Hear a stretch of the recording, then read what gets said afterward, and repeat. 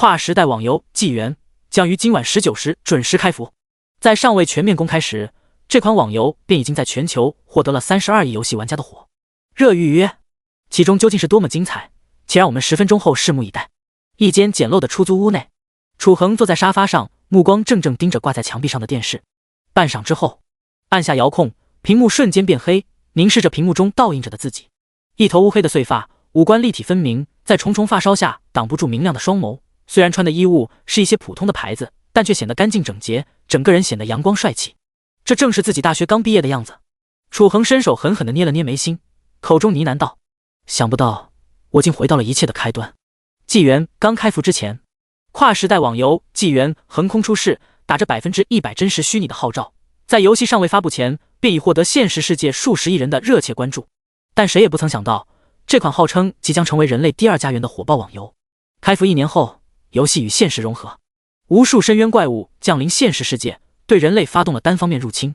猝不及防的袭击导致了无数鲜活的生命就此消逝。短短3个月时间，人类死伤超过20亿。深渊入侵后，放眼望去，城市内硝烟弥漫，全球社会秩序崩塌。纵然当时的游戏玩家，他们实力同步到现实世界，也无济于事。一来深渊怪物实在是太多了，根本杀不完。另一方面，深渊中沉睡着终极 BOSS 魔神，那是可将神灵拉入无尽黑暗的恐怖存在。而现实世界中，全球公认的第一巅峰战力是出自华夏战区的一名半神法师，但他却遭到向深渊投降的战区玩家的背叛，最后只能无奈地拖着6名半神级对手一同死在深渊战场上。自此一战，人类宣告失败，深渊入侵已无法遏制。楚恒作为一名史诗级战士，人类顶级高端玩家之一，在抵抗深渊入侵中毫无抵抗能力的死于一头半神级6亿魔龙的龙炎吐息下。像他这样已经站在人类顶尖的玩家，都这么没有多少反抗能力，那毫无疑问，地球被拖入深渊位面，人类覆灭，结局已定。一想到这里，楚恒心情复杂地闭上了双眼。若不是人类内战消耗太多精力，现实世界早就应该出现神灵层次的战力。更让人想不到的是，有些玩家竟接受深渊侵蚀，放弃自己种族，甘愿成为仅受嗜血本能支配的怪物。是的，游戏与现实融合，深渊降临之后，人类玩家已成功破解出进阶神灵的秘密。条件1，想要进阶神灵，必须在半神阶收集足够的神性物质。条件2，在神性物质充足之下，还需拥有合适的法则碎片，将其与自身天赋融合，转化为神格。成神条件，二者缺一不可。这是人类最高成就者死亡前，在游戏世界中为人类找到的最后希望。但可惜的是，华夏法神作为最有可能进阶神灵层次的玩家，在接收到东瀛战区顶级玩家传来求援后，却遭到6名半神级的深渊怪物的围杀。孤立无援下，给他陪葬的还有6名半神对手以及整个东瀛战区。当东瀛战区全体向深渊投降，法神陨落，这2个消息传来时，举世哗然。不过楚恒猛然睁开眼，眼中流露出一股冷冽的凶光。上天既然再给我一次机会，那么一切都有可逆转的可能。只要抓住这个机会，至少可以保全自己。倘若顺利的话，掌握封神之法的我，甚至可以保住地球。纪元开服1年后，深渊位面便成功解析了地球大部分法则。届时，深渊向地球投放怪物，人类没有空余时间登陆游戏世界，并且在现实世界中，人类玩家无法通过击杀深渊怪物来增强自身实力，所以留给自己也只有1年的时间。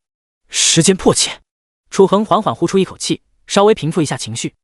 打开手机，18时58分，还有2分钟，纪元就要正式开始公测了。想到这一点，楚恒收起手机，将目光投向木桌上摆放的一个手掌大小的黑色包装盒上。包装已经被拆开，盒子里面躺着一只银色手环。毫不犹豫，楚恒直接拿起手环，选择登录，指纹验证成功，通道信号链接中，连接成功，开始登录。伴随着一系列的系统提示音响起，楚恒闭上双眼，黑暗接踵而至，他的意识化为数据洪流，与纪元连结，开始进入游戏世界。恍惚之间，随着一股强烈的失重感袭来，楚恒发现自己已经置身于一座恢宏的大殿前，四周漂浮着色彩斑斓的云雾，插在地面的几十米高的石柱上，盘满了碗口粗的暗青藤蔓，藤蔓布满了纹路，像呼吸一样，不时绽放出银色光辉。云雾缭绕，质感冰凉。石柱支撑起这座殿堂的穹顶，在这穹顶下矗立着7座形象各异的恢宏雕像，每当看一眼，就能感受到石像奇异。这不像是7座石像，而是7位性格各异人类，随时会从王座上走下来一样。新世纪虚拟网游早就出现，但是这种恐怖的拟真度是其他虚拟网游所无法相比的。这也是纪元刚开始公测就全球火爆的原因之一。又回到了这里啊！正在楚恒感慨之际，忽然一道道冰冷机械的声音在他的脑海深处响起，一排排信息在楚恒的视野中出现。叮咚，该目标人物底层规则解析错误，再次尝试解析，解析失败，该单位无法解析，进行驱逐。该目标以正常方式进入纪元，无法驱逐，驱逐失败。警告！警告！数据错误，补偿发送中。叮咚，您已获得特殊天赋100倍奖励。通往大殿的石阶上，站在原地，楚恒愣了一下，脸上露出错愕的表情。特殊天赋100倍奖励。第2章万倍暴击 SSS 级天赋。楚恒心念一动，直接查看天赋。顿时一股信息陡然出现在他的脑海中：100倍奖励，玩家所获得一切奖励将会获得100倍增幅效果，一定条件下，该效果将会出现暴击效果，达到万倍奖励效果。注意，该天赋来自诸神的补偿，仅对 NPC 与野怪有效，无法增幅系统提供的经验值与属性点。这是看到浮现的几道信息，楚恒瞪大了眼睛。100倍奖励，这简直太适合他的心意了。顾名思义，拥有这个天赋，只要完成任务就能获得比正常玩家多100倍的奖励，这简直就是一个 bug。 要知道，在游戏前期，缺少装备与技能书，仅凭借出生时的人物属性去刷野升级是十分艰难。纵然前世楚恒拥有 A 级天赋，在这种情况下不断的接取任务，在野外刷怪，一天才勉强能升1-2级。但现在不一样了，拥有100倍奖励，他的升级速度将会成为前世的100倍。在纪元中，前期拉开差距，后期两者之间只会越拉越大。一想到这，楚恒深吸一口气，想要快速进入游戏世界。向前一步，石阶上白光一闪，楚恒的身影直接出现在神殿内。在他出现之后，一名散发着光辉的6翼大天使缓缓出现他的面前。尊敬的冒险者，欢迎来到纪元世界，你将会在这里开启一段新的传奇。现在请输入你的游戏名称。暴君。暴君是他前世的 ID， 这一世他也不想更改。输入成功，请开始挑选你的职业。楚恒目光微微一动，表情变得严肃起来。职业选择，每一位进入纪元世界的玩家都要经历。此刻的选择决定了一个游戏玩家的发展方向。伴随着引导大天使的声音响起，大殿之上原本显得庄严神圣的7位形态各异的雕像陡然间发出光亮。7个职业象征物品缓缓地浮现在各自职业石像之前。楚恒扫了一眼，旋即径直走向7座雕像的中央。面对着7座雕像，他毫不犹豫，将漂浮在一雕像前正缓缓转动着的大剑紧紧握住。我选择战士。楚恒开口道。恭喜玩家成功选择战士为基础职业。上一世，楚恒作为华夏战区战士排行榜上前3的高端玩家，这一次仍旧选择了战士这个职业。眼前的这7座雕像分别代表着战士、法师、刺客、召唤师、牧师、游侠、骑士等基础职业。这些职业交织纵横，演变出上百种转职职业，各有优劣，相对平衡。他选择战士的原因，不是因为他对这个职业非常熟悉，而是经过深思熟虑。纪元中的玩家众所周知，成长起来的战士堪称是最无解的职业。高额伤害与恐怖的防御，再加上各类装备加持的血量，种种暴血决斗的被动专长，使得每一名高级战士都拥有恐怖的杀伤。再加上战士头铁的特点，使得后期每一个玩家宁愿招惹一名传奇法师，都不愿意去招惹传奇战士。而等到游戏力量映照进入现实，已经是史诗级战士的他，一刀可以轻易的扫平一座山峰，恐怖的破坏力可以做到真正的山崩地裂。尊敬的冒险者，请您自己踏上诸神祭坛，为您开启自身天赋。引导大天使微微躬身，引领着楚恒向大殿上的石柱中央走去。楚恒眉头一挑，想不到竟然还可以进行天赋觉醒。每一个进入纪元的游戏玩家都会进行一次天赋觉醒，也就是说，每一个人只能拥有一个天赋。按照天赋等级划分，从 D 级到 SSS 级分别代表了不同的潜力。据他所知，华夏战区的第一人就是拥有 SS 级天赋，也是目前人类所知道的最高游戏玩家的天赋。而 SSS 天赋，上一世许多人怀疑是否有这种级别的天赋，前世楚恒就拥有 A 级天赋，这样他才在众多的战士玩家中脱颖而出。如今他已经获得特殊天赋，以后就不再进行天赋觉醒。没想到竟然还可以觉醒一个天赋，真是意料之外的惊喜。想到这里，楚恒目光微微一动，缓步踏上祭坛，开始激活天赋。引导天使声音刚落，周围的暗青色藤蔓身上开始绽放出银色光辉，朝着大殿中央楚恒所在的位置倾斜而去。渐渐的，楚恒整个人被银光包裹。恭喜您已觉醒 A 级天赋战争之力。战争之力每提升一个等级，在获得属性点时将会额外多获得2点属性点，且只能加在力量属性上。叮咚，您触发特殊天赋100倍奖励效果，并且发生了暴击，战争之力已强化成为 SSS 级天赋暴君之力。请选择。选择1，10000个 A 级天赋战争之力，只能使用一个天赋，其余作用失败。选择2，一个 SSS 级天赋暴君之力。看着眼前漂浮的面板，楚恒顿了一下，下一刻毫不犹豫开口道：我选择2。恭喜玩家成功获得 SSS 级天赋暴君之力。听到这句话，楚恒连忙打开了属性面板，查看天赋。极道暴君。暴君之力唯一效果，每击杀一个单位，则增强人物1点攻击力，上限为自身等级乘10。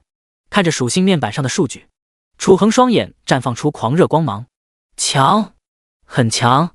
暴君之力不愧是游戏公测以来从来没出现过的 SSS 级天赋，这简直是太强了。战士类职业的伤害主要来自人物自身攻击力的加成，纪元中每1点力量属性便可以转化为2点攻击力，而2点攻击力便可以打掉野怪2点伤害。而极道暴君所提供的作用堪称恐怖，1级便能比一般玩家多出10点攻击力，并且随着等级增加，攻击力的增幅将会越来越大。楚恒可以想到，在同等级同职业的游戏玩家，他们费尽周折斩杀的野怪，结果在他面前是被一刀砍死的恐怖伤害。而在楚恒正惊讶于 SSS 级天赋的强悍时，身穿神圣铠甲的引导天使却打断了他的思绪，冰冷的声音传来：天赋抽取完成，是否进入游戏？楚恒平复了一下情绪，确认进入游戏，请玩家选择出生成阵或随机降生。听到这句话，楚恒目光微动，脑海中涌现出大量的城镇信息。随后他嘴角上挑，做出选择：降临亚马主城部下，编号761号新手村镜湖镇。第3章，新手村礼包也能100倍增幅。祭坛之上，楚恒话音刚落，只见引导天使挥了挥手，地面便涌出一道白光，裹挟着他在原地瞬间消失不见。下一刻，楚恒的身影出现在镜湖镇的出生点。放眼望去，一片黑压压的人群挤在街道的各个角落，正目光兴奋或好奇地打量着周围景象。而有部分的游戏玩家在街道上四处闲逛，左顾右盼，正在尝试自己能否触发隐藏任务。四周传来熙熙攘攘的声音，场面十分喧嚣，真让人感到惊悚啊！这游戏竟然有如此高的拟真程度，就是不知道能不能……嘿嘿，呸！下贱！不像单纯的我，只想试试在这里能不能把裤子脱下来。哈哈，这建模牛逼呀！我之前玩过不少虚拟游戏，相信我，没有一款能够做到这程度。卧槽，原来哥们你就是传说中的狗大户啊！求抱大腿！看着这一幕，楚恒摇了摇头。刚进入游戏的人都忍不住好奇着周围一切。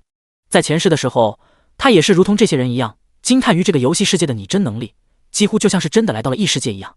直到后来，游戏玩家才发现，游戏世界竟然是一方世界的真实投影。这游戏里面的任何一个 NPC 都拥有着和平常人智力水平无异的思维能力。倘若要是把他们当作成为一般游戏中的 NPC， 一定会吃大亏。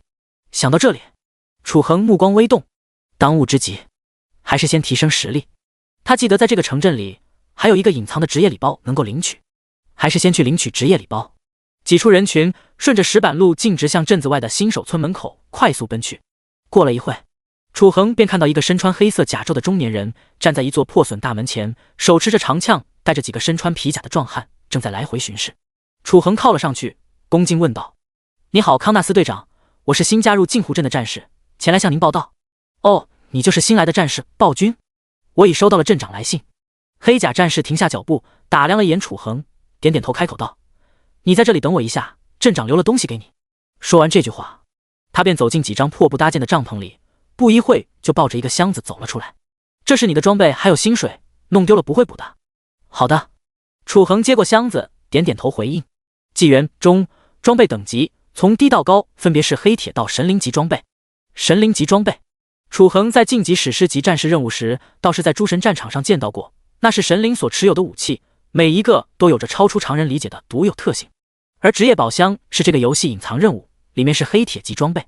虽然只是最低级的装备，但是比开局系统分发的新手套装要好上不止一个档次。上一世，楚恒在论坛上看到这个消息，错过领取，开局和大多数玩家一样，只能使用品质最差的新手装备，比一些运气好的家伙，开局刷怪效率低了不少。所以这次他便直接来到这里，打开礼包。楚恒在心中默念道，一道金光闪过，手中木箱瞬间被打开。恭喜玩家，你已获得100铜币，战士皮甲乘1，破旧铁剑乘1，战士类技能书斩击乘1。与此同时，收入系统背包的装备还不等楚恒查看属性面板，一道清脆的声音紧接着在他耳边响起：叮咚，触发特殊天赋100倍奖励，请选择。选择1，1万铜币，100件新手皮甲，100新手铁剑，技能斩击乘100。选择2，1枚金币，1件黑铁护甲，1柄锋利的铁剑，技能拔刀斩乘1。听到系统提示音响起，楚恒笑了笑，果然和他猜想的一样，类似于宝箱之类的奖励，自己将获得100倍的增幅。楚恒目光定格在开出来的2件装备上，心中自然而然浮现装备属性：上衣链甲青铜，等级1，品质普通，防御加10；铜铁剑，等级1，品质青铜，攻击加14，耐久度20%。介绍：镜湖镇凭借着丰富的矿资源所打造的制式铁剑，只有真正的战士才配拥有它。拔刀斩技能书，学习现 I 制战士 LV1。效果：凝聚全身力量，以狂暴迅猛一击，对目标单位造成200%攻击力的巨额物理伤害，暴击率30%。冷却时间 8S。扫了一眼装备属性，他还没有多少惊讶，但等他的目光挪到技能效果上时，整个人顿时眼前一亮。每一位玩家开启自身的新手礼包时，都会获得相应职业的基础技能。法师、牧师之类的职业便会学会落雷术或者小火球术、小光明术等基础技能，而战士职业则只有斩杀、奋力一击等技能。新手礼包开出的技能只是让玩家有各自的输出手段，熟悉各自职业的对战方式。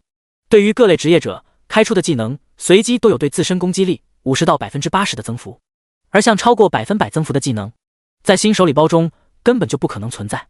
至于200%的伤害加成且带有暴击效果的稀有技能，要知道一旦触发暴击效果，这将造成恐怖的400%伤害加成，堪称神技。而现在楚恒竟从礼包中直接100倍强化，将战士基础技能强化成为了稀有技能，简直如果开挂一样。此刻楚恒毫不犹豫地做出选择。选择2，恭喜玩家获得上衣链甲乘1，铜铁剑乘1，技能书拔刀斩乘1。楚恒二话不说，直接套上护甲，将青铜剑取出背包，反握在手里，铮亮的剑刃上折射着冷光，握在手中沉甸甸。青铜剑的质感比前世新手铁剑好了不止1倍。紧接着，楚恒心念一动，连忙取出技能书，一道白光闪过，他手中出现一本蓝色线装书籍，直接将其撕碎。霎时间，一道清脆的系统提示音响起：恭喜玩家已经学会拔刀斩，当前技能等级 LV1级。楚恒深吸了口气，心念一动，打开属性面板。角色暴君，特殊天赋100倍奖励，天赋 SSS 级暴君之力，等级1，职业战士，生命值100，攻击力4+14，防御力5+10，力量2，精神1，速度1，技能拔刀斩 LV1。装备锋利铁剑青铜级，上衣护甲青铜级。看了眼基础属性，楚恒很满意的点了点头。现在这身属性，楚恒记得开服1星期，他才能勉强达到这个数值。而现在公测第1天就拥有如此实力，已经遥遥领先前世。不过现在不能懈怠，不走封神之路，纵然成为半神级，也不可能抵挡住深渊大军。楚恒五指紧紧握住青铜剑，环视一眼周围，目光冷冽说道。说完，楚恒挺直身板，径直向小镇走去。他选择镜湖镇将士，可不仅仅是单纯领取一个职业礼包那么简单的。第4章技能100倍增幅，燎原星火。此时镜湖镇街道上，虽然有一部分玩家已经走出新手村门口前去刷怪，但出生点内还是有接连不断的玩家从中走出。这样一来，街上仍显得是挤挤攘攘。不过楚恒没有在意这些，他先是跑到酒馆，在众中 NPC 震撼的目光下，用1金币买一打烈酒放进背包，随后没有耽搁，径直往镇子深处走去，转了许多小巷，最后脚步停在一栋破旧的打铁铺前。此时店铺内一位头戴红布条的独臂壮汉正蹲在火炉前鼓动风箱，炭火上火星四溅，将铁块灼烧的猩红。楚恒站在门口老一会，壮汉这才转过身来，落魄地倚靠在烟筒旁，目光浑浊，就像是一个整日酗酒的酒鬼。而他转身的那一刻，在楚恒视野中，眼前的这个壮汉的身份才渐渐有了变化。在壮汉头脑壳上顶着恩格2个字，意味着可以接取任务。小鬼，你在这里看了半天，在搞什么？恩格声音低沉道。楚恒从背包中取出买的酒，随后将其放置在石台上，没有说话。恩格不动声色地拿起酒瓶，狠狠灌了一口，顿时眼前一亮，旋即这才抬眼认真打量他身前这位身穿链甲、手持青铜剑的年轻人。看到这幅反应，楚恒这才开口道：“我只是想看看，恩格先生有没有什么需要我帮助的吗？”哦，原来是黄金之子，好吧，我这里的确需要一点帮助。恩格放下酒瓶，右手摸向空荡荡的左臂，眼睛微微合上。下一刻，他猛然睁开双眼，双目中流出暴虐的凶光，咬牙切齿道：“前些日子，镇子外边的野兽冲埋进了镇子，为了保护镇子，我前往了荒原。但我唯一的孩子佐格也在那次入侵中走丢了，所以我需要至少用100根狼牙来祭奠我的孩子。收集的狼牙越多，我将会给你更多的奖励。你敢接受吗？”叮咚是否接受任务？恩格的复仇任务详情：在一次野兽入侵中，恩格之子佐格被迷雾森林的狼群带走，你需要杀掉至少10只野狼才能完成任务。接受。看着视野中浮现的任务，楚恒毫不犹豫地接下。他选择降生镜湖镇，就是为了这个任务。在前世公测开始的2周后，有个好运的家伙接到了这个任务，随后在任务过程中成功触发了一个传说级任务，一跃从普通玩家中脱颖而出，成为各大公户中的抢手人物，最后更是凭借着丰厚奖励成为前期的风云人物之一。见到楚恒接受任务，恩格脸上一喜，连忙从一旁铁箱子里掏出一个卷轴，恭敬地交给楚恒。好，好，好，尊敬的黄金之子，这是我家传的卷轴，希望它能给带来一定的帮助。检测到战士技能烈火剑，是否使用？叮咚触发特殊天赋，100倍奖励，请选择。选择1 ，100本烈火剑；选择2 ，1本燎原星火；选择2。楚恒双目顿时一亮，从恩格手中接过卷轴，直接学习。众所周知，获得技能书只有3种途径，一种是转职大师的手中消耗金币学习，除代价昂贵之外，并且10级之前根本无法学习；另一种是野外 BOSS 或者小怪刷出来的，但小野怪爆率极低，而 BOSS 数量又极其稀少，很难获得。最后一种就是在隐藏任务中从 NPC 人物手中获得，最简单但却是最难获取的，因为每一个隐藏任务都只能触发1次，所以玩家从任务剧情中获得的技能反倒是最少。但现在楚恒公测第1天，在自身天赋的作用下，便拥有了2项强100倍效果的技能，这简直是王炸开局。学习完技能，在眼前的属性框中浮现出技能效果，看了一眼，楚恒顿时心情雀跃起来。技能燎原星火 LV1 效果：凝聚全身力量，是 I 放火属性元素剑气，对前方区域5乘以5米内范围造成攻击力乘170百分号的火属性攻击加成，冷却时间13秒。燎原星火技能的攻击效果标注着元素攻击，这意味着楚恒作为一名战士，在遇到高额护甲的野怪时，照样可以打出法师般高额伤害，并且它是一个范围性攻击技能。在前期，对于通常仅有单体爆发伤害的战士，它的好处是不言而喻的。拥有燎原星火后，楚恒极大的提高了刷野效率。接取任务之后，楚恒一身套装，马不停蹄地朝着镜湖镇北面奔去。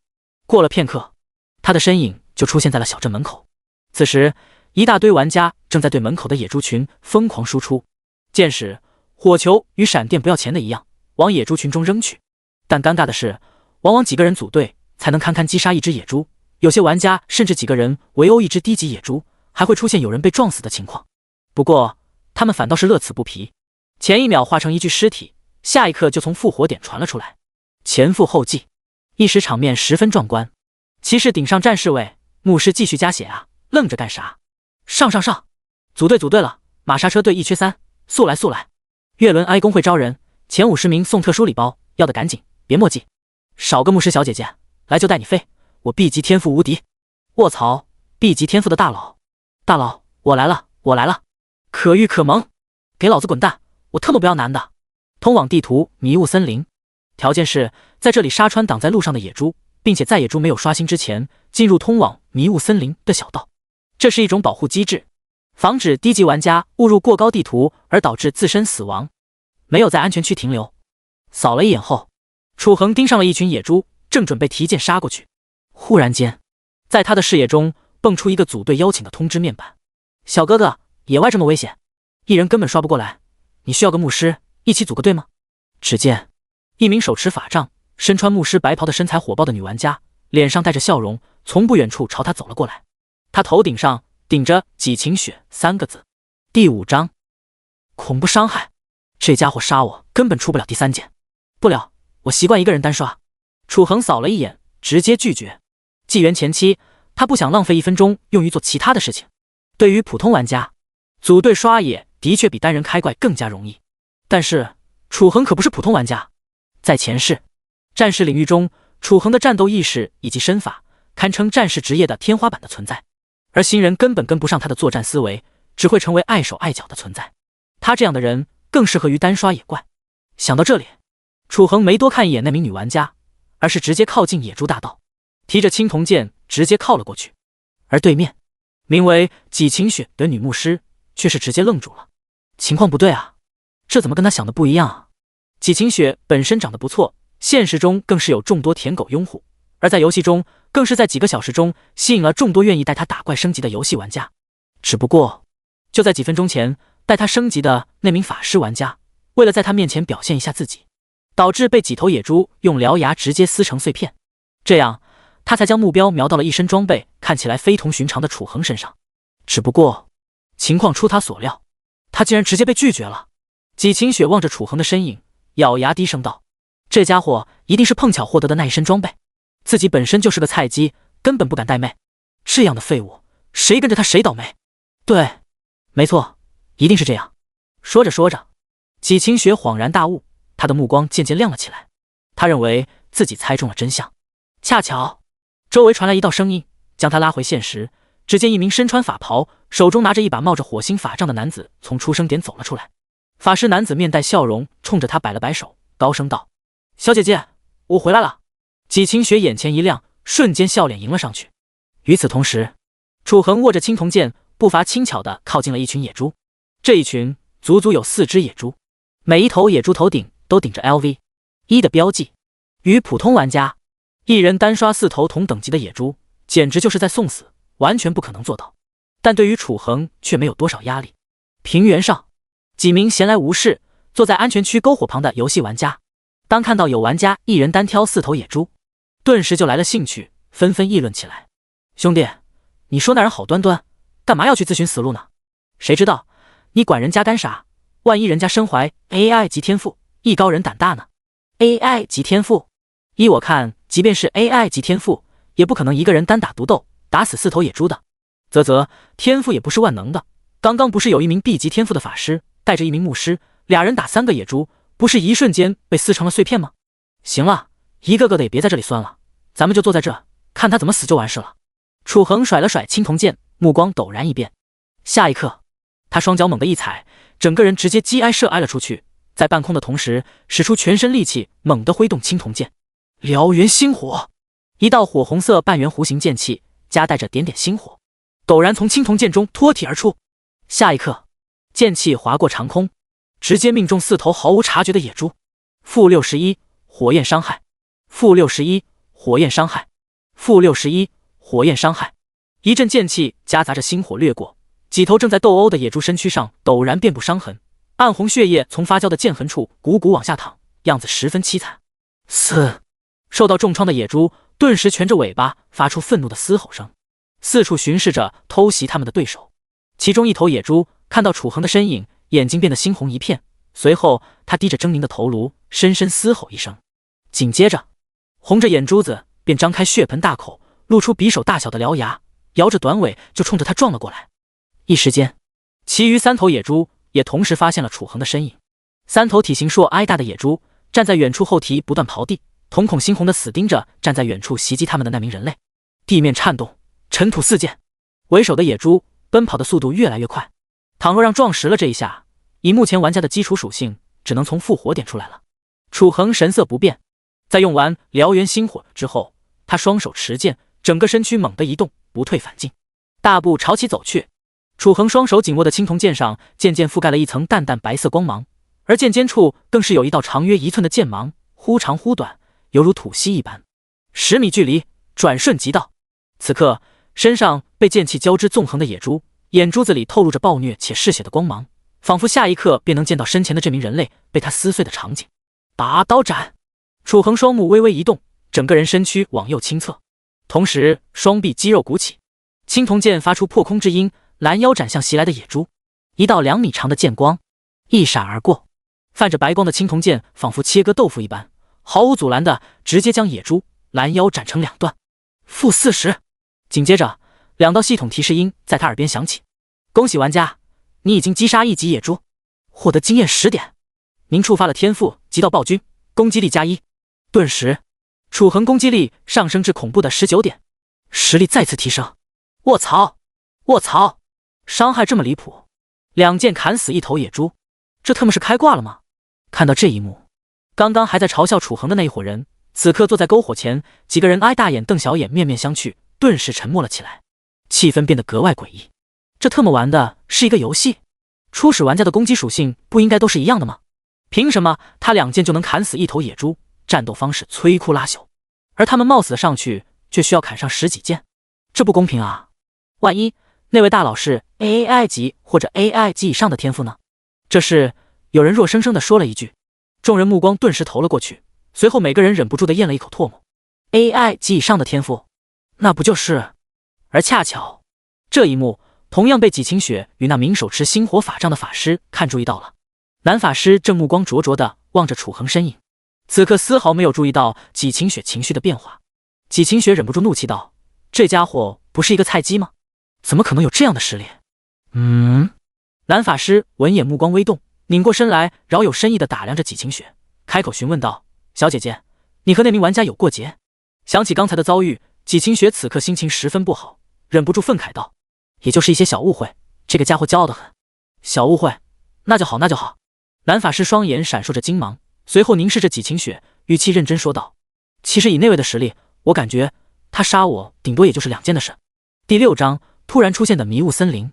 两剑！纪晴雪顿时瞪大了双眼，要是真是这样的话，那这个人对他们来说岂不是不可招惹的？你看，他又开始刷了。男法师再度出声，手指慌张地指向楚环。只见楚环站在原地，面前迎面冲来3头野猪。卧槽，一下3头，这人还不跑，不要命了吗？万一人家艺高人胆大呢？周围人咽了口唾沫，不可置信。在他们的注视下，楚环没有丝毫慌张，只是嘴角勾起一抹浅笑，微微提起手中的青铜剑。3头一起正好，省得我一头一头去找。楚环说罢，眼中冷芒一闪，凭借19点攻击，再度发动燎原星火。霎时间，巨额火系剑气与5头野猪正面相撞。负65，火焰伤害。负65，火焰伤害。负65，火焰伤害。一个个猩红的数字展现而出，3头野猪纷纷吃痛惨叫，身上的肉被火药烧得皮开肉绽，看向楚环的眼中也逐渐充斥着凶光。好！3头野猪惨叫着冲来，在其他玩家惊恐的注视下，楚环微微闪身，明明速度不快，但却诡异地避开了5头野猪的攻击。与此同时，拔刀斩！一刀漂亮的斩击落下，1头野猪连转身都来不及，当即手身分离。恭喜玩家，您已击杀1级野猪，获得经验10点。您触发了天赋极道暴君，攻击力+1。看着眼前浮现的提示，楚环没有丝毫动容，只是身形闪动，来到最近的野猪旁边，高举青铜剑，一记平平无奇的平 A 落下。好！鲜血四溅，野猪无力地砸向地面。砰！恭喜玩家，你已经成功击杀1级野猪，获得经验10点。您触发了天赋极道暴君，攻击力+1。接下来，楚环微微扭头，目光注视下是最后1头野猪。这头野猪看着周围同伴的尸体，开始不断地往后退，神色慌张无比。但楚环不会给他走的机会。拔刀斩！负43，必杀！恭喜玩家，你已击杀1级野猪，获得经验10点。经验值满，升级为2级，因天赋100倍加成，攻击属性提升100。顷刻间，一股浓郁的能量波动在楚环身上游离。楚环连忙打开属性面板，只见攻击属性在这一刻开始不断跳动。攻击力22加100 122。楚环瞪大了双眼，却不知周围的玩家比此刻的楚环更加惊讶。一个人打3头野猪，这 TM 的还是人吗？一个玩家喃喃出声，目光呆滞，完全不敢相信自己看到的是真的。我也不想相信，可是，要不咱们上去问他要不要组队？周围的声音一道接着一道。另一边，纪清雪也张大了嘴巴，一旁的男法师怔出神，这怎么可能？旋即，在纪清雪呆愣的目光下，男法师转过了头，看向纪清雪：“你真的没有招惹他吧？”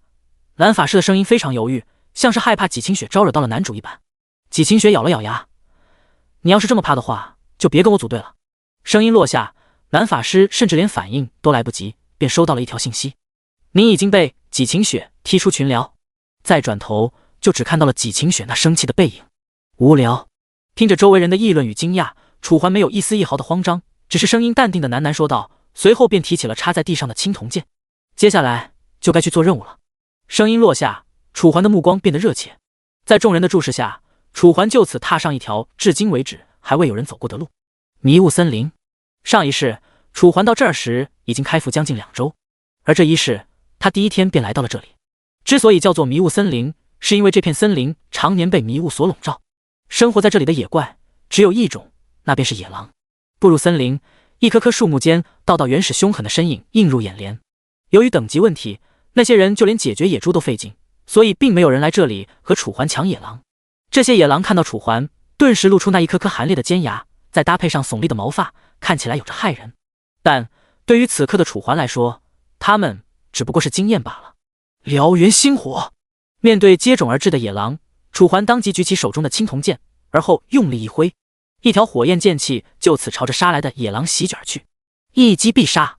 你已经成功击杀野狼，获得经验20点。你已经成功击杀野狼，获得经验20点。一连4道提示，在极道暴君的作用下，他的攻击力也永久提升了4。来到野狼的尸体旁，任务物品狼牙是否收取？是。随着楚环的声音落下，林青云的眼前出现2个选项：1. 一枚堪比工艺品的精致狼牙；2. 4000枚狼牙。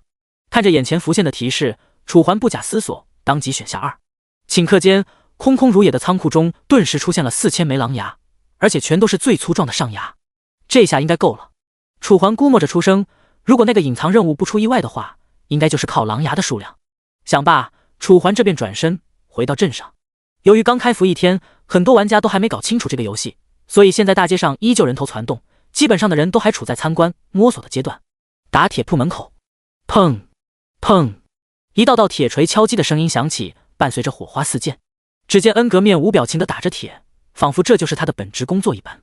突然，他微微抬起头，像是感应到了什么，只见一名身穿铁甲的男子从人群中笔直地向他走来，手上还提着一把硕挨大的青铜剑。这不是我们的黄金之子吗？怎么这么快就回来了？恩格疑惑出声，打铁的动作也顿了下来。第7章，黄志远来电。楚环不动声色地将仓库中的狼牙尽数取出，4000枚狼牙全部放在台上，瞬间将空荡荡的台面占满。恩格顿时瞪大了双眼，手中的铁锤一松，就此砸在铁台上，发出一道沉重的声响。这里一共有多少？恩格声音颤哀抖，看向楚环的目光再也没了随意。楚环伸出4根手指，4000。恩格惊呼，满脸的不可置信。楚环淡淡的点了点头，这些应该够了吧？够了，谢谢你，要是没有你，我都不知道谁能帮我完成这么难的任务。恩格感激出声，满脸的认真。楚环刚要开口，等等，我说了，你给我的狼牙越多，我给你的奖励也越好。恩格一边说，一边转身进店，不多时便从店铺中拿出了一件散发着银光的护甲，精致的银甲，居然是白银级装备。楚环眼前一亮，随即将装备接过，穿在身上。对了，这时恩格再度出声，一双眼睛郑重地与楚环对视。怎么了？楚环故作疑惑。你可以再帮我一件事吗？恩格的声音深沉无比，说话间眼神中仿佛划过了无尽的恨意。楚环点了点头。太好了，我就知道你这么厉害的太阳之子一定不会拒绝我的请求。是这样，光用狼牙祭奠我死去的儿子，我觉得不够，我想让你帮我杀了那里的狼王，可以吗？恩格双目如炬，看得楚环眉头紧锁。狼王，脑海中迅速回想起上一世的记忆。相传在开服前半年，迷雾森林里有一头无比凶悍的狼王，不但体格硕矮大，甚至还可以召唤群狼，让大批玩家如炮灰般被淹没。而现在，这个任务的目标居然是狼王，难怪在上一世半年后就没了有关狼王的传闻，感情是被猎杀了。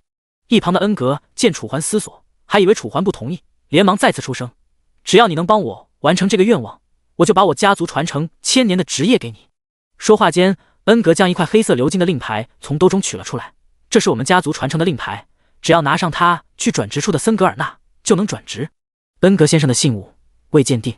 看着眼前的令牌，虽然下面没有直接的解释说明，但楚环已经能清晰的感受到，他所需要的东西就是这个。怎么样，可以吗？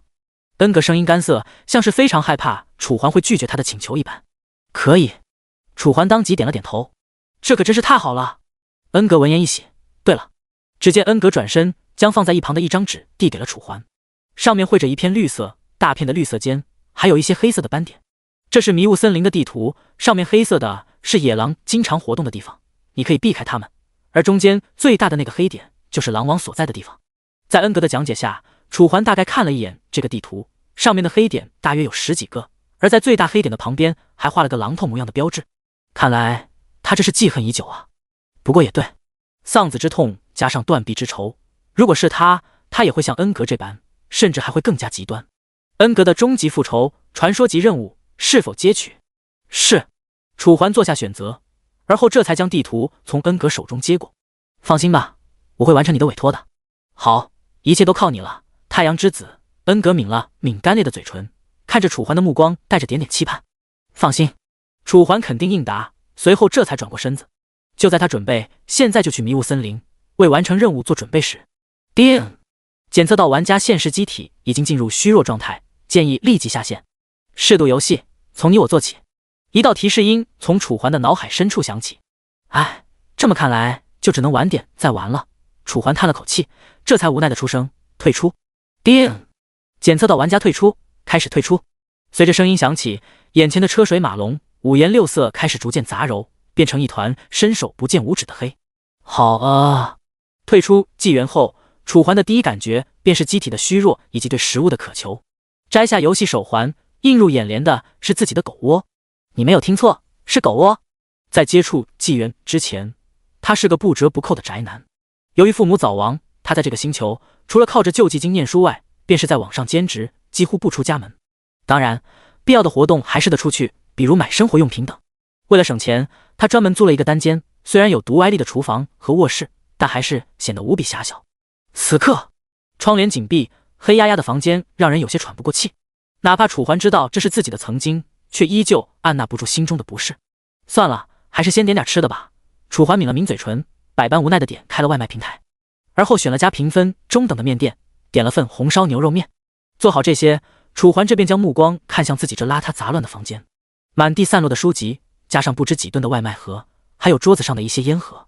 等到楚环收拾完房间，拉开窗帘时，叮咚，一道清脆的门铃声响起。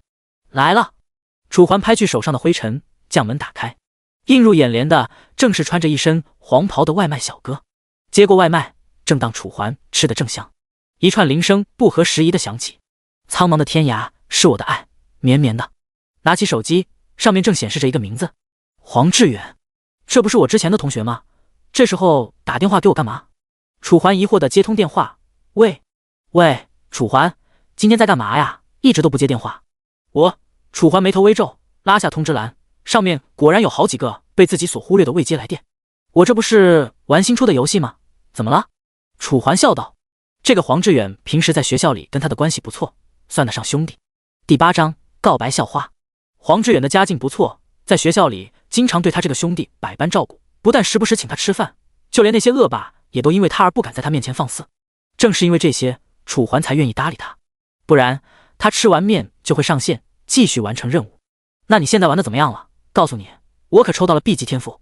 电话那头传来了黄志远洋洋得意的声音。你呢？我就个 C 级。不知为何，楚环心中竟划过了一抹暖哀流。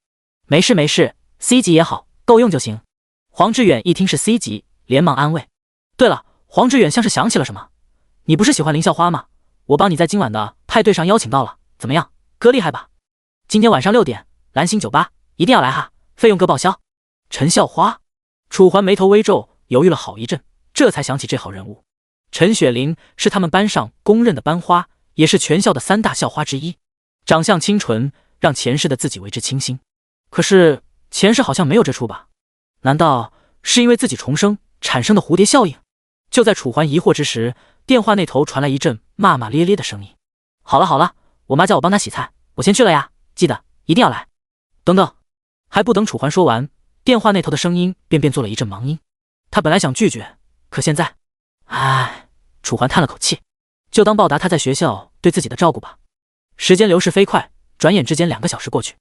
晚上5点半，一栋简陋的楼房底下停着一辆绿皮出租车。楚环一把拉开车门，师傅，去蓝星酒吧。好嘞。随着司机一脚油门踩下，周围的景色开始不断流逝。10几分钟后，车子的前方出现蓝星酒吧的字样。付钱，下车，正见黄志远此刻站在酒吧门口。看到楚环，黄志远当即露出了笑容。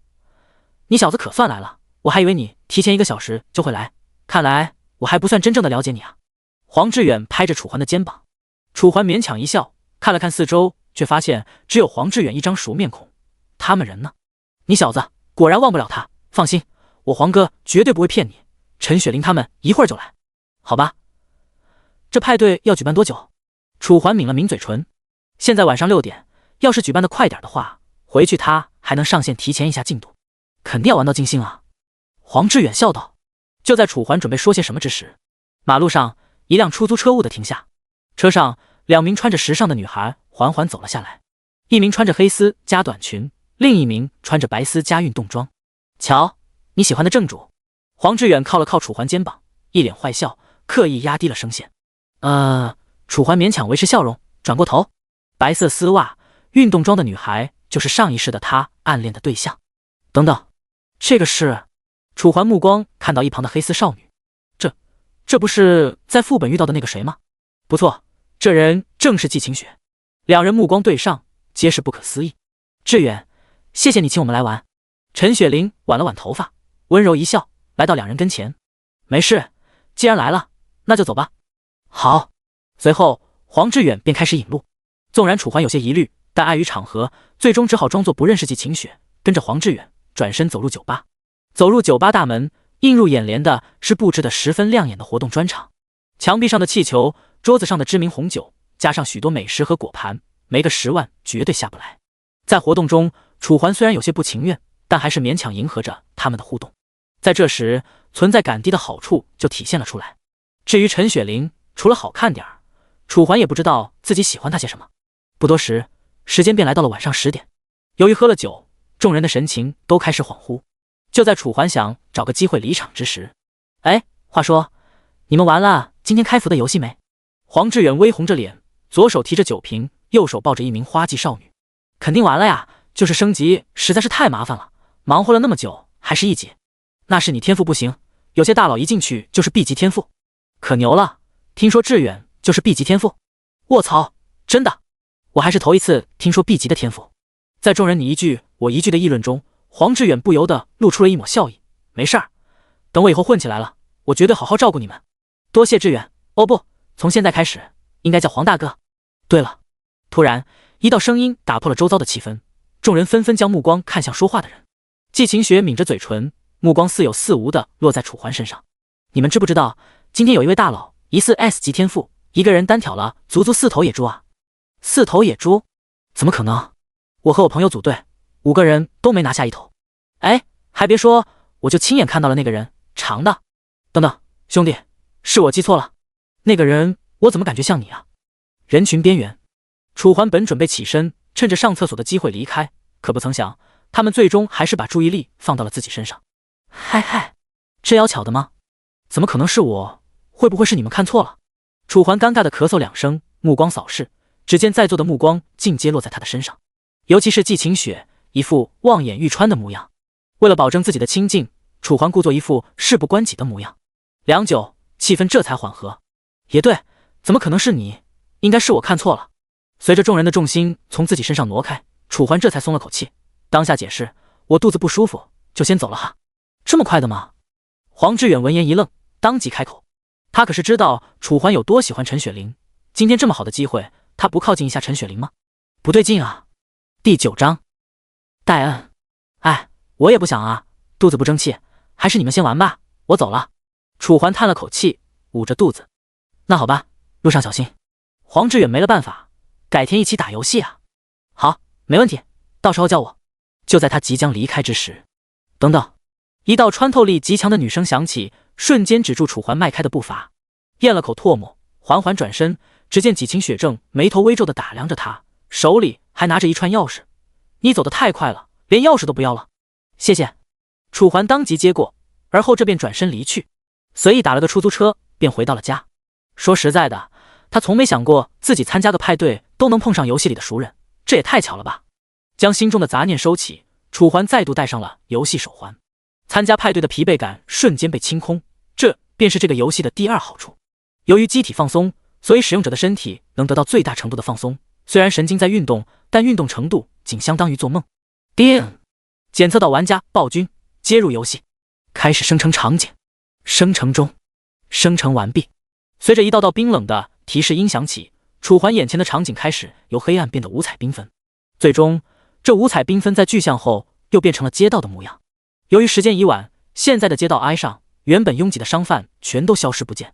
可饶是如此，这个街道依旧被各色玩家占据，有的刚复活，准备继续去刷野怪，有的在周围闲逛，甚至有的玩家还在街道两边摆起了小摊。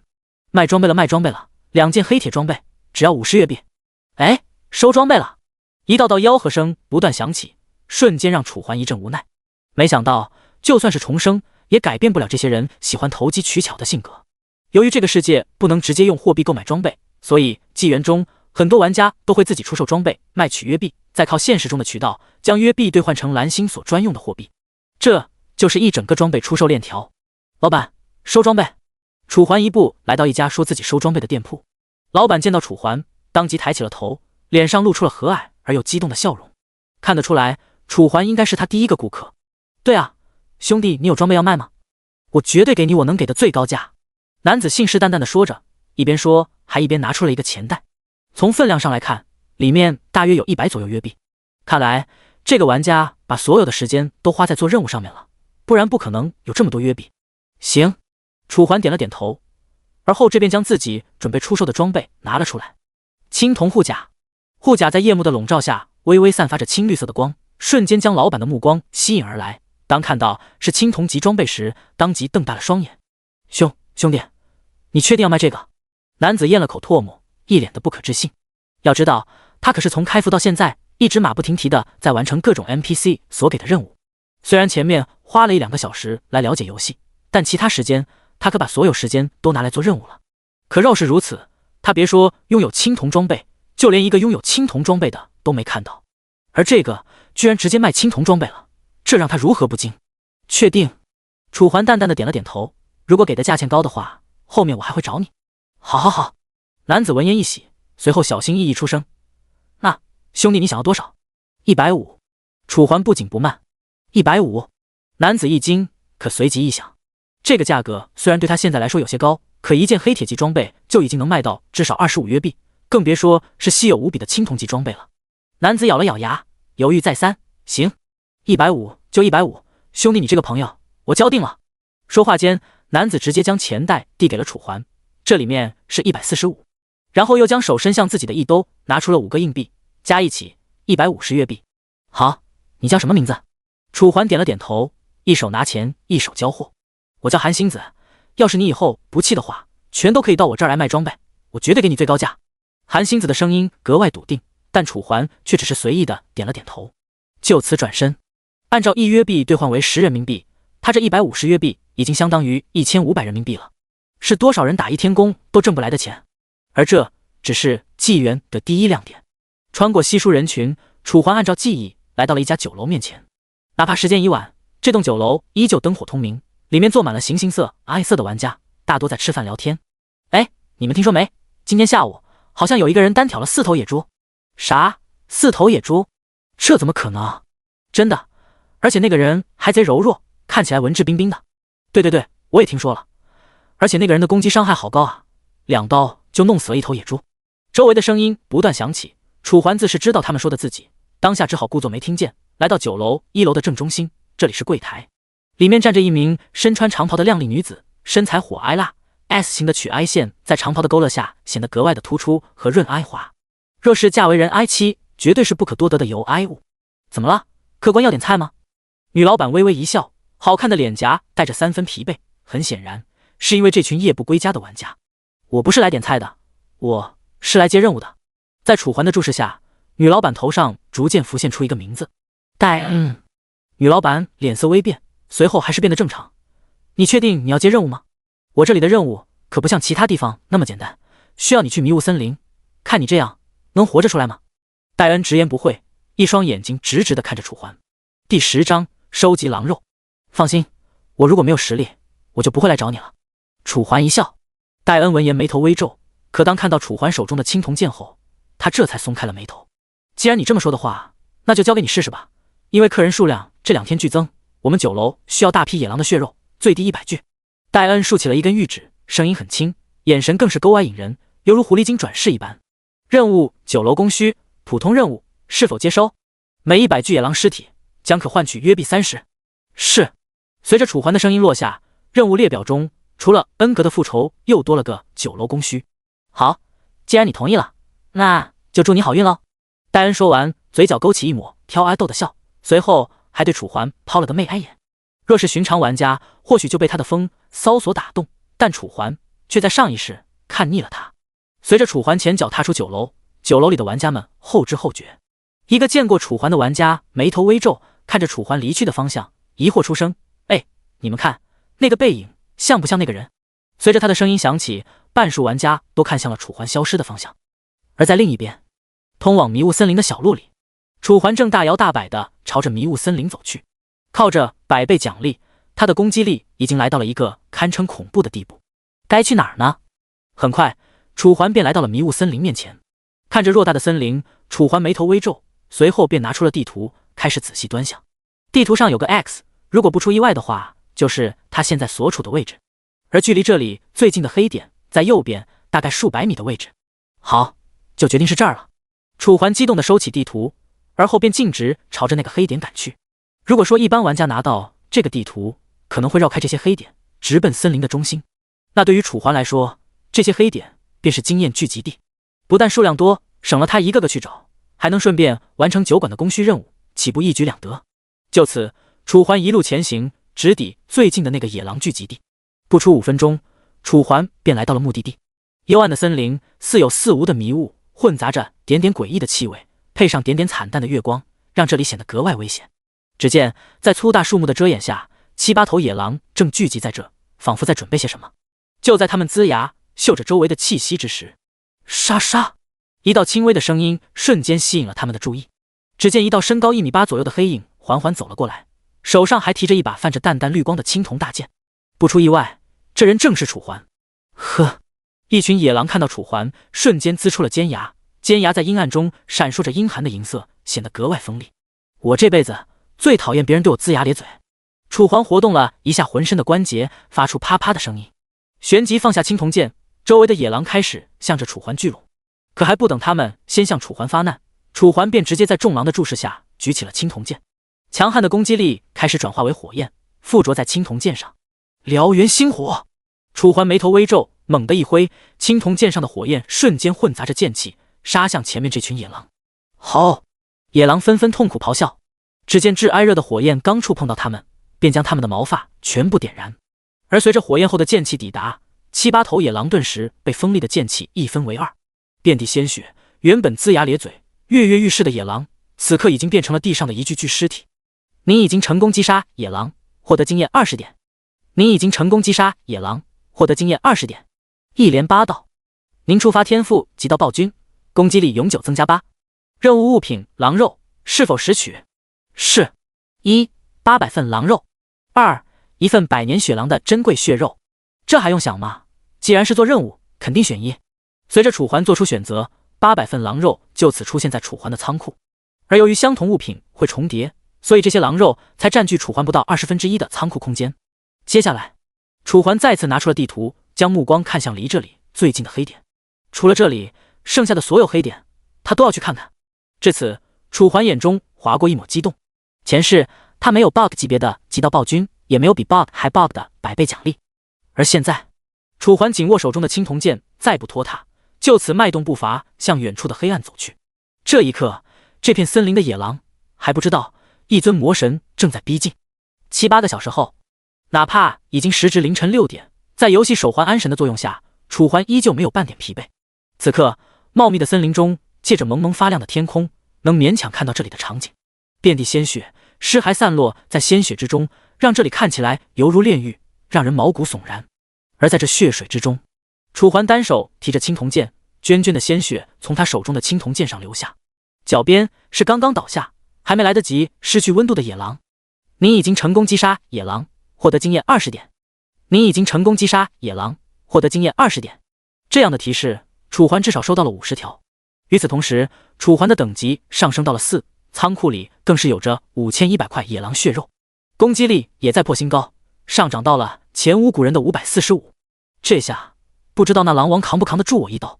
楚环嘴角勾起一抹笑容，配上周围的血红色场景，将他的身形衬托得格外的阴森与恐怖。半个小时后，森林中心，这里的树木比森林外围更加茂密，枝繁叶茂，仿佛遮蔽了天际。哪怕已经破晓，但这里依旧昏暗，仿佛收不到太阳的馈赠。而在这昏暗之下，一个巨大无比的山洞之中，一头巨大无比的野狼正懒洋洋地趴在洞穴的中央，浑身毛发犹如松针一般带着锋芒，一双眼睛虽然耸拉着眼皮，但从露出的些许还是能看出他的狠厉与阴险。第11章，狼王。突然，他静止不动的耳朵抬了起来，紧接开始耸动鼻尖，像是闻到了什么诱人的气味，瞬间来了精神，睁开了眼睛。只见洞穴门口，一道笔直的身影站在那里，手中的青铜剑折射着淡淡寒芒。人类。狼王张了张嘴，竟低沉地发出了人声，虽然这人声有些怪异。在纪元中，所有 BOSS 生物都拥有独威力的灵活思维，并且能够口吐人言。废话少说，今天借你首级一用。楚环抬起了手中的青铜剑，而当他目光锁住眼前的狼王，他的眼前出现了一张资料卡。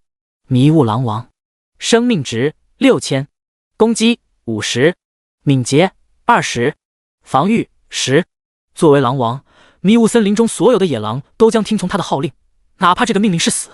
不错，你很有勇气。狼王抬了抬利爪，虽然模样看起来依旧懒散，但还是缓缓站了起来。这一刻，他的高度与楚环形成鲜明的对比。哪怕楚环身高1.8米，狼王在他的面前依旧像是一座小山一般巍峨不动。要是换做一般玩家，可能早就被吓破了胆。但他面对的是拥有10年战斗经验的穿越者，那就别怪我手下无情了。楚环缓缓举起青铜剑，哪怕狼王面板属性恐怖如斯，楚环也没有丝毫慌张，因为对于现在的他来说，一力破万法。人类，你很嚣张。狼王伸出了猩红色的蛇哀头，仿佛楚环成功勾起了他的胜负欲。嚣张的还在后面。楚环冷冷一笑，燎原星火。楚环高举青铜剑，蓄力间，熟悉的能量萦绕青铜剑，顿时让青铜剑附着上一层红芒。看到这，狼王瞳孔微缩，方才的轻蔑荡然无存。可还不等他反应，楚环直接一剑劈来，顷刻间，滚烫的剑气如浪潮一般朝着狼王扑面而来。狼王连忙闪躲，可饶是如此，剑气依旧擦到了他的右侧，浓密的毛发瞬间燃烧，取而代之的是大片烧伤。-632，火焰伤害。-632，火焰伤害。一连5道，直接将狼王高达6000的血量打掉将近1/2。这在前世，别说实现，楚环就连想都不敢想。而现在，楚环目光狂热，握着青铜剑的手愈发用力，丝毫不顾狼王错愕惊慌的目光。拔刀斩！咻！一道利刃破开空气的声音响起，紧随其后-900。狼王再掉将近1000血，剩余的血量只剩下最后的2000。只要再来一轮，狼王必死无疑。就在楚环酝酿第2轮挨攻击时，原本被火焰烧得遍体鳞伤、鲜血淋淋的狼王，此刻又缓缓站了起来，看着眼前的楚环，他的眼里再也没了轻蔑。人类，你让我很意外，但是和我斗，你还是太嫩了。狼王摇了摇头，随后在楚环的注视下，他眼带狠厉，缓缓抬头。嗷呜！高昂的狼嚎刺透森林，哪怕远在镇子里的玩家都听到了这一嗓子。这是什么情况？鬼知道，该不会是野兽要袭击镇子了吧？有可能。我之前听一个镇民说，这里几天前才刚刚遭遇过野狼袭击。我的天，事情变得有意思了。此刻，远在森林中心的楚环对他们的议论丝毫不知，他的眼里只有这只像大号哈士奇的狼王。狼王依旧在嚎叫，可让他感到奇怪的是，在往日，明明自己稍微一吼，便能让无数的子孙凶哀勇赶来，而今天为什么没了？你是不是在想，为什么没小狼来帮你？楚环嘴角勾着笑容，随后在狼王狐疑的注视下，缓缓打开仓库，从中取出几十具野狼的尸体。他们可都在这儿呢。楚环的声音很淡，丝毫不在意狼王欲将他生吞活剥的目光。人类，卑鄙！狼王狠狠出声，声音犹如老旧的磁带般沙哑低沉。卑鄙！楚环不紧不慢地反问一句：那你吃人的时候怎么不想到这一点？狼王目光依旧，浑身毛发暴起，我要吞了你！那也得看你有没有这个本事。楚环再度出声，旋即青铜剑再举，燎原星火。好！眼看楚环将要故技重施，狼王大惊失色，连忙闪避。可还不等他做出动作，拔刀斩！楚环动作一改，不知何时来到了狼王身侧，猛地一斩，锋利的青铜剑猛地砍向狼王的脖颈。负1800，暴击！狼王瞪大了眼睛，可饶是他使出浑身解数，也改变不了青铜剑嵌入他脖颈的事实。他的生命力开始流逝，哪怕致死，他也想不明白自己为什么会死在一个看起来这么弱的人类手上。难道是他老了？砰！随着一道沉重的声响响起，狼王犹如小山一般的身影轰然倒下。任务物品：狼王的首级，是否拾取？任务物品：狼王的血肉，是否拾取？是。100个狼王的首级，100块狼王的血肉。2一个天狼首级，1块天狼血肉。2随着楚环应下，狼王的尸身消失不见，随后出现在楚环的仓库中。与此同时，天彻底亮了。叮！检测到您有一个来电，是否接入？智能化的系统提示音响起，顿时让楚环眉头微皱。当下顾不得检查战利品，缓缓出声：谁打来的？检测中。来电者为黄志远，是否接听？黄志远，他打电话来干什么？楚环虽然疑惑，但毕竟两人在学校也算得上是哥们儿，只得点了点头。接听，开始接通。3秒后，喂，楚环吗？电话那头传来一阵熟悉的声音。第12章，带妹。不出意外，正是黄志远。怎么了？这么早打电话给我？楚环一边回一边看了下时间，早上7点。可是按理来说，他这个点不是才刚起床吗？嘿嘿，我这不是放不下心吗？昨天你走了之后，我们没多久就散了。可是我就是想不明白，为什么你对陈雪玲那么冷淡？之前你不是这样的呀？难道你变性了？面对黄志远的疑惑，楚环嘴角一抽，虽然心中很是无奈，但只得平淡回道：我这不是想打游戏吗？没空理那些。厉害，心中无女人，拔刀自然神，我应该向你学习。黄志远笑道。对了。突然黄志远像是想起了什么，你现在在玩游戏吗？楚环应了一声。那你 ID 叫啥？咱俩一起组队呗。黄志远的声音跃跃欲试，带着点点激动。楚环犹豫了2秒，最终还是说出了自己的 ID， 我叫暴君。暴君吗？好，我这就加你，先挂了哈。好。声音落下，电话被就此挂断。约莫1分钟后，玩家肖恩请求添加你为好友，是否同意？是。Hello， 楚环吗？你现在在哪个位置？我来找你。想了想，楚环还是将自己所在的位置告知了他。好，马上到。看着眼前的消息，楚环无奈摇了摇头，看来又要花些时间在这些无关紧要的事情上了。半个小时后，楚环回到镇上，原本稀疏的街道现在再次人头攒动，除了街道两边的地摊外，街中间更是被玩家所占据，显得很是拥挤。无奈之下，楚环只得在这人群中艰难前行。由于路过酒楼，所以楚环选择先去酒楼。昨晚的那些人已经换了一批，也没人再提起自己的事迹。此刻，酒楼1楼的柜台边，昨晚的燕美老板不见，取而代之的是一个穿着伙计服的小男子。虽然对于其他玩家来说，他就是个存在感非常低下的小透明，可对于楚环这种前世低迷的人来说，这种小人物他混的那叫一个熟。师奶，别摆弄账本了，你们老板呢？楚环自来熟的说着，坐在了柜台跟前。施奈一脸茫然地转过了头，全然不知他为什么知道自己的名字，而且他为什么知道自己在找账本。看着一头雾水的施奈，楚环嘴角的笑容更浓。别懵了，你们老板呢？我们老板。施奈虽然有些懵逼，但楚环毕竟是他们的顾客，犹豫之下还是指向2楼。就在这时，哟，帅小伙，这么快就回来了！一道如同银铃一般清脆的声音响起，瞬间吸引过楚环的目光。只见昨晚那艳美的女老板，此刻正从楼上往楼下走，穿着一身红色的长裙，嘴角还勾着一抹若有若无的笑意。怎么，没完成？戴恩说着，像是丝毫不在意楚环没完成任务一般。你猜？楚环一笑，故意勾起他的好奇心。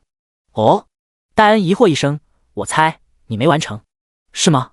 楚环说着，看了眼四周，要不咱们到后面去说，这里不大方便。当然，这里不大方便的意思是这里的空间不够。行啊，施奈，一起去看看这小子究竟有多少能耐。好嘞。随着戴恩的声音落下，两人就此在前面为楚环带路。三人就此来到9楼后面，这是一片硕挨大的空地，旁边是一片菜地，上面种着小葱、大蒜这些常用调料配菜。正前方是后厨，里面有4、5个厨师正在忙活，但都无暇顾及这边。现在怎么样？可以了吧？戴恩指了指四周，缓缓出声：“可以了。”楚环应了一声，随后便将仓库中所有收获来的东西放在了地上。一块块野狼血肉就此出现，不同于刚死的野狼尸体，这些血肉全都经过系统的加工，变成了一块块整整齐齐的血肉。1块、2块、100块，野狼的血肉还在不断的出现。戴恩的神情从原本的随意开始变得疑惑、惊讶、大惊失色。只见堆在地上的血肉已经不止500，而是达到了足足5000。你这么多，全都是你一个人弄来的？戴恩花容失色，手指颤颤地指着地上的野狼血肉，完全不敢相信这么多血肉竟全部出自眼前这个人的手里。要知道，这可是才过去1个晚上，才1个晚上的时间，他就弄到了将近5000块血肉。这个人不简单。戴恩心中对楚环下了定义。不然我难道还会为了这点钱雇人帮我？再者说了，就算雇了，那些人是不是这些狼的对手也还不一定吧。楚环淡淡的点了点头，声音不紧不慢。好，那你等一下，我这就去给你拿钱。戴恩抿了抿薄唇，虽然惊讶，但还是恢复得很快，转眼间便看向了身旁的施奈。你叫几个伙计，把这些肉全部都搬到地窖去，多的拿去腌制。好。施奈连忙点头，而后退下。不多时，戴恩便拿着满满一大袋钱走了过来。这里面一共1500月币，你清清。戴恩将满满当当的钱袋递给楚环，楚环一把接过，而后微微一笑，钱我拿了，但清就不用清了。你的人品我还是信得过的。有了前世和他打交道的经验，楚环清楚的知道这个燕美老板是个非常守信用的人。至于有多守信用，如果你觉得他说他会把你宰了，你以为在跟你开玩笑，那你很可能活不过当天晚上。听着楚环的话，戴恩顿时脑袋一阵迷糊，不知为何他竟感到了一丝熟悉，这种感觉非常怪异，以至于活了几十年的他从未有过。可还不等他想明白这是怎么回事，好了，先走了，谢谢你的钱。楚环扬了扬手中的钱袋，刚要转身。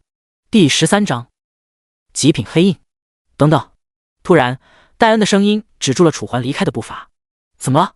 楚环缓缓转身，看着戴恩，微微疑惑。你一次性给我提供了这么多东西，我也没什么好给你的。这样吧，反正这个东西我也没什么用，不知道给你怎么样。说话间，戴恩将手伸入兜中，而后取出一张黄色的纸。技能提升图。楚环顿时眼前一亮，这个是我们家族传承了几百年的图，对我来说没什么作用，但不知对你们而言有用，而且有大用。楚环连忙出声，而后一把夺过戴恩手中的图纸。100张技能提升图。2一张传说级技能提升图。2随着楚环一声落下，原本暗黄色毫无光泽的图纸开始逐渐变换。一旁的戴恩直接看呆，技能提升图则变化停止，眼前浮现出有关于他的数据简报。传说级技能提升图，可将任意一项技能提升至传说品级。要知道，技能分为普通、稀有、史诗、传说4个品级。虽然品级不能决定技能的优劣，但却决定了技能的稀有程度。哪怕是普通技能修炼到极致，也能超越传说级技能。怎么了这是？戴恩一脸狐疑地看着楚环。没事。楚环连忙摇头，谢谢老板娘，我还有事，就先走了哈。声音落下，楚环也不管戴恩的表情如何，直接转身离去。哎，戴恩似乎还想要说些什么，可看着楚环离去飞快的身影，最终还是叹了口气，将话收了回去。人来人往的街上，楚环正在前往打铁铺的路上。使用对技能拔刀斩，使用传说级技能提升图。是。技能拔刀斩提升成功，成功晋升为传说级技能。拔刀斩以1/1000秒的时间发动雷霆一击，将造成攻击力1000%的单体伤害。卧槽，1000%！楚环瞳孔一缩，嘴角扬起一个夸张的弧度。周围的玩家见了，顿时不知楚环在笑些什么。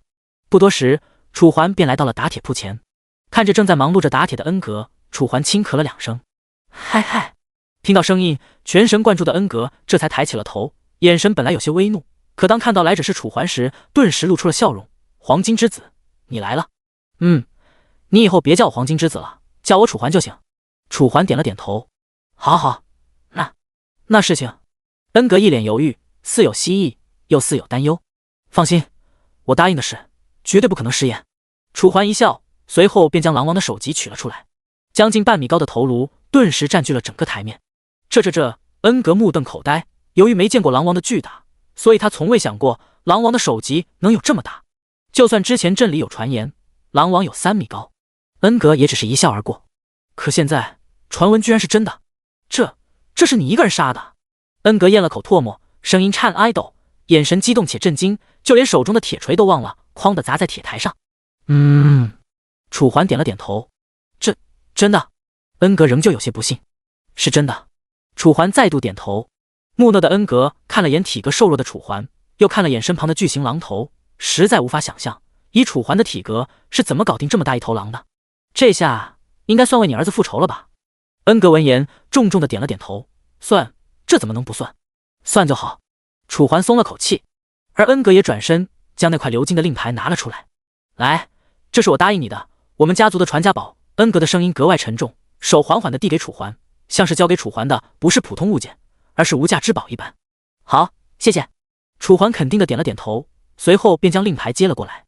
鎏金黑印：1. 选择100块鎏金黑印。2. 选择1块极品黑印。还有极品黑印。楚环眼前一亮，当即选下2。手上的令牌开始发出细微的变化，但一旁的恩格根本无从察觉，只是耸了耸鼻子，老泪纵横。儿啊，父亲我今天可算是为你报仇了。这群该死的畜生，下辈子你投胎可一定要投到好人家，别再投到我们这种贫苦家庭了啊！恩格声泪俱下，一把鼻涕一把泪，随后便抓住了楚环的手。谢谢你，要不是你，恐怕这辈子我儿子的冤屈都得不到平息。没事，举手之劳。楚环安慰出声。恩格的情绪这才逐渐平息。以后要是你有用得到我得地方，尽管吩咐，我恩格就是上刀山下火海，也绝对帮你完成。好。楚环重重的点了点头。而后激动热情的恩格非要拉着楚环进屋喝酒。楚环前脚刚准备进屋，楚环，你在哪儿呢？我到镇中心了。黄志远的信息在视线下方浮现。这么快就来了？难道做的传送阵？在纪元中，每个镇子间都有着传送阵作为交通工具，但每次使用都需要消耗50月币，也就是5000人民币。所以除了土豪玩家，几乎没有任何人会舍得做传送阵。这么快，我马上来接你。楚环回复了一下后，便将目光尴尬地看向恩格。恩人怎么了？快进屋啊，屋里有百年陈酿，我一个人都舍不得喝。恩格说着，一脸的真诚，生怕楚环不跟着他进去。不好意思，我这边还有事儿，要不我改天再来。楚环的声音略带歉意。恩格很想要说些什么，可见着楚环认真的表情，最终还是叹了口气。好吧。恩格面带失望。没事，下次我再来。楚环拍了拍他的肩膀，哪怕他单臂看起来有些别扭。得到恩格点头，楚环这才转身离去。镇中心第14章青龙会传送阵，同时这里也是玩家最密集的地方。当然，这里人多的原因不是因为做传送阵的人多，而是因为复活的人实在是太多了。穿梭间，周围的声音不断传入耳中。MD， 这破游戏连个1级的野怪都要群殴，真难，也不知道下调点难度，这么搞下去迟早玩完。可不是嘛。哎，你们说今天早上的那声狼嚎怎么回事啊？那么大声，鬼知道，难不成是迷雾森林里的狼发哀情了？周围的议论声一道接着一道，但楚环无暇顾及这些，只是目光不断扫视。终于在寻找了好大一番后，一只手突然拍在楚环的肩膀上。楚环连忙转头，只见一张露着笑容的脸。黄志远，可算找到你了。这游戏什么都好，就是地图实在是太大了，找个人太费劲了。黄志远无奈地说着。没事，这不是找到了吗？楚环一笑。可就在这时，黄志远身旁的一名女孩映入楚环眼中。她穿着一身运动装，短裤下面露着一双细长的大长腿，格外的引人注目。当然，既然身材都这么好，她的样貌也算得上一流。可是，记忆中的黄志远不是没女朋友吗？这位是。楚环看向女孩。哦，这是我在游戏里面认识的，叫小雪。黄志远连忙为楚环和小雪介绍。这是我兄弟，楚环。楚环哥哥，你好。小雪娇羞出声，声音软哒哒的，听着像是棉花糖一般，绝对的萌妹子。你好。楚环礼貌性的回了一句。楚环，这萌妹子想让我带她打副本，加上我要来找你，所以我就把她带来了，我们三个一起刷野怪，没问题吧？黄志远笑着说道。以他对楚环的了解，为人老实宽厚，不可能会拒绝。但他所不知道的是，楚环之所以不拒绝，仅是因为和他的交情。现在的楚环早已不是黄志远记忆中的楚环。行吧，那我们现在就去。楚环点了点头，缓缓道：好，现在就去。声音落下，在楚环的带领下，三人缓缓朝着新手村野猪刷新的前行。而此时此刻，树林之中，野猪的刷新地，由于经过了一天时间，大部分专门练级的玩家都已经升到了2级，因此野猪对他们的威胁大大减少。不少先前的5人队也因此变成了3人队、2人队，大约20-30个人正在与野猪斗智斗勇。楚环，你现在多少级了呀？走到一半，黄志远缓缓出声。昨晚刚到2级。楚环犹豫了2秒，这才应道：2级吗？你不行啊，我都快3级了。来，今天哥带着你好好练练级。黄志远满脸认真，像是真要这么做一般。而楚环也懒得点破。就在这时，大哥，一道声音从侧面传来。楚环眉头微皱，缓缓转身，只见一名身穿黑铁甲的男子正一脸讨好的看着自己。怎么了？有什么问题吗？楚环疑惑一声。我能跟你一起组队吗？男子的声音很小，像是害怕楚环会拒绝一般。组队？那边不是还有那么多人吗？你找他们去不就行了？楚环将手指向远处的一行人。只见大树阴凉下，几名男子正在休憩，一看就是练级的行家。我去试过了，他们嫌我菜，没用还分他们经验。男子一脸难色，求求你了，只要你愿意带我，让我给你提东西都行。要是此刻楚环孤身一人，那他定会第一时间拒绝，以免浪费自己时间。可现在自己的身旁跟着黄志远和小雪，直接冷冰冰的拒绝，未免会让他们2人感到冷血。楚环，就让他加入吧，看他也挺可怜的。而且我们不是还差个人帮我们打杂吗？黄志远开口出声。是啊，他跟我一样，也没什么人要。一旁的小雪紧跟着附和。求求你了，大哥，你不是一刀一头野猪吗？相信带一下我，应该不会给你带来太大困扰吧？男子咽了口唾沫，紧接便感到周围2道目光的剧烈变化。楚环嘴角一抽。啥？你说楚环一刀一头野猪？黄志远懵了，满脸大写的问号。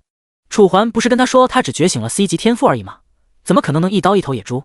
是啊，你不知道吗？男子眨了眨眼，看看黄志远，又看看一旁的楚环，最终在楚环阴冷的目光下，脑袋一缩。我突然想起我厨房的煤气忘关了，我先下了，你们玩。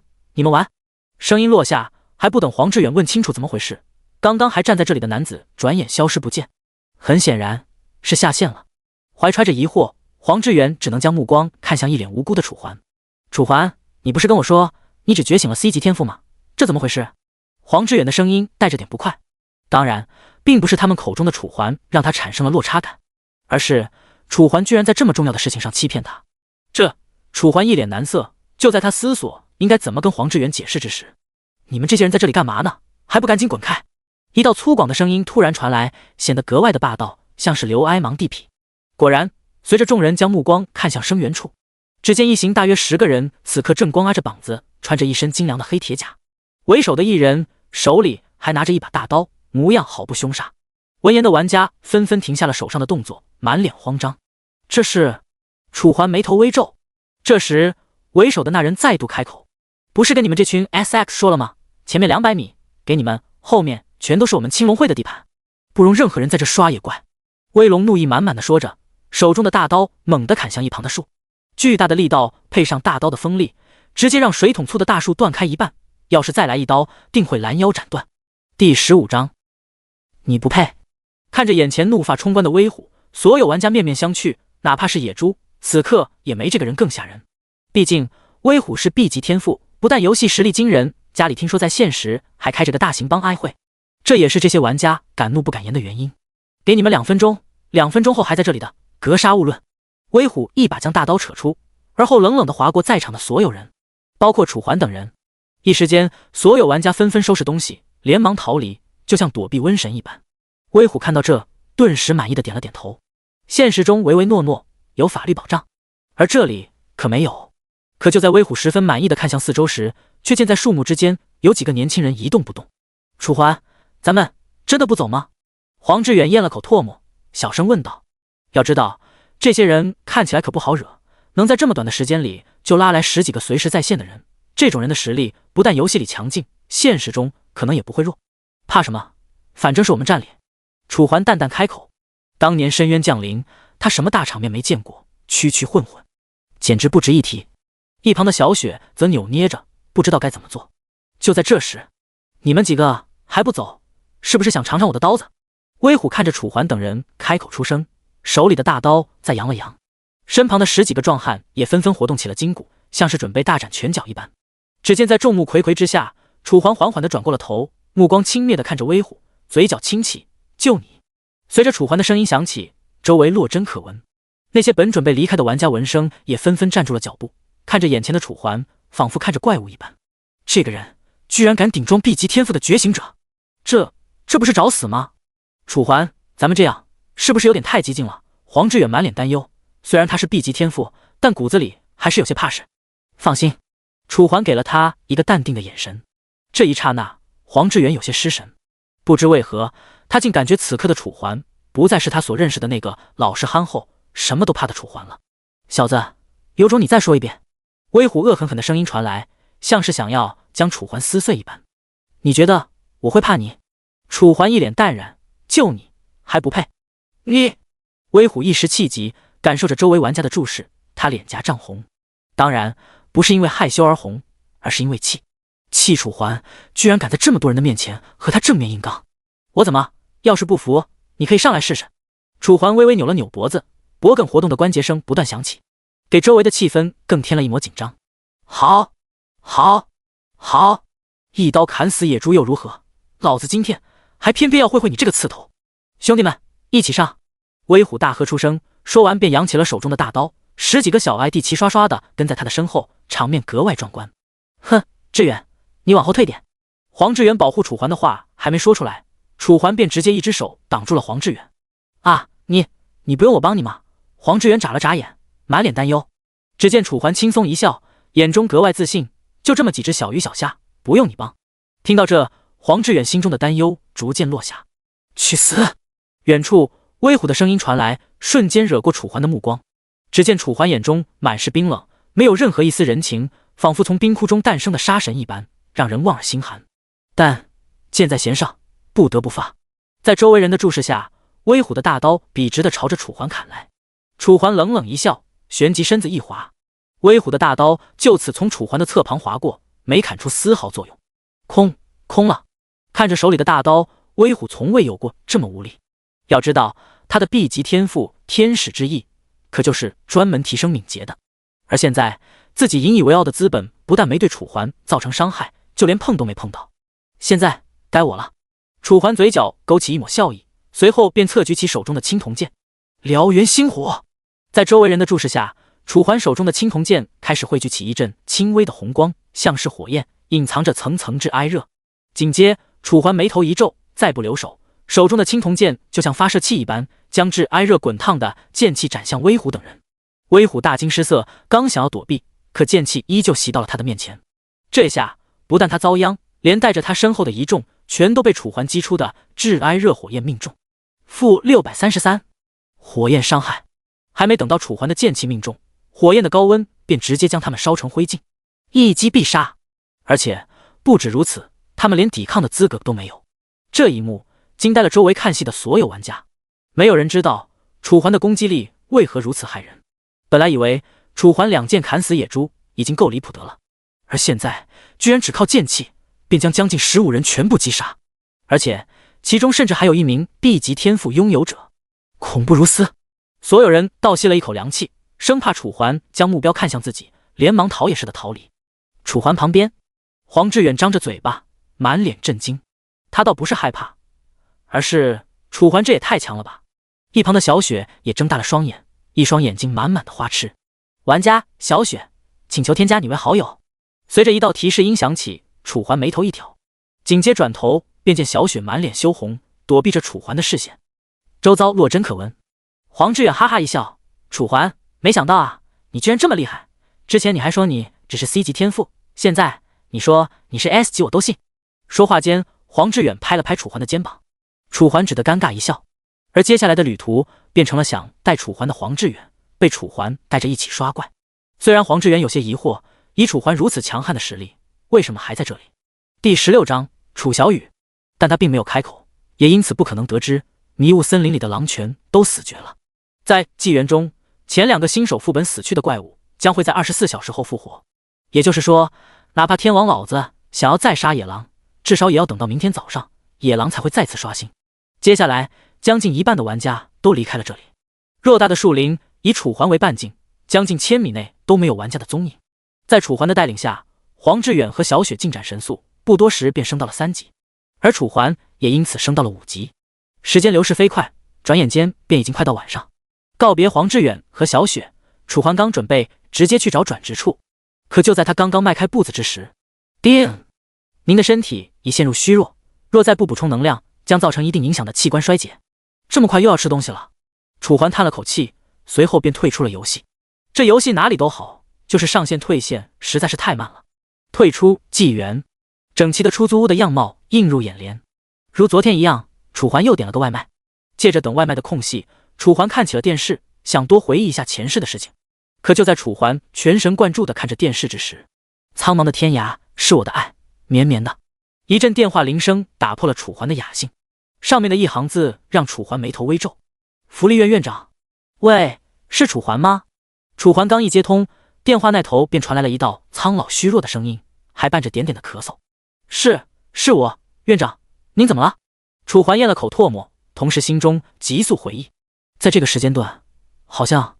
突然，楚环像是想到了什么，瞳孔一缩。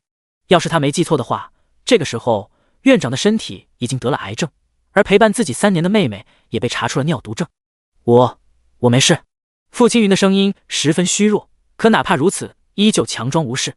楚环心头一阵酸楚，但为了不让他难过，只得装作不知道。那您打来是有什么事吗？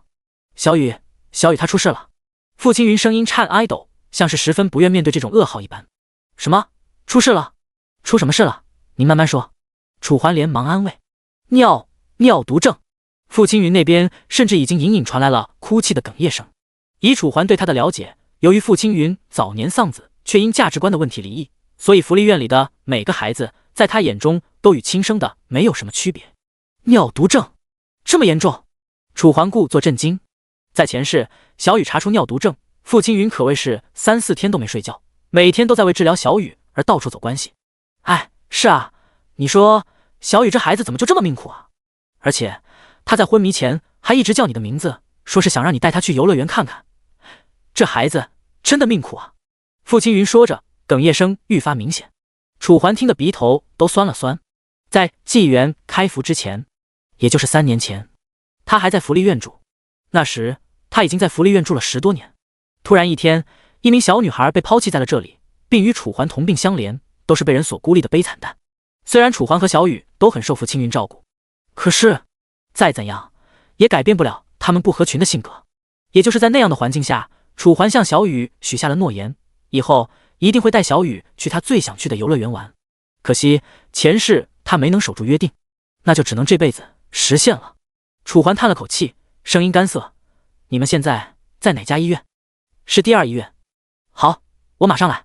怀着沉重的心情，楚环缓缓挂断了电话。看着眼前的电视，他却再也没了兴致，心里只有医院里的小雨，还有那承载自己童年的福利院。犹豫过后，楚环又拿起了手机，拨出一串只有他知道的电话号码。喂，帮我换1000月币，线上交易。数个小时后，夜幕降临，繁华的公路上，一辆出租车正在夜色的埋没下前行。您的银行卡到账， 10万元，当前余额100501。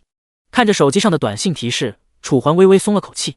紧接车子前方出现了是第2医院的字样。出租车停了下来，楚环付了钱后立即下车，来到医院。询问过护士后，在护士的带领下来到了5楼5012号房间。空气中弥漫着消毒水的气味，路过的行人或神色匆匆，或步履紧张，中间穿插着几名身着白衣的护士与大夫。吱呀！随着楚环推开房门，房门的景象顿时映入眼帘。这是一个单人间，主色调为凄凉的白色，一张白色床上，此刻正躺着一个约莫15岁的少女。她面色惨白，面容消瘦，穿着一身病号服，样样的躺在床上。原本暗淡的眸子，在看到楚环后，终于绽放了一丝光亮。不错，她正是楚环异父异母的妹妹楚小雨。床旁边，一名花甲老人正坐在板凳上，满脸愁容，深深的皱纹里仿佛嵌满了担忧与慌乱。环哥哥，你来了！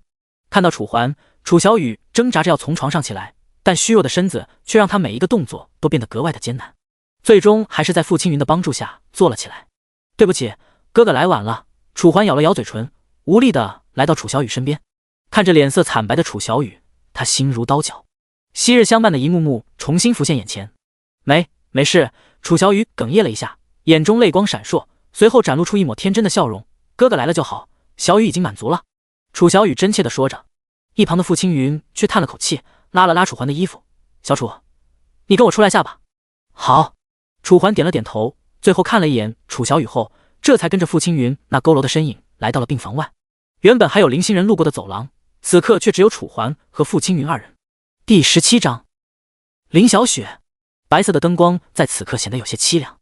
唉，傅青云叹了口气，随即紧紧地闭上了眼睛，像是不愿意看到什么一般。院长，有什么话您就直说吧，可以说我这条命都是你给的，只要有什么需要我帮忙的地方，您只管说。楚环见状出声，虽然声音不大，但却句句走心。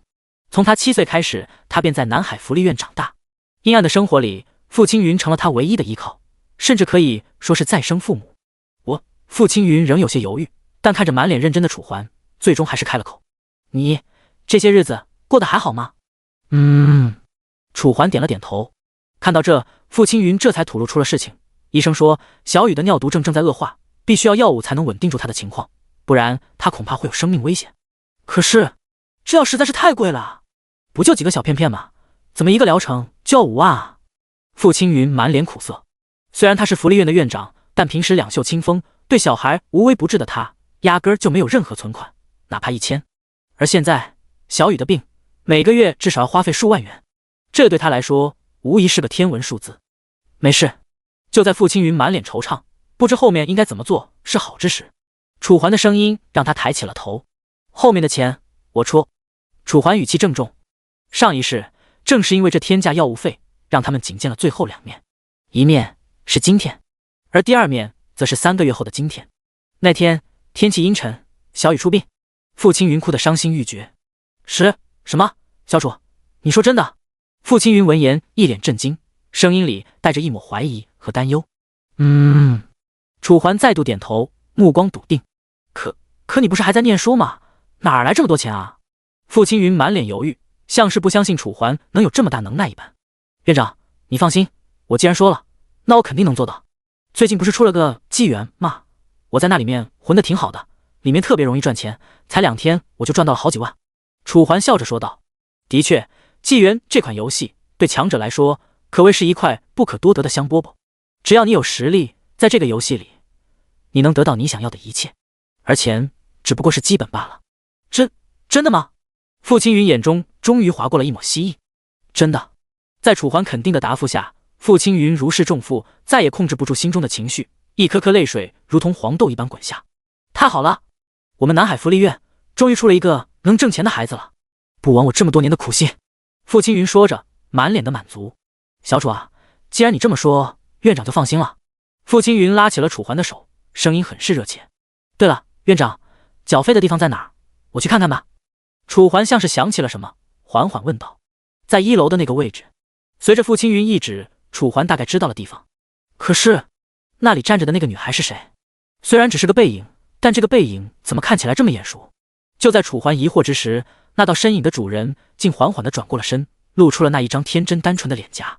小雪！此刻，走廊的尽头，小雪正一脸严肃地拿着手机，手机里不停传来训斥的声音：“打游戏，一天到晚就知道打游戏，连妹妹高烧都不知道。要不是现在我在外地，我绝对打死你。也不知道你爸在天之灵知道了会怎么想。”听着电话里的声音，小雪严肃的脸色逐渐变得阴沉冰冷。她本是个单亲家庭，与母亲相依生活。可不幸的是，6年前，她的母亲喜欢上了一个老板，并和他结婚，产下一名义上的妹妹。嘴上说着怕她孤单，但只有她自己知道，不过是想生个女儿，好巩固她和那个老板之间的关系罢了。自从有了这个妹妹，她母亲的注意力便再也没有放在她的身上过。你爱妹妹早饭吃了吗？你爱妹妹昨天没哭吧？你怎么能和你爱妹妹争呢？她这么小，又不像你，都快20了。回想起每个和她争执的片段，林小雪只觉心像滴血一般揪疼。喂，怎么不说话？喂。面对电话那头的质问，林小雪不再出声，只是微微闭上了双眼，忍住心中的泪意，将电话挂断。就在她看着窗外的景色失神之际，一只手突兀地拍在了她的肩膀上。林小雪一惊，连忙转头，只见映入眼帘的是一张略显帅气的面孔，而除了帅气，竟还有着一丝熟悉。你是楚环？面对林小雪的震惊，楚环微微一笑，点了点头。真巧，你怎么在这儿？不玩游戏了？说来话长，我妹妹发烧了，所以我就给她送医院来了。那你爱妹妹人呢？楚环看了看四周，并没有发现有关她妹妹的身影。被医生抱去打癌针了，说是一会儿带回来。林小雪回道：那还真是巧。对了，你来这儿干嘛了？不应该还在游戏里练级吗？林小雪像是想起了什么，向楚环问道：练级？还是算了吧，因为家里人出了点事儿，所以我来这儿看看。好了，不说了，我还得下去缴费。好啊，等会儿回去了，介意继续带我吗？林小雪眨了眨眼睛，方才的郁闷一扫而空。看情况吧，我怕你吃不消。楚环耸了耸肩，还不等林小雪反应过来楚环说的什么意思，便见楚环已经走下了楼梯。缴完费，楚环再回到了病房。这一次，他成功见到了为林小雪诊断的主治大夫。这女孩的病情说严重也严重，说不严重也不严重，具体就看你们抱什么态度了。要是积极配合，用药物维持治疗的话，她保守还能活个几年。但是第18章光之战士。但是如果你们不配合的话，可能她的生命只剩下最后半个月了。主治大夫的话语气沉重，但对于楚环来说却是个好消息。几年时间够了。还记得在前世纪元发布后的几个月里，网络上疯传一个买药疯子，据说在他那里什么药都能买到，且药到病除。最开始楚环也不相信，直到最后楚环亲眼目睹。虽然他那里的药有点小贵，可对比上小雨，一切都显得那么的廉价。你把心放宽，现在只是暂时的，要不了多久，一切都会好起来的。楚环安慰着楚小雨，一边摸着他的脑袋。如果抛开楚小雨的状态虚弱不说的话，那他的样子其实至少算得上是上等。可惜的是，原本姣好的脸颊，此刻却因尿毒症而满脸苍白，让人看得很是心疼。好，得到楚小雨的应答，楚环最后在陪了他几个小时后，这才转身离去。回家的路上顺便买了份面，等到回家后，楚环吃完立即上线。纪元。还不等楚环看清楚周围的环境，您收到一条好友消息。好友消息？谁这么快就发现了他上线？楚环嘴角一抽，随后便打开了好友面板，而不看不知道，一看吓一跳。发消息来的居然是在医院和他有一面之缘的林小雪。林小雪，大佬上线了，带带我可以吗？楚环，可以，但是我要去第3个副本了，所以我不建议你和我一起。林小雪，没事没事，你放心，我不会给大佬造成麻烦的。而且我的天赋不是可以给你回血吗？林小雪的天赋是天使之光，虽然只是个 C 级，但因为她治愈的缘故，却无限的接近于 B 级。唉，看着眼前的消息，楚环叹了口气，犹豫2秒后，最终还是回了一句：行吧，既然如此，那2个小时后镇上见。好嘞。林小雪不假思索的答应，瞬间让楚环怀疑，难道这也是某个有钱人家的孩子？抛开林小雪，由于现在天色已晚，已经11、2点，所以街上的人十分的少。如果不出意外的话，那些玩家现在应该都在练级。现在的话，先去转职处看看好了。想罢，楚环就此向镇中心走去。所谓转职处，其实就是一个北欧风的大教堂，在这里可以依靠你的职业信物，拿到你所想要的职业。此刻，哪怕已经深夜，教堂的大门口依旧站着2个全副武装的战士，看起来气氛格外的严峻。外来者想干嘛？楚环还没走到跟前，左边的一名盔甲战士便直接开口出声，声音没有丝毫人情味。因为这个，前世楚环还跟他闹了不少的笑话。约克夫，我找你们长老。楚环脱口而出。那名盔甲战士一愣，眼中满是疑惑，似是疑惑自己认不认识楚环，为什么楚环会认识自己？不用想了，我这次来不是找你的，快帮我叫吧。楚环的声音打断了他的思索。约克夫闻言，这才犹豫的点了点头。半分钟后，约克夫却而复返，长老在里面等你。好的。顺着约克夫的指引，楚环当即走入了大教堂。映入眼帘的是一排排座位，而一名白发、颈带十字架的老人此刻正站在那里，微微闭着双眼。直到楚环走到了他30米以内，他的手这才动了动，像是感应到了什么，随即缓缓地抬了起来，正见径直走来的楚环。黄金之子，我等你很久了。约翰富村露出一个和蔼的笑容，用常用的台词和楚环打招呼。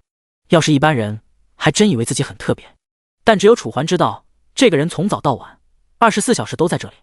面对来者，第一句话也永远是黄金之子，我等你很久了。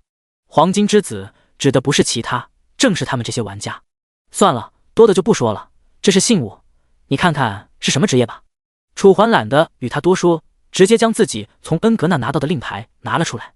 这是约翰富村看到令牌，眉头微皱，随后将令牌从楚环手中接过，像是拿什么宝贝一般，神色木然。怎么了？这个可以转成什么职业？楚环疑惑出声。约翰富村咽了口唾沫，没有立刻回复楚环的话。这个，约翰富村神色紧张无比，半天都说不出一句完整的话。这个你是从哪儿弄到的？楚环本想直接实话实说，但转念一想，这并非原本的鎏金黑印，而是经过天赋增幅而成的极品黑印。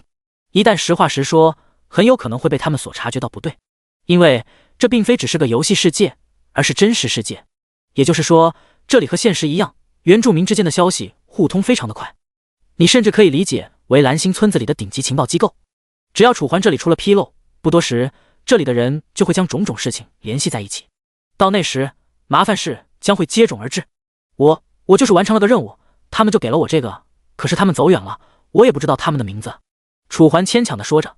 约翰富村有些不信，狐疑地看着楚环，这可以转成什么职业啊？楚环扯开话题问道。这个是上天的信物，你可以转职为光之战士。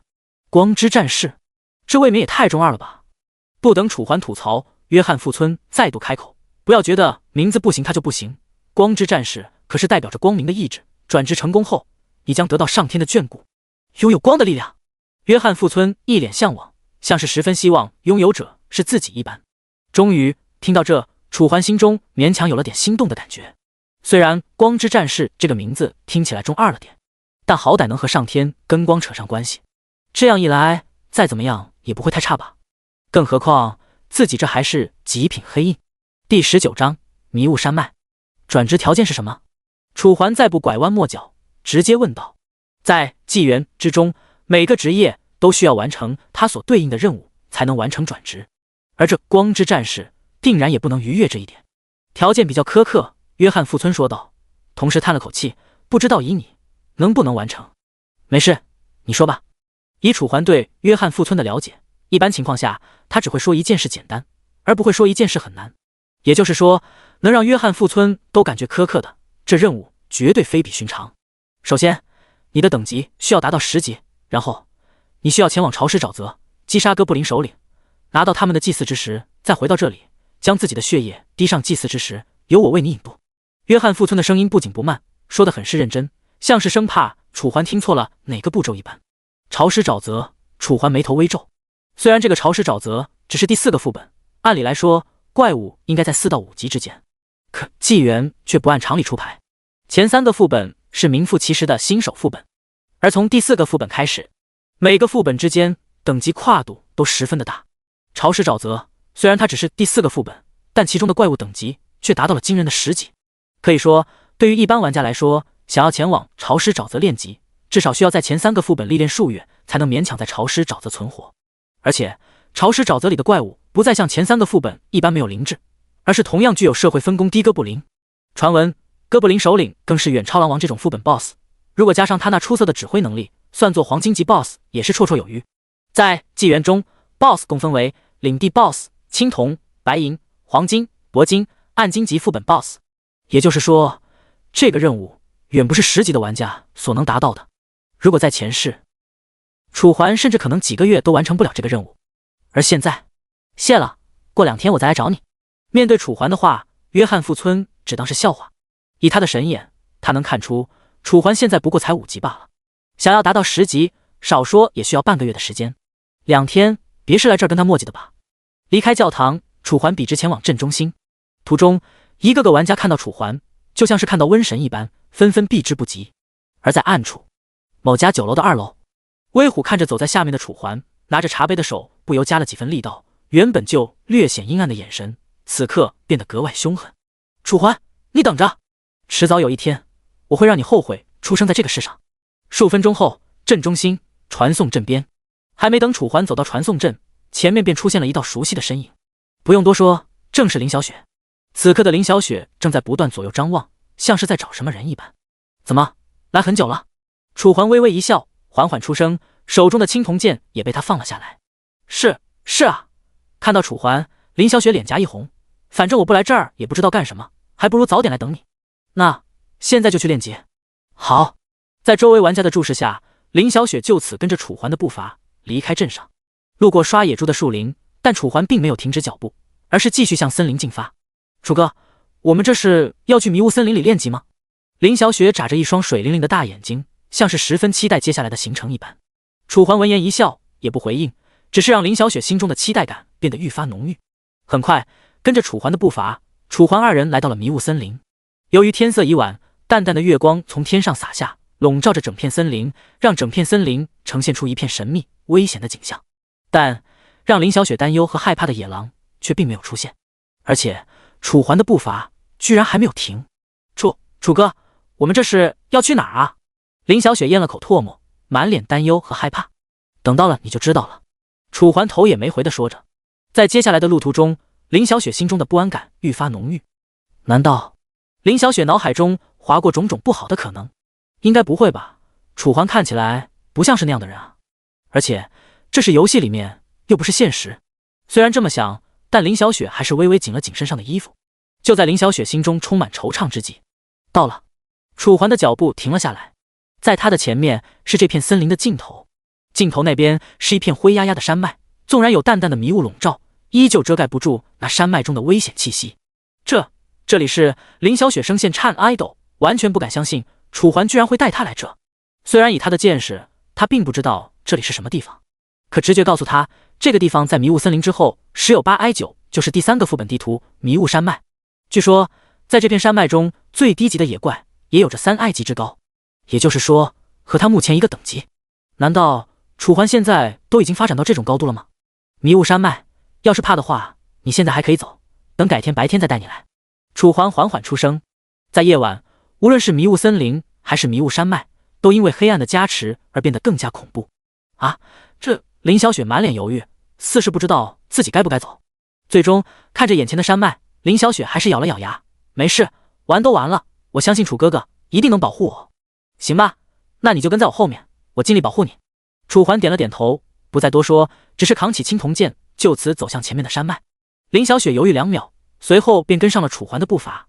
黑暗之中，只有淡淡的月辉照亮楚环和林小雪前行的路。前面的地势逐渐向上，周围的树木就像是一道道魔鬼的身影在随风摇摆，恐怖渗人。第20章临阵玩家。吓得林小雪紧紧跟在楚环的身后，一只小手轻轻抓住楚环的衣角。在这样的状态下，楚环就是他的唯一保护伞。就在这时，嗖！一旁的灌木丛中突然响起一道细微的声音。楚环眉头当即一皱，扛在肩上的青铜剑也被他放了下来，双手紧攥，注意观察四周，别被骷髅偷袭了。在这迷雾山脉，最常见的野怪便是等级为3级的亡灵骷髅，而除了亡灵骷髅外，这片山脉还有一些令人毛骨悚然的存在，例如骷髅野猪、骷髅马，还有前世檀之色变的骷髅首领。作为众骷髅生物的首领，骷髅首领不但拥有灵智，还能肆意的支配骷髅生物，若给他加上强悍无匹的属性，甚至能和后面副本中的那个哥布林祭祀相提并论。好，林小雪闻言连忙调整状态，生怕因为自己的疏忽而影响到楚环的操作。终于，在林小雪的警惕以及楚环的观察下，一只惨白的怪物朝着林小雪迅速出来。啊呀！林小雪惊恐出声，手中的短刀也因此松了下来。只因这东西实在不是活物，而是远比她想象的更为恐怖的亡灵骷髅。硕挨大的骷髅头，眼眶里跳动着诡异的绿火，残缺不全的身体还仿佛因为执念死死抓住手中的短刃。林小雪因为恐惧，甚至忘了使用天赋技能进行防御。就在骷髅小兵即将挥出小刀之时，咻！一道劲风猛地划过，在林小雪怔怔的目光下，一柄青铜剑迅速划过夜空，直接将眼前的骷髅小兵手身分离，一刀两半。三埃级的野怪就被这么秒了。林小雪咽了口唾沫，不知为何，此刻的她突然觉得自己压根就不配和楚环待在一起。您已经成功击杀了亡灵骷髅，获得经验40点。您触发天赋极道暴君，攻击力永久提升1。看着眼前的提示，楚环眉头未松，只是看了眼身旁的林小雪，要是实在害怕的话，可以先回去，明天也一样。没事，我可以的。林小雪咽了口唾沫，强忍着心中的恐惧。楚环还想要说些什么，但看着林小雪的倔强，再联想起她的家世，最终还是叹了口气，不再多说。接下来，两人继续向着山脉的更深处前行，周围的森林也逐渐因为楚环和林小雪的深挨入而变得更加阴沉恐怖。呼！一阵阵阴冷的风吹过，仿佛让周围的气温都降了几度。奇怪，按理来说，这里不是应该有很多小怪吗？怎么没了？楚环眉头紧锁，眼中划过一抹狐疑。在前世，迷雾山脉作为纪元世界中最后一个新手副本，里面的怪物生物特别的多，为的就是能够弥补因等级差距而降低的经验获取量，让玩家能够更快的到达10级。只有达到10级，玩家才能转职，前往第一个正式副本，也就是楚环接下来的目的地潮湿沼泽。正当楚环疑惑之时，远处的朦胧黑暗中突然亮出了几道橘黄色的光亮，犹如豆子一般在黑暗幕布上跳动。那是鬼火。楚环眉头紧锁，可当他定睛一看，却发现每个黄豆的下方都有一道黑乎乎的人影，是人，而那些黄豆则是他们手中的火把。小心，有人！楚环警惕出声。当然，他不怕，他担心的是有人偷袭自己身后的林小雪。虽然在这纪元中，开服1年前，玩家游戏人物死亡并不会影响到现实，但却会扣除玩家1级的经验。也就是说，今天的辛苦都将因为这一次的死亡而白费。要是死了，以他的性格，恐怕会哭很久吧。毕竟在纪元里，任何触觉都和现实一般无二，包括痛觉。哎，老大，前面好像有人哎！前面的人像是发现了楚环和林小雪，正在小声议论。这地方有人，有意思，过去看看。为首的男子看到楚环，顿时露出了一抹玩味的笑容。是。随着这边4人向着楚环靠近，林小雪紧张的紧紧抓住楚环的臂膀。楚哥哥，他们好像来者不善，我们要不要走啊？林小雪的声音很小，但从音色里那细微的颤哀抖就可以听出来。现在的她有些害怕这些靠近的陌生男人。没事，有我在。楚环安慰出声，随后便紧了紧手中的青铜剑。只要他们有丝毫不对的杂念，一剑足以解决这些酒囊饭袋。终于，这4道身影走到了跟前。为首的男子戴着一条头巾，露出较窄的额头。借着火把的光，楚环能看清这些人的容貌。除了为首的这个人之外，其他的几个几乎可以用歪瓜裂枣来形容。龙云上下打量着楚环，眉头微皱，像是在思索些什么，最终还是将目光看向了一旁的林小雪。其余3人的目光放肆地落在林小雪身上，像打量着一件物品一般，眼中满满的受爱欲。你们2个看起来有些面生啊，应该是隔壁镇子的吧？终于，龙云率先开口，打破了这有些紧张的局面。隔壁？楚环疑惑一声。是啊，难道你们不是镜湖镇的？我们镇上的人，我可几乎都见过。龙云挑了挑眉，一脸的笃定与惬意，像是这里这么危险的地方，他都常来一般。楚环点了点头。这么看来，对方应该是来自镜湖镇隔壁的小镇森林镇。看不出来啊，你小子看起来样貌平平的，居然现在都赶到迷雾山脉来了，也幸亏现在没怪物，不然你恐怕都见不到我们。龙云轻描淡写的看着楚环，像是说的根本就不是猜测，而是事实。不过事实也正是如同他所说一般，如果这里的怪物没有奇怪消失，那他的确见不到楚环。当然，原因并不在楚环的身上，而是他太弱了。没事的话，我们就先走了。第21章寒潭。楚环说着，声音没有任何一丝犹豫。小雪，我们走。就在楚环带着林小雪转身之时，等等，我们老大让你们走了吗？你就走，是不是也太不给我们老大面子了？一道声音将楚环叫住。楚环缓缓转头，正见一个瘦的皮包骨，像是猴子一般的中年男子冲着自己，一脸拽兮兮的模样，看着格外恶心。那你的意思是，没你们的准许，我今天不能走了？楚环挑了挑眉，用龙云的语气附和回道。那是。瘦子扬了扬头，可还不等他的声音落下，一道冰冷的触感突然轻碰上他的脖颈，让他浑身一个激灵。只见楚环不知何时已经来到了他的身前，而那冰冷的触感则是楚环手中那把硕挨大的青铜剑。瘦子顿时被吓得舌挨头打结，一动也不敢动。至于一旁的龙云等人也是纷纷大惊失色。要知道龙云现在可是已经达到3爱级巅峰了，距离4级只差最后的50经验。而就是这样一个自诩接近目前玩家顶尖战力的人，却连楚环出手的动作都没看清，实在是太快了。一时之间气氛凝固，周围弥漫着一股淡淡的硝烟气息。哪怕是林小雪此刻也紧张地攥紧了拳头，只要打起来，他绝对第一时间为楚环套盾。现在我可以走了吗？楚环的声音打破了这落针可闻的气氛，在场所有人都不由咽了口唾沫。龙云神色犹豫，最后还是点了点头，可以。行。见状，楚环也不多说，直接一把将青铜剑收了起来。小雪，我们走。声音落下，林小雪甚至都来不及反应，便被楚环一个拉拽，强行反应过来。身后，龙云等人一脸愣神。你们刚刚看清楚他是怎么出手得了吗？龙云的声音很小，生怕让楚环听到，再把他招惹回来。周围的人闻言，纷纷将头摇得跟拨浪鼓一般。另一边，在迷雾山脉的更深处，楚环拉着林小雪已经走出了龙云等人的视线。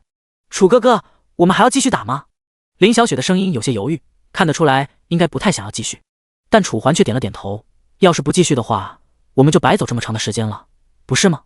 林小雪本有些犹豫，可对视上楚环的眼睛，最终还是点了点头。好吧。声音落下，楚环不再多说，带着林小雪就往更深处前行。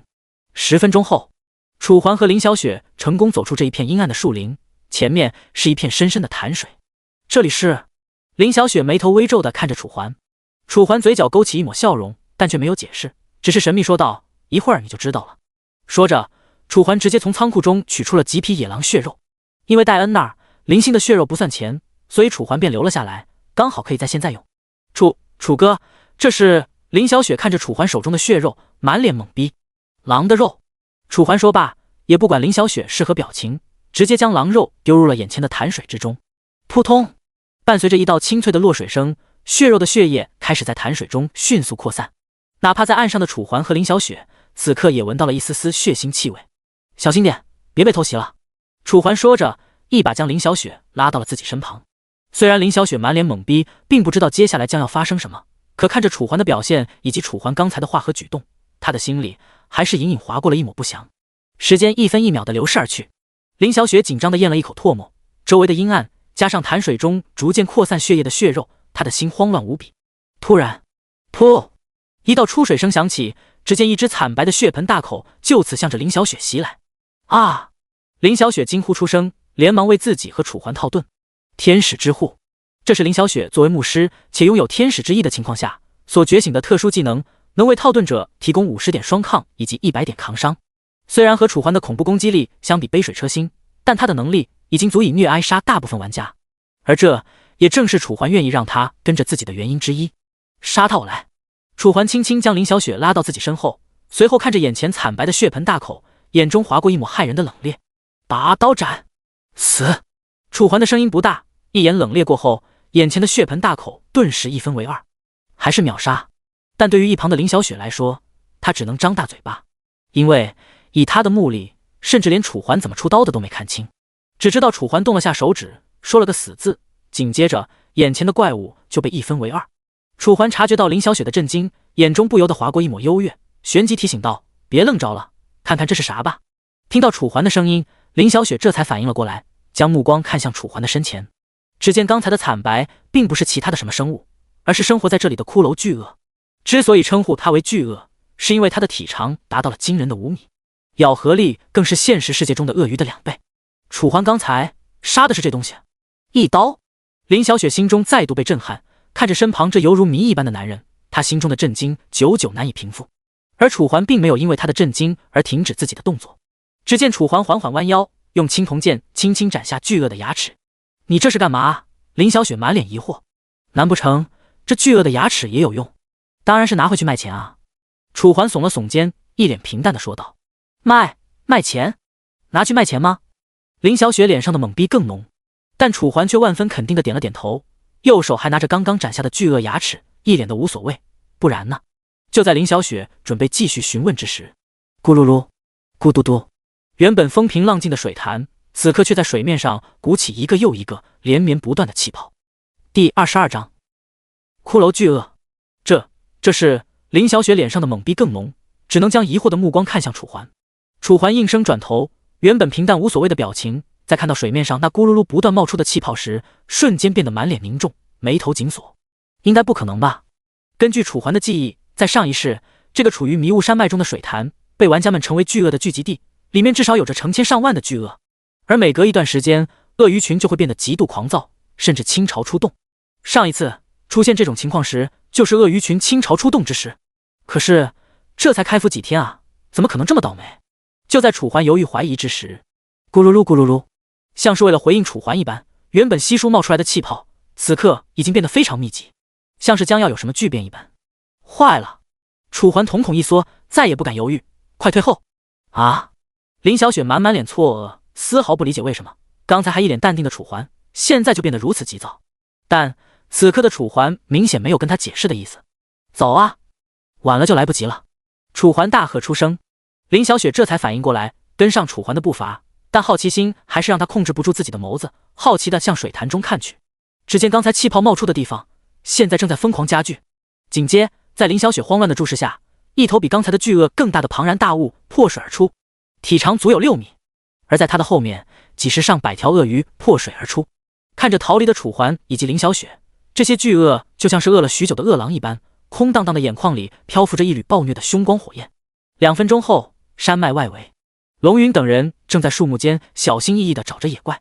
以他们的实力，自然没有办法大张旗鼓，他们所能做的就是发现一只，群殴一只，就像在新手村群殴那些野猪一般。只有这样，他们才能够有效、高效地击杀野怪，从而获得经验。奇怪，这些野怪呢，怎么都不见了？龙云又看向了一个方向，但这个方向和他们先前所找的地方一模一样，别说野怪，就是野兽都没看到。不知道，老大，你说会不会是这些野兽怕咱们，所以悄咪咪地躲起来了？那个瘦子笑着开口，满脸讨好。龙云闻言，旋即便认可了这个说法，点了点头，有可能。突然，砰！哗哗哗！沉重的脚步声伴随着树木被压垮的声音不断响起，像是有什么庞然大物在树林中横冲直撞一般。奇怪，什么声音？龙云眉头紧锁，狐疑地将目光看向声源处。只见昏暗的树木间，2道身影正向着他们的方向急速奔来。那时，龙云眉头皱得更深，让自己尽全力看清那2道人影。可当他仔仔细细一瞧，这2道身影看起来不是一男一女吗？一男一女，莫非是刚才那2个？老大，咱们现在怎么做？瘦子在一旁开口问道。龙云故作轻松地笑了笑，怎么做？那肯定是问问他们发生了什么呀，我们又不怕他。龙云的声音丝毫没有刚才遇到楚环时的慌张，满满的淡定自若。但当他的目光看向越来越近的楚环时，他的心还是不由自主地加快了跳动的速度。终于，楚环的身影终于奔跑到了他的跟前，借着火把的光，他勉勉强强能看清楚环的面容，紧张的神态，脸颊上散布着的汗水。龙云心中的不祥愈发浓郁，可还不等他疑惑问出口，楚环便直接拉着林小雪从他的身前跑了过去。看着楚环的背影，龙云不满地啐了一口，不就是比老子强点吗？装什么装啊，还头也不回。说完，龙云泄愤似的将脚踢向一旁的石头，顿时将石头踢出5米开外。可就在这时，身后的瘦子咽了口唾沫，目光似是看到了什么，满满的呆滞与惊恐，同时他还伸出手指戳了戳身前的龙云。干嘛？没看见老子正不爽呢？龙云的声音很是不耐烦。可当他看到瘦子神情，并随着瘦子的目光看去，他的眼睛里顿时也被震惊所占据。只见前方的树林中，一片惨白的庞然大物正以极快的速度奔来，与此同时还伴随着阵阵沉重的声音。这一刻，龙云终于明白了，为什么强如刚才那个无理男也跑得如此之快。快跑啊，愣着干嘛？龙云再也没了淡定，连忙开口出声。说完也不管那几个小 ID 能不能跟得上，直接慌乱地迈开了步伐。身后的小 ID 连忙追赶，老大，等等我们啊！而在龙云前面，楚环拉着林小雪急速狂奔，甚至就连一步都不敢停。经过这些天的升级，凭借超高的属性，楚环就连气都没有喘。但身后的林小雪就不同了，满脸涨红，上气不接下气，一副虚脱模样。楚哥，我们还要跑多久啊？林小雪的声音非常微弱，若不是楚环的听力惊人，甚至连他说的什么都听不清。还早。楚环头也没回的说道。他倒不是怕后面的那些普通巨鳄，他真正怕的是那些鳄鱼背后的 BOSS 万年魂鳄。虽然楚环上一世没有亲身面临过万年魂鳄，但光听上一世的玩家口口相传，楚环便足以知晓它的恐怖。据说在那一天，玩家联合 NPC 足足5个20级的强者，才勉强将这头万年魂鳄拿下。而在镜湖镇，满打满算也就只有3位20级强者，想要凑到5位，那就只能前往镜湖镇旁边的小镇森林镇。可是我们现在走的方向也不是回去的路啊！林小雪声线颤哀抖，满满的疑惑与担心。楚环没有解释，只是当即开口：“等你到了就知道了。”声音落下，楚环再不多说，拉着林小雪便开始了全力狂奔。身后的龙云等人与他的距离也在不断拉长，而在前面数千米外，第23章森林镇，点点城墙的模样映入楚环的眼帘。森林镇快到了！森林镇城墙上，一行守夜士兵正站在城墙上打哈欠，满满的疲惫，有的甚至已经靠着手中的长枪昏昏欲睡。但有负面就有正面，在这些士兵昏昏欲睡的同时，城墙的角落里，一名士兵精神抖擞，一看就是提前做好了守夜的准备。他面色冷峻严肃，突然他像是发现了什么，原本平坦的眉头缓缓皱了起来，喃喃道：“那是。”在他喃喃的同时，只见远处的树林之中，原本林立的树木开始以摧枯拉朽之势不断倾倒，发出的声音饶是在千米外的这里都能听闻一二。难道是有什么大型怪物出现了？正当他疑惑之时，树林之中2道极快的身影就此冲出。他瞳孔一缩，刚要举去样，可定睛一看，这不是2个人吗？而在这2个人之后，好似还跟着4、5个人。在后面，那是他的声音颤哀抖，像是看到了什么不可思议的事情。只见在树林间，成百上千的骷髅巨鳄以极快的速度朝着森林镇冲来，速度之快，犹如脱缰的野马一般。怪物来了！怪物来了！不到5秒，原本昏昏欲睡的守城士兵纷纷被声音惊醒，所有人都懵逼不已。怪物？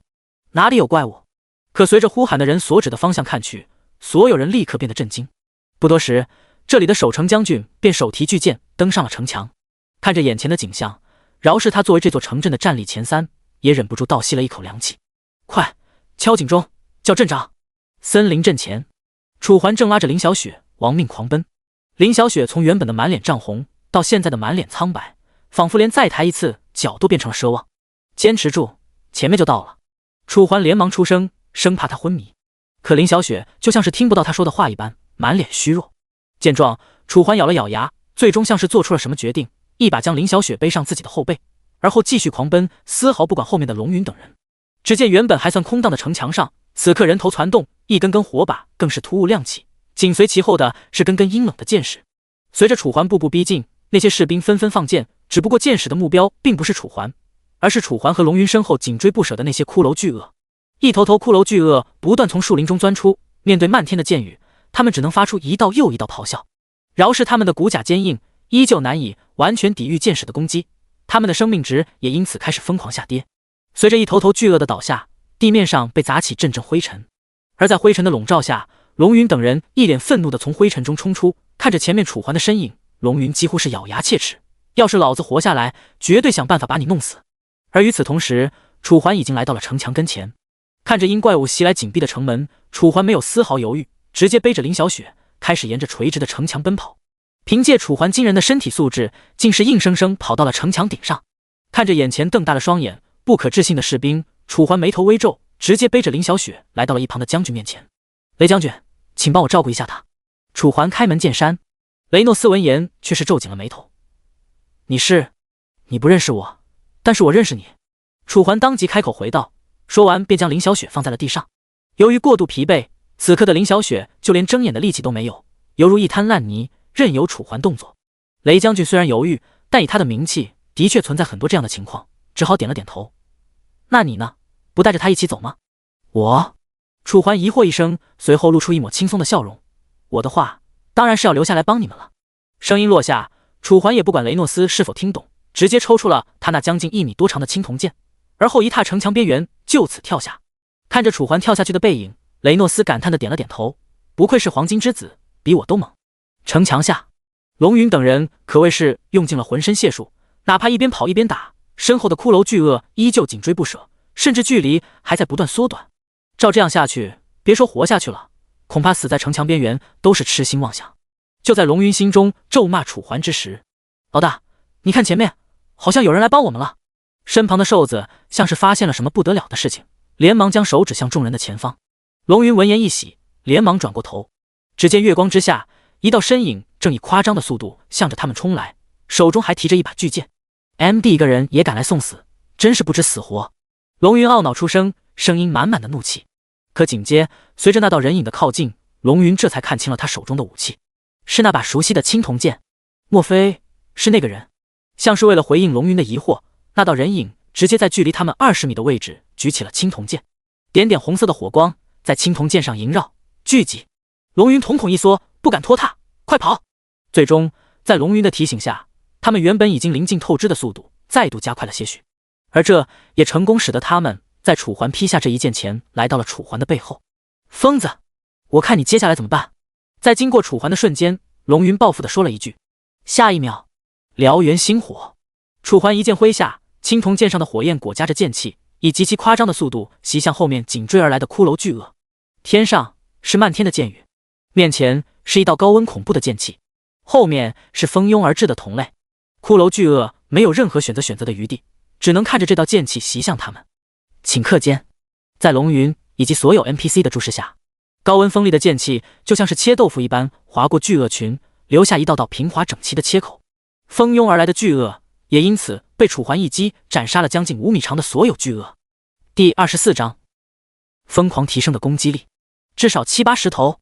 龙云喉结滚动了一下，眼中充斥着无以复加的震惊。这个人居然一剑劈死了这么多怪物，而自己刚才居然还敢嘲讽他。想到这，龙云心中顿时被后悔所填充，劝你们跑快点儿，不然等会儿还是得死。就在龙云思索之际，楚环的声音轻飘飘地传入耳中。龙云闻言只得收下心中的杂念，带着几个手下继续狂奔。看着他们逃离的背影，楚环的嘴角却勾起了一抹若有若无的笑容。接下来你们全都是我的。楚环目光狂热，眼前冲来这些白压压的骷髅巨鳄丝毫吓不到楚环这种老挨江湖。手中青铜剑在抬，燎原星火，炙挨热的热浪裹夹着剑气，笔直地朝着眼前的巨鳄杀去。你已经成功击杀骷髅巨鳄，获得经验70点。你已经成功击杀骷髅巨鳄，获得经验70点。经验值满，自动升级。你已升级为7级，全属性自动上升100。你已触发天赋极道暴君，攻击力永久提升1。你已触发天赋极道暴君，攻击力永久提升1。提示音连绵不绝，但楚环却没有丝毫在意的时间。此刻的他体内充斥着力量增幅所带来的极致快哀感，肌肉在膨胀，感知在清晰。这一刻，楚环就像是主宰一般，用怜悯的目光看着眼前的巨鳄，甚至连巨鳄冲来的架势都为之一顿。就在楚环准备好蓄力燎原星火之时，好！一道古老沉重的咆哮声从1000米之外传来，哪怕隔了这么远，声音依旧震耳欲聋。城墙上那些拿着弓箭的士兵因抵抗不住声浪，纷纷痛苦地捂住了耳朵。但这只是徒劳，因为这不是普普通通的吼叫，而是那千年魂鳄的技能魂之动荡。见此，楚环最后打出一记燎原星火，再也不管冲来的骷髅巨鳄，直接转过了身子，冲向森林镇的方向。如果可以，楚环也不想跑，但是这千年魂鳄绝非现在的他所能孤身抵挡，他需要帮手。森林镇中，咚咚咚，一道道刺耳的警钟声划破夜空，所有镇民连忙起床。警钟响，野兽至，这几乎已经成为他们刻入 DNA 的祖训。但对于他们这些手无寸铁的平民来说，唯一的希望就是城墙上的士兵以及那些被他们日夜供奉的大人。城墙上，一道瘦弱的身影缓缓走了上来，左手提着一把窄窄的银剑，而右手却提着一个枯黄色的葫芦，里面装满了浓烈的酒酿。他走着六亲不认的步伐，让人十分担心他的下一步会摔倒。终于，他来到了雷将军的面前，脸颊微红的说道：“说吧，找我来干嘛？”白克斯的声音有气无力，丝毫不像一个剑客该有的声音。雷诺斯见了直摇头，真是一天到晚就知道喝酒，有急事叫你，半天才来。急什么？我这不是来了吗？白克斯回着，说完还打了个饱嗝。雷诺斯见状，一脸恨铁不成钢，刚要继续数落他，好，震耳欲聋的声音响起，仿佛直刺人的灵魂。城墙上的士兵因此捂紧了耳朵，再也顾不上放箭，战斗力大减。哪怕强如20级的雷诺斯也不由皱紧了眉头。但原本醉醺醺的白克斯听到这个声音，却像是酒徒闻到了酒一般，目露癫狂，声音喃喃：好久没遇到这么强的气息了。说完，他将目光看向身旁的雷诺斯，雷诺斯却像是早已猜到他的想法般，无奈的点了点头：走吧走吧，真是拿你没办法。闻言，白克斯的嘴角勾起一抹兴奋的笑容，手中的银剑甚至还随着他的起身而发出微微颤鸣。而如果你提前在森林镇待上几天，你就会提前知道他的威名。森林镇唯一一个30级，他是酒徒，但却更喜欢别人叫他剑痴，名为白克斯。树林中，成千上万的骷髅巨鳄之后，一头长达15米的庞然大物正在后面姗姗而行。它和一般的骷髅巨鳄相比，除了体型外，几乎没有任何不同。但正是因为它的体型，给了它远超一般巨鳄的实力。万年魂鳄由此得来。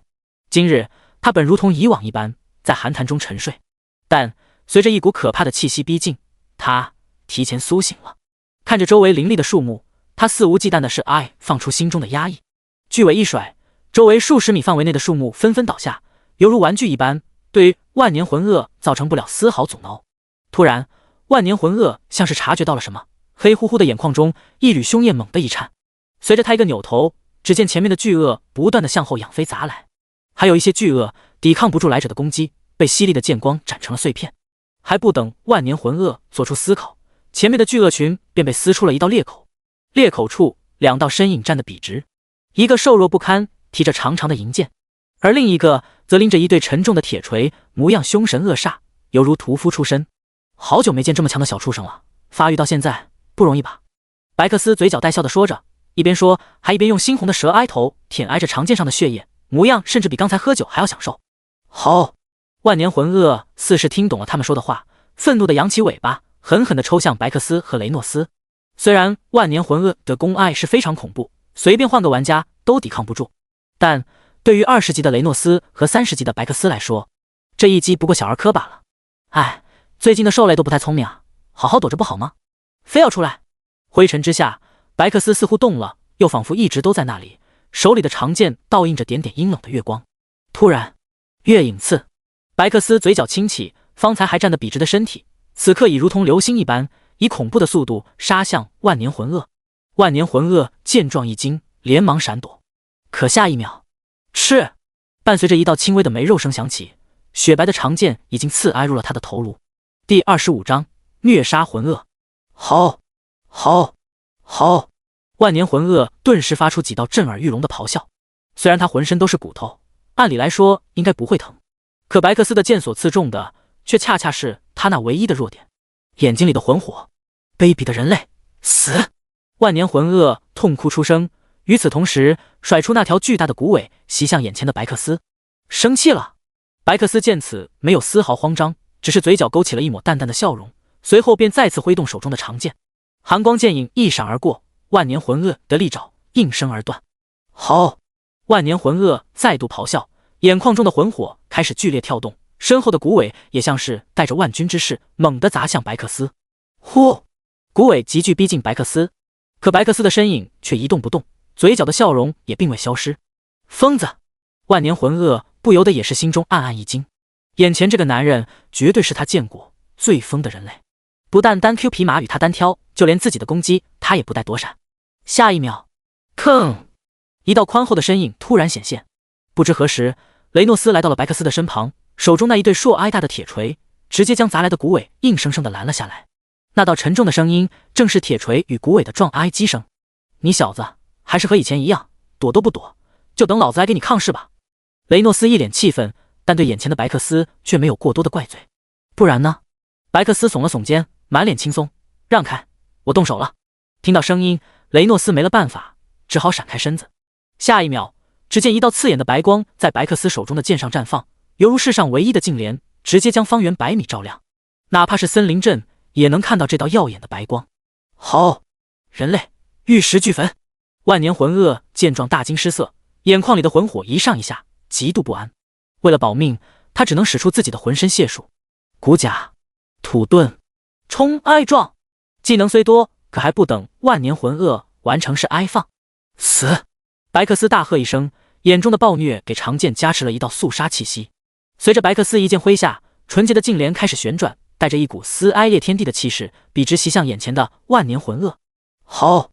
万年魂鳄的咆哮中带着浓烈的不甘。如果再给他一次机会，他绝对不会出来，而且还是打死都不会出来的那一种。紧接，圣洁净莲砸中万年魂鳄的身体，顿时将那惨白的骨架撞得滋滋作响，滚滚浓烟不断升起，期间还伴随着万年魂鳄阵阵绝望痛苦的咆哮。2分钟后，圣洁净莲逐渐消失，而原本凶神恶煞准备大展拳脚的万年魂鳄，此刻也已经变成了地上的烂泥，只剩下一颗头颅，随时都可能熄灭的魂火在黑黑的眼眶中虚弱跳动，仿佛活不过下一秒一般，让人看了不由唏嘘。周围成千上万的魂鳄看着大势已去的万年魂鳄，默契的开始撤退，与刚才的嚣张形成了鲜明的对比。滋滋，看着眼前躺在灰烬中奄奄一息的万年魂鳄，白克斯无可奈何的摇了摇头，同时缓缓收起手中的长剑，用轻蔑的语气开口：现在这世道，这么弱的兽都敢出来闹了吗？白克斯的声音很是质疑。噗！这时一旁的雷诺斯忍不住了，当即开口：难道你以为这世界上的所有人都跟你一样强？说实在的，要是没有你，可能我还得去找帮手。雷诺斯的声音略带庆幸，因为明天白克斯就将离开森林镇去往帝都。如果这魂鳄再晚一点出来，那这次兽潮对于森林镇来说将是一场灭顶之灾，哪怕有他在。说话间，雷诺斯像是想起了什么，当即将目光看向森林镇的方向，眉头微皱。奇怪，刚才那个少年呢？不是那么猛吗？不应该走啊，这么重要的战斗。雷诺斯有些不解，而一旁的白克斯就像是想起了什么，尴尬的拍了拍头：不好意思，喝酒喝的有点多，等我把他宰了，我们就回去。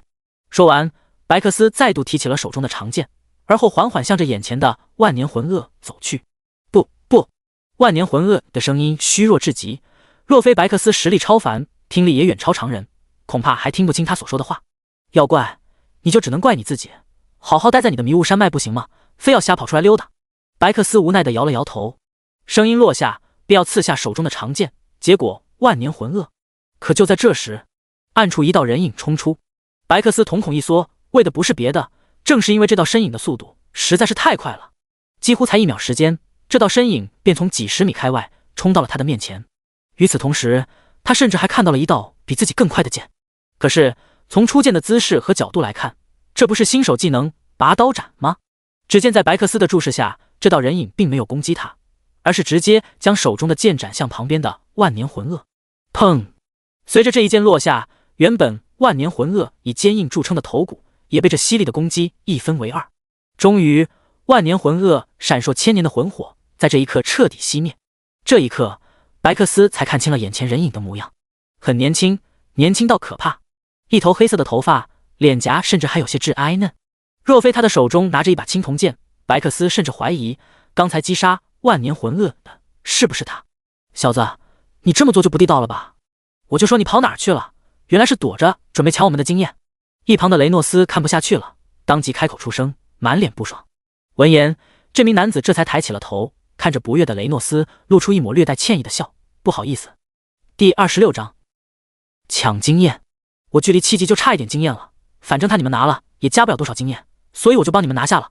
楚环的声音略带尴尬，刚才他距离7级还差最后100多的经验，要是不杀这个万年魂鳄，他就得再去迷雾山脉一趟，所以情急之下，楚环就不小心抢了万年魂鳄的经验。不过以他前世对白克斯的了解，他的性格应该不会在乎这么多吧？那你的意思是，如果我们差点经验就能升级，也能像你一样直接抢别人辛辛苦苦打出来的经验？真 TNND 是个孬种，老子揍死你！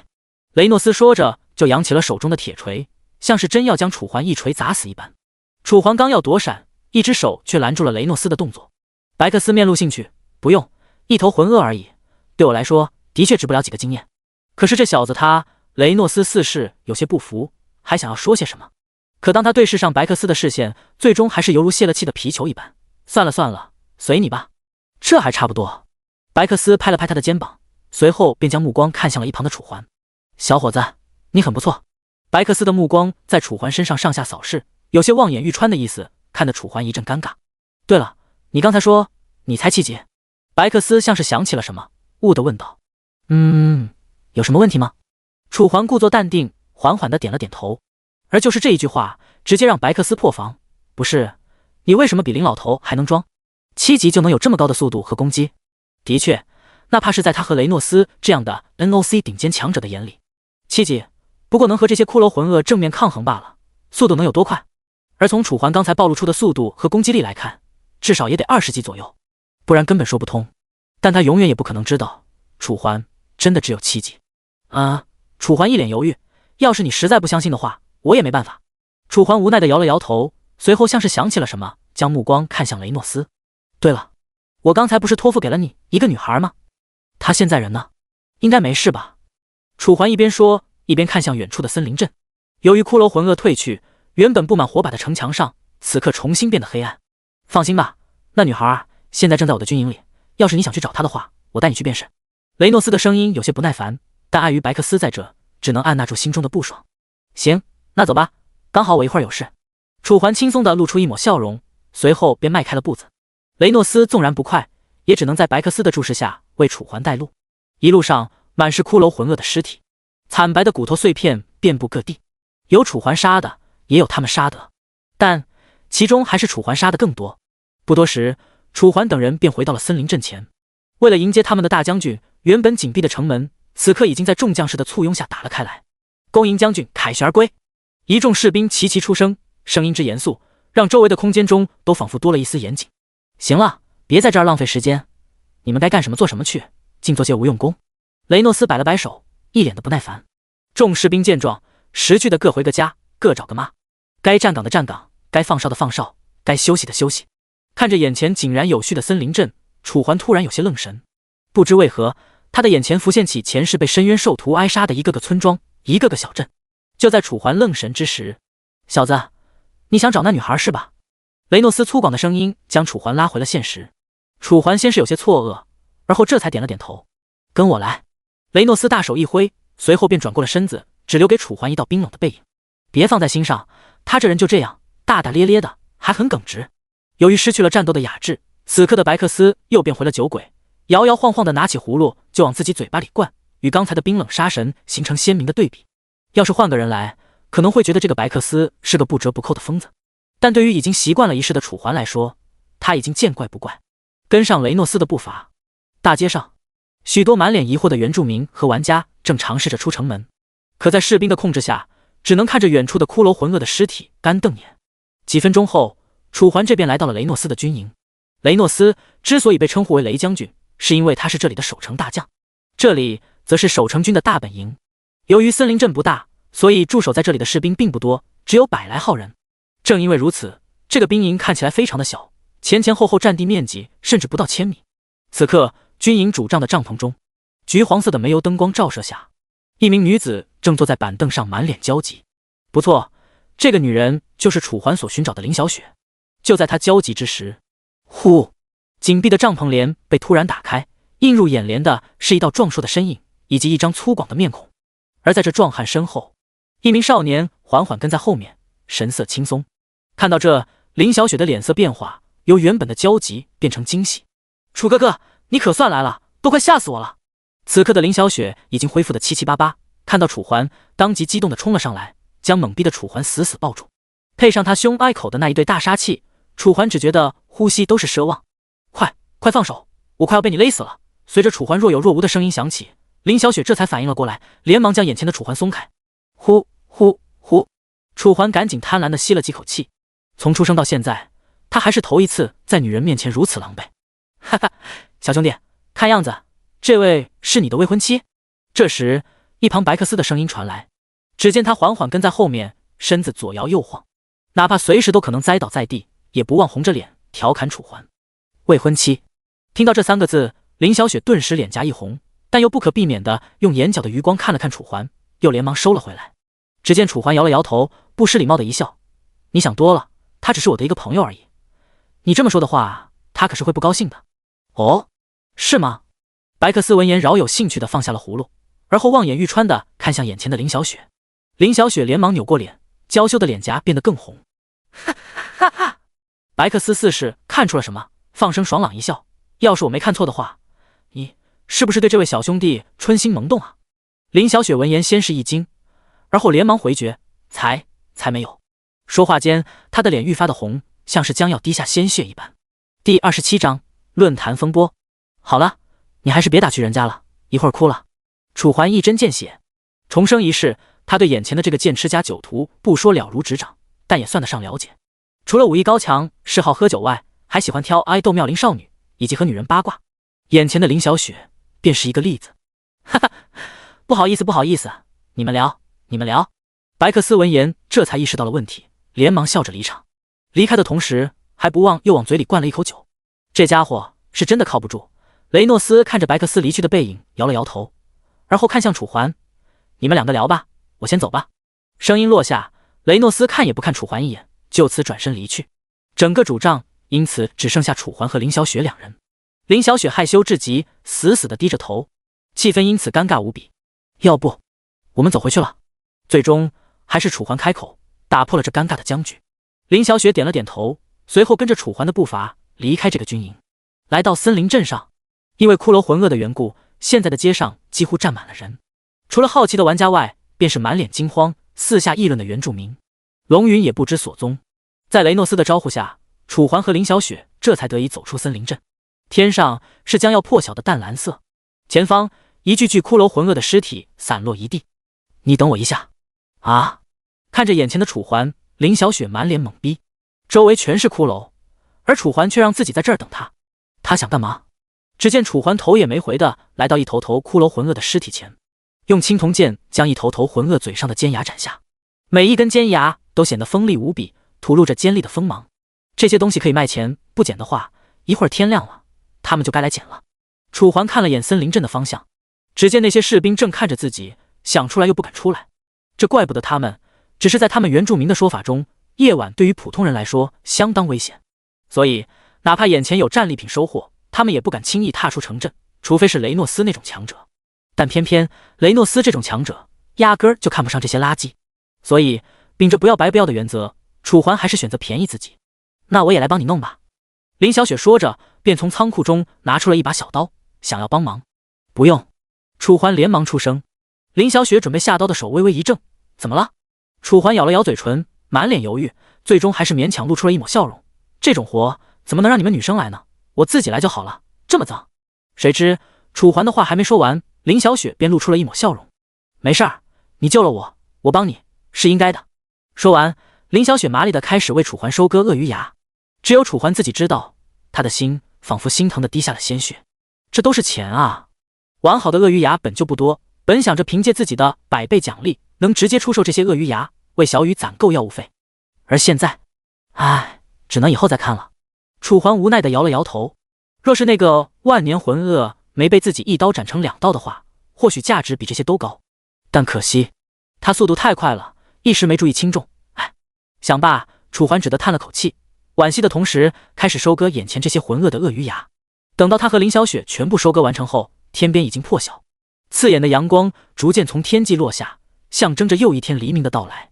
带着林小雪回到森林镇后，林小雪便说自己要去送妹妹上幼儿园，匆匆道别。分别之后，楚环只好孤身一人来到镇中心。这里除了恩格的打铁铺、戴恩的酒楼、约翰的教堂外，还有一系列设施。若是新手，可能不知道这些，但楚环可不是新手。轻车熟路，楚环直接来到一家花店面前。映入眼帘的各式各样叫不出名字的花卉。如果你只看表面就下定义这里是卖花的花店的话，那你将大错特错。因为这里卖花不过是因为这里的店主喜欢花罢了，所以才会在这里种这么多的花，一边欣赏一边卖。但这个小镇上的人大多生活拮据，所以几乎没有人买花。为了养家糊口，这里的老板只能兼职倒卖材料来养活家里的老小。就在楚环看花之时，花店的深处，一名身宽体胖大约200斤的胖子摇摇晃晃地走了出来，肥头大耳，没有头发，在光线的折射下犹如一颗闪闪发光的灯泡，格外引人注目。除了这些外貌特征，他的头上还顶着一个名字：雷杰。怎么，买花？雷杰的表情有些不耐烦，肥胖的脸上满是不快。楚环当即一笑，怎么又被你妈骂了？雷杰眉头一抬，这才开始正视眼前这个陌生年轻小伙，用疑虑的声音问道：你是？你以前的顾客，从今天开始，我会经常在你这里卖材料。楚环懒得浪费口水，说完便取出了仓库中的一枚鳄鱼牙，淡淡道：看看吧，基本都是这种品相，给个痛快价，我以后常来。这是鳄鱼牙？雷杰闻言眼中划过了一抹兴趣，随后便将鳄鱼牙从楚环的手中接了过去，开始仔仔细细、小心翼翼地端详。越看他的目光越兴奋，这样的品相，这鳄鱼至少活了几百年。怎么样，能给多少？楚环活动了一下脖梗，问道。嗨嗨，雷杰先清了清嗓子，而后看了眼四周，确认没人注意之后，这才再度出声：你有多少？很多。楚环随口回道。不是他不想直接告诉他自己有多少，而是他也不知道自己具体有多少。很多？雷杰疑惑一声。大概几千个吧。楚环大概给了个数字。几千？雷杰大惊失色，声音不受控制的提高了几分。这一下，周围路过的 NPC 纷纷侧目，像是好奇楚环在和他说什么。雷杰连忙尴尬一笑，应付过这些原住民，而后贼头贼脑的将头伸到楚环耳边：要是你愿意的话，50只魂鳄牙，我收你10约币，你看如何？雷杰的声音很小，像是生怕被周围的人听到一般。这雷杰平常不是这样的啊。楚环闻言眉头微皱，同时在心底迅速回忆思索，为什么他这么反常？突然，楚环像是想起了什么，嘴角勾起一抹笑容。20啊！雷杰再度大惊，完全不敢想象楚环居然敢提到2倍，没有讲价的余地。50鳄牙，20枚约币。第28章，巨额入账。楚环的声音虽然不大，但言语之中却透着一股尤为坚决的肯定，像是低于20，他绝对不卖一般。任由雷杰怎么想也不会想到，此刻的楚环已经想起了前世，犹如前世这个时候他还在新手村奋斗，所以对鳄鱼牙的消息只是听闻罢了。在开服的很长一段时间里，鳄鱼牙都处于高度缺货，据说是帝都某位王子高价收购，每100根鳄鱼牙能给出50约币的高价，所以说楚环50这才要20，已经让利很多了。雷杰还在故作犹豫，最终看着楚环的模样，他一咬牙：行，20就20，你有多少都拿出来吧。雷杰咬牙说道，像是做出了什么赌注。楚环一笑，随后用疑惑的声音问道：你确定让我在这里拿？雷杰这才反应了过来，带着楚环走进店内的房间。这个房间很小，平时都是雷杰休息用的。确认没人后，雷杰这才示意楚环拿出鳄鱼牙。哗！一时之间，一根根鳄鱼牙如下雨一般落下。由于鳄鱼牙质地坚硬，所以并没有造成任何损毁。100、200、1000、2000，根根鳄鱼牙在雷杰眼里就像是一枚枚闪烁着金光的约币。终于10秒之后，所有鳄鱼牙都被楚环拿了出来，不多不少，一共6000枚，换算成约币，也就是40乘以60 ，2400枚约币。但愿现在1约币还能值100。楚环在心中祈祷，随后便伸出了手。一旁震惊的雷杰见状，这才反应了过来，迈着颤挨抖的步伐去一边的小金库取钱。10分钟后，楚环成功拿到了本次夜行的收获2400枚约币。由于数额重大，楚环为了不显得那么惊世骇俗，只得把这些约币全都放进了仓库。退出。随着楚环的声音落下，周围的光景开始逐渐变换，不多时变成了一片漆黑。睁开眼睛，取下手环，楚环这边拿出了手机，拨打出变换货币的电话。不多时，电话那头传来一道沙哑的声音：喂，你们现在约币换现金，比例多少？一听是换钱，电话那头的警惕明显低了不少。1.50分，降得这么快的吗？楚环眉头微皱，旋即再次开口：10分钟后，镜湖镇门口挨交易。好的。声音落下，楚环挂断电话。没想到，才1天的时间，1比100的汇率便变成了1.50分。虽然有些失落，但楚环还是立刻登上了游戏。毕竟一晚上就挣到了10多万，怎么算都不亏。上线后，来到镜湖镇门口，果然看到了这熟悉的黑影。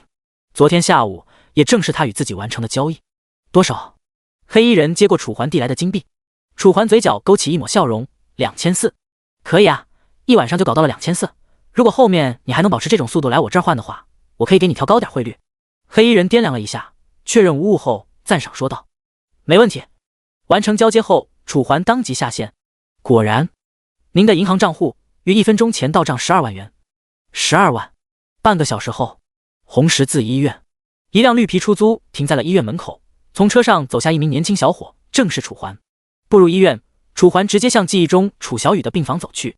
可当楚环来到病房门口时，却见原本属于楚小雨的床铺，此刻正被一个护士收拾。等等，睡在这儿的人呢？楚环连忙上前拉住护士，询问出声：“你是说那个小女孩吧？”护士停下了手中的动作，看着眼前一脸焦急的楚环，露出了一抹笑容：“我记得你是那个女孩的哥哥吧？她身体恢复了一些，已经办理出院了。”出院？楚环眉头紧锁，怎么可能？昨天她不是还连床都下不了吗？今天怎么可能可以出院？她现在在哪儿？楚环连忙开口，生怕浪费一丝一毫的时间。护士被楚环的激动吓了一跳，声线颤抖，要是没记错的话，他们现在应该是去办理出院手续了。听到这，楚环再不拖沓，直接飞奔下楼。1楼办理处，李福海此刻正站在窗口前，手里拿着医生的证明，像是在等待什么。身旁楚小雨站在那里，虽然脸色有些发白，但看起来已无大碍。突然，院长！一道声音响起，只见楚环从楼梯口急速跑了过来，还一口口的喘着粗气。小楚，你怎么来了？李福海诧异出声。我这不是想起小雨了吗？特地过来看看，您怎么就带着他办出院了呀？以他现在的身体状况，还不能出院。楚环满脸焦灼，可李福海却一脸犹豫的将手里的证明递给了楚环。楚环接过，一看，上面正写着楚小雨的身体状况：尿毒症，中期。最下面一行里的医生建议更是写了几个大字：身体情况正常，建议出院。楚环一怔，前世明明不是这样啊！正当楚环懵逼之时，深挨下却传来一道触动感。低头，只见楚小雨正拽着自己的裤子，满脸笑容，格外灿烂，瞬间将楚环心中的一切担忧融化。你真没事了？楚环仍旧有些不信。我真没事了。楚小雨肯定的点了点头，说话间像是为了让楚环放心，还专门转了几个圈。看到这，楚环心中悬着的巨石这才落了下来，温柔地摸了摸楚小雨的脑袋。看着眼前活泼可爱的楚小雨，楚环仿佛回到了5年前的孤儿院，虽然枯燥，但却有他相伴。哥，我想去游乐园玩。好，今天你想去哪儿玩，我就带你去哪儿玩。众目睽睽之下，楚环再也按捺不住心中的兴奋与激动，直接将眼前的楚小雨抱了起来，并且在原地接连转了几圈。一时之间，楚小雨和楚环的笑声在整个大厅里来回飘荡着，刹那之间就温暖了整个大厅。第29章游乐场特别。办理完出院手续后，楚环这便是带着楚小雨和李福海走出了医院。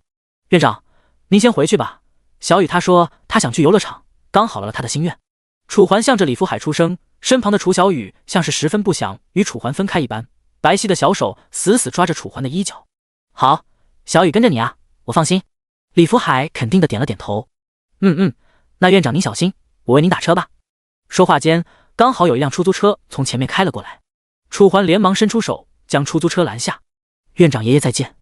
爷爷再见。好嘞，你们两个好好玩，玩完就去你哥哥那儿先住下吧。李福海满脸笑意，还不等他的声音完全落下，开出租车的司机便踩下了油门，载着李福海逐渐远离楚环和楚小雨。记得你们两个一定要特别注意安全。随着车子逐渐远离，空气中还遗留着李福海担忧挂念的声音。放心吧，我肯定会的。楚环像是为了回应李福海，喃喃出声。上一世他实力不足，所以没有照顾好任何一个亲人，而现在上一世他有的，他现在也有；上一世他没有的，他更有。所以这一世他不允许任何一个亲人逝去。想着，楚环微微攥紧了拳头，眼中满是严肃与郑重。就在这时，身旁的楚小雨不安分了，不断拉着楚环的衣角。哥哥，去游乐场，游乐场。与一般小孩的聒噪和麻烦不同，楚小雨的胡闹显得非常可爱，这也是他能一直耐着性子陪着他的原因。好，游乐场，哥哥这就带你去。微微一笑后，楚环也拦下了一辆出租车。去哪儿？听着司机的声音，楚环扬起一抹会心的温暖笑容。去游乐场。半个小时之后，距离市医院和楚环住所最近的游乐园——南下游乐园。由于距离很短，所以前世他本来就打算带着楚小雨来这玩，了解他的心愿。但上一世楚环还没来得及实现自己的诺言，楚小雨便匆然离世。别说心愿，就连最后一面，还是赶上出殡的最后一刻才看到。那时楚小雨冰冷发白的脸颊，楚环到如今仿佛还觉得历历在目。拉着楚小雨的手，迈步走入眼前的游乐场，周围满是售卖各种玩具、零食的小贩。哥哥，我要这个。楚小雨拉着楚环来到了一个小贩前。若是以前，楚环只能说一大堆安慰他的话，但是现在，楚环的银行卡里再也不会缺钱。好，你看看你喜欢什么？楚环一笑，摸了摸楚小雨的小脑袋，任由楚小雨挑选。不多时，楚小雨便在楚环的注视下拿起了一个蝴蝶状的糖果。虽然看起来很廉价，但不得不说的是，看起来挺好看的。这个多少钱？楚环将目光看向老板。10块。付完钱后，楚环带着楚小雨离去。看着楚小雨开心的模样，楚环的心里也仿佛吃了蜜一样。怎么样，好吃吗？好吃，哥哥买的都好吃。小雨露出个满足的笑容，笑容间还露出了2颗好看的小虎牙。好吃就好，怎么样，想玩什么？说着，楚环已经带着楚小雨来到了游乐场的中心，周围是各种各样的设施，什么旋转木马、过山车，乃至于鬼屋。我要坐木马，然后去鬼屋。楚小雨很快就说出了自己的选择。楚环当即将她抱起。好嘞，今天你是公主，说什么我们就玩什么。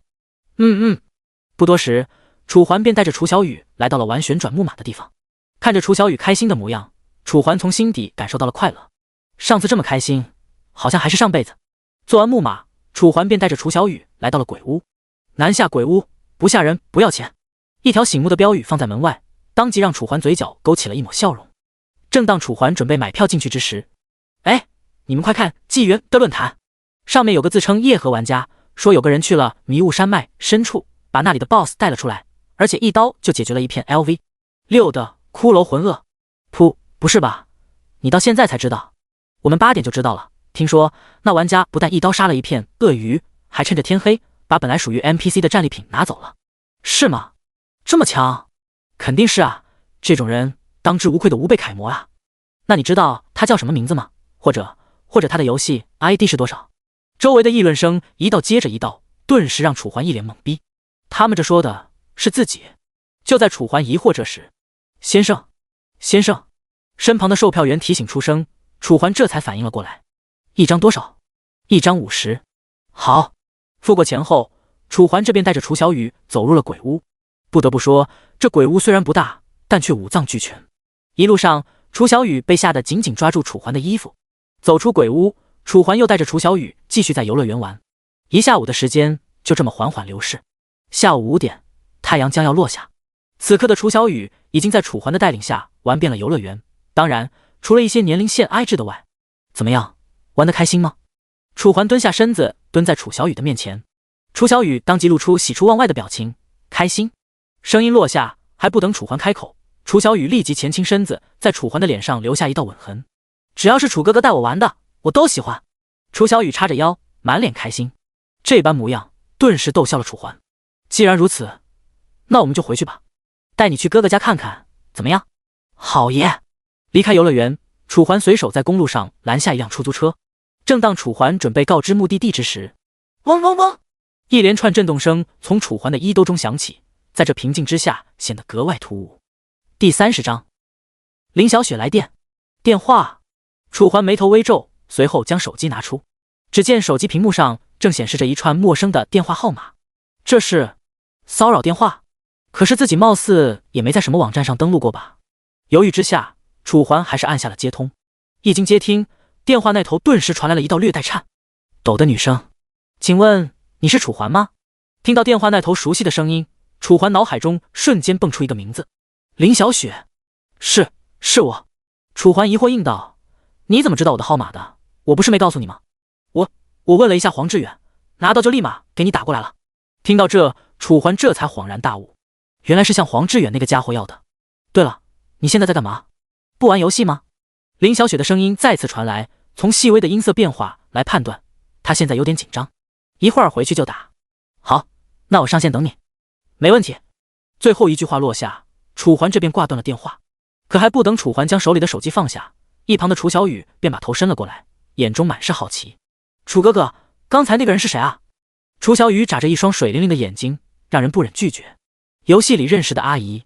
楚环露出抹笑容，随后摸了摸楚小雨的脑袋。5分钟后，出租车抵达楼下。由于时间已晚，加上楚环的房间地处偏僻，所以周围并没有什么路灯，显得很是昏暗，犹如一些悬疑片中的案发现场，让人脊背发凉。付过车费，楚环带着楚小雨上了楼。回到家中，整整齐齐的出租屋顿时映入眼帘。要换成1周前，恐怕楚环都不敢让楚小雨过来。而现在，你先坐会儿吧，有想吃的吗？我给你做。虽然楚环平时不怎么做饭，但在有重要的人到来时，还是会展现一下自己的厨艺的。不然，要是不管什么时候都点外卖，就显得太惨了。好啊，好啊，我想吃宫保鸡丁，还有酸辣土豆丝，还有……楚小雨说了一大串，说完便可怜兮兮地盯着楚环，小手轻轻摇曳楚环的衣服，可不可以吗？楚环嘴角抽搐，但还是耐着性子摸了摸楚小雨的头。乖，现在这么晚了，我上哪里去给你弄这么多东西啊？这样吧，今晚先凑合吃点，明天我再去给你买，你看怎么样？好吧。楚小雨闻言瘪了瘪嘴，但还是乖巧的点了点头。10分钟后，楚环端了个菜走了出来，哪怕并不是十分好吃，但楚小雨也依旧吃得开心，毕竟这是他第一次吃楚环做的菜。收拾好后，楚环这才坐到了座椅上，一会儿吃完自己睡觉哈，我先玩会儿游戏。好。在楚小雨的应答下，楚环这才戴上手环，开始进入游戏。随着视线中的环境开始逐渐变换，楚环终于回到了纪元。此刻的他还站在纪元镜湖镇的大街上，周围人来人往的玩家像是在说些什么。以楚环的听力，勉强能听到几个熟悉的词语：昨天、鳄鱼、迷雾山脉。正当楚环在想他们说什么之时，叮！你有一条好友消息。听到提示，楚环收起思绪，打开私信。不出意外，正是林小雪。你终于上线了，我和黄志远都等你老半天了，现在在哪儿？我们过来找你。虽然只是信息，但楚环仿佛已经看到了林小雪发出这条消息时脸上的表情，很是高兴。无奈的摇了摇头后，楚环只好把自己的位置发给了他。一旁的议论声逐渐响起。哎，你们说森林镇那边说的会不会就是他啊？我觉得有可能，咱们镇上的能说得上厉害的不就只有他一个了吗？也对，要不咱们上去问问。问个屁，要问你去问，我反正怕死。就在这时，楚哥哥，一道声音将楚环拉回了现实。只见街道另一头，林小雪正面露兴奋地朝楚环跑来，而在他的身后还跟着急忙跟上的黄志远。怎么了？这么高兴？楚环一笑，但他所不知道的是，周围的人在此刻终于知道了他的姓氏。姓楚，我这不是想到有你带了，开心吗？林小雪面露娇羞，声音格外的小。行吧，那你们准备去哪儿链接？楚环笑着将目光看向黄志远。我的话随便哪儿都行，主要看你吧，反正是你带我们，昨天的事儿我都已经听小雪说了，很厉害。说完，黄志远很是夸赞的拍了拍楚环的肩膀。好，既然都没什么主意的话，那我们就直接去迷雾山脉练级吧，如何？没问题，反正我们两个是菜鸡，就靠你了哈。OK。 路上，楚环等人除了路过野猪刷新地外，还走过了迷雾森林。由于楚环一天没晚，所以他也不知道现在的状况，只知这些玩家经过2-3天的时间发育，平均实力已经来到了3级左右。也就是说，现在的他们已经具备前往迷雾森林最基本的能力了。又走了一会儿，楚环等人眼前终于出现了迷雾山脉。也不知道是不是因为天气的缘故，原本就比较厚重的雾气，此刻却比白沙还要白。10米开外便是白茫茫的一片，压根就看不清前面的景象到底是什么。楚环，咱们真的要进去？因为黄志远选择的职业是潜行者，所以他的天赋是幽影猎杀。职业加天赋让他下意识放低了说话的声音，这也是一个杀手最为基本的素养。来都来了，不进去的话岂不是白跑一趟？楚环环顾四周，反问一句。可是黄志远闻言面露犹豫，似是想要再说些什么。可就在这时，远处的浓雾中几道身影缓缓浮现。不过这几道身影并不是楚环等人意料之中的怪物，而是一些来这里狩猎的玩家。看到这，楚环微微一笑，安慰道：放心吧，看看人家才4个人就赶来了。第31章打脸。那好吧。见状，黄志远也没了反驳的理由，只得点了点头，任由楚环在前面带路。前面不远处，那些人似乎也发现了楚环等人，此刻正擦拭着手里的兵刃，像是在说些什么。突然，一名长发男子抬起了头，用粗重的声线开口：你们几个来这儿干嘛？长发男人的语气很不友好，说话的同时还时不时往身旁的林小雪身上瞟。由于距离拉近，所以楚环等人也看清楚了这伙人的样貌。一个金发男，剩下3个都是一副喽啰相，贼头贼脑的看着楚环等人。不出意外的话，这个金发男应该就是这一伙人的头头。想罢，楚环微微抬起了头，与金发男对视。来这种破地方，除了练级还能干什么？练级？金发男闻言突然笑了，就你们这样还来这儿练级？确定不是来找死？一个瘦皮猴，一个胖子，还有个妹纸。不过这妹纸看起来倒是挺水润的，是想要进去感化那些怪物吗？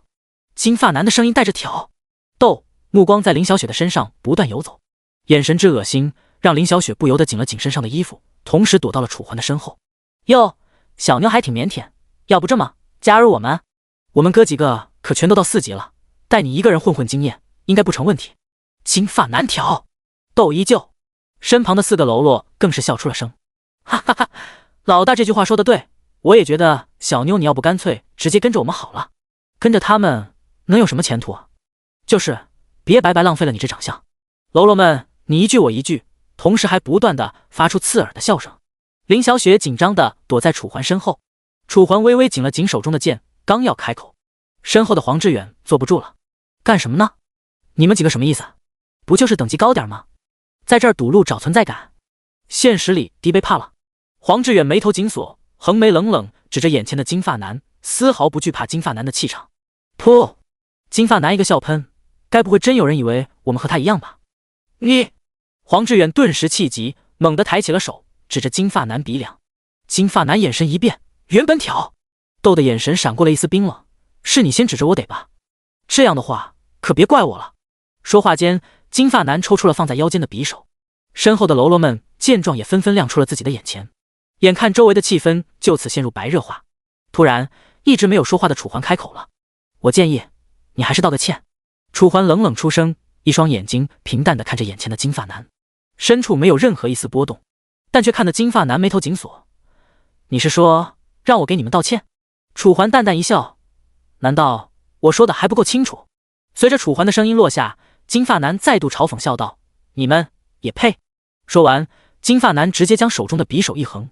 林小雪见状，连忙为楚环和黄志远套盾，可还不等林小雪的盾完全成型，原本在他面前为他遮风挡雨的身影，此刻居然直接消失不见。下一秒，消失的楚环来到了金发男的眼前，而那柄青铜剑则死死地抵在男子的脖颈前，与他纤细的脖颈形成了鲜明的对比。现在呢？道歉吗？楚环的神色依旧如刚才一般，要是他想，他完全可以一刀把这些人全部劈死，但他没这么做，不是因为不敢，只是单纯因为不想。大哥，咱们有话好好说行吗？把刀先放下。金发男见状，声音已经开始变得打结，半天都说不出一句完整的话。听到这，楚环的眼中这才划过一抹轻蔑，就这点胆量也敢出来拦别人，是嫌自己赚到的经验太多了吗？说完，楚环收起青铜剑，而后直接一脚踢在金发男的身上。哪怕楚环才用1/10不到的力气，金发男也被楚环狠狠地踢到在地，丝毫没有反抗的余地。先前的他有多装，现在的他便有多狼狈。还想死吗？想的话，我成全你；如果不想，那就给我道歉。楚环声音平淡，但任谁都能听出话音里的绝对。如果他不照做，可能下一秒他就真的将要身首分离。到那时，自己1天乃至2天的努力可就全部付之东流了。想到这，金发男咽了口唾沫，再也没了刚才的嚣张劲，连忙对楚环低下了头。他身后的那些喽啰见状也纷纷低下了头。对不起。金发男的声音很小，大点声。楚环将目光看向自己手里的青铜剑。对不起。再大声点儿。对不起。一连折腾了几次，楚环这才点了点头，可紧接却又示意了一下一旁的黄志远，不是对我说，是对他们说。至此，金发男只觉得自己遭受了前所未有的侮辱，后背死死地攥紧了拳头，但最终还是冲着黄志远低下了头，嗓音沙哑：对不起。这就对了吗？没事出来装什么装？这下被收拾了吧？黄志远见状，顿时扬眉吐气，模样好不得意。黄志远还想要说些什么？行了，别跟他们在这浪费时间，我们还有自己的事。楚环的声音响起，黄志远这才反应了过来，收回放在他们身上的视线。直到离别，金发男还一直死死盯着楚环离去的方向。1分钟后，在浓雾的作用下，楚环等人和金发男等人已经彻底看不见对方，眼前只有愈来愈深沉的白雾。楚环，你刚才实在是太帅了，他的表情我到现在都记得，实在是太逗了。黄志远笑着开口，满脸的高兴，再也看不见刚才他那一副憋屈的模样。帅就对了，下次你来，出事了我兜着。好嘞，不愧是我最好的兄弟。等过2天，我在山海记请你吃饭。黄志远感谢地拍了拍楚环的肩膀。第32章3人行。至于山海记是什么地方，能在当下被提及的，当然不是什么普普通通的餐馆，而是在市内首屈一指 BI 格直敌5星级的顶级餐厅。据说一顿饭随便点点什么，就得花费几万甚至几十万，真正的富人享受场。也正是因为这高昂的价格，直接导致前世楚环别说去，就连看都没去看过。行啊，到时候可别嫌弃我点的太贵了。楚环轻松一笑，没问题。黄志远肯定回道。这时身后不断东张西望的林小雪开口了，声音颤哀抖：你们不怕那些人报复吗？我看你们走的时候，他们都瞪着我们，像是想揍我们的样子，也不知道会不会在暗地里给我们使绊子。林小雪的声音很是担心。楚环闻言当即露出一抹让他放心的笑容，放心吧，就他们那些人实力菜成那样，还没有什么心机能掀起多大波浪。可是林小雪闻言顿时像是还想要说些什么，但她还没来得及开口，便直接被楚环打断。好了，先走了。声音落下，楚环再不多说，就此带着林小雪向着这座山脉的更深处进发。时间一分一秒的流逝，周围的气温开始随着时间的变化逐渐降低。跟在楚环身后的黄志远不断摩擦自己的肩膀，企图为自己增加一些热量，同时声音打着哆嗦。纪元哪儿都好，就是做的实在是太逼真了，这温度也实在是太冷了吧。黄志远咽了口唾沫，揉完肩膀，又开始揉挨搓自己的手掌，也不知道在这游戏里会不会感冒。黄志远声音颤哀抖，但前面的楚环却微微顿住了步伐。黄志远还以为楚环是发现了什么，怎么了？有也怪吗？谁知楚环转过头，只露出了一道略显勉强的笑容，没事，只是想起了一些往事。我们继续走吧。看着楚环的模样，黄志远冥冥中感觉其中肯定有隐情，但碍于楚环的隐私，只好放弃了追问的念头。黄哥，身后的林小雪将黄志远叫住。黄志远当即扭过头，只见林小雪正一脸犹豫地看着自己。怎么了？黄志远疑惑出声，可林小雪见状却没有第一时间回应他，而是先确认楚环没往后看。黄哥，你觉不觉得楚哥哥他有点奇怪啊？好像对什么都很了解一样。林小雪刻意压低了声线，生怕自己的声音让走在最前面的楚环听了去。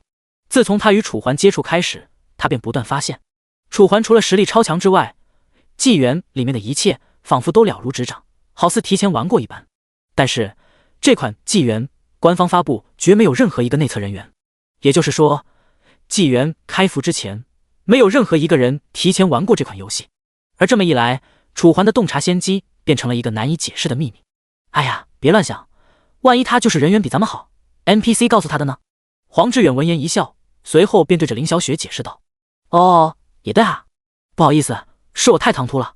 林小雪听到这才明白了过来，连忙致歉。没事，你们女生经常乱想，我能理解。黄志远笑道。而在黄志远转过身后，林小雪却微微皱起了眉头，喃喃自语：难道真的是我胡思乱想了吗？随着时间流逝，林小雪的声音逐渐消失在无尽的黑暗之中，周围的浓雾哪怕能见度不超过10米，却仍旧在不断变浓，能见度还在不断缩减。突然，走在最前面的楚环微微停下了脚步，眼中划过一抹凝重，将手指放在自己嘴间，嘘，小心点，周围好像有东西。东西？周围除了雾哪有东西啊？是不是你看错了呀？一旁的黄志远闻言连忙左顾右盼，可让他奇怪的是，周围除了茫茫如血的白雾外，便没了任何东西。楚环是怎么看到有怪物的？正当楚环想要解释之时，嗖嗖嗖，一道突兀的声音突然响起，像是有什么东西穿过了灌木丛，在静谧的周围显得格外醒耳。而且从这声音的速度来判断，造成这道声音的主人，他的速度绝对非常的快。而在这白雾如此浓的四周，有一头速度极快的野兽对他们虎视眈眈，这无疑提高了他们猎杀的难度。楚环，他在哪儿啊？你能看到不？黄志远的声音明显有一些急了。身后的林小雪更是害怕的抓住了楚环的衣服，感受到身后两人的紧张和害怕，楚环嘴角一抽，虽然有些无奈，但只能习惯。你们两个待在这小心点，我过去找。楚环说着，直接抬起了手中的青铜剑。啊，你一个人去？那你要是出了什么事怎么办？黄志远连忙开口。放心吧，我没那么菜，就算出了事，这也不过是游戏而已，不是吗？楚环露出一个轻松的笑容，随后便拍了拍黄志远的肩膀，将头靠到他的耳边。小雪可就让你保护了。一听到小雪，黄志远顿时犹如洪荒之力爆发一般，当即笃定的点了点头。楚环，你放心吧，我们两个肯定没问题。见状，楚环这才点了点头，而后向着前方的白雾中走去。哪怕强如楚环，在这厚重的白雾中，能见度也不超过4米。此刻的他只能小心翼翼地在白雾中摸索，横着青铜剑，生怕野兽从某个角落突然杀来，背后偷袭他。妈挨的，还不出来！楚环暗骂出声，一边警惕着背后，一边小心观察周围的情况。速速！熟悉的声音再度响起，瞬间将楚环的视线吸引向声源处。只见白雾之中，一道身影以极快的速度闪过，犹如鬼魅一般，快到楚环压根儿就看不清他的身影。这难道是他？楚环眉头皱得更深。传闻在迷雾山脉中生活着一种极其诡异的生物，他们只在大雾天气出现。也正因为如此，前世怕死的楚环才没有跟他们打过照面。不过，根据其他玩家所说，这种怪物的实力应该在5级左右。第33章雾气怪。虽然速度非常快，但威胁却十分的低。只要找到他下一秒可能去的位置，杀死他易如反掌。想罢，楚环沉下了心。还不等他彻底放下思绪，那道极快的身影便向着楚环猛地袭来。若不是楚环反应极快，怕是会被他一击抓到私密处。该死的混蛋！楚环用青铜剑死死卡在自己的双腿之间。倒不是楚环想要专门保护这里，而是这个怪物居然好死不死想要偷袭他的兄弟，这能忍吗？不能忍！拔刀斩！楚环牙关一咬，随后便抬起了青铜剑。呼！随着一道劲风呼啸而过，眼前的怪物雾气怪瞬间被楚环一剑劈成2半。您已经成功击杀雾气怪，获得经验75点。您成功触发天赋极道暴君，攻击力永久提升1。听着脑海中响起的2道提示，楚环不屑一笑，不过如此。而由于雾气怪已经没了声息，所以楚环这才得以窥探到他的真面目，像是一条狗，但浑身上下却没有一丝肉，全都是惨白的白骨。除了这点，他的身上还生长着许许多多的红色毛发，看起来格外骇人。可惜他的身上并没有什么可以卖钱的东西。楚环惋惜地叹了口气，随后便收起了青铜剑。另一边，白雾之中，林小雪害怕地与黄志远背靠背，两人各负责180度，确保周围没有任何怪物靠近。你别害怕，有我在这里，只要我还活着，绝对不会让那些怪物伤害到你。黄志远一手护着身后的林小雪，生怕林小雪感受不到他的关照。好，谢谢。林小雪的声音很小，犹如文明，而在他的眼中还有着一抹若有若无的担心。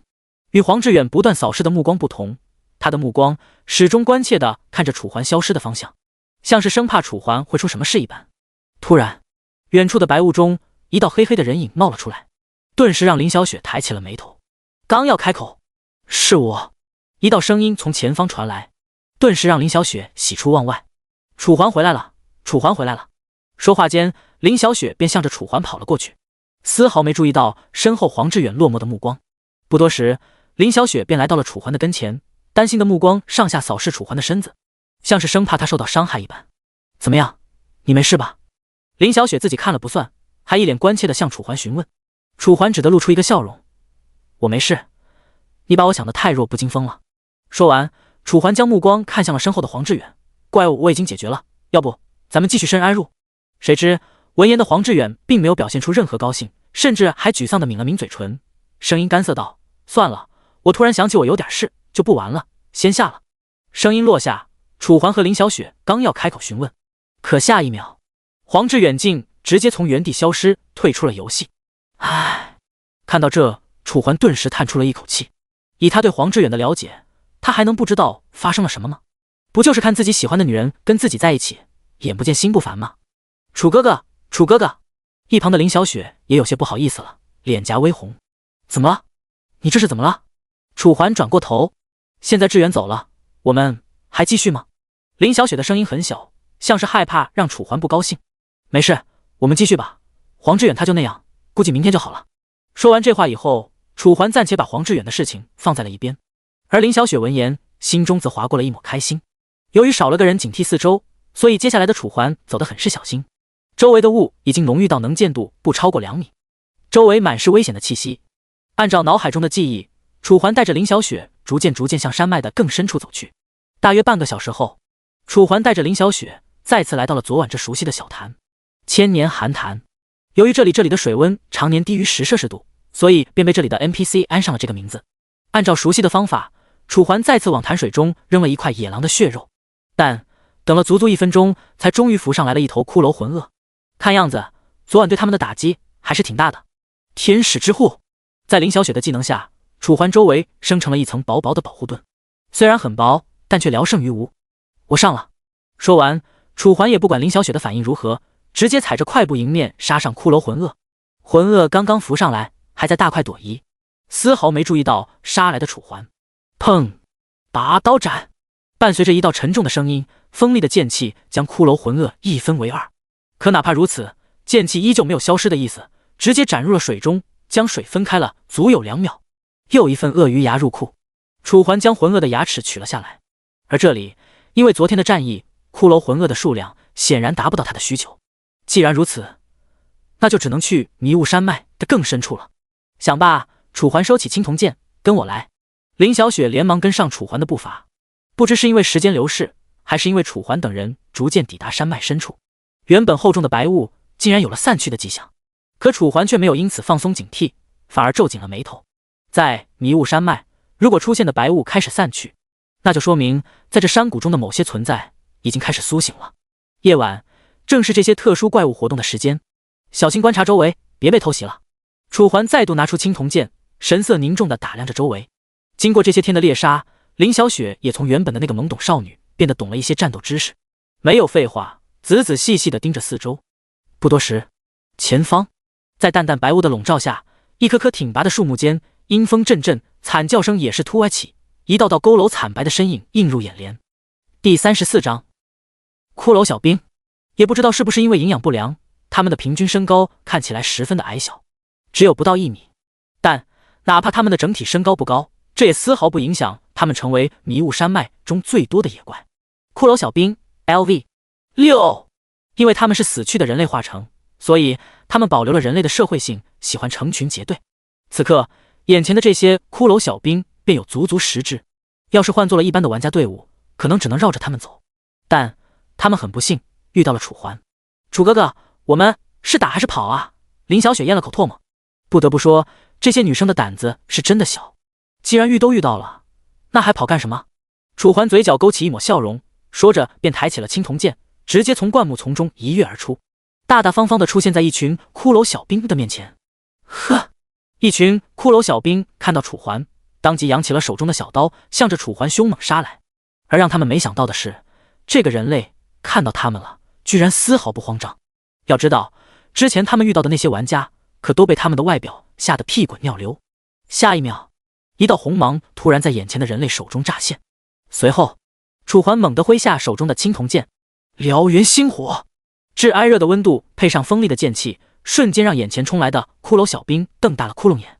他们拿着小刀的手都为之一顿，一股不可量力的感觉在他们心中逐渐生出。跑！这几乎是所有生物下意识的想法，更别说生前为人的骷髅小兵。要是这都让你们跑了，那我岂不是很没面子？楚环的嘴角笑意更浓。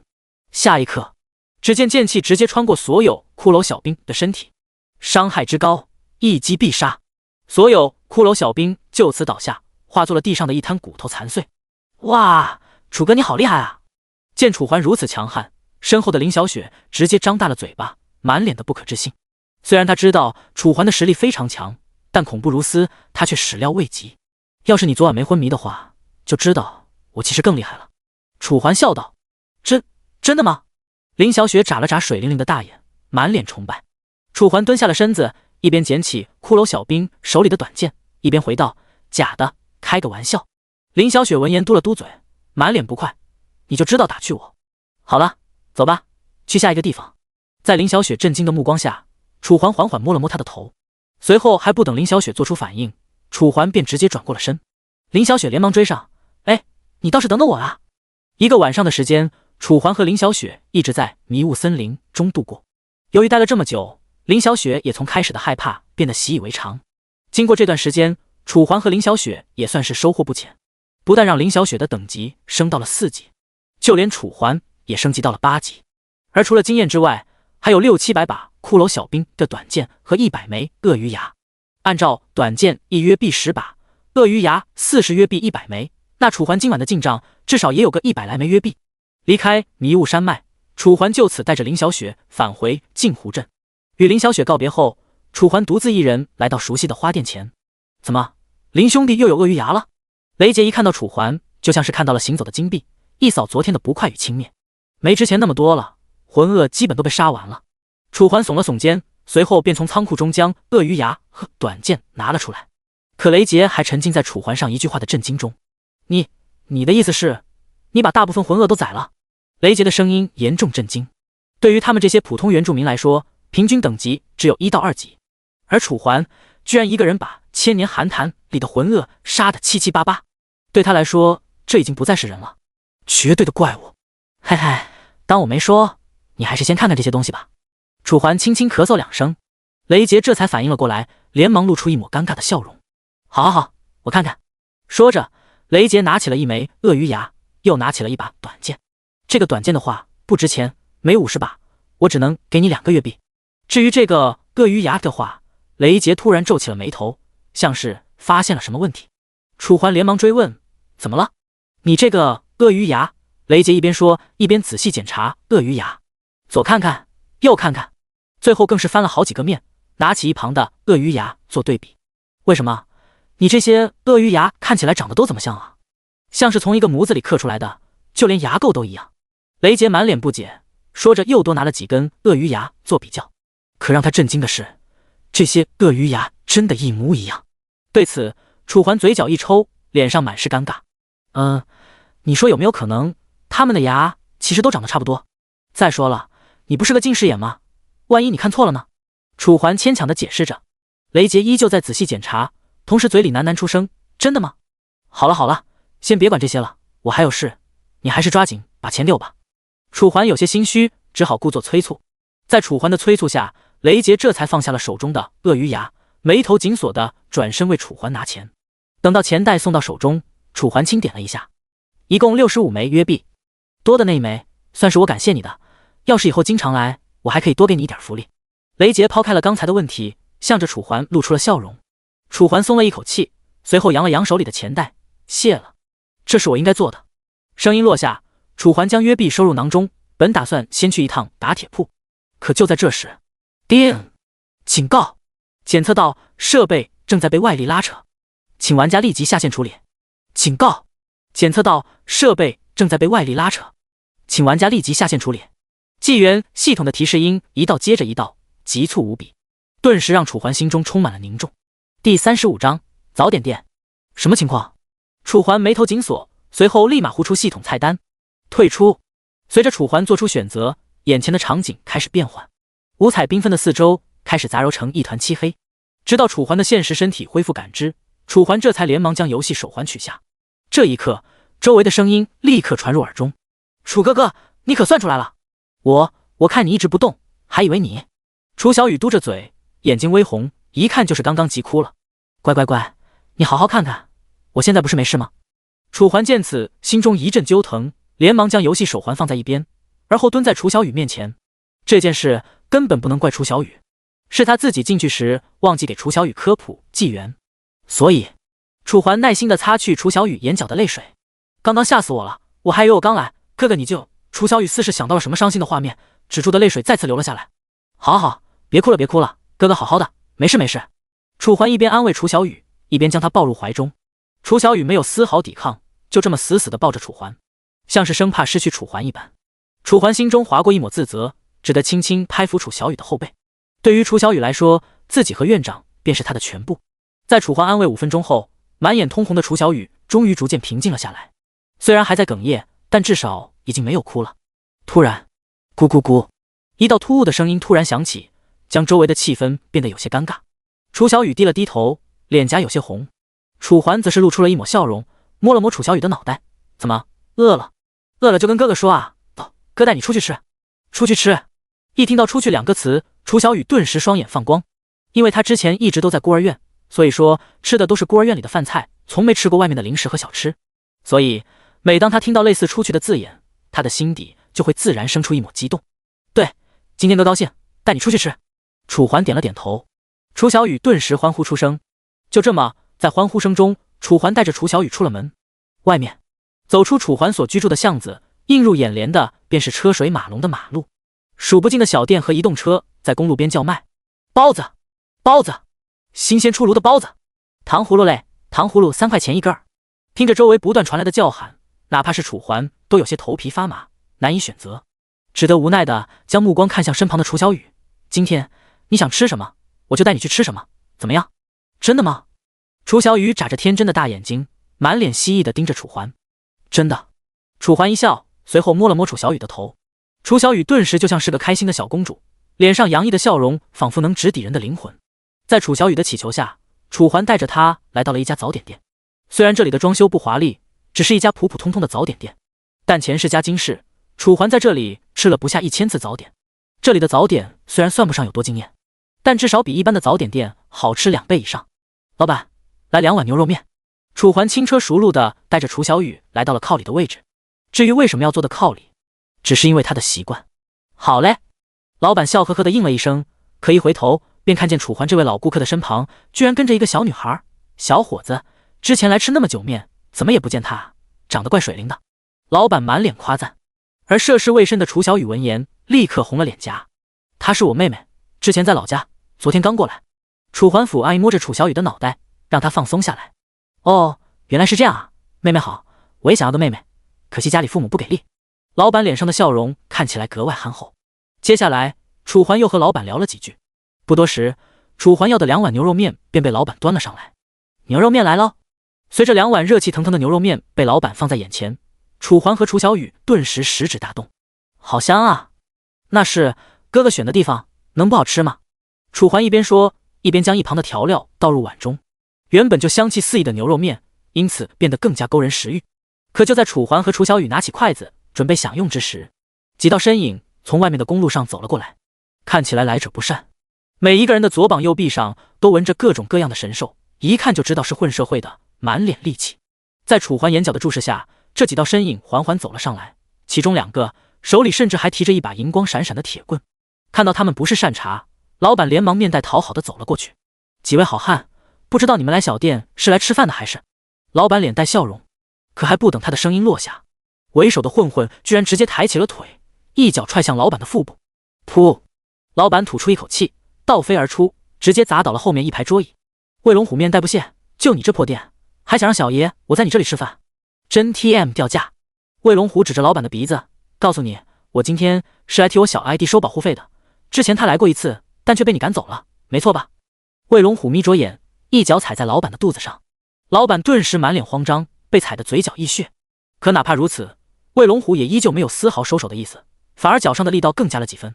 身后的小 ID 也纷纷站了上来。至于店里的顾客见此，则是纷纷逃离了店铺，有的甚至连钱包都忘在了这里。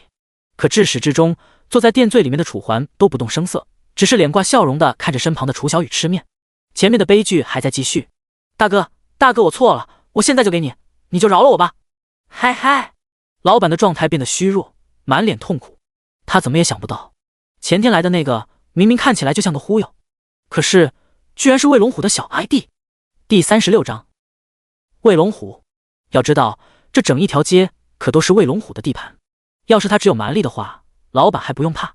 可问题就是，这个卫龙虎不但坐拥20-30号很是厉害的小 ID， 更是在安全局有自己的人脉。正是靠着这些，让他在这里过上了土皇帝一般的生活，终日靠收保护费过活，但却没有任何一个店主敢招惹他。只能说，老板实在是太倒霉了。哟，现在知道教了，之前直接给我小 ID， 不就没这么多破事儿了吗？卫龙虎轻蔑一笑，看着老板的眼中没有丝毫同情。我这就去给你拿钱。老板捂着肚子，用手撑着勉强起身。可还不等他起来，卫龙虎又是一脚，直接将起来一半的老板又踹回地上，撞翻好几个板凳。老子让你起来了吗？你就起来！卫龙虎的样子格外嚣张，老板只能打碎了牙往自己肚子里吞。对不起。此话一出，卫龙虎等人顿时哈哈大笑。瞧瞧你这鸟样，像个男人吗？像就起来跟老子打呀！卫龙虎越说笑得越大声，丝毫不知道里面的楚环此刻已经皱起了眉头。我不敢，您说个数吧，我尽量给你。老板咽了口唾沫，模样卑微至极。卫龙虎见状耸了耸肩，行吧，本来只打算要你一点保护费就算了，但没想到你这么没出息，那就先拿个5万吧，5万过后我再也不找你了，怎么样？卫龙虎说着微微弯下了腰，一双眼睛正盯着老板。老板被吓得一哆嗦。卫龙虎身后的小 ID 见状，再次爆发出一阵更大的笑声。老板声音犹豫，藏在后背的手死死紧攥，但看着眼前卫龙虎那骇人的眼神，老板刚刚生出的怒火再次被熄灭，最终点了点头，声音屈哀辱之际，好，我去给你拿。最后一个字，老板几乎是咬牙说完的。就在他准备起身之际，保护费就算了，但是医药费你们必须要给。一道声音冷不丁的从早点店深处传来。魏龙虎等人当即便抬起了头，只见早点店最里面的位置上，一个带着小孩的年轻小伙缓缓站了起来。哥哥！楚小雨见楚环起身，心中顿时划过了一抹不祥，连忙拉住楚环的衣角，企图阻止他。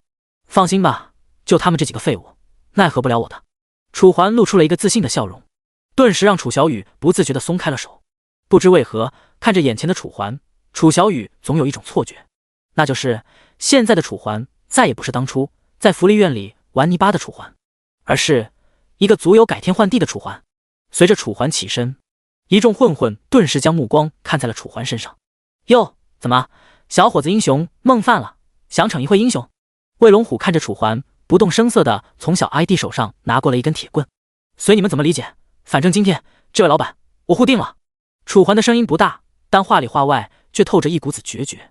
一旁的老板见状，连忙拦住楚环：小伙子，他们都在这儿混了这么久了，你不会是他们对手的。老板的声音很是担心，哪怕他对这些混混恨之入骨，也不愿意让楚环这个年轻小伙去冒这个险。准确来说是螳臂当车，自不量力。没事，放心吧。楚环面带笑容，随后还不等老板反应过来，楚环便直接来到了这群混混面前，挽起袖子，说吧，是一个个上，还是一起？楚环一脸的风轻云淡，这一幕成功把魏龙虎激怒。强啊，既然你小子想装，那我就陪你。魏龙虎眼中划过一抹粉色，随后大手一挥，兄弟们上！得嘞！随着魏龙虎的声音落下，身后的混混纷纷上前，拿棍子的拿棍子，带了刀子的拿刀子，而至于那些什么都没带的，则抄起了一旁的板凳。混战一触即发，老板没了办法，只好带着楚小雨躲到了店里的小房间内。外面看着眼前摩拳擦掌的混混，楚环嘴角勾起一抹淡淡的笑意，眼底甚至还有点跃跃欲试。一起上吧！随着楚环的声音落下，这些混混再不犹豫，纷纷拿着手里的武器，便朝着眼前的楚环冲来。楚环嘴角的笑意更浓，轻轻一闪，迎面而来的混混攻击瞬间落空。抓住空隙，楚环立即反打，重重一脚，直接将混混踹飞出店面。这等力量让楚环心底涌现出一抹兴奋，这还是他第一次在现实中打架。没想到纪元这么快就开始同步了，虽然同步的实力不及游戏里的1/10，但用来对付这些混混，绝对可谓是绰绰有余。愣着干嘛？来啊！楚环勾了勾手指，那些看着飞出的同伴发呆的混混这才反应了过来。为了不给楚环机会，他们4个人一拥而上，铁棍、匕首、板凳，明明每一击看起来都必中楚环，但诡异的是，竟没有一道攻击真正碰到楚环。这个人不简单。魏龙虎眼中划过一丝不祥，下一秒他瞪大了双眼，只见楚环一个横扫，足足4个人居然被他一脚全部扫倒。所有混混现在都躺在地上，死死地抱住自己的腿，像是遭受了莫大的痛苦一般。完了！魏龙虎咽了口唾沫，虽然他的这些手下不是很中用，但肯定不是这么一个小毛头能对付的。而现在楚环不但把他们全部击倒，甚至看起来没有丝毫疲惫，精神抖擞。哥哥加油！躲在小房间里的楚小雨见此当即跑了出来，满脸兴奋地为楚环加油，打坏人，打坏人！好，我今天就满足你的愿望。楚环回头笑着，说完便转过了头，眼带冰冷地看着眼前的魏龙虎。如果现在是纪元降临后，那这个人连带他的小 ID 现在起码已经死了5遍。第37章安全局。但可惜，楚环吐出了一口气，随后步步紧逼眼前的魏龙虎。魏龙虎大惊失色，连忙撑着墙后退。你想干嘛？我想干嘛？你说呢？楚环勾起一抹意味深长的笑，随后一把抓住魏龙虎的衣领，硬生生地提了起来。感受到自己悬空，魏龙虎再也没了刚才的狂妄，神色慌张不已。你知道我是谁吗？你要是打了我，今天绝对走不出这里，是吗？楚环抬了抬眉头，魏龙虎还以为楚环是害怕自己的报复，当即松了一口气，怕的话就赶紧把我放下来，不然话真多。紧接魏龙虎只见一个沙包一般大的拳头朝着自己的鼻梁砸来，剧痛，紧随其后的是一阵失重感。魏龙虎被楚环犹如扔垃圾一般扔在了地上。魏龙虎见状，顾不得鼻子里流出的鲜血，连忙忍住疼痛起身，想要逃离，但逃跑在楚环面前只是徒劳。你想去哪儿？楚环的声音犹如恶魔的低语在魏龙虎的耳边沉沉响起。魏龙虎当即瞪大了眼，不可置信地向后看去，只见距离自己明明有至少4、5米的楚环，此刻居然来到了自己的背后，且一把将自己再次提了起来。这一刻，魏龙虎心底生出了一抹绝望。楚环在他的眼里已然变成了魔鬼，一个吃人不吐骨头的魔鬼。随后，楚环将头靠了上来。魏龙虎以为楚环还想要做些什么，连忙挣扎，生怕楚环一口把他吃了。但楚环没有那个癖好，也做不到。他只是将嘴巴轻轻靠到了魏龙虎的耳边，用极轻的语气开口：“实话告诉你，要是放在1年之后，你现在已经死了5遍。”声音落下，魏龙虎还没反应过来什么情况，便被楚环再次扔在了地上。虽然不知道楚环说的是什么意思，但光从楚环的语气就足以听出那让人如坠冰窟的阴冷杀机。他再也顾不上面子，连忙挣扎着从地上爬起，带着一众魂混逃也似的离开。看着他们狼狈的背影以及一路的血迹，楚环无可奈何地摇了摇头。这年头，什么阿猫阿狗都能跑出来收保护费。喃喃说罢，楚小雨激动地跑了过来，一跃跳入楚环怀中，吧唧一口，楚环的脸上还残留着楚小雨唇间的温热。哥哥好厉害，把坏人全都打跑了。楚小雨伸着双手，像是在向全世界宣告自己的哥哥有多厉害。楚环温暖一笑，随后伸出手弹了弹他的脑门：“你呀，除了吃就知道瞎叫。略，你是哥哥我不是，我想咋叫就咋叫。”楚小雨揉了揉脑袋，朝着楚环吐了吐舌哀头，调皮的模样深深刻入楚环的心中。这时，一旁的老板也走了过来，身形颤颤巍巍：“怎么样，你没事吧？”楚环关切问道。老板勉强扯出一个笑容，随后伸了伸腿：“放心吧，我的身体还没柔弱到那种地步，就是有点疼而已。”那就好。楚环松了口气，随后略带愧疚地说道：“其实我挺对不起你的，刚才那时候我要是第一时间出来，你也不会受伤。”不，老板连忙摇头：“这怎么能怪你呢？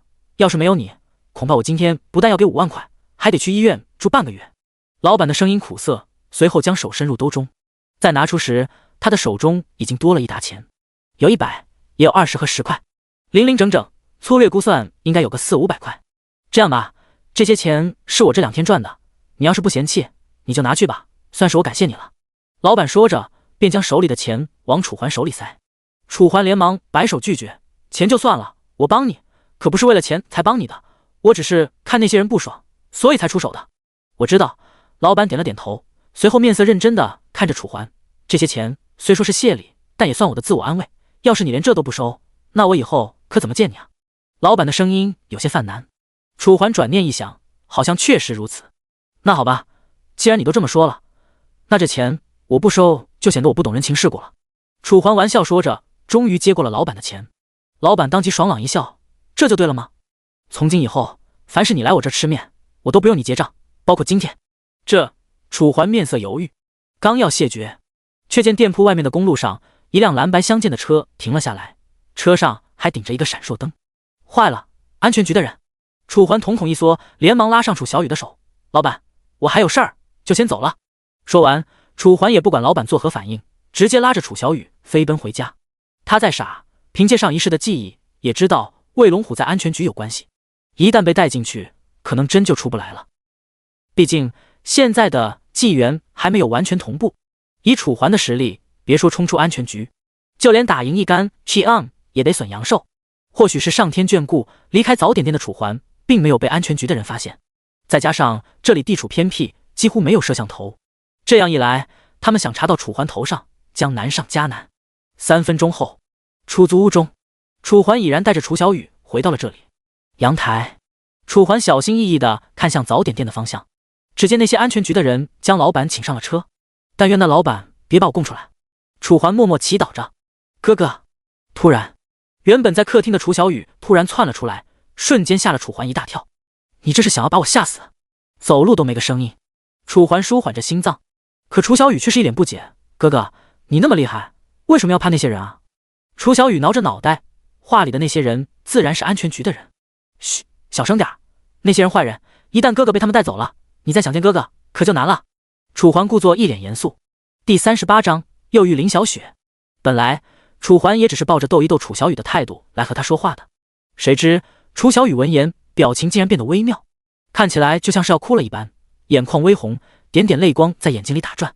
怎么了？别哭啊，有啥事跟哥哥说，哥哥帮你，是要吃什么吗？楚环连忙安慰楚小雨，但楚小雨一听楚环的安慰，哭意愈来愈浓，最终还是哭了起来。呜呜，小雨不要哥哥被抓，哥哥不能被抓。楚小雨一边说一边哭。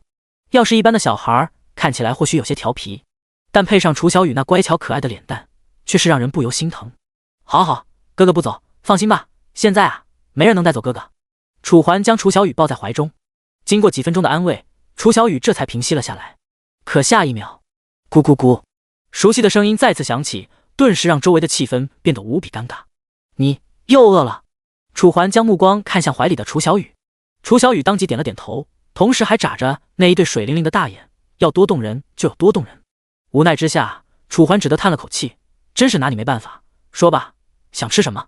一听到吃，楚小雨原本暗淡的目光瞬间亮了起来，亮的楚环甚至都有些怀疑，到底是自己重要还是吃的重要。我要吃糖葫芦。楚小雨举起了双手，满满的开心。楚环则是一拍脑门，真拿你没办法。想吃糖葫芦的话，就在家里给我待好，我出去给你买，听清楚了吗？楚环声音严肃。楚小雨当即点了点头。见此，楚环只好小心翼翼地走出出租屋，随后来到楼道，下楼来到街道挨上。所幸那些安全局的人早就没了踪影。楚环松了口气，随后来到售卖糖葫芦的小贩面前。糖葫芦3块钱一根，要的话拿钱。小贩见到楚环靠近，当即开口出声，像是害怕自己在楚环身上浪费了时间一样。行行行，3块钱是吧？给我来2根。楚环闻言虽然有些不想买了，但想到家里的楚小雨非要吃糖葫芦，只得点了点头，从兜里拿出了一张10块钱的纸币。小贩接过钱，找了楚环2块，随后这才给楚环取下2根糖葫芦。就在楚环拿到糖葫芦准备转身之时，哎，楚哥，怎么又遇到你了？一道身影突然出现在楚环的面前。楚环当即定睛一看，只见来者不是别人，正是林小雪。我也不知道怎么又碰见你了。楚环满脸懵逼，完全不敢相信自己又碰到林小雪了。要知道华夏可是有着10几亿人口，不但在游戏中一起，就连茫茫人海中3天都能碰见2次，这也太巧了吧。和楚环想的一样，面对眼前的巧合，林小雪扑哧一笑。你笑什么？我笑我们2个真有缘。林小雪说着。而楚环所没有注意到的是，林小雪说的同时，脸上还浮现出了一抹羞红，像是不好意思一般。楚环刚要开口回应，你们2个小年轻想要谈恋爱，能不能换个地方？我不反感你们谈恋爱，但是你们也别妨碍我做生意啊。年过半百的老板头花发白，但声音却格外响亮。一经说话，周围的人顿时都看了过来，满满的疑惑。一些不知道情况的还以为楚环和林小雪在他的小摊面前做了什么呢。好好，我们走行了吧？真是态度就不能好点？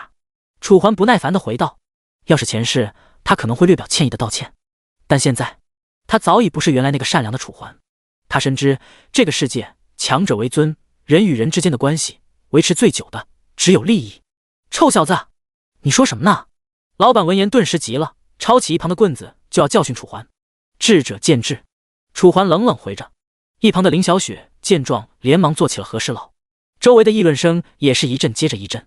这小伙子怎么这样，一点教养也没有。是啊，估计他应该没有读什么书吧，不然也不会这么没有教养了。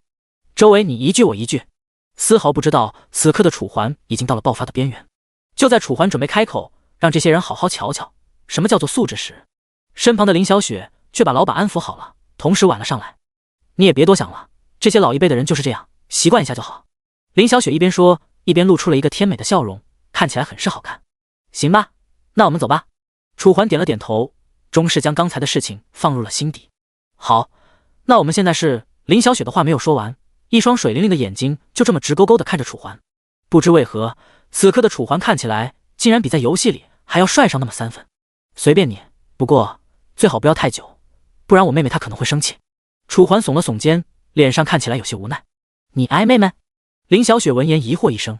按照记忆，楚环的妹妹不是得了什么重病来着，现在正在医院吗？怎么出院了？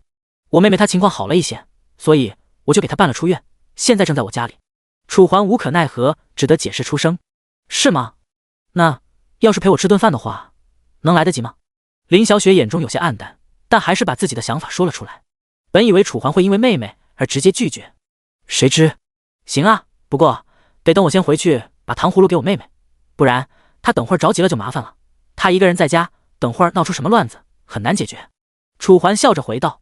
林小雪当即一喜，连忙点头。那你等我。说完，楚环再不拖沓，直接朝着自己的出租屋方向跑去。而至于林小雪，则是跟在楚环的身后，直到来到楚环所居住的楼房的楼下，这才站住了脚步，目光送着眼前的楚环，逐渐上楼。第39章，楚小雨失踪。2分钟后，在楼下林小雪的等待中，楚环已经回到了他出租屋所在的楼层，将钥匙插入门锁，一扭，咔嚓，一道轻响之后，楚环的眼前顿时浮现出出租屋里的一切，熟悉的床铺、桌子，还有昨天没有来得及洗的盘子。但是，楚小雨呢？楚环心中划过一抹不祥，但还是认为自己多想了。万一他在上厕所呢？肯定是这样。想着，楚环缓缓向着厕所的方向走去。可当他的目光看向厕所时，只见厕所的门居然是大开的，里面压根就没有任何一道人影。除此之外，厕所门还在清风的吹拂下不断开开合合，发出一道道声音。小雨，你在哪儿？快出来啊，别躲了。楚环见状，心中咯噔一声，但还是把事情向着好的方向去想。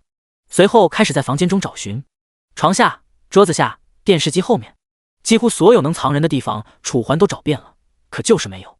完了！楚环如遭雷击，当下不敢犹豫。既然家里面没有，那他就只有可能是在外面了。想罢，楚环就此夺门而出，来到外面。走廊看起来十分的凄凉，由于这里常年接收不到太阳的光线，所以给人一种阴凉、昏暗、经常闹鬼的既视感。按理来说，小雨他怕鬼，不可能乱跑啊。疑惑之下，楚环还是开始找寻楚小雨。从7楼到1楼，楼道间每一个地方，楚环都看了一遍，一边找一边叫。可楚小雨就像是人间蒸发了一般，别说找到，就连离开时一点痕迹也没造成，让楚环一个头两个大。焦急之下，楚环连忙下楼，家里没有，楼道也没有，那就最有可能是出来了。可当楚环来到楼下，准备跟林小雪说一声就去继续找楚小雨时，只见林小雪的身前正站着一个看起来将近1.5米的孩子。要是别人看了，可能不会觉得什么，但这一幕却是让楚环直接来了个瞳孔大地震。林小雪跟前，阿姨，你知道我哥哥在哪儿吗？楚小雨的声音奶里奶气的，听起来很是可爱，再配上她那一张白皙加点婴儿肥的脸蛋，妥妥的小公主一枚。你哥哥？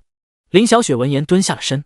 虽然她平时很讨厌小孩子，但不知道为何看着眼前这个说是找哥哥的小女孩，她居然生不出任何一丝厌恶，反而还觉得这个小女孩十分的可爱。我怎么知道你哥哥在哪儿？你有你哥哥的照片吗？林小雪摸了摸楚小雨的脑袋。楚小雨戳了戳自己的手指，我没有照片，我哥哥他说出来给我买糖葫芦，但他过了好久都没有回来，所以我就下来找了。糖葫芦？一听到这个词，林小雪顿时就像是想起了什么一般。刚才楚环的手里好像就拿着2根糖葫芦，而且是说给自己妹妹买的，到现在也没下来。难道……就在林小雪犹豫之时，小雨，你怎么在这儿？一道焦急的声音突然从楚小雨的身后传来。林小雪当即抬起了头，只见楚环正一脸担心，以极快的速度走了过来。看到楚环，楚小雨当即哇的一声哭了出来。哥哥，我终于找到你了。一见楚小雨哭，楚环原本打算教育她的心瞬间软了下来，只得轻轻拍打楚小雨的后背。没事没事，哥哥在这里。楚小雨的哭声还在继续，但却越来越小，死死地抱住眼前的楚环。楚环见状紧接开口，以后啊，可千万不要再一个人出来了，不然以后有你哭的鼻子。好。楚小雨的声音哽咽，哭得格外伤心。这一幕直接让一旁的林小雪整不会了。直到楚环抬起头，林小雪这才扯出了一个勉强的微笑。你爱妹妹真可爱。是啊，可爱到我想骂她。楚环无可奈何的点了点头。但是谁让她是我的妹妹呢？林小雪的心瞬间被触动。她本以为楚环只是长得帅点儿，打游戏厉害点，没想到居然对妹妹这么好，而且打游戏那么厉害的人居然住在这种地方。想到这，林小雪顿时觉得眼前这个男人愈发神秘。最开始是那无人可以匹敌游戏理解和技术，现在我们还去吗？楚环一道声音将林小雪拉回了现实。只见楚小雨站在一旁，手里正拿着楚环刚刚给她的糖葫芦，吃得津津有味，看着好不可爱。都行，看你吧，要是你愿意，我们就走吧。林小雪看了看楚环，又看了看眼前的楚小雨，声音犹豫。行，那去哪儿吃饭？楚环点了点头。林小雪顿时陷入了犹豫。其实她平时也不住在这儿，这次过来只是因为来这边处理一点小事，结果没想到在这儿又碰到了楚环，而且还知道了他的住址。所以一听到要选择一家饭店去吃饭时，林小雪的心中便充满了犹豫。就在林小雪不知道该选择那一家饭店之时，哥哥，小雨想要吃烤鱼。烤鱼！楚小雨拿着糖葫芦的手举了起来，满脸的糖果污渍。虽然看起来有些脏，但不知为何，配上她的脸蛋，竟变得可爱了起来。别闹，让姐姐选，是陪她吃，不是陪你。想吃啥，我下次带你去。楚环笑着弹了弹楚小雨的脑袋。楚小雨当即捂着自己脑袋，满脸委屈。没事儿，既然小雨她想要吃烤鱼的话，刚好我也不知道去哪儿，那就去吃烤鱼吧。林小雪无奈开口。见状，楚环也没了话说，只得点了点头。行，那就烤鱼吧。声音落下，几人这便来到了这家烤鱼店。虽然这家烤鱼店占地面积不是很大，但奇怪的是，这里的人不是一般的多，可以理解为每2平米都站着一个人，将原本空荡荡的烤鱼店占据得满满当当。不多时，在服务员的带领下，楚环便抱着楚小雨来到了靠里面的位置。你点吧。第40章，小雨也要玩。楚环将菜单推给了林小雪，毕竟女士优先。这样的话，那我可就不客气了。林小雪见状一笑，随后这才拿起菜单，随便点了几道菜，又把菜单递给了楚小雨。姐姐想要吃的已经点完了，你看看你想吃什么吧。林小雪笑得很是平和，可楚小雨见状并没有第一时间点菜，而是先把目光看向了楚环，像是在征求楚环的同意一般。没事，林姐姐不是外人，你想吃什么点就好了。楚环笑着点了点头。楚小雨这才开心的点了点头。我要这个，还有这个，这个我也要。在楚小雨的操作下，不久之后，一大桌子菜便被端了上来，应有尽有。过程中，楚环和林小雪一直在聊着天，聊天到尽兴时，楚小雨也在一旁闹了笑话，逗得两人哈哈大笑。很快，原本满满一桌菜肴，此刻已经在楚环和林小雪的操作下，变成了一桌子的残羹剩饭。楚环正在给楚小雨擦嘴。对了，一旁的林小雪像是想起了什么，开口说道：经过这一顿饭，她和楚环之间的关系变得愈发的好。怎么了？楚环抬起了头。等会儿回去还玩游戏吗？林小雪眨着眼睛，像是有些期待。楚环没有犹豫，当即点了点头。游戏是肯定要玩的，你想让我带你的话，到时候叫我就行。好，那我先去结账了。对于结账这种事，楚环并不像大多数人那般计较，只是点了点头，便目送着林小雪去到了柜台。付完钱后，几人这才走出烤鱼店。看着眼前的车水马龙，两人互相道别。路上，哥哥，那位姐姐是谁啊？看着好漂亮呀。楚小雨懒懒地趴在楚环的怀里。在楚环不在的这半年时间里，她几乎每时每刻都想待在楚环的怀里。她呀，是哥哥在游戏里认识的。楚环笑着回道。可楚小雨闻言，就像是抓住了什么重点一般。游戏？什么游戏啊？小雨也想玩。你也想玩？楚环疑惑一声。楚小雨连忙再度点头。纪元这款游戏太过于真实，虽然不是很适合小孩子玩，但偶尔玩玩应该没问题吧。更重要的是，1年后纪元降临现实，要是能先让楚小雨在纪元里好好锻炼一番，未来对他来说也有好处。想着，楚环点了点头。行，你要是想玩的话，我这2天给你也买个手环，到时候我俩一起。好呀好呀。楚小雨拍着小手，满脸开心。就这么欢笑之下，楚环带着楚小雨回到了这出租屋之中。由于有了楚小雨的到来，这个出租屋已经显得有些小了，根本不足以支撑他和楚小雨的活动。看来得抽时间找找房子了。楚环眉头微皱，犹豫出声。这时楚小雨再次跑了过来，满脸开心。等下哥哥要玩游戏了，我要是没动的话，你可千万别打扰我，不然今天就饿你1天肚子。楚环故作凶狠，朝着楚小雨说道。楚小雨被吓得连连点头。见状，为了确保楚小雨在自己玩游戏的时候不会乱跑，楚环特地拿着钥匙把门反锁了起来。OK， 万事大吉，现在看你怎么跑。做完这些，楚环这才拿起手环戴在手上，进入游戏世界。可就在他回到纪元，眼前浮现出镜湖镇当前的景象时，一道兽吼瞬间将刚刚进入心里还在准备的楚环吓了一跳。什么玩意儿？疑惑之下，楚环向着声源看去，只见声源方向一群又一群 NPC 正向着他现在所处的位置急速跑来，那模样那速度，一边跑嘴巴里面还一直不停地呼喊着救命啊救命。这一刻，脚步声混杂着呼救声，瞬间将原本平和的小镇扰得格外混乱。当然，这些 NPC 中还有着不少的玩家。迎面跑来的是楚环的老朋友恩格。虽然恩格已经变成了独臂，但这一点丝毫不影响他对于生的希望。恩格，怎么了这是？楚环连忙将恩格拦下。恩格原本正一脸慌张，直到看到楚环，脸上的惊慌失措这才平缓了些许。太好了，黄金之子你来了！现在镇子外面原本在迷雾山脉的怪物，现在居然杀到我们小镇上了，太可怕了！已经死了差不多几百个士兵了。恩格的话因为紧张变得格外混乱，但楚环还是抓住了几个关键词：迷雾山脉的怪物，小镇外面 NPC 死伤惨重。突然，楚环像是想起了什么，抓着恩格的同时喃喃出声：难道是迷雾兽潮？就在楚环犹豫之时，黄金之子，你要是想帮忙的话，就快去吧。王尔伯爵现在正在招收黄金之子作为守卫，我相信以你的实力，肯定能拿到很高的俸禄。恩格说完，也不管楚环怎么回应，直接撒腿就跑。要是他还有一只手，或许他还会停下来帮忙。可问题是，现在的他只有一只手，要是强行留下来，只会成为这里这些人的累赘。这一刻，几乎所有的人都在狂奔，包括玩家，谁也不想死一次，而浪费自己1、2天的成果。随着周围的人不断逃离，楚环却还在原地发愣，声音喃喃：不应该啊，迷雾兽潮不是应该在开服半月以后吗？怎么可能这么快？下一秒，吼！一道熟悉的吼叫声将楚环拉回现实。这道声音楚环听过，正是迷雾山脉的千年寒潭中的魂鳄。没想到你们死了这么多，还敢出来找死！既然如此，那也就别怪我不客气了。声音落下，楚环再不犹豫，直接抽出了自己背后的青铜剑。嗡！随着楚环微微一用力，青铜剑像是回应楚环一般，发出阵阵嗡鸣。很快，在楚环的冲锋下，前面的阵鸣逐渐减少，取而代之的是更凝重、更紧张的气氛。第41章，加入守卫军。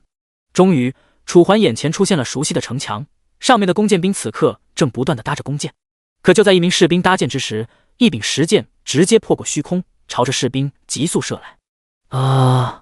士兵发出一声哽咽，连呼救都来不及，便被石剑一剑封喉。不用想，肯定是骷髅小兵中的工兵。楚环当下立断，冲上城墙。只见镜湖镇前一行层怪物正冲锋而来，有野猪、野狼，但如果只有这2样低级兽类的话，依靠这里的玩家便能解决，根本不需要兴师动众。最让人紧张的是后面那群来自迷雾山脉的兽类：骷髅小兵、骷髅工兵、骷髅魂鳄，数之不清的6级怪物正汹汹而来，手里的武器在阳光的照射下折射出淡淡的光亮，将整个战场都连成了一片。冒着箭雨，楚环迅速来到了城墙中央。这里站着一名身披盔甲的中年男子，他约莫30，手里拿着一把巨剑，此刻正指挥着眼前的将士。而在他的头顶，王尔伯爵，熟悉的4字映入眼帘。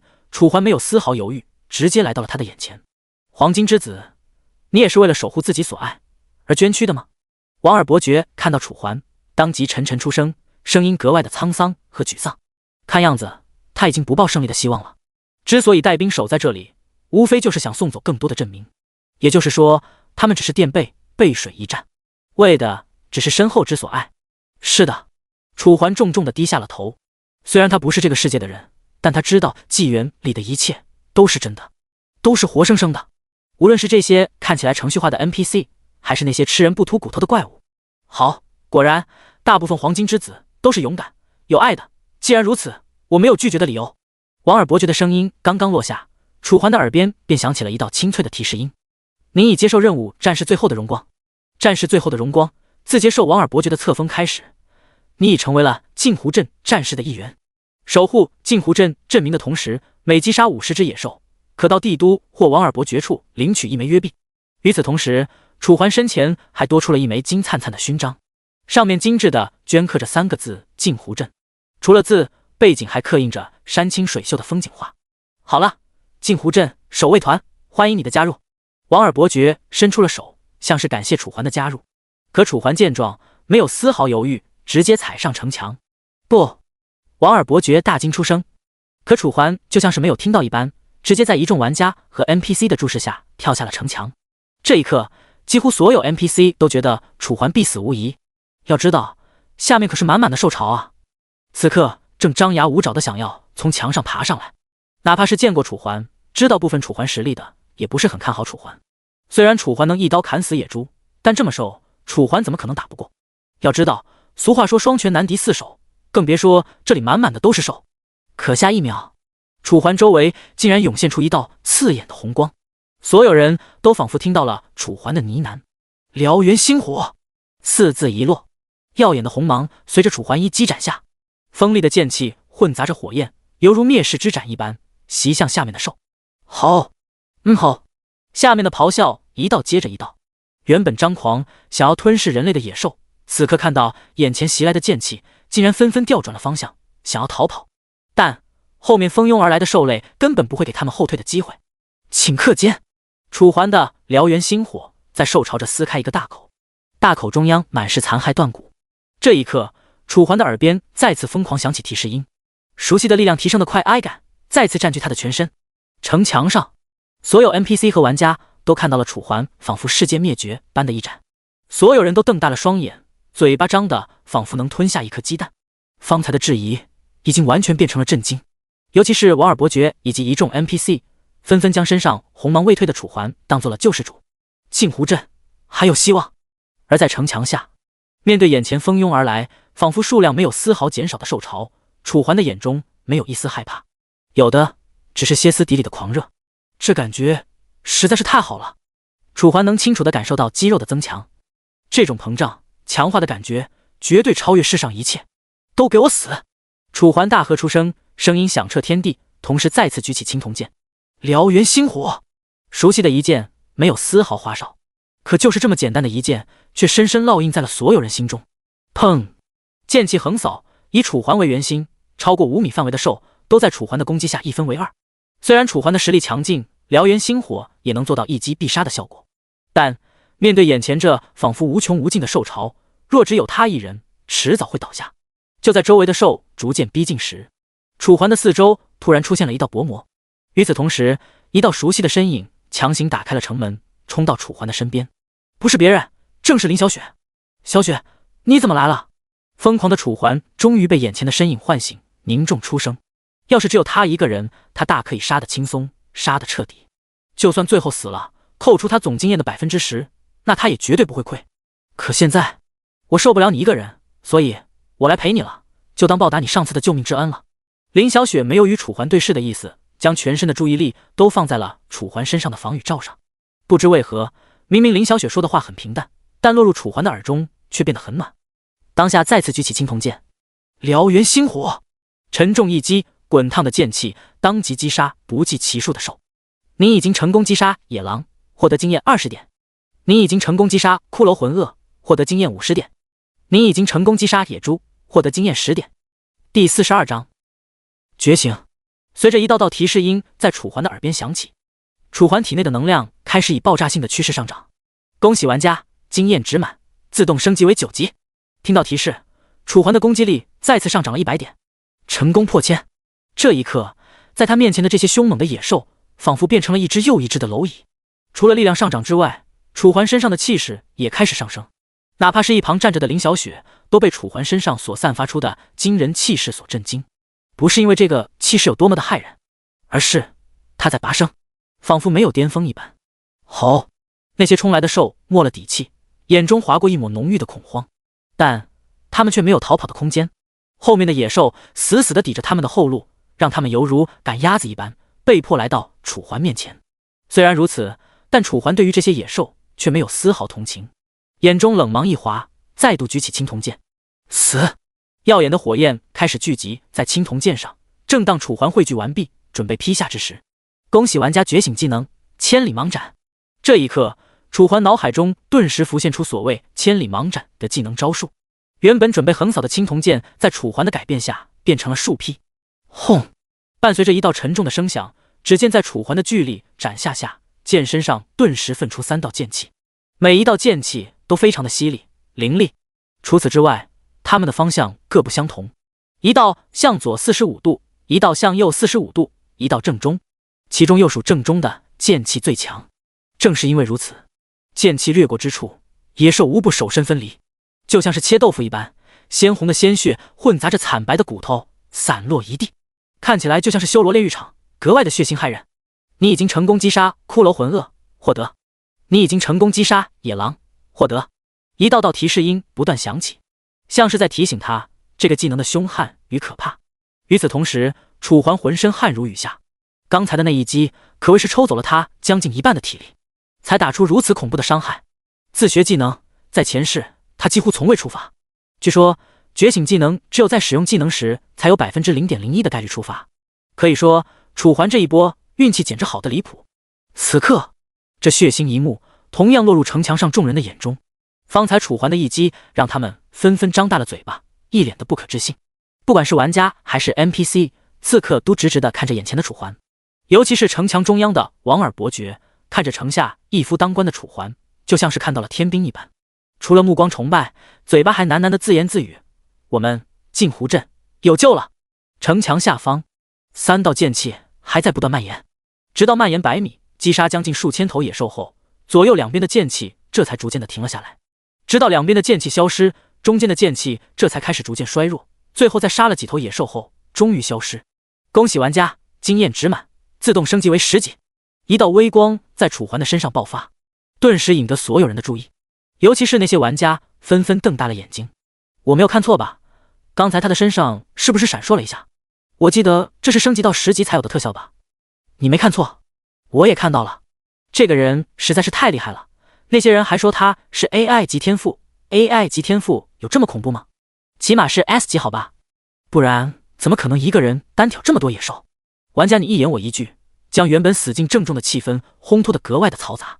那些 NPC 索性挨也不设挨了，只是看着楚环。丞相，由于你已满足10级，开启转职，触发天赋100倍奖励，攻击力再次提升100点。楚环站在风沙之中，任由周围的风不断的吹打，他提着青铜剑迎风而立，脸色平静的同时，嘴角缓缓勾起了一抹笑容，一抹狂热到巅峰的笑容。都给我死！楚环音落，直接提起青铜剑朝着野兽杀去。因为升级，使得楚环刚刚亏空的体力再次充盈了起来。千里芒斩，燎原星火，一个个技能在楚环的操作下不断是哀放。顷刻间，原本野兽密布的眼前瞬间被剑气、火焰所覆盖，攻击所过之处寸草不生。不管是野猪还是那些迷雾山脉的兽类，都在楚环犀利的攻击下一触即溃。阵阵风沙随着剑气不断飞扬，混杂着血肉，让一旁的林小雪睁不开眼，只得将眼睛眯成一条缝，勉强能看见满天风沙中，楚环犹如一尊杀神，守护着身后的一切。厚重的安全感让他的心中暖洋洋的，这种奇异的感觉从小到大他从未感受到。不知觉间，他对于眼前的男人逐渐生出了一丝怪异的情愫。战斗还在继续，楚环背水一战，但却没有丝毫退却，反而越战越勇。经验飞速上涨的同时，眼前的兽潮开始以肉眼可见的速度消亡。有的兽还执迷不悟，但大部分的兽类都已经萌生了撤退的想法。直到看到楚环手中又一记蓄力完成的千里芒斩，这些兽再也压制不住灵魂深处的战力，开始土崩瓦解，纷纷撤离。这就跑了？没劲！楚环战斗的玉哀望才刚刚提起，便看到末尾的野兽开始纷纷逃离。没有犹豫，楚环立刻脚步踩动，以极快的速度照着前面逃亡的野兽追了上去。一阵劲风拂过，身后林小雪感受到风速的变慢，勉勉强强睁开了眼睛。可当她定睛一看，眼前黄沉沉的黄沙中哪里还有楚环的身影？楚环！林小雪连忙四下寻找楚环的身影，但哪怕她转了一圈也没有找到楚环。直到她将目光看向正前，终于看到了一个酷似楚环的黑点。那是楚环！城墙上，我的天，那个人不要命了，他居然去追兽潮了！真的哎，刚刚我就眨了眨眼，他就不见了，这人是不是太猛了呀？偶像太强了！玩家纷纷惊讶出声。第43章组合技。像他们这种菜鸟根本不明白楚环为什么要追。此刻兽潮后面，燎原星火，只见一道火焰横直的向着他们扫来。跑在前面的兽类还好，逃过了一劫，但最后面的兽类却没有任何逃跑的可能，因为滚烫的剑气已经杀到了他们的身后。仅仅1秒钟的时间，刚刚还活生生的野兽，此刻已经变成了尸体。切割处无比屏障，旁边还有着点点火焰烧焦的痕迹。与此同时，点点能量在楚环的身体里汇集，提升着他的机体力量，让他的速度又快了1分。这种感觉实在是太舒服了。楚环心中狂热的想着，同时将自己的速度发挥到极致。在楚环这极快的速度下，楚环的身后开始扬起一片肉眼可见的灰尘。正当楚环追上兽潮，准备跃起再来一刀之时，嗡！一道声音突然从森林中传来，像是一口沉闷多年被突然敲响了钟，显得那样的突兀和诡异。不但楚环听到了，就连楚环身后距离将近100米的众人也听到了。所有玩家都一头雾水，只有王尔伯爵瞪大了双眼，满眼的不可置信。这是……声音颤哀抖的同时，他手中的长剑也在不经意间滑哀落。噔！长剑砸落在地，发出一道脆响。而在兽潮之后，在楚环的注视下，刚才那些逃跑的野兽突然站住了脚步，一头、两头，停下脚步的数量不断增多，肃穆的钟声还在不断响起，犹如敲击在人的内心深处。而楚环也终于意识到了问题的所在，这个声音是迷雾森林里面的王。楚环疑惑的喃喃出声，在他的记忆里，只有迷雾森林里的 BOSS 级首领才具有这种让所有低阶怪物沦为傀儡的技能牵线木偶，能控制多少低阶野兽全靠他的精神力，精神力越高，他能控制的怪物也就越多。再粗略一看，眼前的这些怪物少说也有1000头，能一次性控制1000头的，再怎么也有着15级的实力。想到这，楚环青铜剑一收，眼中划过一抹狠厉。既然低阶野怪后还藏着 BOSS， 那就擒贼先擒王。想罢，楚环彻底改变目标。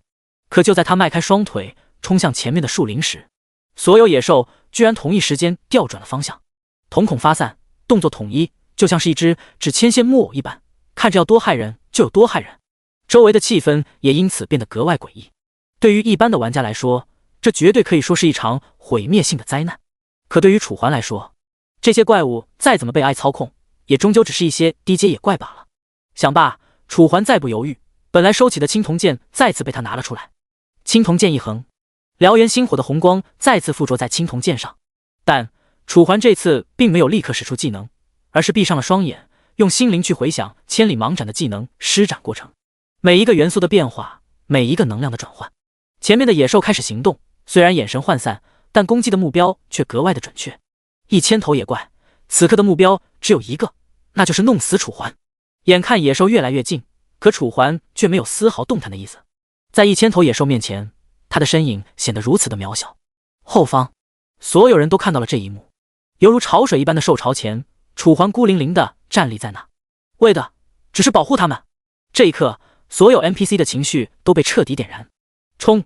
保护那个黄金之子，不能让他一个人面对。对，冲啊！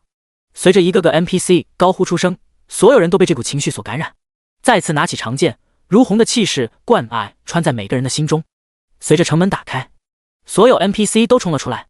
那些玩家虽然迟钝，但为了奖励也紧随其后。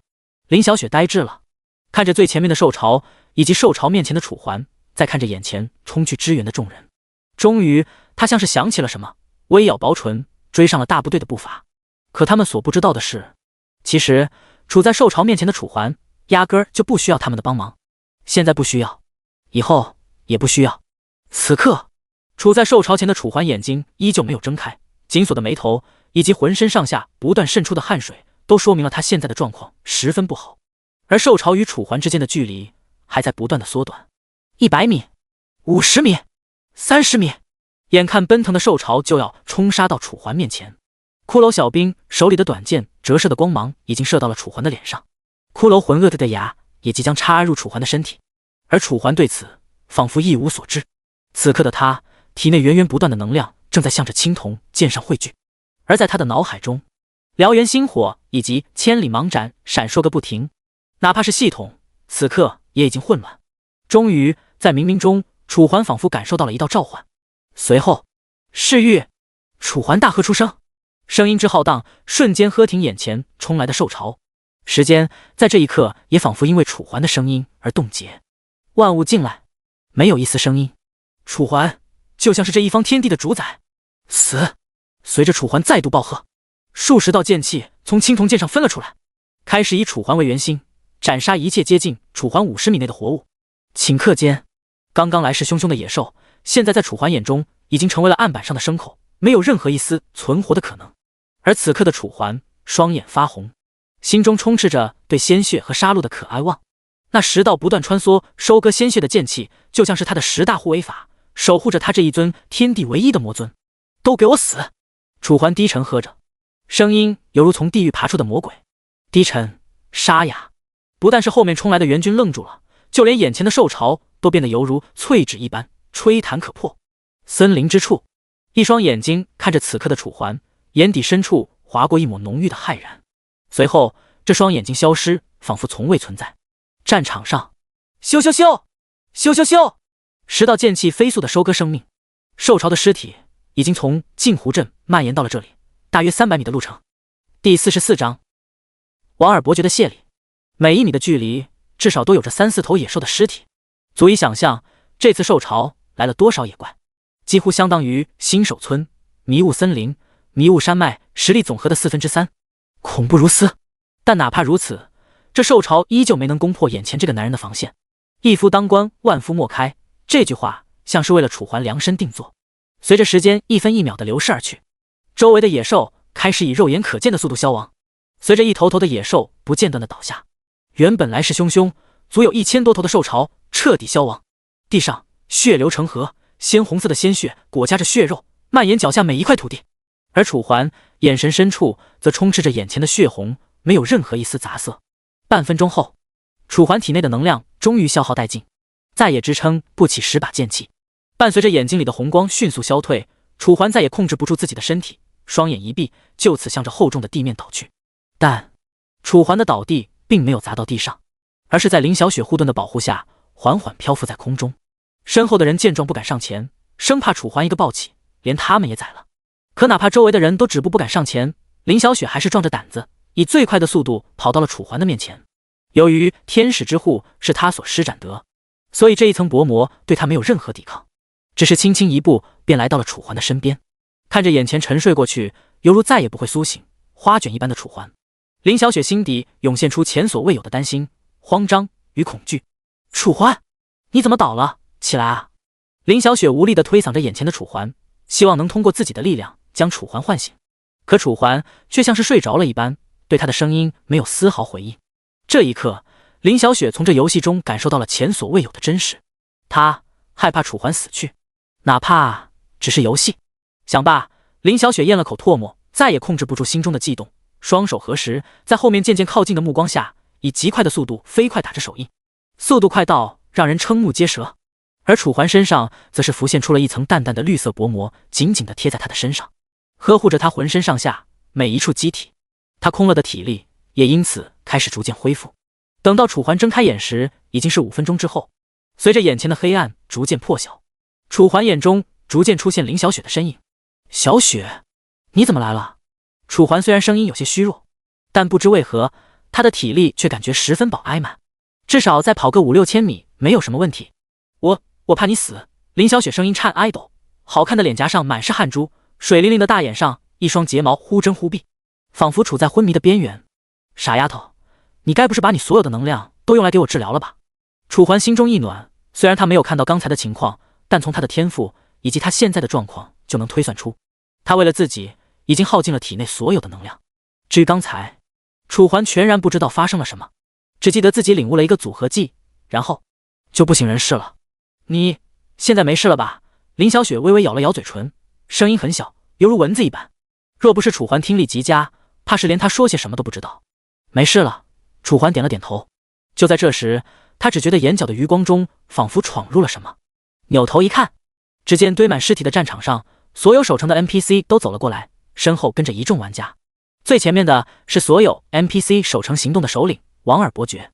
只见王尔伯爵提着银白色的长剑，缓缓走到了楚环和林小雪的跟前。看着眼前的楚环，王尔伯爵眼中满是敬佩，右手一插，银色长剑就此插入一旁的泥土之中。镜湖镇守将王尔，拜哀谢黄金之子。在众目睽睽之下，王尔伯爵丝毫不在意贵族的荣誉，直接跪倒在了楚环的眼前。跟前是那柄银锋而立的银色长剑，像是代表他的意志一般，在劲风的吹拂下丝毫不动。伯爵先生，严重了！楚环低沉开口，随后在身旁林小雪的搀扶下缓缓站了起来。不，您救了我们所有人的命，对于我们来说一点也不严重。王尔伯爵眼神坚毅。随后楚环刚要开口说些什么，却见王尔伯爵身后的那些将士居然像是提前排练好了一般，纷纷跪下了身子，足足上百号人黑压压的跪在楚环面前。林小雪从未见过如此阵仗，当即抓住了楚环的手，从他微微颤挨抖的手便能知晓，现在的他非常紧张。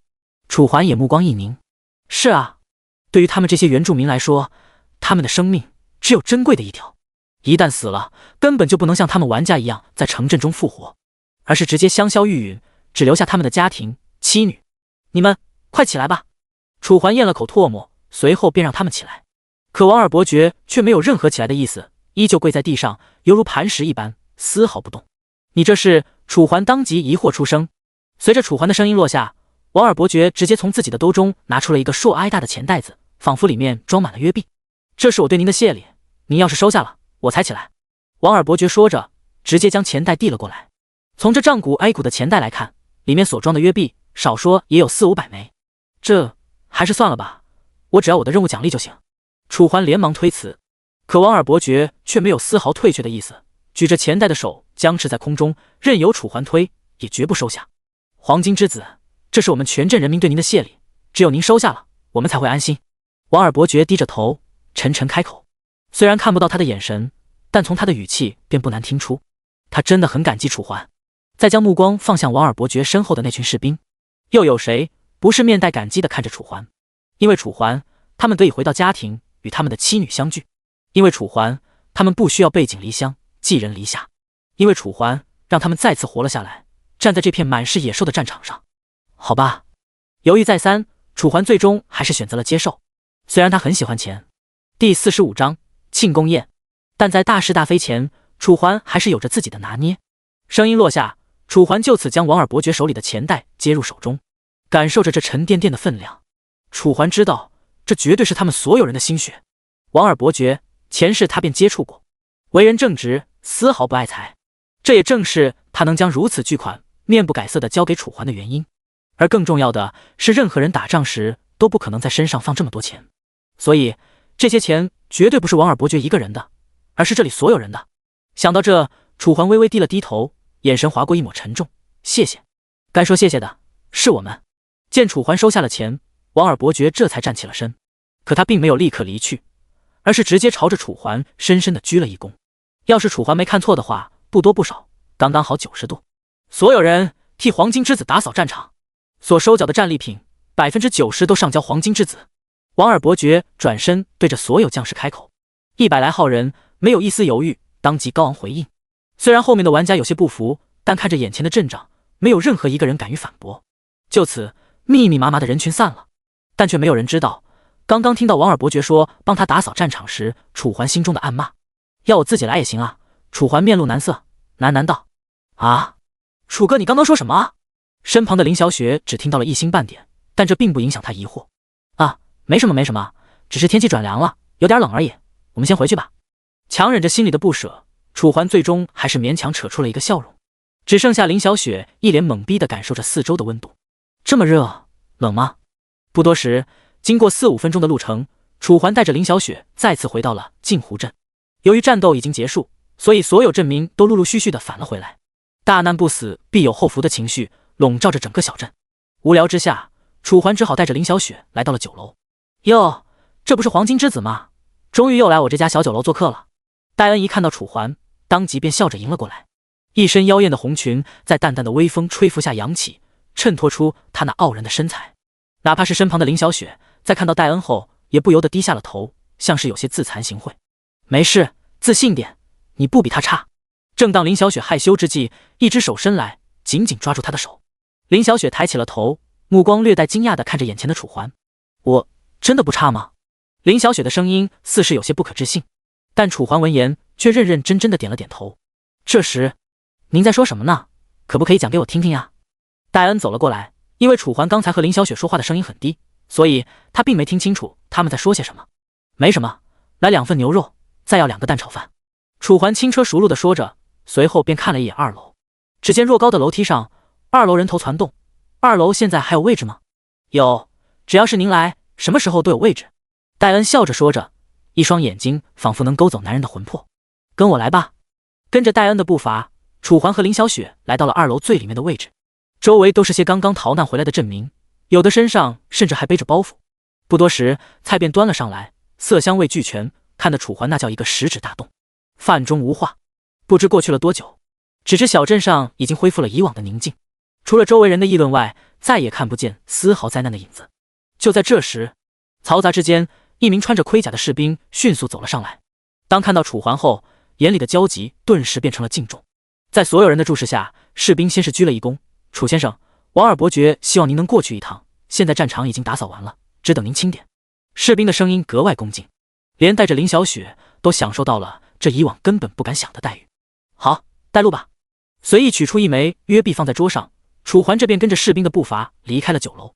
3分钟后，镜湖镇兵营，楚环刚刚在士兵的带领下走入帐篷，眼前便出现了王尔伯爵的身影。“大人，您可算来了，这里是清扫来的战利品，您看一下。”王尔伯爵当即展露笑颜，伸着手请楚环进屋，模样看起来要多恭敬便有多恭敬。楚环点了点头，也不拖沓，就此来到了这一堆战利品跟前。只见眼前堆着琳琅满目的战利品，有骷髅小兵的剑，也有骷髅工兵的弓弩，但其中数量最多的还是低品质的野狼利齿。要不要我直接帮您回收了，省得您跑这么远？王尔伯爵再度出声。楚环思索了一番，在纪元的每个地方都有着回收利用野兽材料的地方，也就是说，这些东西如果直接交给首尔伯爵，获得的收益将会更高。想罢，楚环点了点头：“你要的话就给你吧。”声音落下，王尔伯爵当即拿出了一个钱袋，都已经准备好了，请楚先生过目。楚环接过，感受了一下分量后，便确认无误。要是没有什么其他的事情的话，我就先走了。楚环说完便要转身，可就在这时，等等！王尔伯爵再次将楚环叫住。“哦，还有什么事吗？”楚环疑惑一声，但并不着急。是这样，我们今天下午有一场庆功宴，想要邀请您参加。王尔伯爵说着低下了头，模样真挚无比。“不好意思，没空。”楚环略带歉意的摇了摇头。可是王尔伯爵还想要说些什么，但对视上楚环的视线，最终还是收回了想要说出的话。“那我送你吧。”就此，王尔伯爵将楚环送离了军营。看着和谐的小镇，楚环心中划过了一抹暖意。不知何时起，保护他们也能有这么强的成就感。欣慰之下，楚环打开了自己的人物面板。可下一秒，楚环眼里的随意便被浓郁的震惊所取代。第46章新装备。只见眼前的个人面板上，除去各项破千的属性外，楚环的攻击更是位列所有属性的榜首，2000。如此巨额的攻击力，简直可谓是暴力至极。要知道，哪怕是前世玩到最后混成中阶，他的属性都没有达到2000这么恐怖，而现在他才10级，10级，如此早就得到了这么高的攻击力加持，这让他如何不惊？而除开这些属性外，楚环又将目光看向了自己的技能栏，拔刀斩、燎原星火。除了这两个楚环早就便已经拥有的技能外，后面还多出了2个崭新的技能：千里芒斩、噬域。同是觉醒技能，但后者却更为恐怖，是觉醒技能加上燎原星火融合而成的组合技，以至于楚环第一次使用时直接陷入了嗜血状态，满脑子都是图挨杀。再看技能属性细节，千里芒斩汇聚攻击力与武器，再用出使自己的武器产生3道足以蔓延100米的剑气，左右2道剑气具有攻击力 170% 的伤害，而正中则有着攻击力 300% 的伤害，恐怖如斯。要知道，它强大的可不是伤害，而是距离，蔓延100米的距离。毕竟以楚环的恐怖攻击力，哪怕只有 1%， 也绝对够现在这些玩家喝上一盅，更别说攻击力加成组有170，这还是左右2道剑气的伤害。微微惊讶之下，楚环又将目光看向了下面的组合技噬域。噬域由技能燎原星火和千里芒斩组合而成，可将武器幻化为10分，由神念掌控，在方圆100米内活动。除此之外，玩家攻击力将在技能持续时间增强 200%， 每一份具有1/10的攻击效果，使用过程中可叠加。技能持续时间视玩家的体力和精神力量而定，注：使用过程中心智会受到一定影响。死！哪怕是久经战场的楚环，看到这介绍也忍不住倒吸了一口凉气。200%的增幅，这不就意味着他的攻击直接从原本的2000翻了一番吗？惊讶之下，楚环目光颤哀抖的将个人面板关闭，本想再出小镇，可就在这时，却看到了正在打铁铺门口捶打着武器的恩格。再看了看手里的青铜剑，这把剑用了这么久了，也是时候该换了。想罢，楚环迈开脚步来到打铁铺前。还不等楚环迈入打铁铺，恩格便像是感觉到了什么一般，当即抬起了头，深沉的目光满满的都是对楚环的感激。黄金之子，您来了，我听镇上的士兵说您救了我们小镇，是吗？恩格的声音很是严肃，听不出半点开玩笑的意思。楚环闻言犹豫2秒后，这才点了点头。那恩人来我这儿是想要做什么？但凡您要的，我都分文不取。恩格连忙再次出声，同时手里的铁剑也不断了，直接引着楚环进了打铁铺。楚环也不浪费时间，就此跟着恩格的步伐来到了打铁铺中。走过锻造台，映入眼帘的是一家看起来不大的店铺，柜台里以及四周的墙上全都挂满了各式各样的装备，长剑、弓弩、护甲、铁锤，但大多都是一些黑铁级以及青铜级装备。除了2件白银的外，楚环再无发现。但哪怕是这2件白银级装备，楚环也提不起丝毫兴趣，因为这件的模样略微有那么一点点丑。我今天来是想换把武器。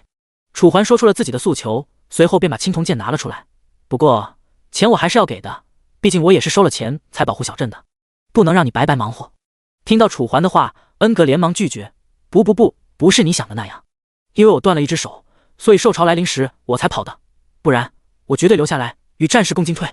而你做到了我想要做的，所以我只是想感谢你，代表我个人。恩格的话十分真挚，目光让楚环不忍拒绝。对视数秒后，楚环最终还是点了点头。行吧，既然你执意如此，那我也就不多说了，有吗？听到楚环的质疑，恩格立马拍了拍自己的胸，哀仆，我恩格不说打架有多厉害，但锻造肯定是一把好手。您想要剑士吗？我这儿刚好有一把祖传的剑。又是祖传？楚环嘴角一抽，在他的印象里，好像他每一次来打铁铺领任务，最后得到的奖励都是祖传的。在楚环的注视下，恩格走进了打铁铺的最里面。要是楚环没记错的话，那里面应该是他睡觉的地方。不多时，因为恩格只有一只手，所以凭借着独臂，他只能勉勉强强提着那把他所说的长剑走了出来。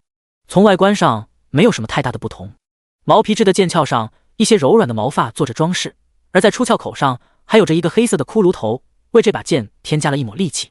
就是这把了，您看看，要是觉得可以的话，直接拿走就行，我恩格说到做到，分文不取。恩格说罢，直接将长剑丢到了桌上。砰！随着一道沉重的声响响起，长剑微微出鞘，露出了藏在剑鞘里那雪白锋利的剑身。除此之外，在接触到光线的第一时间，还闪了楚环一眼。这把剑，楚环喃喃出声，一边拿起眼前的剑仔细端详。做工精良，剑柄是由骷髅魂鳄的鳄鱼牙制成，看着格外的霸气。而除了剑柄，他的剑身更是无可挑剔，修长笔直的同时，还不断闪烁着雪白光亮的光泽。白银级巅峰。看着眼前长剑的品级，哪怕它的外形再适合楚环，楚环的心里都有一些小失落。为的不是别的，正是因为他要的是黄金级武器。这把长剑确实不错，但你们这儿还有更好的吗？楚环惋惜地叹了口气，随后便在恩格的注视下将长剑放回了柜台之上。吭！长剑发出一道声鸣，像是在抱怨楚环的轻视与抛弃。第47章游戏手环。怎么了？不合您的身份吗？恩格的声音变了变，变得有些沮丧。至少在楚环听来是这么回事。不是，我不是这个意思。我的意思是，我想要把黄金级的，您这里有吗？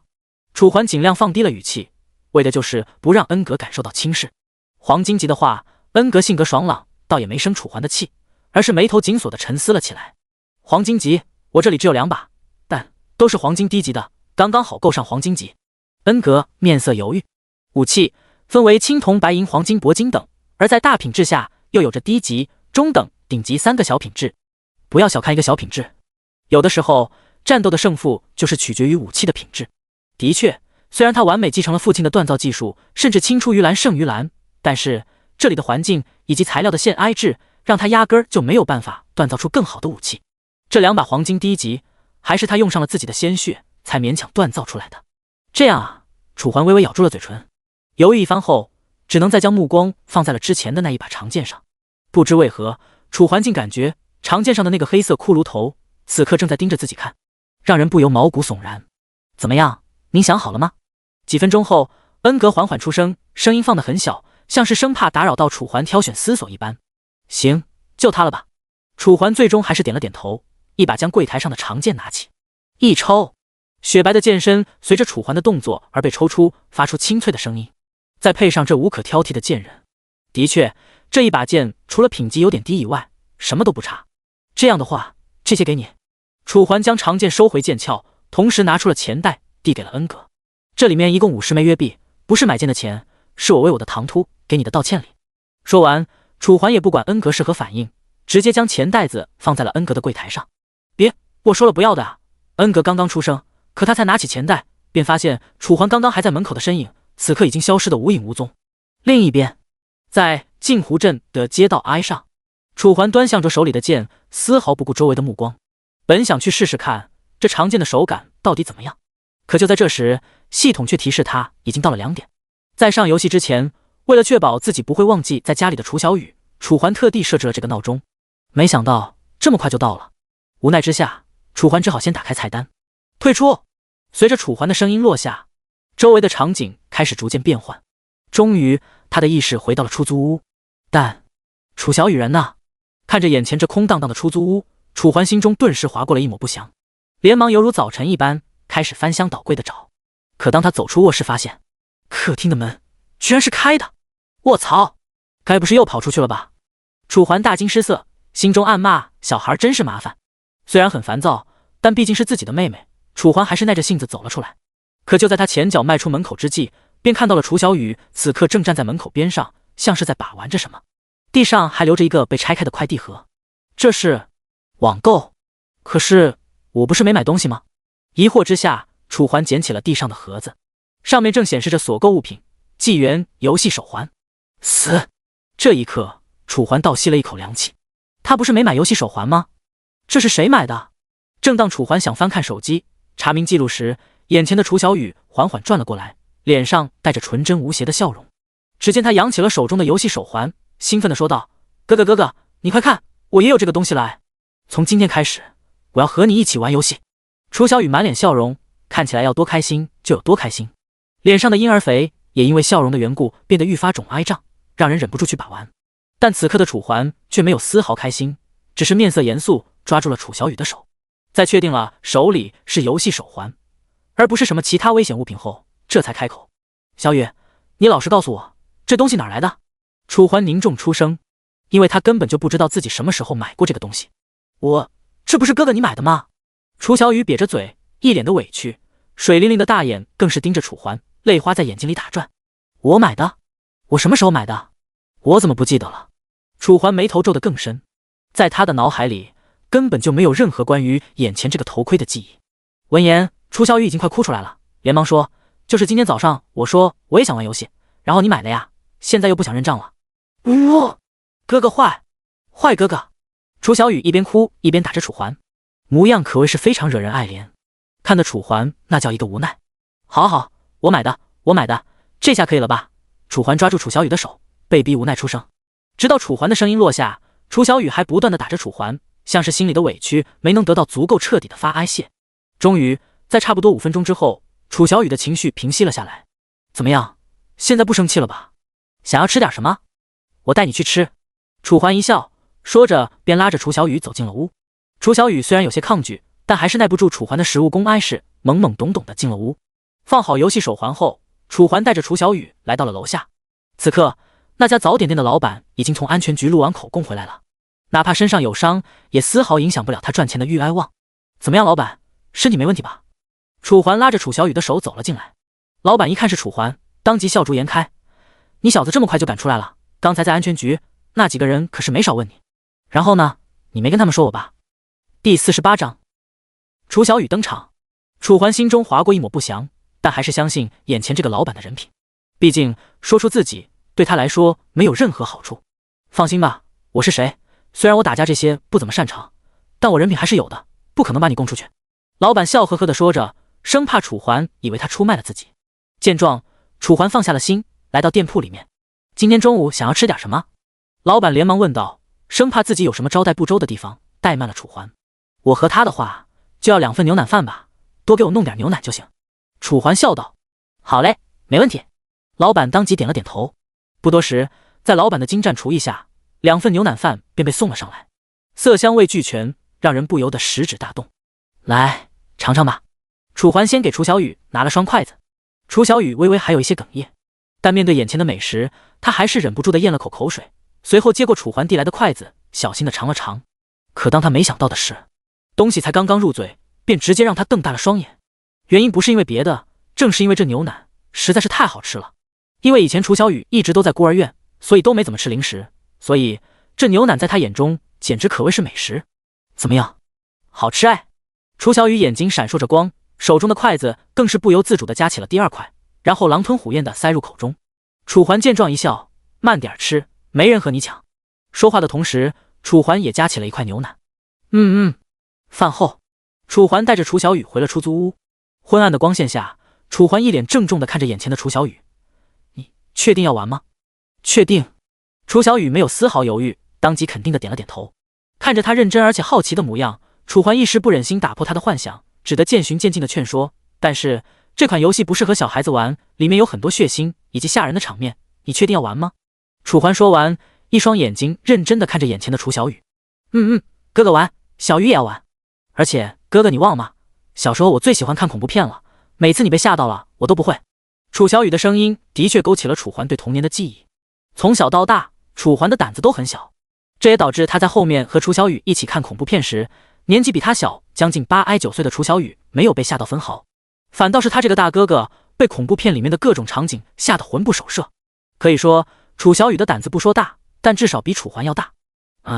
这个跟恐怖片不一样，楚环还想要尝试劝说楚小雨，但一看到楚小雨眼中那从开始到现在都没有丝毫退缩的目光，楚环最终还是叹了口气。行吧，既然你想玩，那我就带你玩吧。无奈说罢，楚环只好拿起了一旁桌子上的游戏手环，小心翼翼地为楚小雨戴上。嘿嘿，哥哥最好了。楚小雨笑嘻嘻地说着，说完还在楚环的脸上亲了一口。吧唧，楚环的脸上还残余着他的唇温。别拼，一会儿进去了，可一定要跟着游戏里面的人物走，他让你干什么你就干什么，别乱来。最后选择城镇的时候要选择镜湖镇，明白了吗？我就在那里接你，要是你选了随机或者记错了的话，你在游戏里可就再也见不到哥哥了。楚环故作一副严肃的模样，而这却是收效不错。原本一脸开心的楚小雨也在楚环的叮嘱下认真了起来。毕竟他玩这个游戏的原因就是因为他哥哥在玩，要是楚环没有玩这一款游戏的话，别说玩这款游戏，就是看这游戏一眼他都不一定会看。确认无误之后，楚环这才按下了楚小雨手腕上的游戏手环。游戏手环已启动，开始连接纪元。当然这道声音是在楚小雨的脑海中响起的。楚小雨刚刚想要问楚环这是哪儿来的声音，便眼前一黑，来到了另一方空间。见状，楚环又叹了口气，本想一个人直剑闯江湖，可现在倒好，变成带孩子了。无奈之下，楚环还是拿出了自己的游戏手环，随后来到床上，靠着墙启动游戏手环。随着眼前的场景不断变换，楚环回到了镜湖镇。由于楚环现在的地点距离镜湖镇的出生地还有一些距离，加之楚环想让他一进来就看见自己不会乱跑，所以楚环没有做任何事，直接在镇民乃至玩家的议论和注视下，以最快的速度前往镇中心。这里是传送阵的同时，也是所有新手玩家的出生点。因为纪元开服到现在已经过去了将近1周的时间，所以并没有什么新玩家加入，全世界大多数人都已经有了纪元的游戏身份。可就在楚环来到出生点时，却见传送阵中一道金光突然显现，周围的玩家本还3、5成群，像是在说些什么。可当这一道金光显现之后，瞬间吸引了在场所有人的目光。我的天，是金色！什么玩家复活还自带特效？难不成这是氪金之后才能拥有的特效？好帅啊！我怎么不知道这游戏能氪金？官方论坛里不是说了吗？这游戏不能氪金？难道我们下载的不是同一个版本？它这个是盗版、破解版。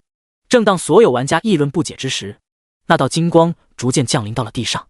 随着金光犹如羽毛一般散开，金光中央的身影赫然出现在场所有人的眼中。那是一个小女孩。所有人都瞪大了双眼。难道说一个小女孩就这么有钱了吗？还是说觉醒了什么技能？等等，怎么会有小孩子玩这款游戏？家长同意吗？在所有人惊讶的注视下，那女孩缓缓睁开了双眼。让人震惊的是，除了一张脸颊好看到让人呼吸困难外，她的眼眸之中还划过了一丝若有若无的金光。第49章 S 级天赋。突然，在所有人的注视之下，这个犹如被神明眷顾一般的小女孩却像是发现了什么，眼中顿时划过了一抹欣喜。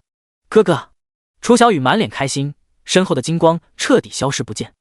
周围的玩家再度大惊：哥哥，难道说这个小孩子是在哥哥的带领下玩的这个游戏？那这个哥哥未免也太不负责了吧？可就在他们挪动视线，向着小女孩挪动的方向看去时，眼中顿时被无以复加的震惊所填挨满。只见前方的道路上，一道无比熟悉的身影正笔直地站在那，不是别人，正是镜湖镇无人不知、无人不晓的玩家。因为不知道名字，所以几乎所有人都叫他魔鬼 Sir。此刻，楚环并不知道周围人的惊讶，他的脑海里还浮现着楚小雨刚刚出生时的画面。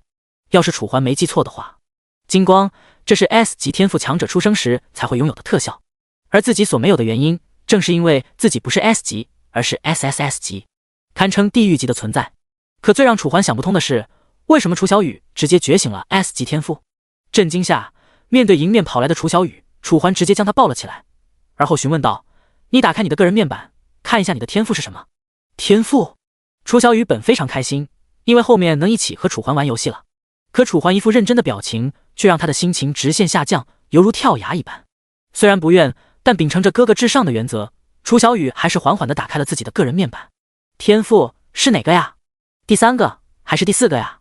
因为楚小雨没上过多久学，所以有几个字他并不认识，只能疑惑地将目光看向一旁的楚环。楚环咽了口唾沫，期待的同时缓缓出声：第4个。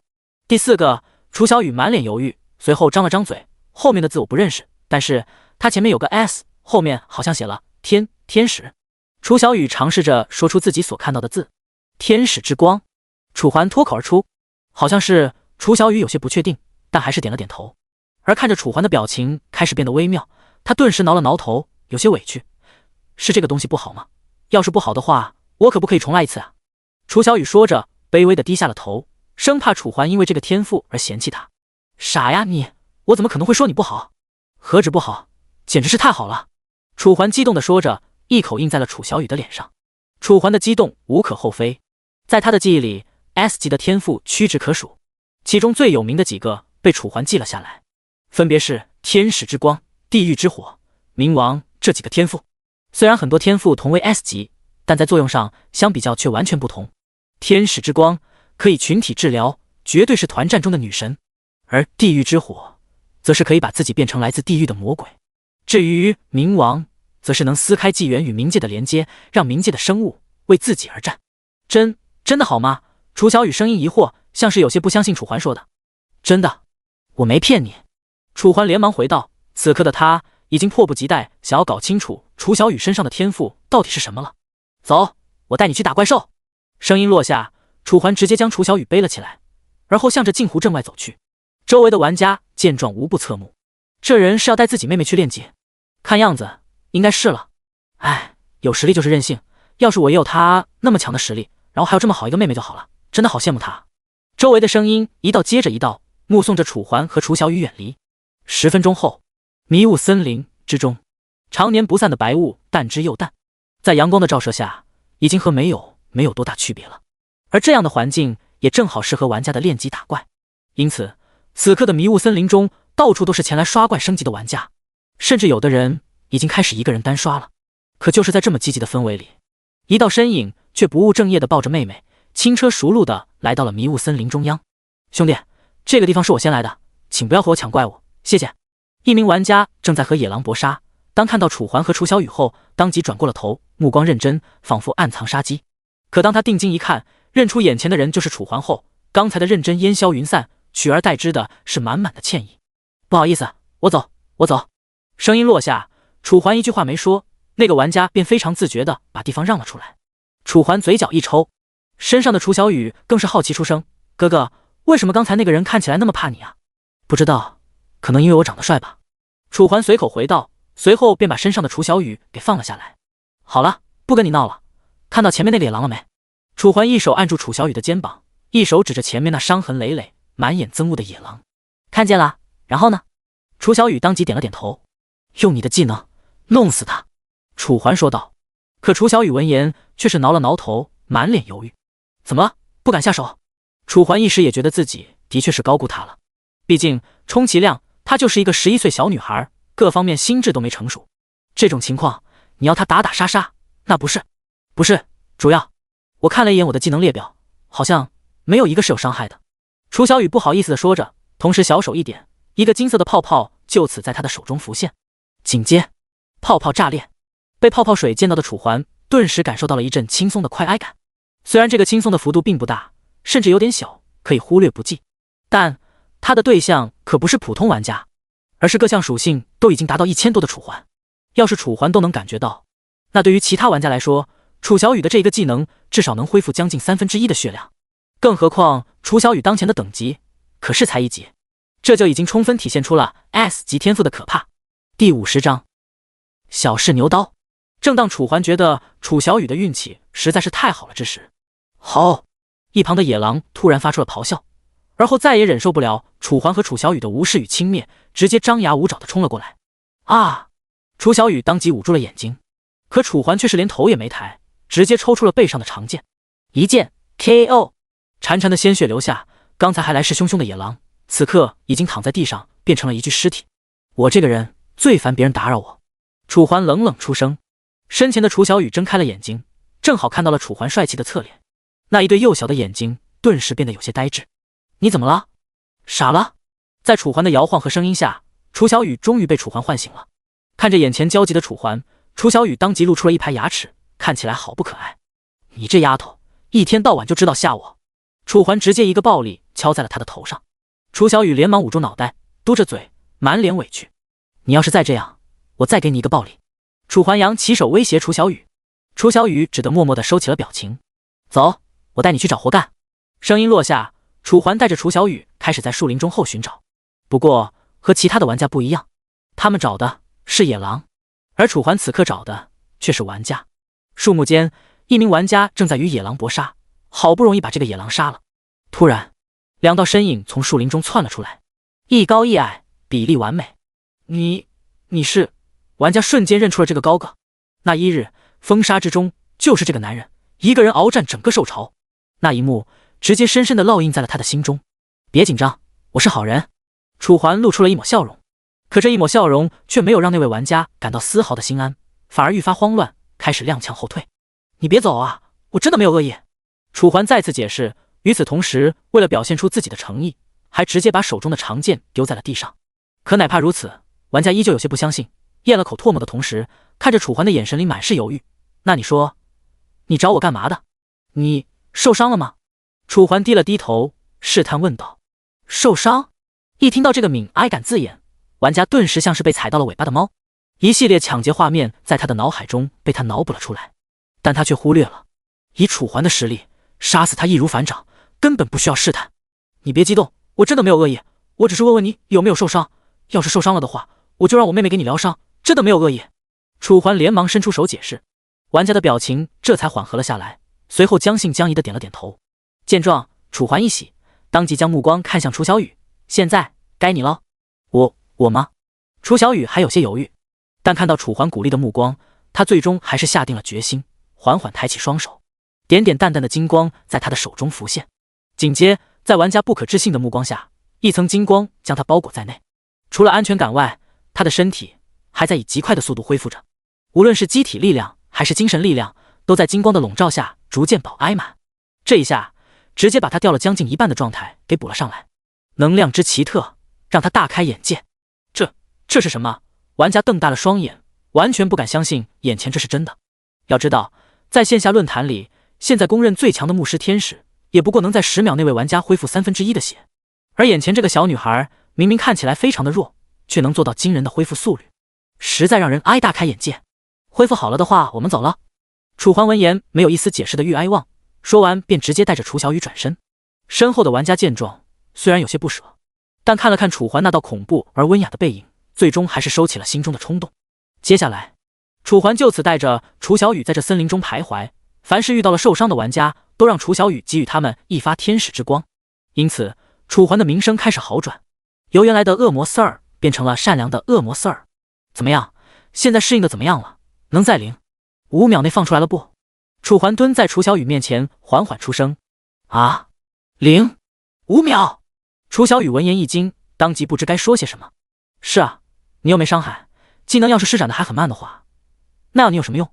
楚环无所谓般的点了点头。可是我还是不怎么熟练啊。楚小雨有些委屈的低下了头。不熟练，不熟练就练啊，没事，今天一天我陪你练都行。楚环笑着回道。楚小雨脸上的委屈更浓，眼睛一红，眼看就要哭出来了。哥哥坏人，强迫我学，呜呜呜！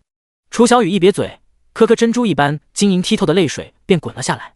楚环顿时拿他没了办法，只得连忙安慰：好好，你要是不想的话，就不练了，可以了吧？楚环满脸无奈。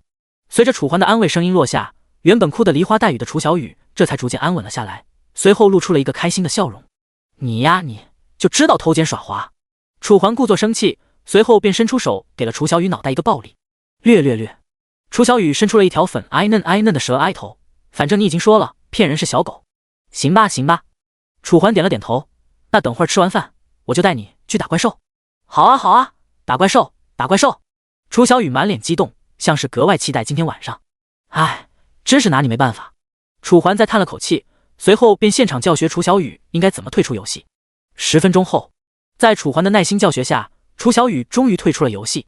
纪元之外，现实世界之中，夜幕悄然降临，几个小时之前的光明不复存在。此刻，楚环已经带着楚小雨来到了所住房屋的楼下。虽然巷子里很昏暗，但外面的公路上却显得非常明亮。哥哥，我怕。楚小雨死死抓住楚环的裤腿，像是害怕周围的黑暗中会跑出什么东西来一般。没事儿，放心吧，没怪物。楚环一笑，而后像是想起了什么一般。对了，你在游戏里不是那么勇敢吗？怎么一到现实就变成这样了？第51章进军独沼。楚小雨闻言一阵犹豫，而后这才挠了挠头。游戏是游戏，现实是现实吗？楚小雨的声音很小，听起来很没有底气。楚环刚要开口，就在这时，簌簌，一道轻微的声音在巷口垃圾堆中响起，在这静谧的四周听起来格外恐怖。啊！楚小雨当即惊呼一声：什么东西？没事没事，应该是老鼠而已。楚环连忙安慰，可楚小雨却没有丝毫停下来的意思，眼中已经有泪水在打转。走出巷子，映入眼帘的是五颜六色的夜市，到处都是各式各样的美食和小吃。怎么样，带你吃爱你想吃的，别哭了。楚环微微笑着。楚小雨这才收起了心中的害怕，而后眨了眨眼。真的吗？想吃什么就吃什么，随便多少吗？楚环心中突然涌现出一抹怪异感，但还是缓缓地点了点头。耶，我要吃这个，还有那个。楚小雨当即激动出声，随后带着楚环开始在这夜市中左钻右窜，这边买一个棉花糖，那边买一根棒挨棒糖，还有炊饼以及鸡腿。才不到10分钟的功夫，楚小雨便已经买了那怕是楚环都有些拿不完的东西。不过虽然楚环买的东西很多，但却并没有花多少钱，不过200出头。小兄弟，你这妹妹长得很好看啊。一位商贩老板看着眼前的楚小雨夸赞出声，长得就像个洋娃娃似的，要是我妹妹，我肯定多给她买点吃的。是啊，老板夸你呢，还不谢谢人家？楚环肯定的点了点头，随后示意楚小雨。楚小雨闻言这才反应了过来，连忙抬起了头，谢谢叔叔。声音虽然不大，但却非常礼貌。哎，好孩子，来，这根鸡腿啊，是叔叔奖励给你的。老板满脸笑意，说着便又为楚小雨取出了一根鸡腿。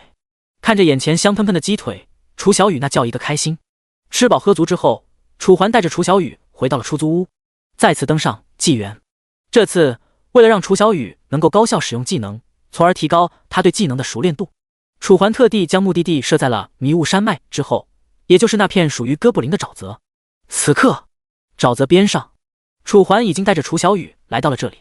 昏暗之中，许许多多的枯木生长在沼泽的四周，配上一只两只散落在枝头的乌鸦，让周围显得格外的阴森恐怖。怎么样，怕不怕？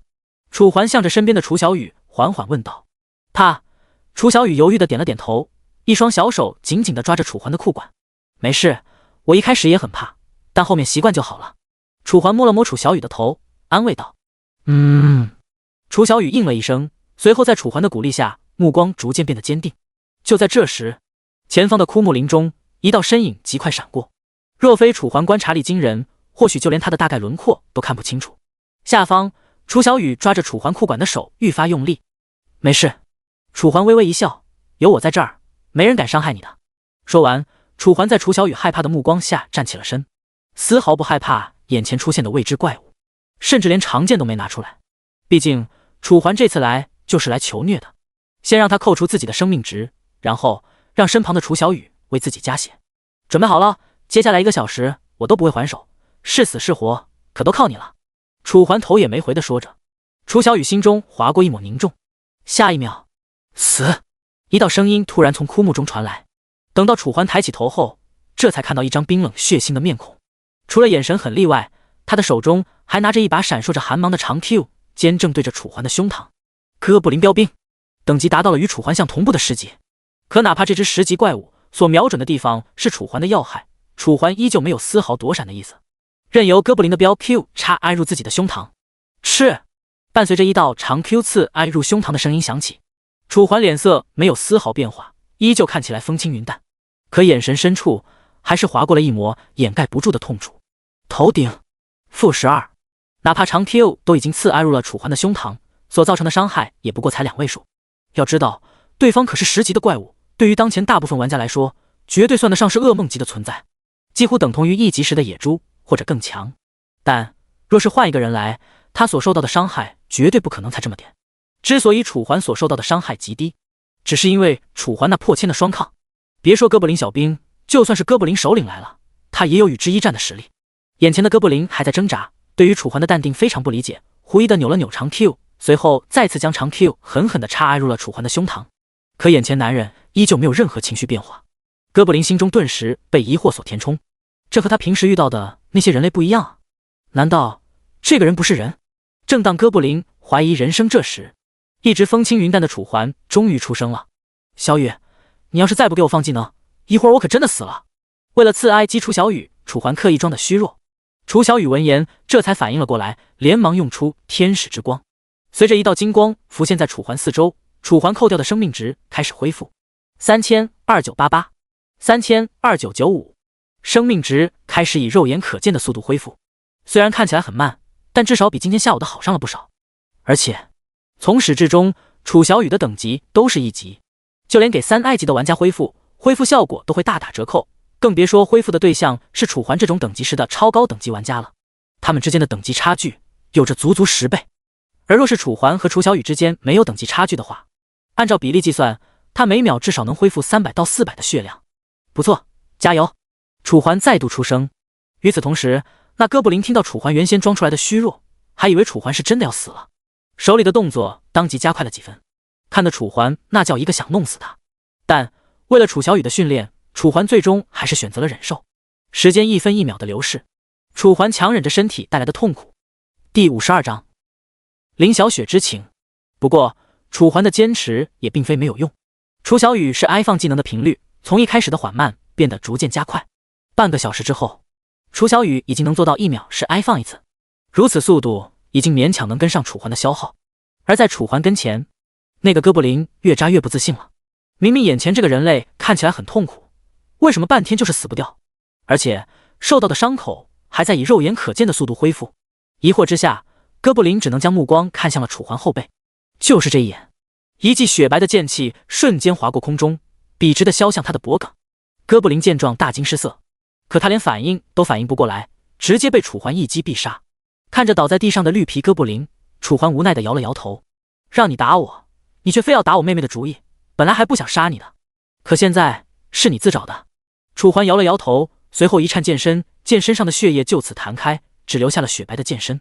而在楚环身上，刚刚还流着鲜血的窟窿，现在已经开始以肉眼可见的速度恢复。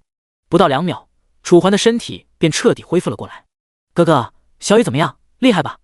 楚小雨开开心心的来到了楚环面前，脸上洋溢的笑容，像是想要从楚环这里拿到奖赏一般。好好好，我妹妹最厉害了，给你个奖励。什么奖励啊？楚小雨好奇的抬起了头。一个不用你打怪也能让你获得经验的奖励。楚环声音落下，楚小雨明显还有些懵逼。突然，您的好友楚环邀请您加入他的小队，是否同意？加入小队后，可自由开启与关闭经验共享。开启后，每击杀1名怪物，方圆100米内的队友将会获得你击杀怪物的30%经验。楚小雨有些看不懂眼前的提示，可既然是关于楚环的，那必须得同意。想罢，楚小雨就此按下了同意。楚小雨已加入小队，是否开启经验共享？是。随着楚环的声音落下，楚小雨与楚环之间的经验共享这便打开。既然如此，今晚我先带你到5级。楚环嘴角勾起一抹笑容，还不等楚小雨搞清楚他说的是什么意思，楚环便就此迈开步伐，向着毒爪的更深处前行。10分钟后，楚环眼前出现了一伙哥布林。与先前单个的哥布林 Q 兵不同，这伙哥布林算得上哥布林中的 T1 哥布林团伙。在这个团伙中，有着哥布林一族的各种职业，2个哥布林 Q 兵，一个哥布林法师，一个哥布林弓箭手，还有一个哥布林牧师。也就是说，这个团伙中一共有着5个10级哥布林。要是换做一般的玩家，恐怕对于这个哥布林团伙避之不及。但可惜的是，他们碰到的是楚环。你就在这里待着吧，哥哥，我让你看看什么叫做绝对的实力。楚环嘴角勾起一抹笑容，随后便迈开了步子，手中的长剑出鞘，雪白的剑身仿佛带着一抹横扫一切的霸气。昏暗的树木间，哥布林团伙正在休息。突然，一道人影靠近，顿时让他们全部都警觉了起来。5个哥布林迅速拿起了各自的武器，长 Q、魔法杖、弓箭。就在他们即将对眼前这个不速之客发动攻击之时，燎原星火！楚环冷冷出声，随后一挥手中长剑，一道所向披靡的剑气顿时生出，直直地杀向眼前的哥布林。哥布林法师见状，连忙想要生成一面能量罩来保护他们，可他的能量罩才刚刚生成，便直接被楚环的剑气一分为2，丝毫没能阻挡，哪怕拖延1秒也没能做到。不！哥布林法师大惊出声，下一秒，5颗头颅齐飞，嫣红鲜血洒满大地，甚至在横截面上还有着一层烧焦。而楚环对此却没有丝毫怜悯，只是摇了摇头，便将他们手里的武器收集了起来。没想到你们这么弱，楚环喃喃说着，一边转身。可当他彻底转过身，才发现楚小雨正一脸崇拜地看着他，眼睛里甚至还闪烁着星星。哇，哥哥你好厉害！楚小雨惊呼出声，随后便犹如八爪鱼一般跳入了楚环的怀中。等以后你会发现，哥哥其实还有更厉害的。楚环笑着回道。这时，您有一条好友消息未查看。好友消息？楚环眉头微皱，第一时间便想起了林小雪。该不会是他吧？疑惑之下，楚环缓缓打开了消息界面。不错，正是林小雪发来的短信。但与之前不同的是，他这次短信再也不是邀请楚环一起游戏，而是求助。字里行间溢着满满的不知所措。楚哥，你现在在哪儿啊？我爸妈说要把我嫁给龙家的少爷，但是我不想。你可以帮我吗？看着眼前浮现的短信，楚环眉头皱得更深。这一幕恰好落入了楚小雨的眼中。哥哥，怎么了？有什么不好的事情吗？楚小雨的声音很是担忧，一双眼睛认认真真的看着楚环。是不是因为我笨，所以惹你生气了啊？说完，楚小雨缓缓低下了头，像是真以为是他的错一般。放心吧，不是你的问题，就算是，我也不会生你的气。楚环安慰道，随后便把楚小雨放了下来，回复林小雪的消息。我在毒爪这边，你要是想见我的话，我们在千年寒潭见。楚环缓缓打出了一行字，随后点 IG 发送。不到2秒，林小雪立刻回了消息。好，我马上来。见此，楚环看了看千年寒潭队的方向，又看了看身后的毒爪，犹豫一番后，最终叹了口气。走吧，先带你去找你林姐姐，等明天我再带你升级。好呀好呀。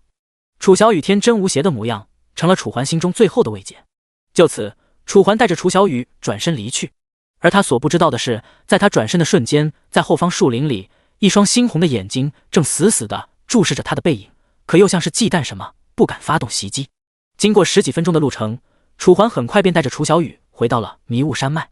第53章假扮男友。淡淡的白雾中，楚环带着楚小雨摸索。按照记忆，楚环再次来到了千年寒潭。哥哥，好冷啊！楚小雨的声音十分微弱，若不是周围十分安静，再加上楚环的听力惊人，恐怕还听不见他所说的话。冷的话，把这个披上。楚环眉头微皱，随后便从仓库中拿出了一张狼皮，轻轻地披在楚小雨身上。好，楚小雨的身子有些颤哀抖。在接受楚环的狼皮后，楚小雨身上的颤哀抖这才逐渐舒缓了下来。随着楚环沿着千年寒潭不断往前，前面终于出现了一道人影，纤细而高挑，身上的衣物随风轻摆，看着煞是好看。楚哥，你来了。林小雪一看到楚环，眼中顿时划过了一抹欣喜，随后便来到了楚环跟前。你不是说有什么急事吗？你现在说吧，我尽量帮你。楚环点了点头。身旁的楚小雨恍然大悟，我就说哥哥你刚才怎么皱着眉头，原来是因为林姐姐啊。大人讲话，小孩别插嘴。楚环故作呵斥，顿时让楚小雨低下了头。身旁的林小雪见状，顿时露出一道好看的笑容，随后眼中划过一抹犹豫。这个问题比较隐秘，我们可不可去那边说啊？林小雪指了指一旁的树林下，楚环先是看了楚小雨一眼，而后这才点了点头，蹲下身子，我和你林姐姐去那边一下，自己乖乖的待在这一会儿，好吧？但是哥哥你要快点回来。楚小雨卑微的点了点头。好。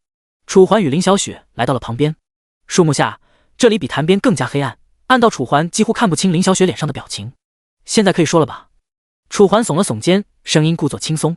林小雪闻言后，眼中划过一抹犹豫，可还是缓缓出了声：是这样，我的家里人给我安排了一场婚姻，要我嫁给龙家的大少爷。林小雪的声音很小，小到犹如文明。大少爷，这不挺好的吗？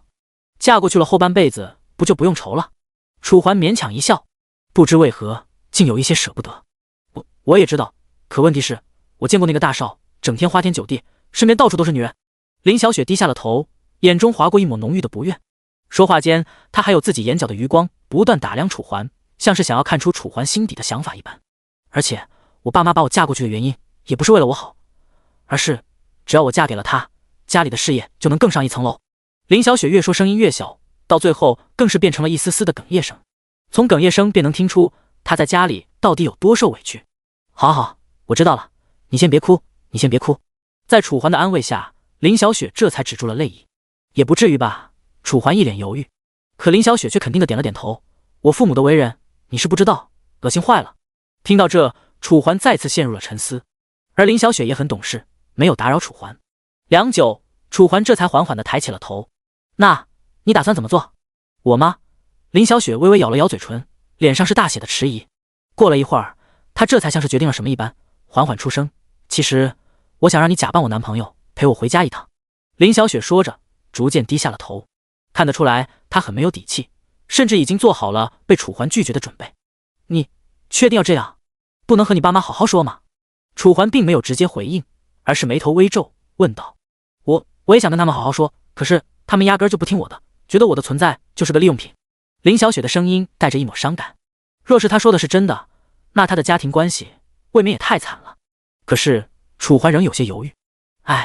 你还是别拐弯抹角了，直接说吧，愿不愿意帮我？反正我都已经做好被你拒绝的打算了。林小雪微微闭上了眼，像是不想面对现实。看着眼前的林小雪，楚环也叹了口气。既然你话都说到这个份上了，那你跟我说吧，什么时候去？林小雪兀地抬起头，眼睛闪烁着激动。这么说的话，你同意了？林小雪似是有些不可置信，直到楚环点头，她这才反应了过来，连忙感谢楚环。谢谢你，要是可以的话，就明天可以吗？林小雪咽了口唾沫，像是生怕楚环返回一般。明天吗？明天可能不行，我得去找个新房子，不然我和小雨两个人住着不方便。楚环无奈地耸了耸肩，毕竟他的那间出租屋实在是太小了，除了小还不方便打扫和安置新的家具。要是只有他一个人的话，他还不需要这么大费周章。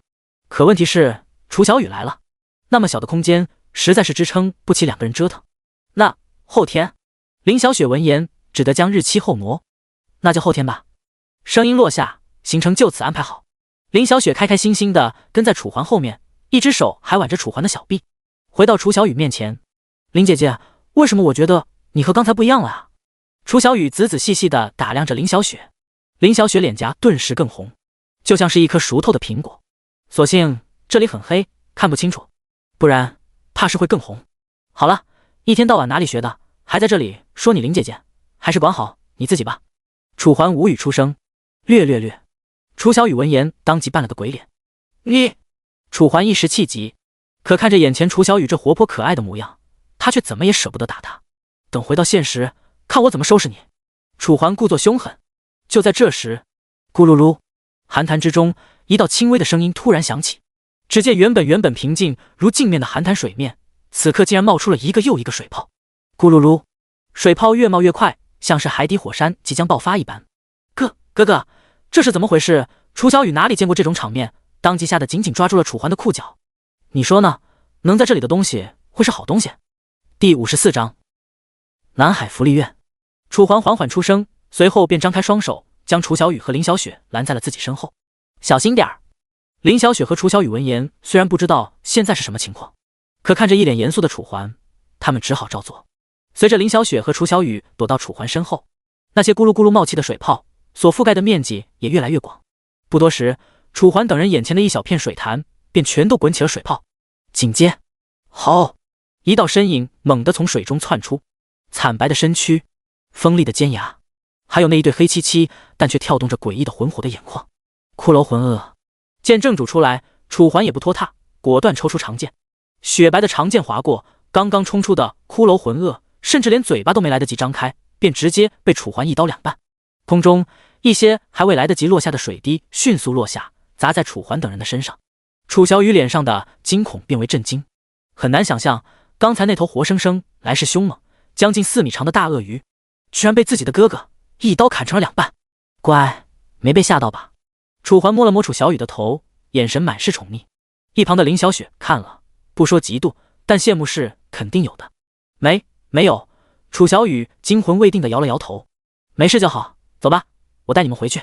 楚环露出个笑容，林小雪和楚小雨也不反驳，就这么跟在楚环身后。返回途中，楚环也不再主动去找野怪，除非是野怪找上门来，否则楚环连动手都懒得。就这样，再回到镜湖镇时，时间已经来到了早上。今天是纪元开服的第5天，按照记忆的话，纪元开服的第6天将开启排行榜，也就是玩家的实力排行榜。除了财富排行榜、实力排行榜外，还有天赋排行榜。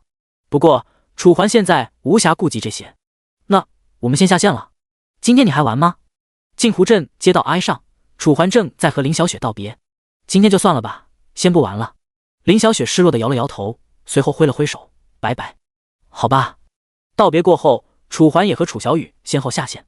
出租屋中，咕咕咕，楚小雨肚子准时爆点，又饿了。楚环抬了抬眉，走吧，带你去吃好吃的，吃完咱们去租房子。好呀好呀。声音落下，楚环就此带着楚小雨下楼，来到巷外。楚环又来到了熟悉的早点店，2份猪脚面吧。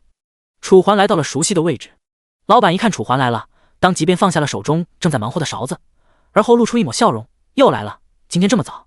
是啊，等会儿吃完还得去找房子，可能这是我最后一次来了。楚环耸了耸肩，声音带着一抹淡淡的无奈。最后一次？那你的意思是从今以后你都不回来了？不知为何，老板的声音里竟然裹夹着一丝丝的不舍。楚环勉强一笑，后面再看吧。这一顿也不知是不是楚环的错觉，他只觉得碗里的猪蹄是平日里的2倍，不仅量多，就连味道也比平常好了不少。饭后怎么样，吃饱了吗？楚环摸了摸身旁楚小雨的脑袋，楚小雨当即点了点头，吃饱了，吃饱就行，走吧，带你找新家。想罢，楚环在公路上拦下了一辆出租车，本来是打算直接去找房子，可他刚刚上车，便看到了公路边上坐着哭泣的小男孩，顿时触动了楚环的内心深处，脑海中浮现起那几道熟悉而又显得有些陌生的身影。先生，要去哪儿？去南海福利院吧。车窗之外，两边的景色开始飞速倒退。与此同时，楚环的脑海深处也浮现出一片又一片的记忆碎片，将他的瞳孔染得深沉。大约半个小时后，楚环终于回到了这条熟悉的街道。小时候，自己因为从小待在福利院，所以能活动的范围只有福利院，除了偶尔院长外出把他带上，但所接触的环境大部分也就是眼前的这条街。也就是说，一个福利院，一条街便承载起了他童年的全部。上一世，在纪元彻底降临现实的1周前，楚环回来过，但却物是人非。福利院被拆迁，眼前的街道也变得非常陌生。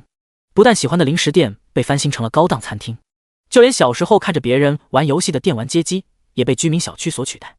至于原本的福利院，则坐落着一栋工厂，工厂上还冒着阵阵的黑烟。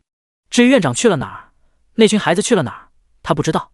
哪怕他找了很久，可由于他的资历实力有限，不但没能找到他们，甚至还被人嘲讽，就你这种社会垃圾还来安全局找人，不觉得搞笑？就是还是别找了吧，估计你们院长还以你为耻呢。那时的声音历历在目，犹如钢针一般扎入楚环的心中，让楚环拳头紧紧攥起。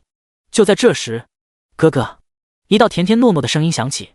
只见一旁的楚小雨紧紧抓住了楚环的拳头，像是为了给楚环传递力量，他的眼神很是关切担心。见状，楚环这才收起心中的杂念，露出一个笑容。2分钟后，出租车穿过这条略显落后的街道，来到一个大铁门前，而在铁门上正布着几个金色大字，虽然这金色有些掉漆，南海福利院。透过铁门，勉强能看到福利院中几个小孩正在那嬉戏玩耍。楚环见状，带着楚小雨来到了一旁的门卫室。门卫室里，一名老大爷正靠着桌子，像是睡着了。林叔，楚环轻轻呼唤出声。伴随着楚环的呼唤，那名老大爷这才从睡梦中惊醒，本还有些慌乱，可当看到是楚环时，顿时松了一口气，笑着说道：“小楚，原来是你回来了呀，真的是吓我一跳。”老大爷满脸笑呵，再度开口：“怎么样，在外面住这些日子，不习惯吧？”作为整个南海福利院第3宠爱楚环的人，自然清楚他离开南海福利院的原因。第55章，再见院长。因为学业，所以逼不得已才在外面租房。我过得还好，林叔你呢？楚环笑着回道：“我呀，那肯定过得滋润啊。刚刚你不还看到我在睡觉吗？一点都不累，轻轻松松。”林叔说着，这才看到了处在楚环下面的楚小雨。哎，你这个小丫头不是在医院吗？怎么跑这儿来了？林叔眼中划过一抹惊讶，像是真的不知道楚小雨为什么会出现在这里一般。呜，林爷爷不喜欢小雨，连小雨为什么在这里都不知道，不喜欢林爷爷了。楚小雨揉着眼睛，故作一副委屈。但林叔哪里管得了那么多，当即就被可爱的楚小雨萌化了，连连笑道：“好好好，是林爷爷不对。对了，你们这次回来是来看孩子们的吧？”林叔这话是对着楚环说的。楚环闻言，先是犹豫了2秒，而后这才点了点头。那你们回来的真是时候，院长他今天早上刚刚回来，你们现在去看他，应该看得到。林叔估摸着说道。好，那我们过去买点东西，就去看看。楚环点了点头，随后便带着楚小雨来到了一边的小超市。这座小超市已经开了将近5年，老板不说与楚环很熟，但至少认得楚环。哎，你小子来了，这么长时间不见，你都跑哪儿去了呀？老板一看到楚环，当即笑着开口，说话的同时还拍了拍楚环的肩膀。我这不是读书吗？然后想家了，就回来看看。楚环笑了笑，随后带着楚小雨挑选给孩子们以及给院长的礼物，上到水果补品，下到各式各样的玩具和零食，直到买到楚环拿不下，楚环这才停下了选购。一结账，1000多块钱就此消费而出。不过还好，以楚环现在的家底，还是经得住楚环的消耗的。就这么提着大包小包的东西，楚环带着楚小雨再次回到了南海福利院。林叔很快便为楚环打开了门。走入南海福利院，迎面来的空气都仿佛变得轻松甜蜜。眼前是一个说大不大，说小不小的广场，大约能支持30-40个孩子玩耍。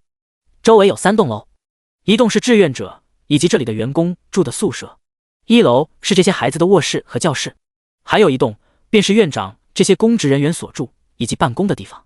楚哥，楚环和楚小雨才刚刚踏入福利院，眼前的几个孩子便认出了楚环，纷纷来到楚环面前。大约有7个，大的11、12岁，小的7、8岁。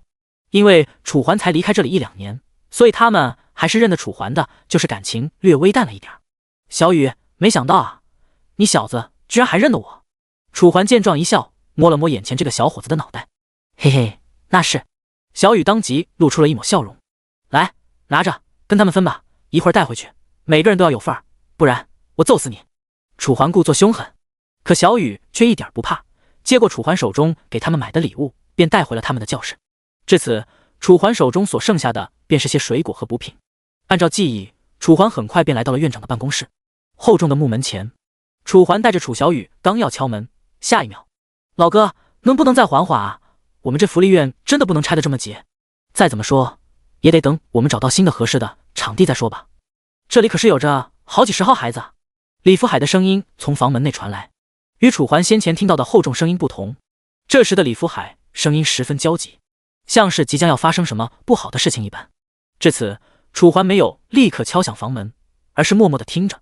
因为楚环的听力很强，而楚小雨的听力还在发育，所以楚环能听到李福海的声音，可楚小雨却什么都听不到，只能睁着一双眼睛，好奇地看着眼前的哥哥。真的不可以吗？求求你了啊！我这里这么多孩子，就当做好事也不行吗？李福海声音颤哀抖，央求的声音让楚环直接攥紧了拳头。若非眼前有个房门，楚环甚至会直接进去质问是谁让院长如此焦灼。大概过去了2-3分钟，门内的声音这才逐渐消失。拆迁、央求、孩子们，每一个词都深深地垂在楚环的心中。见状，楚环收起心中的思索，这才缓缓地敲响了房门。咚咚，随着敲门声响起，门后的李福海这才反应了过来，连忙起身为楚环开门。不多时，吱呀，房门打开，一脸憔悴，两个眼睛黑乎乎的李福海便映入了楚环眼帘。很难想象，明明才2天没见，先前神采奕奕的院长已经变成了这一副疲惫模样。小楚，你怎么来了？李福海一脸倦意，可当看到来者是楚环后，连忙耸了耸眼皮，尽量让自己显得更加精神。院长不知不觉间，楚环喉结滚动了一下，眼中更是划过了一抹泪光。和几年前一样，院长丝毫没变，眼里从始至终都只有他们这群孩子。好了好了，别在这傻站着了，来，小楚小雨，进来坐吧。李福海勉强露出一个笑容，随后便为两人让开了位置。见状，楚环这才带着楚小雨走进他的办公室。一桌一椅，一个书架，除了桌上一个装饰盆栽外，整个办公室便再也没有了任何装饰，空荡荡的，象征着李福海那一颗清廉只为孩子的心。楚环依稀记得，在他还在福利院时，李福海甚至可以让自己饿上2天，也绝不愿意让孩子们饿着，哪怕这个孩子很调皮，很讨人厌，他却依旧一视同仁，从不冷落任何一个孩子。正是因为这样一位院长，给了楚环别人所没有的生活。虽然没有父母，但院长却胜似父母。院长，这是我和小雨一起给您买的补品，你也别太劳累了，有什么事情跟我说说就好，我能帮肯定帮。楚环声音哽咽，强行忍住心中的泪意，随后将买来的东西全部放在了桌上。第56章，南宁房产。哎，你这孩子来就来了吗？还带什么东西？李福海责备说道。与一般的推辞客套不同，他说的话神色脸带眼神，每一处都透露着责备。院长，您今年62了，就算您不为您自己的身体着想，也该为这些孩子们着想吧。要是您倒下了，这些孩子们可怎么办？楚环只好拿这些孩子们来激他。果然没有出乎楚环的意料，在楚环提到孩子们后，李福海终于收起了准备教育的话，接过了楚环手里的东西。院长，这些年您辛苦了。楚环再次出声，看着眼前脸上布满皱纹的院长，他的心里满是触动。正是这一张年过半百的脸，半截身子入土的院长，给了他最接近于父爱的爱。没事儿，看着你们好啊，我也好。李福海勉强露出了一个笑容，随后便将目光看向了一旁坐着的楚小雨。尤其是你和小雨，只要你们好好的，我就心满意足了。不需要富贵，也不需要享受，只要能看着你们结婚生子，我死也罢了。李福海的眼角滚下一颗泪珠，因为膝下无子，他将这里所有的孩子都看成了自己的亲生子女。院长爷爷，你哭了。楚小雨见状，连忙站起了身，伸出一只白白嫩挨嫩的小手，小心翼翼地为李福海擦拭。好好好，爷爷不哭，爷爷不哭。李福海的声音沉重，楚环的心也被紧紧扣着。可紧接楚环便在一旁的地上看到了一张纸，本以为是什么不小心掉落，没什么用的纸，可当楚环弯下腰，小心翼翼将其捡起后，定睛一看，只见纸上第一行正写着一排黑体大字：拆迁通知。下面还写着许多信息，全都是要拆迁福海孤儿院，而拆迁款却才给可怜的10万。一旁的李福海还在和楚小雨互动，后知后觉地发现楚环，连忙抢过楚环手中的纸，但却为时已晚。院长，拆迁这么重要的事情，你怎么不告诉我？楚环咽了口唾沫，虽然他在门外已经隐隐听出了这些日子以来在南海福利院发生的事，可他无论如何也想不到，居然发生了拆迁这么大的事情，而且拆迁款才给10万。李福海声音犹豫，我这不是不想让你们这些年轻人操心吗？你们现在生活都已经步入了自己的正规，要是我再用这种事情把你们强行拉拽回来，我真的是于心不忍啊。李福海低下了头，满满的不忍。楚环一时被堵的不知该怎么说，场面顿时变得凝固。哥哥，拆迁是什么意思啊？一旁的楚小雨开口，打破了现在的场面。楚环舒缓了一口气，这才开口，拆迁就是把这里拆了，就像是你堆积木，我给他一脚一样。啊，那……楚小雨闻言，脑海中顿时有了画面，大大的眼睛中泪光闪烁，随后紧紧抱住楚环，小雨不要这里被拆掉，小雨不要。感受着楚小雨身体的颤哀抖，楚环安慰地摸了摸他的后背，随后沉沉说道：放心吧，我就算是死，也绝对不会让这里被拆。说完，楚环抬起头，看向眼前操劳了大半辈子的院长。院长，之前是您为我们操劳，现在您该休息了，这件事就交给我来处理吧。楚环沉重出声，说完也不管李福海的反应，直接拿起桌子上的拆迁通知单离去。办公室里，唉，小楚这孩子，李福海气急，可他却无比清楚楚环的性格，一件事凡是认准了，便不撞南墙，就绝对不会回头。5分钟后，楚环带着楚小雨来到了那群孩子之中。小雨，小雨就先交给你照顾一天，我有点事，得出去一趟。啊，楚哥才回来这么一会儿就又要走了吗？小雨的模样很是不舍，一双眼睛眷恋地看着楚环。楚环当即露出一抹笑容，放心吧，我又不是出去了就不回来了，我只是出去办一件事儿，一会儿就回来。一旁的楚小雨拉了拉楚环的衣角，哥哥，你去干嘛呀？去组织这里即将发生的事。楚环摸了摸楚小雨的脑袋，说完便站起了身，在一众孩子的注视下离去。上一世他能力不够，无法阻止任何危机，他认了。而这一世，谁也别想动他背后的世界，哪怕是天王老子也不行。公路边，楚环拿出了手机，拨打出上面的电话号码。嘟嘟嘟嘟，电话铃声一声声响起。大约过去了半分钟，电话铃声这才停了下来。那头传来一阵粗犷而不耐烦的声音：“喂，是个男人，听声音应该20至30岁左右。你好，请问你这边是南宁房产吗？”楚环已经开始压制心中的怒火，声音低沉：“是啊，怎么了？有事说事，这是私线，别浪费我时间好吗？”电话那头的男生愈来愈不耐烦。作为南宁房产下的第一开发头目，他以最低的拆迁价以及最狠辣的手段，成了老板眼前的红人。除了熟悉的几个人外，他几乎谁都不鸟。而且会打这个电话的，几乎都是那些该死的被拆迁户，每一个都只会说点屁话，浪费他宝贵的时间。我是南海福利院的，我想问一下，你们给10万拆迁款什么意思？是想白拆吗？楚环的声音也变得不再友好。要是他友好，楚环还能跟他心平气和的交流。而现在，哦，原来是那群流浪狗的头头啊！怎么，刚刚不才跟你们院长打了电话？就你们那破狗屋，给你们10万都已经算多的了。你也不出去打听打听，我刘春拆房子什么时候给过超过10万？刘春咄咄逼人，声音毫不掩盖。你说什么？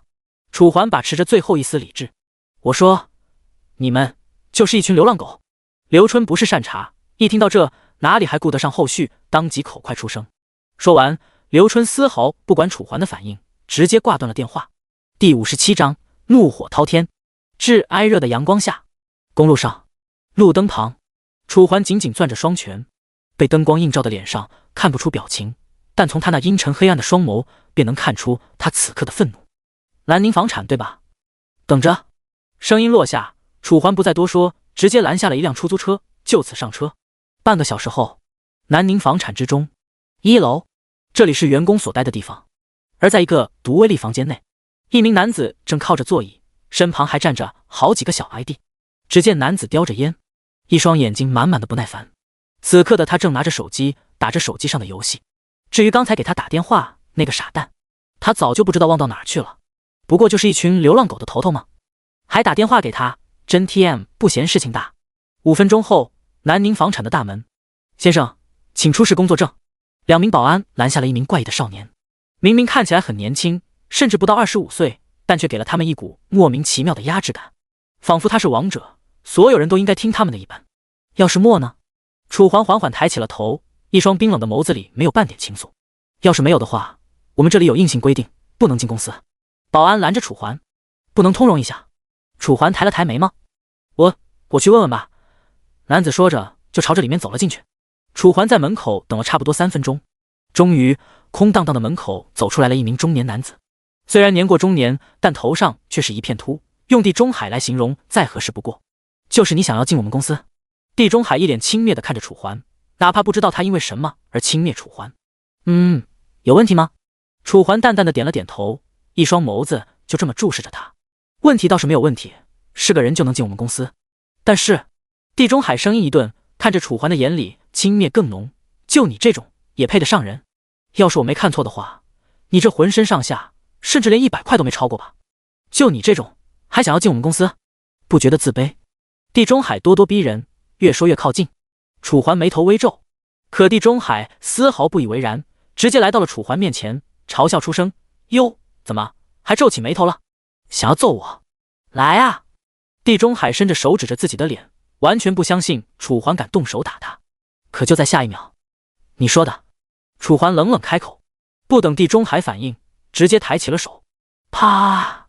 清脆的一记耳光就犹如洪钟一般，震得他脑瓜子生疼，连带着身子都踉跄倒退了2-3步。若非后面的保安将他扶住，他可能会跌倒在地。你居然敢动手打我！地中海满脸的不可置信，一只手死死地指着楚环的鼻子。是你自己说的，不过我若是你，我就不会拿手指着别人。楚环一边说一边靠近，目光犹如看着牲畜一般看着眼前的地中海。你想干什么？地中海大惊失色，连忙开始倒退。我想干什么？这个问题可以问问你们下面的承包商。楚环淡淡说着，一边靠近一边活动手掌的关节。霎时间，噼里啪啦的声音不断作响。你们还愣着干什么？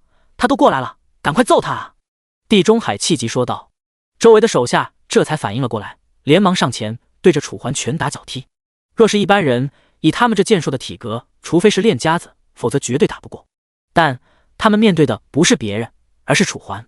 在楚环的眼中，他们的速度就像是乌龟在爬，一拳一脚在楚环眼里都无比的缓慢，以至于楚环连兴致都提不起，闪避都不做，直接一手拦下一只脚，然后一脚一个。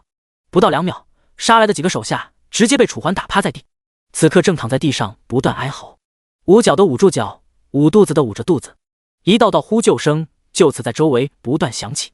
楚环没有理会，只是从人群中走过，缓缓来到了刚才那名叫嚣的地中海面前。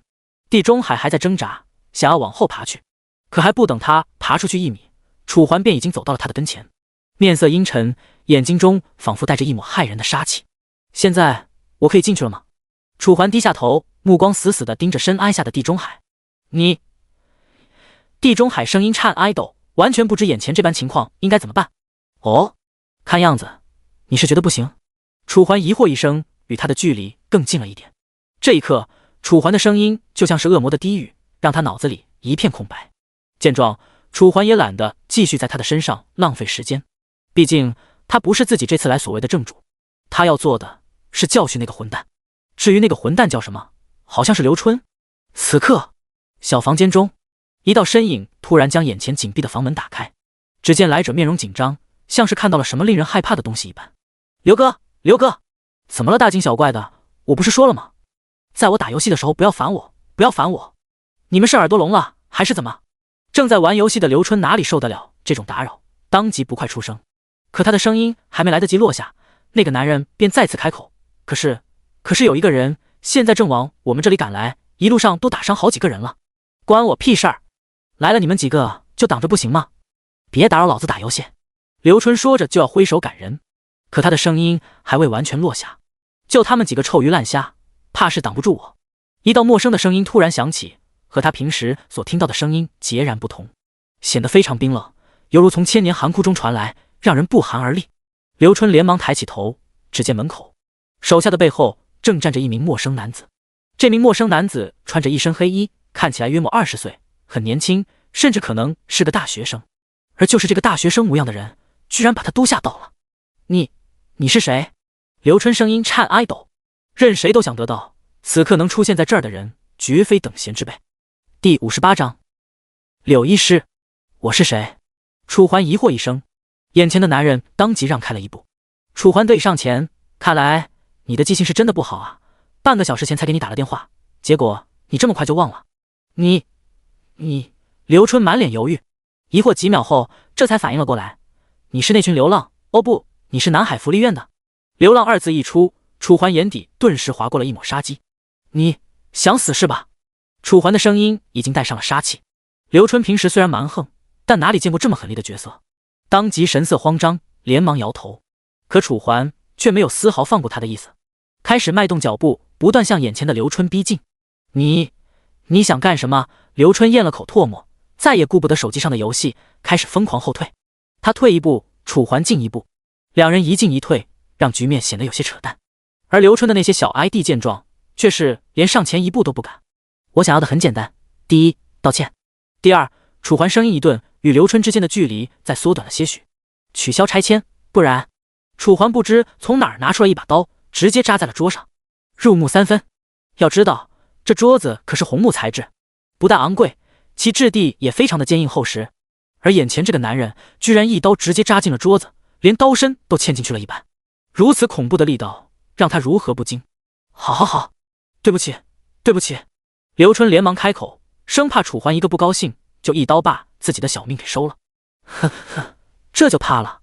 刚刚在电话里不还很牛吗？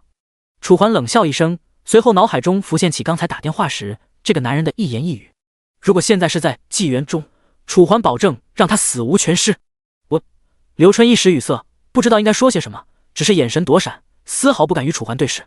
怎么，连话都说不清楚了？还有第二条呢，要是你保证不了南海福利院不会被拆迁，那你的命……楚环的话没有说完，只是用手中的匕首轻轻地在桌子上划拉。滋，一道细微的声音顿时响起，但传入刘春耳中却变得那样恐怖，让他的心逐渐被恐怖和诡异彻底占据。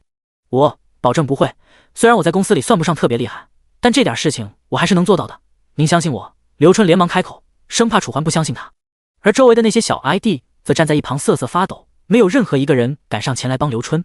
行，要是我回去之后又收到了拆迁信息，你就完了。楚环狠狠地指了指刘春，说完便不管他们几人如何，直接转身离去。砰！伴随着房门沉重关上，屋内的刘春顿时如释重负。刚刚那个男人绝对是他有生以来见过最恐怖的男人，而今天也是他刘春距离死亡最近的一次。门口，当楚环从公司内走出时，一路上的人都惊恐地看着他。短短几分钟的时间，公司内闯入了暴徒的消息便传遍了整个一楼，但楚环对此没有丝毫反应，只是在他们的注视下闲庭若步地走出了公司。而先前的那几个保安此刻正照顾着地上的地中海。你们几个连个年轻小伙都打不过，我 TM 要你们是干嘛吃的？等会儿他走了，你们全都给我收拾东西滚蛋，别在这里碍老子眼。地中海骂骂咧咧地说着，一边骂还一边捂着自己的肚子。可想而知，刚才楚环的一脚着实让他半天都没恢复过来。几个保安顿时一脸苦涩，刚准备说些什么，突然脸上变得惊慌。在他们簇拥中的地中海也发现了不对劲，当即咽了口唾沫，随后脖子一卡一卡的向着保安所看的方向看去。好家伙，这不看不知道，一看吓一跳。刚才那个男人此刻竟又折返了回来，还对他露着阴森的笑。你还想干什么？地中海大惊失色，连忙用双手向后扒拉，想让自己离这个魔鬼远一点。可楚环却没有半点离开的意思，反而靠得他越来越近。放心吧，我这次来不是来打你的。楚环淡淡开口，随后便将目光看向了一旁的保安。他知道这些保安不过是帮他们打工的，所以这次对他动手根本怪不得这些保安。想罢，楚环拿出了一张银行卡，这里面有1万块钱，虽然不多，但应该够补偿你们了。至于这家公司，楚环回头看了一眼，不带也罢。说完，楚环将银行卡塞入距离他最近的一个人的手中，便再也不管他们的反应，径直离去。来到公路，随手拦下一个出租车，在所有人的注视下逐渐远离。南宁房产至此人心惶惶。1个小时后，南海福利院，楚环赶了回来，时值正午，刚刚好赶上他们吃饭。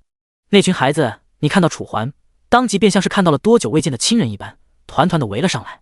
好好，一个个别挤，今天中午吃的什么呀？楚环笑着迎接每一个孩子的拥抱，随后发问出声。南瓜、白菜、鸡蛋。每个孩子的声音都不一致，让场面看起来非常的混乱。没有肉吗？楚环开这玩笑。就在这时，你在这里待了那么久，难道你还不知道吗？一道声音从远处传来，当即引过了楚环的视线。只见一名身材高挑、长相甜美的女生缓缓从后厨中走来，手里还端着一个盘子。楚环瞳孔逐渐变化，眼前的人不是陌生人，而是他从小到大所喜欢的人，柳医师。你也回来了。楚环收起了刚才的大笑，转变成礼貌的微笑。昔日的一切开始犹如翻书一般在他面前呈现。上一世，他曾天真的以为自己和柳医师是青梅竹马，后面肯定能够在一起。但后来各自都长大了，这个南海福利院也再也管不住他们了。柳医师离开了南海福利院，楚环也紧跟着离开南海福利院。这一分别，在上一世便是永远。第59章医药费。他也曾想过自己能在某个地方再遇到柳医师，但却只能想一想。也曾在院长那里询问过有关柳医师的动向，但得到的结果却是他也不知道。只知道一天，柳医师来找他道别，说是要回老家。老家，说来也搞笑，自以为和他是青梅竹马的楚环，居然连他的老家在哪儿都不知道，还一厢情愿的以为自己很了解他，却不知一切都在搞笑，是那样的不切实际。而今天，如果楚环没记错的话，应该是柳医师离开南海福利院的第2年。是啊，想这里了，所以我就专门回来看看。柳医师露出一个甜美的笑容，但在看到楚环的瞬间，眼中还是划过了一抹难以掩盖的眷恋和意外。是吗？楚环回忆一笑。一旁的楚小雨这才发现了柳医师，当即朝着柳医师飞奔而去。柳姐姐，这么久过去了，可算见到你了，你都去哪儿了呀？楚小雨眨着水灵灵的眼睛看着眼前的柳医师，像是有些想念。的确，对于之前的他来说，楚环就是他唯一的光，而楚环的好朋友柳医师自然而然也成为了他的好姐姐。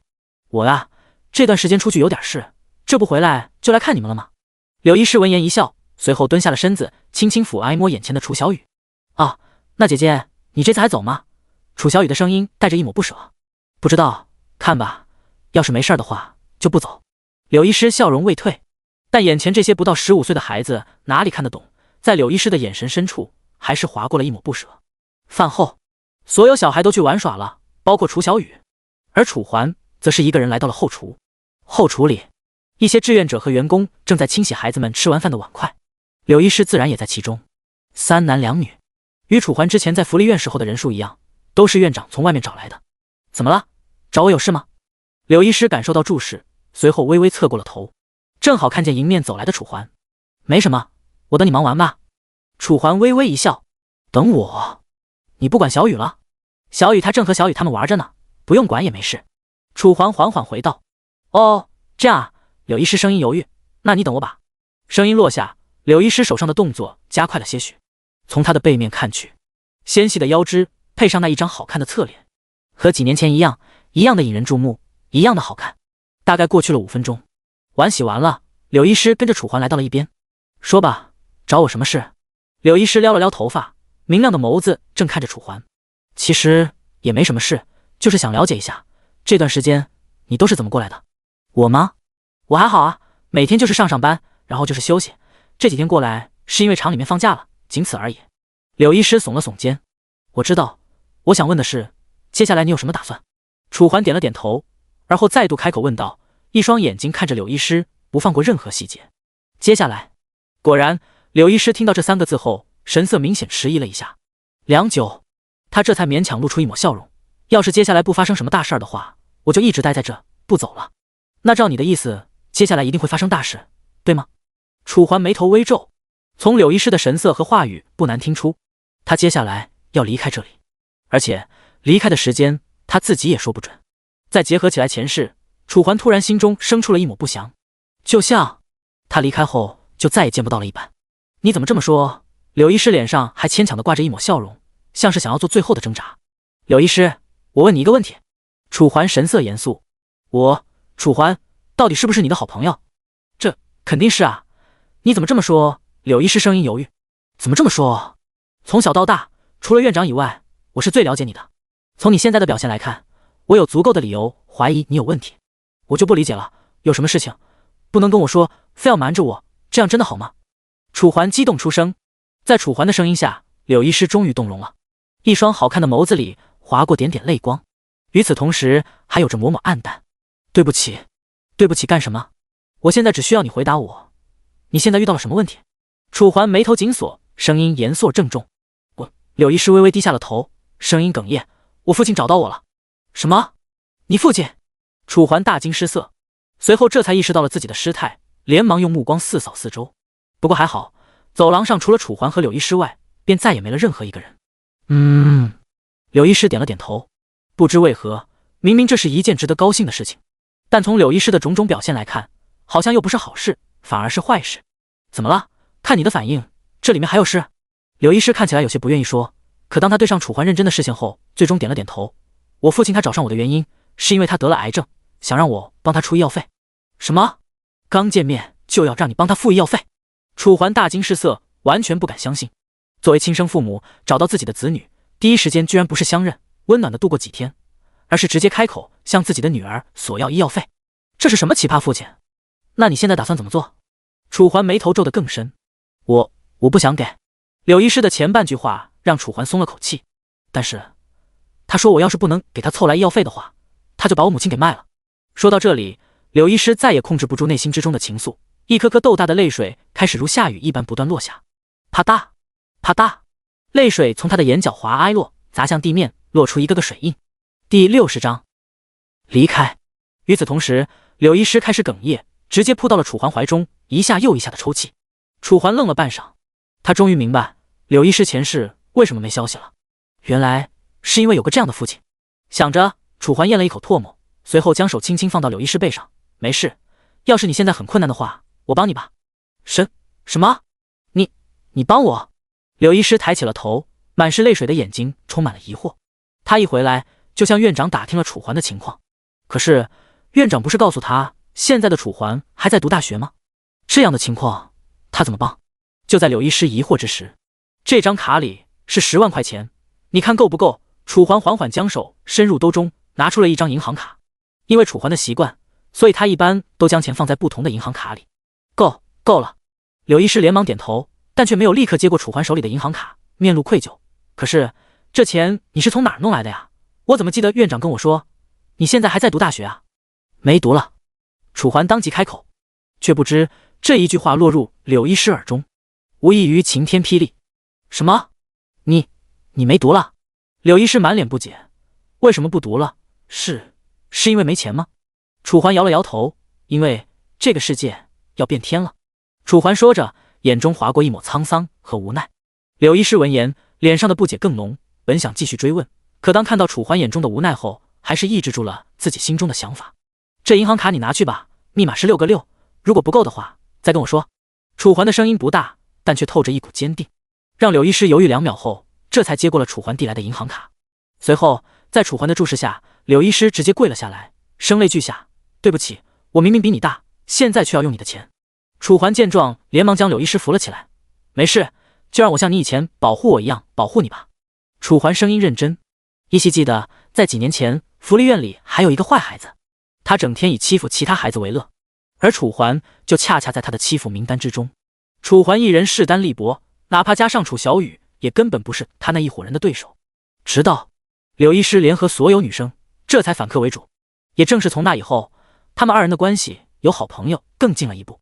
好了，我就不和你多说了，这是我的电话，今天我还要去找房子，就先走了。楚环将一张纸条递给了柳医师，随后也不管柳医师的目光，直接转身离去。但楚环并没有第一时间去接触小雨，而是孤身一人来到了院长办公室。咚咚，随着楚环敲响房门，屋内顿时传来李福海沧桑的声音：进。房门打开，李福海一看到到来的楚环，当即从椅子上站了起来。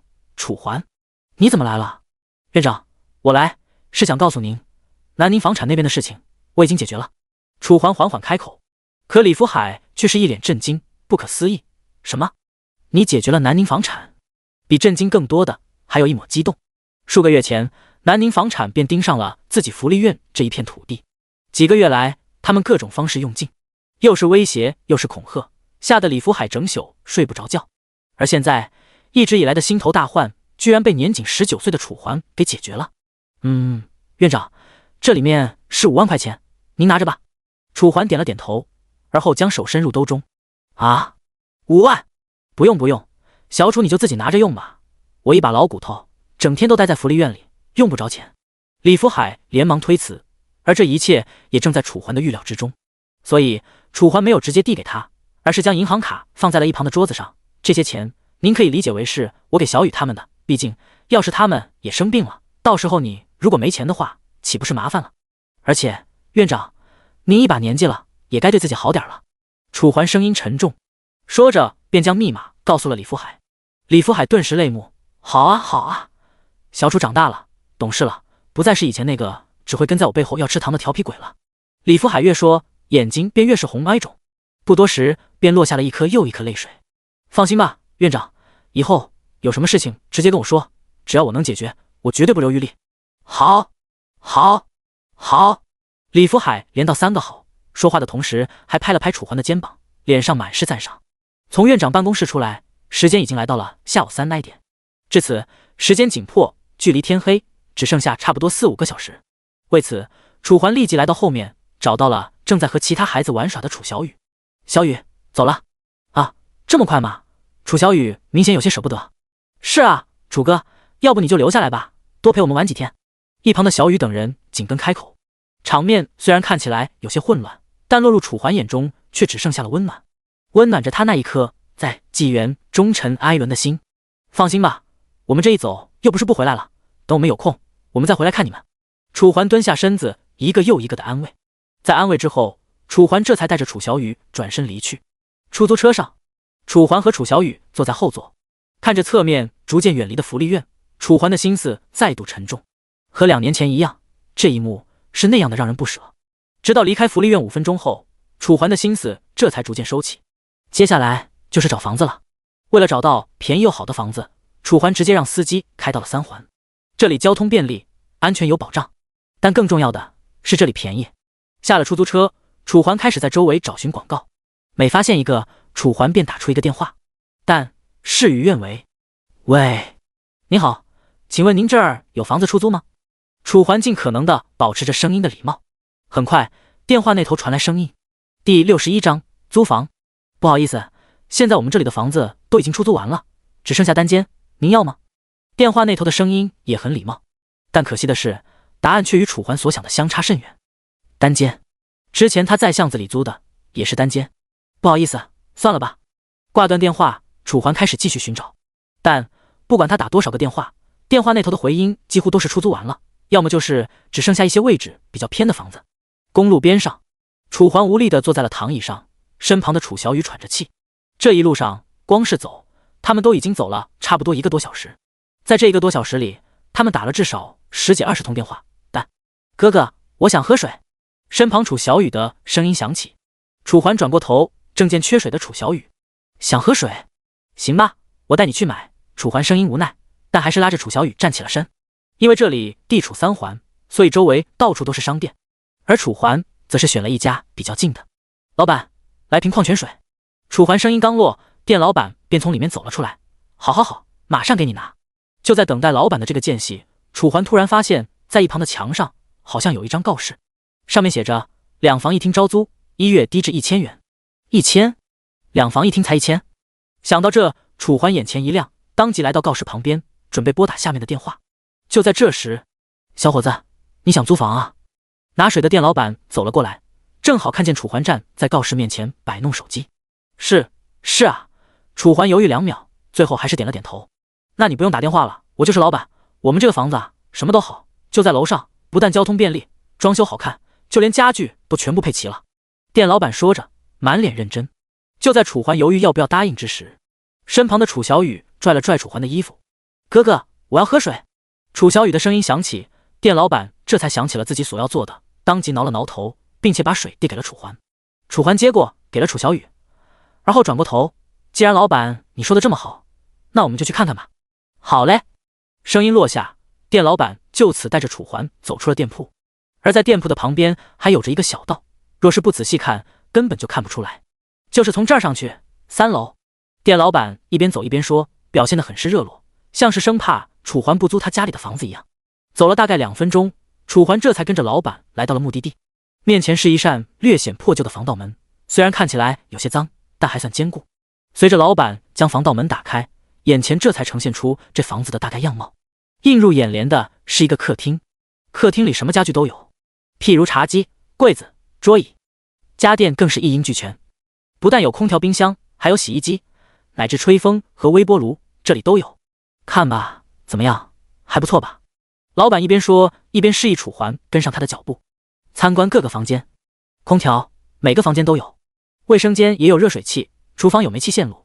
总之，这里就相当于酒店里的豪华包房。当然，那是建立在装修提升的情况下。还行。楚环考虑了一下，然后便点了点头。还行的话，那我们是不是可以签合同了？老板满脸笑意的将合同拿了出来。租房合同？现在签还是？看着老板猴急的模样，楚环虽然有些顾虑，但还是选择相信了他。就现在吧。身份证复印件之类，他方才已经在楼下弄好了，所以现在就只需要交押金和房租，便只剩下了签名。怎么样，可以了吗？签名完成后，楚环将合同还给老板。老板只是稍微瞟了一眼，便直接点了点头。好了，交钱吧。随着楚环将银行卡拿出，结完账后，老板这边满意的点了点头。既然租房完成了，那我也就不打扰你们了，你们尽兴，我先走了。说完，老板就此转身离去，整个房间之中就此只剩下楚环和楚小雨2人。接下来2-3个小时，楚环带着楚小雨回到了出租屋，将所有东西都一股脑的搬了过来，顺便清洁了一番后，看着眼前这整洁无比的房间，楚环满意的点了点头。只有这样才能给楚小雨更好的生活。因为楚环是第一天入住，所以楚环并没有吃饭，而是带着楚小雨熟悉了一下周围的环境。除了几栋居民楼外，周围全都是商店和超市，菜市场则是在距离住屋500米左右的位置，说不上远，也说不上近。了解的差不多后，楚环带着楚小雨来到了最近的餐馆。这是一个家常菜饭馆，里面有的菜基本都是一些家常菜，比如糖醋排骨、炒茄子之类。吃完饭后，楚环带着楚小雨回到了出租屋，将整理出来的垃圾搬到楼下的垃圾场。做完这些，楚环和楚小雨这才戴上了游戏手环。周围的场景开始变换，不多时，楚环和楚小雨便来到了纪元之中。此刻，镜湖镇街道挨上，所有人都看着走在道路中央的两个人。这两个人一高一矮，高的帅气，矮的可爱漂亮，让人仅看一眼便忍不住停下脚步，细细观摩。在众人的注视下，这一高一矮的身影逐渐走到了打铁铺前。而在这两道身影的前面，一些玩家正在挑选些什么。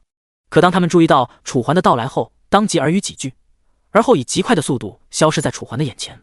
恩格后知后觉，发现楚环的到来，当即露出了满脸笑容。恩人，您来了。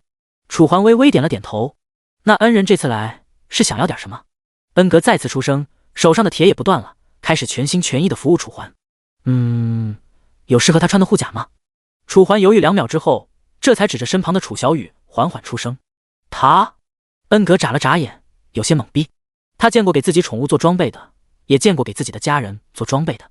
第62章，再遇黄志远，但却没有见过给这么小的小女孩做装备的。难道这女孩这么小也要上战场杀野怪了吗？这也太残酷了吧！虽然惊讶，但恩格还是很快反应了过来。毕竟他和自己这些人不一样，他们是黄金之子，有着上天的旨意。想到这，恩格这才收起了思绪。他的话适合他的暂时没有，不过恩人您要是要的话，我可以现给你做。那现做的话大概要多久？3天，最多4天。恩格说着，3根手指又竖成了4根手指。4天吗？楚环眉头微皱。虽然有些晚了，但对于现在这情况来说，让他做是最好的选择。好吧，4天就4天，到时候我再来找你。楚环点了点头。没问题。恩格爽朗一笑。说完，楚环便带着楚小雨转身离去。楚小雨看起来有些疑惑。哥哥，你跟他是在说帮我做衣服吗？楚小雨眨着一双动人的大眼睛，缓缓问道。是啊，而且是能保你命的衣服。楚环回道。好了，现在继续带你去练级吧。好呀好呀。楚小雨当即开心地应道。与一般的小女孩截然不同，毕竟要是一般的小女孩，估计看到怪物都会怕得不行吧。而她居然还有那么点兴奋。经过2-3分钟的路程，楚环带着楚小雨来到了镜湖镇的城门口。两边站着的士兵一看到楚环到来，当即鞠了一躬。楚先生好。好好好。楚环尴尬应道，忽略掉周围的视线，这便带着楚小雨离开了镜湖镇。哥哥，为什么他们看见你这么激动啊？楚小雨好奇出声。因为我救了他们。楚环轻描淡写的带过，说完便领着楚小雨走进了迷雾森林。此刻新手村里的玩家经过了这段时间的历练，都已经具备了来到迷雾森林练级的前提，因此楚环几乎每走几步就能看到一个玩家。本想就这么边走边欣赏，走出迷雾森林时，前面的黑暗中一道熟悉的声音突然传来。你小子还挺横，那个什么瑟尔不在，就你还想来场英雄？连老子一个人都打不过。就是老子们收保护费关你屁事，本来想卖你一个面子就不收你的保护费了，结果没想到你自己跑出来送死，真的是笑死爷了。哈哈哈哈。黑暗的树林里，原来的新手村恶霸已经转移到了迷雾森林。靠着众多的手下，他们直接把整座迷雾森林列为了私人后花园。所有想要在这里练级的都需要向他们缴纳5月币的费用。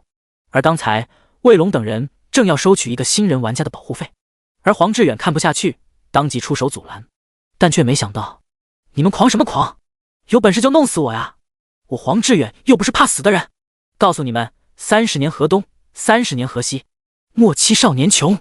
黄志远嘶吼出声。此刻的他被卫龙的手下按倒在地，因为平时不怎么玩这个游戏，所以他现在的等级非常的低，甚至连一些 C 级天赋的玩家都打不过。这也正是他倒在这里，只能任由他们揉挨令的原因。大哥，你别说话了，再说话他们真的会杀了我们的。一旁的新人玩家惊慌出声，声音非常的小。可哪怕如此，身旁的黄志远依旧没有丝毫停下来的意思。怕什么？今天他们敢杀我们，说不定明天就是我们把他们宰了。黄志远沉沉开口，声音格外的笃定，但落到卫龙等人耳中却变得格外的搞笑。噗！你该不是以为就靠你能打过我们吧？实话告诉你，就算我们站着让你打，累都可能把你累死。卫龙直接笑喷，满脸轻蔑。至于他身后的那些小 ID， 则比卫龙更加的夸张。你！黄志远死死地咬着牙，若是他现在有实力，他恨不得把这些人全部都宰了。但他没有实力。你什么你？这么想死？行啊，既然这样，那我也不浪费时间了，兄弟们，上！给我把他宰了，让他知道这片森林跟谁姓。卫龙笑完出声，声音没有一丝拖沓，眼中更是充满了杀气。作为他们的老大，要是连这一点都做不到，那也就没有当老大的必要了。是。周围的手下应道，随后便开始一步一步的向黄志远逼近。黄志远见状，死死咬着牙关，而后一把抓起一旁掉落的匕首，正要起身，却见周围来势汹汹的小 ID 居然停了下来，而且都露出一脸惊恐的表情。疑惑之下，黄志远的目光随着这群小 ID 的目光看去，只见在自己的身后不知何时多出了2道人影，一高一矮，尤其是矮的看起来才差不多10岁。而当黄志远的弩光看向高个，却见来者不是别人，正是他的兄弟楚环。楚环，你怎么来了？黄志远惊讶出声，随后声音牵动身上的伤势，顿时一扯，钻心的疼痛。我听到你们吵架的声音，所以我就过来了。你先好好休息吧，接下来交给我就行。楚环安慰地拍了拍黄志远的肩膀，随后在黄志远欲言又止之下，楚环将目光看向了身旁的楚小雨。别愣着了，这是我兄弟，赶快给他回血。楚环话音刚落，楚小雨便为黄志远使用出了技能，金黄色的光芒犹如天使下凡。黄志远原本损失一般的血量，也在楚小雨的极致奶粮下逐渐恢复，不多时便已经恢复到了正常水平。见状，楚环这才抬起头，将目光看向卫龙等人。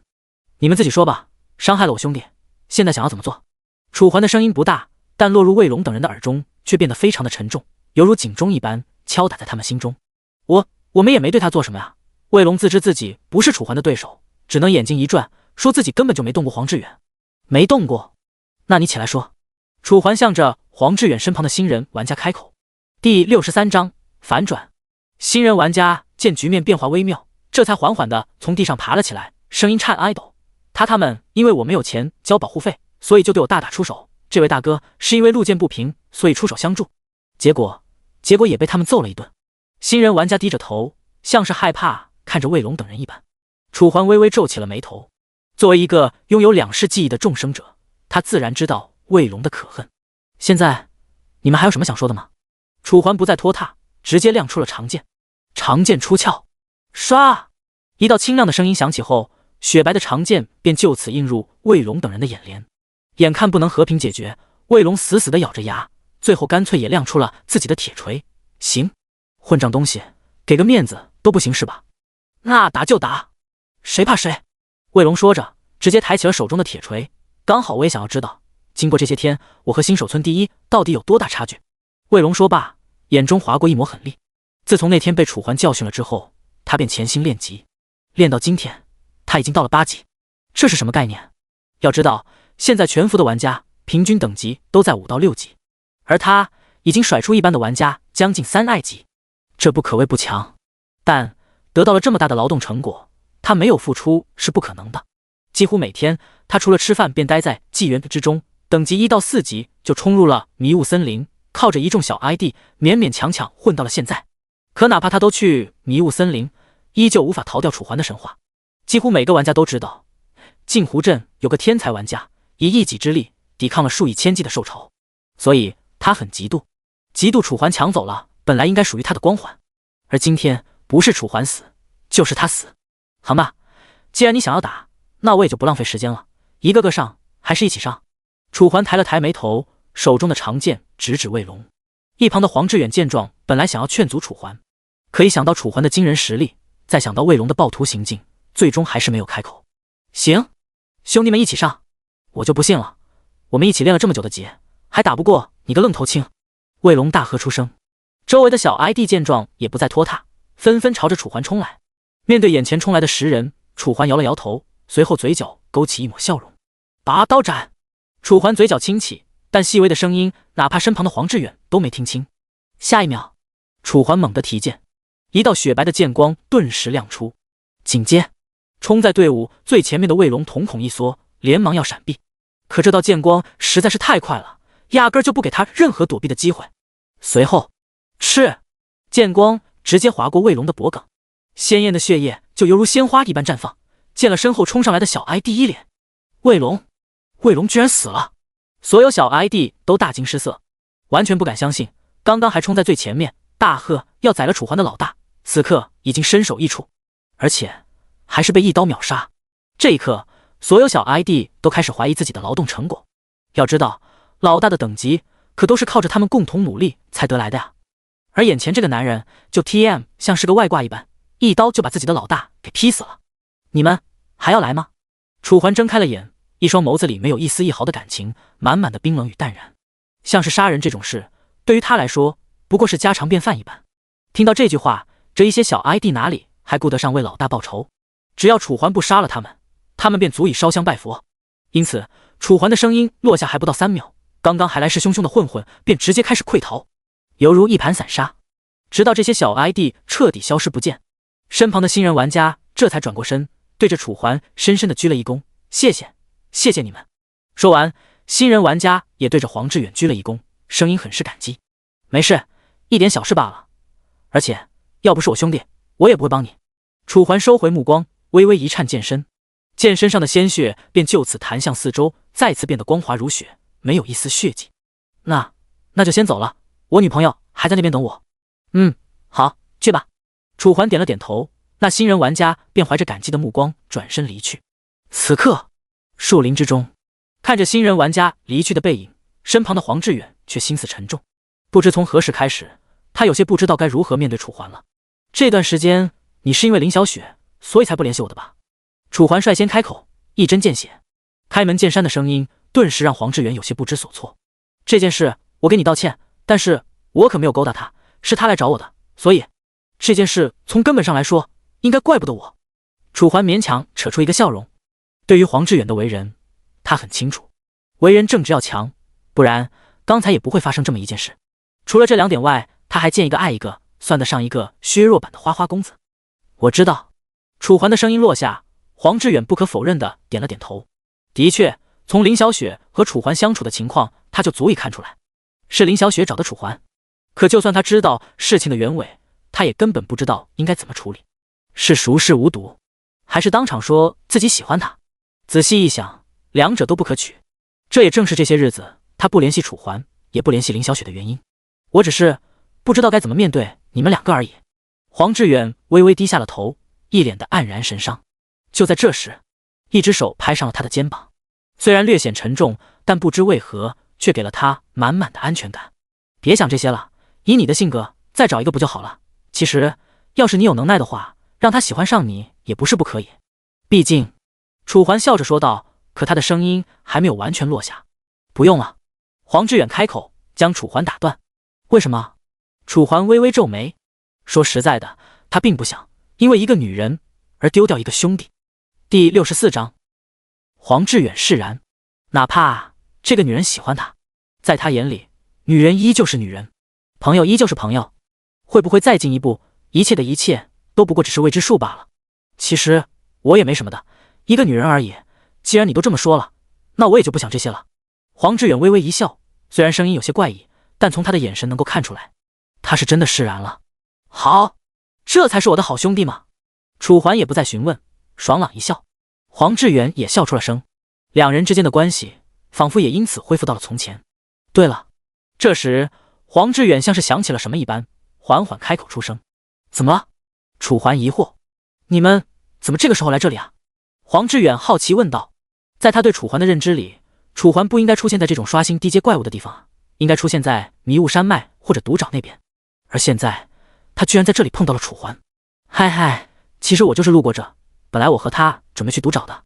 楚环尴尬地咳嗽了2声。也正是这时，黄志远才注意到了楚环身边一直站着的楚小雨。不好意思，刚刚还没注意到这个可爱的小女孩是。黄志远挠了挠头，有些尴尬，毕竟刚才人家还给他奶了得，结果不到2分钟的时间，自己就把她给忘了。这是我妹妹，你可以叫她小雨。楚环笑道。小雨，这个名字很适合她，跟她的长相一样，都是这么的可爱。黄志远笑容未退，目光打量着楚小雨那张动人的脸蛋。楚小雨顿时不好意思，连忙躲到了楚环身后。好了好了，别看了，我妹妹都害羞了。楚环的话打破了气氛的尴尬。不好意思，看入迷了，这小丫头长大之后肯定是个倾国倾城的美女。黄志远由衷赞叹。闲聊几句后，楚环准备启程。你要跟我们一起吗？一起刷毒找？啊，我？黄志远指了指自己，像是有些怀疑楚环的话。楚环一笑，不然你觉得这里还有第4个人吗？可是黄志远的声音无比犹豫，我也想跟你们去，但是以我的实力，恐怕得拖你们后腿啊，要不还是你们自己去吧。黄志远有些不好意思。的确，以他现在5级不到的实力，别说是去毒找了，就是去最近的迷雾森林单刷，那也够呛。没事，怕什么，不还有我在吗？楚环拍了拍胸安抚。黄志远依旧有些犹豫，可想到刚刚卫龙那群人，最终还是缓缓的点了点头。既然兄弟你都这么说了，那我也就不客气了，放心来便是。再者说了，我这不是还有个小奶妈吗？说完，楚环摸了摸楚小雨的头，在楚小雨开心的目光下，带着他们2人开始向着毒爪进发。因为毒爪在迷雾山脉之后，所以楚环等人想要抵达毒爪，便必须要率先经过迷雾山脉。既然要走，那就肯定会遇到怪物。不过这一路上的怪物，楚环没有急着杀，而是全部都交给了黄志远。毕竟以他的实力和等级，就算是杀了这些低等级的怪物，不过也就是一点攻击力和少得可怜的经验罢了。但如果把这些怪物交给黄志远就不一样了，不但可以观察他现在的战斗技巧，还能让他的等级迅速提升。刚才那一刀你不应该刺在那儿的，仔细想想，刚才的怪物已经被你现挨制住了，明明一刀扎进要害就能解决，可你愣是捅了他10几刀。记住，你是前行刺客，不要像个战士一样打打杀杀，你要做的是一击毙命。一路上，楚环看着黄志远的攻击手法，讲解的同时让楚小雨为他恢复血量。因此等到他们走出这座迷雾山脉，来到毒爪边际之时，黄志远的等级便升级到了5级，而楚小雨也因为经验共享的原因，飞速升级到了3级，乃亮因此发生质变。此刻毒爪的边际，楚环等人站在这里，黄志远和楚小雨的目光凝重，倒不是因为他们不敢进去，而是前面正有着一队哥布林团伙盯着他们，两者剑拔弩张。可因为地界的原因，让这些哥布林不敢轻易对楚环实施越界攻击。但虽然他们不敢，可这并不代表楚环不会揍他们。接下来你们2个就在这边待着吧，我给你们示范一遍杀人应该怎么杀。楚环轻描淡写的说着，随后便抽出了长剑，丝毫不知道自己在黄志远的心中逐渐变得陌生。他的脑海里浮现出了林小雪的那一段话，但最终他还是将其当作自己的瞎想，甩了甩头，认真地看着眼前的楚环。毒爪边缘，随着楚环一脚踏进，那些警惕在原地蓄势待发的哥布林再也按捺不住心中的悸动。对于他们这些野兽来说，人类便是他们所能吃到的最美味的食物，更别说眼前这种高等级高品质的人类。霎时间，哥布林工兵以及哥布林法师率先发动攻击，向着楚环射出箭雨以及火球。而楚环则是因为要给黄志远做示范，所以并没有直接使用技能一击必杀，而是眉头微皱，目光死死地盯着那些袭来的箭雨。随后在黄志远和楚小雨惊讶的注视下，楚环开始迅速闪避。哪怕周围十分黑暗，可楚环依旧像是知道他们的位置一般，每一个动作都刚刚好躲过了袭来的攻击。至此，不止黄志远和楚小雨惊讶，就连那些发动攻击的哥布林工兵也傻眼了。难道是因为他们射出的箭矢不够多？想着，他们搭弓射箭的速度愈来愈快。可不管他们的速度有多快，射出的箭矢有多多，依旧没有任何一根箭矢能伤到楚环，甚至连楚环的衣角都没有擦到。现在该我了，楚环淡淡开口，随后以诡异的速度向着他们逼近。游走，闪避，每一根箭矢都被他恰好躲过。随着楚环的逼近，哥布林 Q 兵也坐不住了，纷纷提着长 Q 冲上前来。第65章训练黄志远。可他们所不知道的是，看着冲来的他们，楚环不但没有丝毫慌张，反而嘴角还露出了一抹笑容。紧接哥布林 Q 兵靠近，哪怕在他们手中已经无比熟练的长 Q 在刺向楚环时，依旧像是慢动作一般，让楚环躲避的没有丝毫挑战性，仅仅一个滑步便躲过了2个哥布林的刺激。随后哥布林 Q 兵还想要再次发动攻击，可楚环却没有给他们机会，直接手起刀落。手里的长剑映射出一道雪白的剑光，在不到2秒钟的时间，赤长剑砍过2个哥布林 Q 兵的头颅，顿时让刚才还生龙活虎的他们，此刻变成了身首异处的无头哥布林。这一幕看得后面的黄志远那叫一个惊讶，平日里他就十分酷爱武打电影，而楚环这一系列动作简直比武打片还精彩，招招致命，速度奇快。与他所认识的楚环就像是2个完全不同的人。他认识的楚环就像个憨厚的老实人，胆子小，没勇气，就连跟喜欢的人告白都不敢。而眼前这个楚环，杀伐果断，目光骇人，招招致命。如果不是他还能跟自己正常交流而没有任何问题，他甚至会怀疑眼前这个人是一个杀手故意假扮的。此刻战场上，林白杀了2个哥布林 Q 兵后并没有立刻止住身影，而是再次脚步踩动，向着后面的那2个哥布林工兵和哥布林法师杀去。箭雨还在不断射来，其中夹杂着火球，可楚环依旧面不改色，从容之间躲过所有攻击。结束。楚环呢喃一声，手中长剑一划，还不等他的声音完全落下，3颗头颅齐齐飞起，一刀3并。10级的哥布林在他的眼里就像是一根根脆竹一般，没有丝毫的抵抗力，更别说对他造成伤害。这一幕再度让后面的黄志远陷入震惊，直到楚环回到他的面前，他都迟迟没有反应过来，因为这速度实在是太快了，快到甚至超出了他的理解范畴。怎么了？看傻了？楚环收起长剑，将手在他的眼前晃了晃。黄志远这才后知后觉地回到了现实，可看着眼前的楚环，他真的不敢想象刚才那个身手极快的人会是楚环。你是怎么做到的？良久，黄志远咽了口唾沫，中式声音颤哀抖地问出了自己的疑惑。在他眼里，一般玩家不能也不可能打出这一系列操作，就连他在他原本的出生小镇看到的镇长也没有林白这么高的水准。你猜？楚环给了个棱模两可的答案，脸上的笑容未退。眼看黄志远还要继续沉思，别想了，想这些有什么用？还是好好想想你应该怎么提升自己的实力吧。对了，说着楚环像是想起了什么一般，再度开口，告诉你一个秘密，是我一个朋友告诉我的。他说1年之后这款游戏将会改变世界的格局。楚环的声音不大，但却带着一股浓郁的笃定，让黄志远不由皱起了眉头。朋友？楚环在学校里不是只有自己一个朋友吗？你这……黄志远满脸犹豫，显然不大相信。等到时候你就知道了，但是现在建议你先刷好等级。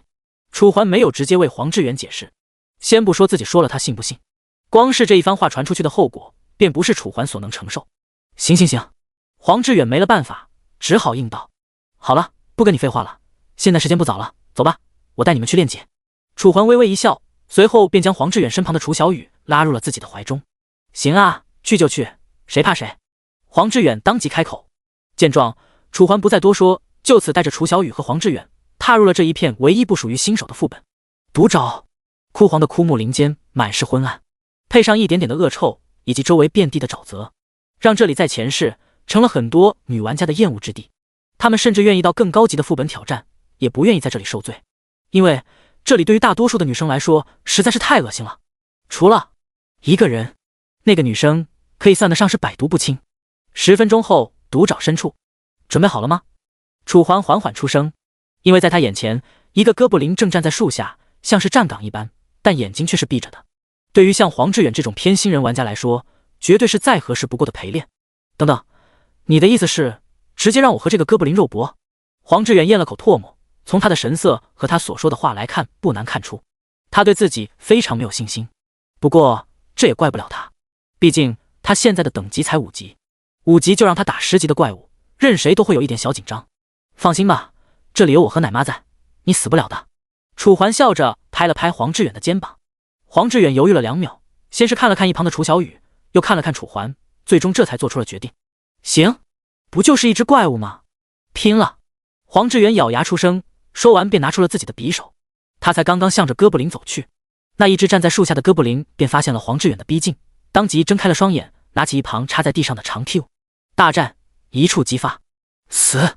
黄志远咬牙出声，说完便用出了自己的天赋技能暗影鬼魅，即在黑暗中隐匿身形，可以逃避肉眼的观察。明明这个天赋应该很强，但因为在白天没用，所以就被列入了 B 级天赋，不然甚至可能会排上 AI 级天赋。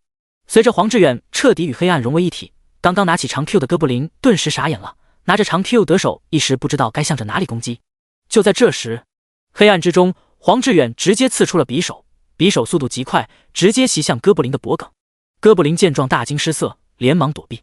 可饶是如此，匕首依旧擦过了他的脖颈，留下一道鲜红的痕迹。不错啊，才刚刚看一遍就学到精髓了。一旁的楚环自言自语地说道。第66章，祭祀随从，声音里带着一点对黄志远的夸奖。要是换了一般的人，或许还真不如黄志远机灵。毕竟自己那可是在纪元中摸爬滚打一辈子才学来的招数，每一击都很简单粗暴，没有任何花里胡哨。出招即代表着对手受伤，也就是说，楚环所教的不是防身之术，而是杀人之术。回到战场，只见哥布林不愧是10级怪物，很快便发现了周围黑暗的端倪，开始用长 Q 向着周围的黑暗中攻击。虽然他看不见黄志远，但楚环可是能根据黄志远的气息来判断黄志远的位置。突然，嗤，一道没肉之声响起，只见哥布林的长 Q 像是砸到了什么东西，流出一滩鲜红的鲜血。而哥布林见到鲜血，就像是鲨鱼一般，开始疯狂攻击。不过黄志远也不傻，吃了一击，顾不上疼痛，连忙躲闪。与此同时，楚小雨的恢复技能也落在了他的身上，开始修复他那受伤的腹部。这一刻，黄志远只觉得腹部暖洋洋的，上面的伤口开始以肉眼可见的速度恢复，流血状态也消失不见。看到这，黄志远就像是吃了一颗定心丸，再也不留手，手中的匕首不断刺出。眼前的哥布林哪里见过这种阵仗，一时之间居然不知应该怎么办才好。也就是因为他的愣神，顿时让黄志远有了可乘之机。匕首刺入哥布林的胸膛，源源不断的血液从中涌出。哥布林的表情开始变得狰狞。哦！最终，哥布林承受不住，哀嚎出声。但黄志远也不再像在学校一般，对付眼前的哥布林，丝毫没有手下留情。最后一击，如同楚环一般，匕首直接刺入哥布林的脖颈，打出一道暴击伤害。256，一击必杀。随着哥布林逐渐倒下，黄志远也像是泄了气的皮球一般软倒在地。可紧接他的身上爆发出一道光效，他升级了，升到了6级。与此同时，他那糟糕的状态也被新的能量所充盈，转眼之间便恢复了过来。楚环，你教的还真管用。黄志远笑着开口，而楚环则是拍了拍他的肩膀，教的再好，学的不好又有什么用？加油，我看好你。黄志远激动地点了点头。不知从何时开始，他和楚环的角色已经变了。从前是他保护楚环在学校里不受欺负，而现在是楚环保护他，成为了他在纪元之中的领路人。就在黄志远心生感慨之时，一旁的楚小雨却像是发现了什么，脸色被吓得惨白，小手连忙拉拽楚环的衣服。楚环还没有察觉任何不对，疑惑出声，怎么了？可当楚环的目光看到了楚小雨现在的表情后，顿时皱紧了眉头，随后向着楚小雨所看去的方向看去。只见在黑暗的树林间，一道白影仿佛悬浮在空中一般，死死地盯着他们，犹如幽灵，但却有着一张血盆大口，让人望而心惊。这是什么玩意儿？黄志远大惊失色，这个东西绝对可以说得上是他在这个游戏中距今为止所见过的最恐怖的存在，没有之一。逐渐，周围的气温开始降低，一阵阵阴风不断吹过，可楚环却没有一丝害怕，只是皱紧的眉头愈发皱紧，随后缓缓扭头看向身旁的黄志远，你怕死吗？楚环的声音让黄志远一脸懵逼，死？为什么要死啊？等会儿，楚环的声音还没来得及落下，突然远处的黑暗之中，一道道窸窸窣窣的声音不断响起，就像是有成群结队的哥布林在草丛中穿梭一般，给人带来一种四面楚歌的既视感。怎么？因为黄志远的听力远不及楚环，所以他根本就没法听到楚环所听到的声音。而下一秒，他也不需要听到了，因为在草丛指间已经窜出了一道道黑影，从外形和速度来看，应该就是和刚才的那个哥布林一样的东西。正当黄志远想要开口询问楚环，你们快走，这里留我一个人就够了。楚环的声音突然变得凝重，像是想到了什么令人后怕的事情一般。为什么要走？一起走啊！黄志远闻言当即便不愿意了，急忙开口想要带着楚环一起走，可楚环却依旧面色凝重，要是你们不走的话，一会儿你们就走不掉了。你刚刚不是问我这个黑影是什么吗？其实他是这里 BOSS 的随从，只有 BOSS 将会到达的地方才会有他们的出现。楚环这一番话并非危言耸听，在前世毒爪中的哥布林祭祀是当之无愧的黄金级 BOSS，不但各项属性远超新手副本，甚至还能控制灵体，让所有哥布林团结作战。至于他出现的原因，如果不出意外的话，应该是听到了刚才那个哥布林死前的哀嚎声。小雨，你先跟着黄哥哥走吧，这里很危险。楚环蹲下了身，脸色虽然平静，但只有他自己心中知道自己有多慌张。不要，不要，小雨要和哥哥一起走。楚小雨当即就不干了，做出一副要哭的姿态。可楚环却没有在乎他的反应，只是最后摸了摸他的头，便将他交给了黄志远。志远，我妹妹就先交给你了，要是我1个小时后没出来的话，我们就在重生点见。楚环沉重出声，并非是他不想走，而是这个哥布林祭祀一旦锁定一个人，不管这个人跑到哪里，他都会带着哥布林大军紧随其后。所以为了不影响到黄志远和楚小雨以及镜湖镇上的居民，楚环只有这么做。可是黄志远一脸犹豫，似是还想要劝说楚环。这时嗖嗖嗖，穿梭灌木丛的声音越来越近，越来越近，紧接嗖，一道黑影直接从草丛中窜出，接着月光勉勉强强能看清他的模样，丑陋至极，一口大黄牙就像是常年吸食烟草一般，让人看了十分恶心。第67章哥布林祭祀。而除了这一点，更重要的是他的手上还提着一把闪烁着点点寒芒的长 Q， 长 Q 的镜头正对着楚环和黄志远等人。黄志远和楚小雨瞳孔一缩，这个哥布林的速度明显要比刚才黄志远杀死的哥布林更加迅速，因此这个哥布林的身份只剩下了一个，那便是公告中的怪物哥布林祭祀身边的禁卫军，哥布林精英。既然精英都出现在这儿了，那楚环说的难道是真的？就当黄志远咽了口唾沫，以为自己必死无疑之际，一道雪白的剑光突然划过，犹如晴天霹雳一般，直接将袭来的哥布林一剑两断。快走！楚环背对着他们，狭长的背影在月光的照拂下，明明应该显得非常的渺小，可楚环这道身影却一反常态的高大，也不知道是不是因为心理上的原因。黄志远闻言咬了咬牙，从他闪烁的眼神中便不难看出，他还在犹豫，还想要留下来帮助楚环。毕竟这只是游戏里面的一条命罢了，死了之后还可以重开。而兄弟，要是这次不救的话，那以后……就在黄志远思索之时，你们 TM 赶快给我走行吗？你们留下来很碍事的不然我一个人起码可以杀到13。急去！楚环大喝出声，声音之大，瞬间消灭黄志远脑海中的所有想法。好吧兄弟，那我对不住你了。声音落下，黄志远一咬牙，开始抱着楚小雨在夜色下狂奔。楚小雨见状大惊失色，连忙伸手想要抓住楚环，但却无济于事。他在黄志远的奔跑下，与楚环之间的距离开始逐渐拉远。这一幕在他的脑海中似曾相识，就像几年前在福利院时候的离别一般。那时候的他也是像现在这么无助。想到这，楚小雨那娇小的脸颊上顿时滚下一颗泪水，随着泪水从脸颊上滚下，就此砸落在下方的草地上。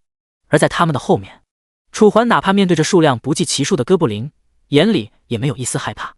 对于他来说，他怎么样无关紧要，只要自己想要保护的人没事，那就真的没事。想罢，楚环再不留手，看着眼前不断从灌木丛中冲出来的哥布林，楚环牙关一咬，燎原星火。随着点点红光开始在楚环手中的长剑上聚集，楚环的恐怖攻击力以及长剑的惊人属性，两者相得益彰，让原本就有些耀眼的红光变得更加的夺目。紧接，在一众哥布林几乎不可能的目光下，楚环猛地将手中的长剑挥下，热的热浪裹夹着剑气，就像是灭世之斩，直接将所有警戒的哥布林拦腰击杀。哪怕是10级野怪，在楚环眼里也依旧是野怪，没有任何差别。你已经成功击杀哥布林法师，获得经验120点。你已经成功击杀哥布林工兵，获得经验115点。你已经成功击杀哥布林 Q 兵，获得经验130点。听着耳边这犹如滔滔江水一般连绵不绝的提示音，楚环没有任何一丝动容。先前受潮时那股越战越勇的劲再次涌上楚环的脑海。随后千里芒斩，楚环一跃而起，随后手中的长剑由红色变成金色，仿佛从金氏魔剑变成了昊天正剑一般，反差极大。但不管怎么说，这把长剑上的气势都没有任何一丝的变化，恐怖凌人，让人窒息。周围的哥布林哪里见过这种场面，纷纷瞪大了双眼。可就在他们转身的瞬间，楚环的攻击落下了。长剑挥砍下，3道剑气开始从长剑上迸发而出，射向前面3个方向。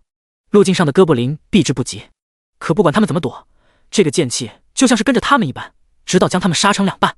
这一击落下，楚环起码斩杀了将近50头哥布林，就算换做一些15级的高等 NPC， 甚至都做不到像楚环这般游刃有余。可哪怕楚环现在已经占据了巨大的优势，他也依旧没有任何的掉以轻心，因为他知道这些哥布林并不是最后，最后的是那个被称为玩家噩梦的哥布林祭祀。就在楚环思索之际，周围的气温骤降，刚刚还有着10几20摄氏度，而现在已经降低到了5摄氏度左右。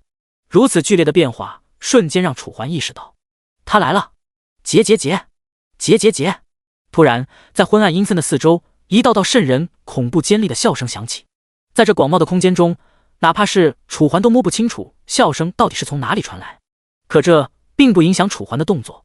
此刻的他已经祭出了又一发燎原星火，如果这个哥布林祭祀还不现身，那他就把他的子嗣全部杀光，一个不留。燎原星火，楚环眉头一锁，手中长剑迅猛挥下。可就在楚环出手的同时，前面的空中竟凭空生出了一面墙，而这面墙不是普通的墙，而是冰墙。果然来了，楚环眉头皱得更深，此刻的他心中更是充满了凝重。要是换一个玩家，可能不知道这面冰墙的来历，但对于楚环这种活了2世的顶尖玩家来说，他清楚的知道这个技能是哥布林祭祀众多技能中的一个，也是最为简单粗暴的技能——冰墙。下一秒，在林间小道距离楚环大约1000米处的位置，一个戴着鬼面的哥布林缓缓走了出来。与其他哥布林不同，他的手上不但没有武器，身上更是穿着极为精致的丝绸道服。绿色手指间，一根权杖被他握在手中。哥布林祭祀，品级黄金级 BOSS。 作为独爪的顶尖 BOSS， 哥布林祭祀拥有众多技能以及号令哥布林族的能力。手上的权杖据说得到以后可以威慑所有低阶野兽。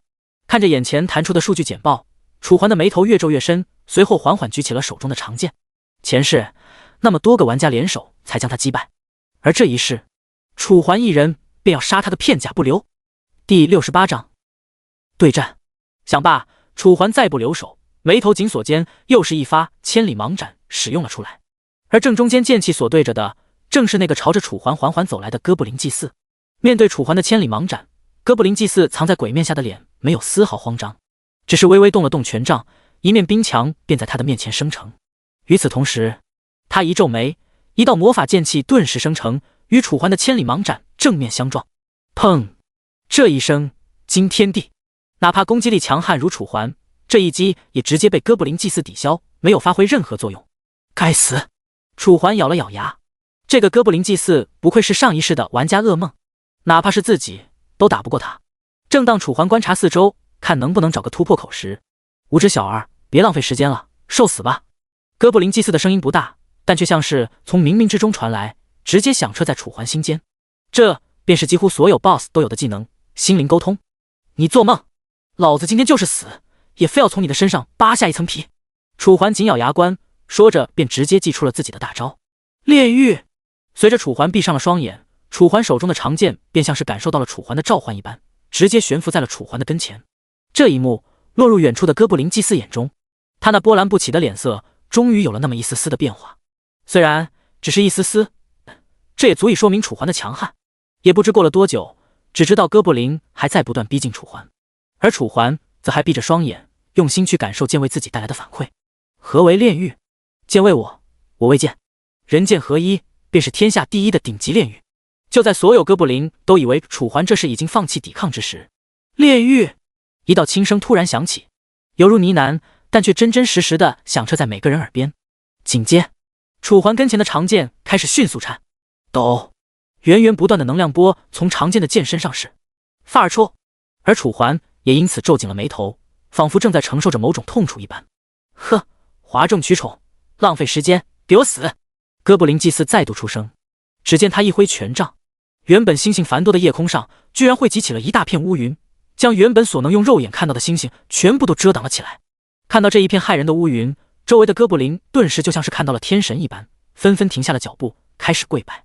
虔诚之中仿佛还带着一丝恐惧与害怕。随后在这层层乌云之中，一道道粗壮的雷蛇开始不断翻滚，与此同时还有一阵阵震耳欲聋的声响，轰轰轰，隆隆隆。下方闪电映照在楚环的脸上，能清楚地看见一颗颗汗水正在不断地从他的脸颊滚下，他的体力在不断衰弱，而长剑上的能量却在逐渐变强。此刻，在楚环心中，一滴滴鲜血逐渐凝聚，汇聚成一头头野兽的模样。在那一片野兽的狂潮中，无数的人类被野兽撕成碎片，疯狂暴虐成了这夜幕下的唯一。而楚环却只能像是旁观者一般，默默地看着人族的消亡，人族的毁灭。所谓的荣誉感也在这种感觉下被挤压到了极点。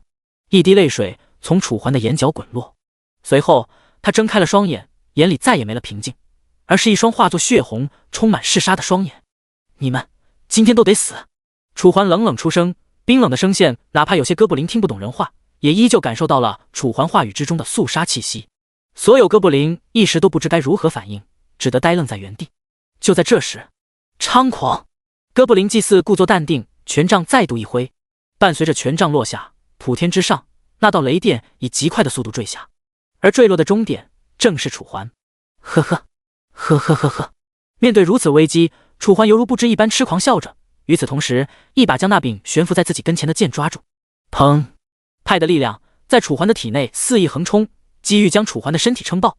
与此同时，万钧雷霆落下，正中楚环头顶。砰！轰鸣之声蓦然加重，黄白色的闪电犹如蟒蛇一般粗。这便是哥布林祭祀的第二个技能雷暴，但这道雷霆却始终没有碰到楚环一分一毫，仿佛从中间被什么东西硬生生地隔开了一般。而如果你仔细一看，便能看见，在雷霆即将接触到楚环的中间，一道金光裹夹着一道白光，正抵抗着这些雷霆的所有。而这道白光便是楚环手中的长剑。只见楚环双手悬空，而那柄长剑则是横在楚环的头顶，替楚环迎接这来自万丈高空的雷霆。按理来说，这么恐怖的雷电应该并不是这一把长剑所能抵挡，但诡异的是，楚环不仅挡下了，甚至还毫发未伤。这就得力于他那恐怖的攻击力。眼看着雷霆渐渐消散，可长剑上的气势却没有丝毫减弱。这时，远在100米之外的哥布林祭祀看到了这一幕，不免瞳孔一缩，完全不敢相信楚环的能力居然有这么强悍。明明看气息不是才10几级吗？怎么可能拥有这么强大的能量？就连他的技能都能完全阻挡。哥布林祭祀眉头紧锁，刚要发动下一次技能，突然雷霆消失不见，仿佛被什么东西彻底吸收了一般。紧接楚环直接抄起了原本用来防御的长剑，而后一挥，周围原本只有一把长剑，而现在已经分裂成了数十把，每一把除了原本的犀利与嗜杀外，还加上了一抹本属于他的雷霆气息。难道他把我的雷霆炼化了？想到这，哥布林祭祀眼中的震惊愈发浓郁。但还不等他反应过来，死！一道声音蓦然响起，紧接只见悬浮在楚环四周的10把金剑竟然开始以极快的速度向他飞来，每一柄长剑的速度都完全统一，速度奇快的同时还带着阵阵威势。哥布林祭祀再也按捺不住，连忙生成冰墙，并且在周围召唤剑气，想要拦下这些分身的长剑。但这些长剑远远出乎他的想象，这些长剑对于他来说简直就不像是分身，而是真剑。这些金剑碰到他的冰墙，就像是切豆腐一般。第69章神秘老人，直接将冰墙拦腰切成2半，没有一丝一毫的停顿。哥布林祭祀瞳孔一缩，连忙在周围召唤出3道冰墙，可这些冰墙依旧无法阻挡楚环的金剑。不到3秒，金剑便来到了他的1米之内。哥布林祭祀没了办法，只能让周围的哥布林过来替自己死。可是他连这种手段都用出来了，也依旧无法拖延住长剑。最终，10柄长剑从4面8方向着哥布林祭祀杀来，当无可当，避无可避。哥布林祭祀满脸惊恐，可不管他怎么做，也依旧无法改变被这些长剑所击杀的事实。你已经成功击杀哥布林祭祀，获得经验1000点，经验值满，自动升级为12级。随着耳边的一道道提示音响起，楚环的等级成功从11级升到了12级。可哪怕哥布林祭祀已经被楚环斩于马下，楚环却依旧没有半点收手的意思。那10柄长剑就像是血腥的魔徒，开始疯狂收割周围哥布林的性命，直到所有哥布林丧生，满地鲜血残骸互相交织，让这里看起来就像是一片人间炼狱之后。楚环的眼中这才泛出了一丝丝的清明，也正是这一丝清明，直接让10柄长剑失去了威力，变得犹如废铁一般扎下地面，重新变回了一把剑。楚环虚弱地落回地面，看着脚下以及四周的鲜血，他的心中满是震惊。难道这些都是我杀的？因为进入炼狱状态，所以楚环根本没能记住这段时间发生了什么。他只知道他的内心渴望着杀戮，随后就什么都不知道了。疑惑之下，楚环还是堪堪抬起了步子，缓缓向着哥布林祭司的尸体走去。因为周围遍布血水，所以这一遭走完，他的脚上已经沾满了血液，看起来无比的猩红。直到楚环来到哥布林祭司身边，楚环这才发现，原来所谓的玩家噩梦居然才不到1.2米的个子，看起来无比的矮小，而身上到处所布满的窟窿便是楚环方才的杰作。但愿能有好东西吧。楚环祈祷出声，而后走到祭祀旁边，看着眼前浮现的数据简报，他微微闭上了眼睛。至于为什么，很简单，因为他杀哥布林祭司的原因无非就是为了他身上的宝物，而哥布林祭司身上所掉落的东西可不是每一次都一样，如果这一次没掉下来，也就意味着他还要再打一次，直到掉出他所想要的东西。想罢，楚环再走近了一步。哥布林祭司，是否收取掉落物品？是。随着楚环的声音落下，原本的遗体上出现2件物品的轮廓。时间1分1秒的流逝，2件物品开始具象化，由原本的轮廓变成了现在的实体。一块石头模样的东西，一根木杖，祭祀之石，可用于转职与材料锻造。哥布林权杖，武器，可增强100%元素伤害与恢复。选择1：100块祭祀之石，100根哥布林权杖。选择2：1块祭祀圣石，1根圣品权杖。看着眼前浮现的提示，楚环眉头一抬，太好了，2件他所想要的东西都掉了。祭祀之石可以用来转职，而这个哥布林权杖则可以给楚小雨，而且眼前还有这么个100倍增幅的好选择。想罢，楚环当即选择2。紧接地上原本毫不起眼的2个东西开始变换，不但物品的外形发生了改变，就连物品所散发出的气息也开始了翻天覆地的改变。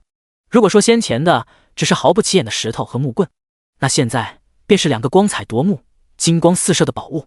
祭祀圣石可用以超稀有职业转职，圣品权杖可以增幅300%的元素伤害以及元素恢复。楚环咽了口唾沫，双手微微颤抖，这属性简直不能用好来形容，实在是太恐怖了。光是第一个专职成超稀有职业，便足以让全服所有玩家趋之若鹜。要知道，在前世已知的超稀有职业虽然有几百个之多，但是玩家基数有多大？全球玩家将近50亿，如此庞大的玩家基数下，却只有那么几百个名额。如果将这消息爆出去，不到明天，来追杀楚环的玩家将会从华夏排队到海角天涯，而且还是根本杀不完的那种。至于第2个圣品权杖，足增幅300%的元素伤害，这是什么概念？也就是说，你的伤害原本只有50点，它却只能将你的伤害增幅3倍，也就是说增幅到150点。同理，如果你的伤害有1万点，那它同样能将你的伤害增幅3倍，变成恐怖的3万。而在这里，元素的伤害量和恢复量等同，也就是说，无论是伤害还是恢复，都能造成平时的3倍，简直就是法师的神装。想着，楚环连忙将这2样东西收起，还不等他细细想接下来要做什么，暗处的森林中，一道黑影突然闪过，像是鬼魅一般，给人以致命诡异的气息。什么人？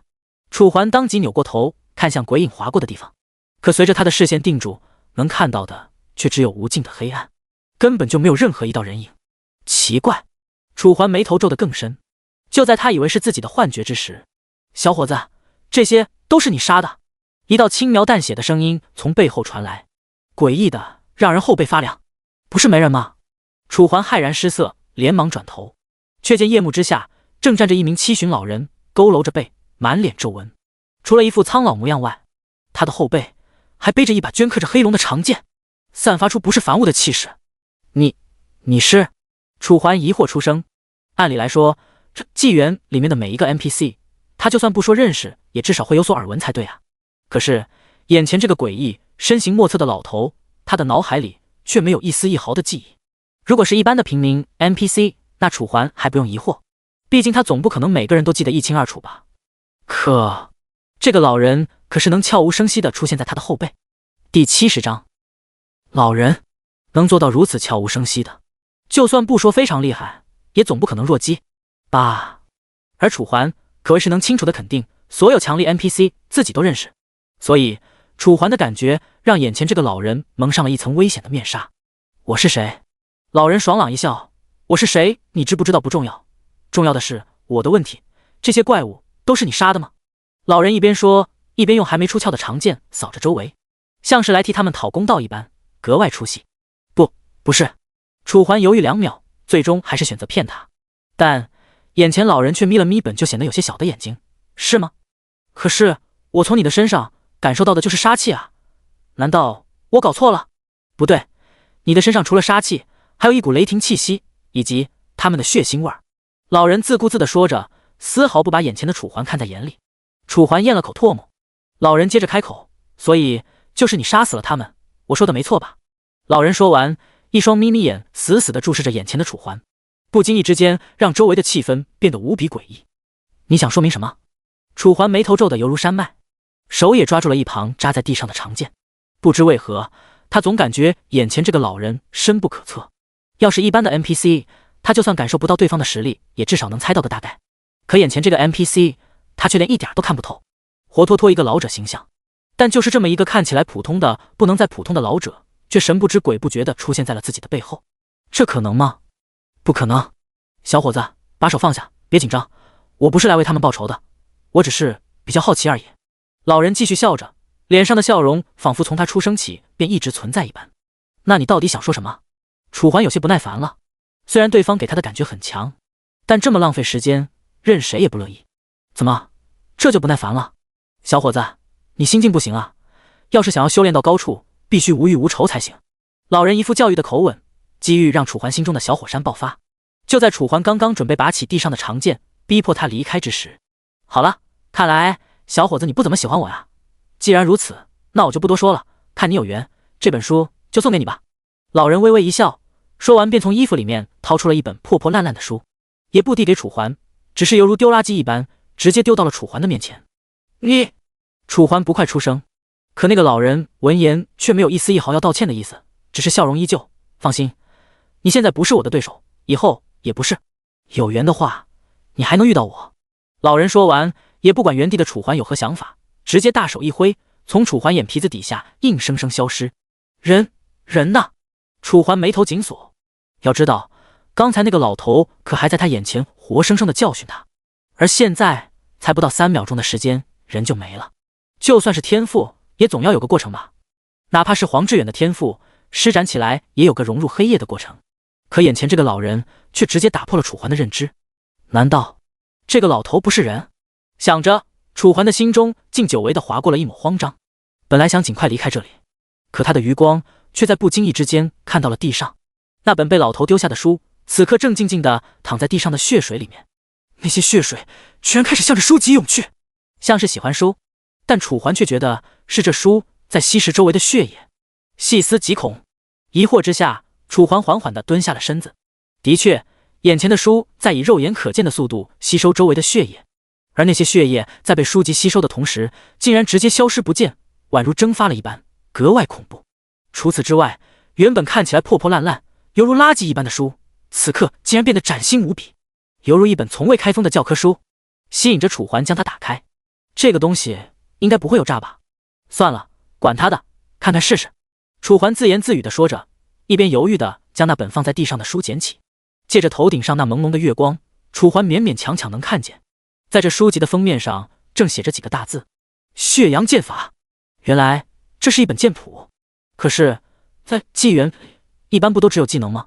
剑谱这种东西只有到了后期才会出现，每一本都是足以搅动江湖的极品宝物，而那个老人居然就这么随手就送给自己了，这怎么可能？先不说真假，光是这东西的珍稀性，楚环便不认为那个老人会将这么珍贵的东西送给素未谋面的自己，除非有什么目的。思索之下，楚环最终还是按捺不住心中的好奇，缓缓将眼前的这本书打了开来。只见枯黄甚至带着点点黑色的封面下，藏着的是一张张崭新的书页，上面清楚地记录着剑招的每一式，刺、挑、扫。而在每一招剑招的下面，还有密密麻麻的讲示，看得楚环那叫一个头皮发麻。不过这也证明了，这正是一部剑谱。可是这剑谱看起来没用啊！无奈之下，楚环只好将这本剑谱放进了仓库，等自己有空的时候再来慢慢钻研它。想着，楚环站起了身，将目光看向自己来时的方向。毕竟现在黄志远和楚小雨可是还在等着自己的。想罢，楚环迈开了步伐，走向来时的路。而在他走后，暗处密密麻麻的枝叶间，那名老头看着楚环，露出了一抹欣慰的笑容，心里像是夸赞，又像是轻蔑。5分钟后，楚环走出了毒爪，前面便是迷雾山脉的地界。随着楚环将眼前遮挡的树叶拨开，眼睛前面顿时出现了2道人影，一高一矮。在看到楚环来了之后，2道身影纷纷面露狂喜，尤其是矮的那个更是激动的直接跑了过来。楚哥哥！楚小雨满脸激动，直接跑到了楚环面前，而后一跃而起。第71章再到教堂。哎，楚环一笑，随后便将眼前的楚小雨抱在了怀中。靠着天上洒下的月光，楚环勉强能看清她的脸颊，至皑嫩的皮肤上好似还有着2道水痕。不用多说，肯定是楚小雨这小丫头因为担心楚环而哭了。你怎么还哭起来了呀？楚环打趣道。小雨这不是担心哥哥吗？哥哥坏，居然先说这个，不理哥哥了。哼！楚小雨满脸傲娇，可不管他怎么说，在楚环眼里只会觉得他可爱。好了好了，小雨最乖了，来摸摸头。楚环笑着伸出了手，放到楚小雨的头上。楚小雨则表现得十分开心。2分钟后，楚环带着楚小雨来到了黄志远面前。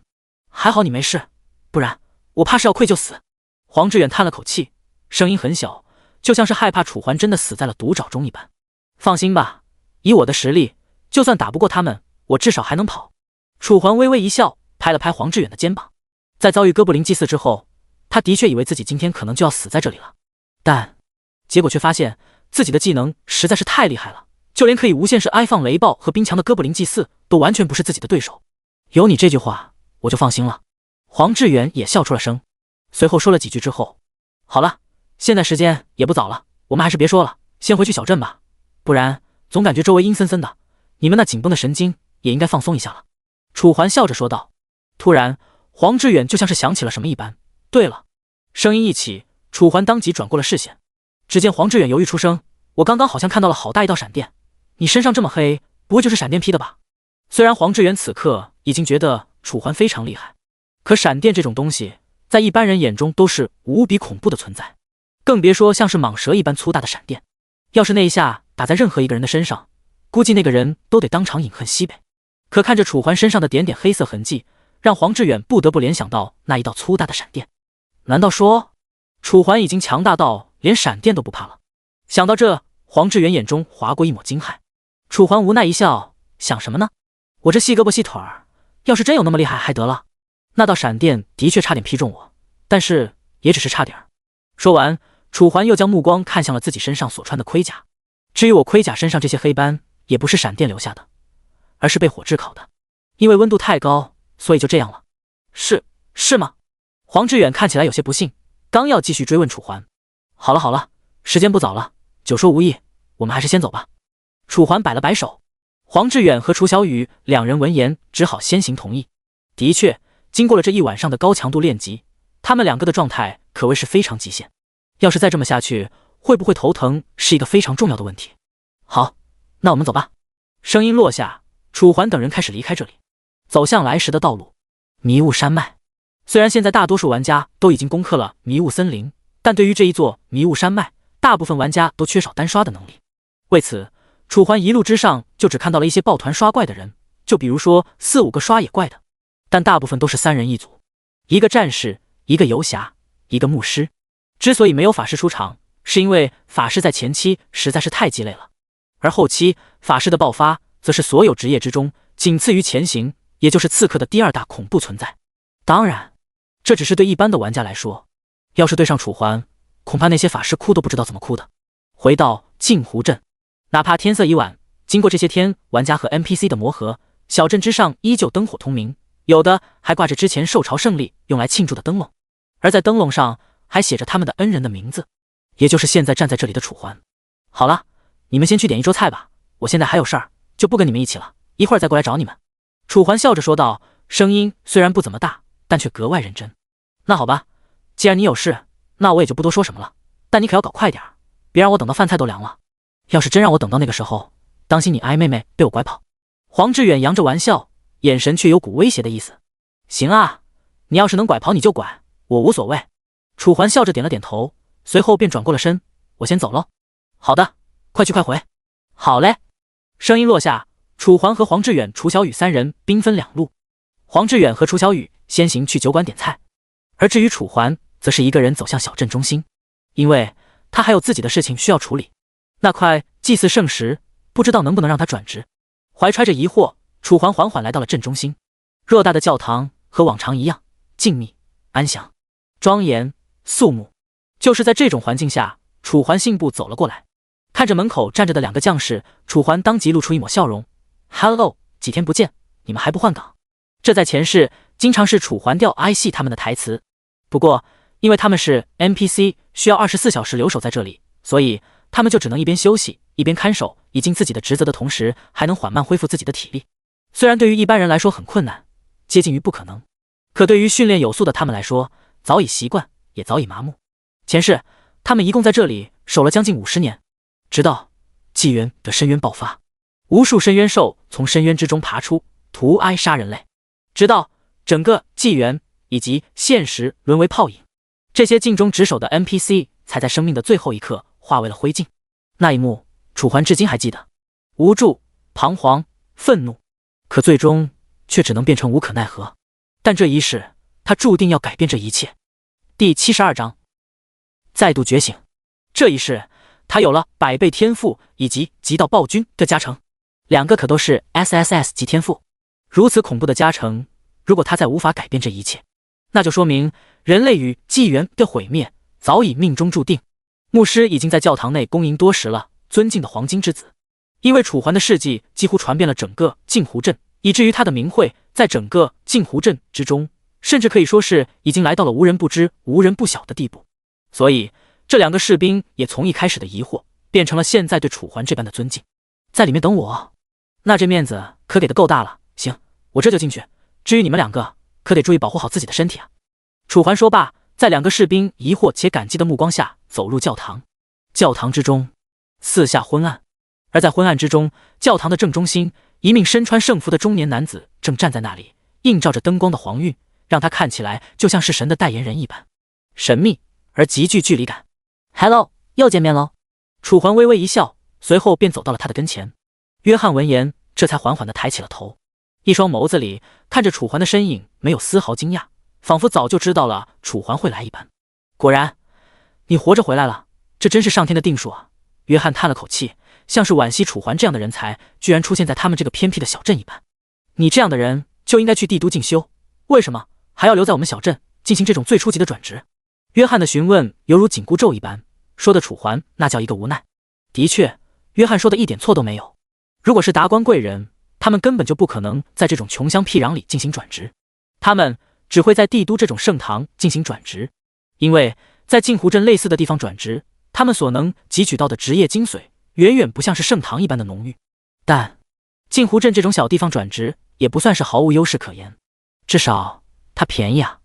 楚环耸了耸肩，我也想啊，但是你知道帝都那边转个职要多少钱吗？足足3万约币啊！我反正没钱，就留下来转职这免费的喽。楚环声音带着浓浓的无奈。对于现在的他来说，3万约币绝对是可谓是一笔天文数字。如果交给那个机构兑换成为现实币，那这起码就得价值150万甚至更高。毕竟那个人可是亲口对楚环承诺的，要是他继续以高频率跟他兑换，那么他所能拿到的兑换比例还能更高。行吧，那好吧，哥布林祭司，你杀了吗？约翰抬起了头，看向眼前的楚环，眼中带着一抹激动的同时，居然还带着一抹期待。哥布林祭司？楚环疑惑一声，既然我都来了，那我肯定杀了呀，不然我来这儿逛街的。说完，楚环坐到了旁边的长椅上，神情轻松。什么？你杀了祭司？那祭祀之时？约翰大惊失色，从他对楚环的能量感知来判断，楚环目前的等级才只有12级，这么低的等级，怎么可能杀得了15级的恐怖怪物哥布林祭司？看着约翰这震惊不信的模样，楚环无奈一笑，随后便打开了仓库。要是你不相信的话，那我就给你看看吧。说完，楚环便直接将祭祀圣石拿了出来。顷刻之间，祭祀圣石开始散发圣光，一条条金色的纹路就像是蜘蛛网一般蔓延在石头的身体上。而除了这蔓延在石身上的金色条纹外，石头还散发出了一阵耀眼的金光，直接将昏暗的四周映照得无比明亮。就连门口站着的那2个士兵也看到了金光，差点就转过头来看楚环了。这是……约翰大惊失色，完全不敢相信自己眼前居然会出现货真价实的祭祀之石。这就是我从哥布林祭祀那儿得到的，但不知道为什么得到的却不是祭祀之石，而是这个东西。楚环指了指眼前的祭祀圣石，故意打着哈哈。不知道这个东西有用不？可以用来转职吗？楚环故作什么都不知道，缓缓开口。这……约翰的声音开始颤哀抖，就像是看到了什么稀世重宝一般。怎么样，可以吗？楚环再度开口。说实话，他不紧张是假的。毕竟，如果这个什么祭祀圣石不能转职的话，那也就是说他白白浪费了一次机会，需要他再去打一次。但那种情景，他这辈子都不想要再经历。毕竟，实在是太损伤心智了。要是长此以往，楚环都害怕自己会不会因为那个技能而像那些武侠剧走火入魔。约翰声音还在颤哀抖，久久说不出来一句话。这怎么可能不可以？而且不仅能转职，还能转职成你能转职的更高职业。约翰神情激动，就连说话的声音都不由得大了几分。也就是说，原来你能转职成光明战士，而现在你能转职成为圣光战士。真没想到啊，我约翰碌碌无为一辈子，居然在晚年目睹了一位圣光战士的诞生。约翰抬起了头，将目光看向天窗。透过天窗能够看到外面那黑漆漆万丈之高的夜空。是的，他在镜湖镇待了已经有足足50年了。在这50年里，他送出了无数转职战士，但却没有一位是稀有职业，更别说像是圣光战士这般的超稀有职业。在楚环之前，他对于超稀有的职业还只停留在帝都的王子身上。据传，帝都王子就觉醒了一个超稀有职业，而且还是距记载以来位列超强战力的魔帝。而除了这一位魔帝之外，他再也不知道任何超稀有职业。如此可见，超稀有职业究竟有多么的稀有，是吗？这么厉害？楚环闻言一喜，他丝毫不在意是稀有职业还是超稀有职业，因为对他来说，2个 SSS 级天赋便足够他称霸纪元。第73章圣光战士。毕竟在前世，他可从来没有听说过一个人同时拥有2个 S 级天赋，更别说他的天赋不是 S 级，而是更高的 SSS 级。对的，所以说你是要现在转职，还是选个良辰吉日？约翰再度咽了口唾沫，声音虽然不如之前那么颤哀抖，但是颤音犹在。我懒得等了，就现在吧。楚环当即开口回道。倒不是他真的等不及，而是因为明天就是排行榜公布的时刻，到那时排行榜上的前3都将会有奖励，而且奖励还是一笔不菲的约币，换算成钞票，少说也得50万起步。而楚环以这一世的实力，怎么说也能拿个前3，也就是说这一世的奖励他势在必得。好吧，既然你这么心急，那我就现在开始了。约翰犹豫出声，随后便是双手颤哀抖的将眼前这块金色圣石拿起，而后开始不断念咒。虽然楚环听不懂他念的是什么，但经过他的记忆，他可以肯定这是转职专用咒语，为的就是引出在这祭祀圣石上隐藏的能量与气息。圣光战士，请将您神圣无比的力量赐予给眼前这位年轻人吧，他将会将您的神话缔造上一个崭新的高度，同时也会带着您的威严征服这一方混乱破损的天地。约翰不断念叨，后面的话楚环听懂了，浑身上下的机体也因为这一段话而变得紧绷，因为他知道了这个仪式快到终点了，而临近终点的便是最重要的一步。引灵，快把你的精血滴在上面。约翰连忙出声，像是生怕楚环会错过这个千载难逢的机会一般。可他所不知道的是，早在他说这一句话之前，楚环便已经拿出了长剑。随着锋利的长剑在指尖轻轻一划，剑刃划出一道不大的伤口。随着楚环微微一挤，伤口中顿时流出一滴鲜艳的鲜血，顺着楚环的指尖缓缓滑哀落。滴答，血滴直接滴落在眼前的祭祀圣石之上。顷刻之间，原本变得暗淡的祭祀圣石再次爆发出一阵耀眼的光芒。紧随其后，楚环只觉得一股澎湃派到无以复加的能量从祭祀圣石上窜出，目的地正是楚环的身子。这一刻，澎湃派的力量醍醐灌顶，直接将楚环临近13埃及的瓶颈斩断。因未知能量灌入，等级自动提升，经验值满升级为13级，经验值满升级为14级，经验值满升级为15级。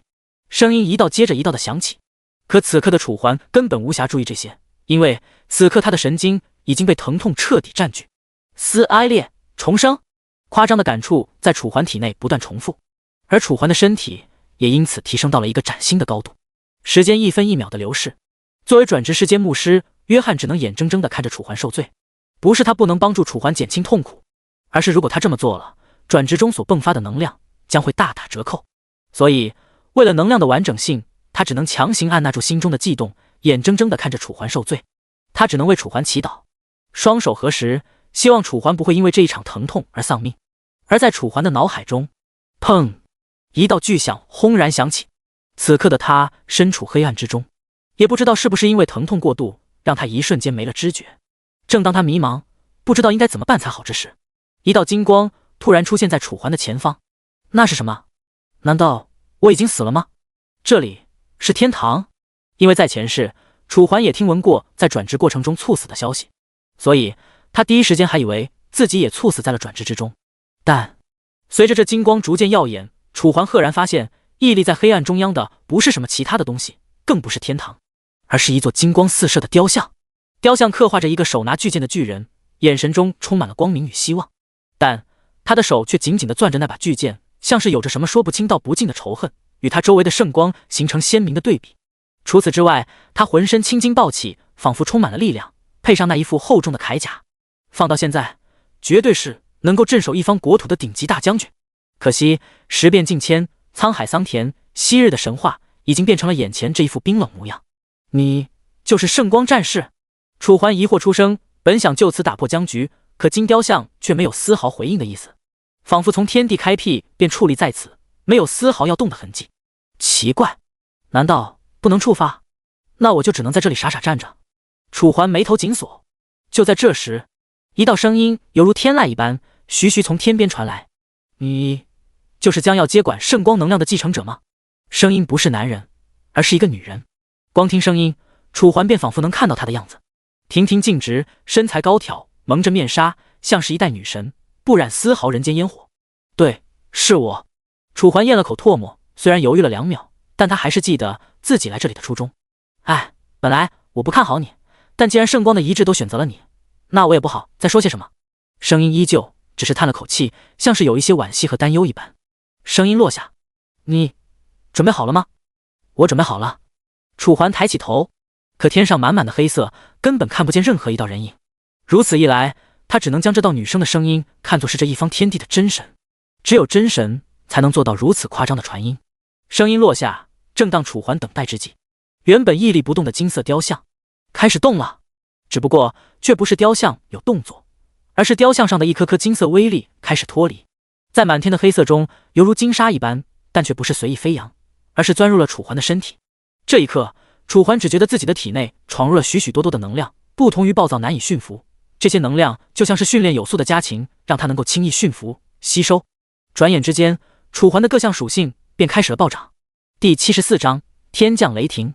舒适的感觉让楚环彻底沉浸其中，犹如浸泡在灵气池里的天之骄子，久久难以回神。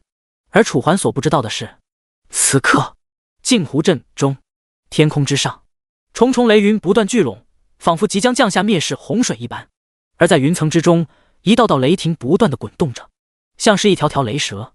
只不过和一般的白色雷蛇相比，这些雷蛇更加诡异，通体都散发着金光，给人一种神威不可敌的既视感。这诡异的一幕瞬间吸引了镜湖镇的所有居民。这是什么情况啊？难道要发洪水了？纪元不是游戏吗？怎么可能也有洪水？谁知道呢？万一只是雷神无聊了，来凡间装个 X 怎么办？也是，哎，不对，我怎么被你小子给带到沟里去了？就这雷电，还雷神？略，我就是逗你玩，怎么样？你咬我一口吗？在议论的正欢的人群外，一名小男孩怔怔地看着雷电，而后喃喃道：为什么这些雷电都在教堂上？另一边，酒楼之中，等待楚环的黄志远和楚小雨正坐在桌子四周，看着下面热热闹闹议论不断的人群，黄志远那叫一个郁闷。就知道这小子叫我等，准没好事。饭菜又冷了。黄志远不快出声，这一幕在学校里也经常发生。就在黄志远非常懊恼之际，哇，黄哥哥，你快看天上，那些是什么？楚小雨像是突然发现了什么一般，一双水灵灵的大眼瞪得格外的大，小小的手指也正指着天边。什么东西？能有吃饭重要？你过来看看吗？行，我过来看看，真是拿你没办法。黄志远叹了口气，无可奈何地来到床边，也就是楚小雨的身边。只见黑色的夜幕中，一道道金色雷电不断翻滚。这骇人一幕，黄志远可谓是闻所未闻。而更让黄志远吃惊的是，这些雷电居然不是充满了天际，而是集中在一小片区域，而且这些雷电所聚集的区域好像正是楚环离开的方向。就在黄志远疑惑之时，突然一道轰然之声打破周围所有轰鸣。砰！只见一道水盆粗的闪电垂直落下，犹如一道光束，速度之快，威力之猛，甚至很多人还没看到闪电，这道闪电便直接一闪而逝，期间所花费的时间甚至还不到2秒钟。黄志远眼神之中满是骇然。而此刻在镇子中心教堂，那道闪电不偏不倚，砸中的正是教堂的正中央。原本宏伟的教堂也因此变成了一片废墟。至于有多废墟，周围到处都是教堂的残骸碎片，比如木块、石头。而除了遗骸碎片，周围还围来了一圈又一圈的镇民，所有人都惊讶，这到底是怎么了？我的天啊，这是什么情况？那道闪电怎么劈到我们教堂来了？这么离谱的吗？不知道，你们说会不会是因为我们教堂触犯了神灵啊？有可能。话说，你们看到牧师约翰大人了吗？约翰？没看到啊。你们看到了吗？我们也没看到。周围的声音一道接着一道，让教堂四周显得无比的嘈杂。而就在他们一边议论，一边看着眼前的教堂遗骸时，突然，原本平静，甚至还散发着点点烟气的教堂遗骸，竟然突然动了一下。随后，点点金光从教堂遗骸中射出，光彩夺人。紧接，一只手突然从遗骸中伸了出来。紧接，周围的木材开始向着四周打开，场面诡异。可就是在这诡异的气氛之中，那道金光却显得格格不入，甚至这道金光还在不断变得更加浓郁。那是什么？不知道，该不会是某种兽类吧？哎，你们还记得不？之前好像我们的恩人还在里面。周围一边议论一边观察，脚上的步子还在慢慢向后靠去，生怕出现什么可怕的怪物。终于，在所有人期待而惊慌的目光中，2道身影缓缓地走了出来。一道浑身散发着淡淡的金光，犹如天界下凡的战士，光彩夺目，金光逼人。而在这天界战士的旁边，则跟着一个灰头土脸、穿着牧师服束的中年男子。不错，这2个对比鲜明的家伙，正是楚环以及楚环的转职师约翰。你小子，差点把我害死！可嗨！约翰说着，剧烈咳嗽，脑海中回想起刚才那骇人的一幕。本来他还在想着楚环专职成功之后能有多牛逼，可现在倒好，还没让他看到结果，就是一道惊世雷霆从天而降，威力之大，直接把他的教堂夷为平地。这可让他以后怎么办啊？嗨，不好意思，我这也不是故意的呀，我也没想到这个雷电这么强。再者说了，是你帮我转职的，我还没怪你怎么没提前告诉我呢。楚环一脸的无奈，要是他知道转职成为这玩意儿会引来堪比渡劫一般的闪电的话，他死活也不会在镜湖镇中转职。这下好了吧？周围到处都是来看戏的人，可让他怎么解释才好？你小子还强词夺理，早知道就不帮你转职了。约翰此刻可谓是憋了一肚子气，虽然转职出来了一个超稀有职业，这对他来说可谓是一件无比荣耀的事情，但是这东西再怎么荣耀，他也和自己的生活无关啊。是楚环获得了超稀有职业，又不是自己，可自己呢，却白白搭进去了一座教堂，这让他怎么高兴得起来？好啦，你也别沮丧，等我以后有钱了帮你修一个好的不好吗？楚环连忙安慰，生怕眼前这个牧师痛苦涕零。什么？这可是你说的，不能反悔。约翰当即像是听到了什么非常重要的信息一般，猛地抬起了头，双眼放光。真的，骗你是小狗，可以了吧？这才差不多。约翰心中一喜，刚才的沮丧荡然无存。至此，楚环这才扭过头看向周围，只见周围团团围着的民众，哪个不是一脸惊讶地看着楚环。第75章戴恩的请求。紧接在楚环震惊的目光下，这些镇民居然直接跪倒在了地上。要知道，这可是足足将近1000多人，此刻全都跪倒在了自己的面前。因为现在是晚上，所以这片人群显得无比的黑，乌乌泱泱的。你们跪下去干嘛？楚环嘴角一抽，此刻他周围的金光开始逐渐退散，而他也正因为这个原因，丝毫不知道这些人为什么要跪倒在自己的面前。您是我们的恩人，还得到了上天的福泽，您就是神。跪倒在最前面的镇民开口出声，声音颤一抖，像是在向着至高无上和他远不是一个阶级的人说话，而且他死死地低着头，根本不敢看楚环的眼睛。你们想多了，我就是一个普通人而已，快起来吧。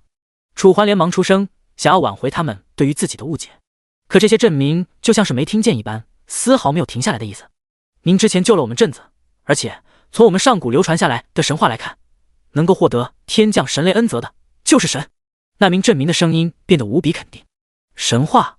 楚环眉头微皱，根据他上一世的记忆，的确在这镜湖镇中流传着一个从上古便流传下来的神话，有一人以异界之姿迎天之神雷，是为神。可是神话归神话，传说归传说，都几千上万年的事情了，和自己有什么关系？难不成几万年前的人真的能预知到几千年后？哪怕是深知纪元世界奇幻的楚环，也丝毫不敢相信，居然有人崩溃到如此地步。毕竟他所见过最牛的是真神，可那位真神也只停留在力量层面，丝毫无法涉及玄学。嗨嗨，只是神话而已，万一只是你们记错了呢？赶紧起来吧！楚环再次出声。这一次，跪倒的人群终于有了动作，开始一个接着一个的起来。除了人群最前面的那一位，依旧虔诚的跪倒在地。你为什么不起来？楚环疑惑一声，随后便蹲在他的面前。中年男子见状，这才缓缓抬起了头，看着眼前的楚环，他的心中划过重重震惊。怎么了？为什么不说话？楚环眉头皱得更深。男子犹豫2秒，这才开口：我感觉你就是神。男子说完，再次低下了头，模样格外卑微。好了，别说这些了，赶快起来吧。楚环摆了摆手，示意他别再多说。可是，男子似乎还想要说些什么，但楚环却没有给他这个机会，而是一只手抓住了他的臂弯，将他轻轻扶了起来。谢谢。男子受宠若惊，连忙开口：没事，举手之劳，现在时候不早了，赶快回去休息吧。楚环露出一个微笑，然后轻柔出声：好。男子闻言点了点头，而后这才开始转身。看着男子以及周围镇民转身离去的背影，楚环心中划过一抹感慨，差点自己的身份就发生了天翻地覆的改变。想罢，楚环转过身看向身旁的牧师：怎么，你不走吗？楚环微微疑惑：我怎么走？我还在等着呢，你给我钱重修教堂呢。约翰一脸无奈。不过也确实如此，他是24小时待在教堂的 NPC， 生命轨迹里只有教堂。而现在因为楚环的原因，这座教堂变成了废墟，所以他向楚环要钱修建教堂是情有可原。好吧，你说吧，大概要多少？楚环点了点头，而后再度开口：这……约翰微微犹豫：没事，你直接说就行。楚环虽然不说自己有多有钱，但是依靠他现在有的约币，修建一座教堂，应该还是绰绰有余的吧。3000可以吗？约翰眨了眨眼，而后伸出3根手指，丝毫没意识到这3根手指代表了多大的巨款。3000？为什么要这么多？楚环大惊失色，完全没想到牧师会如此狮子大开口。这已经不多了，既然要修，就要修个好的嘛。约翰挠了挠头，模样看起来憨态可掬。楚环嘴角一抽，本来我还想感谢你，但现在看来，我怀疑你是在讹我的钱。约翰。辞别约翰，楚环没有一丝停顿，直接马不停蹄地来到了楚小雨和黄志远现在所在的酒楼。路上 NPC 还在不断说着教堂中所发生的事，可楚环就像是充耳不闻一般，直接一路小跑到了酒楼门口。步入酒楼，周围的议论声这才变小。楚环开始在一桌桌顾客中寻找他俩的身影。就在楚环寻找之时，黄金之子，您可算来了，是来找你那2个朋友的吧？我记得在2楼靠墙角的位置。一道声音吸引过楚环视线，只见老板娘戴恩缓缓走了过来。与以往的端庄长裙不同，今天的她仿佛换了一个人，穿着一身包臀裙。由于包臀裙是紧身的，所以直接将她的身材全部都勾勒了出来，看起来格外的养眼。谢谢了，我现在就上去。楚环点了点头，说完便要走。等等啊！见楚环要上楼，戴恩连忙拦住了楚环前进的步伐。怎么了？楚环眉头微皱，疑惑出声。戴恩脸上划过一抹犹豫。是这样，我这里有个忙需要你这种高手帮忙，不知道你可不可以？还不等他的声音落下，楚环便点了点头，随后开口回道：你就直接说吧，能帮忙的话我尽量帮你。真的吗？戴恩闻言眼中划过一抹浓郁的欣喜。是这样，我想要独爪那边的独爪鳄鱼的牙齿用来做装饰品，不知道你能不能帮我？要是愿意帮我的话，我可以给你50约币，只要你给我带回来10枚。支线任务戴恩的请求，每10枚独爪鳄牙将可兑换10枚约币，是否接受？听到任务详情，楚环眼中顿时发出一道光亮。约币，他现在正好缺约币啊！这可真是雪中送炭。第76章黄金之子。好啊，没问题，我尽量明天就给你弄来。楚环微微一笑，当即说道：“那可真是太好了。”戴恩当即一喜。楚环见状，脸上的笑容也变得浓郁了些许。好了，要是没事的话，我就先上去了。好好好，黄金之子，您尽兴。戴恩连忙招呼。楚环这才得以来到了楼上，按照戴恩所说，将目光看向2楼的墙角处，果然在墙角看到了那2道熟悉无比的身影。小雨、志远。楚环笑着走了过去，可回应他的却是2道带着怒气的眼睛。哥哥，我们都等你这么久了，饭菜都凉了，你还说一会儿就来？骗子，骗子！楚小雨格外的激动，对于他这种吃货来说，最重要的就是食物，而现在明明眼前有着这么多的佳肴，却放冷了，这简直比关他禁闭都要难受。好好，我现在这不是来了吗？至于这些菜，我可以再让他们热一下。小二。随着楚环呼唤，一名穿着佣人服装的人便走了上来，一看呼唤他的人是楚环，脸上当即变得格外的恭敬。黄金之子，您叫我。小二弯着腰，低着头，生怕惹得楚环不高兴。没事儿，你不用这么拘谨，我叫你来，只是让你把饭菜热一热。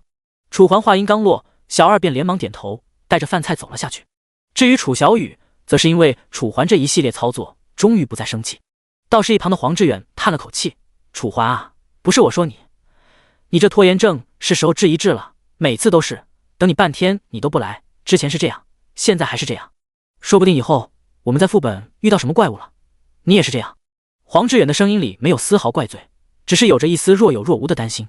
放心吧，我虽然喜欢推，但关键的时候我不会掉链子。楚环微微一笑，随后便坐到了楚小雨的身边。黄志远还想要说些什么，可看着眼前的楚环，最终还是选择闭上了嘴。时间1分1秒的流逝，不多时之后，小二便带着加热好了的饭菜走了上来。几位客官，你们的饭菜。好，就放在这里吧，你可以下去了。是。声音落下，小二退去，楚环等人各自拿起了饭碗，开始尝起了佳肴。虽然因为纪元现在还没有和现实接轨，所以在这游戏里面吃饭并不能直接补充身体所需要的能量，但还是能让他们感受到味道，休闲一下的同时聊聊天，各自交流一下情报。10分钟后，饭菜在3人的合力之下变成了残羹剩饭，楚小雨更是满足的打了个饱嗝。就在这时，对了，差点忘了。楚环像是想起了什么，当即笑着说道。声音落下，楚环打开仓库，从仓库中取出了一根看似烧火棍的东西。这是什么啊？楚小雨看到这东西，顿时来了好奇心，眨着眼睛问道。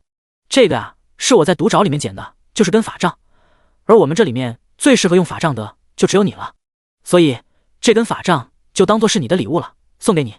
说完，楚环将法杖递给了楚小雨，可楚小雨却是一脸懵逼且幸福。这是给我的吗？楚小雨眨了眨眼睛，透过灯光能勉强看到他眼中若隐若现的泪光。是啊，除了你以外没人用法杖。楚环点了点头。楚小雨闻言这才忍住泪意，随后缓缓将法杖接过，细细的打量了起来。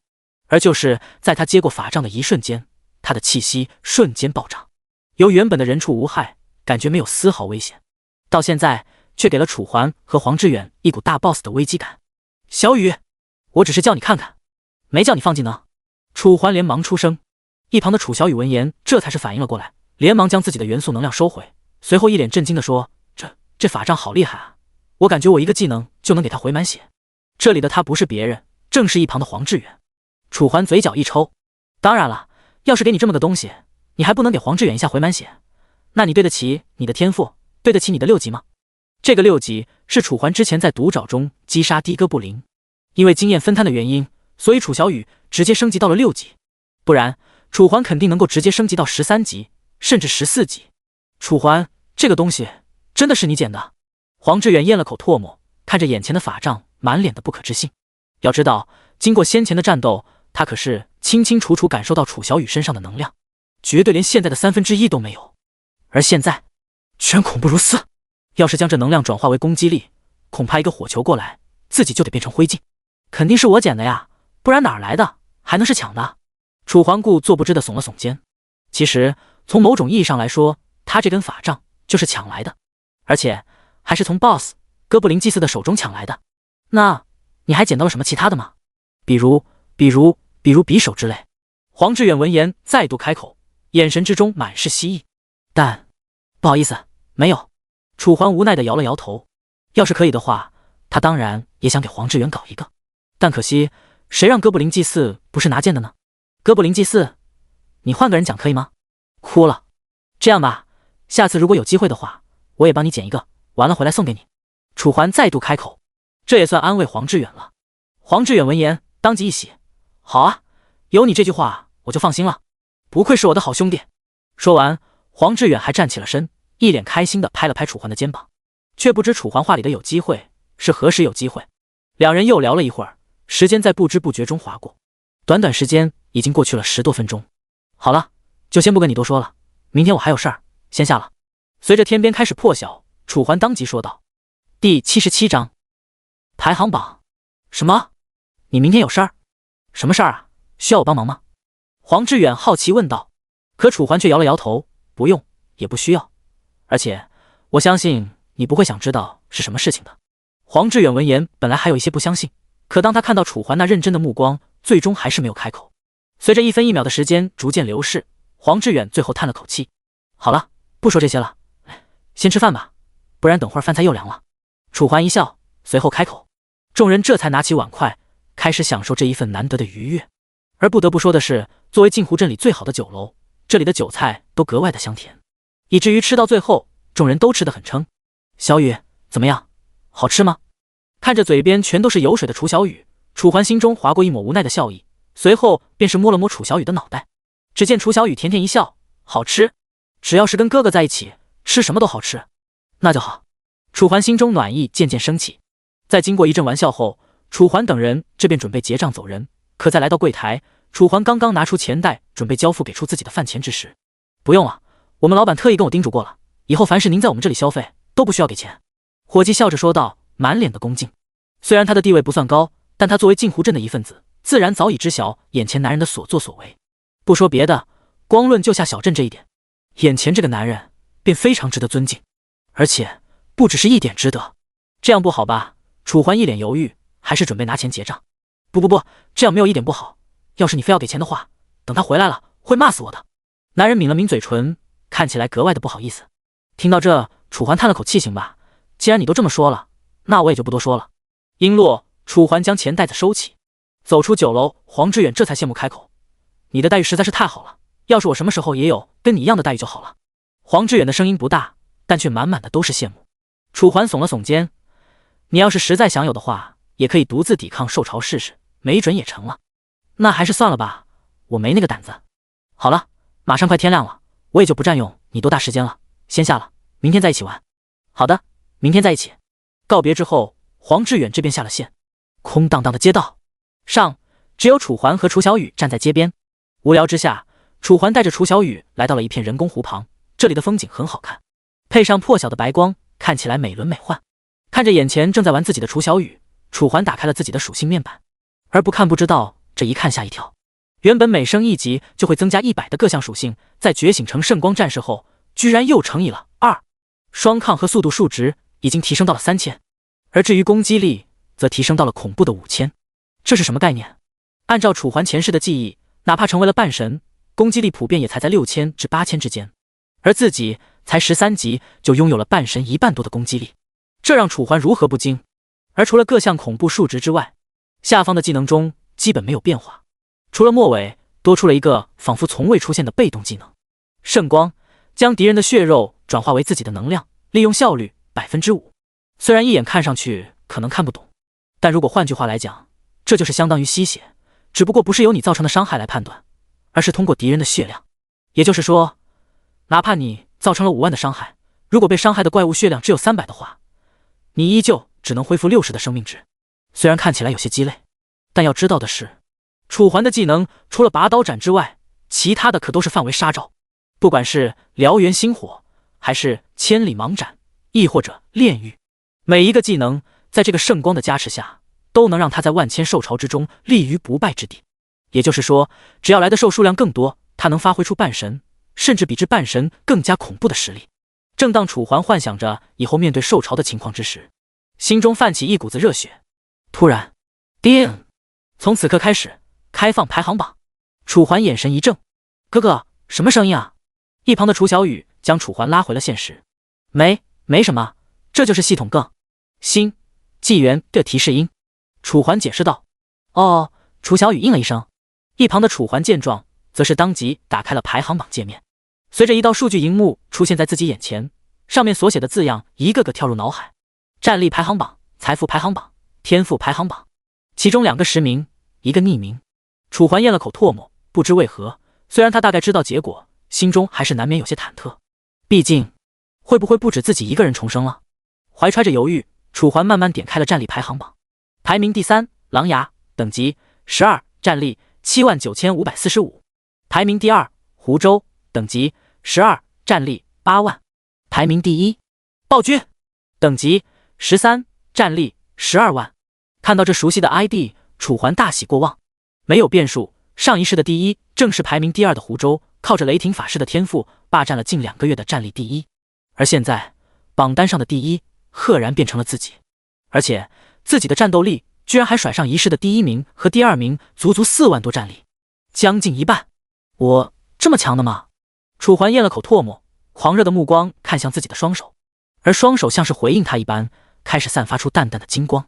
这便是他的职业圣光战士所带来的效果。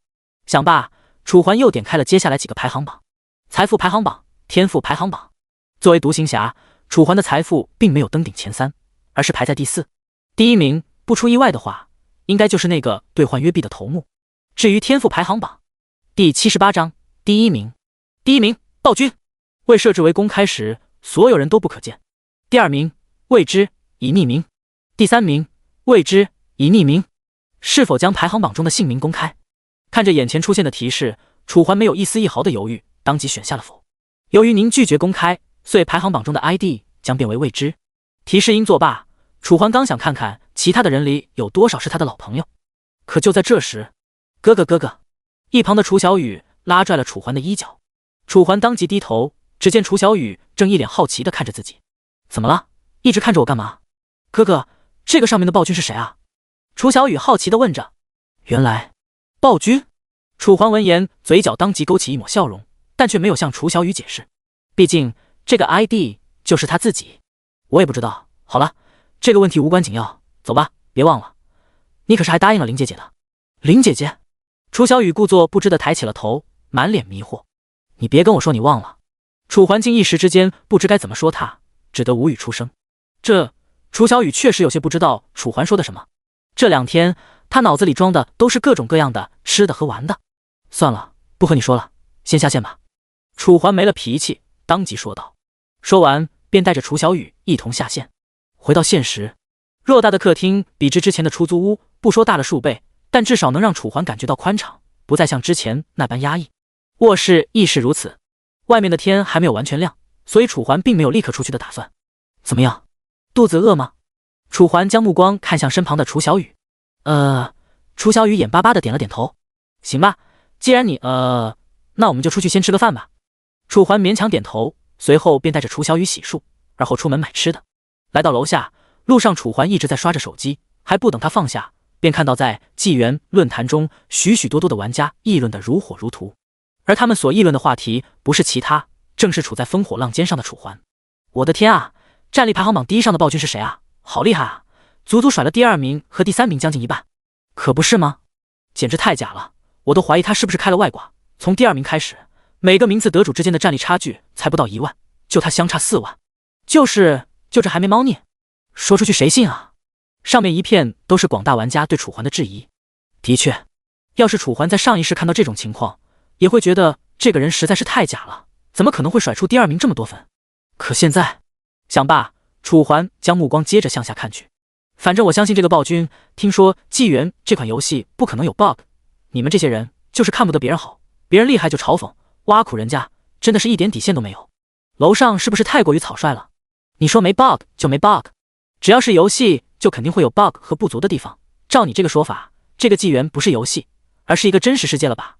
我觉得这个纪元还真的很有可能是真实世界，你们觉得呢？毕竟做游戏不可能做得这么真实吧？不但什么都那么真实，就连触感、声音以及一系列物理实验都可以完成。什么？物理实验都能完成？怎么可能？真的，不信你问度娘嘛，百度一下就出来了。上面的评论一条条划过，虽然很多，但让楚环感觉到很无奈的一点，却是只有仅一个人相信自己，其他的人都没有丝毫相信的意思。唉，这年头的人见识是真的浅啊。楚环叹了口气，说完便将目光看向了身旁的楚小雨。楚小雨眨着眼睛，满脸疑惑，甚至不知道楚环为什么会看他。你信排行榜第一的是你的哥哥吗？楚环也不知道为何鬼市审查的问了这么一句，可楚小雨却没有丝毫犹豫的意思，当即点了点头，我相信哥哥这么厉害，肯定能拿下第一。楚小雨笑着，一脸兴奋，但显然他只是把楚环的问题当做了一个问题，而非事实。我是说，楚环刚想要提醒，但看着楚小雨这一脸天真的模样，最终还是收起了开口的欲望。算了，还是先带着你去吃饭吧。说完，楚环收起手机，带着楚小雨继续前行。走了大概5分钟，便来到了昨天下午吃饭的地方。因为是早上，不适合吃饭，所以楚环随便要了2个粥，便和楚小雨坐在了店铺里面，等待着粥的完成。大概5分钟后，热气腾腾的粥便被老板端了上来。冒着热气的同时，还冒着一股子香气，让人闻了不由得食指大动。而让人惊讶的不是香气，要是光按照香气来比较，这一碗皮蛋粥甚至比不过隔壁的糖醋排骨。但是你需要知道的是，这可仅仅只是一碗粥，能将一碗粥都能做得如此夸张，那他要是做其他的呢？这应该不难想象吧。随着粥放到桌子上，楚环和楚小雨当即便开始大快朵颐。不到5分钟，冒着热气的粥便被2人吃得干干净净。这时，空荡荡的店面也不断走入顾客，变得十分拥挤，几乎座无虚席。正当楚环准备起身付钱，带着楚小雨走人之时，叮叮叮，原本静谧的周围突然响起一道电话铃声。楚环犹豫2秒，这才将兜中的手机拿了出来，上面显示着3个字：林小雪。喂。随着楚环按下接听键，电话那头顿时传来了林小雪的声音。应该是在家里，电话那头显得很是安静，只有林小雪一个人的说话声。怎么了？这么早就去找你父母？楚环微微疑惑，在他的感觉里，至少也应该是下午或者晚上才去。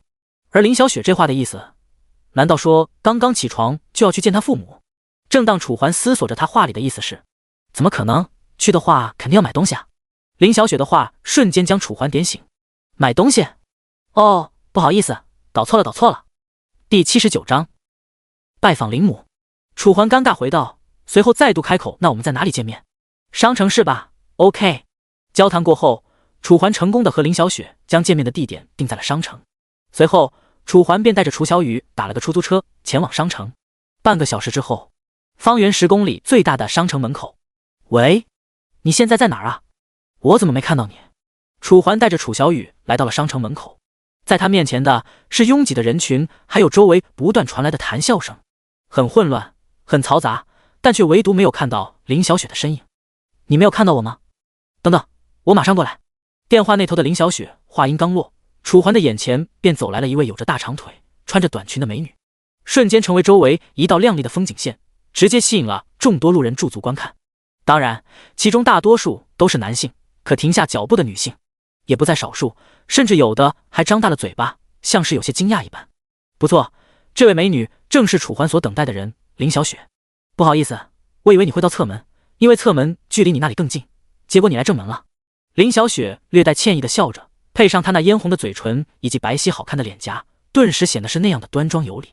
没事儿，我也就等了1分钟，而且我和小雨已经换了个房子住。楚环笑着将身旁的楚小雨拉了过来。楚小雨见状，当即便露出了一抹笑容：“林姐姐好。”小雨真乖。林小雪笑容更浓，随后便摸了摸楚小雨的头：“那我们现在是去哪儿买？就这里吧，随便买点什么水果之类的就行了。”林小雪将目光看向前面的商城：“啊，就买些水果就行了吗？你父母他们不会介意？”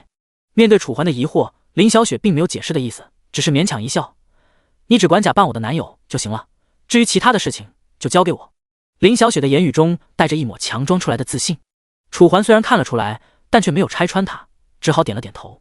跟着林小雪的步伐，3人这便在商城中买了一些水果和补品，随后便跟着林小雪来到了停车场。不多时便走到了一辆红色跑车的跟前。看着眼前炫酷的红色跑车，楚环当即眉头微抬：“这个车是你的？”面对楚环的疑惑，林小雪当即点了点头：“我18岁生日的时候，我父亲送给我的。”楚环当即倒吸了一口凉气，他虽然想过林小雪的家境比较阔绰，但却没想到这么阔绰。眼前这辆车光是落地价就需要80万，更别说还有进口场地费等诸多费用。看来他的家里是真的有钱啊。好了，别在意这些，先上车吧。林小雪微微一笑，很是动人，明亮的眸子就像是能够摄人心魂一般，让楚环心中一颤。上车之后，因为楚环还没有驾照，所以自然是由林小雪来开车。大约半个小时之后，车在经过市区之后，来到了一片高档小区。门口的保安本还准备拦车，可当看到车主是林小雪后，当即露出了一抹歉意的笑容，看起来毕恭毕敬。车子驶入小区，楚环这才发现，这个小区不但房屋装修看着格外奢侈，就连外面的公路和绿化也装修和修建的无可挑剔，看着赏心悦目，让人格外的舒适。林小雪将车子停好后，便带着楚环和林小雪来到了一栋楼下。楚环这时像是想起了什么，尴尬道：“不好意思，我忘记了，我还带着小雨，你父母他们会介意吗？”楚环的声音格外尴尬，出来的时候本来只打算吃个早饭就带着楚小雨回去，再自己一个人出来的，但林小雪的一个电话却直接打乱了他的一切部署，让他直接带着楚小雨就上了战场。不得不说，他着实是没想到。放心吧，没事儿，我父母他们在意的不是这些。林小雪勉强一笑，楚环能听出在他的话语中还隐藏着更深层次的意思。还不等他细想，林小雪便迈开了步子走入楼梯，楚环只好跟在他的后面。如果这一次不是假扮的话，绝对是他第一次见女方的家长。很快，在林小雪的带领下，楚环来到了3楼。这硕大的一层楼就只有5个住房。好了，就是这里。林小雪一边说，一边按响门铃。叮咚，随着清脆的门铃声响起，门后面顿时响起一阵脚步。很快，房门打开，映入眼帘的是一位大约40来岁的中年妇女。在看到林小雪时，脸色没有丝毫变化，可当看到楚环之后，原本平静的神色突然变得阴沉。小雪，这个人是谁？林母带着点点质问的语气，眉头更是皱了起来，犹如2座小小的山一般，让人看了就心塞。妈，这个人就是我和你们说的男朋友。林小雪深吸了一口气，随后这才像是决定了什么一般开口出声，声音很是笃定。看着他的模样，楚环本来还有些紧张，但最后还是强迫自己放松，尴尬道：“阿姨好。”“啊什么样姨？赶紧给我滚！”林母当即开口，丝毫没有犹豫。楚环一时不知道应该怎么做，而林小雪却没有丝毫退缩。“妈，这是我的男朋友，你凭什么让他滚？难道我就一定要听你们的，嫁给那个少爷？”林小雪的声音带着质问。这时门内传来了一道沉重的男声：“怎么了？在嚷嚷什么呢？”声音带着一丝丝不快与威严。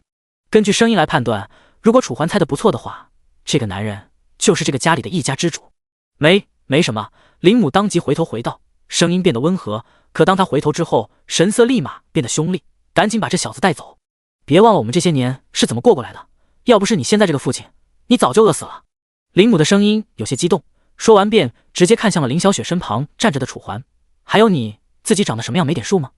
就你这样还想要做林小雪的男朋友，不觉得自己很磕碜？”林母的话没有丝毫留情，像是很急着要赶楚环走一般。楚环闻言满脸犹豫，虽然他有些生气，但他毕竟答应了林小雪，这就直接走的话，未免也显得自己太过于自私了。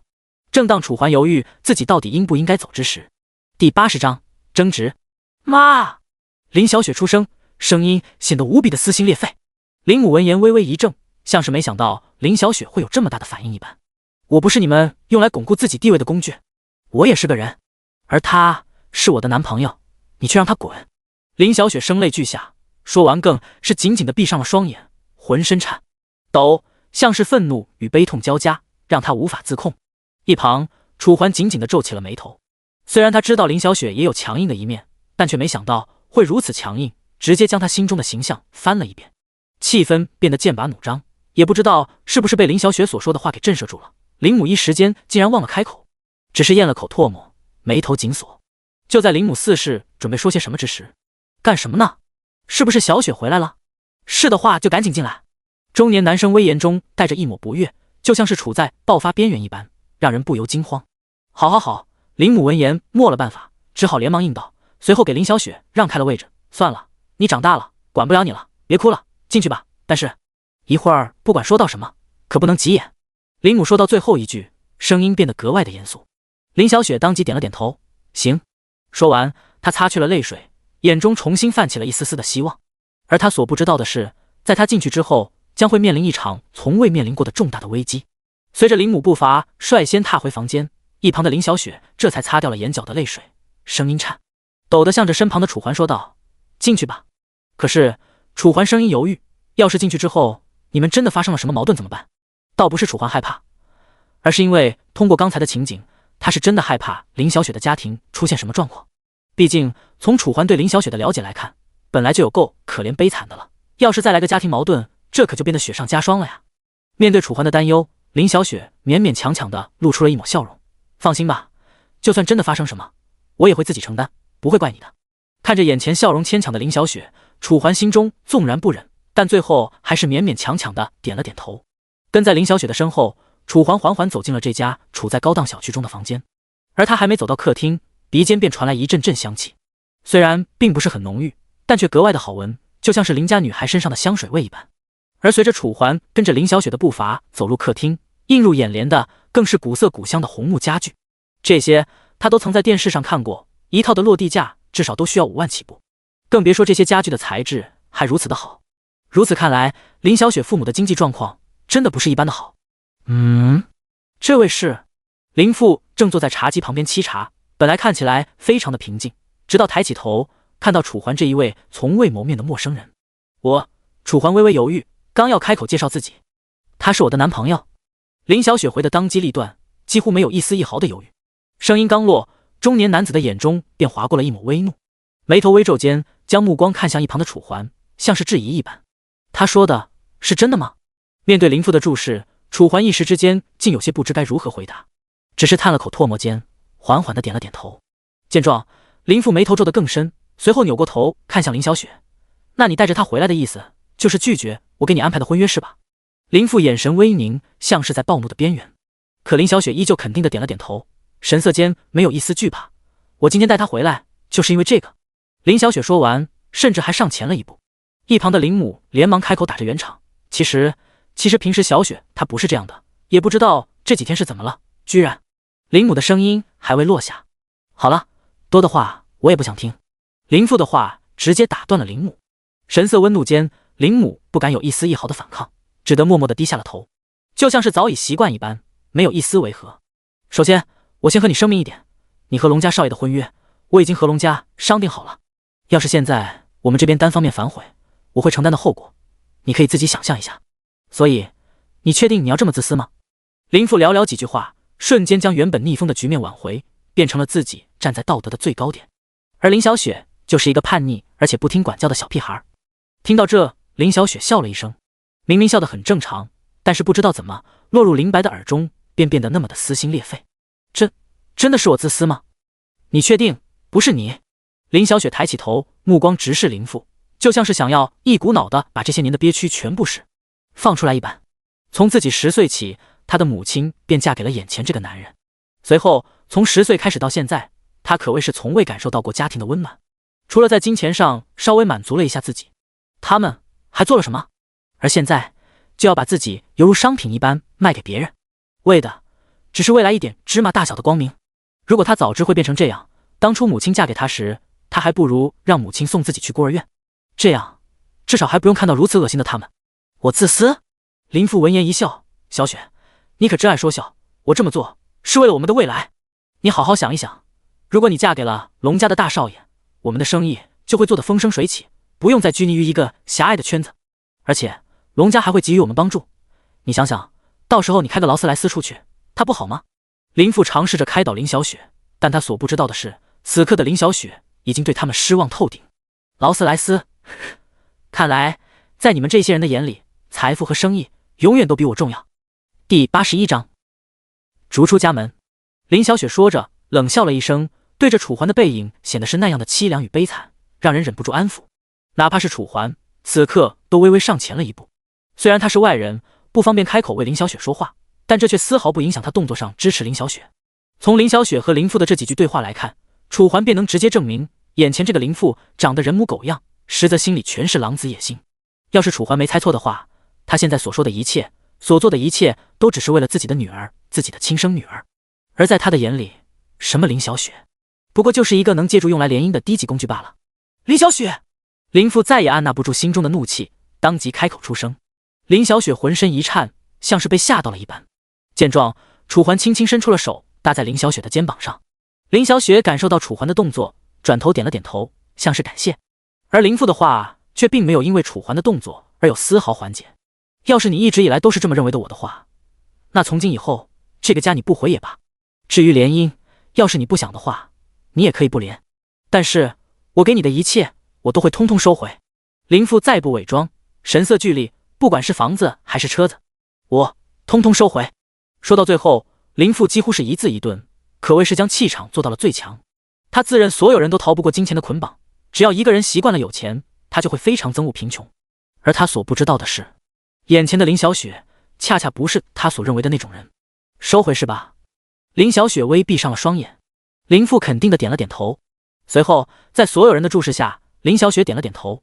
行，不就是几个破钱和破车吗？自己要的话自己拿回去。我林小雪没你们这么肤浅。林小雪声音不大，但却格外坚决。对面的林父听到这，直接站了起来。你说什么？音落，林父便抬起了硕大的巴掌，想要教训林小雪。可他的手才刚刚挥出，甚至还没来得及碰到林小雪，便直接被一道铁钳紧紧夹住。只见楚环正面无表情的抬着手，丝毫不顾林父的挣扎。任凭他怎么用力，楚环的手依旧犹如夹子一般，死死钳制着他，让他动弹不得。你！林父脸色一变，不断的徒劳挣扎。楚环依旧没放开，只是神色平淡，缓缓出声：我要是你就不会动手，那样就太不男人了。一听楚环居然还敢教育自己，林父心中的怒火顿时不打一处来。你算什么东西？就你这种愣头青，也配来教育我？林父再度出声，眉头紧锁，犹如现在最大的问题不是林小雪，而是眼前的楚环一般。我可没说我是在教育你，是你自己这么认为的，难道不是吗？楚环闻言没有一丝一毫退缩的意思，目光直直地盯着林父。你！林父顿时气急，一时之间不知该怎么说，只是紧紧咬着牙。行，不放是吧？老子连你也一起打。说完，林父便拿起了一旁的花瓶。一旁的林母见状，连忙拉住林父，不让悲剧发生。你别急啊，都只是两个孩子啊。林母声音无比慌乱。如果今天谈不成还能算了，但如果闹了个两败俱伤的结局，那不管对谁来说，都将是一场不小的打击。放开我！老子今天非要教训教训这两个臭小子，让他们知道知道，为什么我们会被叫做前辈。林父死死地咬着牙，神情严肃而认真。说着，他手上的力道便再次加大了一分，就像是真的要把楚环和林小雪教育一顿一般。林母还要继续阻拦，可就在这时，一旁的林小雪却说话了：说吧，你打算我怎么做，你才肯放过我？林小雪的声音中包含这太多的情感，让人听了五味陈杂。林父动作一顿，冷笑一声：放过你？老子抚养了你这么多年，你现在叫老子放过你，你自己觉得可笑吗？此话一出，林小雪也不知道自己该怎么说。的确，自从母亲和她在一起之后，自己的所有开销都是由这位所谓的父亲给的，自己的确没有什么太优越的道理。但看你这样子，我也就不奢求你什么了。要是你能把我给你的所有东西都还给我，我就当没你这个女儿。林父说着话，声音不重，但却格外的认真。林小雪眼中划过一抹泪光，但还是勉强露出了一个笑容。你确定？我确定。林父重重的点了点头。行，你想要都要回去是吧？我给你。林小雪说着，直接将自己手上的车钥匙放在了桌上。一旁的楚环见状连忙阻拦，小声道：你疯了？把东西全部交出去了，后面你怎么办？面对楚环的劝说，林小雪嘴角扯了扯：我已经决定了。说完，林小雪又将自己的钱包拿了出来，而后向着林父说道：这里面有2张卡，一张卡里面装着你给我的所有钱，差的我用另一张卡还你，那里面有100万。至于房子这些固定资产，要是我没记错，你们应该有让人来看过吧？除了必须要用的东西，我基本没怎么动，到时候你们直接拿着你们那把备用钥匙去就行了。林小雪一边拿一边说，声音颤抖的同时还带着点点的委屈。可林府从始至终都没有一丝动容，而林母却一脸的紧张。也对，林小雪并不是林父的孩子，而是林母的，所以在林父的眼里，林小雪除了当个可以用来联姻的工具人外，便再也没了任何作用。但对于林母来说却完全不一样。小雪，你胡说什么呢？有什么问题不能好好说？赶快给你父亲道个歉，咱们慢慢来谈。林母着急忙慌地说着。之所以她平时对林小雪很差劲，只是因为怕让林父察觉到异样，随后更加冷落林小雪。毕竟在这件事发生之前，他们又不是没发生过类似的。面对林母的劝说，林父当即开口：“你觉得我可能会原谅他？”第82章带回了家。就她这种女人，我也不知道这个愣头青是怎么看上的她，说不准是因为钱呢。等他走了，我就看他们两个能坚持多久。林父声音里满满的绝对，就像是认定楚环和林小雪在一起是为了金钱一般。但他从始至终都失算了，楚环和林小雪之间压根儿就不是什么男女朋友的关系，顶多算得上好朋友，再加上金钱的驱使。行，既然你都这么说了，那我也没什么好道别得了，东西都在这儿，自己清点吧。林小雪微微咬了咬嘴唇，强忍心中的痛楚，说完便拉着楚环转过了身：“我们走。”楚环一脸犹豫，可看着林小雪决绝的背影，他知道林小雪这是真的要走了，而不是开玩笑。小雪，你快回来！小雪！随着房内传来的林母的呼唤声越来越小，林小雪拉着楚环径直走下了楼梯，速度之快，比最开始上楼的时候还要快上不少。直到来到1楼外面的长椅，林小雪这才停下了脚步，坐在长椅上开始放声大哭。呜！看着眼前伤心至极的林小雪，楚环心中一痛，同时心里又有些难免的怀疑：难道这就是自己从小到大一直渴望的亲情吗？要是自己的父母也像这样，那自己恐怕也会做出跟他一样的举动吧。想到这，楚环心中的同情更浓，当即小心翼翼地拍了拍林小雪的肩膀，安慰着她。可林小雪却没有丝毫停下来的意思，依旧哭得稀里糊涂。一旁，哥哥，林姐姐，这是怎么了啊？楚小雨缓缓出声，看着林小雪的眼中满是担心。因为她身材很矮，而且并没有进去，所以林父压根儿就不知道有她的存在，不然怕是会吵得更加的激烈。没事儿，林姐姐她只是被自己爸爸妈妈伤害了而已。楚环叹了口气，缓缓说道。可楚小雨明显不信，非要去安慰林小雪。随着时间流逝，林小雪在楚环和楚小雨的静候下，终于逐渐的停下了哭泣。缓缓抬头间，映入眼帘的是一张哭得梨花带雨的脸，满脸通红，两个眼角的下方甚至还划过了2道清晰而明显的泪痕。怎么样，现在好点了吧？楚环抿了抿嘴唇，缓缓问道。在林小雪哭泣的这段时间，他一直都盯着门口。可让他意外的是，不论是林父还是林母，至始至终都没有出现在门口。也就是说，他们甚至可以对林小雪不管不顾。这样的父母，真的是不配为人父母。听到这，林小雪擦去了眼角的泪水，而后用哽咽的声音回道：“我没事，我只是有点累而已。”林小雪的眼神躲闪，可无论她怎么躲闪，也躲避不了楚环接下来一个现实的问题：“那你接下来想要去哪住？”楚环的声音不大，但却的确如此。现在的林小雪，用无家可归来形容再合适不过。闻言的林小雪一时不知道应该怎么来回答楚环。的确，她刚刚在上面有些情绪化了，忘了考虑自己的后路。现在的她身无分文，又没有地方住，后面又该何去何从？林小雪想着，默默地低下了头。就在这时，一只手抓住了她的短裤。林小雪先是一惊，以为自己才刚刚被抛弃，楚环就对自己动手动脚。可她才刚刚抬头，便发现看自己的不是别人，而是一旁的楚小雨。姐姐，你怎么哭得这么伤心呀？是不是没有地方住了啊？楚小雨眨着一双水灵灵的大眼睛，看起来别说多可爱。林小雪犹豫了2秒，这才点了点头，声音里是伪装不住的颤抖。是啊。那楚小雨像是想到了什么，先是回头看了一眼楚环，随后这才扭回脑袋看回林小雪。要不你就跟我们一起住吧，我和哥哥很乖的，那么大的房子多你一个也不算多。楚小雨说着，声音犹豫，像是害怕楚环会拒绝一般。林小雪闻言咬了咬嘴唇，随后目光看向楚环：“你哥哥他不会同意的。”谁知林小雪的话音刚落，楚环便耸了耸肩：“我可没说我不同意，是你自己说的，我倒是无所谓。”听到这，林小雪眼中顿时划过一抹希意：“真的吗？那这么一来，我得快点找工作了。找工作就算了，我家里多一个人吃饭也不影响什么，你说对吧？”楚环一笑，随后便拱了拱身旁的楚小雨。楚小雨连忙点头：“对啊，所以姐姐你跟我们一起住吧，刚好我和哥哥住着也很无聊。”楚小雨说完，又眨了眨眼睛，水灵灵的眼睛带着点点希意，让人无法拒绝。那好吧。林小雪至此没了办法，只得点了点头。OK， 那走吧，我带你回去。楚环见状，笑容未退。好。林小雪闻言应了一声。可就在他们2人准备站起身来离开之时，等等，一道突如其来的声音突然从林小雪的背后传来。3人连忙转过了头，只见楼梯间里一名中年女子正招着手，满脸焦急，不是别人，正是林小雪的母亲。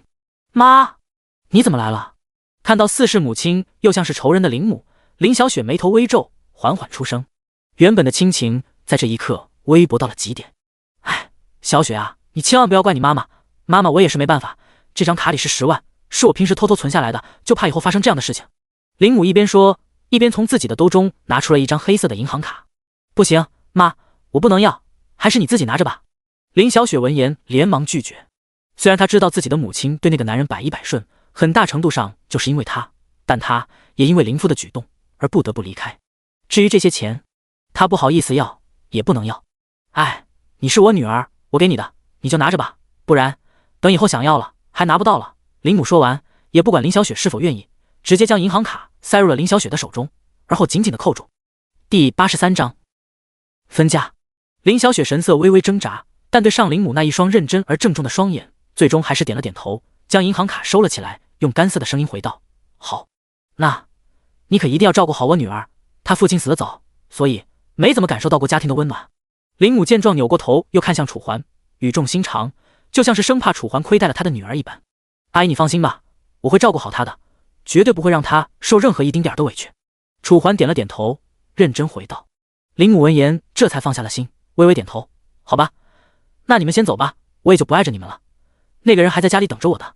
这一句话是林母对着林小雪说的。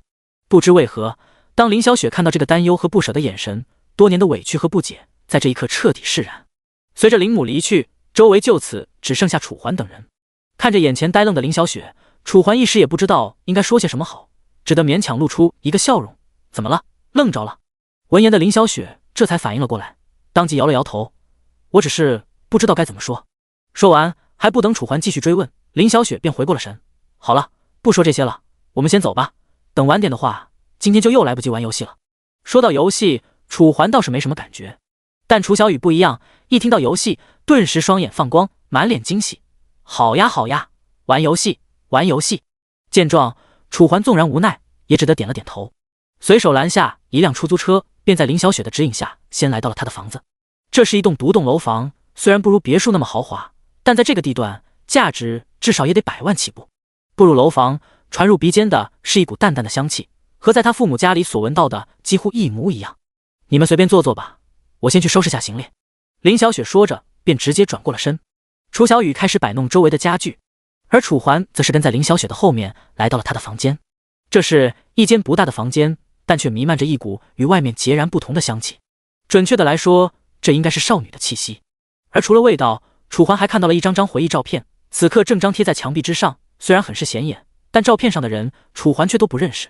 一个看起来很小，约莫10岁，是个小女孩，而另一个则是一位胡子拉碴的大叔，画面感格外突兀。而就是这么个对比鲜明的照片，却里里外外透露着一股甜蜜。这是楚环微微疑惑。林小雪一笑，随后解释道：这是我的父亲，当然是我的亲生父亲，现在你已经看不到他了。林小雪说完，眼中划过一抹难言的酸楚。对不起。楚环刚要道歉，便直接被林小雪抬手打断。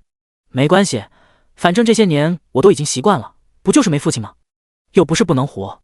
林小雪牵强的笑着，随后便在楚环的注视下开始收拾衣物。半个小时后，他们成功乘坐出租车回到了出租屋。楼下店铺中，因为林小雪的陌生，店老板好奇的走了出来。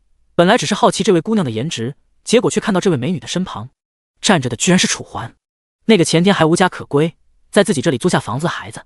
这位是你的女朋友？店老板好奇出声，目光在林小雪身上上下扫了一眼，像是有些惊艳林小雪的美貌一般，连带对楚环说话的语气都因为这个而变得微微颤抖。有事儿吗？楚环犹豫2秒，最后还是没有直接回答，而是转移话题。见楚环没有回应，店老板只好默认眼前这个美女是楚环的女朋友，当下惋惜的叹了口气。哎，好久都没看到像你女朋友这么好看的美人了，本来还想要个微信，但现在看来还是算了吧。店老板摆了摆手，一脸的无奈与沧桑，就像是错失了一个亿一般，让人不由发笑。哪怕是一旁的林小雪，此刻也被店老板的模样给逗笑了。眼看周围的气氛逐渐变得尴尬，店老板只得勉强露出一个笑容，而后道：好了，就不跟你开玩笑了，虽然你的女朋友长得确实很好看，但是还达不到我喜欢的标准。店老板开着玩笑，但气氛并没有过多的缓解。楚环只是勉强露出了那么一抹笑容，要是没什么事情的话，我就先上去了。好好好。店老板擦了擦汗，连忙应道。声音落下，楚环也不拖沓，就此带着林小雪走上了楼梯。不多时便回到了自己的住屋。因为是2间屋子，所以楚环没有丝毫慌张，只是淡然开口：“你先参观一下吧，想要那个房间就要哪个房间。”“真的吗？”林小雪闻言眨了眨眼睛，眼神带着一抹开心。“肯定啊，我可以和小雨睡一间房，另一间就给你，想要哪一间跟我说。”楚环肯定的点了点头。林小雪脸上的兴奋顿时变得更加浓郁，当即来到了靠右边的房间面前。“那我就要这间吧。”“这间？你确定？”楚环眉头微皱，倒不是他不愿意给林小雪这间房子，但这间屋子因为是靠右，而右边的前面并没有任何楼房做遮掩，所以一到6点，这里就会变得格外亮堂，根本就别想睡什么懒觉。“怎么了？我觉得靠右边的房间挺好的呀。”因为时值下午，所以这个房子显得比较昏暗，并不能看到阳光的直射光，所以林小雪并不知道楚环说的什么意思。“没什么，要是你想要的话，那就给你吧。”楚环犹豫2秒，最终还是没有选择解释。林小雪还是一脸高兴：“谢谢。”说完，林小雪便开始了收拾房间，而至于楚环，则是出去为他们购买晚餐，以及准备接下来生活所需的厨具去了。等到楚环回来之时，时间已经来到了晚上，外面的天已经彻底暗了下来。而随着楚环将门打开，映入眼帘的一切顿时让楚环瞪大了双眼。只见昨天因为仓皇搬入，显得略微有些杂乱的客厅，现在已经变得格外整洁。不用说，肯定已经被人整理过了。疑惑之下，楚环好奇地走近了一些。第84章装备铸成。只见在客厅后方，此刻的林小雪正拿着扫帚和拖把，仔仔细细地打扫四周，就像是生怕错过一个角落一般。“这些都是你弄的？”楚环眨了眨眼，像是有些不相信自己眼前所看到的一般。林小雪当即笑了笑：“肯定啊，不然还能是你弄的？我这不是想到我第一天来，要是不做点什么的话，岂不是有点不好意思？”说话的同时，林小雪脸上浮现出一抹红霞。“那好吧。”楚环见状也不知道应该说些什么，只得耸了耸肩，随后将刚刚买回来的3份晚餐放在了桌上。为了没有差距，所以楚环买的都是一样的家常菜。吃完饭后，楚环等人先是稍微洗漱了一下，而后便拿出了各自的游戏手环。“你的呢？带了吗？”楚环像是想起了什么，缓缓出声。本来还以为林小雪会把所有东西都留在那里，但让楚环没想到的是，林小雪居然把手伸入兜中，随后把游戏手环给拿了出来。“嘿嘿，没想到吧？我带出来了。”林小雪尴尬地笑了笑，在家里收拾东西时，因为想到要玩游戏，所以特地把游戏手环给拿走了。当然，为了弥补林父，他还留下了1万块钱，就当是购买这个游戏手环了。楚环嘴角一抽，没了办法，只得点了点头：“行吧，那上号镇中新见。”楚环说罢，直接戴上了游戏手环。身旁的林小雪和楚小雨见状，纷纷紧随其后。随着3人登入游戏界面，周围的场景瞬间开始变换，又回到了熟悉的镜湖镇。为了和楚小雨和林小雪会合，所以楚环专门回来了一趟镇中心，正见等待着自己的林小雪。“楚哥，我们现在去哪儿啊？”林小雪缓缓出声，不知为何，原本看着楚环她还不怎么紧张，但经过了这次事件，当她看到楚环的脸时，心中却不由自主地划过了一抹娇羞。这种感觉非常的奇怪，以至于让她的声音都发生了微妙的变化。但显然楚环并没有感受到她的变化，只是脸色如旧。“刚刚上线，我们就不去打野怪了，还是先跟我去个地方吧，看看做的怎么样了。”“什么地方啊？”林小雪好奇出声。可楚环却没有解释，只是迈开脚步：“等到了地方，你就自然知道了。”说完，楚环便开始向着小镇的东边走去。林小雪纵然疑惑，也只好跟在楚环和楚小雨的后面。不多时，楚环便走到了打铁铺的面前。恩格一如既往地捶打着钢材，看起来孜孜不倦，很是用功。反正如果让楚环来，他估计早就疯了。也就只有这种人才有这种定力了吧。楚环想着，又上前了一步。全神贯注的恩格这才发现了楚环，当即抬起了头，露出一抹笑容，擦去额头的汗水：“恩人，您来了。”“楚环先是点了点头，而后补充问道：“现在我委托你锻造的东西，锻造的怎么样了？”“你说的应该是那件为他打造的防具吧？”恩格先是问了一句，在得到楚环肯定后，这才紧接开口：“已经锻造好了，但因为一不小心没有把控好火候，让这个盔甲掉了一个品级。”恩格叹了口气，像是有些惋惜。说完，还不等楚环反应，恩格便是直接转身走进打铁铺，而后将一件白银级的铁甲拿了出来。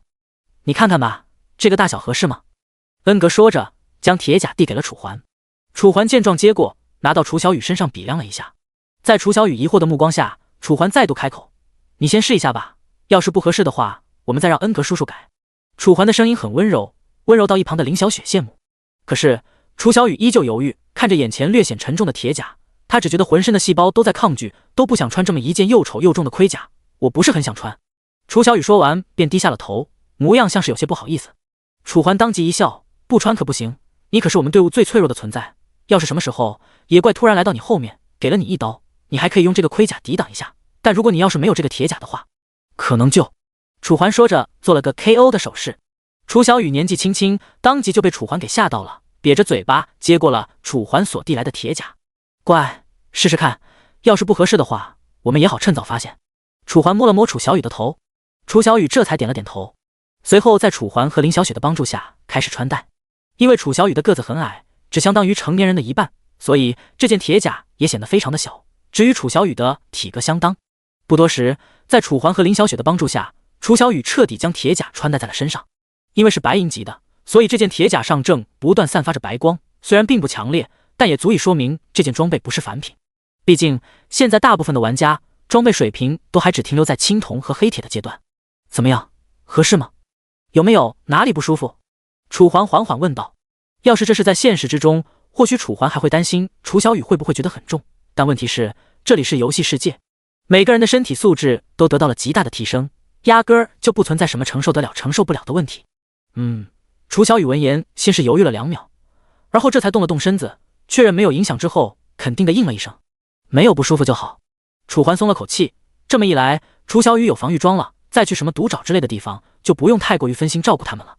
想罢，楚环再次转身看向恩哥，虽然你说这件装备有瑕疵，但我还是觉得你已经做得相当不错了。楚环竖起了一根大拇指，恩格能被恩人夸，顿时也憨厚的挠了挠头。明明看起来5大3粗，但却给人一种格外可爱的既视感。第85章集体练级。好了，要不你再帮我做一件。楚环像是想起了什么，再度出声。恩格眉头微抬，像是有些发愣。再做一件。给恩人你做。不是。楚环当即摇了摇头。那是。恩格面露犹豫，像是理解不了楚环的意思。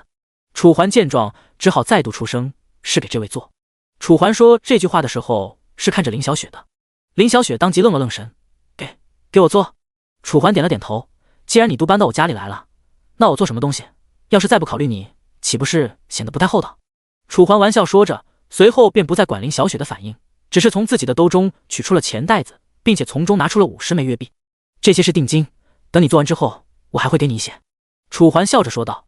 恩格连忙想拒绝，我说了不收您的钱的呀，而且您这也太多了。的确，如果按照他所锻造的装备的市场价的话，刚才给楚小雨装备的那一件白银级铁甲也才差不多30个月币，而楚环这一下就直接给了50个月币，而且还只是定金。先不说楚环对他的恩情，光是这对他来说像是天价的定金，他便有些接受不了。放心吧，钱我多的是，我之所以给你这么多，是想让你先做我的，把他们的放在一半，而且以后我如果有需要，会一直来找你锻造的。当然，前提是你的锻造技术必须跟得上我的进度。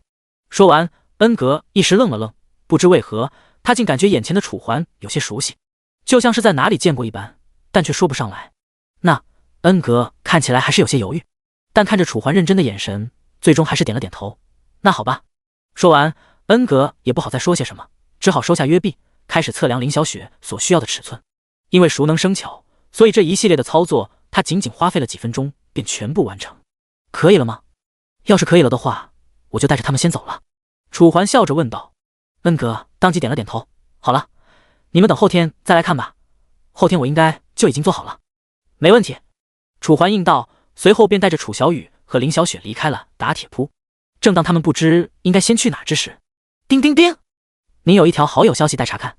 熟悉的系统提示音响起，楚环只好先打开面板看了看消息，是黄志远发的。你们现在在哪儿啊？还一起练级不？楚小雨一笑回道，可以。你现在在哪儿？在迷雾山脉。行，等我，马上来。下面是黄志远所发送的定位，这也是纪元中的特色功能之一，只要发出自己的定位，其他玩家便能根据指引找到你当前所在的位置。怎么了？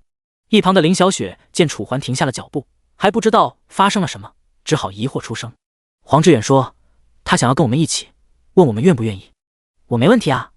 林小雪随意回道：“行，那就先去迷雾山脉，等和黄志远会合之后，我们再去独找。”好，没问题。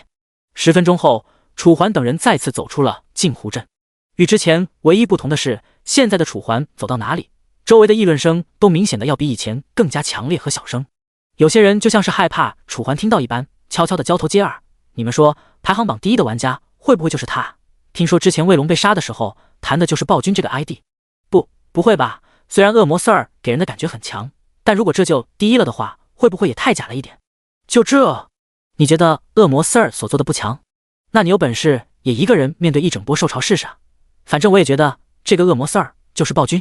镜湖镇中关于楚环的议论从未停下，而一个恶魔 Sir 和暴君之间的关系，也因此变成了镜湖镇的神秘之一。迷雾山脉。等楚环等人根据定位找到黄志远时，已经是半个小时之后。只见昏暗的树林之间，黄志远正在和那些小野怪厮杀，动作十分的流利，再也没了先前的迟疑和担忧，看起来已经有了楚环先前教他的3分实力。啊！随着骷髅士兵一声惨叫，原本还算结实的身体彻底变成了一堆散乱的骨头。正当黄志远准备捡战利品时 ，Hello， 半天不见，实力有见长啊！楚环招呼出声。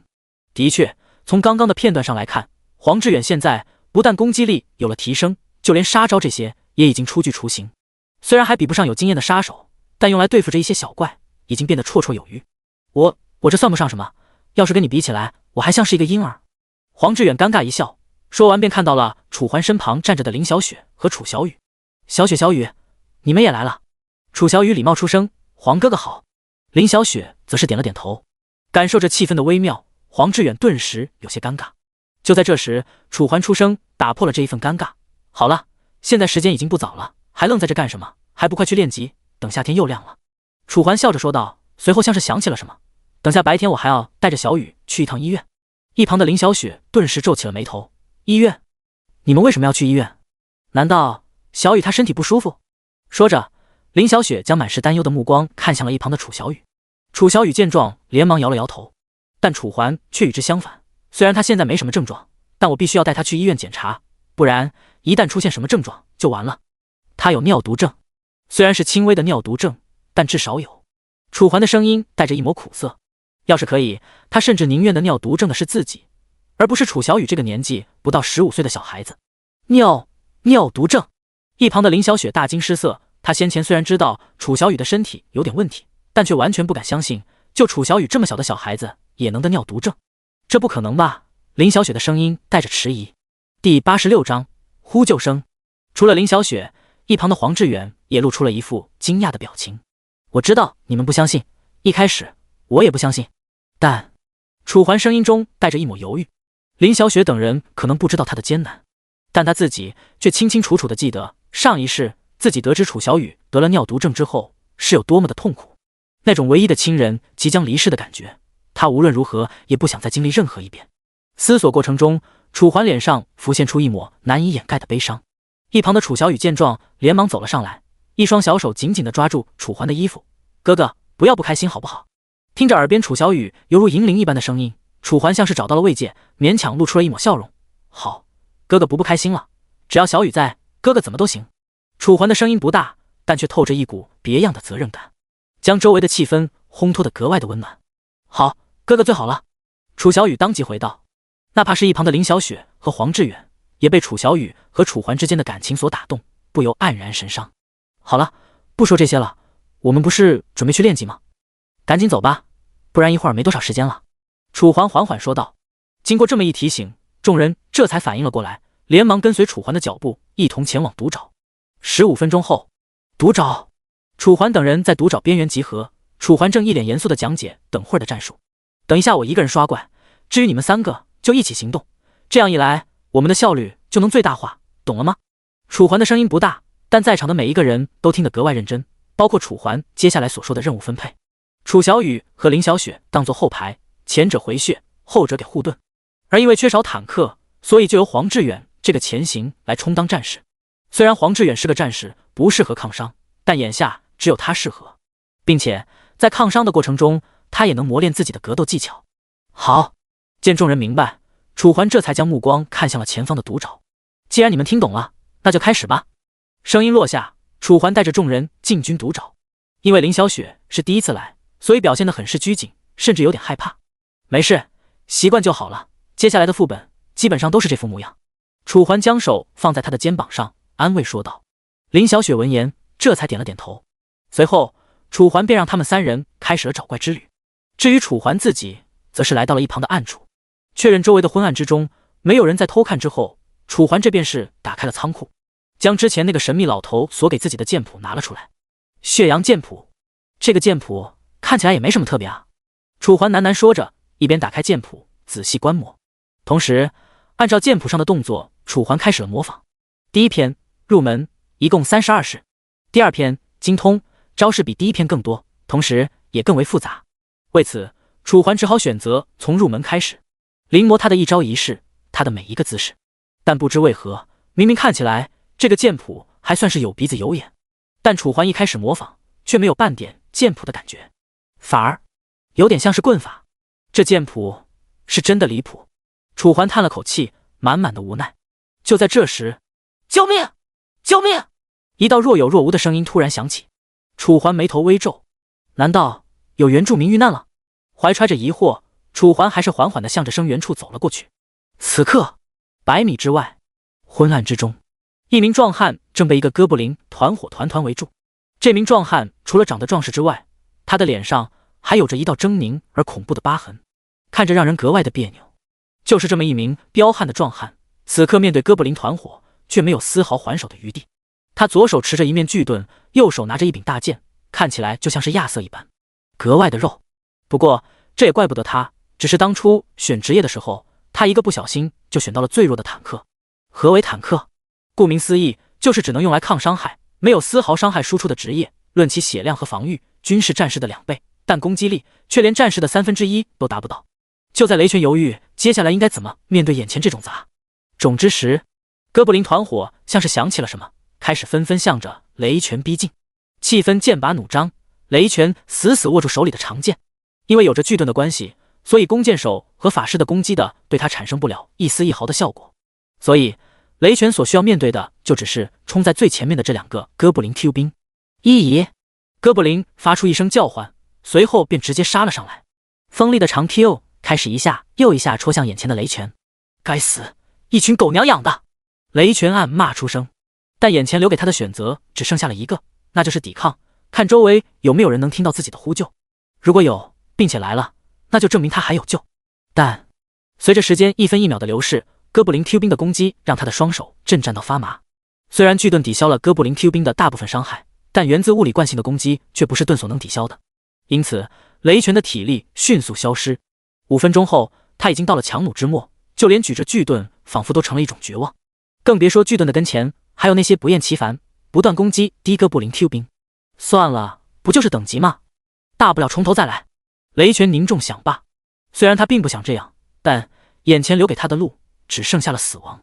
就在雷拳准备放下巨盾和这些怪物殊死一搏之时，刚才就是你在叫救命！声音落下，还不等雷拳反应过来，便见自己眼角的余光处一道雪白的剑光突然亮起，紧接在他面前犹如5位强敌低哥布林居然被这一击必杀，没有活下任何一个哥布林。雷拳顿时瞪大了双眼，咽了口唾沫的同时，雷拳缓缓将自己的视线看向来人。只见黑暗之中，一道煞冷的身影正站在树木之间。第87章邀请入队。周围的黑暗此刻看起来就像是衬托一般，让那道身影显得格外的恐怖与突出。你是什么人？雷拳声音颤抖，不知道为什么眼神间透露出来的慌张居然比刚才的还要浓郁。也就是说，楚环所带来的压迫感甚至比那些高等级的野怪都要强烈。我是什么人？肯定是救你的人啊！楚环故作无所谓的耸了耸肩，随后便将手中还滴落着鲜血的长剑收入了仓库。雷拳闻言显然有些不相信，微微摇了摇头。楚环见状，只得无奈的叹了口气，随后从仓库中拿出一瓶恢复药水，这是他之前所获得的，因为无关紧要，便没有浪费笔墨。喝吧，喝完之后跟你商量一件事。楚环说着，便将恢复药水递给了眼前的雷拳。雷拳将信将疑的接过，什么事？虽然他接过了，但他却没为优立克喝，而是满脸担忧，神情凝重，就像是害怕眼前的恢复药水里面有什么毒药一般。放心吧，里面什么都没有。楚环轻松说道。而且我要是想要杀你的话，大可不必救你，所以你放心便是。果然，在听完楚环的解释之后，雷拳这才犹豫地将眼前这一瓶恢复药水拿到了嘴巴边缘，闻了一下后，在确认没有毒气之后，这才抿了一小口。试探的动作让素质良好的楚环都差点忍不住骂他。到最后确认没有毒之后，雷拳甚至还满足地咂了咂嘴巴，看得楚环嘴角一抽，但还是耐着性子问道：“怎么样？我说的没问题吧？”“没问题，没问题。”雷拳闻言尴尬地挠了挠头。“你还有吗？还有吗？”楚环再度无语，不知为何，眼前这个男人居然完全不按照他的想法说话。一般这种情况之下，不应该先问自己为什么找他干什么吗？可他居然问自己还有没有恢复药水。要是熟人也就算了，可他丫的，这不是他们第一次见面吗？由于楚环没有回话，所以气氛变得有些尴尬。雷拳再次尴尬地挠了挠头，因为俺感觉还挺好喝的。楚环，就在楚环不知该怎么说他这个大宝贝之时，对了，你刚才说你不是有个请求想要和我谈一下吗？雷拳再度出声，终于说到了楚环的点上。楚环舒缓了一口气，按捺住心中的不快，缓缓说道：“是这样，我来找你是希望你能加入我的队伍。”楚环说道，同时目光上下打量着雷拳身上的细节。从他的装备来看就能知道他是一个坦克，而自己刚才可是在暗处观察了将近5分钟。一个坦克能在现在这几乎没有人敢来的毒爪中独自练级，而且还坚持了这么久，怎么说都相当的强悍。当然只是和大部分玩家做比较，如果和他这种怪胎比，那就没啥可以用来比较得了。什么？加入你的队伍？雷拳闻言眉头微皱，像是有些迟疑，话里话外都透着点点的疑惑。对啊。楚环当即点了点头。雷拳眉头皱得更深，倒不是他愿意还是不愿意的问题，而是他没见过楚环，更不知道楚环有什么队伍。这样的情况下，别说什么让他加入队伍了，就算是请他吃饭，他都得斟酌再三。毕竟这是成年人的世界，他的母亲可是再三叮嘱过他的。你现在长大了，可一定要小心外面的那些坏人，他们的心啊，特别的坏，没准什么时候就在背后给你来上一刀，可怕吗？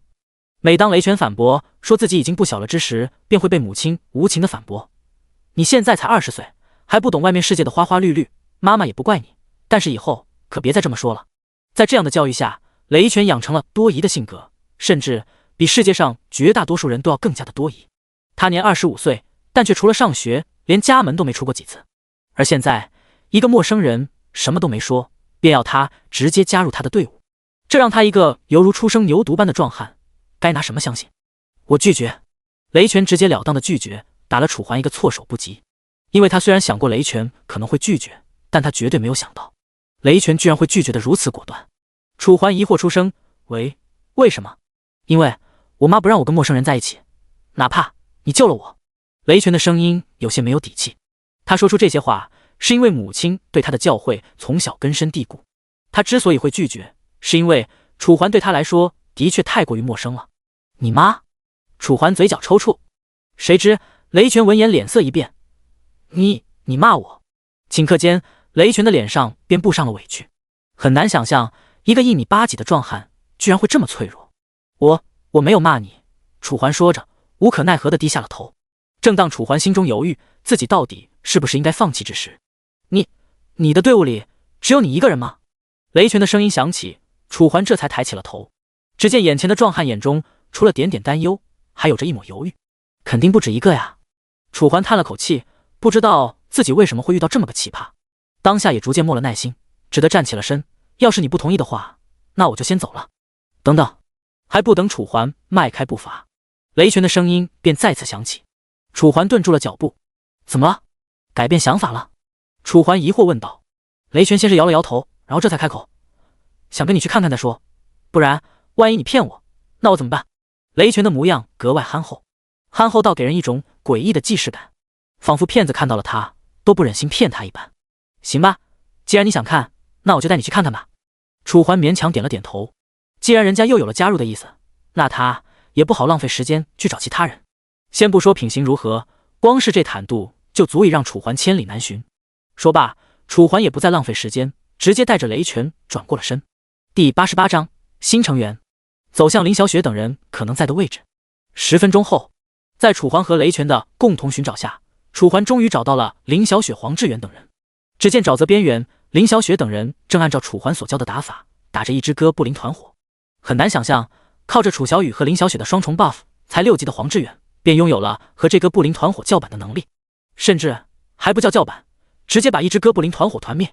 等到楚环走到跟前时，黄志远刚好将最后一只哥布林 Q 兵击杀。靠着哥布林团所给的经验，黄志远成功从6级升到了7级。而至于林小雪和楚小雨，也同步上升了1级。直到这时，他们才发现了靠近而来的楚环。楚环，你回来了！黄志远当即露出一抹笑容，看起来很是高兴。的确，之前在新手村时，他也和那些玩家一模一样，跟野猪打架都得勾心斗角。而现在，靠着林小雪和楚小雨的超强 buff 加成，他甚至能越级挑战野怪。要知道，这可不是9级打10级，而是6级打10级，中间可是跳了足足4个等级。怎么样，打得还舒服吧？楚环露出一抹微笑，问道。听到楚环疑惑，黄志远当即点了点头，是挺舒服的。说话间，黄志远注意到了楚环身旁站着的雷拳，礼貌问道：“这位是？”雷拳刚要解释，我们队伍里不是缺个坦克吗？然后我在路上刚好遇到他，所以就把他给大家看看，要是想的话，就让他加入我们。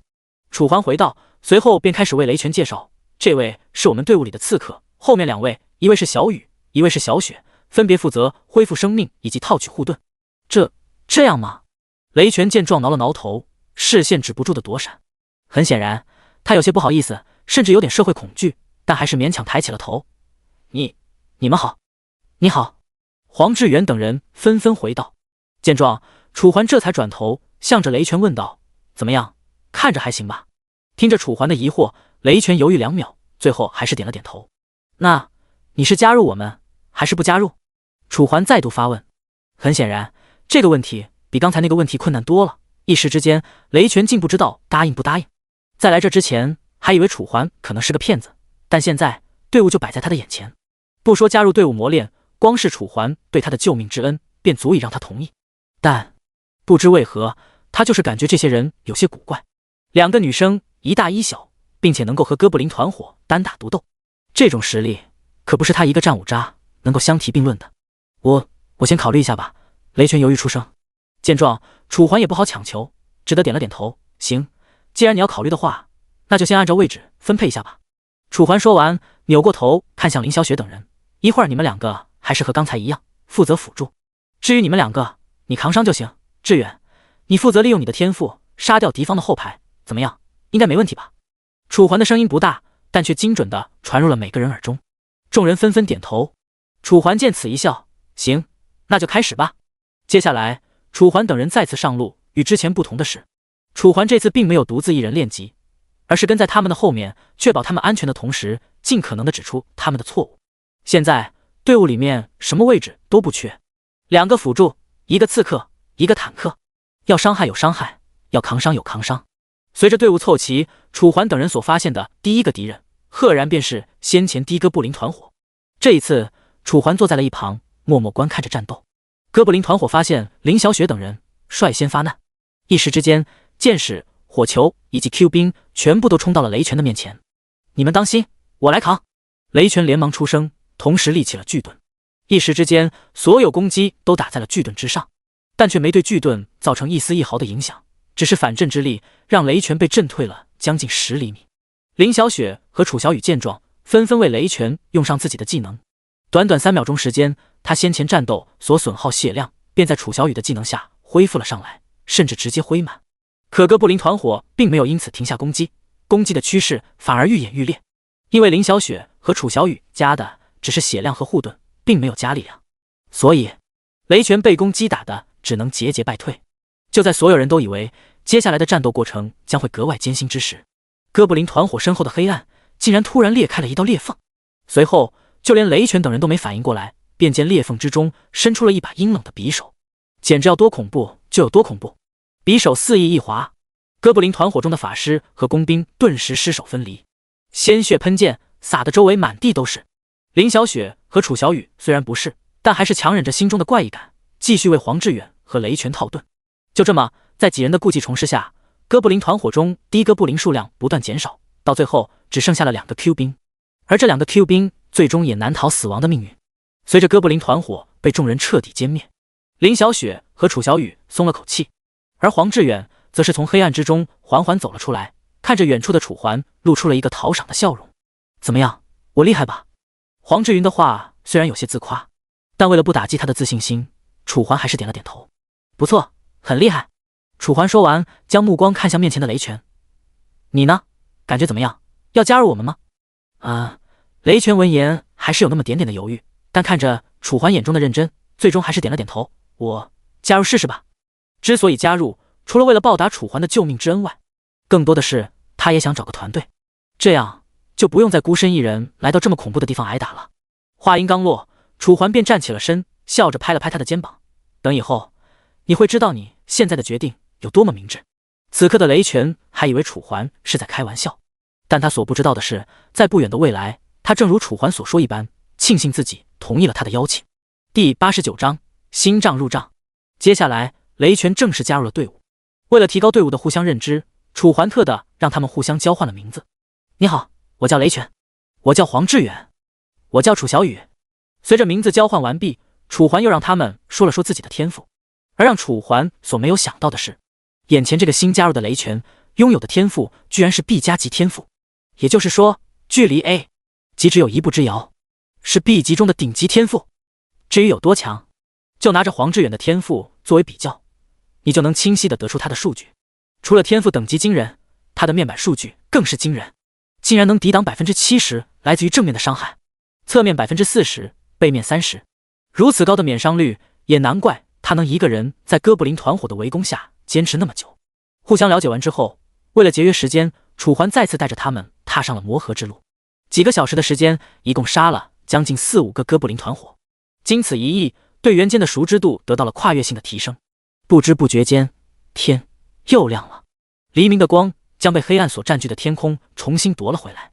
此刻，楚环等人从独爪满载而归，黄志远等人得到了经验，每个人至少提升了2级。而至于楚环，则是靠着100倍奖励，跟在他们后面捡了一堆破烂。镜湖镇花店旁边，为了休息，楚环先行让队员各自回家，随后独自一人带着楚小雨来到了这里。老板，卖东西了。楚环来到了花店门口，缓缓出声。随着楚环的声音落下，睡眼朦胧的雷杰连忙走了出来。一看来者是楚环，脸上的不快瞬间变成了激动。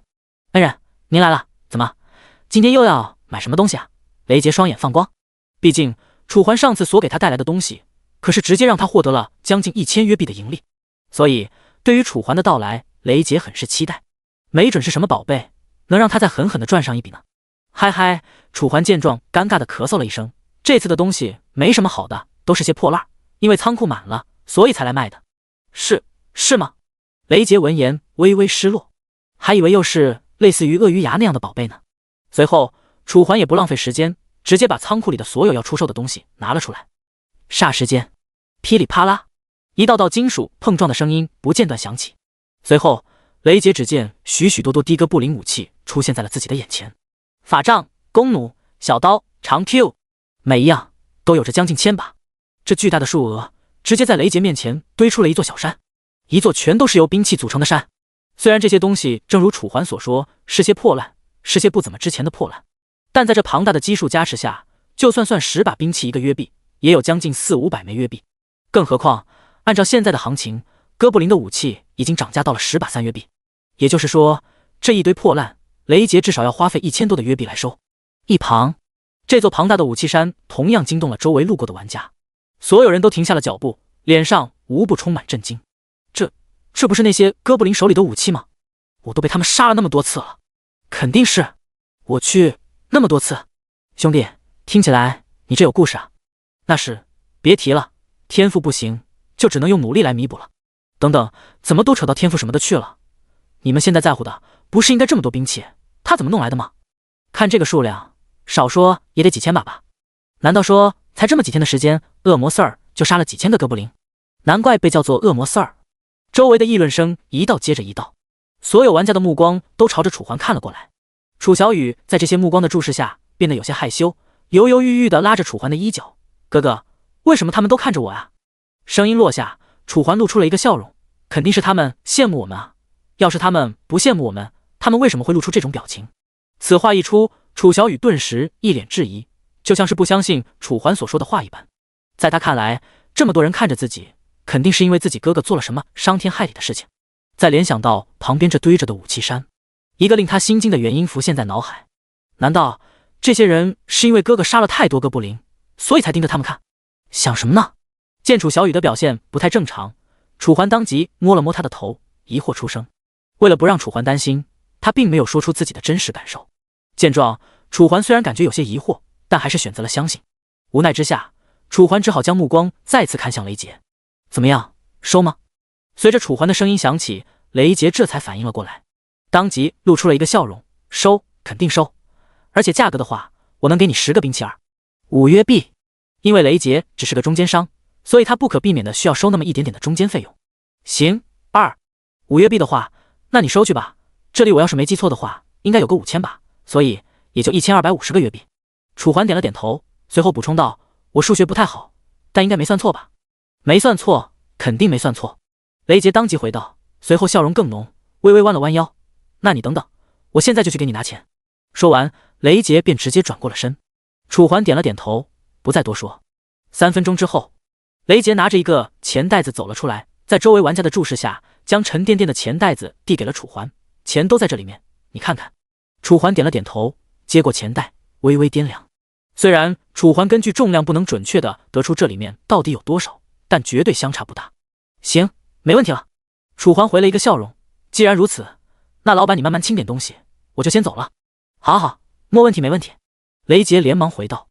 见状，楚环不再拖沓，直接带着楚小雨转身离去，离开了这所有人的视线焦点。第90章，老同学。离开公众目光之后，楚环带着楚小雨来到了一个偏僻的地方，就此下线。回到现实中，还没来得睁开眼睛，楚环便听到自己的耳边传来了一阵细微的肚子咕噜声。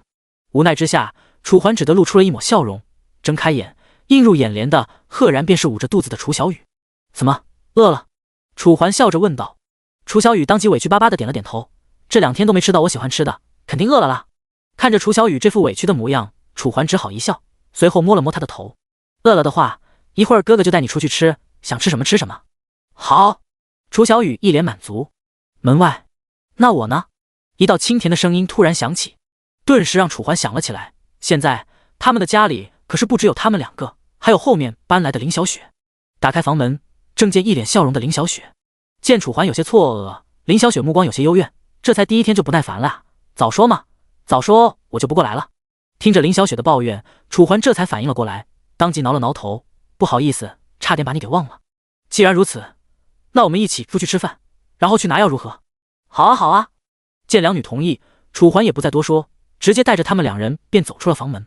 来到楼下，店老板正在忙碌，所以楚环也没有和他打招呼，而是来到了之前来的饭店，随便吃了点家常饭后，便打了个出租车来到医院。因为今天是星期天，所以在医院的人比往常还要多。楚环拿着楚小雨的检查结果，眉头微皱，倒不是因为楚小雨的病情恶化了，而是因为楚小雨的病情竟然已经开始好转了。楚环眉头微皱，心中满是疑惑。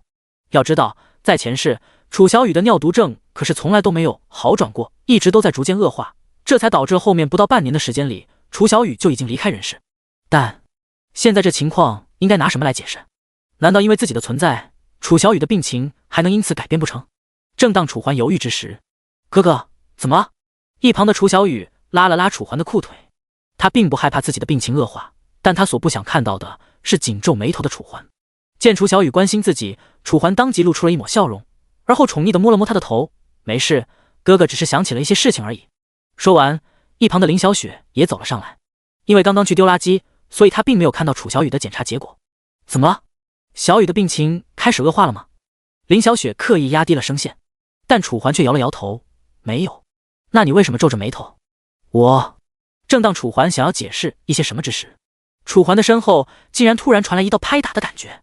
楚环连忙转过了头，只见原本空旷的走廊上，此刻正站着几名满脸戏谑的男子。第一眼看，楚环还没想起来这些人是谁，但紧接他定睛一看，看着这些人熟悉的面孔，脑海中的记忆开始犹如书页一般不断翻动。终于，他想起了这些人的身份，他的那些个好同学。当然，在这个好同学的好字上得加上一个引号。平时在学校里，因为楚环孤儿的身份，可没少受到这些人调动排挤。若不是黄志远替自己出头，恐怕自己早就在几年前割腕自杀了。有事吗？楚环微微疑惑，眼前的男人顿时露出了一抹轻蔑的笑容。没事啊，我就是好久没看见你了，没想到会在这里碰见你，就是有些意外，上来叫一下你而已。男人一脸的轻蔑毫无掩盖，看着格外的倒人胃口。你什么意思啊？楚环眉头微皱。没什么意思啊，就是没了你，在学校都变得没了意思。毕竟，要是生活中突然少了一条狗，谁又会习惯呢？你们说对吧？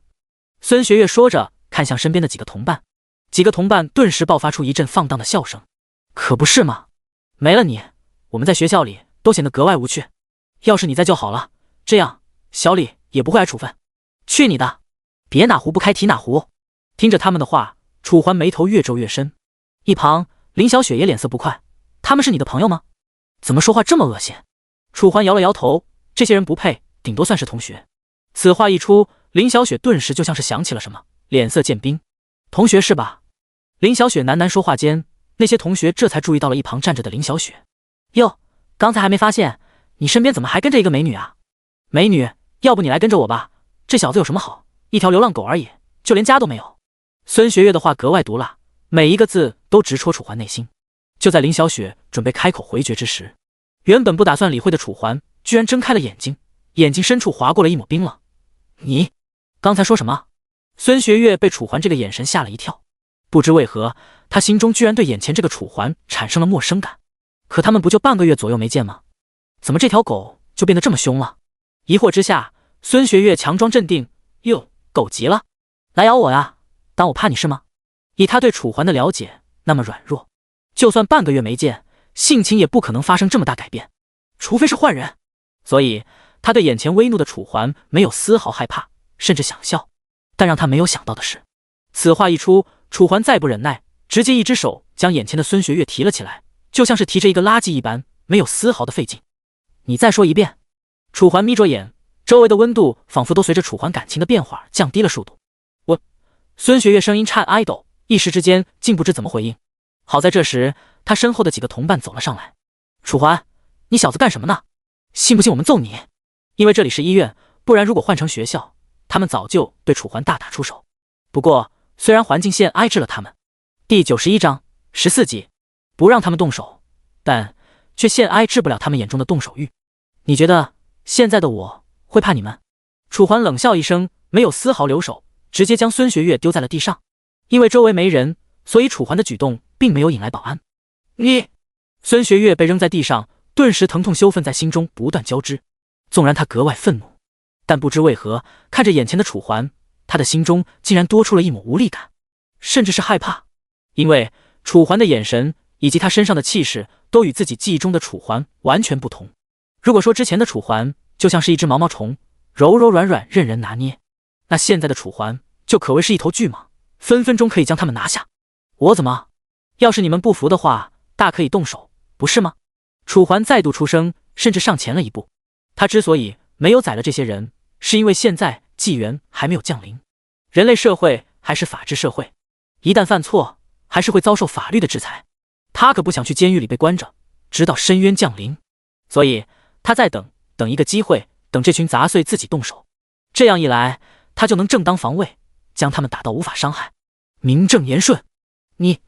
你不要咄咄逼人。看着眼前不断靠近的楚环，孙学月头一次在楚环身上感受到了恐惧。他有预感，如果他动手了，那他将会死在这里。至于为什么，他也不知道，只是冥冥之中所给他的预感。我就算咄咄逼人，你又能怎么？打我？你不是很能吗？楚环继续说着，丝毫不知道自己在他们心中的形象已经变成了疯子。行，算你狠，别让老子再遇到你。孙学月狠狠地啐了一口，随后便直接转身带着几个小伙一同离去。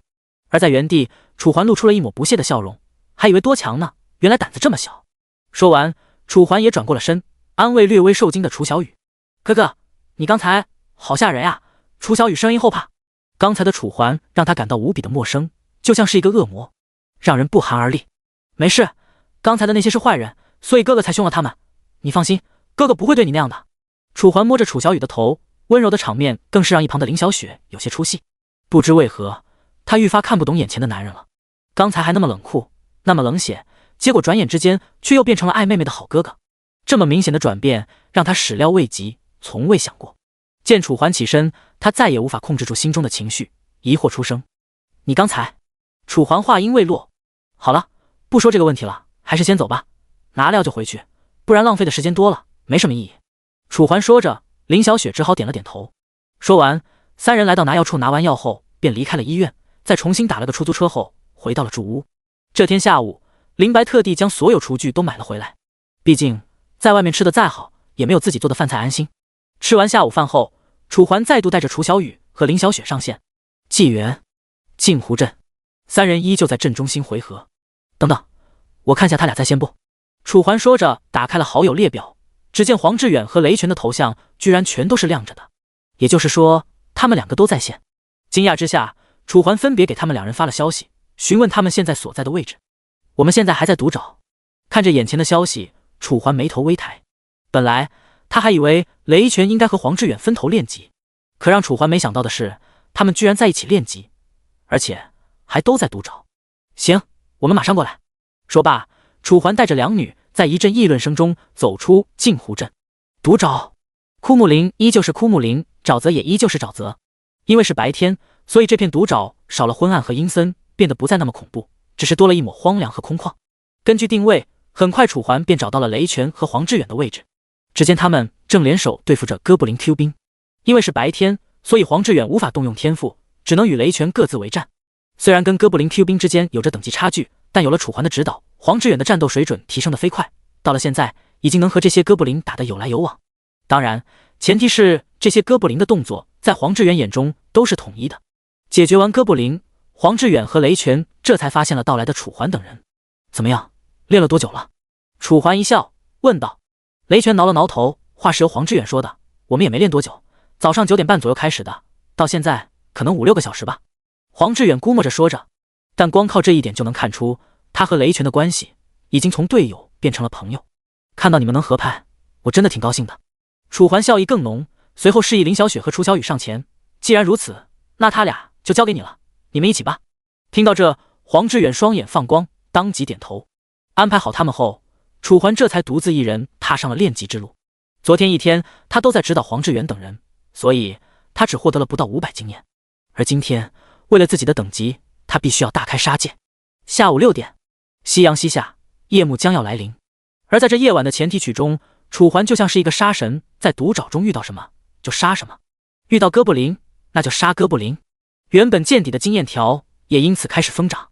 此刻树木之间，楚环长剑一挥，飘逸的剑气带着锋利，将眼前哥布林击杀的同时，还连带着将他身后的大树给拦腰斩断。如此恐怖的破坏力，除了楚环，几乎很少有人能够做到像楚环一样。你已经成功击杀哥布林 Q 兵，获得经验110点，经验值满，自动升级为14级。听着提示音，楚环体内的力量犹如泉水一般，能量在体内肆意流淌。升级的感觉总是如此奇妙。第92章，送上门的任务。舒适之下，楚环坐在了一旁的石头上，同时打开了自己的信息面板，每项属性再次暴涨了100。正当楚环犹豫现在要不要去找黄志远等人之时，暗处一道身影突然走过。因为距离多远，所以楚环并没能看清楚声音的模样，只是兀地抬起了头。谁？但空荡荡的树林哪里有人的身影？有的就只有他以及地面上的尸体。奇怪，楚环喃喃出声。就在这时，你好！一道声音突如其来的在耳边响起，顿时吓了楚环一跳。楚环连忙抬起头，只见在自己的右侧，不知何时走来了一个6旬老人，头发花白，满脸焦急，身形佝偻。原来是个 NPC。楚环松了口气，但随后又想起了那个神秘老人。现在的 NPC 走路都这么安静的吗？虽然有些不快，但楚环还是礼貌的点了点头。你好，老人家，请问有什么事吗？见楚环答应，老人脸上的焦急更浓。是这样，我刚才感受到大人您的气息绝对不是一般人，所以我想求您帮我一个忙。帮忙？楚环眉头微皱。老人当即点了点头。什么忙？我孙子在我经过迷雾山脉的时候走丢了，我怀疑他是不小心走到独沼这边来了，这里到处都是怪物。老人声音颤哀抖，我怕他遇到什么不测，但是我一把老骨头实在是折腾不起了，所以想请您帮我这个忙。要是愿意的话，我可以给你一些报酬。老人说完，从自己的兜中拿出了一个钱袋。只见钱袋里面赫然装着许多的约币，而除了约币，还有一个小玩意儿，像是玩具。因为渺小，所以楚环直接忽略了它。看着眼前差不多30-40约币的钱袋，楚环本想直接拒绝，但看着老人焦急的神态以及眼中对孙子的担忧，楚环止住了嘴，而后点了点头，行吧。老人一听楚环同意了，当即高兴的老泪纵横，连忙鞠躬，真是太感谢了。没事，举手之劳。楚环缓缓出声，反正他现在也不知道该干什么，就当打发时间了。那我就在这等大人。老人再度出声，楚环应了一声后，便开始了找寻之路，同时心中思索，从迷雾山脉走丢的，而自己现在的位置是在毒沼的深处，按理来说他怎么也不可能走到这里来吧。楚环疑惑着调转了方向，准备前往毒沼边缘看看。这时几只哥布林 Q 兵发现了楚环，纷纷提着长 Q 杀了上来，但楚环却连看都没看他们一眼，只是长剑一挥，剑气生成的同时，这几个哥布林瞬间没了声息。真的是招惹谁不好，偏偏要招惹我。说罢，楚环步伐加快，他要在天黑之前找到那个老人的孙子。时间一分一秒的流逝而去，楚环已经按照自己的想法回到了毒沼的边缘，眼前便是迷雾山脉的地界。如果没猜错的话，那个小孩子应该就在周围。但毒沼中有这么多哥布林，而且很多哥布林喜欢吃人肉，不会已经被抓去做成馅饼了吧？犹豫之下，楚环的脚却像是踩到了什么东西，低头一看，只见原本显得有些潮湿的地上，此刻正静静地躺着一个金色的老式怀表。楚环弯腰将其捡起，仔细查看间，赫然发现这个怀表不只是金色，更是由纯金制成。要是换算成约币的话，少说也得值个200-300约币。难道说这个怀表是那个老人的孙子的？怀揣着疑惑，楚环先将怀表收了起来。可当他抬头之时，竟然发现前面的地面上正有着几个深浅不一的脚印，有哥布林的，也有人类的，而且从这个脚印的大小来看，应该是个小孩，而且还是个不到15岁的小孩。糟了，果然被抓起来了。楚环心中划过一抹凝重，当下不敢拖沓，连忙沿着脚步追了过去，生怕自己一个拖延，那个小男孩就死于哥布林口中。10分钟后，天边已经泛起了橙黄色，这是夕阳，但本应该算作美景的此刻，却丝毫吸引不了楚环，因为他已经找到了那个小男孩。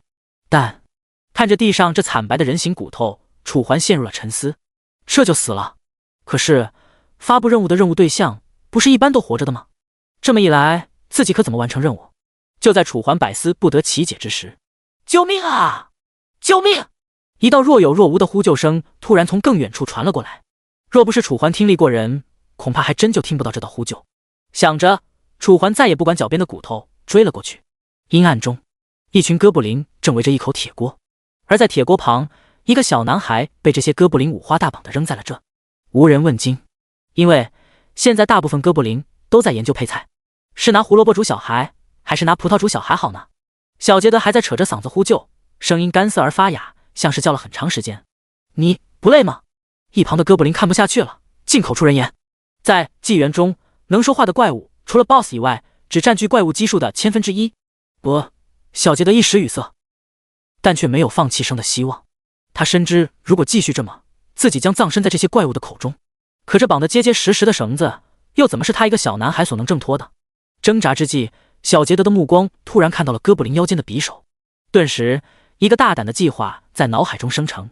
但还不等他开始实施，一旁的哥布林经过几个小时的忙碌，终于准备好了配菜。这是他们跟人类学的，有了人类的烹饪方法，人类的确变得更美味了。现在万事俱全，就只差这个小男孩了。作罢，哥布林直接提起了小杰德，准备向沸腾的铁锅中丢去。小杰德大惊失色，连忙使尽浑身解数挣扎。放开我！你们想干什么？放开我！小杰德的声音扯着嗓子，但他已经顾不上这些了。如果再没人来救他，可能他真的就死在这儿了。第93章，我是王子。但这些哥布林可懒得管他的呼救，直接硬生生的将小杰德提到了铁锅旁边，刚要扔进汤水沸腾的铁锅之中。就在这时，你们最不该做的就是抓小孩。一道轻飘飘的声音突然响起，8个哥布林瞬间反应了过来，是人类。只见他们拿起武器间，一名20出头的年轻人从草丛中走了出来，手上还提着一柄刻有骷髅头的长剑。哪怕面对这么多的哥布林，他也没有丝毫慌张，因为他不是一般人，而是楚环。生人死！老哥布林沉沉出声，嘶哑的嗓音格外的难听。楚环一脸嫌弃：“你还是先把你的嗓子保护好再来这说话吧，也不嫌恶心。”说完，老哥布林像是听懂了一般，恼羞成怒的拿起了武器，杀向楚环，连带着周围7个哥布林也顾不上小杰德了，纷纷拿起各自的武器向着楚环杀来。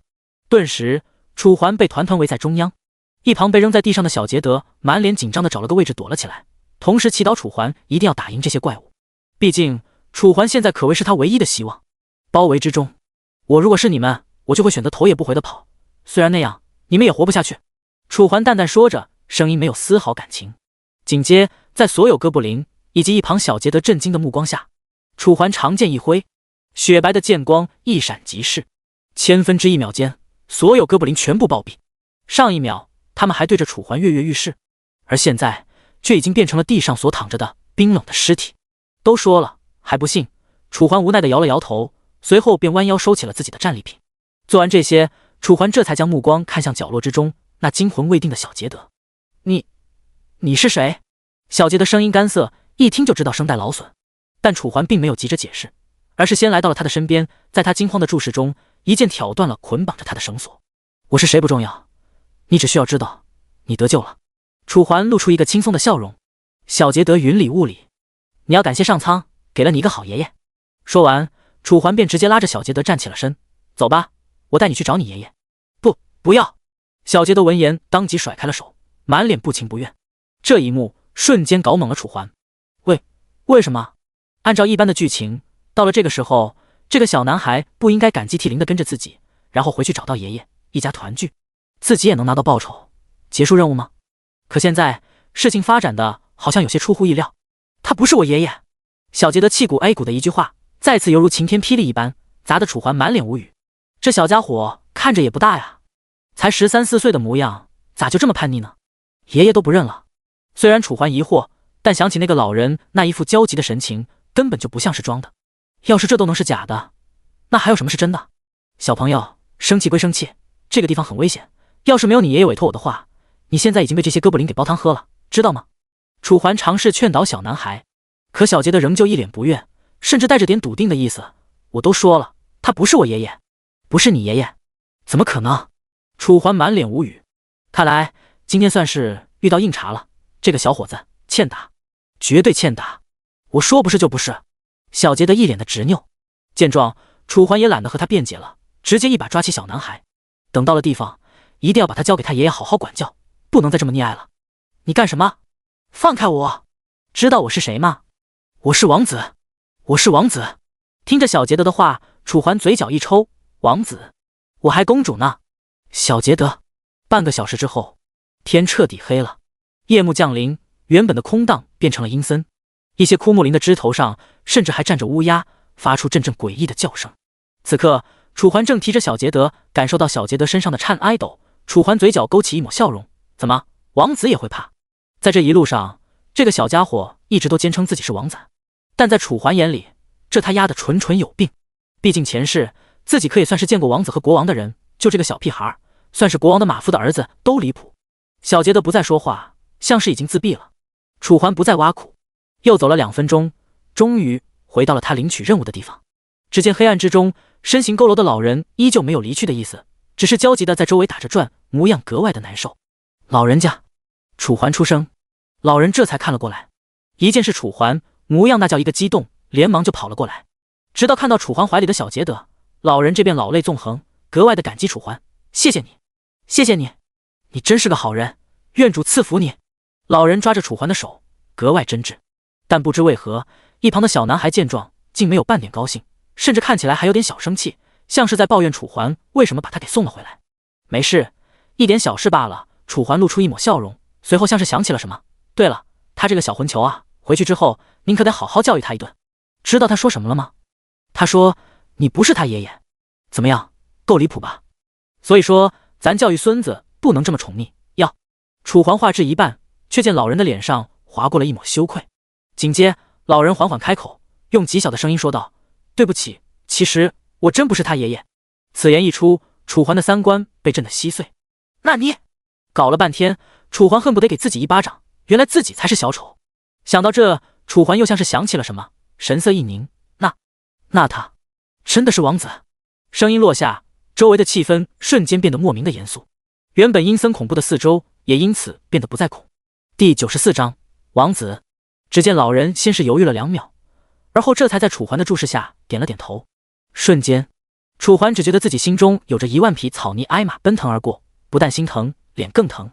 这一刻，楚环甚至感觉看着自己的那个小男孩，现在眼神也变得轻蔑，让他恨不得找个地方钻进去。可是楚环紧接便发现了不对劲，因为根据他的所知，这个国家不是只有1个王和1个王子吗？为什么还有这么个王子？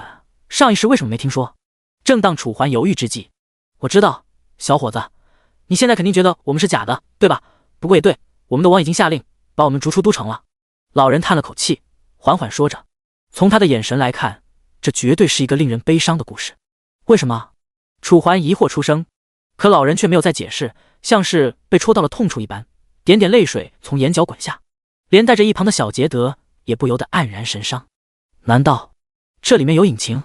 或者上一世之所以自己没有看到这个王子，就是因为他被哥布林吃了？想到这种可能，楚环心中顿时了明，因为只有这种可能才能解释前面以及现在，除此之外别无解释。就是这个王子未免也太苦命了吧。好了，小伙子，知道太多对你没有什么好处，这是你的奖励。老人说着，将原来的钱袋子再次拿了出来，递给楚环。楚环见状一脸犹豫，但还是将其拿入了手中，大概估量了一下，比刚才要多，大概有40枚约币。好了，既然如此，那我们先走了。老人点了点头，神情失落，随后便卡起了身旁小杰德的手。那好吧，楚环勉强点了点头。老人这边带着小杰德离开了楚环的视线，黑暗的丛林中就此只剩下了楚环一人。虽然这个丛林是一片昏暗的枯木林，枯木林中，楚环看着老人和小杰德离去的背影，神情懵逼。现在的他还处在刚才的震惊之中，无法自拔。难道说真的是自己不知道？想着，楚环的心思不知为何居然变得格外的沉重。随后，楚环便将目光看向了自己的手上，这个钱袋。犹豫之下，楚环还是将其打了开来，但映入眼帘的除了那些约币之外，还有一个小小的玩具模型，看起来就像是一只老鹰。就在楚环疑惑这是什么之时，请选择奖励选项：1 3000枚约币，100枚王子印章；2 3000枚约币，1枚国王印章。听着耳边传来的提示音，楚环这才瞬间明白，感情这个东西不是玩具，而是王子的专属印章，代表着王子的权利。亏自己刚才还差点把这个东西给当成玩具丢了。不过经过100倍奖励的增幅之后，这个东西居然变成了国王印章。国王印章和王子印章同理，同样代表着国王那至高无上的权利。犹豫之下，楚环最终选择了2，也就是约币数量不变的情况下，选择了国王印章。随着楚环做出选择，原本暗淡无光的印章开始散发出一道又一道的金光，而随着金光消散，出现在楚环眼中的赫然是一个金色的老鹰雕像。除了样子变了之外，它的体积也大了一圈，但却无关紧要，因为变得并不是太大，拿入手中还有着点点的冰凉感。别说，好像还挺舒服的。至于30-40枚约币，则是在100倍奖励加持下变成了3500枚的约币，数量之多，多到楚环根本拿不下，只能选择让一部分的约币储存在自己的仓库之中。检查完东西，确认没有缺少什么之后，楚环这便转过了身子，踏上了寻找林小雪等人的路途。半个小时后，楚环在这硕挨大的毒爪中可谓是寻找了半天。终于在楚环寻找完大半的毒爪之后，眼前终于出现了林小雪等人与怪物搏斗的场景。天使之护、曙光、暗杀、坚如磐石，一道道技能的声音不断响起。随后楚环便只看见那些哥布林在林小雪、黄志远等人的齐心协力之下，直接变成了尸体，地上散落着血液与尸骸，而他们却好像早已见惯一般，没有丝毫动容。除了态度，他们的操作水平也上升了不是一星半点。如果说先前的他们只能够用蝼蚁这2个字来形容的话，那现在他们便已经成了精英水准。虽然比不上楚环，但他们至少拥有楚环将近4/10的能力，也就是说足以秒杀绝大多数同时期的玩家。进展的不错嘛，现在怎么样了？多少级了？楚环露出一抹笑容，赞赏地问道。随着楚环的声音响起，林小雪等人这便来到了边上。林小雪率先出声：我8级了。黄志远：我10级。楚小雨：哥哥，我9级了。最后说话的是雷拳：我现在11级。雷拳的声音虽然不大，但落入其他人的耳中却显得那样的突兀。本来他们还以为雷拳的等级可能是他们这些人中最低的存在，可现在雷拳居然是最高，足足11级。他一个坦克玩家是怎么做到这么高的等级的？因为我之前其实也有一个队伍，但后面他们嫌弃我不会说话，所以就不要我了。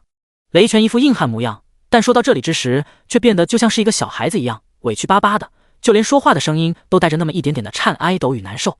楚环见状，连忙开口安慰：“放心吧，我们不会的，过去的事情就让它过去吧。”楚环说完，又拍了拍他的肩膀，雷拳的情绪这才稍微稳定了一下。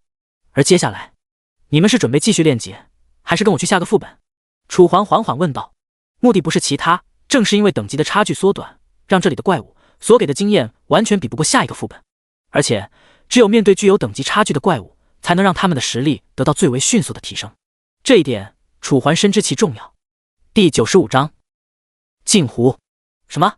下个副本？就我们这几个人打得过吗？黄志远闻言大惊失色，不是他不相信自己等人，而是他们就算对付这些10级野怪，都才刚刚显得游刃有余，而现在楚环居然就让他们直接去下个副本挑战。要知道下个副本的怪物可是15级的鱼人啊，这可怎么杀？除了黄志远，其他的人也都面露骇然之色。当然除了一直深深的相信楚环的楚小雨。放心吧，既然我说了，那我们就肯定能做到，不过就是一群15级的怪物罢了，而且我有办法让那些怪物变得比这里的哥布林强不了多少。楚环说着，嘴角勾起一抹笑容。随后在众人疑惑的目光下，楚环再度出声：“走吧，回小镇上一趟，回去之后再过来。”说完，虽然众人不知道楚环葫芦里卖着的是些什么药，但秉承着对楚环的信任，还是相信了楚环，跟在楚环的脚步之后。1个小时后，楚环带着他们回到了镜湖镇，但楚环却没有去酒楼，也没有去打铁铺这2个常去的地方，而是来打了一个玩家很少光顾的小店——迷来香。随着这里平时没什么玩家光顾，因为这里的香不仅少，而且还很贵。而且在游戏初期，貌似没有什么人会把重要的约币放在买这些奢侈品上吧。所以在很长的一段时间里，迷来香的秘密都只会有自己一个人知道。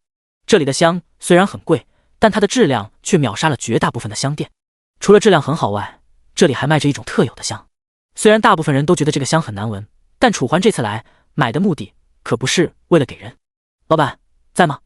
随着楚环缓缓出声，原本紧闭的房门被打开，一个妇人模样的人走了出来，看起来年龄约莫40，虽然脸上没有什么皱纹，但身上却散发着好几股香味，仿佛能将男人迷得神魂颠倒。你好，请问这么晚了找我有什么事吗？妇人缓缓问道，声音很是疑惑。而在她盘好的头发顶上还有着一个小框框，里面写着4个大字：蒙娜丽莎。虽然与蓝星上的某个作品重名，但这丝毫不影响楚环叫她。是这样，我想要买香，你们店所特有的那种香。楚环一针见血，直接说出了自己这次来这里的目的。而这一句话则是让身后的众人更加迷惑。这个楚环现在买香干什么？而且还是大晚上的，难道是买给鬼的？可楚环却没有丝毫解释的意思，只是继续看着蒙娜丽莎。只见蒙娜丽莎眉头微皱，打量了一番楚环，随后道：“你确定你能买得起吗？”蒙娜丽莎上下打量着楚环，却见他身上除了2件白银级装备外，几乎都是一些破烂。除开他，身后的那几个人也是如此，都一贫如洗。要知道，楚环所说的特有香，在他这里买的可谓是特别的贵，每1斤需要至少500枚约币。看起来他们也买不起啊。放心吧，老板，既然我敢来，那就说明我肯定买得起，不就是500一斤吗？说着，楚环直接将一个硕挨大的钱袋子取了出来，这里面装着的就是500约币，你数数吧，我先要个1斤。此话一出，不但是蒙娜丽莎傻眼了，就连身后的林小雪众人也瞪大了双眼。500约币，楚环是有多有钱，花500约币来买点香，是钱多的没地方用了吗？在场的人除了楚小雨外，所有人都为楚环的财大气粗而瞠目结舌。而他们所不知道的是，其实这500约币对于楚环来说就相当于毛毛雨一般，没了轻松便能赚取回来。楚环，你疯了！一旁的黄志远再也按捺不住心中的激动，直接上前一步拉住了眼前的楚环。但楚环却轻松一笑，放心吧，我有我的打算。你能有什么打算？花500约币来买1斤香，你想要早说啊，我带你去另一家店，那里便宜得多。黄志远说到这句话的时候，眼神稍微闪躲了一下，声音也被压低了些许。很显然，他并不想让店老板听到自己的话。要是别家有的话，我自然会去，我现在买的只有这里才有。你……此话一出，黄志远顿时不知道应该说些什么，只得恼恼地摆了摆手，任由楚环。楚环见状转头，却见蒙娜丽莎也依旧处于震惊之中，还没回过神来。良久，他动了动干涩的嘴，缓缓问道：“小伙子，你确定你要买一斤吗？”作为店主人，他清楚地知道自己香的品质，但如果光因为自己的品质就吸引了眼前这个年轻人，大半夜的来自己店铺买香，那别说是别人，就是他自己都有些不相信。更何况这个香，何多人不但不觉得香，反而觉得臭。所以这个男人真是来买香的可能微乎其微，更有可能的是因为这个男人别有所图。至于是什么，他不敢确定，也没有什么线索。你确定你真的只是买香？蒙娜丽莎眉头微皱，双眼轻轻地眯了起来，就像是想要洞穿楚环的心思一般。但楚环的眼神看起来就像是一滩死水，让他完全说不准感觉。确定。楚环肯定地点了点头，随后露出了一抹笑容。不然你这里是香店，我还能来你这里买些什么？莫非配方？估计就算我想要买，你也不会卖吧？楚环微微笑着，笑容未退。蒙娜丽莎闻言则是陷入了沉思，直到过去了将近10几20秒后，蒙娜丽莎这才后知后觉地点了点头。行，我可以卖给你，但是1斤有点太多了，我现在只有半斤。要不这样吧，我先卖给你半斤，你如果还需要的话，可以后天来找我，到那时候我再卖给你。蒙娜丽莎说着，而楚环闻言看起来却没有丝毫奇怪，只是淡淡的点了点头，随后便在付了250约币后拿到了半斤的特制香。因为现在这个香还不怎么出名，所以并没有自己的名字，而在不远的将来，这个香将会被广大的玩家赋予一个名字，叫做愚人香。第96章愚人。好了，我们现在就去下一个副本吧。楚环一手拿着在迷来香里买的特制香，一边向着身后的黄志远等人说道：“行，没问题，但是我有一个要求。”黄志远闻言回道，声音格外的认真。什么要求？楚环眉头一抬。黄志远先是犹豫了2秒，而后这才回道：“就是如果去了的话，你一定要保证好我们的安全。”此话一出，楚环顿时嘴角一抽，本来以为他会说些什么其他的话题，但让他没想到的是，居然就这。不然的话，我们一天的劳动结果就没了。黄志远说完，低下了头。放心吧，虽然不怎么想要管你们，但对于你们的生死问题，我还是会帮的。楚环微笑着说道，随后便点了点头。至于黄志远等人，则是就此跟上了楚环的步伐，与他一同踏上前往接下来的副本。在论坛中，早就有玩家发出了副本的排序，先是新手村，后面是迷雾森林，再后面是迷雾山脉，之后便是楚环等人目前所攻克的毒沼。至于在后面，镜湖。这里之所以被称之为镜湖，是因为这个副本就是一片湖水。虽然这里只是一片湖，但这一片湖却比一般的湖要大上不少，甚至于很多人第一眼看上去，这里不是一片湖，而是一片海。夜幕之下，借着月光的照映，楚环等人勉强能看清眼前的镜湖。水面看起来平静无比，就像是一面镜子一般，甚至折射出了楚环等人完整的模样，而且格外的清晰。这里看起来这么安静，真的会有什么怪物吗？楚环身旁站着的黄志远眉头紧锁，就像是怀疑这里是不是真的有怪物一般。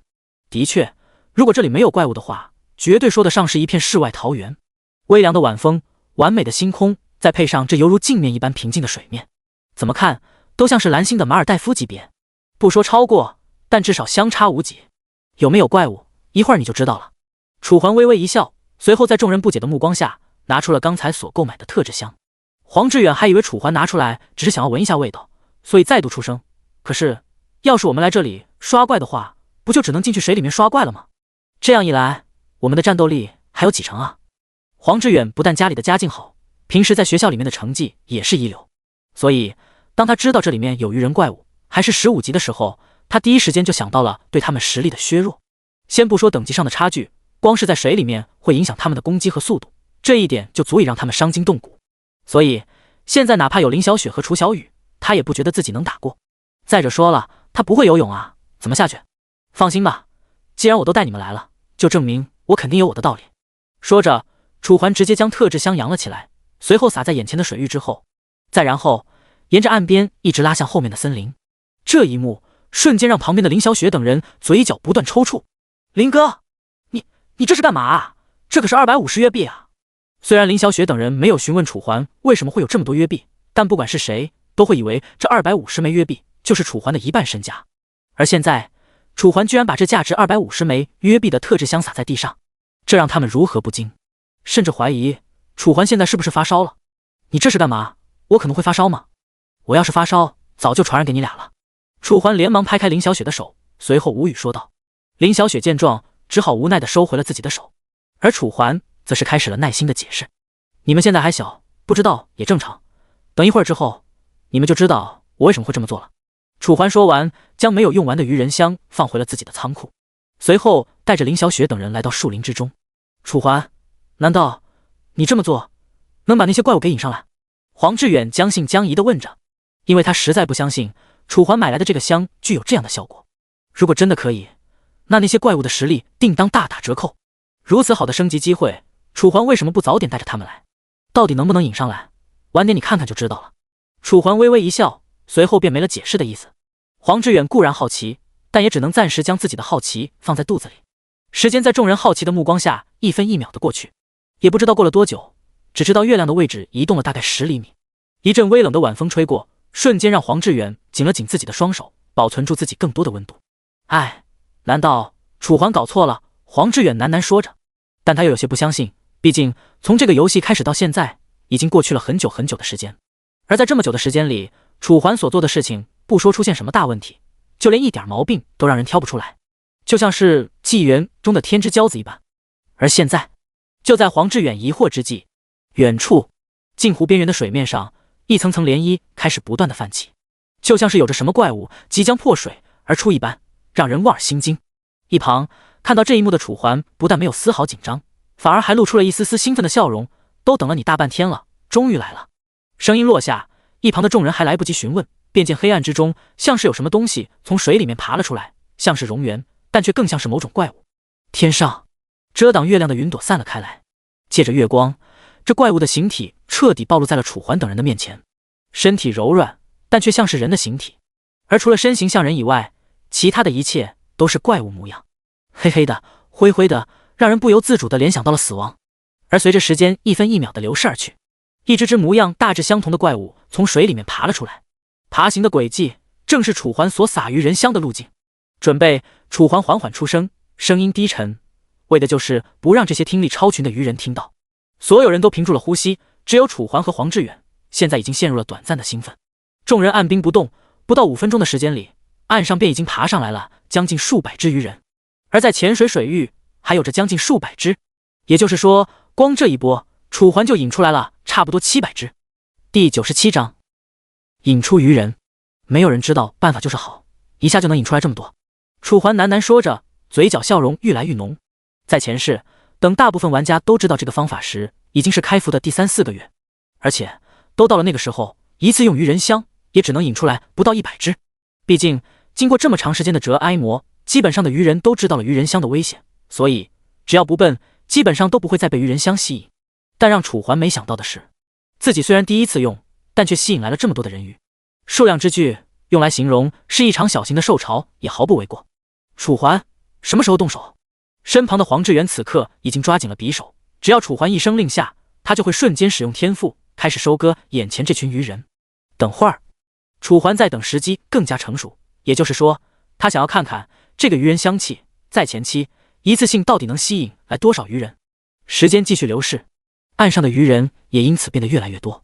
不到半分钟的时间，又出现了近100头鱼人。也许是因为楚环撒的鱼人香实在是太多了，导致这些鱼人满眼都是。直到后面没了继续增加的势头，楚环眼中这才闪过了一丝冷芒，喝道：“上！”声音落下，一旁早已准备就绪的雷拳和黄志远这便施展出了各自的天赋。雷拳力盾，一行鱼人甚至都还没反应过来，便看见眼前突然多出了一面巨盾。不得不说，虽然雷拳这个天赋没有什么伤害，但用来恐吓敌人却是一把不可多得的好手。而在雷拳力盾的瞬间，一旁的黄志远也直接启动了自己的天赋，将自己的天赋融入黑暗，再也无法以肉眼看见。虽然有气息可以感应，但这对于这些鱼人来说却丝毫感应不到。嘶嘶嘶！这些鱼人一经看见雷拳，当即龇牙咧嘴的发出一阵阵低沉的喝声。虽然声音听起来很小，但搭配上哀身后那恐怖的兽潮以及天边的夜幕，顿时将周围渲染的无比的黑暗与恐怖。鱼人开始进攻，纷纷扬起手中的武器，譬如钢叉、长 Q 等，挥舞之间，道道银白色光影不断闪烁。但哪怕他们这些鱼人使出浑身解数，雷拳的盾也依旧没有半点破损的意思。不过，虽然这些鱼人的攻击没能直接落在雷拳的身上，也依旧让雷拳因反震力而掉了大半血量。就在这时，一道微光显现在他的四周，不用多说，正是楚小雨的回血技能。雷拳的血量开始以肉眼可见的速度恢复，不到5秒钟已经恢复满了血量，这便是 S 级天赋的恐怖之处。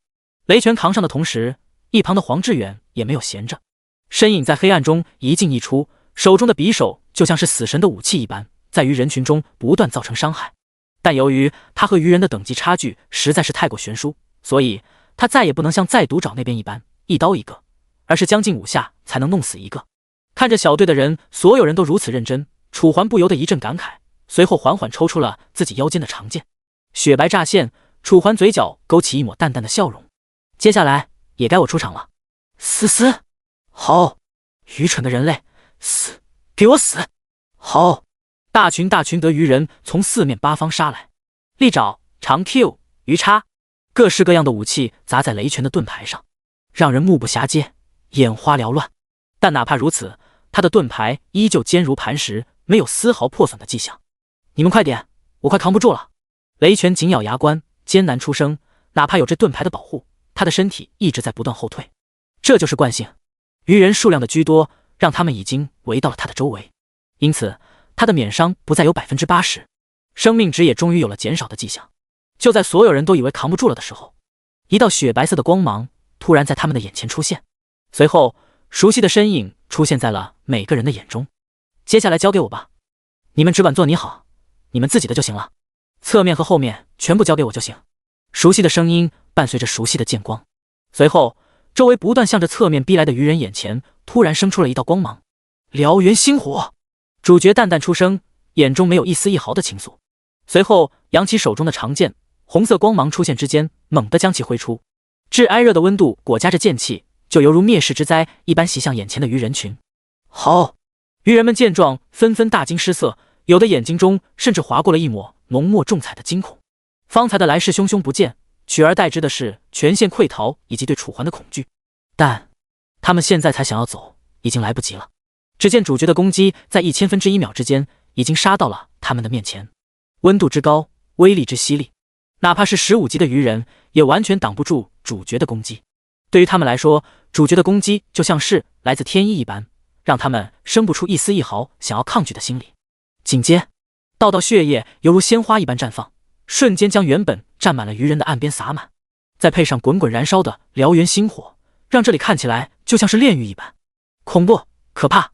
身后这因为楚环的位置不在他的视角盲区，所以拿着盾牌的雷拳自然也看到了这一幕。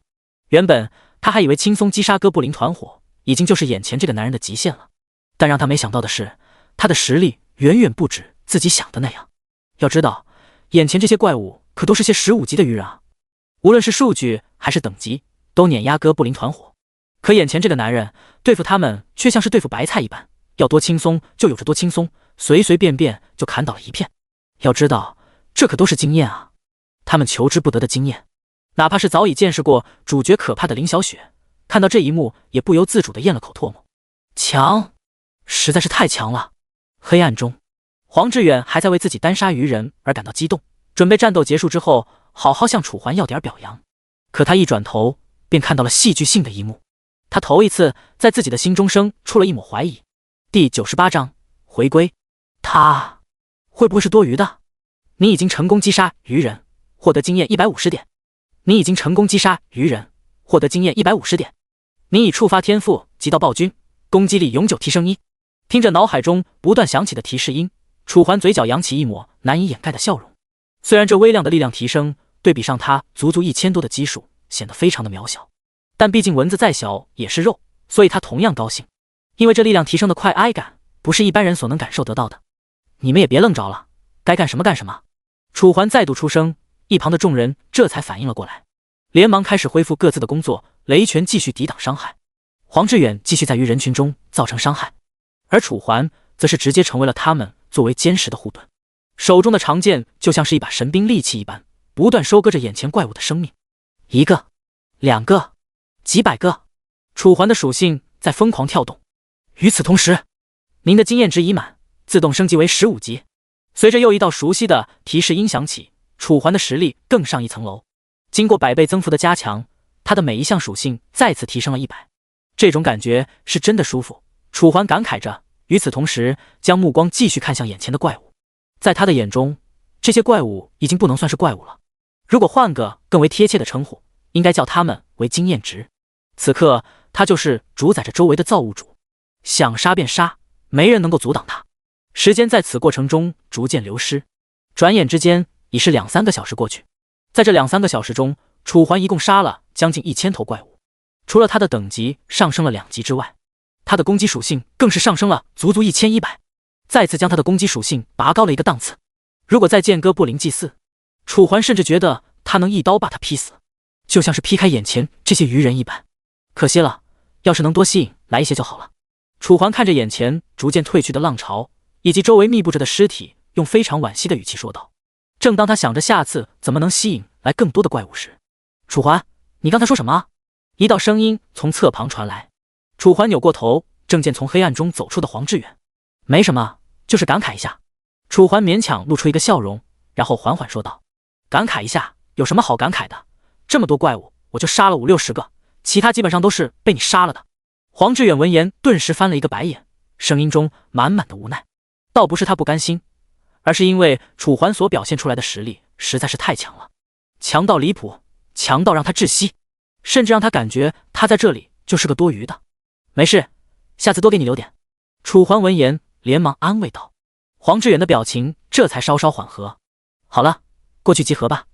楚环拍了拍他的肩膀，随后这边带着他来到了林小雪等人的面前。来吧，都说说你们升了多少级吧。楚环缓缓问道，目光扫过在场的每一个人。为了让他们能够更快的升级，楚环专门打开了共享经验功能，当然是楚环跟他们共享，而不是楚环共享他们的。只见他们脸上没有一丝一毫的紧张，不过这也怪不得他们，毕竟大部分的压力都被楚环揽到了自己的身上。如果他和他们换一个位置，估计自己也是一样的状态。众人闻言之后一脸犹豫，最终还是林小雪率先开口。估计我拿到的经验应该是我们这些人里面最少的。林小雪无奈说着，随后耸了耸肩，我现在11。随着林小雪开口，楚小雨和雷拳也紧跟着回道，我12，我13，13埃级的是雷拳，12级的则是楚小雨。那你呢？楚环闻言转过了头，看向自己身旁的黄志远。我现在也才13级。黄志远闻言挠了挠头，声音像是有些不好意思，因为他杀的实在是太尽兴了，以至于搞忘了打开经验共享，这才有了他获得全队经验最高的一幕。13埃级，可以了啊！楚环闻言肯定的点了点头，缓缓说完之间，将目光看向了天边。原本漆黑的夜幕此刻已经泛起了鱼肚白，不久之后，黎明将要到来。好了，马上就天亮了，我想你们应该也累了吧，先回去休息吧。楚环说完便准备带着他们返程，只因为经过一晚上的消耗，现实中的身体已经开始缺少能量，必须要及时下线补充，不然将会被强制下线。好，众人闻言纷纷应道，随后再回到镜湖镇后兵分两路，楚小雨和林小雪跟着楚环，而雷拳则是跟着黄志远。由于天彻底亮了，所以镜湖镇上的原住民都已经从睡梦中醒了过来。昨晚空旷的街道挨上现在也站满了人，楚环没有浪费时间，直接带着他们2个来到了打铁铺。只见打铁铺的门口此刻正站着一群玩家，像是看到了什么惊世之宝一样，纷纷震惊开口出声。老板，你这护甲怎么这么小啊？有没有跟大品质一样的？我也想要买一件，钱什么都不是问题。对，我们少爷可有钱了，要是做得好，想要多少我们可以给。周围的人你一言我一句，目的无非是为了恭维站在最中间的那个人。只见那名被称为少爷的人一脸享受，刚要再次开口，并且恩格直接抬起了头，目光淡然地看着他。不好意思，没有和这件一样的，你要是想要的话，可以拿定金来，我给你做。恩格拿起了手中那件小了1号的护甲，然后便直接小心翼翼地放在了一边，最后还像怕他们拿一样，又在护甲上盖了一层薄布，直接将护甲上的微弱金光隐藏了起来。不是你这老板什么意思啊？有生意你不做是吧？那名少爷见状一脸的不开心，他从小娇生惯养，在现实中都没有人敢这么对他，更别说一个区区游戏里面的 NPC。 第99章，对不起。可恩格闻言不但没有任何慌张，反而连理都没有理这位少爷，甚至就连看他一眼都懒得。你，行，你这个店是不想开下去了是吧？少爷冷冷出声，满脸怒气。周围的跟班也是紧跟着开口，就是你一个游戏的破原住民，还敢这么说我们玩家是吧？只要每一句话，你就会变回一堆数据信吗？周围的声音不断响起，但恩格的脸色却从始至终没有任何变化。就在气氛凝固，少爷准备动手之时，你们想说明什么？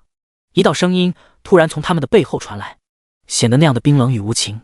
而更重要的是，他们好像还觉得这段声音似乎在哪里听过，好像是在酒楼，又好像是之前路过打铁铺的时候。那些跟班缓缓地转过了头，可那位少爷依旧沉浸在怒火之中。你这个不知好歹的东西！少爷爆着粗口。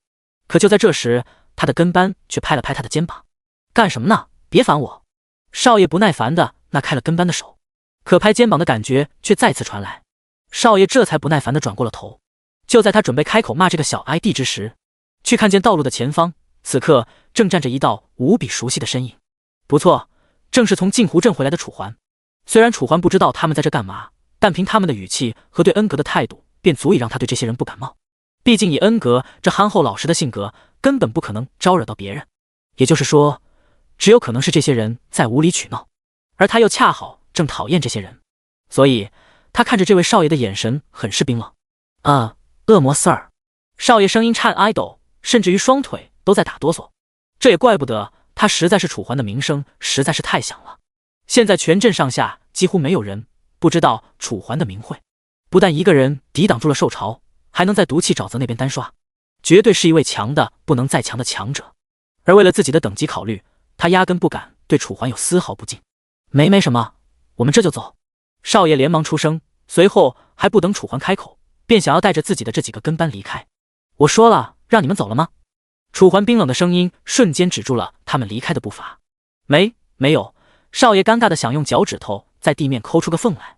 生而高贵的他何时感受到过这样的感觉？虽然憋屈，但碍于楚环的实力，他只能忍着，满脸堆笑的转过头，讨好的看着楚环。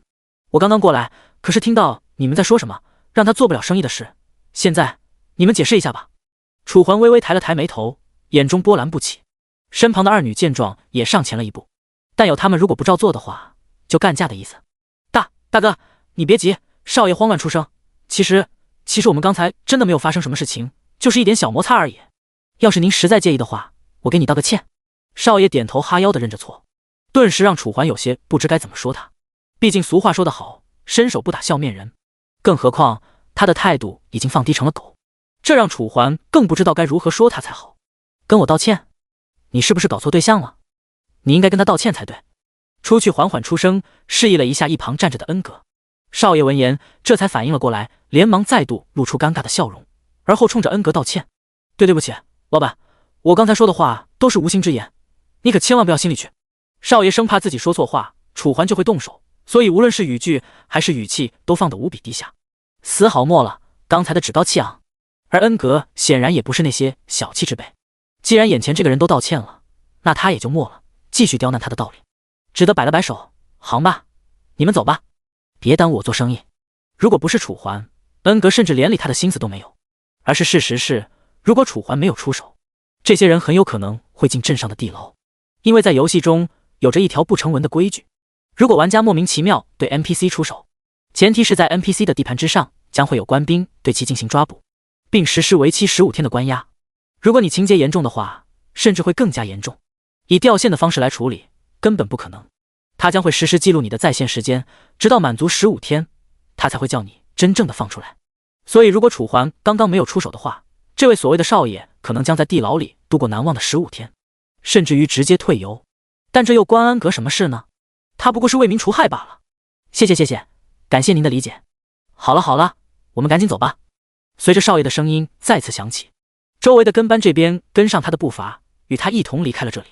而在打铁铺的面前，楚环带着两女缓缓地走了上来，看着恩格略带关心地问道：刚才他们怎么了？我怎么一过来就看见你们状态不对？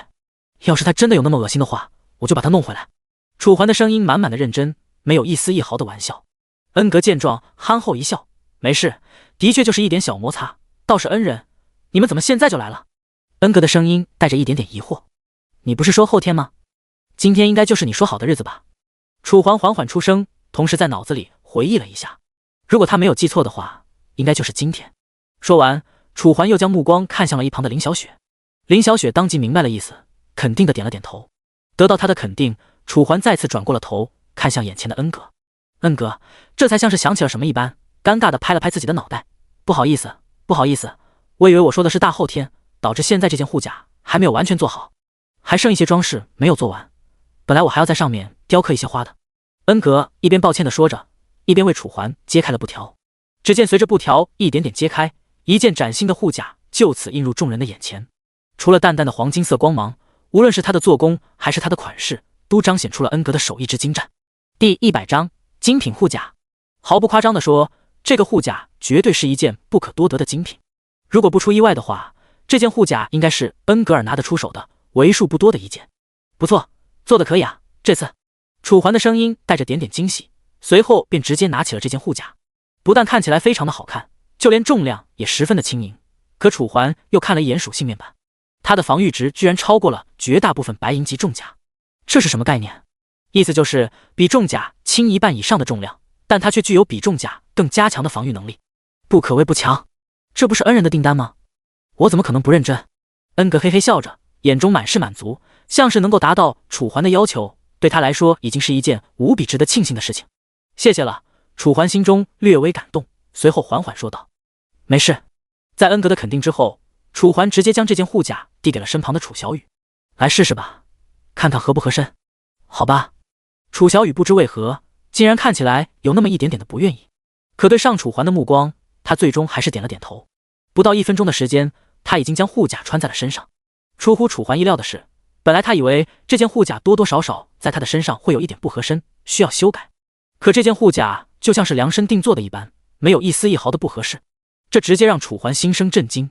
要知道，前世这个时候，恩格远远没有这么强悍的锻造能力，毕竟他根本就没有量楚小雨的各项身体数据，而是只凭借他做打铁匠这么多年的经验，便直接记了下来。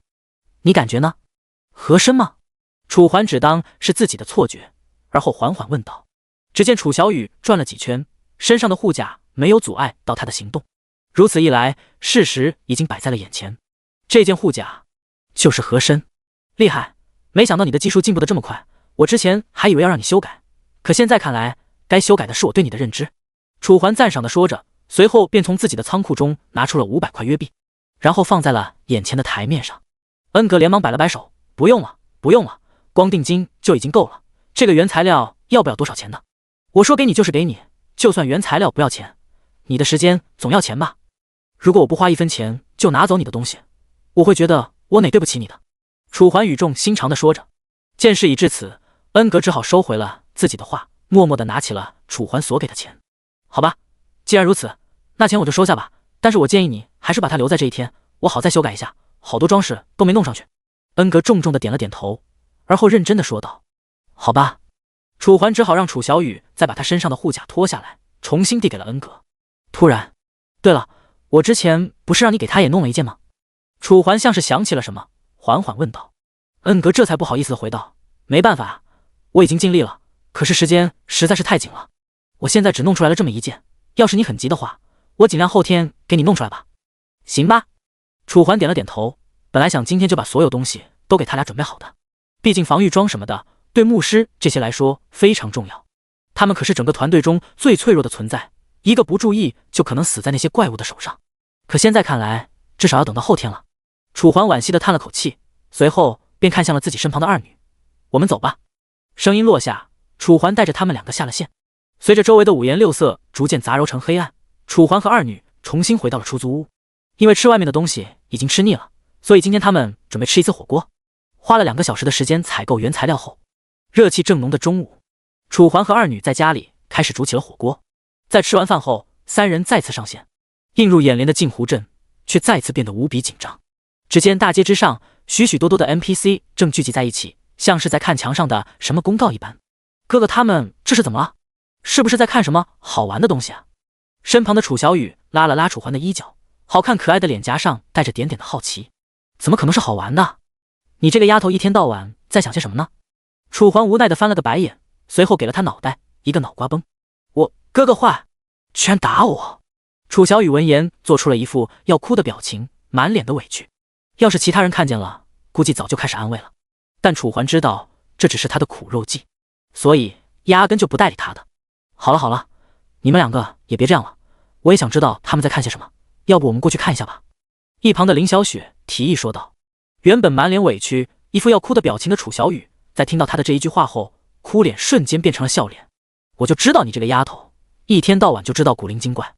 楚环无语的拍了拍脑门，没他的时候想他，但现在有他了却感觉有点烦。略，楚小雨做了个鬼脸，顿时将一旁的林小雪逗得哈哈大笑。无奈之下，楚环只好带着他们两个来到了人群中间。看到是恩人来了，周围的 NPC 连忙为楚环让出了道路，甚至那些玩家不想让，还被 NPC 强行挤出了一条道。谢谢。楚环一边道谢，一边带着他们两个来到了人群最前面。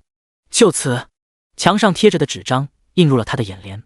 只见枯黄色的墙面上，一张洁白的告示正贴在上面，而在告示之上，正白字黑字的写着几行字：帝都招收皇家护卫，有意向者可于明日到镇中心进行报名，凡是考核通过了的，都将获得每月1000月币的酬劳。看着眼前的告示，楚环本想直接转身，可身旁的二女就像是看到了什么惊世消息一般，当即拉住了楚环的手。哎，楚环，你说你要是去了的话，能不能过他的考核呀？1个月1000，这听起来应该很难吧？林小雪眨着双眼，眼睛里仿佛跳动着铜钱。楚环嘴角一抽，之前我怎么没发现你这么爱钱？第101章，皇家护卫。我之前那不是不缺钱吗？可现在身上1分钱都没有。当然，我妈妈给我的那些可不算，那些都算是她的钱，我要自食其力。林小雪叉着腰，声音格外的认真。好吧，楚环摆了摆手，一时之间竟然不知道该怎么说他才好。但如果你想去的话，你就自己去吧，我反正没兴趣。楚环一副不感兴趣的样子，顿时让林小雪一脸不快。1个月1000，这么好的机会，你都不去吗？换算成人民币，那可是将近5万块钱啊！林小雪的声音格外的震惊。要知道，哪怕有他父亲人际网的帮忙，在现实中，他1个月最多的收入也才10来万，而且那还是建立在他每天奔波的情况下。可现在1个月1000，而且上面还没有说明是什么任务。如果真的是皇家护卫的话，那应该就像是保安一样，一天到晚几乎不用干什么，而不用干什么就能获得1000的酬劳的话，那这奖励程度未免也太夸张了吧？要是能过的话，只有傻子才不去。但联想到楚环这些天的豪气手笔，光在打铁铺都花费了将近1000，一时之间他居然不知道该怎么说，只是声音仍然有些犹豫。5万块钱很多吗？你要是实在想去的话，明天我可以陪你去看看。楚环实在无奈，只好敷衍回答。好，这可是你说的，等到时候你也要测试一下，如果你实在不想去的话，我也不强求你，毕竟这是你自己的事，又不是我的事。林小雪也没了办法。楚环再次感受到自己的衣服被拉拽，缓缓低头间，正见楚小雨一脸好奇地拉拽着自己的衣服。哥哥，这1000块钱很多吗？楚小雨眨动着一双水灵灵的大眼睛，那求知的目光让楚环不由触动。你读书的时候怎么没这么认真？现在倒关心起这些来了。那不是因为读书实在是太无聊了吗？但这个可是钱啊！楚小雨嘟着嘴，眼神飘忽不定，完全不敢直视眼前的楚环。楚环顿时气不打一处来，但看着眼前的妹妹，他实在不忍心下手，只得叹了口气。接下来，楚环再次打开了好友列表，给黄志远和雷泉发送消息，让他们晚上到正门口集合。1下午的时间，楚环都带着二女在毒气沼泽刷怪升级，因为之前让他们增强的都是自己对技能的掌握，所以这1下午楚环都在教他们近身搏斗的技巧。好在他们也很聪明，仅仅1个下午的时间便领悟到了楚环动作的精髓，那就是招招要命，没有任何的花里胡哨。可领悟到了归领悟到了，在接下来的实战，他们就连2个哥布林 Q 兵都打不过，更别说拥有5个哥布林的哥布林团伙了。很快，夜幕降临，淡淡的月光重新笼罩人间，将整片天地都蒙在黑夜下的淡光中。楚环带着二女重新回到了镇上，只见黄志远和雷全正站在正门口等待着，看到楚环当即露出了一脸的微笑。当然，他们是为接下来可以获得经验而高兴。楚环也不拖沓，会合之后便直接带着他们再次来到了镜湖。只见镜湖之上，原本的尸体已经散发出了一股让人恶心的腐哀败气味，许多秃鹫正在这里觅食，哪怕时值深夜，他们也没有离开的意思。楚环，这里好臭啊，要不我们还是过几天再来吧，我感觉我快受不了了。黄志远看着周围这些高腐烂程度的尸体，顿时胃部一阵翻涌。如果不是身边有2个女生，他甚至可能当场吐出来。不是吧，你个大老爷们怎么还这么脆弱？两个女生都还没说什么，楚环顿时对着黄志远一脸的看不起，直接勾起了黄志远心中的胜负欲。行行行，你说谁怕呢？不就是一些尸体吗？打就行了，这还差不多吗？楚环满意的点了点头，而后看向身后的二女，只见林小雪和楚小雨无不捂住了口鼻，神色那叫一个嫌弃。虽然他们跟着楚环这么久，见过的尸体不说几百也有上千了，但这么高度腐烂的尸体，他们还是头一回见，实在是太臭，太恶心了。你们两个坚持一下，以后这样的场景还会有很多的，提前适应更好。楚环叹了口气，他知道女生克服这些很难，但这就是现实。如果1年之后纪元彻底和现实融为一体，那像她们这种女生将会很难在这样一个世界中生存，因为在那个世界当中，尸体无处不在，除了面对各种恶心的场景之外，你还得提心吊胆，担心自己的至亲下一秒就变为一具血淋淋的尸体。所以那不仅仅是对视觉上的冲击，还是对心灵的负担。可是这也太恶心了吧。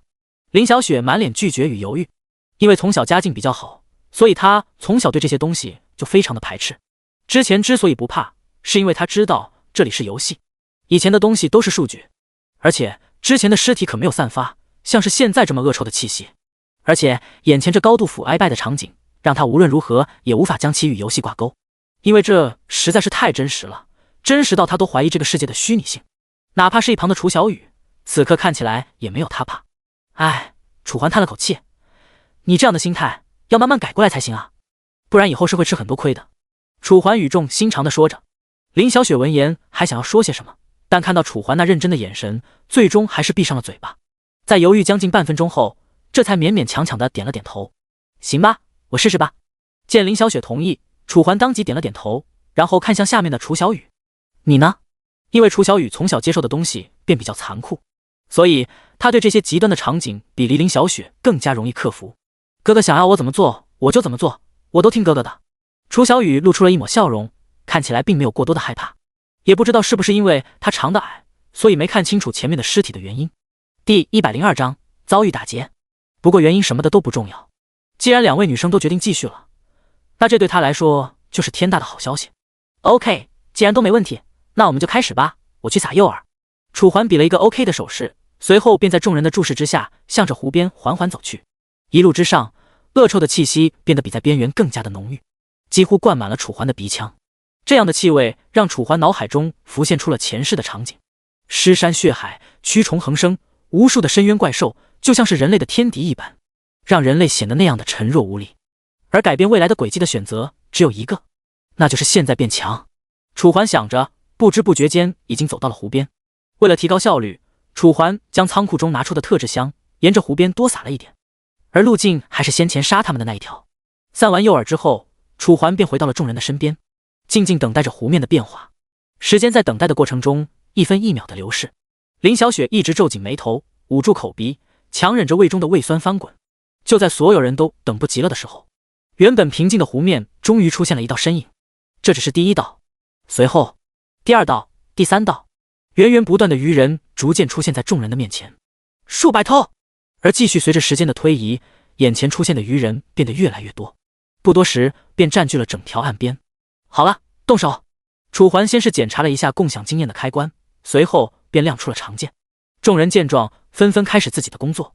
雷拳立出盾牌，黄志远化身黑暗中的刺客，而楚小雨和林小雪则是担任起了后排辅助的作用。就这么，眼前的鱼人再次与众人展开了激烈的冲突。与昨天一样，楚环在侧面保护着他们。不到1个小时的时间，上岸的700-800头鱼人便全都被楚环斩杀在刀下。而黄志远也因为等级的提升以及刺杀技巧的熟练，击杀了100多头鱼人。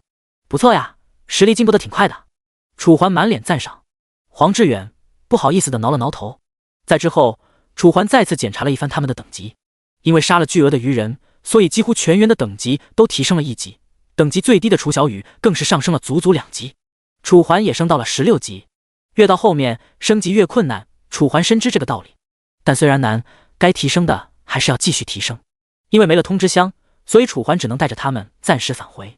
可就在半路，楚环带着众人刚刚回到迷雾山脉之时，突然簌簌，周围的灌木丛突然开始了晃动，发出一道又一道的轻响，顿时让楚环皱起了眉头。周围的众人也纷纷警觉。什么东西？黄志远的脸上略微惊慌，他可是走这条路走了将近几10次，登路上从来没遇到什么稀奇古怪的东西。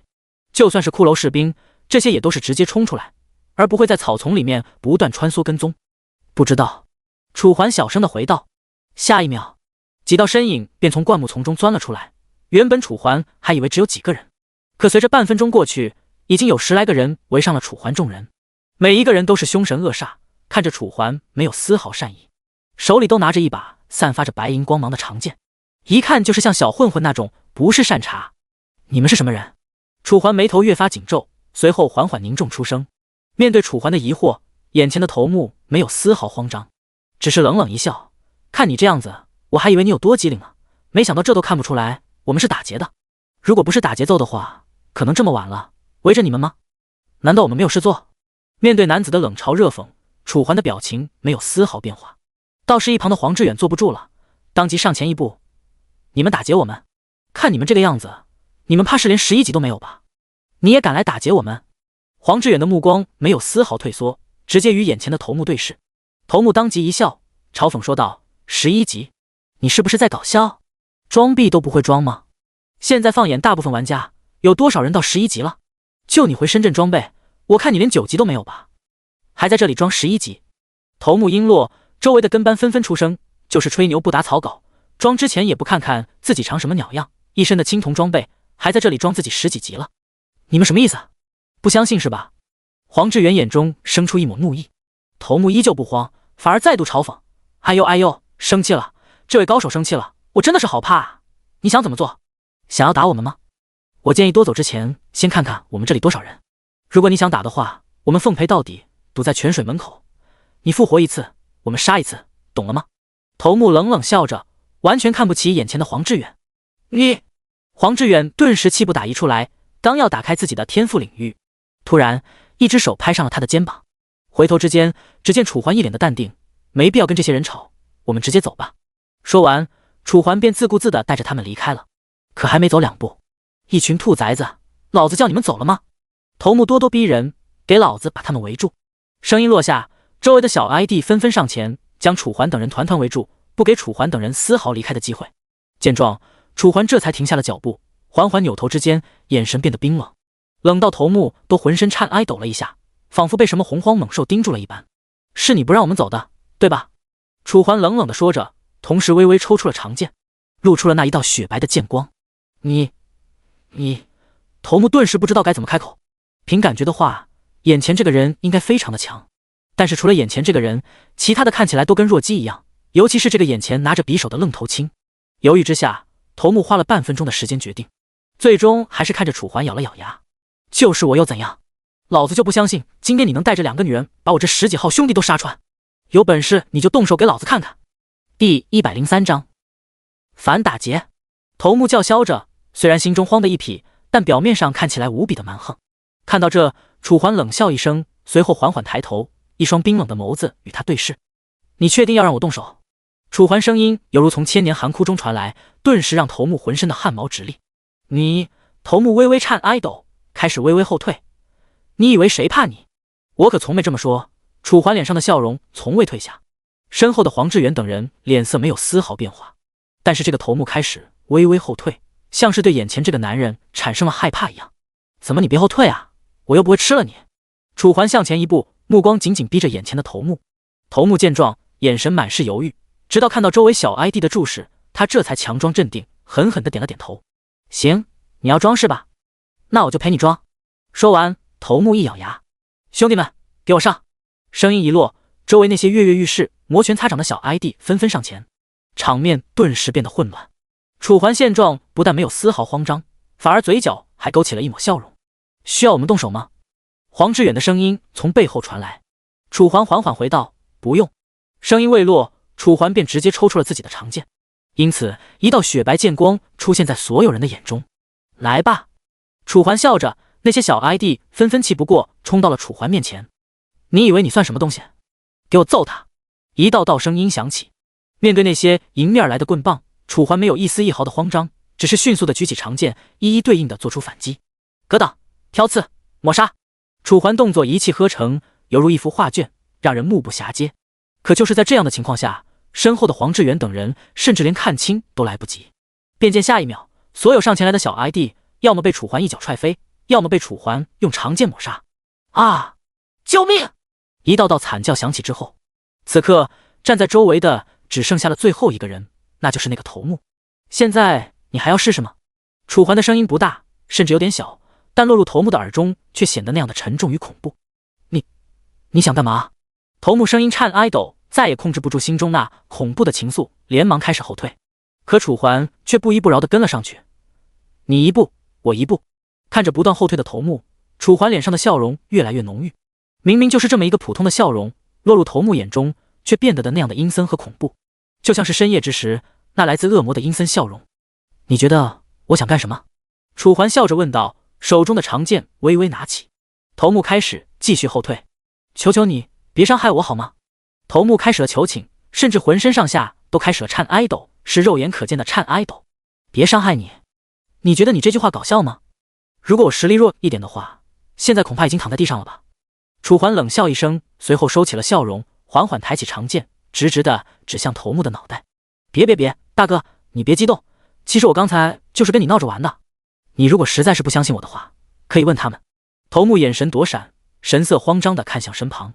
一众小 ID 闻言，甚至顾不得身上的疼痛，连忙回答：对，是吗？楚环眯了眯眼，目光死死地扫过四周。这些小 ID 的神色因此变得更为慌张，刚才的应答声也消失不见。那你想怎么做？头目咽了口唾沫，声音再也没了一丝蛮横。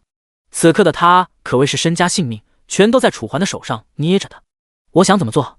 楚环再度冷笑，肯定是你想怎么对我们，我们就怎么对你啊。你们说呢？楚环声音落下，将目光看向了身后的众人。众人见状当前回道，就是凭什么只能让你们这么对我，我们就不能这么对你？本来还以为你只是人格恶劣，没想到你居然这么恶心。黄志远不屑地笑了一声，如果是他绝对没有什么脸面这么说。我这也是生活所迫呀。头目连忙回答，生活所迫？在这个游戏里，你有这么多人手干什么？不能赚钱，非要来这里抢，还说生活所迫是吧？楚环抬起了头，冰冷的眸子里没有一丝一毫的情愫。大哥，求求你饶了我吧。见歪理不能活命，头目只能继续求饶。其实他怕的不是死，而是死了之后掉了的等级。每次死亡将会扣除10%的经验。对于新手来说，这10%可能不算什么，但对于他这种老手来说，几乎相当于他1天多的劳动成果。虽然这些劳动成果是他抢来的，但是抢来又何曾容易？光是查看地点以及等待，就足以浪费他大部分时间，更别说还有各种危险系数，就比如说像楚环这种怪胎，一个不慎，甚至还有可能掉经验值。饶了你，你觉得可能吗？楚环眼睛微眯，随后便举起了手中的长剑。在头目惊慌失措的注视下，楚环手中的长剑猛地落下，一剑，是，伴随着一道没肉声响起，刚才还苦苦求饶的头目，此刻已经变成了一具尸体，而且还是尸首分离的那种，鲜血溅了周围一地，哪怕是楚环的脸上此刻也沾染了他的血迹，让他看起来多了3分凶煞。好了，搞定，如果你们不想死的话，现在可以走，但是3秒钟之后就别怪我了。楚环收起长剑，头也不抬地向周围这些人说道。一众喽啰闻言，顿时咽了一口唾沫，随后不敢有丝毫停顿，连疼痛都顾不上，当即从地上爬了起来，纷纷逃离。其中甚至有一些一边逃，还一边说着自己对楚环的恐惧。楚环，你刚刚就应该让我去揍他们。黄志远一脸的意犹未尽，他们那么欠揍，就怎么放走他们？实在是太可惜了，便宜了他们。如果是我的话，非扒下他们一层皮不可。黄志远的声音格外笃定，丝毫没了一开始的善良与犹豫。第104章守卫活动。看来你进步确实挺快的，本来这种事情你还要犹豫。楚环笑着拍了拍黄志远的肩膀。黄志远当即尴尬的挠了挠头，还不是因为你教得好，如果没有你的话，可能我现在还是个屌丝。黄志远想起了两人一开始的时候，那个时候楚环哪里有这么强悍，哪怕是现在想起来都觉得天方夜谭，因为差距实在是太大了。一个连跟校花表白都不敢，而另一个却直接杀人不眨眼，用心狠手辣来形容，再合适不过。哦，是吗？看来你对自己缺乏自信啊。楚环一笑，其实就算没有我，你也能发展得很好，只不过是时间关系罢了。真的吗？黄志远像是有点不相信，眨了眨眼睛，声音犹豫：“那你觉得我有骗你的必要吗？”楚环再度笑道。黄志远闻言陷入了沉思。好了，别想这些有的没的了，还是赶紧回去吧。等会儿皇家护卫的活动就开始了。楚环说这话的时候，将目光看向了一旁的林小雪。当然不是他想去参加那个活动，而是林小雪想去。因为那1000块钱的犒劳对于林小雪来说实在不是一笔小数目，而是一笔天大的巨款。当然是对于现在身无分文的他来说。对，我还想去试一下我有没有资格参加呢。林小雪当即开心的点了点头，随后便迫不及待地拉起了楚环的臂弯。行吧，那我们走吧。黄志远闻言也默了，说的只好点了点头。随后众人便再次出发，返回镜湖镇。镜湖镇，熟悉的街道，熟悉的流动小贩，但诡异的是，此刻周围原本拥拥挤挤的人却全都消失不见，仿佛发生了什么大事一般。奇怪，他们人呢？怎么都不见了？一旁的黄志远疑惑出声，可能是因为队长说的那个什么活动吧。雷拳声音犹豫，目光也在四周不断打量。把可能去了，肯定今天就只有这个活动。楚环当即回答，随后便将手指指向了一个方向。众人当即随着手指指的方向看去，只见镇子中心原本空荡荡，只有一些玩家在那游荡的广场，此刻却挤满了原住民。按理来说，周围应该非常嘈杂，可诡异的是，不但没有任何嘈杂的声音，反而还显得非常安静。他们这是？黄志远犹豫地走了过去，楚环等人紧随其后，来到人群之中，目光穿过人群的缝隙，勉强能够看到，在人群的最前面已经设立了一个高台，而在高台之上则是摆着一块巨石。黄志远等人可能不知道这个是什么，但对于楚环这个有着一世经验的人来说，这块巨石的来历他了如指掌，正是皇家守卫考核的重要依据。按照这上面所给出的结果，可以综合判断你的等级、天赋以及实力。可以说这个比考试还要准确。大部分人如果等级不够，光靠天赋也足以加入皇家守卫。前世的时候，楚环因为等级不够，所以并没能加入，不是因为他不想去，而是因为实在不够格。综合评分，想要加入皇家守卫至少需要10分，可楚环在上一世才取得了7分，所以对于一般人来说，可能加入这个皇家守卫对他们来说非常好，但对于像现在的楚环来说，几乎没有什么足以让他加入的理由。名誉他有，金钱他也有，而实力他早已位居第一。感谢各位居民以及黄金之子能够到场。首先我先介绍一下本次活动的要求以及规则。凡是参加者，只要参与测试获得评分超过10分，就将获得参加皇家守卫的资格。当然，除了加入你们，还可以获得1个月1000的酬劳。所以请尽快上台吧，节约我们的时间。随着一名将军模样的人说完，原本寂静的人群这才开始了骚动。1000啊，这么多？可不是嘛，都是听说是皇室亲自下发的活动，所以报酬非常的丰富。那这未免也太好了吧？对我们这些玩家来说，简直就是可遇不可求啊！我要来，我也要来。周围的声音一道接着一道的响起，就像是连绵江水一般，一直都没有决断。不到1分钟的时间里，便举起了差不多几百只手，让周围看起来格外的积极。你不去吗？正当楚环正在观察周围的情况之时，一旁的林小雪缓缓出声问道，声音犹豫而好奇，就像是认准了楚环一定会去一样。我看看吧，你不是想去吗？你想去的话，你先去吧，我刚好看看你现在的评分能有多少。随着楚环的声音落下，林小雪当即点了点头。那我可去了。好的，小雪加油啊！随着林小雪离去，一旁的黄志远和雷拳可谓是望眼欲穿。很显然，他们对于这个所谓的守卫活动也跃跃欲试。如果不是因为不知道自己能否录取上，他们早就上了。放心吧，他应该问题不大。楚环再次出声。说完，众人无不用疑惑的眼神看向楚环，但楚环却没有解释。半分钟之后，高台之上，原本跃跃欲试的人群在主考官的指挥下，纷纷登上了高台，排成了一条整齐的队伍。林小雪作为前几个上台的人，自然是排在前面的。在她前面还有一些彪形壮汉，此刻正一脸激动地看着前面的巨石。很显然，他们对于这次守卫活动有着极大的信心，毕竟他们的身材在这里，而身材在某一个角度上就代表着实力。好，你先来吧。现在请按照我说的做，聚精会神，双腿分开，双手放在这个石头上。随着主持人一道道声音落下，那名彪形壮汉这边将双手放在了巨石之上。就在这时，一道银光逐渐从巨石上散发而出，荧光就像是蜘蛛网，将整个巨石牢牢裹住。随后，原本分散的银丝开始汇聚到巨石的正中心，两个数字开始逐渐显现：7、5。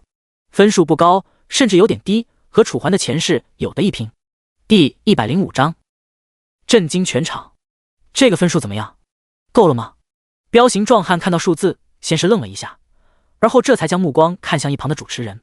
主持见状，先是叹了口气，而后这才摇了摇头，不太行，下去吧，下一位。主持说完，便将目光看向了下一位。和这个人一样，他也是一位彪形大汉。不对啊，我这个体格，你说我不够格，你确定你是认真的？我觉得肯定是你弄错了，要不重新测一次可以吗？我不可能不通过的。彪形壮汉满脸的迷惑，完全不相信以自己的实力，居然连测试都过不去。哎，我已经说了，你不合格下去吧，我们这测试时不可能错的，你不够资格。主持再次开口，声音很是笃定。呸！我看你们这些人就是迷信，就这么一块破石头，怎么可能知道我够不够资格？有本事让个人跟我打一架！彪形壮汉满脸的不信，在他自己看来，以他的实力，不可能连这最基础的测试都过不去，肯定是这块破石头出了问题。主持闻言，先是一脸的不耐烦，随后便点了点头，行，你说你可以试吧，那我就让个人陪你试一下吧。你如果打赢他了，我就让你加入。好啊！彪形壮汉当即应道。可下一秒，主持拍了拍手，随着他拍手的声音响起，台下顿时走上来了一个身穿盔甲的男人。他戴着头盔，但头盔却丝毫掩盖不了他那双犀利的眼睛，就像是鹰眼一般，能够洞穿人的心灵，让人不由汗毛直立，冷汗直冒。男子没有说话，只是亮出了手中的长剑，光是给人的第一感觉便是一股战神的既视感。彪形壮汉怂了，怂得很彻底。怎么样，还打吗？主持再度开口，神色间满是淡然，仿佛眼前这个彪形壮汉的反应对他来说没有丝毫意外。不用了。彪形壮汉连忙摇头，随后便在众目睽睽之下缓缓走向了高台。哪怕台下议论纷纷，大部分人都瞧不起他，他依旧提不起半点转身的欲望。毕竟他不转身只是面子上的问题，可如果他要是转身了，这个问题就不再是面子上的问题了，而是牵扯到他的等级的问题，甚至能让他直接掉2个等级。如此惨重的代价，他可不想付。看着眼前发生的一切，林小雪心思不由凝重了起来。本来他还以为这些人应该都可以通过测试，可现在看来，好像不是那么简单。随着一个个受试者上前测试，巨石之上光芒不断，银白色的光芒几乎掩盖了太阳的光线。大概10分钟过后，已经有10几个人经过了测试。可哪怕已经有10几个人测试了，却依旧没有任何一个人能够通过测试，全部都被主持毫不留情的淘汰。下一位。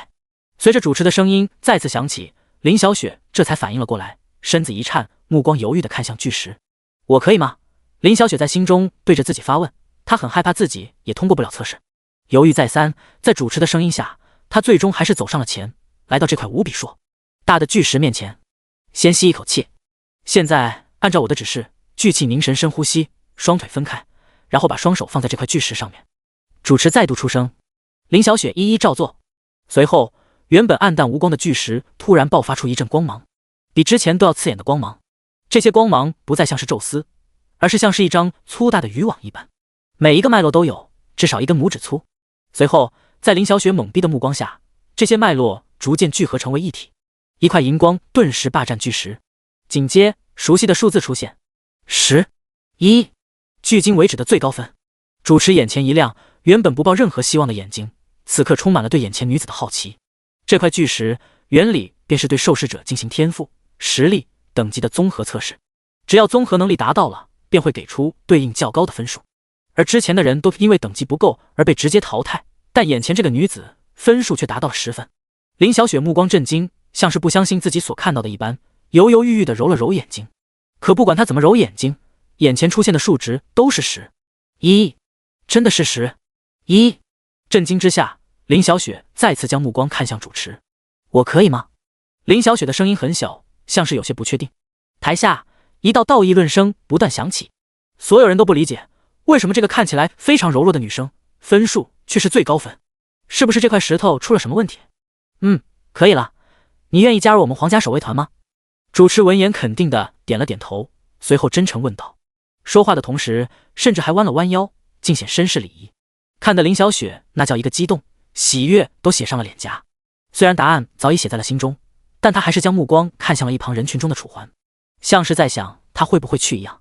可楚环却从始至终脸色平静，看不出一丝一毫的波澜。犹豫再三过后，林小雪最终还是点了点头。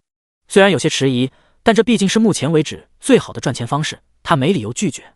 好，既然死，那你就是今天我们第一位成功加入守卫团的成员，请把你的鲜血滴在旁边的石头上。主持再度出声，随后伸了伸手为他指引方向。顺着他手指的方向看去，只见一旁放着一个石墩，石墩之上有一块玉石，玉石晶莹剔透，哪怕在阳光的照射下依旧散发着微光。林小雪点了点头，而后转过身，微微咬牙，轻轻将自己的鲜血滴在了这块石头上。随着鲜血滴落，眼前这块石头开始迅速变化，开始从晶莹剔透变成血红色，随后又从血红色变回了晶莹剔透。只不过这次变化不同的是，它的正面出现了一行小字。这一行小字呈现血红色，虽然不大，但看了却特别的触目惊心。触目惊心中带着一点点诡异。欢迎新成员加入守卫团，林小雪。第106章同意测试。虽然这一行小字透露着诡异，但对于此刻的他来说却显得那样的开心，因为别人都没成功的，就只有他成功了，成功的通过了考核，并且取得了目前为止的最高分。那我接下来应该怎么做？林小雪目光激动地看向主持，只见主持当即露出了一抹笑容。明天早上8点来这里集合，其他就没什么了，下去吧。随着主持挥了挥手，他这才走下了高台。周围，我的天啊，没想到这么一个女孩子居然可以拿到最高分。可不是嘛，亏那些人长得那么壮，没想到连个女生都比不过。女生的榜样啊，厉害厉害厉害，不愧是和恶魔先生他们混在一起的，真的强悍。周围的声音一道接着一道响起，原本他还觉得有些刺耳，可现在感觉却显得那样的可爱。等到他返回楚环等人面前之时，已经是5分钟之后。高台之上的测试还在继续，他走到了楚环面前，露出了一抹开心的笑容。楚环见状只得回以一笑，恭喜恭喜。嘿嘿，其实我也没想到我可以通过。林小雪闻言挠了挠头，将可爱诠释到了极致。自信点，其实以你的能力通过这个很容易的，10点1分，我都觉得这个石头给少了。楚环的这一番话并不是恭维他，而是的确经过这段时间的相处，他的实力虽然比不过黄志远等人，但和一般的玩家比起来，绝对是可望而不可及的存在。所以说这块测试石头给个10，1的分，楚环都觉得少了。按照他的估算，应该给个10，5左右才算正常。哎呀，你就知道取笑我。林小雪闻言脸颊一红，看起来格外的不好意思，说着便低下了头，只不过眼角的余光却止不住的打量楚环，像是好奇楚环会做出什么反应。我可没有取笑你，我说的是实话。楚环耸了耸肩回道。除了楚环，身旁的黄志远等人也是一脸的肯定。是啊，这段时间你的勤奋我们有目共睹，这个分绝对给少了。黄志远一脸的笃定。我也这么觉得。哪怕是一直都不怎么喜欢说话的雷拳也开口出声，但眼神依旧有些飘忽。听到大家这么说，林小雪心中顿时无比喜悦，当即肯定的点了点头。好，谢谢你们。与此同时，她的脸颊上生出一片片红霞，看起来无比的娇羞。对了，就在这时，她像是突然想起了什么，将目光看向楚环。怎么了？你看我干嘛？楚环眉头微皱，随后疑惑一声，不知道为什么看着他的眼神，他的心中居然生出一抹不祥。你之前不是说如果我通过了，你也要测试的吗？你可是答应我的，现在想要反悔吗？林小雪一双眼睛死死地盯着楚环，就像是生怕楚环反悔一般，脸上写满了笃定与质疑。楚环嘴角一抽，本来他就是随便答应了他一下，没想到这个丫头居然当真了，现在还真的要自己去测试。怎么，不愿意了？还是说那个时候是你骗我的？林小雪见状上前了一步，模样格外的倔强。楚环一时不知道该怎么说，只好将目光看向了黄志远等人。这样吧，如果他们全部去测试，那我再去，但是如果他们不去的话，我也就不去了，丢不起那个人。楚环摆了摆手，而他所不知道的是，除了林小雪对他的分特别好奇之外，就连一旁的围观群众也恨不得马上知道楚环的分数，毕竟他可是被他们誉为恶魔先生啊，这么强悍的人物，又有谁不好奇其他的实力究竟有多少？这怎么能是丢人呢？以你的实力，肯定是震惊全场啊！我说的对吧？楚环。一旁的黄志远露个大牙，笑着说道。楚环嘴角一抽搐，谁知还不等楚环开口，黄志远便再度出声：要不咱们一起上去测试一下吧？刚好我想看一下他的分数究竟有多少，跟我差距有多大。你们说呢？随着黄志远的声音落下，雷泉和楚小雨面面相觑，犹豫了一会儿后，这才点了点头。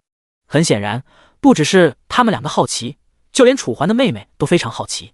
毕竟楚环从开始到现在，在现代实力都太过于强大了，完全不像是玩家，更像是程序员玩他自己设计的游戏。楚环完全不知道该用什么词语来形容自己此刻的心情，就像各种负面情绪杂糅成一体，让他无语至极。本来他还以为黄志远会帮他，就算不会帮他，也不会同意。结果现在所发生的事实让他瞠目结舌，他完全没有想到，黄志远居然会和林小雪的想法一模一样。哎呀，我这不是好奇我和你之间的差距吗？所以要不你上去就测一下吧，就一下。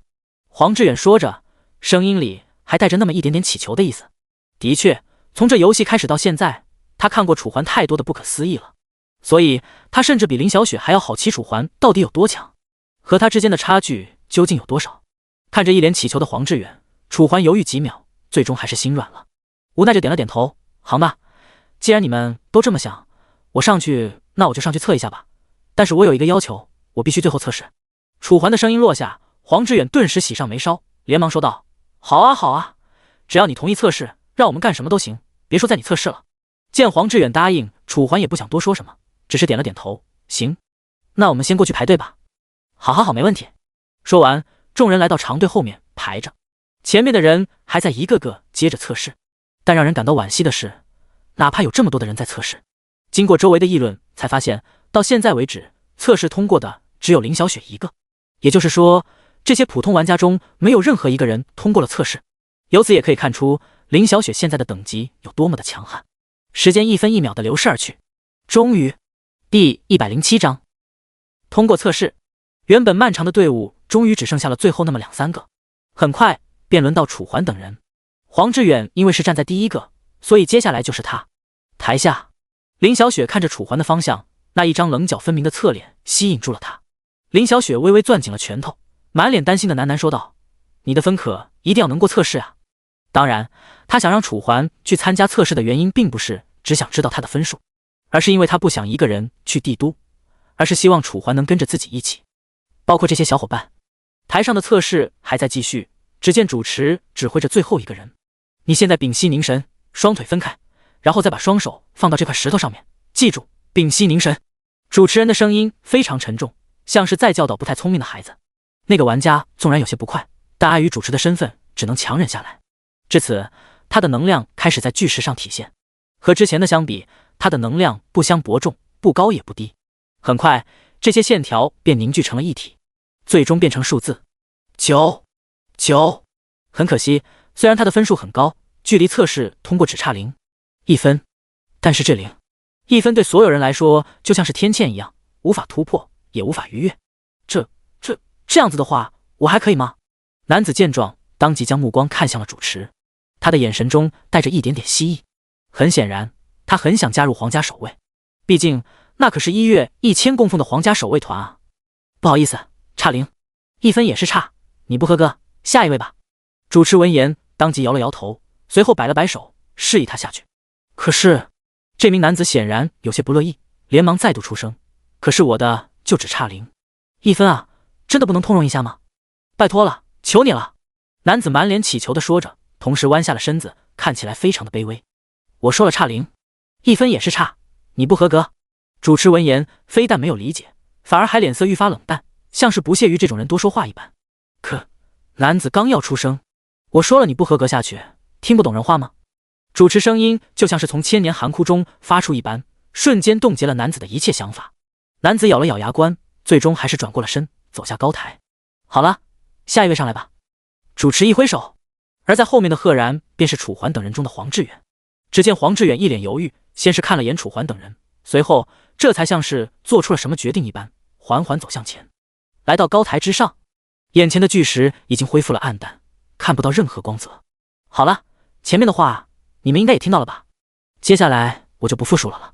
主持头也没回的说着，就像是根本不认可黄志远能够完成测试一般。黄志远分明感受到了他的轻蔑，但只能忍下来，缓缓地来到了这块石头的面前。按照主持之前说的，屏息凝神，然后把双手放到巨石上，源源不断的能量顿时从黄志远的体内向着巨石涌去。巨石之上顿时出现比之前更大的蜘蛛网，银白色的光泽闪烁在每个人的眼中。他的光居然比林小雪要浓郁。楚环喃喃出声，倒不是他不认可黄志远，而是因为在他的眼里，林小雪的等级和天赋要比他好得多，按理来说应该要更低一些才对。可为什么这个光这么亮？奇了怪了。楚环眉头微皱，身旁的雷拳像是察觉到了什么，但却没有说话，只是微微咬着嘴唇。台上微亮的光芒逐渐聚拢，聚拢成了一块圆形。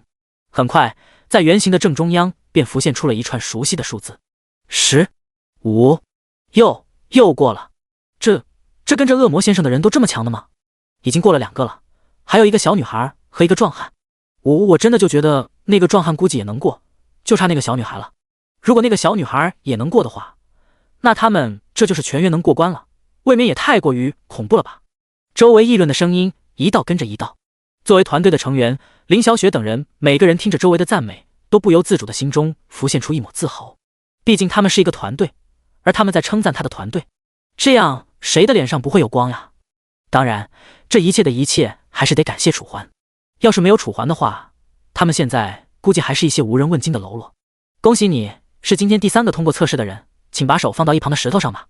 主持的眼神中划过了一抹错愕，随后便将手指指向了一旁的石头。很显然，他也没想到黄志远居然能过10分。明明无论他如何感受，他都感觉他的实力应该不超过8分才对，可现在居然达到了足足10分。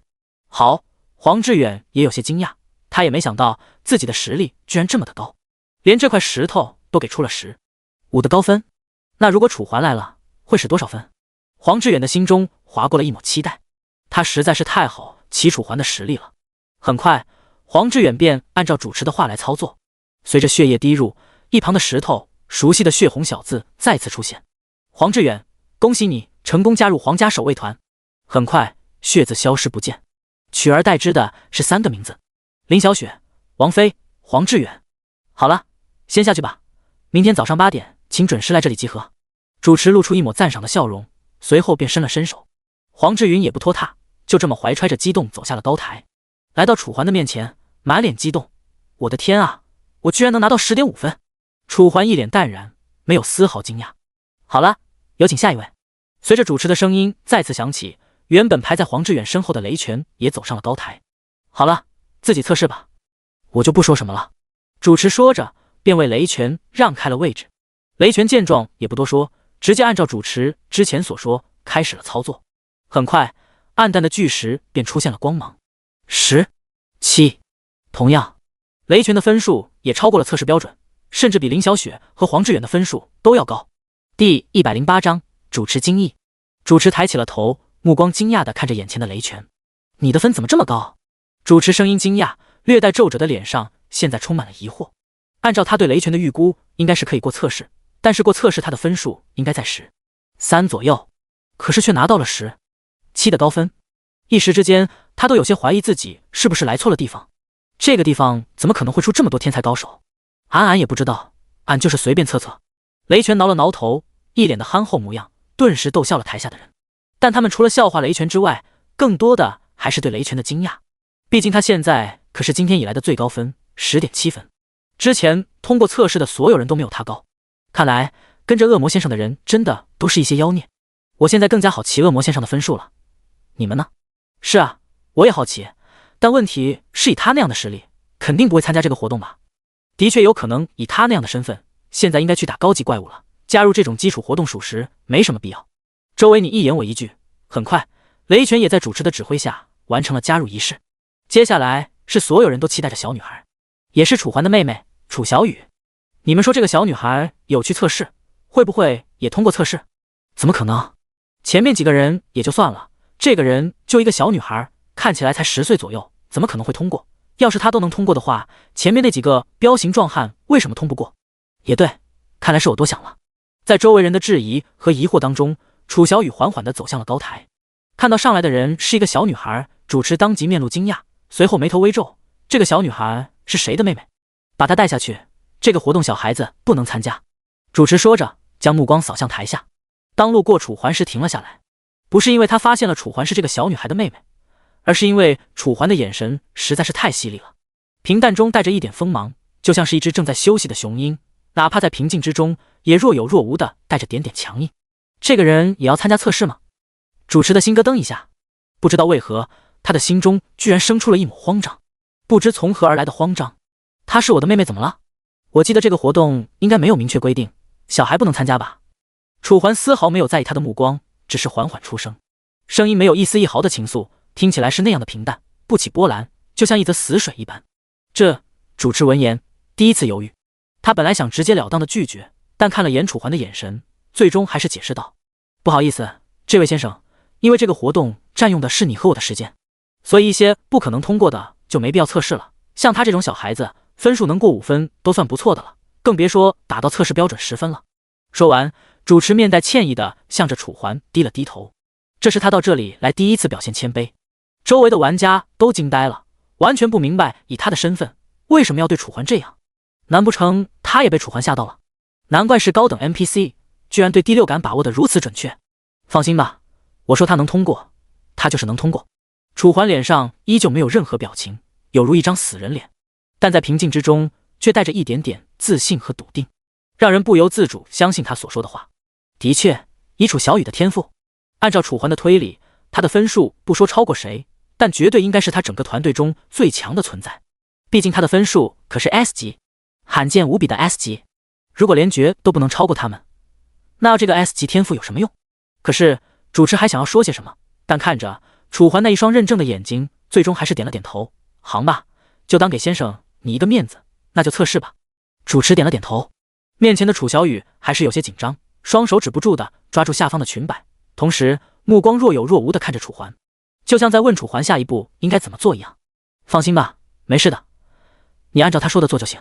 楚环露出了一抹轻松的笑容，目的就是为了让他不要紧张。听完这句话，楚小雨这才点了点头，随后将目光坚定地看向眼前的巨石。因为对象是个小孩子，所以主持再次重复了他之前所说的话，请你屏息凝神，双脚放开，然后再把双手放到这块巨石上。楚小雨一一照做，很快巨石之上便出现了他的能量，一丝一缕逐渐汇聚成一根根粗大的脉络，就像是树根一般，不到3秒钟的时间便将整个巨石团团包围，让人望而惊心。其散发的光芒更是比之前任何一个人的能量所散发出的光芒都要强烈和浓郁，甚至连阳光都无法与他的能量媲美。所有人都惊呆了，他们从未见过如此浓郁的能量，哪怕是一旁的主持也微微张开了嘴巴，满脸的不可置信和疑惑。要知道，这可是一个小孩子啊！巨石的测试标准是根据实力和天赋来进行综合评分的，也就是说，参与评分的年龄越大，吃的便宜也就越多。而这个小女孩看起来才不过10多岁，居然就拥有了如此强悍的能量，那再假以时日，她能取得的成就岂不是？主持已经不敢往接下来的方面想，因为实在是太恐怖了。正当主持惊讶之时，是这样吗？楚小雨的声音再度响起，瞬间将主持拉回了现实。主持连忙将目光看向他，然后重重的点了点头。可随后他又像是发现了什么，眼睛瞪得更大，因为这个巨石上所反映的能量是根据一个人的投入程度息息相关的，如果你越认真，上面反映的能量就越能折射出你身体的本来状况。而这个小女孩不但能散发出如此强烈的能量，居然还能分出心神来和他交流，这已经不能用恐怖来形容了，简直是前无古人。至少在主持这10几年的任职过程中，从未见过有如此强悍的小女孩。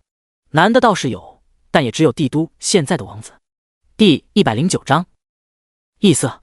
随后光团之中数字再次浮现，主持当即屏住了呼吸。他从来没有这么在意过分数，但对眼前这个小女孩，他头一次在意。光芒逐渐消散，数字逐渐浮现，上面写着2条数，看起来格外让人惊异。随后数字彻底浮现出来，11、9。主持瞪大了双眼，完全不敢相信自己所看到的。11、9，他的分数这么高吗？要知道，这1年以来出现11.9数值的人，除了一些中年男人外，便是一些妖孽天才，但却从来没有任何一个人能在10岁左右就达到如此的高度。除了主持，台下也是一片哗然。这不是真的吧？这个小女孩居然11.9分！兄弟，我看仔细了，真的是11.9分，你没看错。那这怎么可能？所有人都张大了嘴巴，没有人愿意相信眼前所看到的结果。的确，在他们所有人眼中，最没有可能通过测试的就是这个小女孩。可现在呢，在他们眼里，最不可能通过测试的人却通过了测试，并且成为了目前的最高分。这个恶魔先生身上到底有多少秘密？没有人知道，但这并不妨碍他们好奇，而且是无比的好奇。老大，你爱妹妹怎么这么厉害？哪怕是身旁沉默寡言的雷拳，此刻也按耐不住心中的激动。他虽然通过平时的观察，发现这个小女孩平时确实挺强的，无论是恢复还是各种 buff 叠加，可让他相信这个女孩的实力评分足足比自己多了一个点，他却无论如何也难以相信。天生的，至于具体，你可以自己去问他，我也不是很清楚。楚环闻言无可奈何地耸了耸肩，随后将目光看向天际。如果前世自己也把他带入了游戏的话，那是不是就没有后面这么多麻烦了？至少他的日子可以过得舒坦些吧。想到这儿，楚环不由不感慨上天的安排真的是坏到极点，又好到了极点。我没通过吗？楚小雨看着眼前的数字，虽然通过他们之前的测试，他觉得自己应该是通过了，但看着主持以及周围人的反应，他疑惑了，甚至有点担心。他们为什么这么看着自己？难道自己没通过吗？想到这儿，楚小雨眼巴巴地看着主持，同时又将求助的目光看向了楚环。主持闻言这才反应了过来，连忙解释说道：你不用担心，你不用担心，你这是通过了，没通过。主持脸上的笑容看起来有些勉强，就像是用针线缝起来的一般，但他眼中的震惊却是无以复加。通过了吗？楚小雨闻言眨了眨眼，眼中跳跃着激动，直到主持再次点了点头，他这才相信自己通过了测试。耶！激动之下，他当即迈着欢快的步伐跑到了楚环的面前。哥哥，我通过测试了。楚小雨满脸求表扬地向着楚环说道。好，厉害厉害。楚环见状摸了摸他的头，宠溺地说道。嘿嘿，楚小雨笑着，笑的是那样的满足和可爱。接下来，楚环又把他带回了高台，完成了入队仪式。其实加入这个皇家守卫团也没什么大不了的，只是对他来说稍微约束了一点罢了，但对于黄志远等人来说却是一笔不可多得的好买卖。毕竟如果他们加入了皇家守卫团，那就意味着他们每个月可以获得将近1000的酬劳，而且在皇家守卫团，他们还不需要做太多的事情，只需要偶尔完成管理者交给他们的任务即可。这些任务大多数都是些讨伐魔物之类的任务，危险系数不高，但却比较繁琐。所幸这些任务出现的概率并不是非常频繁，基本上每半个月才会出现一次，而出现一次之后，就需要皇家守卫团的成员花费2到3天的时间去解决。也就是说，每一个月才上将近6天的班，就能获得1000的酬劳。这可不是钞票，而是约币。每一个约币可是足足等于50钞票。也就是说，光是皇家守卫团的直接利益，就能给玩家每个月将近5万的酬劳，何乐而不为？好了，你就跟他们在这待着吧，我上去测一下。楚环无可奈何地说着，随后便将楚小雨放在了林小雪等人的面前。好吧，楚小雨眨了眨眼，好奇的目光在楚环的脸上不断扫视。你一直盯着我干嘛？楚环一笑，我在想，哥哥，你能拿到多少分？楚小雨的话没有丝毫犹豫，几乎脱口而出。楚环笑意更浓，等会不就知道了吗？其实说到分数，他自己也有点好奇，以自己现在的实力，能在这个测试时上拿到多少分？上一世自己才拿到7分，希望这一世不会比自己的期望低吧。想罢，楚环在所有人震惊的注视下，缓缓走上了高台。台下，我的天啊，恶魔先生也要参加测试吗？这也太骇人听闻了吧！确定我没看错吗？恶魔先生那么强，会不会比那个小女孩测出来的分数还要高啊？肯定啊，你也不想想恶魔先生是谁？那个小女孩就是他的妹妹而已，可能2个人有血脉加持吧，不然为什么都这么强？听着周围的议论，楚环没有一丝一毫的动容，只是目光淡然地看向一旁的主持。好了，我是现在就开始吗？因为太久没有进行过这个活动，所以说楚环也忘了剧情的流程，只知道接下来他需要将双手放到这个巨石上面。现在就开始吧。主持点了点头，不知为何，他对楚环所说的话里面居然蕴藏着一丝丝的恭敬。楚环没有回应，只是点了点头，随后便将双手放在了眼前的石头上。仅仅一刹那的时间，刺眼的亮光便从巨石之上散发而出，光彩夺目，而且它所散发的颜色也再也不是银白色，而是非常引人注目的深紫色，异常的颜色。除了颜色与一般人不同之外，它的亮度也要比方才楚小雨的更亮，整体看来就像是一个高功率的大灯泡，哪怕在太阳的照射下，也依旧显得如此夺目。第110章震惊全场，所有人都怔住了，有的人更是揉了揉眼睛，想要以此证明自己所看到的是假象，根本不是真的。如果颜色不同也就算了，这亮度是怎么回事？这是开了外挂吗？不然该拿什么理由来解释？所有人的颜色都是银白色，而且亮度甚至没有这个的1/10，就算他强，也不能强的这么没边吧？他妹妹不也是银白色吗？亮度怎么才到他的一半？主持咽了口唾沫，强行按捺住心中的震惊，不然如果做出什么瞠目结舌的举动，那他以后在这片地方可能没法混下去了。如果周围没人，他甚至会大惊失色。哪怕是帝都的王子，在测试的时候也没有像楚环这么恐怖，就算发的哪里是普通的光啊，简直用巨光来形容都差了一个等级。为了降低这个光芒对自己的影响，主持还特意眯起了双眼。一旁黄志远等人也看傻了，这连数字都没出来，他们就被楚环所带来的一系列影响所看呆了。直到大概2分钟之后，耀眼的光芒这才开始逐渐退散，全代之的是2个紫色没来得及褪去的数字23。这一刻全场安静，先前通过了测试，以为自己是人上人的天之骄子，此刻也黯然失色。什么黄志远，什么林小雪，什么雷泉，什么楚小雨，全都成为了衬托楚环的绿叶。这恐怖的数值就像是一记重锤一样砸在主持的心里，让他再也按耐不住心中的激动，当即抬起了双手，看向千万米之外的高空。天啊，感谢您让我目睹天之骄子的诞生。主持咽了口唾沫，声音干涩，说完便用至哀热的目光看向眼前的楚环。如果说没通过测试的人就像是一堆石头，通过测试的人像是玉石，那眼前这个男人就是一块一金，经过精雕细琢的顶级宝石，在他眼中散发出万丈的光芒，让他久久难以收回自己的目光。良久，主持这才反应了过来，连忙收起脸上的震惊，犹豫出声：您愿意加入我们皇家守卫团吗？主持人的声音很小，说话的同时还低着头，完全没有之前的主持风范，看起来就像是部下对上级所说的话一般。楚环眉头微皱，随后便转过了头，看向眼前的主持。不好意思，没什么兴趣。楚环拒绝的直截了当，倒不是他看不起皇家守卫团给的那些酬劳，而是如果他去了皇家守卫团的话，相当于变相浪费了他的时间。毕竟这1年可是关键时期，他必须要把时间充分的花在提升等级上，而不能浪费在这些无关紧要的事情上。可是，主持闻言连忙出声，像是生怕楚环会流失到其他地方一般。这样吧，我师父是皇家守卫团的高管，如果你愿意加入我们皇家守卫团的话，可以免去你每个月的任务出行。也就是说，只要你肯加入，哪怕你不做任务，每个月都会给你1000的酬劳。这样您看可以吗？只要您肯挂个名就行。主持咽了口唾沫，虽然他不知道自己做的对不对，但如此的天纵之才先拉入自己的皇家守卫团，肯定是没错的。没准师傅还会表扬他。哦，果然，听到这儿，楚环疑惑一声，随后饶有兴趣的将目光看向了他。你的意思是什么都不用干，就可以白拿钱是吧？楚环抬了抬眉毛，虽然他知道强大的好处有很多，但他没想到皇家守卫团宁愿亏钱都想让他加入。对的，主持连忙点头。至此，楚环依旧有些犹豫，本想直接拒绝，但看着主持那真挚的目光，最终还是咬了咬嘴唇。我考虑一下吧。此言一出，台下沸腾了。我的天啊，恶魔先生不愧是恶魔先生，就连主持邀请他都不去，太霸气了！我要是有他这样强的实力就好了。声音一道跟着一道，大多表达的都是自己对楚环的憧憬之情，满满的羡慕与夸赞。走下高台，楚环回到了黄志远等人的面前。他们虽然了解楚环，但完全没想到楚环居然这么强悍，因此他们和其他玩家都差不多，都非常惊讶楚环的表现。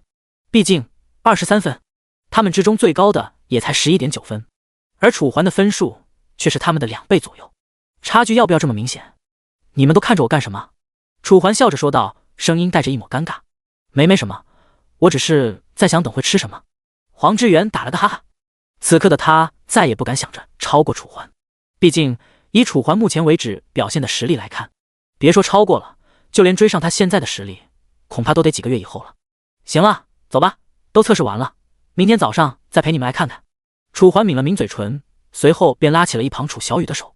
楚小雨也不反抗，被楚环牵着，让他有一种莫名的安全感，再也不用害怕任何东西。很快，楚环便带着他们离开了这里。而在他们离开之后，高台上，主持看着楚环等人离去的方向，却是止不住的叹气，像是为什么东西而感到惋惜一般。希望你一定要加入我们的皇家守卫团啊！9楼、2楼，小二点菜，一头烤全猪，然后再要一盆车厘子，再要2瓶上好的好酒，以及你们店里的招牌菜。得嘞，各位客官，请慢等。离开了活动现场之后，楚环便带着他们来到了酒楼之中。刚才便是黄志远在跟小二点菜，但让楚环感到不解的是，为什么黄志远点的都是一些贵菜，而且还是这个酒楼里面最贵的？这么一顿下来，至少都要花100左右的约币，换算成钞票，也就是5000块钱，不可谓不多呀。你的意思是，等一下你来付钱吗？楚环将目光看向黄志远，谁知道黄志远当即打了个哈哈，怎么可能是我？肯定是你啊！今天你测试测出来这么多分，不得好好请我们吃一顿吗？黄志远尴尬的笑着，一旁的雷拳等人也跟着附和。是啊，老大你这么厉害，请我们吃一顿也没什么吧？对对对，刚好好久没有吃过这么好的东西了。林小雪也睁大了眼睛，嘻嘻笑着。第111章，新的任务。你们这未免太不厚道了吧？楚环闻言顿时一脸的不乐意，但林小雪等人可不这么认为，纷纷露出了厚颜无耻的笑容。见他们如此厚颜无耻，楚环顿时不知道该说些什么，只好点了点头。算了，行吧行吧，我请客就我请客吧，你们想吃什么吃什么，你们确定这么点东西够吃吗？此言一出，林小雪等人就像是发现了新大陆一般，纷纷再度开口，还要，我还要很多很多。随后在他们的一言一语下，旁边的小二手都快写抽筋了。10分钟后，一大桌子丰盛的晚餐便被端了上来。就在楚环等人准备开动之时，一道身影缓缓地走上了2楼。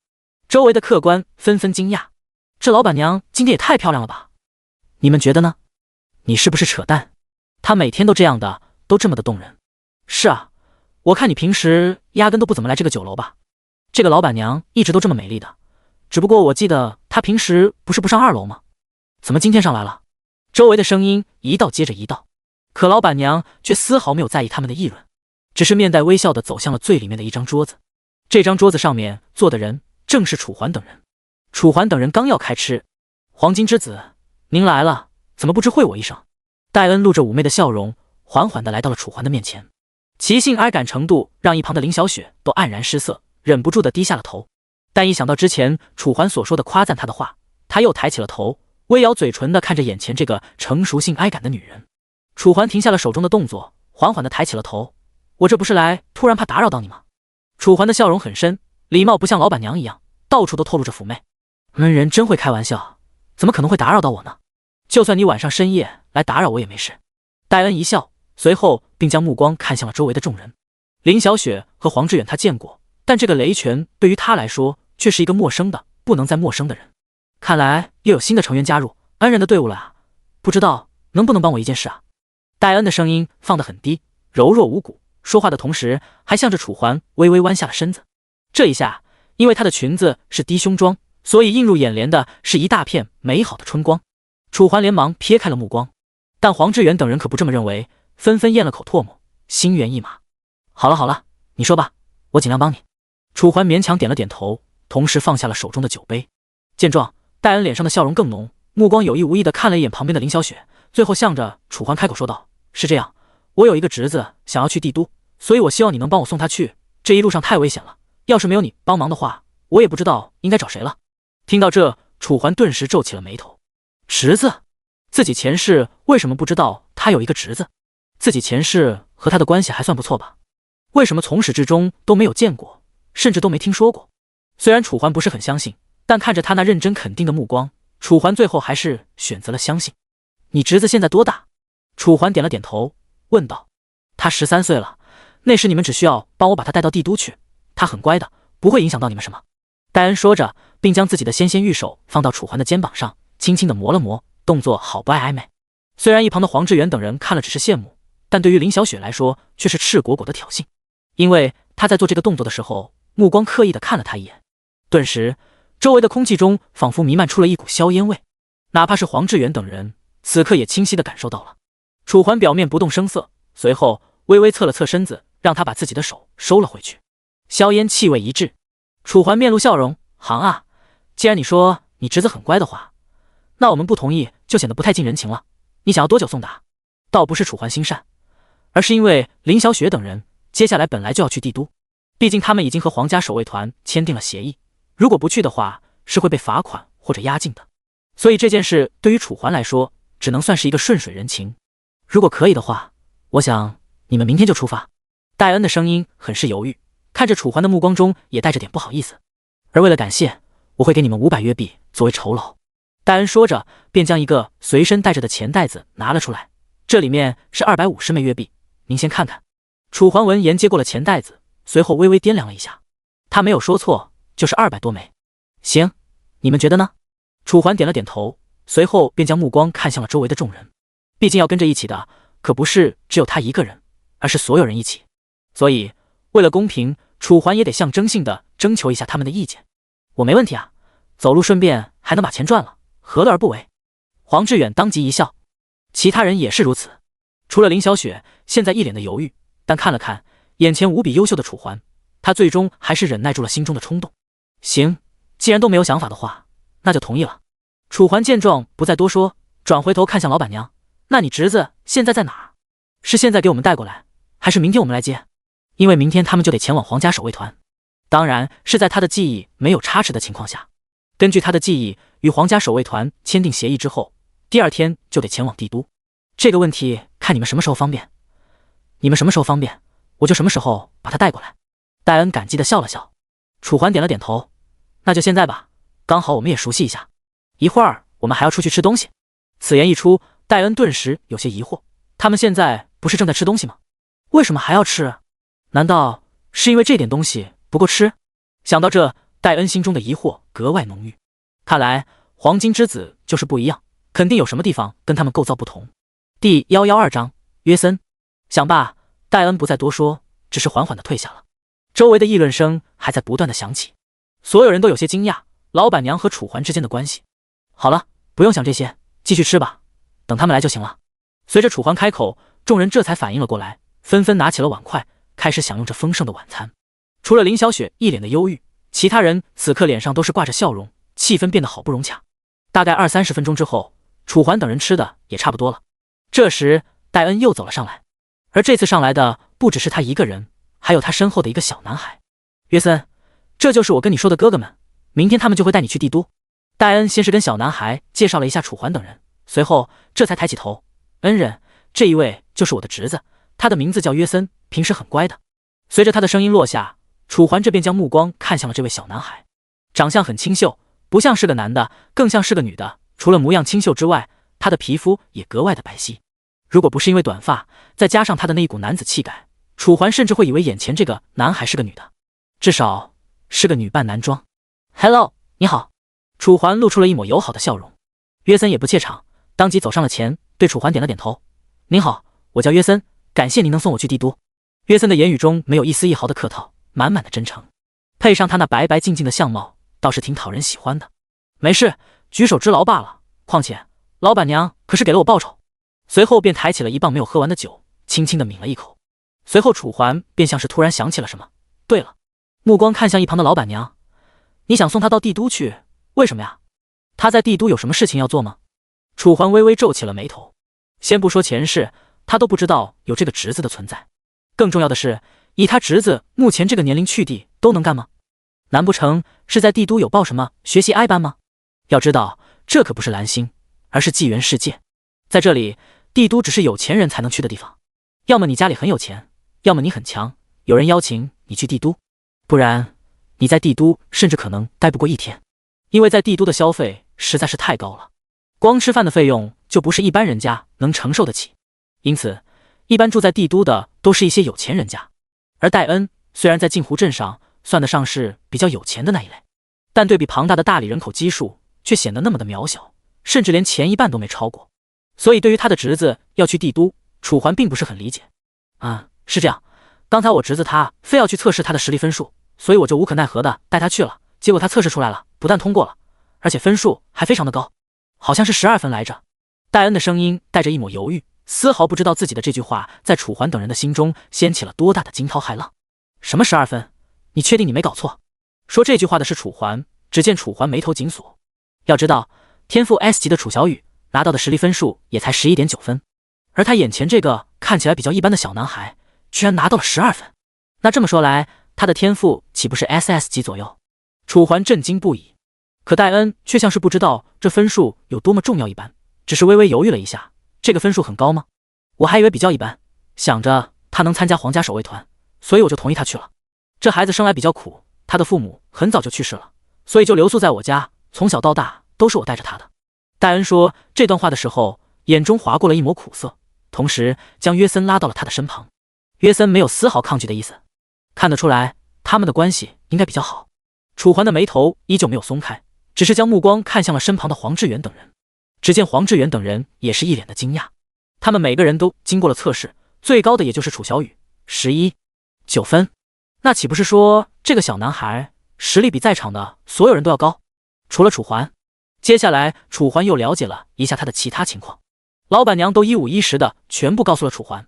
总的来说，这个小男孩从小家境贫寒，但他却一刻也没有想过气馁，因为父母都是被野兽杀死的，所以说他从小到大都勤练苦功，为的就是长大以后替父母报仇，保护其他镇民。不得不说，这个理想很伟大，至少在 NPC 中显得很是光明。正当楚环还准备问些什么的时候，咚！系统检测到您在现实中的躯体营养供给不足，请准时下线进行补充，身体为重。看着眼前的提示，楚环只好收回了即将脱口而出的话，并且将目光看向了身旁的林小雪。从他的眼神来看，很显然他也受到了提示。楚小雨也同样收到了。无可奈何之下，楚环只好先跟黄志远等人道别，随后带着二女下线。至于约森，那就是明天的事情了。随着周围的场景逐渐杂糅成黑色光明之后，熟悉的出租屋再次映入三人的眼帘。咕噜噜，还不等楚环睁开眼睛，便听到了一阵来自楚小雨的肚子抗议声。很显然他饿了，而且是很饿。现在已经是晚上7点钟，算下来他们已经将近一天的时间没有吃东西了，身体早已经虚弱到了极点。好了，想吃什么我带你去吃。楚环露出一抹笑容。这时林小雪也从隔壁的房间走了出来。要不我们去吃烧烤吧。林小雪眨了眨眼睛，看着楚环的眼中带着一抹希意。本来楚小雨的目光看起来还有一些犹豫，但是不知道想要吃些什么。而当他听到林小雪所说的烧烤的时候，当即眼前一亮，笑着拍了拍手。好呀好呀，就吃烧烤吧，刚好小雨好久没有吃过烧烤了。璎珞、二女一起用期待的目光看着楚环。说实话，楚环心中有些拒绝，毕竟这些天老是吃这些东西，身体已经有些上火。但看着二女那期待的表情。第113章成绩烧烤。楚环实在是不好打破他们的幻想，最终只好点了点头。行吧，既然你们想吃烧烤，那就吃烧烤吧，舍命陪君子。说完，楚环便准备带他们出发。来到楼下，因为这里周围并没有什么烧烤摊，所以楚环便带着二女沿着公路一直找寻。可让楚环感到奇怪的是，明明他们所在的这个位置很繁华，但这位却没有任何一个烧烤摊，有的都是一些面店或者饭店。奇了怪了，之前明明好像还看到了。楚环眉头微皱，正当他准备打开地图搜索的时候，叮叮叮，一串清脆的铃声瞬间响起，顿时将楚环的疑惑击得粉碎。楚环犹豫2秒，随后将兜中的手机拿了出来。来电的人是黄志远。喂，怎么了？楚环按下接通键，问道。电话那头这才传来黄志远的声音。楚环，你们现在在哪儿啊？黄志远的声音带着一抹疑惑。楚环将自己的位置发给了他。我刚好肚子也饿了，要不我们一起吃吧。你们想要吃什么？烧烤。那行，既然你们想吃烧烤的话，那就在成吉烧烤见吧。那里我去过，味道还不错。既然有人推挨见楚环，也不再为这些事情发愁，随后便带着二女打了个出租车前往成吉烧烤。20分钟之后，成吉烧烤，这里的顾客都在高高兴兴地吃着烧烤，吃的正火挨热之时，突然一辆出租车停在了这烧烤店前。要知道，这家烧烤店可是网红烧烤店，因为其地理位置的中心，再加上装修的豪华以及网红的特性，使得这里的用餐费非常的贵，至少需要每一顿上万元。当然，这是建立在你聚餐的前提上，如果你只有一个人，那消费可能不过1000，但对于其他地方的消费来说，这个消费也算是非常高的消费了，甚至可以用夸张变哀态来形容。所以在这么一家网红烧烤店的门口，居然突然停了一辆出租车，这让所有人都感到惊讶。没钱的人都敢来这里消费吗？什么时候网红烧烤店这么廉价了？所有人都抬起了头，好奇地看着车上会下来怎样的穷屌丝。但随着出租车的车门缓缓打开，映入所有人眼帘，竟然不是想象中的穷屌丝，而是2条笔直修长的大长腿。除了纤细和长度以外，这2条大长腿还非常的白皙，看起来非常的唯美。如果将它定格，绝对是一张不错的画卷。而就在所有人都以为这车上只有这一个美女之时，在这双腿刚刚落地的时候，出租车的后门打开了，紧随其后，一个小女孩缓缓走下了车。虽然看起来很小，但她的脸蛋却非常的白净和清秀，看起来非常的可爱，就像一颗鹅卵石一样，光滑、圆、挨润，讨人喜欢。这又是哪家的白菜让猪被拱了？所有人都心生疑惑。最后，从车的另一边走下来了一男子，所有人都以为这个男子长得很丑，像屌丝。但接下来，这个男子映入眼帘的一刻，让所有人都为之震惊。因为这个男人实在是长得太帅了，不说像某个明星，但光凭这个颜值，至少也是帅哥级别。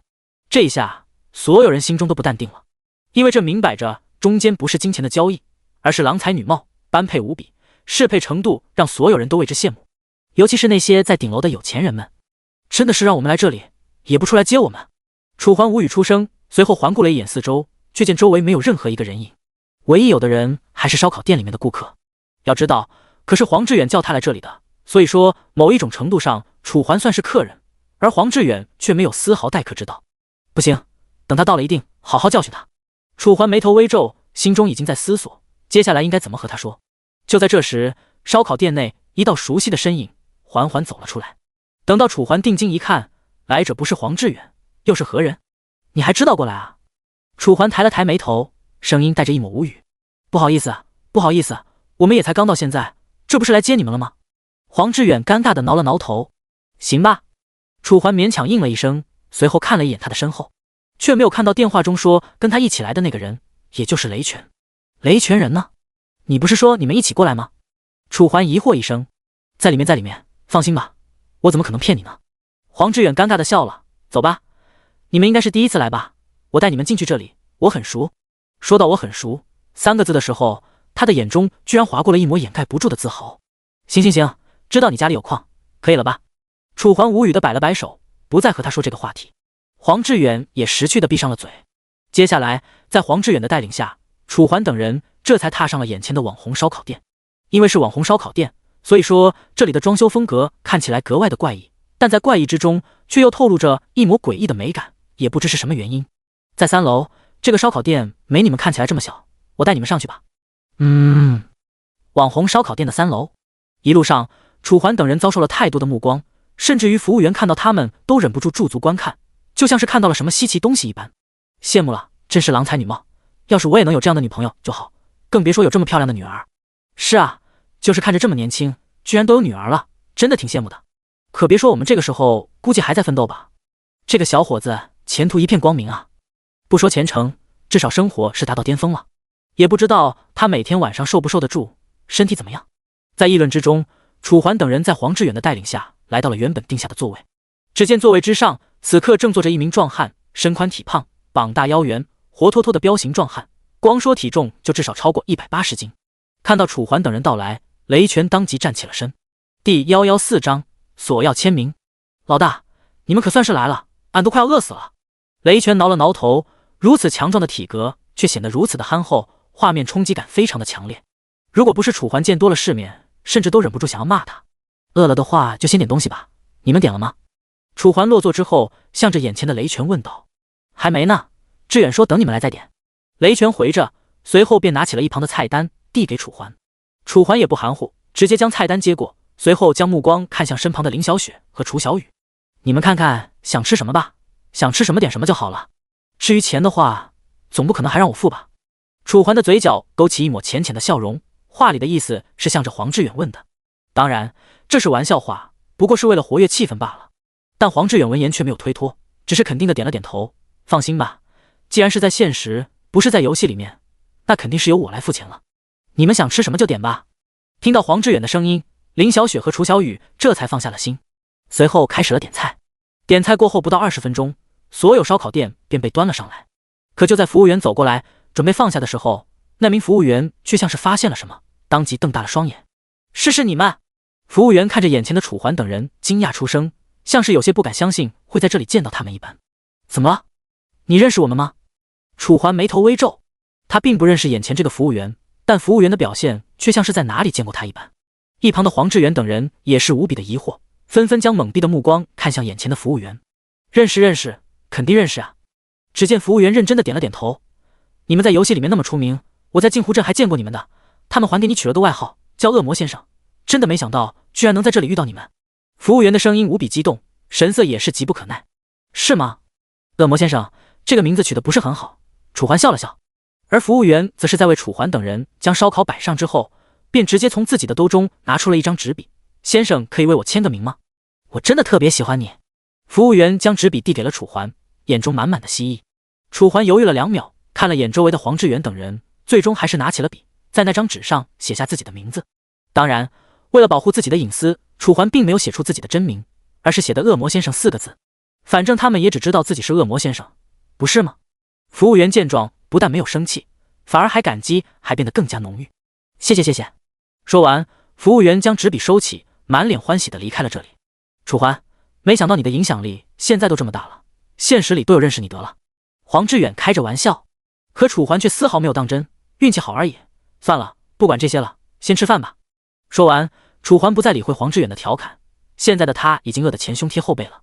相信除了他，楚小雨和林小雪也是如此。吃完之后还得回去，明天早上要到镇中心集合，晚了可就麻烦了。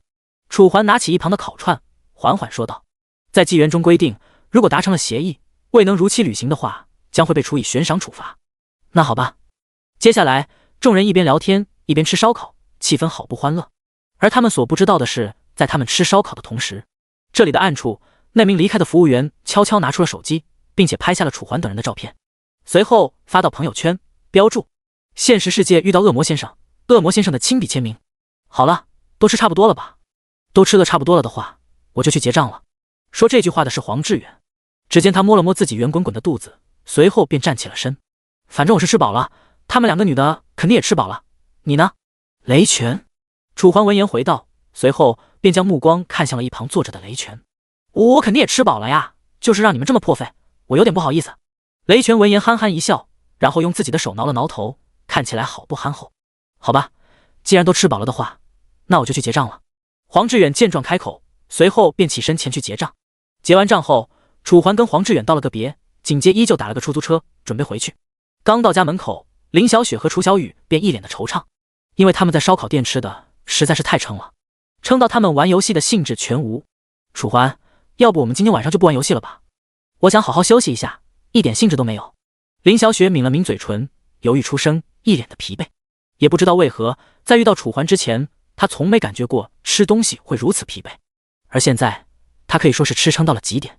放心吧，就算你现在很撑，等你玩游戏的时候，你也不会感觉到撑。楚环闻言露出了一抹笑容，缓缓回道：啊，为什么？闻言的林小雪不知所云，疑惑出声。因为这个游戏为了让你能有最好的游戏体验，它直接将玩家的大部分负面状态全都屏蔽了。也就是说，你能感受到的就是你在游戏中的状态，哪怕在现实中，你的身体已经病入膏肓，在游戏中也不会有任何的影响。楚环耐心地解释道。林小雪这才明白了其中的原因。可不管楚环怎么说，林小雪腹部的难受依旧没有半点减缓。就一天，等明天早上8点钟，我们再上线不就好了吗？林小雪的声音放得很轻，像是生怕楚环拒绝一般。是啊是啊，哥哥，咱们就休息一天，好不好吗？一旁的楚小雨也开始摇曳楚环手臂，可楚环却没有丝毫动容，只是回到了房间，将2个游戏手环拿了出来。来吧，带上进入游戏，你们就知道了，我绝对没有骗你们。而且这个游戏不像你们表面上看的那么简单，所以在这个游戏里面的每1分钟都非常重要。第115章奇景。楚环的表情非常的严肃，没有任何开玩笑的意思。二女见状还想要说些什么，但看着楚环这严肃无比的表情，最终还是闭上了嘴。那好吧。很快，楚环便为二女戴上了手环。随着手环戴上，3人开始进入纪元世界。出租屋的场景逐渐变换，半分钟之后，呈现在楚环等人面前的便是那一条熟悉无比的街道。原本熙熙攘攘的人流，现在变得无比的稀少。只因为经过这段时间的摸索，所有玩家都知道现在在哪儿更容易找到快乐，就比如酒楼或者饭店，再或者肖阿香馆。因为现在时至晚上11点钟，我是明天早上8点钟，他们就需要在镇中心集合。如此一来，也就是说他们只有9个小时的时间。如此的短暂，如果去独沼那边，来回都需要至少3个小时，9个小时前去，3个小时只剩下6个小时。这么短的时间，那他们还不如就近看一下有没有什么事情可做。路过酒楼，里面仍旧人声鼎沸，可楚环却没有进去，只是带着二女来到了迷雾山脉。根据楚环的记忆，迷雾山脉每过40天的凌晨2点就会有出现一次天空异象，非常的好看。而现在按照规律换算的话，今天就是天空异象出现的日子。很快，楚环便带着二女来到了迷雾山脉。我们来这里干嘛啊？这里的怪物等级对于现在的我们来说，不是有点低了吗？走在一旁的林小雪疑惑出声。看着无比昏暗以及被薄雾笼罩的森林，林小雪心中有些抗拒，但碍于楚环还是没有说关于这些的问题。我知道啊，可是我们这次来不是为了长经验的。楚环走在前面，头也不回地说着。映入林小雪眼帘的只有一道背影，以及这道背影背后所背着的一把镶嵌着骷髅头的长剑。啊，不是为了经验，那我们来这里干嘛？林小雪声音中的疑惑并没有因为楚环的解释而减弱半分，反而还变得愈发浓郁。哪怕是一旁的楚小雨，此刻也一脸好奇地看着楚环。等一会你们就知道了，现在说这些没意义。楚环摆了摆手，随后依旧我行我素。林小雪见状，心中一阵无语。如果是别人，他早就掉头就走了。但很可惜的是，眼前这个人是楚环。犹豫半晌之后，他最终还是跟上了楚环的步伐，走出森林，来到迷雾山脉的最顶端。这里是一块块巨石，犹如被人为放置一般，配上天上星星洒洒的白色光芒，看着的确有些赏心悦目。就算不是非常好看，也至少能愉悦人的身心。楚环，我们来这里干嘛？林小雪看了眼四周，要知道，从她认识楚环到现在，不是在打怪物的过程，就是在打怪物的路上。可现在，她居然带着自己来到了这种地方，难道说她想要看这里的风景？林小雪狐疑地想着，完全不知道楚环现在在想些什么。楚环没有立刻回应她的话，而是先抬头看了眼天空，随后又看了一下系统的时间，凌晨1:58分，也就是说还有2分钟的时间就能够看到那一场盛世美景。还有2分钟，再等一下吧，等一下你就知道是什么了。楚环随口回道，随后便坐到了一旁的石头上。为什么啊？为什么要等2分钟？难道你把黄志远他们也叫来了吗？这是林小雪目前为止仅能想象到的可能。不然楚环他一个人为什么要带自己来这种地方？难不成真的只是为了看风景？没有。楚环摇了摇头。这一下林小雪变得更加懵逼。可见楚环没有丝毫解释的意思，林小雪也没了办法，只好拉着身旁的楚小雨一同等待着2分钟的过去。随着时间1分1秒的流逝，天边那原本深沉无比的黑暗竟然开始出现了点点光亮，不是破晓时的光芒，而是一点点淡紫色。淡紫色的同时还夹杂着点点橙黄色的光芒，就像是极光一般，但却比极光更加的好看震撼。至于有多好看，哪怕是见多了美景的林小雪都被眼前的景象所惊呆了。这是什么情况？难道就连纪元这么个游戏世界里都设置了这些奇遇奇景吗？这未免也太高级了吧。一时之间，林小雪竟然不知道该说些什么。就在她被眼前的美景所震惊之时，怎么样，你们两个觉得好看吗？楚环缓缓站起了身子，随后面带微笑地问道。好看好看。林小雪当即点了点头。楚环笑容更浓，随后抬起了头，与林小雪和楚小雨一同看着眼前这美不胜收的奇景。若不是因为现在才刚刚开服没多久，没有多少人知道这里有这么一处奇景，不然这里绝对不可能像是现在这一番光景，这么安静，这么宜人。还记得上一世，楚环在当时几个朋友的推挨剑下，也来到了这里观看这场奇景。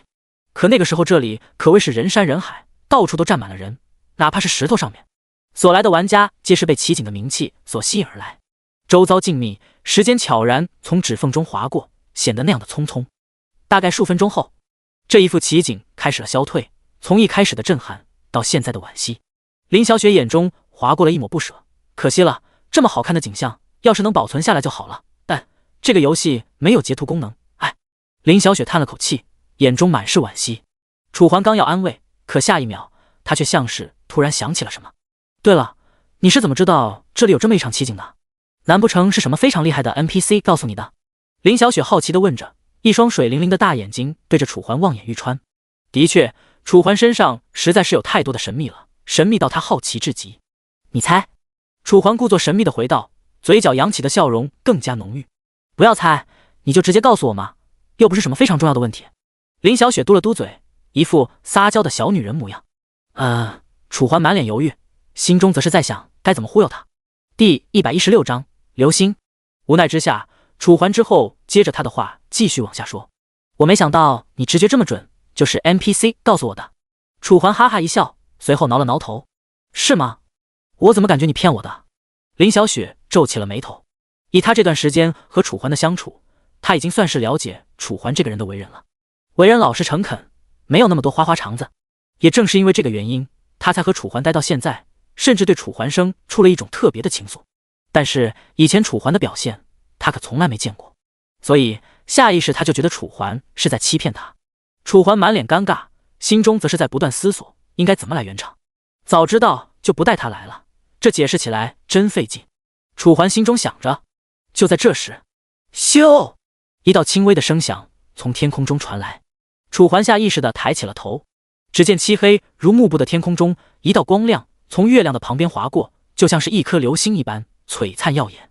而和一般的流星不一样的是，这一颗流星是紫色，而且从里到外都在发出诡异的紫色。这是什么东西？难道说这是流星？楚环眉头微皱，前世他可从没听说这个时候天空会有流星划过。按理来说，如果有的话，目击者应该也会把这个消息公布出来的吧。毕竟这个世界可不像是蓝星，流星很常见。在这里，流星就像是珍宝一样，甚至可以说是百年难得一遇。因为这里的位置非常偏僻，而流星本质上就是陨石，在这里几乎看不到任何流星。如果你看到了，那绝对说明你是个幸运儿。所以这么特别的消息，为什么没有风声传出来？楚环心中很是不解。哎，流星哎！这个时候，身旁的林小雪也发现了流星的存在，当即激动地抬起了手，指着流星的方向。哇，这个就是流星吗？真的好好看啊！楚小雨也满脸的激动，好看的脸颊上带着笑容，看着眼前犹如没见过流星一般的二女，楚环心中划过了一种别样的情愫。这时，不对啊！林小雪就像是发现了什么异常一般，当即皱起了眉头。怎么了？楚环疑惑一声。我怎么感觉这个流星好像越变越大了呀？林小雪眉头越来越紧皱，接着补充说道：难不成是我的眼睛出现问题了？可是不应该啊，我的视力不是一直都好好的吗？林小雪的声音中满满的诧异。楚环刚想说她肯定是状态不好，眼花了，准备让楚小雨为她恢复一下状态。可随后楚环的眼角余光便看到了那颗正在徐徐划过的流星，眉头不由得皱了起来。原因不为其他，正是因为这个流星好像真的在变大。这怎么可能啊？楚环咽了口唾沫，随后不可置信地揉了揉眼睛。可不管他怎么揉，眼前的这颗流星就是实打实的在变大，而且变大的速度越来越快，变得越来越大。坏了，这流星是要砸下来！楚环心生不祥。果然，在楚环的注视下，流星笔直地划过夜空，变成一颗硕挨大的火球，直接砸向前面的独爪之中。隔着数千米，楚环能看见那是一个圆珠大小的东西。如果把距离换算成眼前的话，应该有脑袋大小。我的天，流星落下来了！林小雪刚刚睁开眼睛，便看到原本还在天空之上飞着的流星落了下来，顷刻间眼神中便充满了不可思议。她虽然知道流星有一些可能会落到地上，但她可从来没有亲眼见过，只是有时候在视频平台上看到过画面。而现在这一幅画面却是实打实的出现在她的面前，如此震惊，让她如何能够保持最初的平静？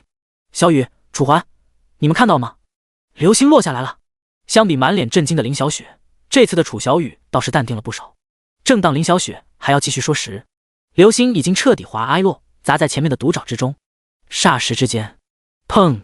一道不大的声音响起，虽然不大，但还是勉勉强强被楚环惊人的听力给捕捉到了。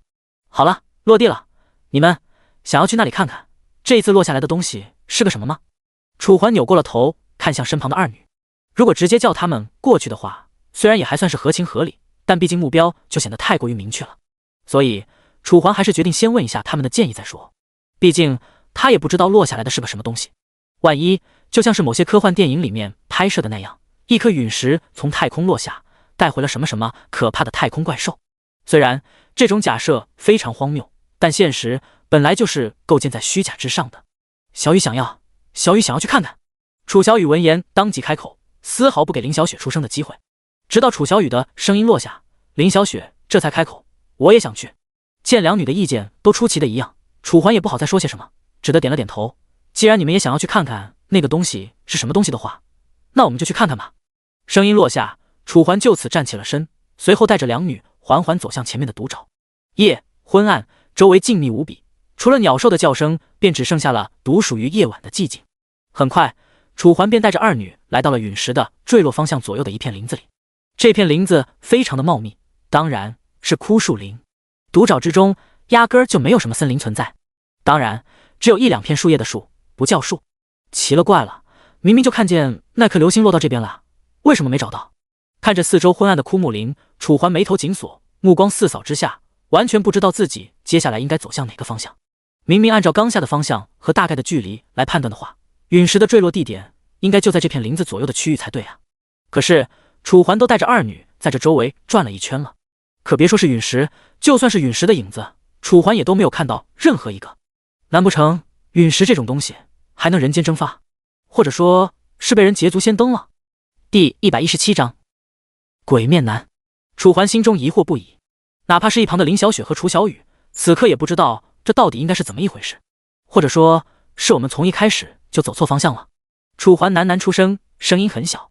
就在楚环苦思这时，哎，楚环，你看那边是不是有个坑啊？林小雪的声音突然响起，就像是顿悟中的一道钟声，瞬间将楚环敲响。坑！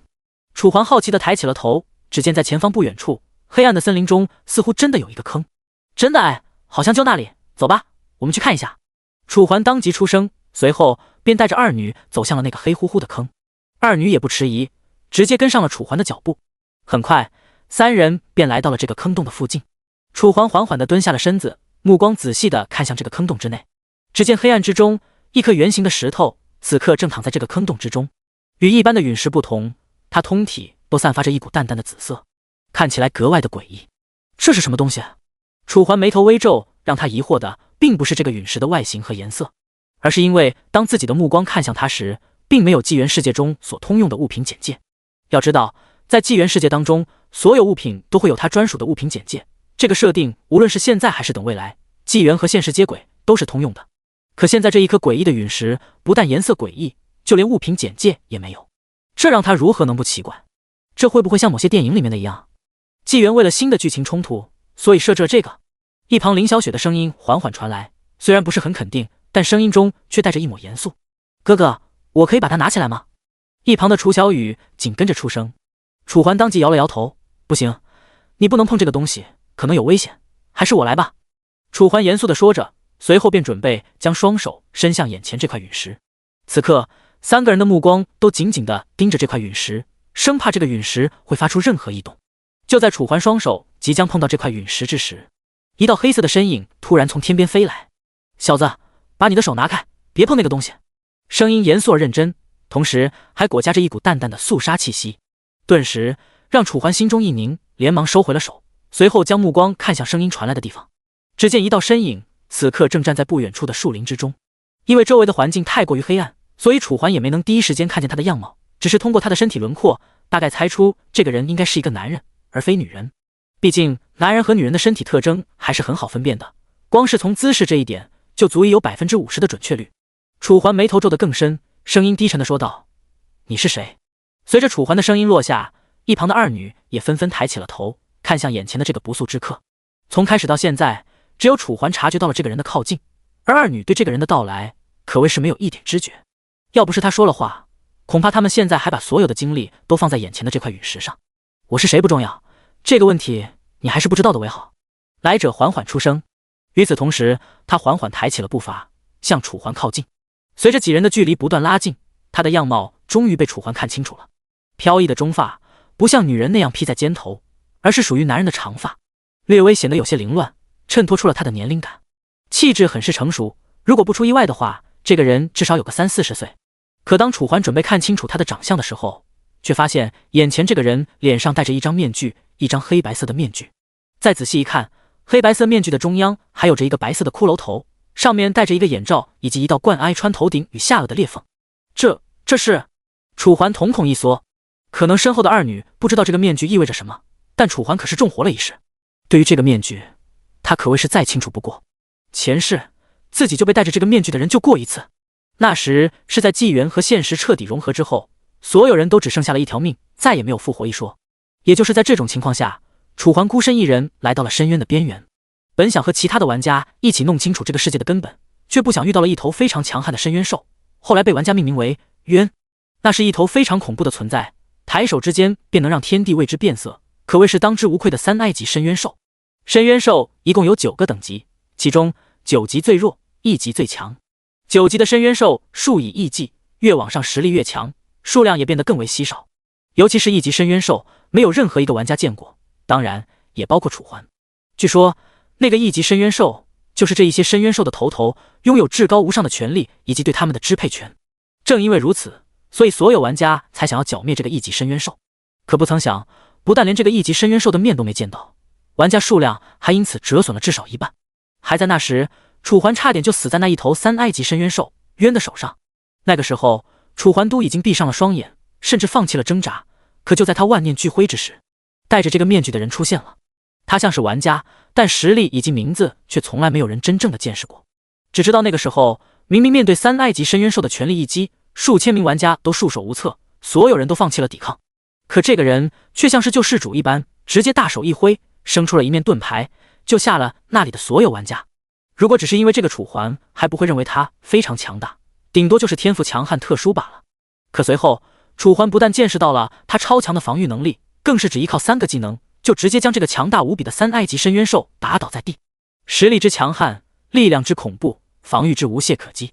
楚环甚至找不到任何一个方面来说服自己，认为这个人很差。在那个时候的楚环眼里，这个人甚至能和玩家中的第1名进行比较。第118章争夺陨石。所以楚环现在心中的震惊已经浓郁的不能再浓郁。没想到才刚刚开服不到1个月的时间，自己就再次遇到了这一个鬼面男。此刻的他，除了心中对他的感激之外，更多的是好奇这个人的身份。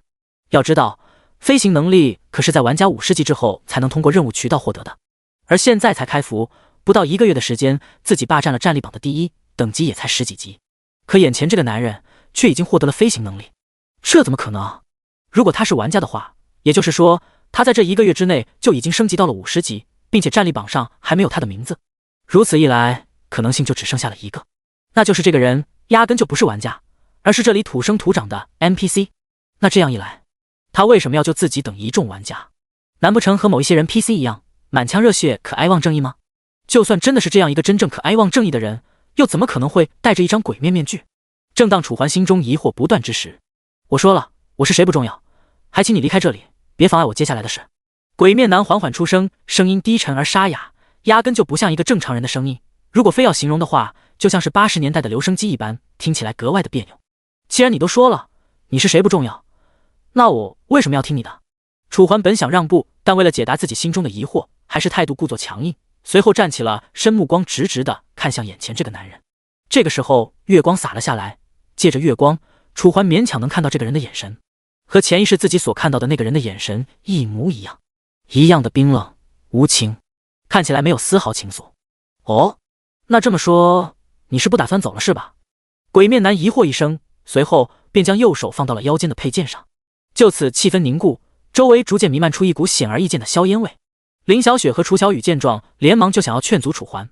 楚环要不还是走吧，看起来这个人一点都不好惹，等下他动手了怎么办？现在黄志远他们还没过来。是啊，哥哥，我们还是不要惹麻烦了吧。听着二女口中担忧的劝说，楚环头也不回的说道：没事，怕他干什么？我们又没做什么坏事。再者说了，这不就是一个游戏世界吗？楚环说服二女，目的当然不是为了强调这是一个游戏世界，而是让他们两个放心，就算留下来也不会有什么大事。就算这个人真的有能力把他们3个全杀了，那他们也依旧可以在镜湖镇复活。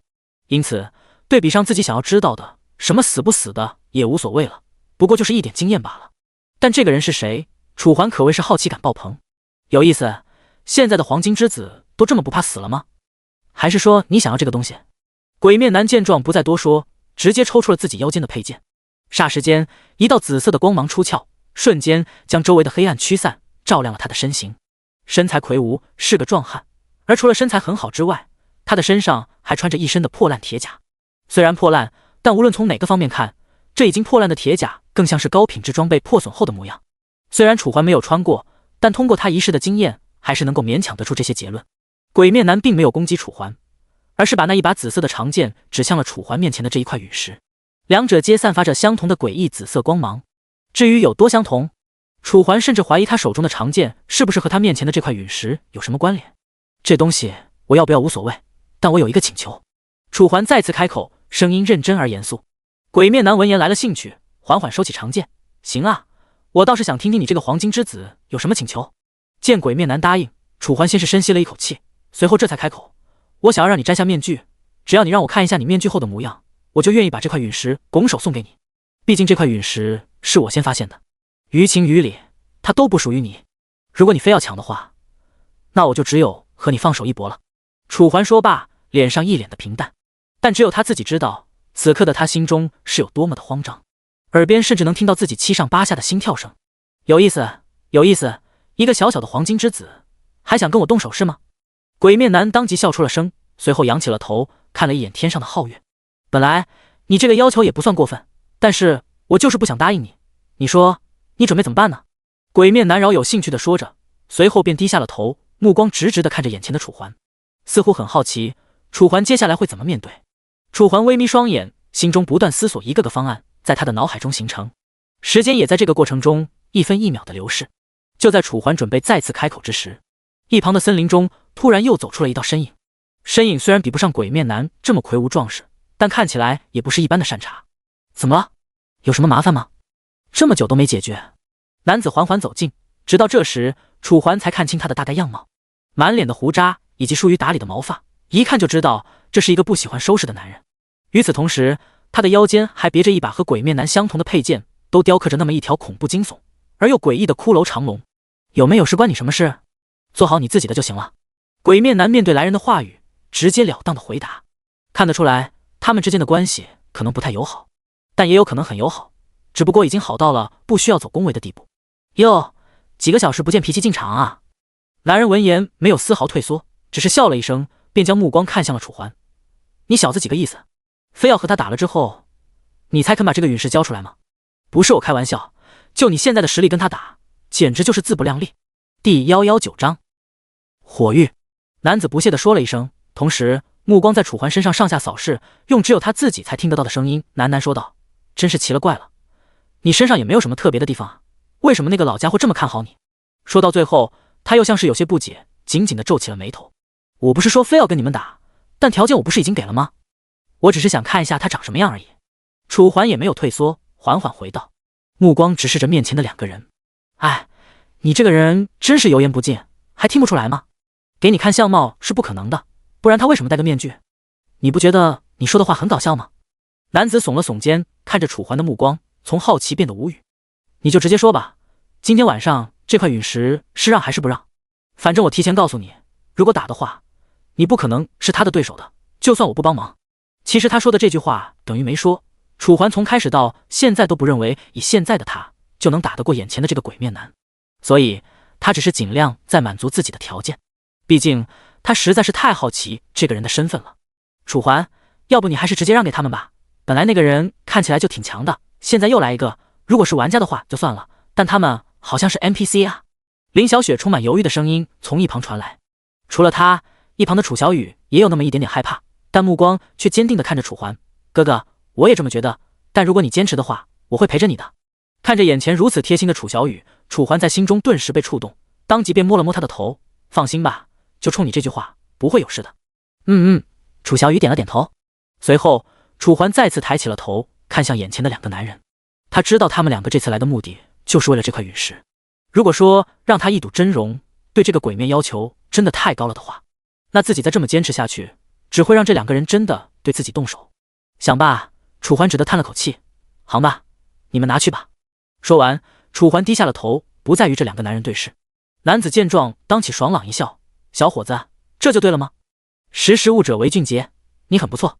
男子夸奖出声，随后又拍了拍身旁面具男的肩膀，怎么样，还是我厉害吧？你要记住，很多时候事情不是靠武力解决的，凡事都有最优解，多动动你的脑子。男子指了指自己的脑子，随后再度笑出了声。面具男闻言没有回应，只是看了眼楚环一眼，便直接来到了这个坑洞旁边，把这个陨石给捡了起来。此刻他和楚环的距离已经缩短到了不到3米。起身之际，这个面具男像是想起了什么，当即便再次用沙哑的嗓音说道：你的运气不错，居然撞见了这块陨石，为了弥补你的机遇，这个给你。声音落下，只见面具男将手伸入了自己的兜中，取出了一本泛黄的书籍，随后丢给楚环。楚环先是犹豫了1秒，随后这才抓住了书，疑惑出声：“这个是什么东西？你自己看看不就知道了吗？别告诉我，你们黄金之子连这个都不知道。”面具男只是抬头看了楚环一眼，然后便不再多说，直接转过了身子，只留给楚环一道背影。好了，我们走了，小伙子，有缘再见。随着又一道声音，楚环眼前顿时弥漫出一片似曾相识的黑雾，将楚环的视线混淆不清。直到黑雾散尽，楚环这才发现，刚刚还在前面不远处的2个人，此刻已经没了踪影。而对于这一片黑雾，楚环总感觉在哪里见过，但是却又想不起来。就在这时，楚环，他们走了吗？一旁的林小雪缓缓出声，直到看到楚环点了点头后，这才将目光看向了楚环手中的书籍。这个是什么东西啊？楚环这才反应了过来，目光向下看去，眼前顿时浮现出这一本书籍的具体信息：火域，对方圆100米造成覆盖性火焰攻击，火焰的攻击属性视施展者的攻击力而定。是否学习？看着眼前弹出的提示，楚环眼前一亮，居然是一本技能书。这个面具男出手这么大方的吗？想到这，楚环再也不拖沓，直接选择了是。下一秒，手中的技能书变成光点，开始逐渐消散在楚环的手中。与此同时，这个技能的详细情况也烙印在了楚环的脑海之中。从他所给出的数据来看，如果光从面板上来理解的话，他的技能伤害可能比燎原星火更高，但具体上的话，还需要他在实战中实验一番才能得出。怎么样？是什么？因为林小雪从来没有见过技能书，所以对于楚环手中刚才的那本书产生的异变，表示出了浓郁的兴趣。一本技能书，关于剑的，所以我就先自己用了。楚环回道。林小雪只是好奇，并没有索要的意思。这时，楚环再次蹲下了身子，将目光看向眼前这个坑洞。只见黑暗的坑洞之中，原本的陨石消失不见，只剩下了一个痕迹。也不知道那颗陨石身上到底有什么秘密。楚环眉头紧锁，思来想去也没个结果。时间在这个过程中1分1秒的流逝，很快便到了凌晨6点。走吧，我们回去吧。因为接下来的帝都之旅，所以楚环只好选择先带着2女返回镜湖镇。至于接下来自己要不要去帝都，他还在思考当中。去的话，就意味着自己将失去很多升级的空闲时间；但如果不去的话，就没了那白搞的约币。前后两难，楚环可谓是无法做出抉择。等到楚环带着儿女返回镜湖镇时，天边已经破晓，丝丝光明刺破黑暗，重新降临人间。而因为楚环在路上已经给黄志远和雷泉2个人发了消息，所以说等楚环带着2女来到酒楼前时，正好看到了黄志远和雷泉。为了接下来能够准时在镇中心集合，楚环等人约定先下线补充能量，随后立刻上线集合。第120章道别。镜湖镇，哪怕才早上8点，太阳也早已高高挂起，炙爱热的阳光降临人间，显得是那样的毒辣与刺眼。原本在休憩的镇民，此刻也都已经从睡梦中醒转，开始恢复自己的工作。而在镇中心，许许多多休闲中的镇民来到了这里，而除了玩家眼中的 NPC 以外，很多玩家也来到了这里进行围观。倒不是因为这里要举行什么重大的活动，而是因为今天早上是那几个天赋卓越的玩家集合前往帝都的日子。随着这几个人的缓慢出现，所有人的眼中都变得炙哀热与羡慕。要是我们的天赋也能再强点就好了，每个月1000啊，这可不是一笔小数目。1000都还算好的了，你是不知道恶魔先生听 NPC 说，那个主持为了拉拢他，特地给出了比其他玩家高好几倍的价格，甚至于就连这恶魔先生都犹豫了好久，最终都没有给出答案。你是没看到那个主持的表情？听着周围人的议论，楚环等人缓缓出现，来到现场，到处都挤满了人。而在镇中心的位置高台之上，那名主持此刻正站在上面，身旁还跟着好几个身穿盔甲的将士。不用多说，这些自然是皇家守卫团的一员，这次来就是护卫这个主持的。主持的目光在人群中扫视，可是迟迟没有看到他所想看的，直到他将目光看向楚环这边，他的眼中这才泛出一丝丝光泽，当即开口出声：“大人，您来了。”主持的声音带着一点点恭敬。回去之后，他就把楚环的情况告诉了自己的师傅。可能他没想到的是，当自己的师傅得知了这件事之后，表现居然比他还要震惊与激动，并且说无论如何也要把楚环拉入守卫团。等到了帝都之后，第一时间就把楚环带过去。平常都是一脸平静的师傅，他无论也想不到为什么会因为楚环这个人而情绪大变。虽然疑惑，但他至少知道了自己的选择没有错，因此他此刻看向楚环的目光比之前的更加热情。楚环淡淡的点了点头。那您考虑好了吗？要不要加入？主持的声音带着一抹请求，同时他的心也有点忐忑。毕竟他也不知道数学到底会不会同意他的请求。如果不同意的话，也就意味着接下来他还要大费口舌，浪费时间的同时，还不能确定楚环会不会答应。所以他只希望楚环自己能够想明白。我加入吧。楚环应了一声，随后便将自己身后的约森拉了上来。不过，我需要你确认一下，他是不是通过了测试。楚环再次开口，因为他并没有注意到约森是不是通过了测试，所以为了避免等把他带到了帝都又要带回来，楚环只好现在确认。这个小男孩主持闻言犹豫了2秒，像是在回忆什么。等到数秒钟之后，他这才恍然大悟般的点了点头。对，我记起来了，昨天他是来参加测试了，而且测试的分数好像是12分。主持连忙应道：行，这样他也通过了测试，那我也没什么说的了，是现在出发还是怎么？楚环再度开口，身旁的约森也自觉地躲到了楚环的背后。只要您想，随时都可以出发。主持应道。现在的他已经想象到了，当自己回帝都时，师傅对他的嘉奖，一丝丝喜悦在他的眼眶生出。行，不过我还有点事，你们在这里等一下吧。楚环点了点头，随后便转过了身。主持微微错愕，啊，要多久啊？20分钟。说完，楚环再不理会他的反应，直接带着二女走下了高台，随后前往镇子的东方。打铁铺。恩格本来还在铁砧前做些什么，直到楚环带着二女走到面前，他这才反应了过来，当即露出了一抹笑容。恩人，您来了。楚环点了点头，本来想直接告诉他自己将要离别的事情，但是看着眼前的大块头，他居然生出了一丝丝的不舍。在前世，他和恩格之间的关系还算是不错，不说是到了兄弟层次，但至少也算好朋友。现在要分开，怎么说都有一点不舍的。是来拿东西的吧？我这就去给你拿。恩格连忙回道，随后走进铁匠铺，把楚环为林小雪定制的盔甲拿了出来，银光闪闪，质地一看就非常的精良，上面的条条花纹看起来非常的流畅，自然没有丝毫僵硬与做作。从品质上来看，这个盔甲应该是白银顶级的装备，虽然比楚小雨的装备要差上那么一些，但对于现在的林小雪来说，应该足够用了。不错。楚环点了点头，这是给你的。说完，楚环将钱袋子拿了出来，递给恩格，与此同时也把盔甲递给了一旁的林小雪，穿上试试吧，看看合不合身。林小雪应了一声，这才接过楚环递来的盔甲。而恩格见状，则是先是有些不愿意，但看着楚环没有丝毫开玩笑的意思，最终还是点了点头，将这个钱袋子收了下来。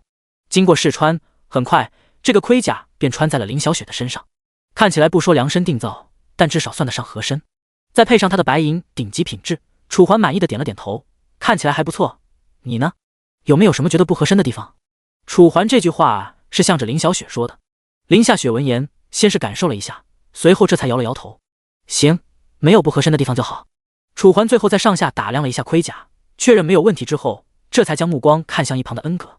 其实这次来我不只是来拿东西的。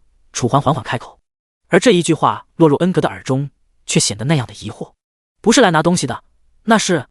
恩格声音带着一点点疑惑。其实我这次来除了拿东西，还想跟你告个别。楚环眼中划过一抹不舍，本来他准备不辞而别，但想了想，林小雪的装备还在这儿，如果不来拿的话，首先对不起恩格的锻造与辛苦，其次也显得自己不近人情。第121章，感激的证明。楚环话音刚落，甚至他自己都没反应过来。可就在这时，什么？恩人你要走？恩格大惊失色，像是完全没有想象到楚环会突然来告别一般。楚环轻轻的应了一声，不过我这次走不是永远走，我后面会回来的，只不过时间暂时不确定。这恩格顿时急了，他本来还想着从今往后一直为楚环锻造装备，以此来报答他对自己以及小镇上的恩情。可现在楚环居然突然就要走了，这让他如何是从？放心吧，应该走不了多久的。楚环再次开口，随后安慰一般的拍了拍他的肩膀。恩格还是一脸的不舍，可是他还准备说些什么的时候，好了，镇子上的人都在等着我的，我先走了。楚环却在这时转过了身子，虽然声音中带着一丝丝惋惜，但还是被他强行压回了心中。随着楚环转身，恩格不争气的咬了咬嘴唇，眼中更是划过了一抹泪光。至于身后的二女以及黄志远等人，则是没有开口。离开打铁铺，楚环并没有立刻返回镇中心，而是先来到了迷香店。至于原因，正是因为这里的愚人香。老板，买东西。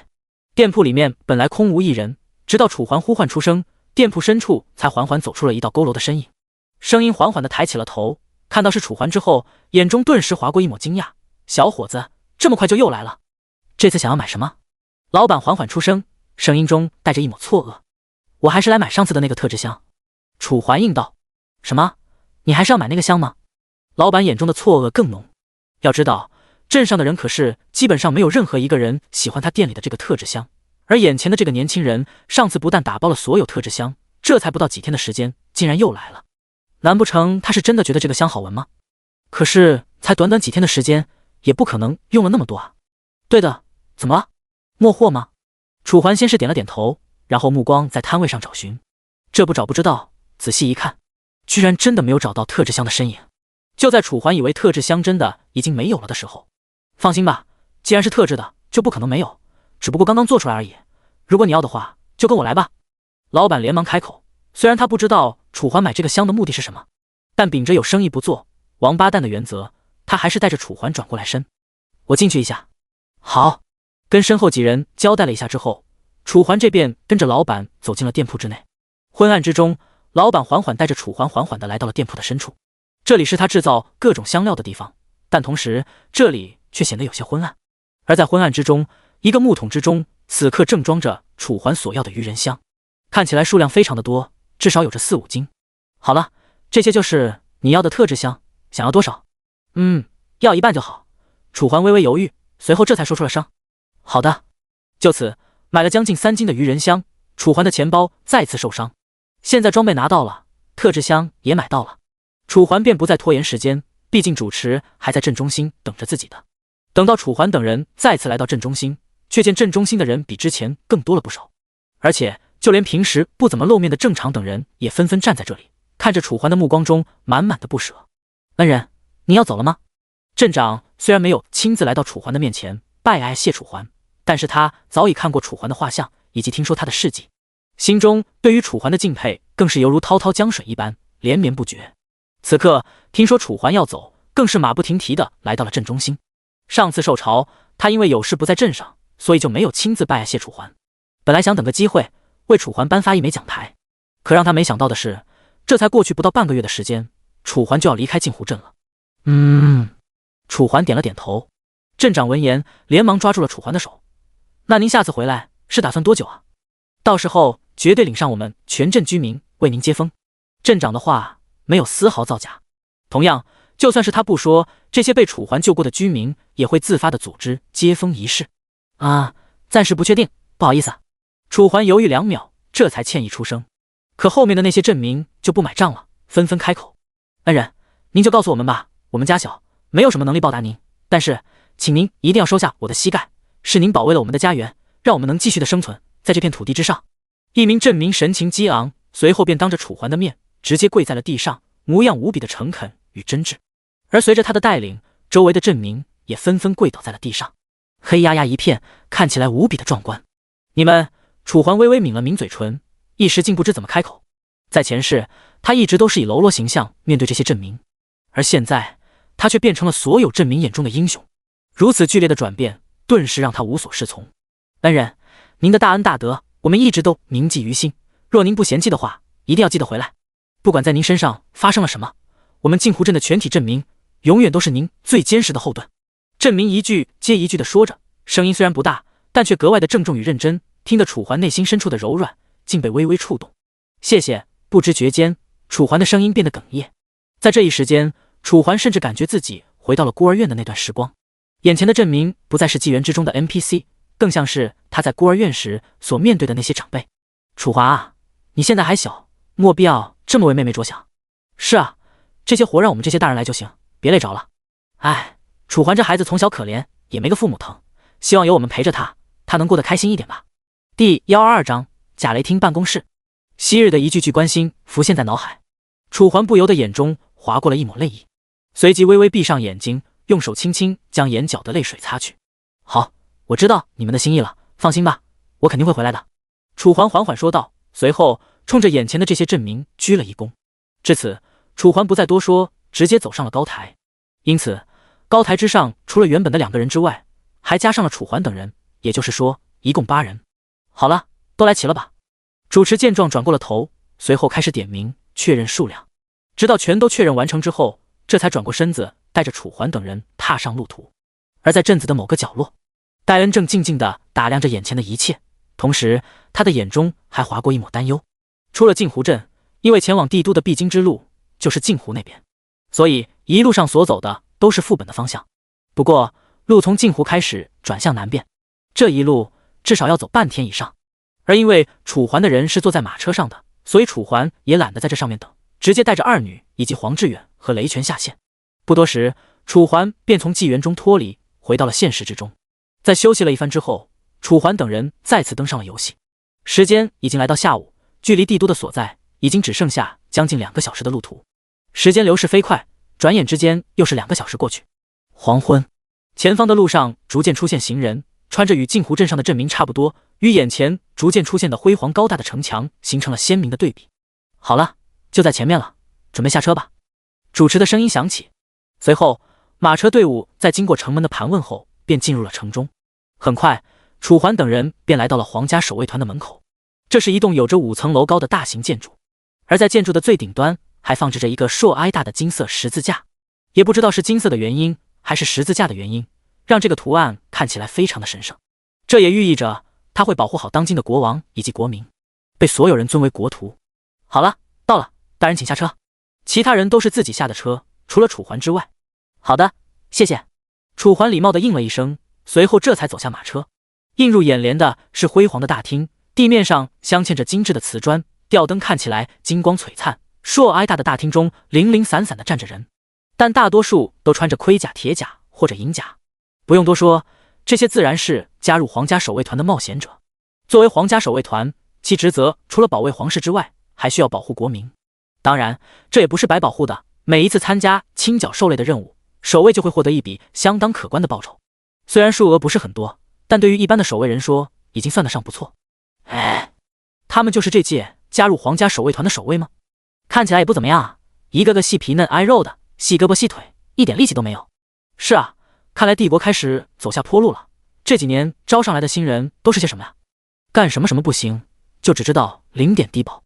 啧啧，我都为他们感到害臊。就他们这种货色，我一个甚至能打他们3个，还有脸来这里参加皇家守卫团？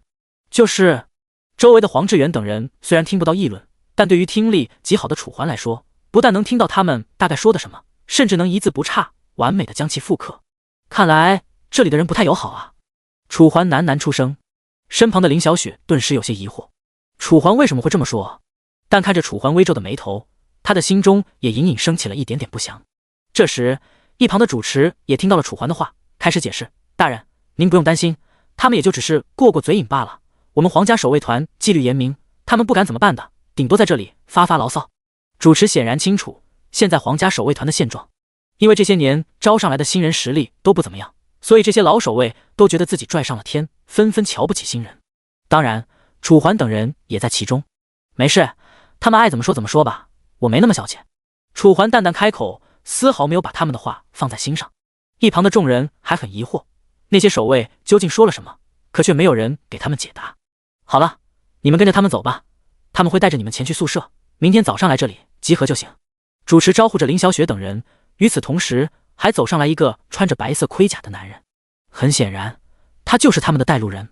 林小雪等人只好转身，可就在楚环也准备转身跟着他们离开这里的时候，大人，您留步，您跟他们不一样。主持连忙伸出手将楚环拦住，模样格外的恭敬。哦，不一样吗？怎么个不一样法？楚环停下了脚步，好奇出声。看着主持的表现，他本以为是这个主持有什么事情要请求自己，结果是这样，我们长官想见一下你，所以还请您先跟我移步办公室。主持微微弯下了腰，却不曾想这一幕被在其他地方的守卫看在了眼中，不屑的同时看向楚环的目光又带上了一抹好奇和嘲讽。很显然他们不是第一次见到这个主持如此点头哈腰，但对一个守卫如此，他们却是第一次听说。你的长官？楚环眉头微皱的同时直接忽略了周围看向他的目光。对，可以吗？主持脸上的笑容没有褪去，依旧那么的灿烂与讨好。犹豫了2秒后，楚环最终还是点了点头。好吧，既然他想见我，那就过去看一下吧。好嘞，多谢大人合作。主持连忙应道，随后便转过了身子，带着楚环前往他所说的长官办公室。楚环并没有走很远，仅仅走了5分钟，便看到了所谓长官办公室的牌子。贾雷汀办公室。楚环眉头一抬，本来以为这些主持的直系上司是一些贵族，可让他没想到的是，这些主持直接归服团长管。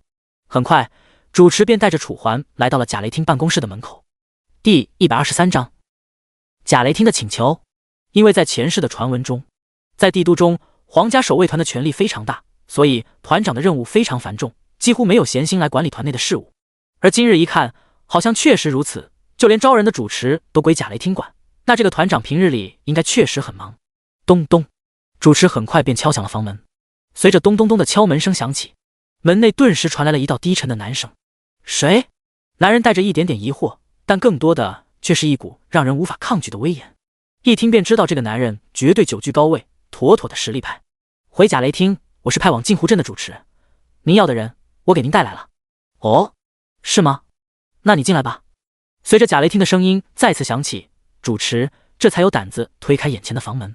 随着房门打开，映入楚环眼帘的是一间干净整洁的书房，而那名男人则坐在书桌的面前，跟前还摆着一本书，侧面有着一个十字架的标识，一看就知道是跟皇家守卫团相关的书。贾雷汀缓缓抬起了头，目光好奇地看向眼前的楚环。你就是镜湖镇那个分数突破20分的怪胎？贾雷汀微微眯眼，一双如鹰眼般尖锐的目光恨不得将楚环望眼欲穿。可楚环却没有因此感到丝毫慌张，只是淡淡的点了点头。哪怕此刻从这个贾雷汀的身上散发出一股浓郁的威压，至少30级。很显然是这个贾雷汀在考验他，想要看破他的实力。见楚环就没有丝毫反应，周围的气势开始逐渐变淡，贾雷汀更是满意的点了点头。不错，小伙子年纪轻轻就能扛住我的威压，算得上是一个可造之才。说着，贾雷汀缓缓拿起了放在桌边的酒杯，里面装着鲜红色的红酒，轻轻摇曳之下，红酒在灯光的折射下散发出妖艳的红光。楚环仍旧一声不吭。这时，贾雷汀抬起了手，目光只是淡淡的看了一下主持。你先退下吧，我有话单独跟他说。是。主持不敢不从，只是应了一声便匆忙退去。至此，偌大的书房中就只剩下了楚环和贾雷汀2个人。看着眼前稳如泰山、神秘感十足的贾雷汀，楚环说没有丝毫感觉，那是不可能的。只不过在他一世的经验下，他的紧张变得不再那么明显。来，别紧张啊，我又不会吃了你，坐下吧。贾雷汀见状一笑，随后轻轻松松地将手中的酒杯放在了桌子上，满脸的风轻云淡，看不出任何紧张。同时他还伸出了手，示意楚环接下来坐在他眼前的这个凳子之上。行。楚环也不拖沓，随即便在他的示意下坐在了板凳之上，面前是几本高耸着的书。听说你的天赋测试过了20，是真的还是假的？贾雷汀一边说着，一边用眼角的余光打量着楚环。你觉得我看起来有必要在这种事情上造假吗？楚环闻言露出了一抹笑容，不紧不慢地回道。此言一出，贾雷汀也不啰嗦，直接将一个蓝色的勋章丢给了楚环。虽然一般的玩家可能不知道这是什么东西，但楚环有着一世经验，对这东西熟悉的不能再熟悉。它就是皇家守卫团的测试工具之一，守卫勋章。内置测试时的核心，测试结果不像测试时一般会反馈出数字，但却会给出不一样的颜色。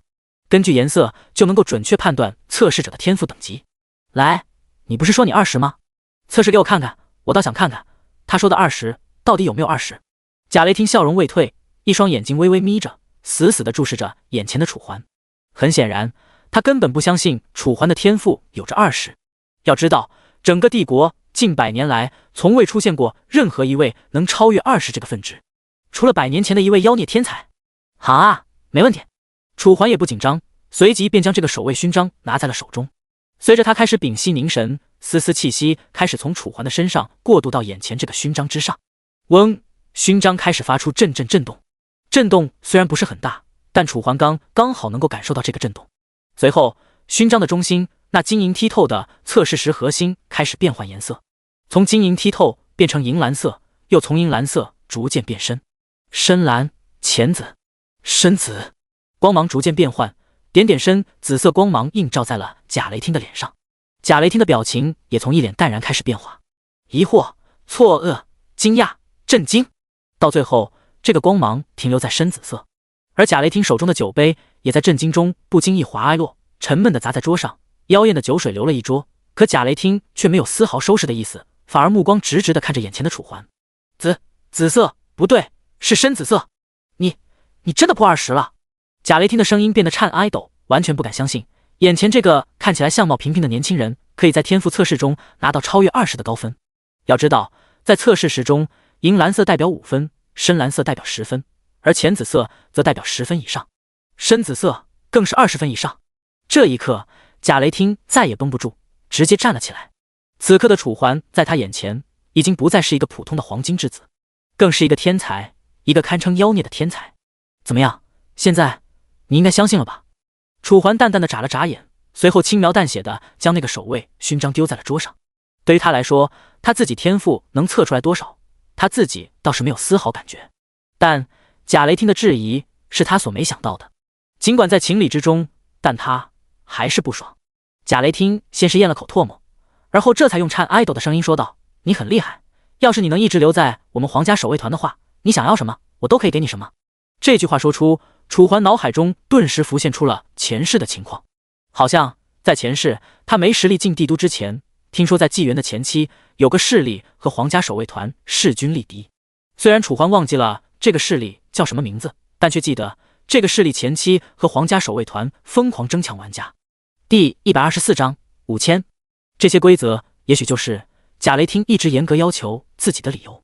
你的理由的确可以，但是我的要求也不算太高，这里的每一项活动都会参与，但是我还有一个要求，那就是必须得1个月给我5000币。话音刚落，楚环便伸出5根手指头，眼前就5根手指头，一根就代表着5000，也就是说，楚环他现在一下子就要5000。这一句话一下子让贾雷汀眉头紧皱，他根本就没有想到楚环他竟然会如此狮子大开口。此时他现在连手中的酒杯都已经拿不稳，在那里微微颤抖。什么竟然5000？难道不行吗？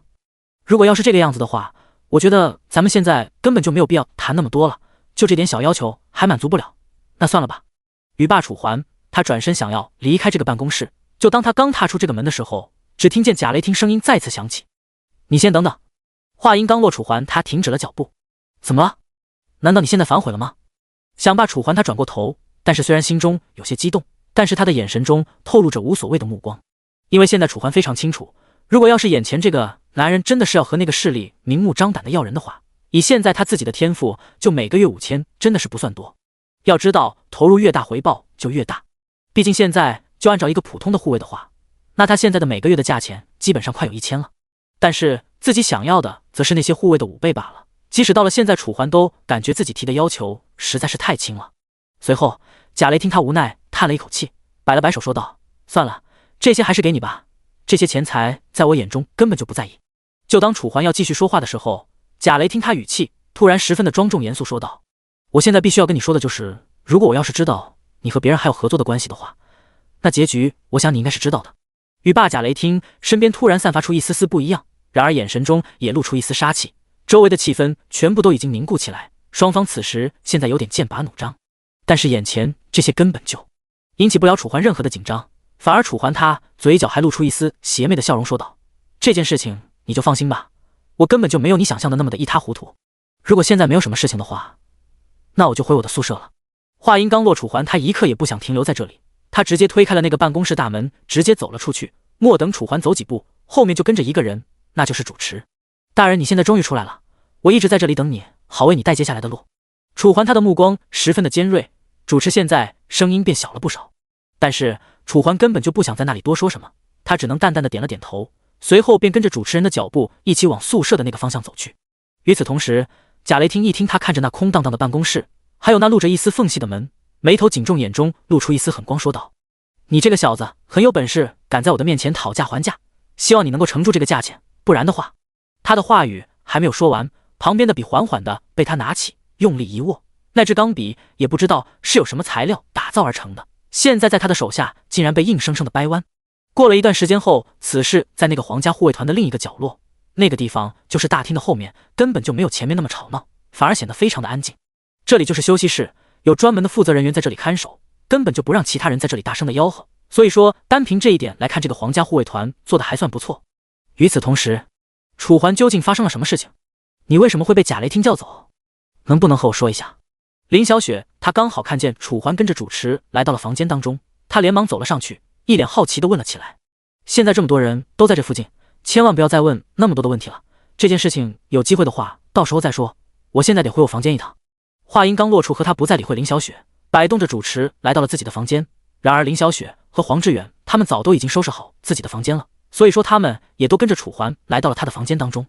这位大人，这里就是你的房间了，你现在先看一下，如果到时候对这个房间不满意的话，跟我说就好，我会尽量满足的。此时主持态度十分的谦卑，他虽然站在外面，根本就没有听清楚楚环和贾雷汀的谈话，但是他大概也听到了一些东西，就是楚环他的天赋非常的惊人，然而贾雷汀也非常珍惜，所以说给了楚环一些非常多的好处。你现在先不要在那里说那么多话了，让我自己进去看一看吧。话音刚落，楚环他便走了进去，看见那灰暗的房间。就在这个时候，主持把灯给点亮昏暗的周围，这时才好转了不少。与此同时，那些家具全部都映入楚环眼眶，里面布置的非常豪华。总之用一句简单的话来说，就是各个方面都还不错。这位大人感觉里面布置的究竟怎么样？还有什么需要的吗？主持他现在恭恭敬敬弯着腰，生怕楚环到时候有一丝不满意，自己就要完蛋了。楚环他犹豫了半天，这才点了点头，还说道：目前来说根本就没有什么问题，要不就这样吧。如果要是这个样子的话，那我就先离开这里了。主持他听见楚环的答复之后，连忙退去。与此同时，这个房间当中只剩下楚环他们这些人。林小雪看见周围已经没有人之后，她便来到楚环的身边，好奇地问道：究竟发生了什么事情？现在可以说了吧？除此之外，周围的黄志远他们那些人也是十分好奇地看着楚环，因为当他们所有人都听见贾雷汀找楚环之后，都非常的好奇。第125章四处游逛。楚环此时根本就不想说，但是看见他们那些目光之后，无奈地叹了一口气，缓缓开口说道：其实这根本就没什么，他们只不过是想让我留在这里，而且根本就不能退出罢了。楚环他根本就没有贾雷汀和自己所说的条件事情告诉他们。原来事情是这个样子呀。林小雪听见楚环所说的话之后，瞬间恍然大悟，但是她的眼中却闪过一丝失望的神色。现在不说那么多了，约森他现在究竟去哪里了？楚环他突然想起来，跟着自己一起来到这里的约森，他现在还没有出现。听你这么一说，我们也不知道，他现在应该在他自己的房间吧，根本就没有见他。说这句话的人正是黄志远，只见他无奈地挠了挠头，因为他对这句话也不肯定。此时处和他眉头紧皱，因为他可是答应了戴恩的，如果到时候要真出什么事情的话，那个就非常麻烦了。先不说其他会不会影响什么，就说在楚环心中这里，他都感觉过意不去。先不说那么多了，我先过去找一找他。语罢，楚环他立马走了出去，看见那空荡荡的走廊处，和他开始在那里一个一个仔细寻找。因为刚才他们那些人就是在自己隔壁的，所以说约森他的房间应该没有猜错的话，也应该在这一层。过了一段时间，楚环便从自己房间的这边找到了另一边，但是每一个房间都已经仔细搜索过了，还是没有找到约森的身影，这让楚环感觉非常的疑惑，真的是非常奇怪。按理来说，他只不过才是一个10几岁的孩子，饱了每一次来到这里以后都需要自己带，但是应该不会一个人出去，但是现在可是为什么找不到呢？此时楚环内心十分的疑惑，他眉头紧皱。怎么样，找到了吗？就在这个时候，林小雪他们那些人也都走了出来，看着那疑惑的和他们内心都非常的担忧。此时林小雪根本就不知道要说些什么，只是指着眼前的那个房间弱弱的说道：他的房间就是在这里啊，但是好像真的没有看见他。一个小孩子，而且这里这么大，他人生地不熟的，究竟要去哪里呢？此时林小雪她内心十分的疑惑，嘴里面嘟囔起来。无奈之下，他们这些人只能放弃寻找，因为他都已经不小了，应该不会发生什么事情。夕阳西下，黄志远他的目光看向前方，嘴里面淡淡的问道：现在咱们要去哪里啊？话音刚落，楚环他内心非常的犹豫，因为原本是打算一起去刷怪的，但是眼看已经接近了傍晚，还不如先补充一下自己的能量。现在既然大家都已经无所事事，不如咱们就在这个地方转一转吧。我还是第一次来到这里，我对这里的一切都感觉非常的好奇。林小雪她的声音在背后突然响起，此时她眼神还在那里一直打探四周，很显然她对帝都充满了兴趣。除此之外，楚小雨她也是，随后她便拉着楚环的手撒娇说道：哥，咱们要不去这里面转一转吧？楚小雨现在的模样让黄志远以及雷泉看了之后，内心都非常的羡慕。然而楚环他原先叹了一口气，过了半天才缓缓点了点头，答应说道：既然你们这么想去看，那我就带你们去，但是我必须要提醒你们一件事情。原先楚环前半句话就让他们那些人非常开心了，但话语一转，他们笑容不约而同，全部都已经凝结在了脸上，疑惑地问道：“怎么了？究竟发生什么事情了？估计过一会儿你们可能会看见让你们感觉非常不满意的画面，但是我现在必须得提醒你们，到时候无论发生什么事情都不要动手。”楚环他现在的语气十分的严肃，众人闻言都一脸懵逼，因为这只不过是逛个街而已，听楚环的语气就感觉像是在那里打架一样。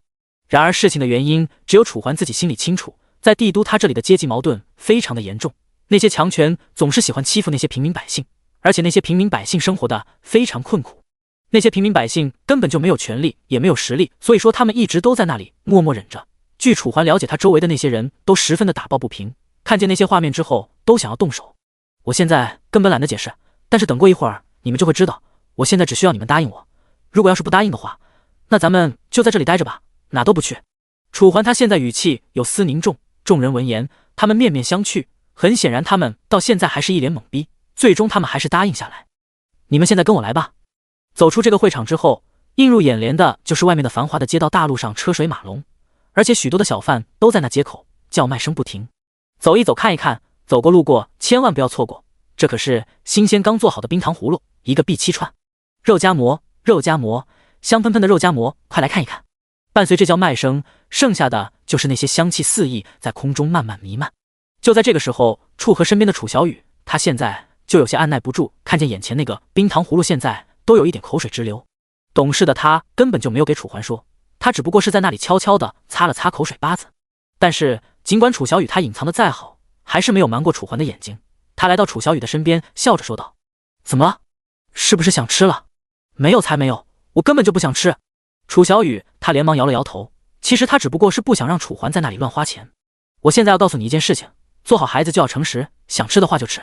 语罢，楚环便来到商贩面前，直接一下子买下了7根。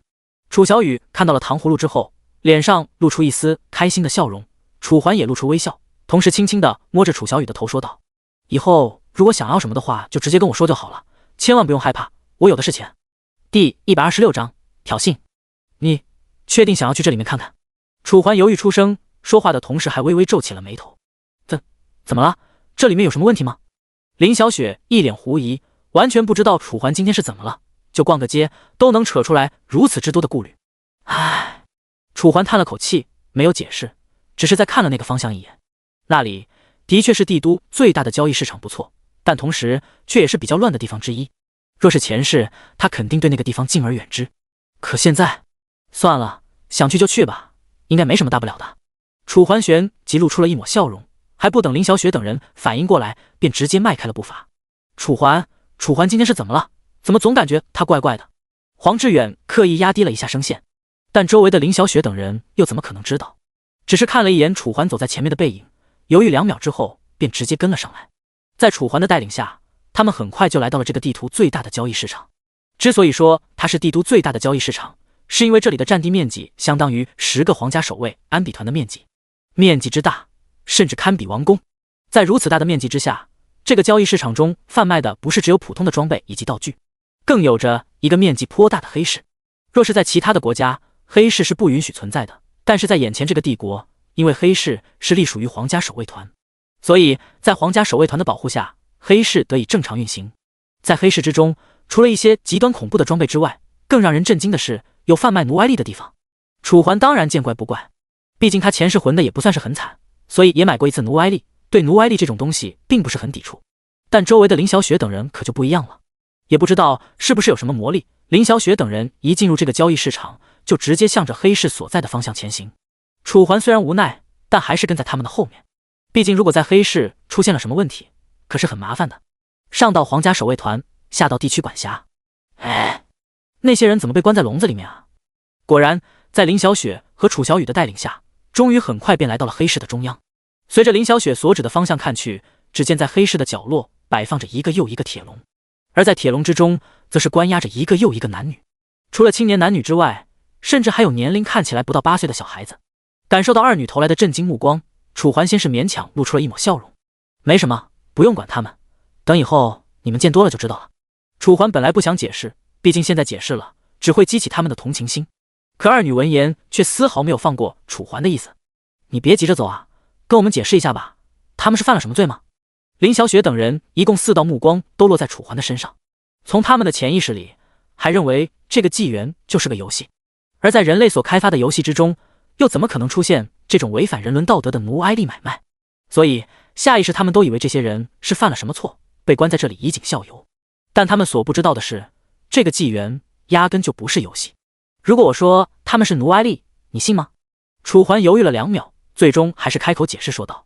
果然，随着楚环的声音落下，在场的4个人没有任何一个人相信。这怎么可能？我们之前国家不是严禁这些东西吗？黄志远看了看周围的众人，最终还是说出了自己的疑惑。唉，楚环闻言又叹了口气，他实在是不知道应该怎么和黄志远解释。看待事情永远不要只看待表面，好吗？楚环的话很是隐晦。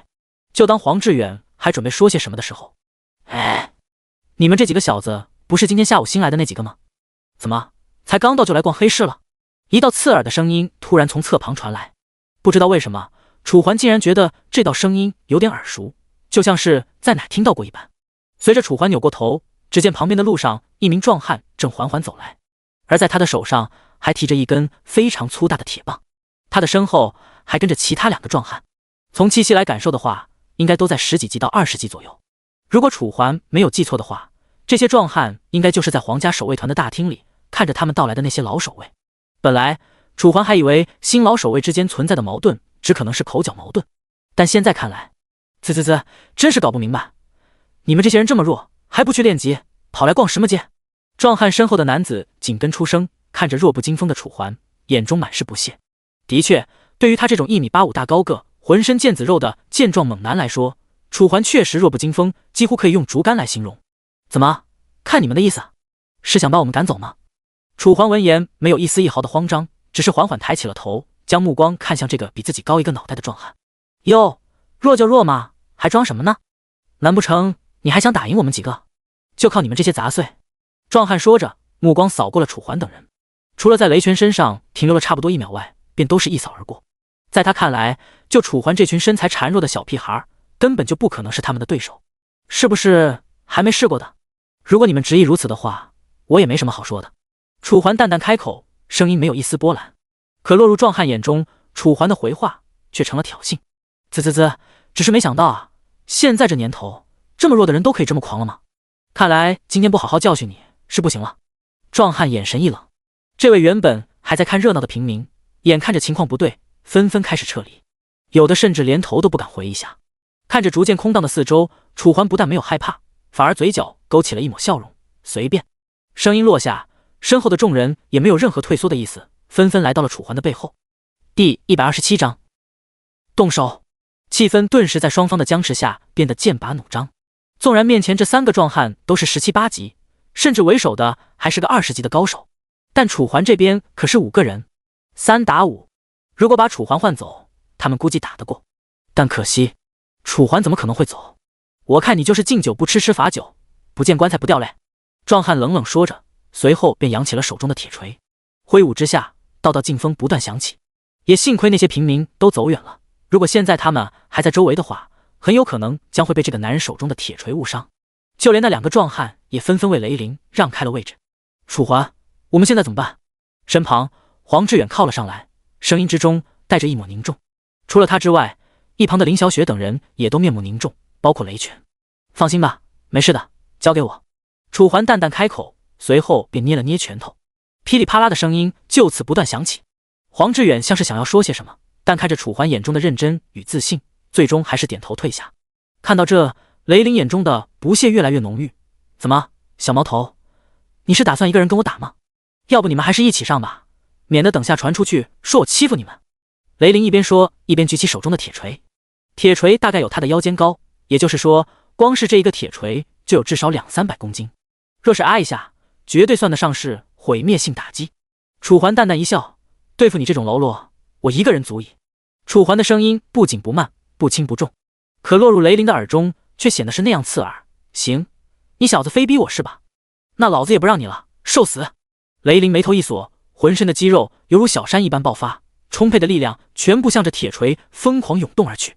剧烈的动作让身后的黄志远等人心中一紧，不由得为楚环捏了一把冷汗，同时关切出声：楚环，你可一定要小心点啊！放心吧。楚环头也没回的说道。面对冲来的雷凌，他没有一丝一毫的紧张，只是右手一晃，长剑便出现在了他的手中。唰！长剑出鞘，雪白的剑光犹如一道雷蛇，瞬间闪了周围人一眼，包括冲来的雷凌。本来我不想多生事端，可现在是你自己送上门来的。楚环目光冰冷，双手抓住了长剑。明明声音平平无奇，但不知道为什么落入雷凌的耳中，竟然变成了一丝丝恐怖。他现在居然有些怕眼前这个瘦如毛猴的新人，心中咯噔了一下。雷凌咽了口唾沫，随后强壮镇定：“你别在这里装了，给我受死！”雷凌再度咬牙出声，说完再也不管楚环的反应如何，直接扬起铁锤向着楚环砸来。楚环不屑一笑，随后脚步轻滑，原本无比沉重，看起来无比迅速的铁锤，在楚环面前却像是躲避障碍物一般轻松。雷凌一怔，完全不敢相信一个区区新人居然能如此轻松的就躲过自己的锤子攻击。要知道，铁锤可是自己的看家本领，无论是和守卫切磋，还是和野怪打架，铁锤都是他的拿手兵器。可现在自己的看家本领却被一个新人躲避的如此轻描淡写，这让他如何淡定？慢了，太慢了，力量是不错，但是很可惜，你碰都碰不到我。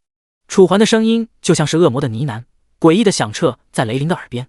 雷凌的背后顿时生出一阵阵冷汗，再次咽了口唾沫，死死咬住牙关，随后再次抬起铁锤。死！咆哮之下，他的铁锤确实比之前更加迅速，速度至少快了将近20%。可让他感到奇怪的是，原本动作无比迅速的楚环，此刻却在原地一动不动，仿佛准备硬抗他这一击。雷凌心中不屑再生，找死！还想硬抗他的攻击？要知道，他可是能够一锤子将一面3米厚的墙壁砸穿，就靠他这么个身板，想要硬抗自己的攻击，无异于以卵击石。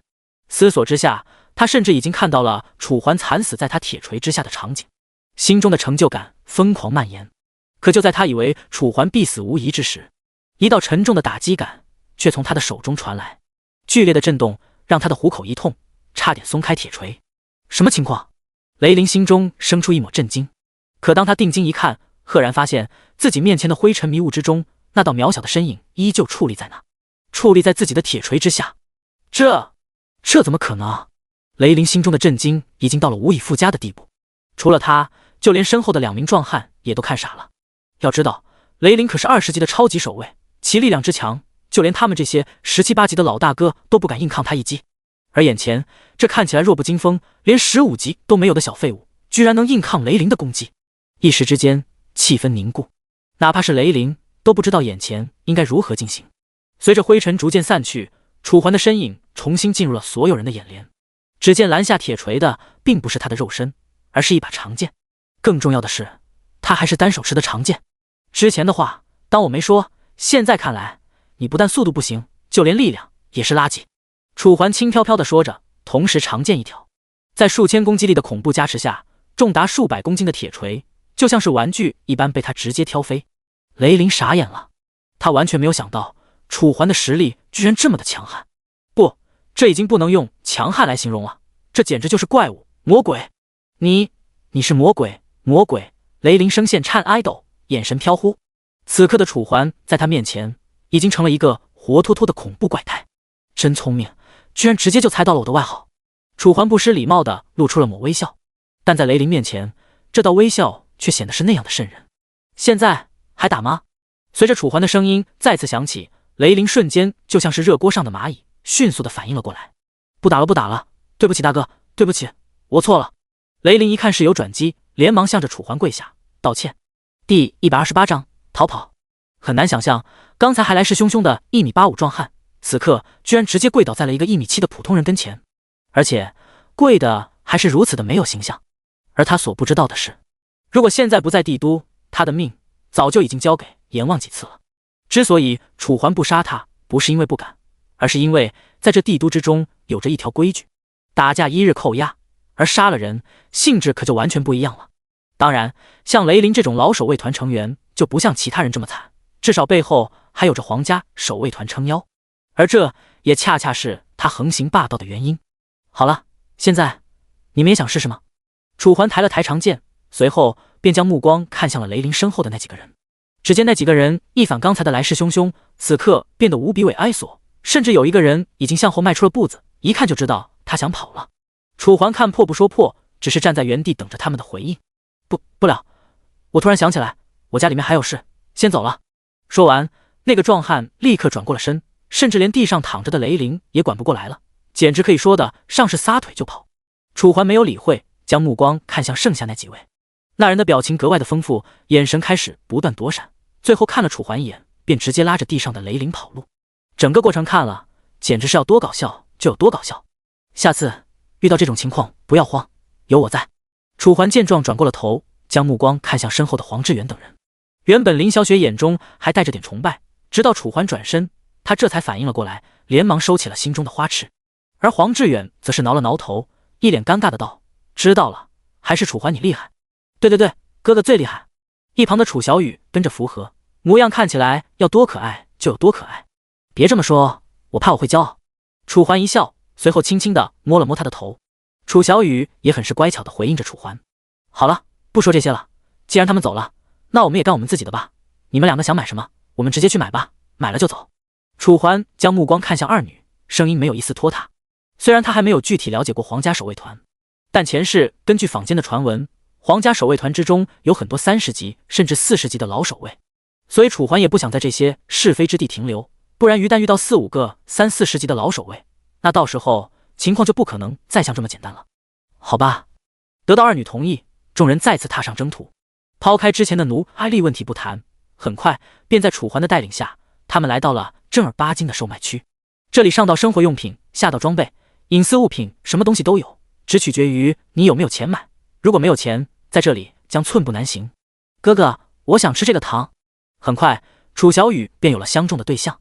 只见眼前的摊位上，一块小熊模样的糖果落入了楚小雨的眼中。不得不说，这么可爱的糖果的确很吸引可爱的小孩子。行，老板，这个糖多少钱？楚环淡淡的点了点头。1个约币2个。老板穿着一身打着补丁的衣服，当即回道。若是一般人可能要心疼钱包，但对于楚环来说根本没有任何阻碍。等到楚环带着二女买完东西，彻底夕阳西下，时间不经意的滑到了晚上。可哪怕都已经到了晚上，帝都也依旧没有黑暗的意思，到处都点着灯火，将整座城邦照亮。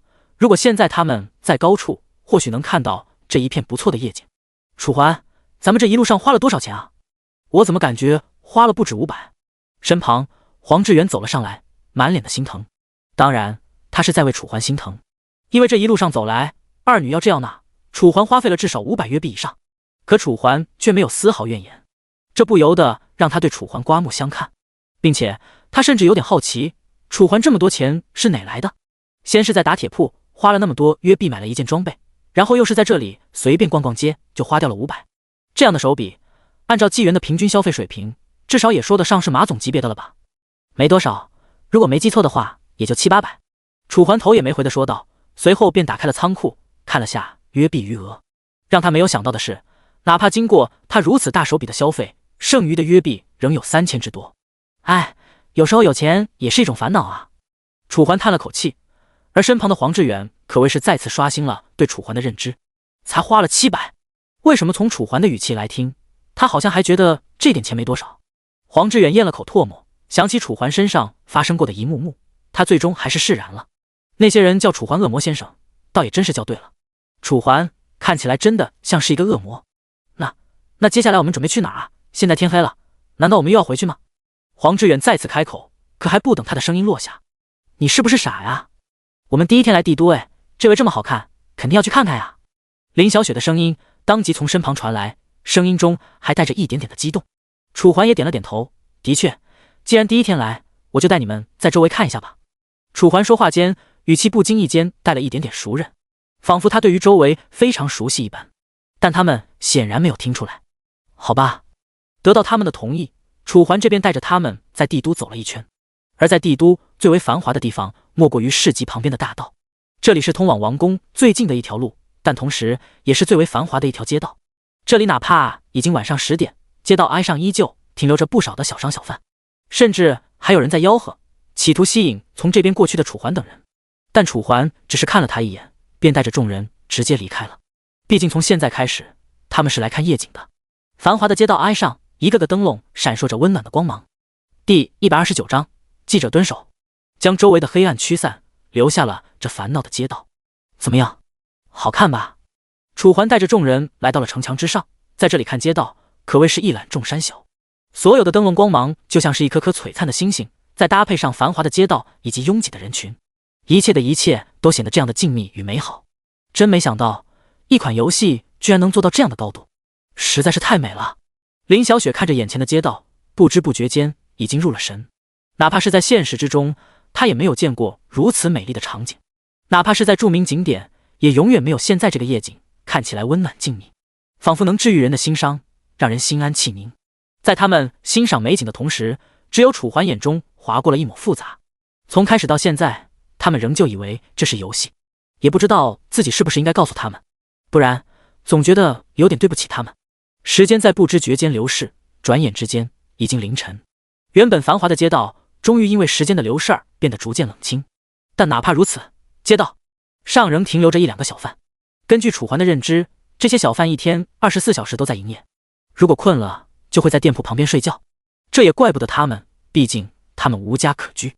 昂贵的物价以及高昂的税收，让他们连住房子的钱都没了，只能在店铺旁边树立一个小小的雨棚，作为他们遮风挡雨的依靠。可怜可悲，但却很现实。因为没了夜景可看，所以楚环接下来便带着他们下了线。因为明天早上8点钟还会像今天一样，需要集合进行宣誓，所以他们必须要在集合之前补充好状态。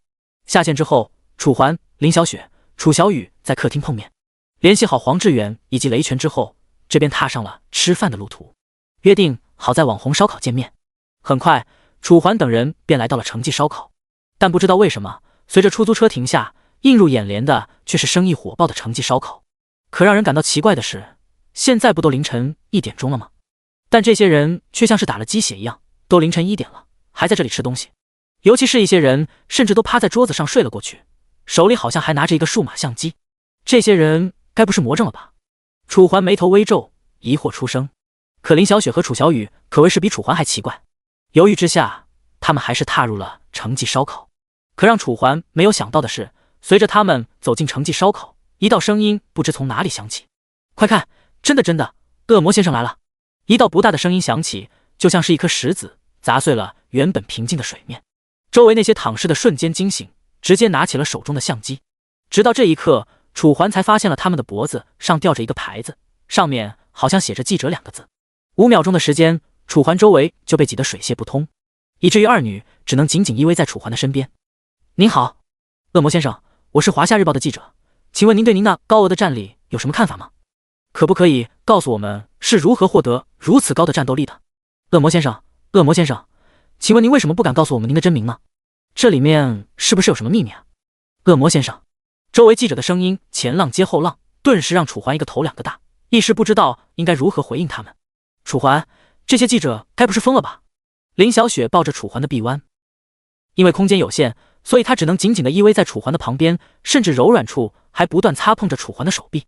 楚环也察觉到了这一点，原本轻松无比的她居然变得有些紧张。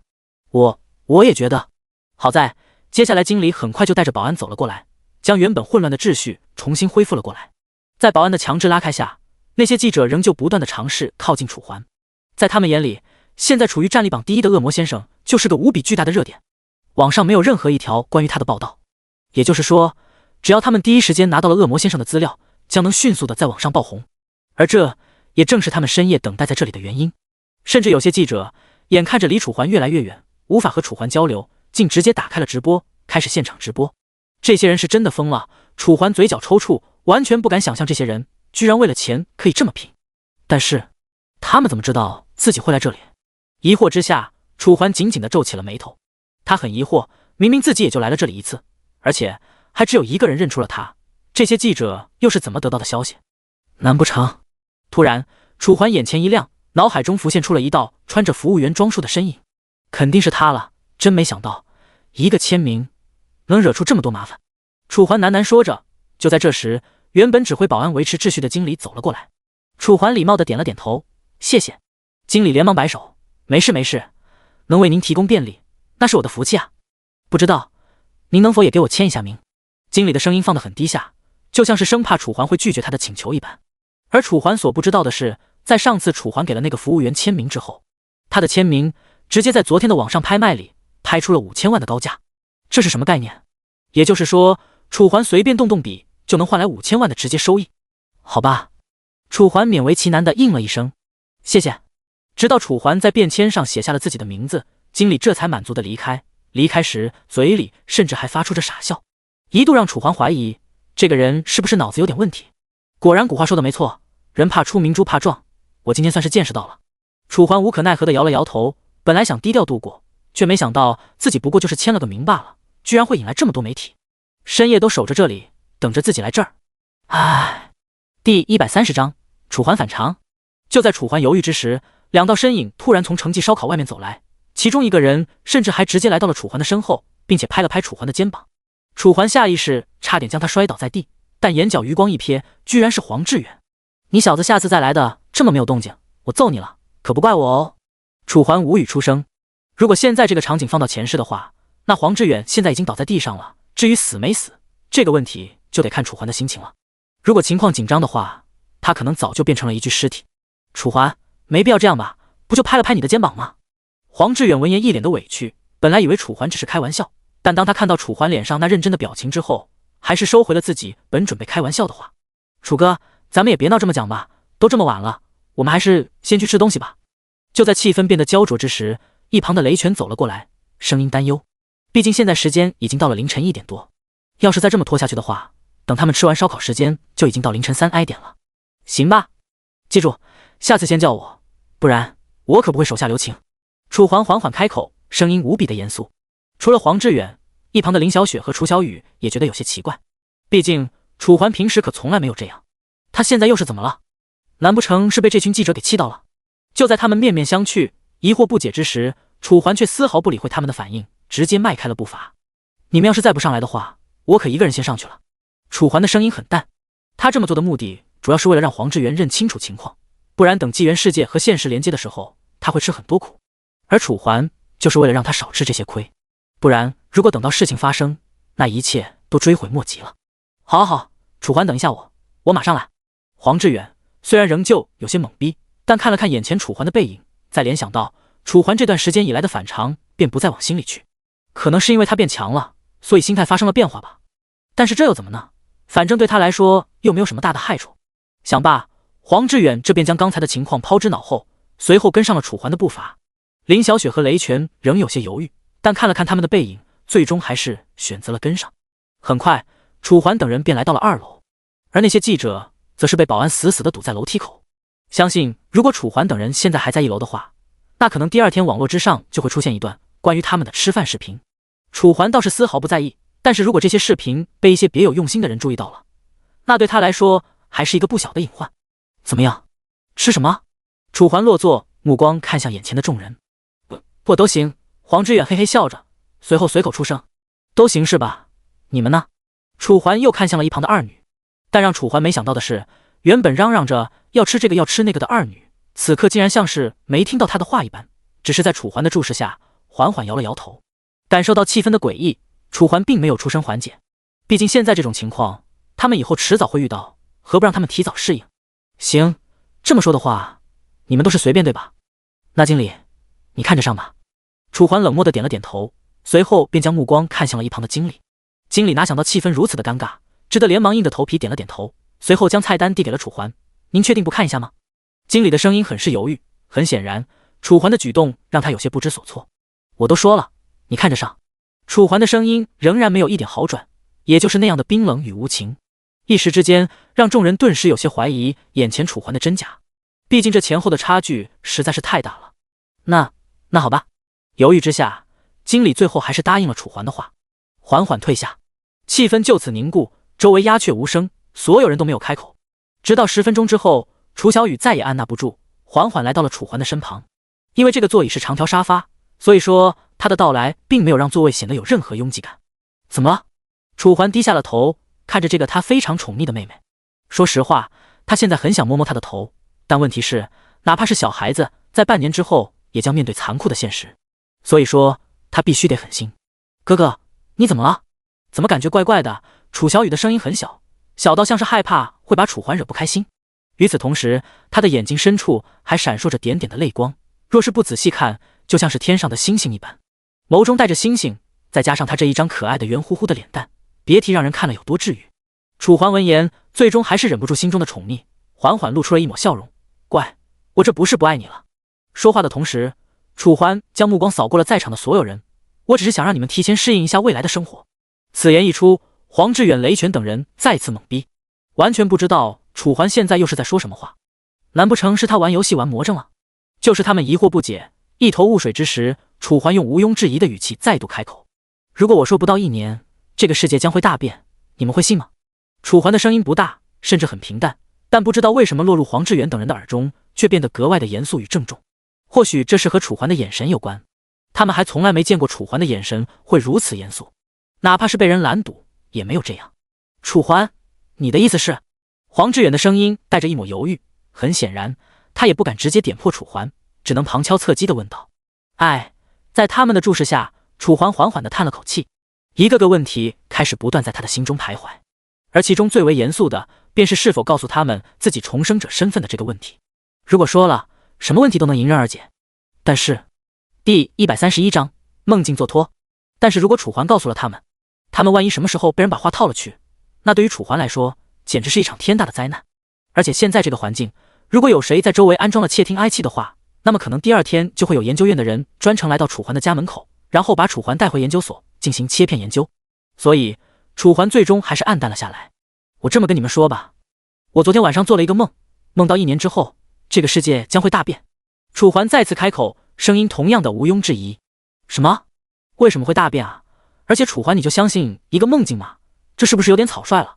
黄志远略微低了低头，很显然，他不知道他这句话是不是应该这么说，但是看着眼前犹如魔怔了一般的楚环，他不得不点醒。抛开现在楚环是队伍首领的身份，他还是他的兄弟，而好兄弟魔怔了，他自然有义不容辞的责任。毕竟楚环因为一个梦境，就说接下来1年将会世界大变，这怎么说都让人感觉无比的天方夜谭。除了黄志远，林小雪和雷泉也是一脸的怀疑与担忧。楚环，你是不是哪不舒服？我们要不要去医院看一下？林小雪的声音同样小了一些。在他看来，楚环的反常应该是和他的身体状况有关，但楚环却没有回应他，只是将目光看向了身旁的楚小雨。你相信我吗？声音落下，楚小雨眼中划过了一抹明显的挣扎，但看着眼前严肃的楚环，他最终还是笃定的点了点头。我谁也不信，我就相信哥哥。楚小雨的声音虽然不大，但却透露着一股坚定。对于他来说，楚环就是他的一切，除了院长以外的一切。好，有你这句话，我就放心了。楚环露出了一个满意的笑容，随后摸了摸他的脑袋，紧接又抬起了头，继续解释。那如果我说我之前在游戏中所做出的种种举动都是之前的梦境告诉我的，你们信吗？无论是镜湖那里用特制香气来吸引鱼人，还是我之前获得奖励的每一个部分，都是我在梦境中得到的。在梦里有一个白发老人，他告诉我了每个地方将会发生的事情。楚环一边说，一边用自己的目光观察着他们的反应。果不其然，他们的表情终于有了一点点变化，面面相觑之间，气氛变得有些尴尬。如果你们还不相信的话，那如果我告诉你们，在梦境里，他还告诉了我，3天后帝都将会发生一件大事，你们信吗？眼看气氛即将凝固，楚环不得不又抛出了一颗深水炸弹，那就是在接下来的3天内，帝都将会迎来一场兽潮。虽然兽潮的规模不大，甚至都没有攻破帝都，但却将周围的所有村庄都横扫了一遍。也就是说，兽潮所过之处，寸草不生。所以说，最多后天我们就会收到去个村庄协助防御的任务。当然，他们现在并不知道兽潮即将爆发，只知道各个村庄现在有异常。楚环轻描淡写的说着，但语气却仿佛在陈述一件已经发生过的事情一般，让众人无不愣神。那楚环，你的意思是说，真的有个白发老头在梦境里给你指点？你确定你不是骗我们的？黄志远眼神疑惑。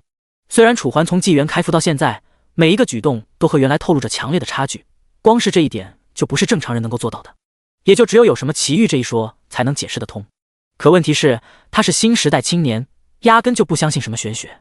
所以说，不管是什么白发老头，还是说楚环捡到了一本预言书，他都不会相信。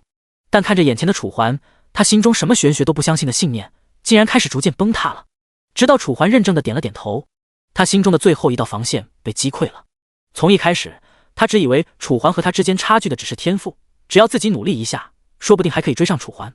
可现在楚环如有神助，不但在纪元之中天赋高的惊人，在梦境里更是有着一个白发老头为其指点，两者叠加在一起，如此的恐怖，这还让他怎么超越？想着，黄志远咽了口唾沫，林小雪和雷泉也是满脸的不可置信。眼看气氛即将再次陷入凝固。您好，你们要的餐，我给您送来了。一道颤哀抖的声音响起，只见一个服务员走了上来。和上次的服务员不同，这个服务员表现很是拘谨，甚至有些腼腆，就连和楚环等人说话都说不利索。但或许也是因为楚环和他身份的差距的原因。行，放这里吧。楚环点了点头，只是指了指桌子上，便不再理会他。服务员闻言，连忙将餐车上的餐放上了桌子。而接下来，楚环等人也再也不谈刚才的话题了。毕竟现在这个问题谁聊谁尴尬。所以说做人他们心中都十分好奇楚环所说的事实，但眼下的情况让他们只能将心中的悸动憋在心中。一切就等2天后看了。吃完烧烤，楚环等人准备离开，刚刚回到1楼，便被记者的闪光灯不断映照。恶魔先生，可以透露一下您的真名吗？恶魔先生，可以询问你玩纪元的秘诀是什么吗？恶魔先生，听着他们的声音，楚环只觉得他们像是一匹匹恶狼。虽然听着很心烦，但楚环却不能动手揍他们。毕竟现在还是法治社会，而不是纪元与现实融合后的破碎世界。最终在保安的夹道相送之下，他们勉勉强强冲出了保安的重围，来到了公路上打出租车。随着出租车开始发动，眼前这才没了那些记者的身影。看着车后不断变小的记者，楚环无奈地摇了摇头，喃喃道：现在的人可真是疯狂啊，为了一点名气和金钱，连命都不要了。楚环话音未落，一旁的楚小雨便直接挤了过来，一双灰溜溜的大眼睛直直地盯着楚环，竟然看得楚环有些不自在。第132章，楚小雨的梦。怎么了？你这是有什么地方不舒服吗？楚环疑惑出声，声音中带着一点点的关切。毕竟他可从来没有见过他会像现在这样看着自己。不是。楚小雨摇了摇头，一双大大的眼睛中带着一点点的担忧。哥哥，你说的是真的吗？楚小雨的声音很是小，小到除了楚环之外，周围的人都没听见。楚环心中不由更加疑惑，完全不知道他这是什么意思。难不成只是单纯的好奇？怀揣着疑惑，虽然楚环并不是很想答应他，但是最终还是点了点头。毕竟这件事关系到他们所有人的未来，如果这个秘密被曝光了，那对他和这几个人来说都是毁灭性的打击。是的，我说的都是真的。楚环肯定回道。楚小雨的眼神中突然划过一抹惊讶，这一抹惊讶很是怪异，并不像他平时。那楚小雨的声音中充满了犹豫，像是不知道该不该继续说一样。有什么事情你就说吧，没事。楚环眉头微皱，但还是鼓励地拍了拍他的肩膀。犹豫过后，楚小雨这才点了点头。其实我也做了个梦，那时候我还在病床上躺着，我也梦到了一个老人，他白头发胡子很长，还穿着一身黑色的衣服。楚小雨开始描绘他梦境中所看到的一切。那个时候是1个月前，他还在病床上躺着，刚刚被确诊尿毒症的他可谓是对生活已经没了希望，只是希望楚环能够来看一下他。但让他没想到的是，在一天晚上，他居然做了一个非常奇怪的梦。在这个梦境里面，他在一个凉亭里面坐着，周围满是绝望的气息。本来他以为他会在这个梦境中死去，但让他没想到的是，就在最后1秒钟，梦境即将崩临的时候，一个老头出现了。原本即将崩溃的梦境，也因为这个老头子出现，重新变得正常。你是？楚小雨疑惑地眨了眨眼睛，面对这个梦境中的不速之客，他几乎没有任何一点点印象。按照道理来说，在梦境中所看到的，一般都是自己生活中所接触到的东西。如果出现了这个老人，那他在现实当中应该见过这个老人。都让他感到奇怪的是，他脑海中没有任何一丝一毫关于这个老人的信息。这个老人像是突然冒出来的一样。正当楚小雨不解之时，这个老人直接坐在了他的身边，手中的拐杖一下又一下地敲击着地面，看起来无比的有规律。老爷爷，您是有哪不舒服吗？因为不认识对方，所以楚小雨的话显得非常礼貌。而让他没想到的是，这个老爷爷居然回复了他。转过了头，那是一张看起来无比和蔼的笑脸。孩子，怎么累了吗？老爷爷笑着露出了他那几颗黄牙齿。按理来说，本来他会觉得这个牙齿看起来很难受，但不知道为什么配上他那满是皱褶的脸，楚小雨居然没有感到任何一丝一毫的违和。楚小雨低下了头，不是他不敢说话，而是因为他根本就不知道应该怎么来回应这个老爷爷。见楚小雨没回应，老爷爷脸上的笑容更浓，周围开始弥漫出一股烟雾，将周围烘托的就像是仙境一般。这个老爷爷再次开口：想死吗？出于本能，又或者是对生活的希望，他最终还是摇了摇头。我不想，我还想看一下我的哥哥。楚小雨略显慌乱地说着，在此之前，他一直没有跟任何人说过他想要找他的哥哥。如果不是因为这个素未谋面的老爷爷，他可能一直都不会展露自己的心声。你还想看你的哥哥？老爷爷抬了抬眉头，拿着拐杖的手微微颤抖一抖了一下。那我问你个问题，你的哥哥叫什么名字？老爷爷再度说道，声音放得很是温柔，就像是眼前的楚小雨是他的孙女一般，眼神之中充满了宠溺。楚小雨闻言，先是看了这个老爷爷一眼，随后点了点头。在他的眼里，他的世界就只有2个人，一个是孤儿院对他最好的长辈，也就是院长，而还有一个，那便是楚环，他唯一的哥哥。在孤儿院对他百般照顾，并且立下了要保护他一辈子的誓言，所以他很想再见到他。还记得上一次见到楚环已经是1年之前了，在这1年中，他对楚环的种种思念早已融入了生活。但可惜的是，上天没有眷顾他，每天他都只有拿着楚环送他的玩具，坐在门口看着楚环1年前离开的方向，默默思念。直到现在，他被检查出了尿毒症，开始了住院。好，那如果我说我能再让你见到你的哥哥，你信吗？老爷爷再次笑出了声，甚至下巴的胡子都开始微微上扬。不信，楚小雨摇了摇头。为什么？老爷爷诧异一声。因为这只是梦，你是我幻想出来的。楚小雨一针见血，这一点倒是让他有些意外。老爷爷眼中划过一抹错愕，随后眯起了眼，脸上的笑容依旧没有褪去。不错不错，不愧是他的孙女，像他。既然如此，那我就实现你这个愿望吧。首先我先让你确定这是不是梦。说完，老爷爷缓缓抬起了手中的拐杖，同时直接敲向眼前的楚小雨。楚小雨下意识的眼睛一闭，本以为不会有什么感觉，但让他没想到的是，他居然感觉到了疼。这怎么可能？这个不是梦吗？而且自己不是一直都躺在医院的病床上吗？怎么会到这来？难道说是这个老爷爷把自己弄到这来的吗？楚小雨满脸惊骇，以他10几岁的年龄，完全看不出眼前的情况。怎么样？现在你还觉得这个是梦吗？老爷爷眯着眼，像是弥勒佛。楚小雨这下开始变得不肯定了，眼神有些飘忽不定。因为如果这个不是梦的话，那眼前这个老爷爷十有八九可能是坏人。我不要见哥哥了。第133章神秘老爷爷。楚小雨几乎是声音颤抖的说出了这一句话。当然不是，他真的不想，而是他怕眼前这个老爷爷对他做什么。他也读过童话，知道西方跟恶魔交易的故事，所以说他害怕以前这个老爷爷也是一个恶魔，所以说不敢拿自己跟他做交换。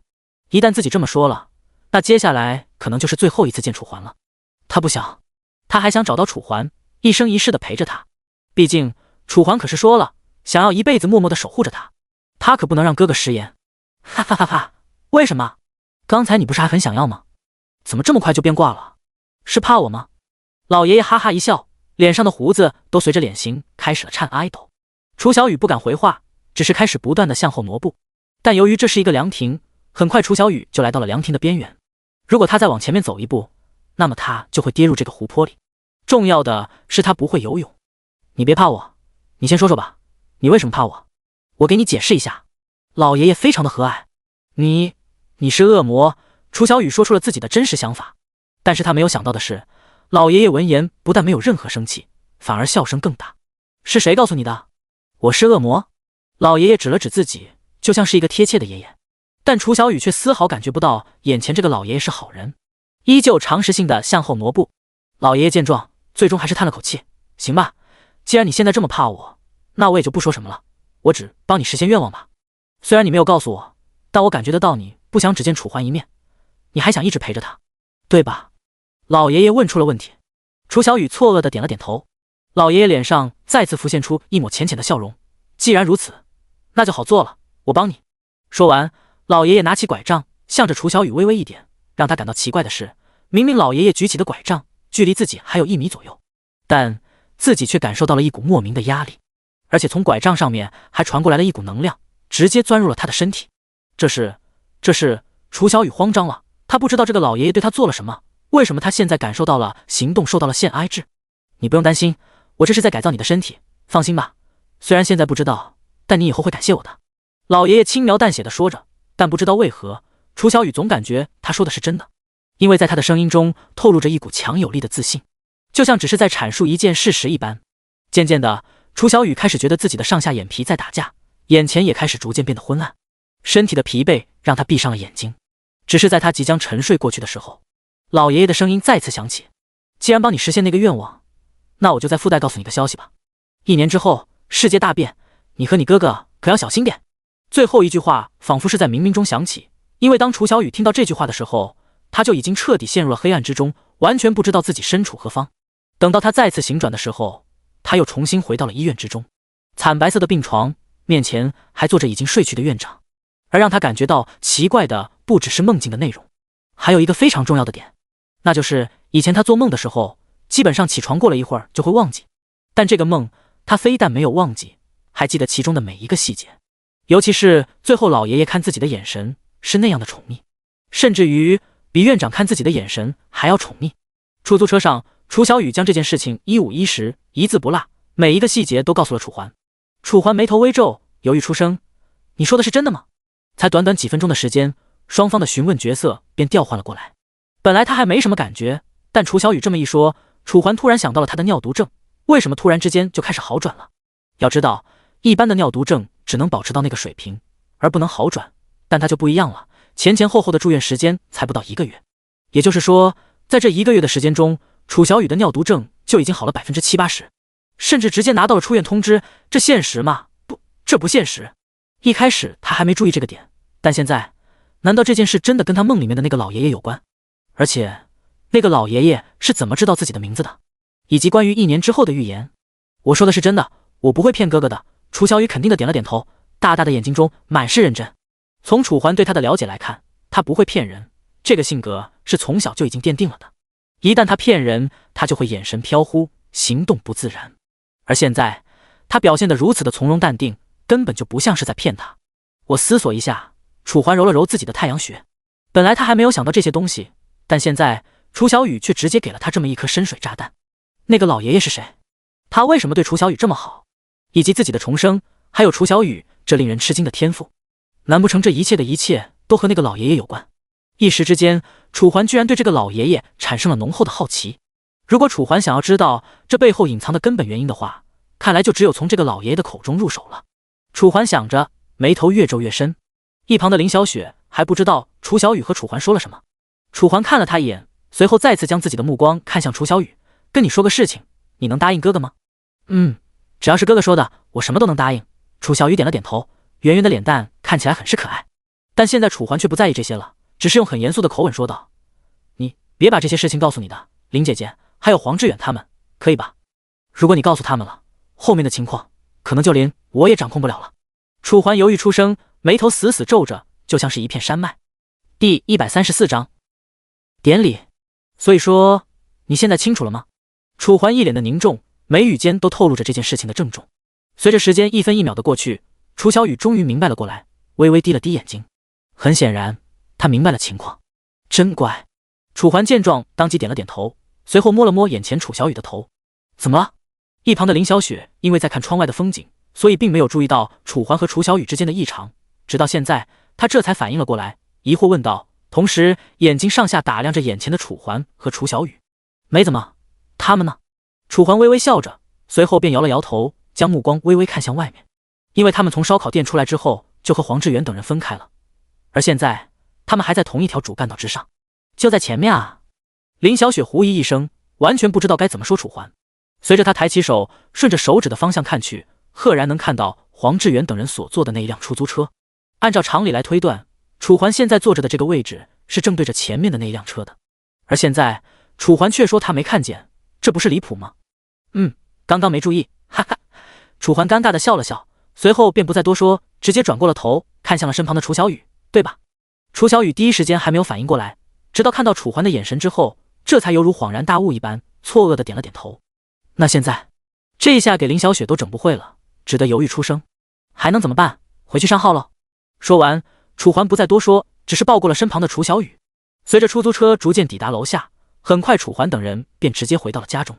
时间一分一秒的流逝，逐渐太阳再次从地平线的那一头升起，光明重新笼罩上了这一片大地。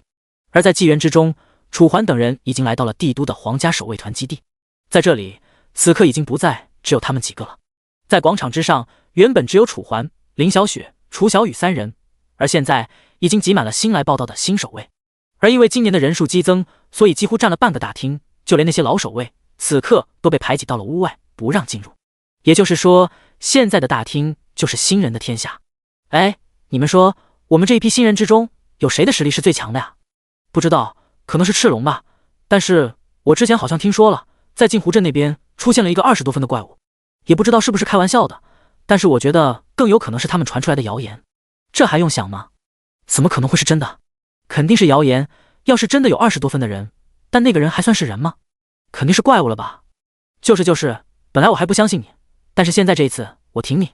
怎么可能能有20分的？周围一道接着一道的声音响起，在他们这些外行人眼中，他们觉得是理所当然，但是在林小雪和楚小雨的眼中，他们所说的话却是滑天下之大稽，因为他们可是亲眼见证了楚环的厉害。20多分，绝对没有任何一点点的虚假成分。楚环，要不帮你反驳一下吧，我看不下去了。林小雪犹豫出声，万头金锁的同时看着周围那些讽刺的人，他们不相信楚环这么厉害的存在也就算了，他们居然还诋毁楚环就是个只会靠关系的人。这么听来，他们肯定是觉得楚环是个 NPC， 但他们所不知道的是，楚环是个玩家。那夏哥哥我也听不下去了，我想骂他们。楚小雨也吐了嘟嘴巴，现在的他看不出来任何藏着掖着的感觉，表现得很是自然，让楚环都有些忍不住想夸他。没事，就当耳旁风吧。楚环摇了摇头，缓缓说道。林小雪闻言一脸的犹豫，但是她的声音还没来得及落下。没什么可惜的了，我又不在意这些。楚环直接开口将他的话给打断。但就算是如此，林小雪依旧存在着一点点不满意。就在他准备再次开口之时，好了，不说这件事了，我问你一个问题，黄志远他们呢？楚环眉头微皱，从几号到现在，他们已经等了10几分钟了，但是到现在都还没有看到黄志远的身影。当然，因为黄志远和雷泉是一起走的，所以说楚环也没有看到雷泉的身影。他们会不会是睡觉去了？林小雪微微咬了一下嘴唇，犹豫出声，因为她也不知道黄志远和雷泉现在怎么了。按照我最大的可能性，就是在这没有联系的几个小时中，他们很可能不小心睡着了。尤其是看雷泉那个大块头，简直就是很有可能。就在楚环想要说些什么的时候，所有人集合。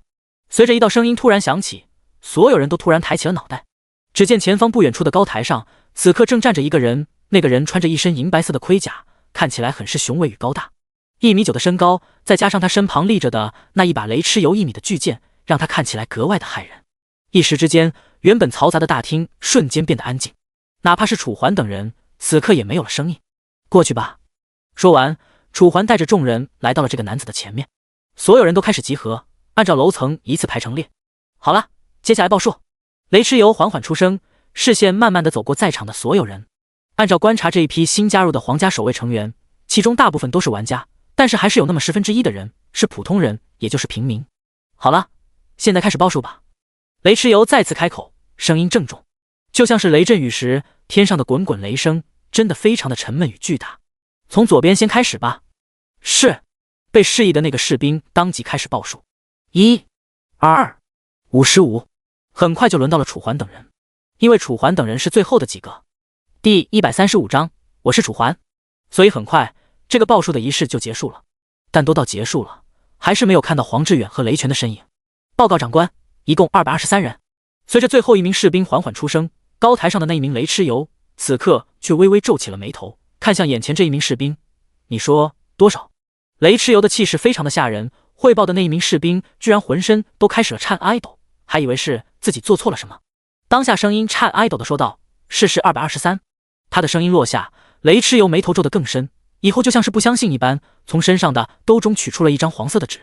他们写这一次皇家守卫团加入的成员以及人数。不对啊，这上面写的不是225人吗？怎么少了2个？是不是你们报数报错了？雷蚩尤再次出声，只不过这次的声音不再是对着眼前的那名士兵，而是向着楚环这边的众人。当然并不是针对楚环。至于这个气势有多么的吓人，可以形容为，如果他把这一道声音朝着眼前的士兵说出，很可能会让他尿裤子。因为大厅很空旷，所以周围都回荡着他的声音。不愧是雷蚩尤，声音非常的浑厚。队伍之中，所有人都一脸疑惑的互相看着，面面相觑，气氛一时之间变得非常的尴尬。而对于雷蚩尤来说，他已经主持了连续5年的新人入团仪式，在这5年之中，从来没有任何一个人迟到过，而现在居然一下就迟到了2个。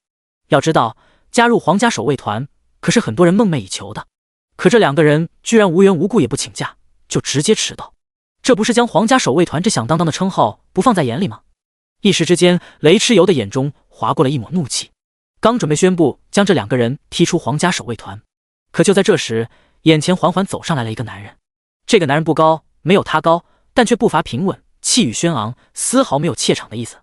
你是？看着眼前这个陌生的男子，雷蚩尤眉头皱得更深。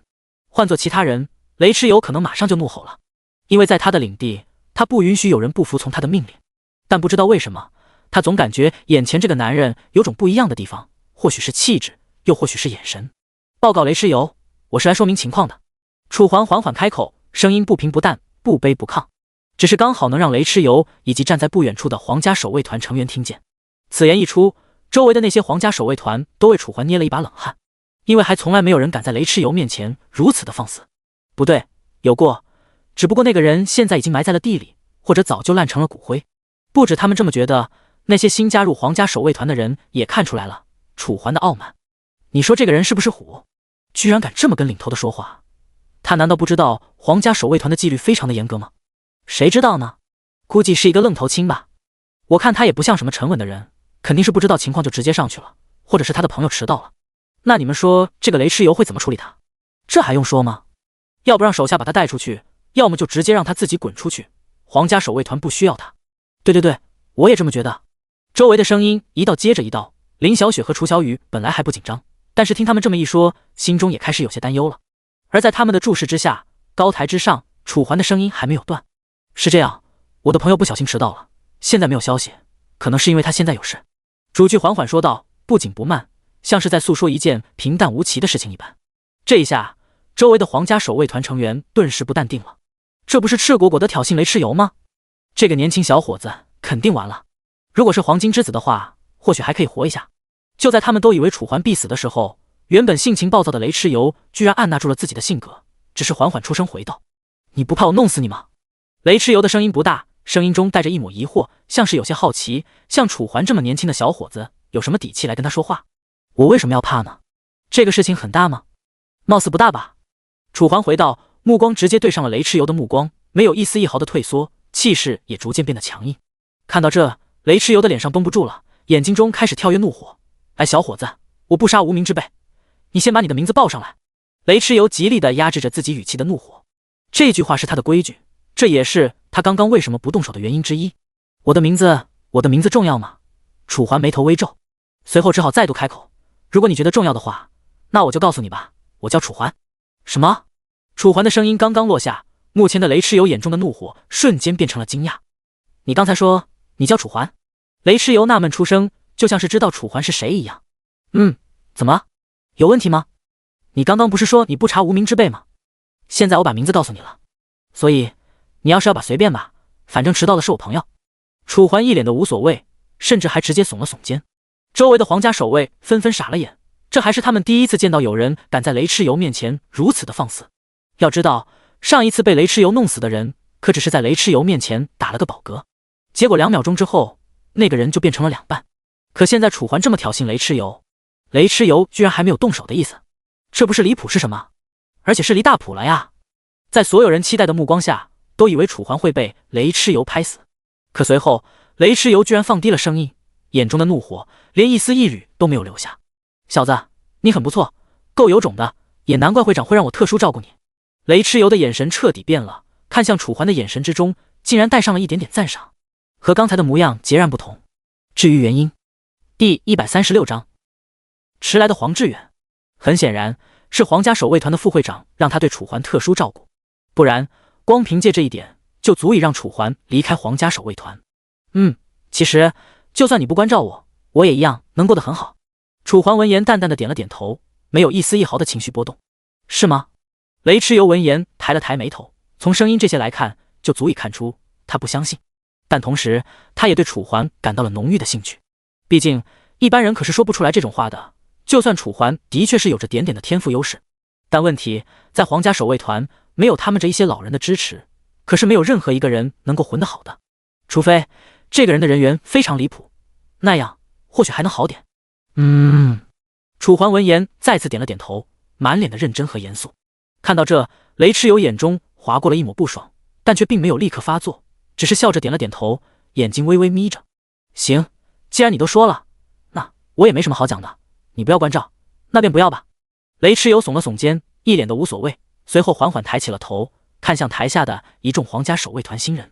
原本这些新人还有一些散漫，当看到将军抬起头时，连忙将自己的视线聚焦在将军的身上。见周围的将士将目光聚拢，雷蚩尤这才扭过了头。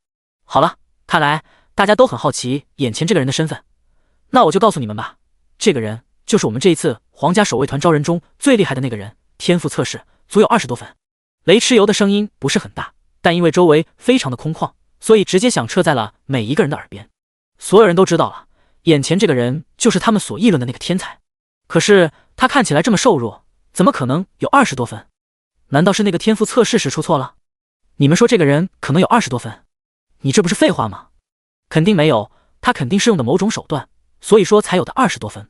对，我也这么觉得，所以说老子现在就看他不爽了。等等，你们说蚩尤如果知道了会怎么做？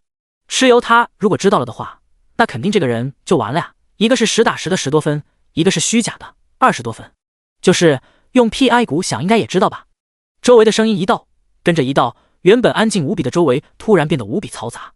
但将军对此却没有任何表示，丝毫没了刚才的严谨。看得出来他肯定是故意的，但楚环没有丝毫慌张，只是一脸漠然地承受着这一切。而在此刻，队列之中一个角落里，一名体格壮硕的男人正死死地盯着楚环。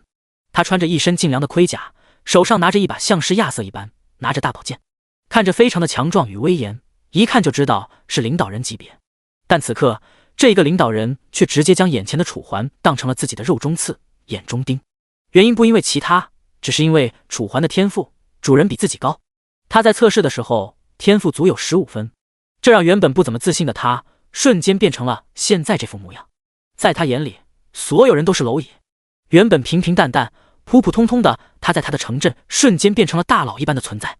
或许是因为他的努力吧，平均每天8小时都在练级，连上班这种事都不再去理会，每天除了吃饭就泡在游戏里面，这才让他有了现在的辉煌成就，让所有人都无比的羡慕。他非常享受，但现在楚环夺走了他的风光，这种赤果果的挑衅让他怎么能够容忍楚环？哼，这一次新人王者是吧？行，那就等着我来挑战你吧。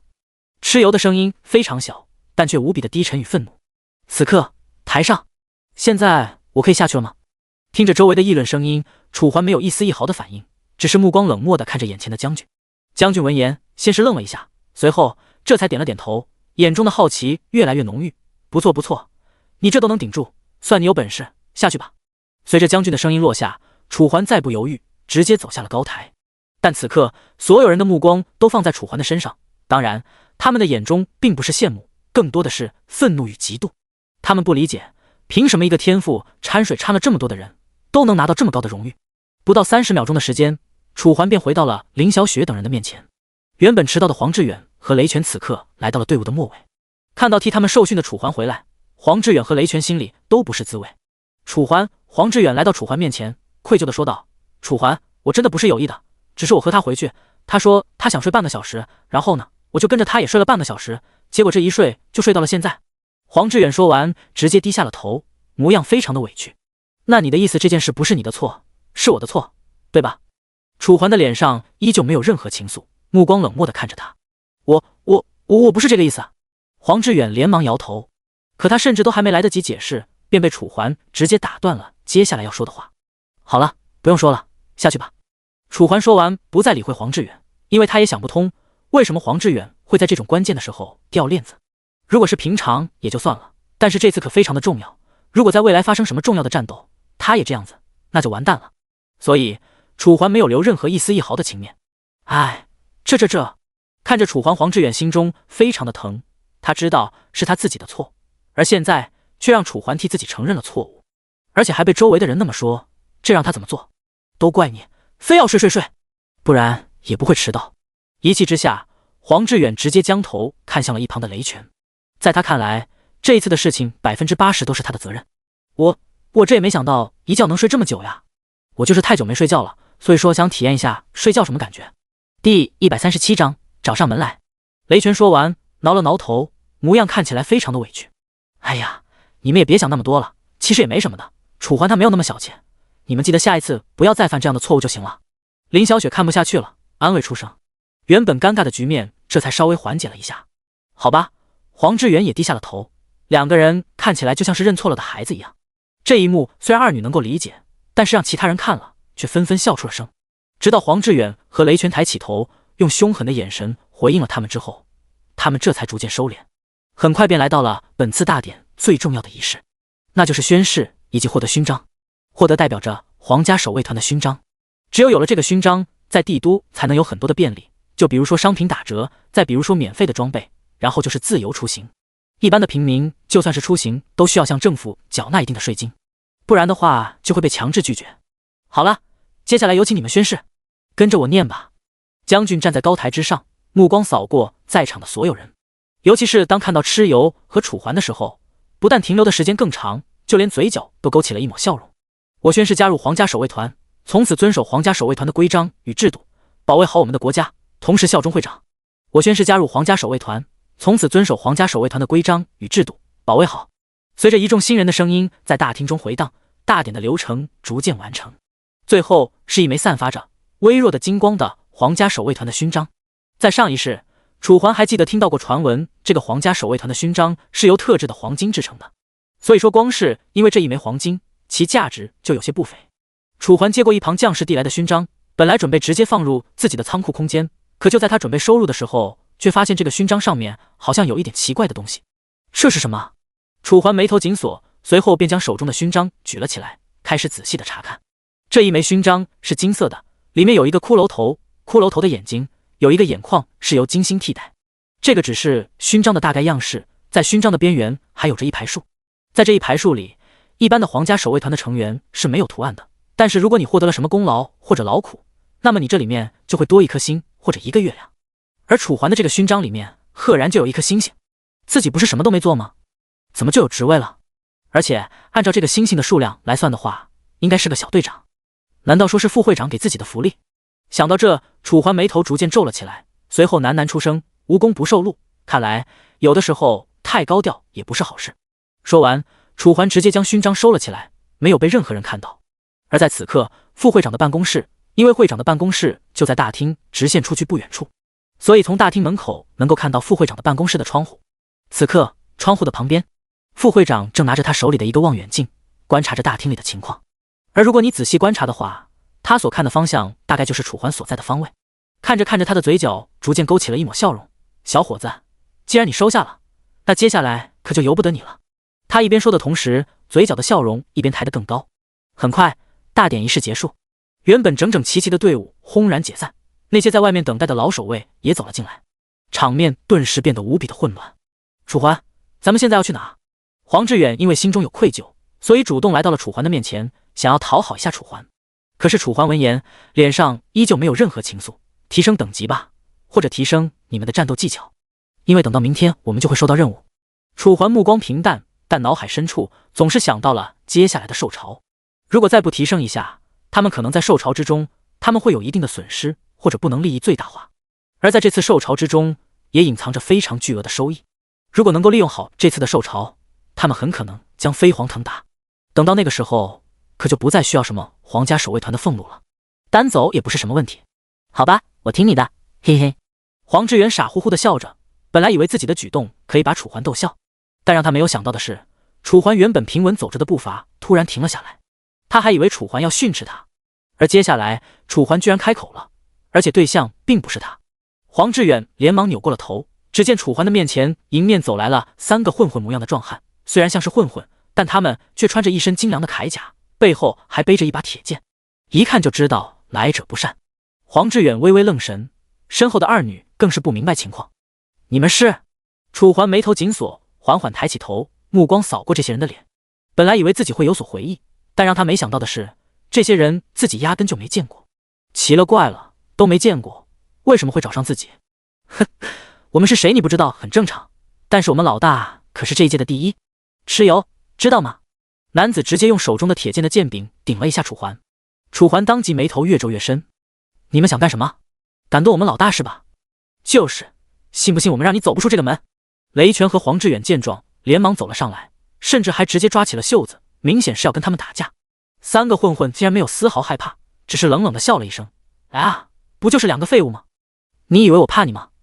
要不是因为我们老大，我连看你们都懒得看，知道吗？”为首的混混长着一头的黄色头发，看起来无比的嚣张与轻蔑。尤其是当他看到楚环的时候，一个花钱买天赋的，真的不知道有什么好装的。我看你啊，还是别在这里丢人现眼了比较好，省得你家里面的祖宗都感觉你很丢人，知道吗？第138章战书。为首的混混说完，狠狠地瞪了一眼楚环，眼中充满了不屑和瞧不起。对于他来说，他的老大蚩尤远超眼前这个瘦弱不堪、弱不禁风的楚环，所以他看不起楚环。如果不是因为老大，他甚至都不想跟楚环浪费时间。然后呢？楚环对此没有丝毫波动，只是淡淡的抬了抬头，目光看向眼前这个为首的混混。然后就没然后了啊！要不是这里不允许打架，老子现在就把你按在地上揍，你信吗？混混一脸的拽相，看起来无法无天，甚至就连看都懒得看楚环，直接抬起了头，用鼻孔对着楚环。呵呵，楚环冷笑一声，你呵呵什么呢？你呵呵，你除了呵呵，你还会干什么？混混嗤笑一声，脸上的不屑和轻蔑变得更浓郁。你什么意思啊？信不信我现在就揍你？一旁的黄志远再也看不下去了，直接上前一步挡在了楚环面前。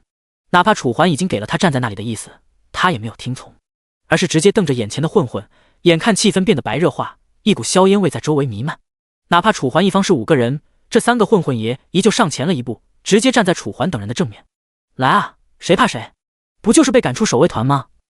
你以为我们很怕吗？混混不屑出声，随后右手滑向腰间，抽出了一把匕首。黄志远见状也不甘示弱，直接拿出了他的匕首。就在眼前的局势一触即发之时，你们干什么呢？远处正在巡逻的士兵发现了这里的异常，当即走了过，声色严肃。跟在他后面的还有3、4个士兵。原本混混还有些嚣张，但看到士兵都来了，当即变得缓和了下来，又成了一副比菊花花还难看的笑容。不好意思，不好意思，我们就是开个玩笑，没什么的。你们说对吧？混混说着，直接将目光看向了楚环等人。黄志远还是有些不甘心，咬了咬嘴唇，眼看就要忍不住骂这个混混。可是在这时，楚环缓缓地伸出了手，将黄志远拦了下来。黄志远见状，这才按耐住了心中的冲动，转为眉头紧锁，一脸怒气。你们怎么说？这看起来像是没事的样子吗？有什么事情直接说，我们好处理。处理完了，我们还要去做自己的本职工作，别浪费我们的时间，好吗？士兵义正言辞，目光死死地注视着楚环和眼前这个混混。很显然，楚环和混混的举动让他们非常不满。大人，我们真的什么都没发生，就只是老朋友居下面而已。混混声音犹豫，模样很是老道，看他的这个样子，就知道他不是第一次撒谎了，已然是一位老手。士兵闻言不再注意眼前这个混混，而是直接将目光看向了一旁的楚环。这个人说的是真的吗？楚环闻言没有立刻回应他，而是先将目光看向了眼前的混混。混混见楚环不回应，心中顿时慌了，还以为楚环要做些什么。原本嚣张无比的眼神顿时软了下来，因为他虽然并不是皇家守卫团的老人，但他也知道皇家守卫团的规矩。如果在刚加入皇家守卫团的时候就触犯了纪律，很有可能会被开除出皇家守卫团。所以他确实怕了，而且是非常的怕。毕竟皇家守卫团每一个月给的俸禄，如果转换成钱，那可是一笔可观的收入啊。问你呢？倒是说话啊，别浪费我时间好吗？我们还有很多工作要做的。士兵明显有些不耐烦了，推了推楚环的肩膀。楚环眉头微皱，最后一把掀开了士兵的手，问我问题可以，但麻烦别动手动脚，不然我会让你后悔出生在这个世上。主题看向士兵，眼神之中没有任何一丝的情愫，就像是一尊冷酷无情的杀人机器一般。看的那一名士兵可谓是汗毛直立，冷汗直流，完全不敢相信眼前这个看起来平平无奇的男人居然会有这么吓人的眼神。难不成这个男人有什么特殊的身份？想到这个士兵更加慌了，不由自主地咽了一口唾沫。眼看气氛变得焦灼，楚环抬起了头，他说的是真的，我们只是在这里玩一下，所以不就麻烦你们了，你们回去吧。楚环说完，丝毫没有理会他们的意思，直接转过了头。几名士兵闻言面面相觑，犹豫之间，他们已经做出了选择。好，给大人添麻烦了，那我们先走了。因为士兵并不清楚楚环的身份，所以面对楚环的傲慢，显得非常的慌张，露出一抹讨好的笑容，随后便带着几名士兵离开了。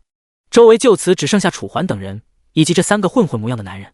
为首的混混冷笑一声，呵呵，看来你还算是懂点规矩，好好等着吧，别让我和我们老大在外面碰到你，不然肯定会让你后悔出生在这个世上，打得你满地找牙。混混说完，扬起了拳头，做出一副要打楚环的样子，但最后还是收敛了下来。怎么，你不是要打吗？动手啊！你觉得我会怕你吗？楚环一脸的风轻云淡，丝毫不把混混的动作放在眼里。从直觉上来看，这三个人别说是跟他的，就算是跟黄志远或者楚小雨打，那都不一定能打得过，甚至说根本不可能打得过。好好，你小子给老子记着，真的别让我在外面碰到你。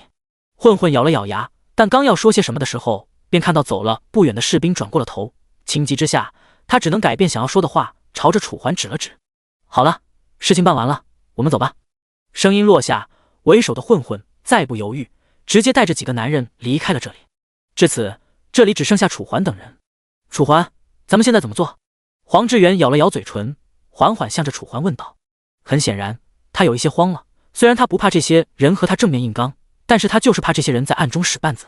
第139章小男孩。毕竟像是这种人，他们根本不可能在明面上跟楚环等人对抗。放心吧，慌什么？就他们那几个战五渣的实力，能跟我们打吗？楚环不屑一笑，声音无比的轻松。说完还不得黄志远反应过来，便直接转过了身。楚环，你要去哪儿啊？黄志远疑惑问道。雷拳等人则是跟在后面。你们说呢？肯定是去练级啊！明天估计就要发布去村庄的任务了，如果今天再不去练级，可能后面就没什么机会了。楚环头也没回的说道。听到这，众人也不好说什么，只好跟着楚环的步伐，一同向着楚环想要去的地方前进。时间一分一秒的流逝而去，在太阳的笼罩下，很快时间就过去了将近2个小时。经过这2个小时的长途跋涉，楚环等人终于回到了鱼人的聚集地镜湖。楚环，你的意思是我们现在又来狩猎他们吗？看着风平浪静的湖面，岸边之前所在的那些鱼人尸体全都消失不见，也不知道是被腐蚀了，还是因为系统的更爱心而支持他们消失了。你说呢？要是我不像他们的话，我来这里干什么？楚环一边说，一边从自己的仓库中将他们所喜欢的特制香料拿出来，随后倒在眼前的湖面上。随着特制香料从楚环的手中落下，缓缓地掉进了湖水之中。原本一团深红色的香料开始迅速溶解，并向着周围的湖水扩散而去，整一个形状就算是一团烟雾一样，看起来别说，还有点壮观。好了，我们都过去，等着吧，等他们出来，我们再杀。楚环一边说，一边向后退，并且将特制香料撒在沿途的路上。众人闻言也不含糊，纷纷跟着楚环来到了一旁的树丛之后。最后，众人只能眼巴巴地看着平静的湖面泛起一点点波澜。可时间都过去了2分钟，还是没有看到任何一头人鱼怪的身影。奇了怪了，怪物呢？楚环眉头微皱，如果说是在晚上的话，那这样倒也没什么，因为这些鱼人的作息和人类的差不多，都是晚上睡觉，白天出来觅食。而这些特制香料就是用鱼人最喜欢吃的食物的残渣制作成的，也正是因为这一点，才让这个特制香料具有了吸引鱼人怪物的能力。而现在可不是晚上，而是白天。在白天喜欢出来觅食的鱼人怪，基本上1分钟左右就能够看到并且闻到这些香料，但现在都已经3、4分钟过去了，还是没有看到他们的踪影，这不是很正常啊？楚环眉头紧锁地看着眼前的湖面，就是他不知道应该怎么说的时候，突然发现在沿岸的尽头好像出现了一道身影。那是谁？楚环眉头皱得更深，随着他的聚焦，那个人的大概样貌这才映入他的眼帘。只是那一道身影是一个小孩，身高不高，大概有1.3米的样子左右。除了这些，他的手上还拿着一把断了刃的铁剑，铁剑身上折射着太阳酥散发出的光辉。奇了怪了，一个孩子跑到这里来干什么？难道他就不知道这里会有怪物出没吗？楚环心中疑惑无比，如果是现实世界，那他也没什么可说的，但这里可是纪元世界啊，到处都有可能出没怪物。也正是因为这个原因，让所有人一出生的时候就会受到父母知识的灌溉。当然，这些知识并不是什么正经的知识，而是关于这些怪物的分布的知识。比如说，哪里怪物非常多，哪里的怪物可能会出现。毕竟没有任何一个父母会希望自己的孩子死在这些怪物的手上，所以在这样的世界背景下，根本就不可能会有一个小孩子跑到这种怪物经常出没的湖边玩耍。而且这么小的小孩跑这么远来玩，居然没有任何一个大人跟着他，这不是离谱是什么？楚环，你在看什么？一旁的林小雪发现了楚环的异常，当即便直接来到了楚环的身边，向着楚环所看的方向看去。下一秒，他也看到了一个小孩的身影。那不是个小孩吗？他为什么会来这里？难道他不知道这里会有怪物出没吗？而且我们不是放了特制香料吗？如果等一下那些鱼人怪上来了怎么办？林小雪满脸的担忧。虽然她并不知道隐藏这个小孩是什么来历，但是她的同情心告诉她，她并不希望这个小孩子就这么死去。这些问题我都知道，但关键是楚环犹豫了2秒，这才扭头向着他解释。可就在楚环话音未落之时，原本平静的湖面突然冒出了一道黑色的踪影，而且无比的高大，一看就知道是鱼人怪。但关键的是，这个鱼人怪出现的位置并不是在香料的位置，而是在那个小男孩的旁边。很显然，他不是冲着特制香料去的，而是冲着这个小孩去的。啊！下一秒，小孩子也注意到了这个鱼人怪的出现，当即发出了惊恐的叫声。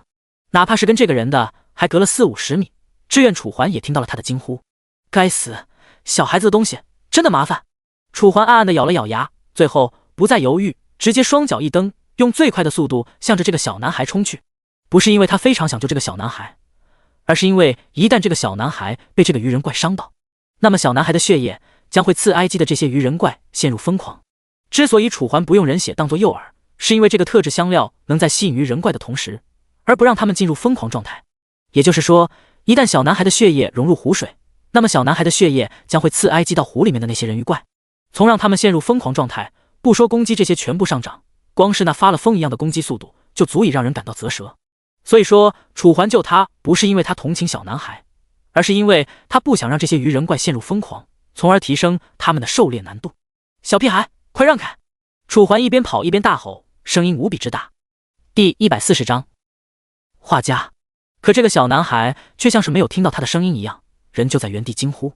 那个鱼人怪见状，已经扬起了手中的鱼叉，浑身的鳞片随着他的动作而开始颤挨抖，同时他支出了锋利无比的寒冽尖牙。很显然，他已经将眼前这个小男孩当做了他今天中午的午餐，没有人可以将他夺走。就在鱼人怪已经扬起鱼叉，准备被挨插下去的时候，你这个怪物，还想害人，给我滚回湖里面去吧！哦不，是留在这里！楚环大喝出声，同时直接扬起手中的长剑，一道银白色的剑光从鱼人怪的身上划过，速度非常之快，甚至就连1秒钟的时间都不到，就直接将鱼人怪那将近2米宽的身子给削成了2半。一瞬之间，像是喷泉一样的鲜血从鱼人怪的身体中喷涌而出，血液流出的凶猛，再加上伤口的巨大，直接将周围原本清澈的湖水染得鲜红。好！鱼人怪直到现在才感觉到了痛苦，开始大吼大叫。可他大吼大叫又能怎样呢？现在的他已经没了。再见，怪物，下辈子投个好胎吧。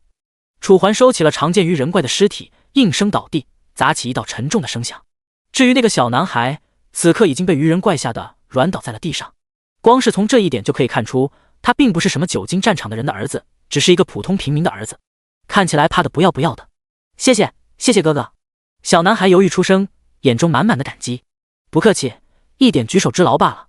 但是我想问你个问题，为什么你会一个人出现在这里？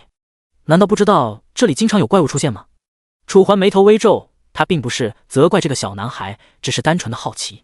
因为以这个世界一个普通平民的视角来看，根本就不可能放任自己的孩子一个人来到这种如此危险的地方。要知道，在这一片湖水周围以及迷雾山脉或者迷雾森林都是没有小镇存在的，也就是说，最近的小城距离这里都有大概4-5里的路，根本就不可能会有小孩这么快就过来的。如果只有小孩一个人的话，在路上他很有可能就被那些怪物给吃掉了，根本就不可能走这么远。所以说，肯定有人根据这个小孩，只不过因为某种原因走散了。我也不知道，只是有一个人说这边的风景非常的好看。说着，男孩看了一眼这里的湖水，眼中的感激和慌张顿时变成了惊讶。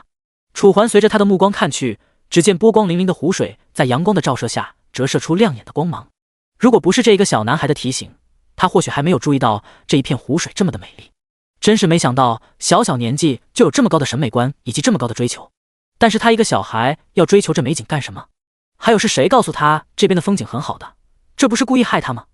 只是想到这儿，心中的情愫顿时变了。楚环再次将目光看向了眼前的这个小男孩，可还不等他开口询问，便看到了小男孩的怀中似乎揣着几张什么纸。小朋友，你能告诉我你怀里的那几张纸是什么吗？楚环好奇开口，因为那几张纸看起来并不是一般的纸，而是几张质地非常好的纸，厚度挺高，然后它们还工工整整的卷在一起，看起来就是什么非常重要的东西一样，上面还系着一个蝴蝶结。大哥哥，你说的是这个吗？小男孩先是犹豫了2秒，随后顺着楚环的目光看到了自己怀中的那几张纸。对的，可以告诉我这几张纸是什么吗？不知道你为什么原因，总感觉这问题就出现在这几张纸上。因为从开始到现在，这个小男孩的种种举动，在他看来都非常的异常。其实这个也没什么，就是我画的画。小男孩先是不好意思露出了一抹笑容，但在不好意思之中却又有着一丝自豪，弄得楚环都不知道他是什么意思。是吗？可以给我看看吗？楚环伸出了手。这个时候黄志远等人也来到了楚环的周围，一共5个人都看着眼前的小男孩。小男孩顿时变得有些紧张，很显然他有些腼腆，并且并不习惯这么多人一起盯着他看。大哥哥们，你们要是想看的话就看吧，其实这个也没什么的，如果画的差的话不要说我就好了。小男孩低了低头，像是在害怕什么，随后便将怀中的那几张纸拿了出来，随后缓缓在楚环等人的面前打开。随着小男孩的双手拉开，原本被叠成圆筒状的纸开始缓缓展开，被藏匿在纸张后的图画也开始出现在楚环等人的眼前。有山有水有白云，这是一幅水墨画，只不过这一幅水墨画看起来非常的生动以及真实，就算是在蓝星，这幅画的相似度也高达 90%， 更可谓是超过了 99% 的美术生。这些画真的是你画的吗？楚环抬了抬眉头，如果只有这一幅画，那也还能算了。可问题是，除了第一幅的山水画，后面还有几幅画水面的，以及画动物的，每一幅画都画得惟妙惟肖，格外生动，看起来非常的好看。可以说，如果是这个孩子出生在蓝星的话，绝对是一个天生的艺术家。对啊，怎么了？小男孩眨了眨眼睛，丝毫不知道自己的作品有多么的惊艳。没什么，我就问问而已。楚环说着，露出了一抹笑容。连带楚环身旁的黄志远的人也看到了这个小男孩画的这些画，所有人都惊讶了，完全不敢相信，以前这个看起来才11、12岁的小男孩，居然能画出来这么生动的画。这样吧，以后再接再厉，我相信你以后肯定能成为一个好的画家。楚环夸奖地说道，同时还拍了拍他的肩膀，以表示自己对他的肯定。小男孩刚要点头，可就在这时，一旁的湖面之中再次泛起涟漪，而且这涟漪还在疯狂挨放大。第141章精英鱼人怪。坏了！楚环看到如此情景，当即瞳孔一缩。倒不是他害怕什么，而是他面前有一个小男孩，而现在他不想让这个男孩死。好！随着湖面上的涟漪不断放大，一头头黑影不断从湖面中穿出，一头头膀大腰圆，不到3秒钟的时间就将楚环的人团团围住。现在在他们周围就有5头鱼人怪，而且数量还在越变越多，光是露出头的就有20来个。该死！你们把他保护好！楚环眉头微皱，虽然他并不怎么在意人命，但是对于这种天才，他还是愿意保护一下的。毕竟能在这种世界诞生的天才，那才是真正的天才。好！一旁的林小雪和楚小雨闻言当即应了下来，随后便将这个小男孩护在身后。同时林小雪还直接为小男孩生成了一个能量盾。放心，有我们在，他不可能受伤。雷群的声音紧跟着响起，只见他直接张开巨盾立在了众人的面前，如此一来，他们只需要面对一个方向的突击。而黄志远见状，因为现在时值白天，他不能够直接使用自己的天赋，只能够拿出自己的匕首和这些鱼人怪徒手搏斗。好！人鱼怪的声音不断响起，震战的众人耳朵生疼，但众人还是强忍了下来，毕竟现在周围的鱼人怪可是越来越多了。才短短不到10秒钟的时间，就已经出现了30多头鱼人怪。如果再不进行灭杀，可能再过一会儿，他们就被团团包围在这了。愚蠢的人类，都给我死！食物！鱼人怪们低沉地咆哮着，声音就像是他们语言的音节一样，虽然不能完全听懂，但听得大概还是可以的。想让我们死，你觉得可能吗？楚环见此冷笑一声，随后便直接拿出了自己的长剑，银白色长剑一经拿出，便折射过天上太阳的照耀，看着很是刺人眼睛。有什么不可能的？你们人类这么弱小！就在楚环准备动手的时候，突然一道声音从鱼人怪的身后传来。因为有着这些鱼人怪的遮挡，楚环并不能看到是谁能够和他如此流畅的对话。直到这些鱼人怪缓缓为那道声音的主人让开位置，楚环这才看见了他的容貌。这是一个身高3米的鱼人怪，当然这个3米只是指他现在的身高，他现在只出水面到了半腰，如果完全出来，甚至可能有6米高以上。如此的庞然大物让楚环瞳孔一缩，因为虽然周围的黄志远等人不知道，但楚环作为过来人，可是清楚的知道这个怪物有多么的厉害的。先不说他的战力排在所有鱼人怪中的第2名，他还有非常恶心的技能，就比如说导致人晕眩。更重要的是，这个导致人晕眩是没有躲避办法的，只能靠着自己的心理素质去抵挡他的魅惑。现在的情况，因此已经可以说得上非常艰难了。楚环，这是什么东西啊？怎么这么大？一旁的黄志远走了过来，很显然，他并不知道眼前这个东西是什么东西。如此的高大，如此的吓人，说是怪物中的怪物也不为过吧。如果不出意外的话，应该是精英怪的一种。是啊，楚环，咱们有把握吗？林小雪也走了过来。刚刚还一片大好的局势，因为这个巨大的鱼人怪的到来，突然扭转了局面。你们问我，我怎么能清楚？我建议你们等一会儿，捂住耳朵，护住你们的心神，不然你们可能要回去泡泉水。楚环的声音不大，但却非常的郑重。在前世，他就有幸和这个怪物交过手，因为那个时候他等级已经达到了30级，所以说面对这个怪物的时候没有太大的波折，只是一番正常的交手后，便将他直接斩杀了。而现在，楚环可是只有10几级，但这个人鱼怪却有着25级，这已经不是天赋和技能的问题，而是实打实的等级差距，足足差距了将近10级。啊，楚环，你这话是什么意思？黄志远愣了愣，完全不知道楚环说的什么意思。按照他对于楚环的了解，楚环不应该会说出这种话才对，因为他的实力，他非常的自信，就算打不过他，也不会说什么丧气话。可现在他却说了，而且说的还不只是一个，而是他们全部。等一会就知道了，现在一时半会说不清楚。楚环头也没回的说着，紧张的背影让所有人都为之心中一紧。这一下，所有人都知道了事态的严峻。林小雪见状，更是为所有人都套上了护盾。用他的话来说，这就叫未雨绸缪，提前防范意外。你们都得死！随着这精英鱼人怪低沉喝道，周围的湖水开始变化，原本只有50多个的鱼人怪，也因此变成100多个，黑压压的围着楚环等人，没有任何一个角度可以冲出去。也就是说，如果总结接下来想要活着出去的话，就必须把这些鱼人怪全部宰了。但这么做又说何简单？你们小心点！楚环的眉头皱得更深，深深的刻在眉宇之间，犹如一道连绵的山脉。在他的眼前，那一名精英鱼人怪直接举起了手中的鱼叉，周围的湖水开始形成漩涡，而在它们变成漩涡之后，便形成了水柱，一根根水柱平地而起，看起来非常的壮观，全部处在他的身后。这是这个精英鱼人怪的第一个技能，漩涡湖水。随着10来根水柱向着雷拳的巨盾冲来，原本平和的水之力变得非常的凶猛，哪怕是以雷拳的防御能力，都被这几道水柱打得连连后退，差点到飞出去。你可得挺住啊！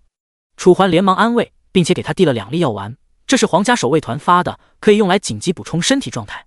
好，我尽力。雷拳死死地咬着牙齿，浑身青筋暴起，远远看来非常的骇人，就像是一条条青色的虫子一样，但这也说明了他在全力以赴，而非浑水摸鱼。第142章歌声。雷拳的声音还没完全落下，接下来的水柱便再次袭来。本来他就已经有些坚持不住，这接下来的这些水柱直接将他打得双腿颤挨抖，因为这精英鱼人怪的实力才是太强了，足足10级的差距。没事，我来帮你顶。一旁的黄志远见状，再也顾不上其他，直接来到了雷拳旁边，跟着他一起顶住巨盾。水柱还在不断袭来，袭来的同时，这个精英鱼人怪的背后，湖面之上还在不断形成水柱，看起来非常的吓人，仿佛无穷无尽。好兄弟，就看咱们2个了。雷拳死死地咬着牙，浑身汗如雨下。再看旁边的黄志远，和他不说完全一样，但也相差不大。哪怕是有了2个人的力量加持，这些水柱依旧难以抵挡。他们的可活动范围在不断缩小，后面就是不断逼来的鱼人怪。该死，只能搏一搏了。楚环见状，眉眼一低，再也不敢犹豫，直接将身旁的2个小孩交到林小雪的身边。他们2个就交给你了，你可一定要看好，不然他们出了什么事情，我们可就麻烦了。楚环认真地看着林小雪，目光凝重。也就是说，如果林小雪没有看好这2个孩子，那接下来对他们来说将是一场毁灭性的打击。因为如果他接下来加入战场，根本不可能分心管这边。好，你放心，我肯定把他们2个看好。林小雪连连点头，生怕因为自己拖累到了楚环。行，那我去了。楚环沉重的点了点头，不再犹豫，直接转身冲向身后的那些鱼人怪群。因为这些鱼人怪数量众多，所以说在他看来就是黑压压的一片，哪怕是后面此刻都聚集了10几20头。楚环所需要做的就是不让他们靠近身后的这些人，因为他们就是楚环接下来要保护的人。好！鱼人怪看到楚环的身影，纷纷嘶吼出声，声音虽然不大，但连绵成一片，显得非常的吓人。要是一般人，可能就被你们这气势给吓到了，但是我不可能。楚环冷漠地说着，声音不卑不亢，随后提起长剑，燎原星火。伴随着楚环的轻声呢喃，原本雪白如雪的长剑之上，顿时附着上一股火焰之力。都给我去死吧！楚环冷冷出声，声音落下，手中的长剑也应声而落，直接挥砍在眼前的这群鱼人怪的身上。伴随着半月形的火焰掠过，原本向楚环靠近而来的鱼人怪，瞬间被楚环所挥出的半月形火焰斩成了2半。这都得益于楚环那恐怖的攻击力，如果不是因为楚环这恐怖的攻击力，甚至连这一点都办不到。一瞬间，原本还算干净的湖边顿时变得血淋淋的，到处都是残肢断臂，鲜血满地，犹如一片修罗炼狱一样。恭喜您成功击杀鱼人，获得经验150点。恭喜您成功击杀鱼人，获得经验150点。恭喜您成功触发天赋极道暴君，攻击力永久+1。听着耳边不断响起的系统提示音，楚环的嘴角勾起一抹笑容。原本被用出的体力就像是泉水一样被逐渐恢复，这一刀至少弄死了将近15头鱼人怪，也就是说现在周围还剩下70-80头。雷拳一方，在雷拳和黄志远的极力抵抗之下，原本犹如潮水一般的鱼人怪没了办法。虽然他们两个依靠护盾还在不断的后退，但这些女人怪却一时半会拿他们没办法。如果继续这样下去，他们肯定能活到楚环把这些怪物杀完。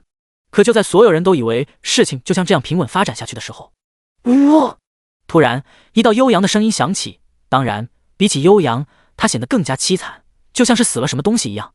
他在祭奠，他在哀嚎，他在为这个死去的东西呐喊。随着他的声音不断响起，周围的鱼人怪像是感受到了什么召唤一般，纷纷停下了脚步，抬起了头，就像是在感受上天的恩赐一样。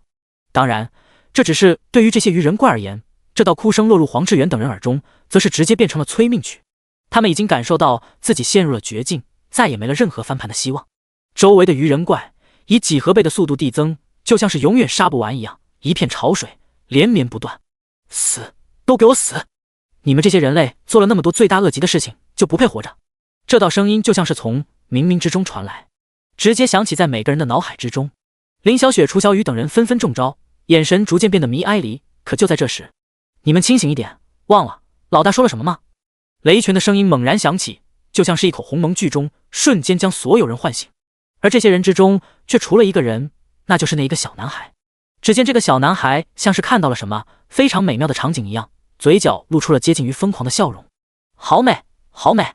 他咧着嘴，一口阴森的白牙就像是厉鬼的牙齿一样，看着非常的阴森。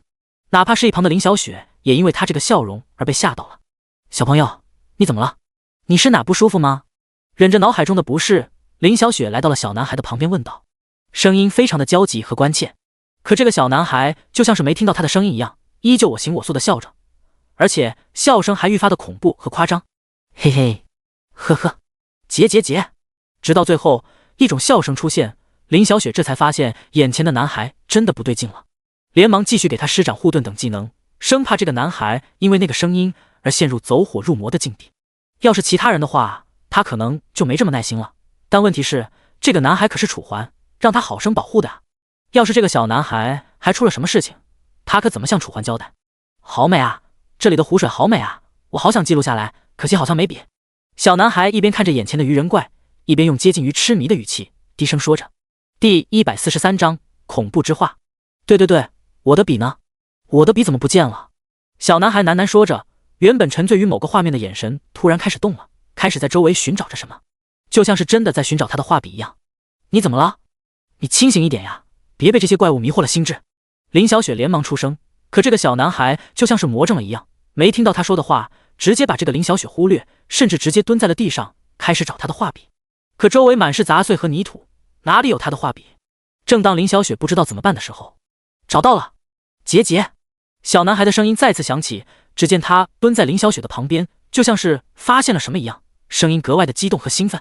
随着他的目光看去，只见他的手中此刻正举着一根长条状的东西，不仔细看的话根本看不清楚这是什么，但随着林小雪定睛一看，赫然发现这根本就不是他的什么画笔，而是一根鲜红的骨头。至于有多鲜红，上面还有着非常多没有凝固的血液，也就是说这是刚刚楚环斩杀鱼人怪所蹦到这里的残骸。这个小男孩居然把这个当成了他的画笔，这怎么可能？他估计是真的魔怔了吧。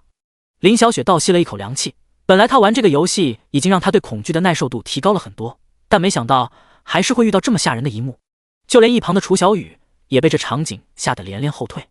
我现在找到笔了，我要开始画画了，可是我的画画布呢？男孩缓缓地站起了身子，身体一卡一卡的，就像是老化了的机械一样，看起来非常的吓人。再加上他手中拿着那一根血红色的骨头，简直就是点睛之笔，让所有人都为之胆寒。当然，这个小男孩本身不是这样的，就是因为那个精英与人怪的歌声，才让他变成了现在这个样子。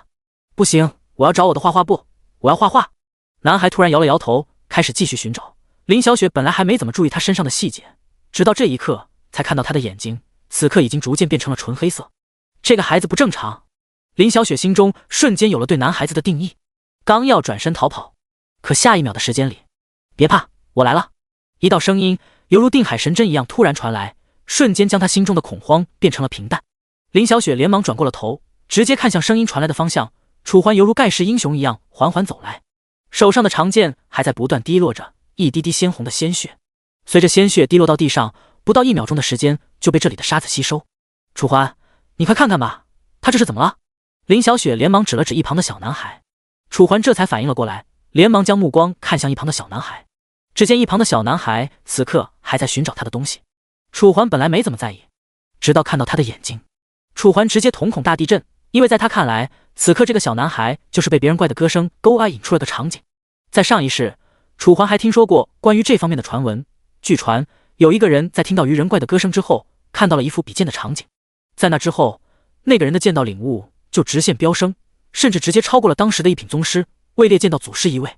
要知道，不管什么领域，他们对这个领域的熟练程度都有一个品级的标准，其中5品最差，1品最好，然后1品之上便可以被称为祖师。那个时候，这个消息刚刚传出之时，所有人都将这些鱼人怪当成了宝藏。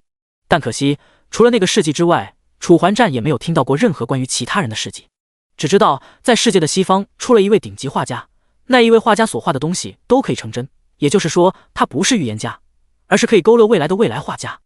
难道说，眼前这个小男孩就是那个未来画家？想到这，楚环心中突然开始了颤抖，因为他居然感受到了从这个小男孩的身上，此刻正逐渐散发出一股恐怖的气息。至于有多恐怖，那简直是比他上辈子看到的最后一个怪物还要恐怖。至于眼前这个小男孩究竟是什么来历，他不知道，但是他想知道，有没有一种可能，这个小男孩就是他所知道的那个画家？如果真的是这样的话，那这个小男孩那就真是一个无价之宝了。因为在上一世，楚环就听说了这个小男孩好像是一个东方人，而现在这个小男孩的表现让他确实联想到了那个画家。我要画画，我要画画。终于，这个小男孩像是找到了什么，直接把地面当成了画板，开始疯狂的作画。不到2秒钟的时间，这个小男孩的手上便画出了一幅短小的画，虽然只有很小一个片段，但楚环已经看出来了，这是接下来这个湖泊的结局，那就是尸横遍野，非常的血腥。更重要的是，因为这个小男孩的画笔是一根带着鲜血的骨头，所以说他画出来的整一幅画面都是鲜红色的，看起来非常的吓人，让人毛骨悚然。楚环，我们现在怎么办？一旁林小雪的声音传来，很明显，她是真的怕了，她害怕这个小男孩身上又出现什么变化。如果真的那样的话，她恐怕她的心脏会受不了。能怎么办？你们照看好他，放心，他应该没什么问题，就只是被鱼人怪的歌声给蛊惑了。楚环眉头紧锁，缓缓出声：好吧。林小雪虽然有些不情愿，但看着楚环一脸严肃的表情，最终还是只能点了点头。好了，我先去了。最后说完，楚环再不犹豫，直接转过了身。而在他转身的瞬间，林小雪这才发现，原本在他们后面那成片的鱼人怪，此刻居然都变成了尸体。也就是说，楚环在不到1分钟的时间内就解决了将近70-80头鱼人怪，这未免也太恐怖了吧！镜湖边缘，在所有鱼人怪的簇拥下，精英鱼人怪站在鱼人怪的中央。第144章精英怪。周围的鱼人怪大概有着150多只，所以说他在这中间，他非常的安全，他只需要顾着自己唱歌就行了，其他的事情都会有这些小 ID 去打理。也正因为如此，才让他的歌声从来没有间断。呜呜，他的声音非常的空灵，响彻在周围，非常的悠扬，就像是加了调剂的声音，让人听起来怪异的同时，却又难以不沉浸其中。呜呜，哪怕是周围的鱼人怪，也随着这精英鱼人怪的歌声开始慢慢起舞，开始不断摇摆他们的身体。空旷的湖面上，现在已经变成了一个大型的舞台，表演的正是他们这些鱼人怪。除了最外面一层的鱼人怪在和楚环等人厮杀之外，其他的都在那里摇晃，仿佛看到了什么仙境一般。就在画面沉浸在此的时候，突然，吼吼吼！一道又一道咆哮声紧接着响起，听起来非常的吓人。随后，那一些咆哮的鱼人怪突然飞了起来，就像是被什么巨力一脚踹飞一样。更重要的是，这些鱼人怪飞起来还直接砸倒了后面连续4-5头鱼人怪。如此恐怖的力量爆发了出来，但却没看到任何一个人的身影。精英鱼人怪终于停下了歌声，目光好奇地看向那些鱼人怪飞起的方向。终于在又一头鱼人怪起飞之后，他看到了那一道身影，那是一个男人，看起来体格不大，甚至有些小，但不知道为何，他却从这个男人的身上感觉到了一股前所未有的压力，仿佛这个男人将是他的一合之敌一般。难道说上一次我杀的那个怪物也是你？看到眼前这个熟悉的鱼人怪，楚环嘴角勾起一抹耐人寻味的笑容，原因不为其他，只因为这个精英鱼人怪实在是太眼熟了。除了眼神看起来小贱小贱的，他的手臂之上还缠着一条红丝带，从上一世到现在，楚环都不知道这个红丝带到底是干什么的。难道说是因为他想加入某个组织？鱼人怪内也有组织分化，还是说这条红色丝带是他地位的象征？楚环还在思索，周围的鱼人怪也在不断的杀来，可楚环连头都没抬一下，直接回击了他们，就连一头鱼人怪的无法靠近到楚环的身边。在楚环的攻击下，这些鱼人怪被打得毫无还手之力，一路鲜血，一路残腿断臂，一路的修罗之道。而楚环就是走在这一条修罗大道哀伤的修罗，像是一尊死神，手里的长剑更是死神手里拿着的死神镰刀，无情的收割走一条又一条的生命。不到30秒的时间，楚环便直接冲过了这些鱼怪怪的包围，来到了这个精英鱼人怪的面前，目光死死地看着眼前这个精英鱼人怪。但是其他的人类不同，楚环看着他的眼睛没有一丝一毫的情愫，就像是在看着一个猎物。你混账人类，居然杀害我的同胞，你是不是不想活了？精英鱼人怪低沉的嘶哑出声。本来他看不起任何人类，因为这一片湖水在100年之前就被他们鱼人族占领了，这100年之中没有任何一个人类对他们展开过杀戮，所以这也导致在他们的眼中，人类都是低档的，都是肮脏的，都是无用的，而他们是高贵的象征，是强大的象征，人类活该被他们食用。哼，我觉得你说的话真搞笑，不愧是怪物，我看你智力还没发育全吧。楚环冷笑一声，长剑轻轻一挥，发出一道轻微的颤动，同时身上的风衣也随着大风的吹动而轻轻地浮了起来。人类真是自以为是。精英鱼人怪没有丝毫慌张，淡淡的回道，虽然他从楚环的表现看出来了，楚环不是一般的人类，但是难道他以为就这样就可以跟他打了吗？真是痴心妄想。我自以为是，那你是不是也太自私了？你觉得我能杀你那么多同胞，我还杀不了你吗？楚环再次开口，此刻的他已经确定了，这一头鱼人怪就是自己上一世杀的那个，因为他们两个不但眼神一样，红丝带一样，就连说话都是这样的欠揍，仗着自己比普通的鱼人怪会说一些人话，就想要跟人类打嘴炮，这不是扯淡吗？告诉你个秘密，你想听吗？楚环微微抬了抬眉毛，模样看起来无比的轻松。果然，这个精英鱼人怪动心了，好奇的抬了抬头。什么秘密？其实你已经被我杀过一次了，而这一次将是你的第2次。楚环说完，再不拖沓，直接以自己最快的速度举起了长剑。长剑横扫，湖面上的水都因为楚环的剑气而掀起了一层水浪，直接的冲向眼前的精英鱼人怪。原本这个精英鱼人怪看着楚环的眼神还有一些轻蔑和轻浮，可现在已经换成了一丝丝郑重。只见精英怪迅速抬起了鱼叉，直接对着楚环挥来的长剑刺了下去。当！随着2件兵器互相碰撞，一道金铁交鸣之声瞬间响起。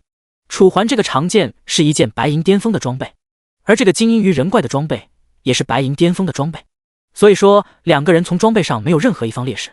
如此一来，唯一差的就是技能和身体优势了。算了，我就不和你浪费时间了。拔刀斩！楚环眼中划过一丝杀意，随后瞬间发动技能，再配合他的高移速，瞬间来到了鱼人怪的身后。但不曾想的是，他才刚刚准备抽出长剑，给这个精英鱼人怪致命一击。这个剑意与人乖，就像是提前洞察了他的动作一样，直接朝着楚环接下来的弱点刺下一记鱼叉。该死，他的反应怎么这么快？楚环心中也划过一抹凝重，再也不敢大意。原本准备挥出的长剑也挡在了自己的胸隘口上，因为如果互换伤口的话，对于体积更大的来说将会更占据优势。所以说楚环根本就不敢冒这个险，只能一步一步稳扎稳打的来。第145章剑域。你想说明什么？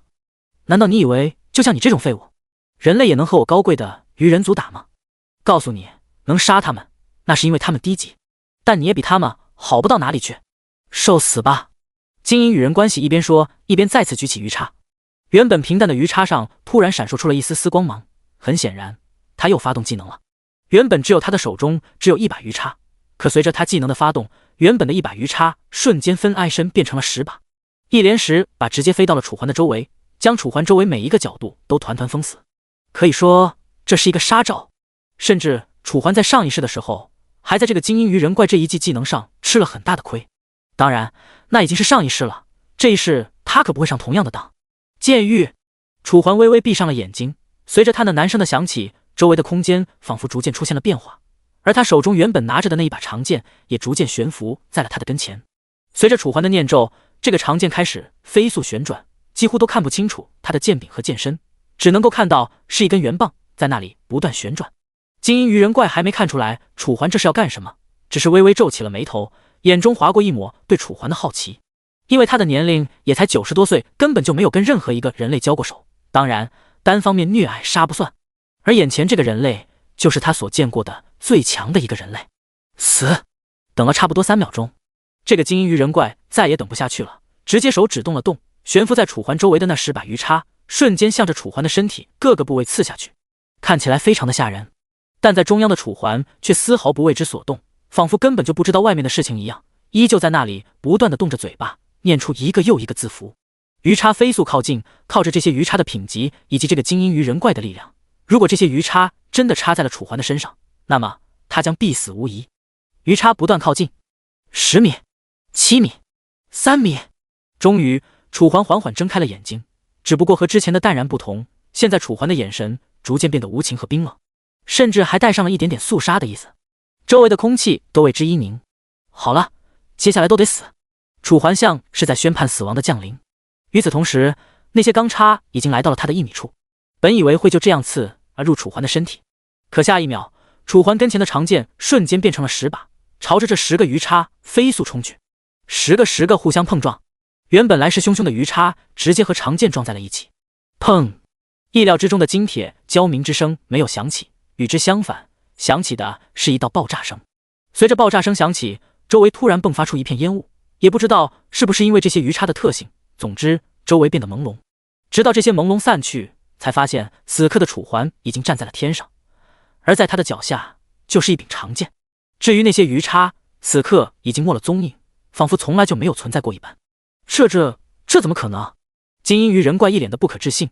虽然楚环并不知道那些烟雾是什么，但是他可非常清楚，因为这些鱼叉都是用海底特殊的岩石制成的，所以说它们被击毁了之后就会变成一些微小的颗粒，这些颗粒就是刚才所看到的烟雾。也就是说，楚环刚才一个技能直接把他的武器都打炸了。一个普普通通的小人类，这怎么可能？精英鱼人怪一脸的不可置信，完全不理解为什么会发生眼前这样的场景。按理来说，角色不应该相反才对吗？好了，别想了，我说了，你们都得死。这时，楚环的声音再次响起，直到精英怪抬起头，这才发现楚环居高临下的看着他，眼神里面没有一丝一毫的怜悯。下一刻，楚环的目光突然开始横扫，他所看的正是周围的那些正在向他靠近来的鱼人怪。与此同时，那9柄长剑开始不断收割这些鱼人怪的生命。吼吼吼！救命！呜呜呜！一道道哀嚎声不断的响起，原本像是舞池的湖面，此刻更像是一场人间炼狱，一场被楚环主导的人间炼狱。恭喜您成功击杀鱼人，获得经验150点。恭喜您成功击杀鱼人，获得经验150点。恭喜您成功触发天赋极道暴君，攻击力永久+1。提示音一道接着一道的响起，如果不是因为楚环早已习惯了这样的声音，恐怕会被这些声音烦得爆粗口。与此同时，楚环的经验条也在飞速增长，一个鱼人怪150点经验，而周围至少有着100多头。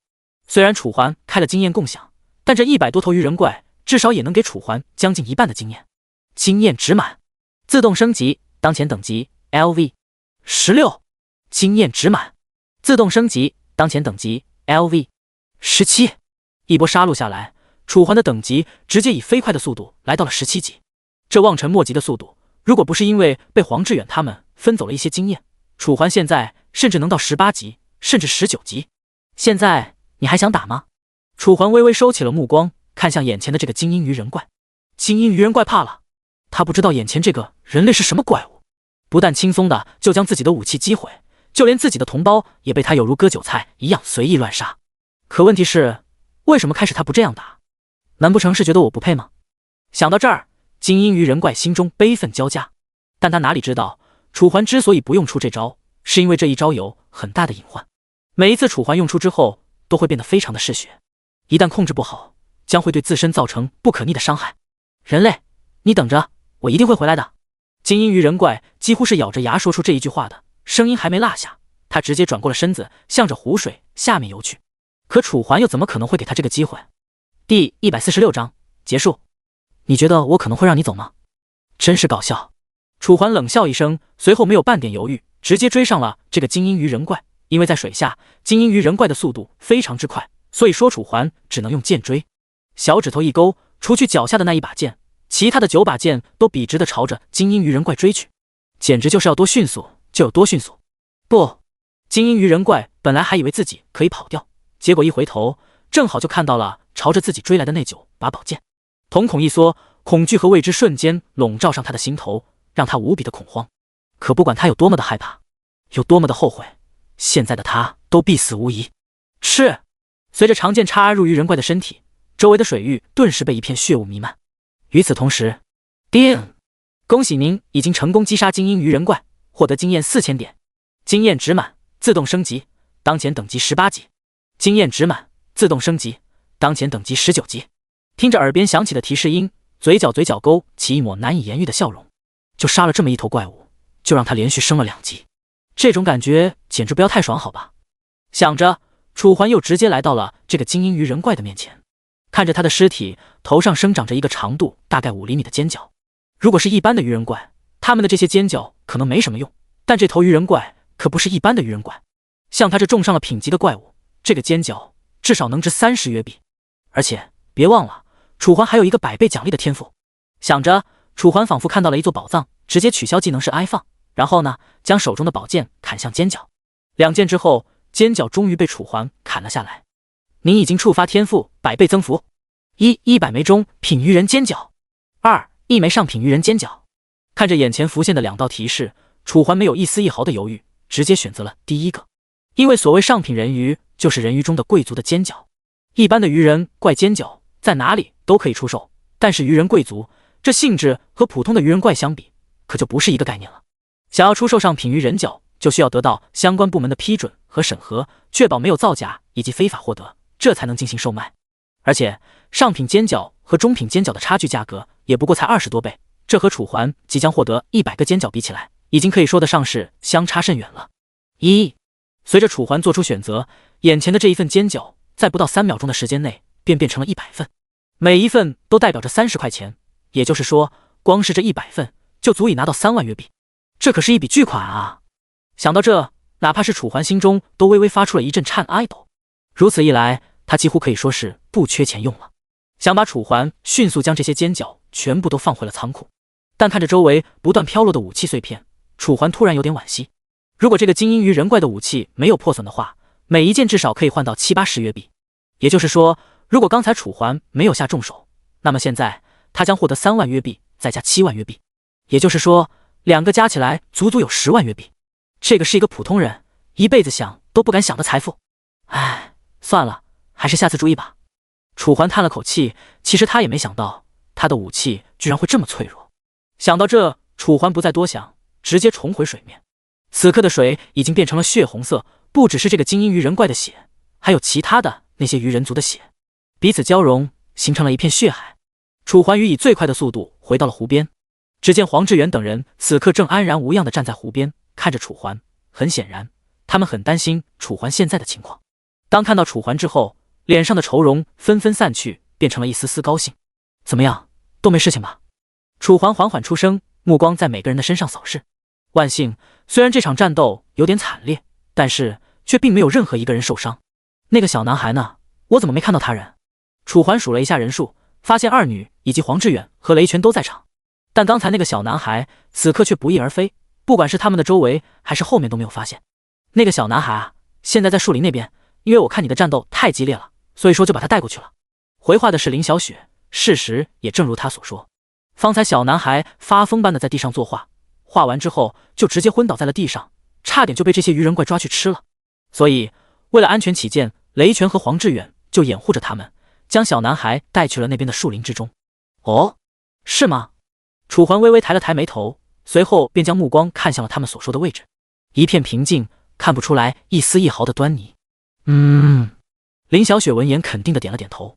至此，楚环不再多说，只是点了点头，随后便直接迈开了步伐。楚环，你去哪儿？林小雪八等人见状连忙出声。我能去哪儿？当然是去看看那孩子了，别忘了，这里可是经常有怪物出没。楚环头也没回的说道。根据他们的反应，楚环已经看出来了，他们对小男孩有些抵触，至于有多抵御，这一点楚环并不能直接下结论，因为楚环也只是感觉他们有点害怕男孩罢了。想着，楚环已经走向了树林，而在原地，林姐姐，我们也要过去吗？楚小雨拉了拉林小雪，模样看起来很是犹豫。本来林小雪还不想跟上楚环的步伐，但被楚小雨这么一说，最终还是选择点了点头，微咬薄唇，走吧，我们还是过去看看。说完，他们跟上了楚环步伐，跟着楚环一起来到了这边的树林之中。周遭静谧，没有任何的声音，整片森林就像是没有活物一般。这时，沙沙，一串脚步声直接打破了这一份宁静。只见黑暗之下，楚环已经来到了森林边缘。第147章无名。而在这棵棵树木高耸入云的森林下方，那个小男孩此刻正躺在树下，紧闭双眼，仿佛经历了某种大事一般，被抽空了精力，变得脸色惨白。看到这，楚环再次想起了前世听到的传闻。虽然未来画师很厉害，但是他在每一次的预言之后都会陷入一段时间的虚弱期。如此一来，现在的楚环更加相信眼前的这个小男孩就是未来画师，就算不是，那也是和未来画师相关的人物。怎么样，能起来吗？楚环直接来到小男孩的身旁蹲下，小声的呼唤问道。随着楚环的声音落下，小男孩这才像是醒悟了一般，缓缓的睁开了双眼。虽然看起来非常的无力，但好歹还是睁开了眼睛。大哥哥，小男孩虚弱出声，声音的无力搭配上惨白的脸色，简直让人看了要多心疼就有多心疼。怎么样？现在感觉？楚环闻言先是点了点头，随后这才将他从地面上扶了起来。问，小男孩声音犹豫，一边揉着脑袋，一边随着楚环的力道起身。但从他那迷惑的眼神和懵逼的表情来看，很显然就不知道发生了什么。大哥哥，我怎么了？这是我怎么什么都不记得了？小男孩迷迷糊糊的说着。在他自己的记忆里，他只知道自己被楚环救了，而在这之后就完全不知道发生了什么。是自己被怪物打晕了，然后是这个大哥哥把自己救助到这里来了。看着眼前的楚环，他的心中可谓是充满了问号。好了，你先别想这么多了，我一会儿告诉你。你先告诉我，你现在的身体状况怎么办吧？有没有哪儿不舒服？楚环淡淡的点了点头，随后关切问道，目光在他身上上下看了一番，并没有外伤。这么一来，就只剩下那个人鱼怪的声音了。小男孩没有立刻回答楚环的问题，而是先下看了看，仿佛在寻找什么东西。确认没有之后，他这才抬起了头，将目光看向楚环。我除了头有点疼之外，好像没有其他的事情。小男孩的声音不大，但说话的同时却一直都在揉他的脑袋。看得出来，他现在应该是因为鱼人怪的声音还没有缓过来。行，没事就好。楚环冷漠的点点头，随后便将他拉了起来。可是发生了什么？刚刚我怎么什么都不知道？小男孩再度开口，声音很是猛。这个问题，你先跟我来吧，我告诉你。楚环回着，随后便将小男孩带到了那个图画的面前。这是小男孩画的很是血腥，因为是鲜红色，所以说就算隔了将近100米远，也能一眼看见。很快，楚环便带着小男孩来到了这一幅画面前。而让楚环感到意外的是，小男孩不但没有认出这是自己画的画，反而还一脸正经。这是刚才那些怪物画的吗？怎么可以画得这么吓人？小男孩的声音颤哀抖，很明显，他完全不知道这是他自己画的。也就是说，刚才鱼人怪的歌声让他迷失了自我，在迷茫中画出了这幅画。如此一来，他的特殊性就再次显现。这是你画的，你还记得吗？楚环说着，在画面前蹲了下来。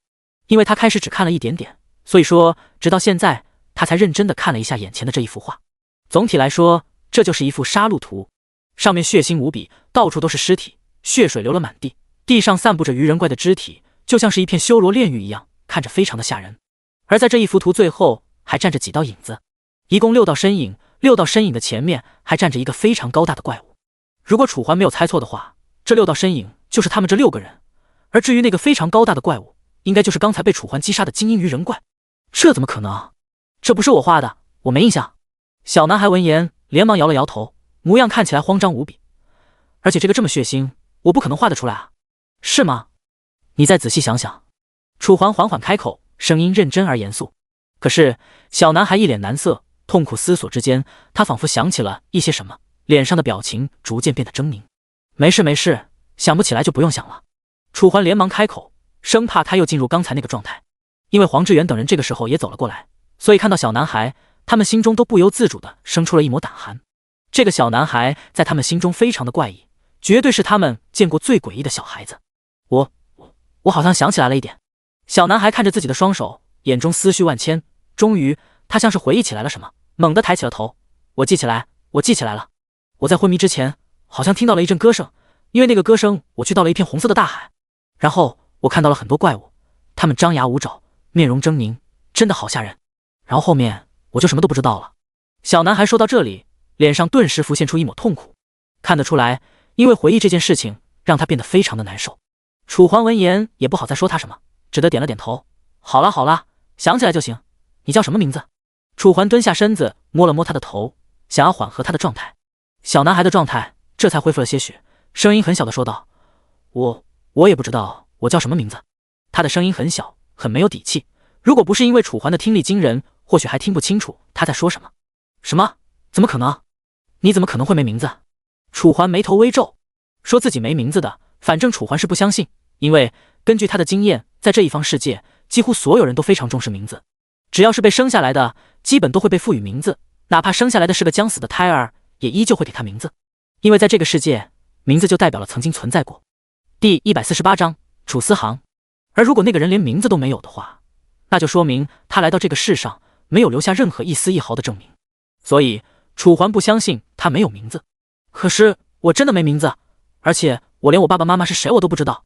小男孩低下了头，声音非常的失落，同时眼眶微红，像是要哭了一样。是啊，他才10岁，谈论这种事情，伤心在所难免。楚环见状，这才发现自己说错了话，只好安慰：不好意思，是我说错话了。你父母他们真的你连见都没见过吗？小男孩喉咙滚动了一下，随后这才点了点头。此言一出，小男孩的眼神变得分外伤感，让人忍不住的想要安慰。好了，不说这些了，既然你没名字的话，那要不我给你取个名字吧。楚环拍了拍他的肩膀，声音平淡，为的就是不让小男孩感觉到压力。小男孩闻言抬起了头，一双眼睛盯着楚环，微微眨着的同时，仿佛带着一丝丝希冀。这真的可以吗？小男孩的声音很小，小的同时又带上了一抹期待。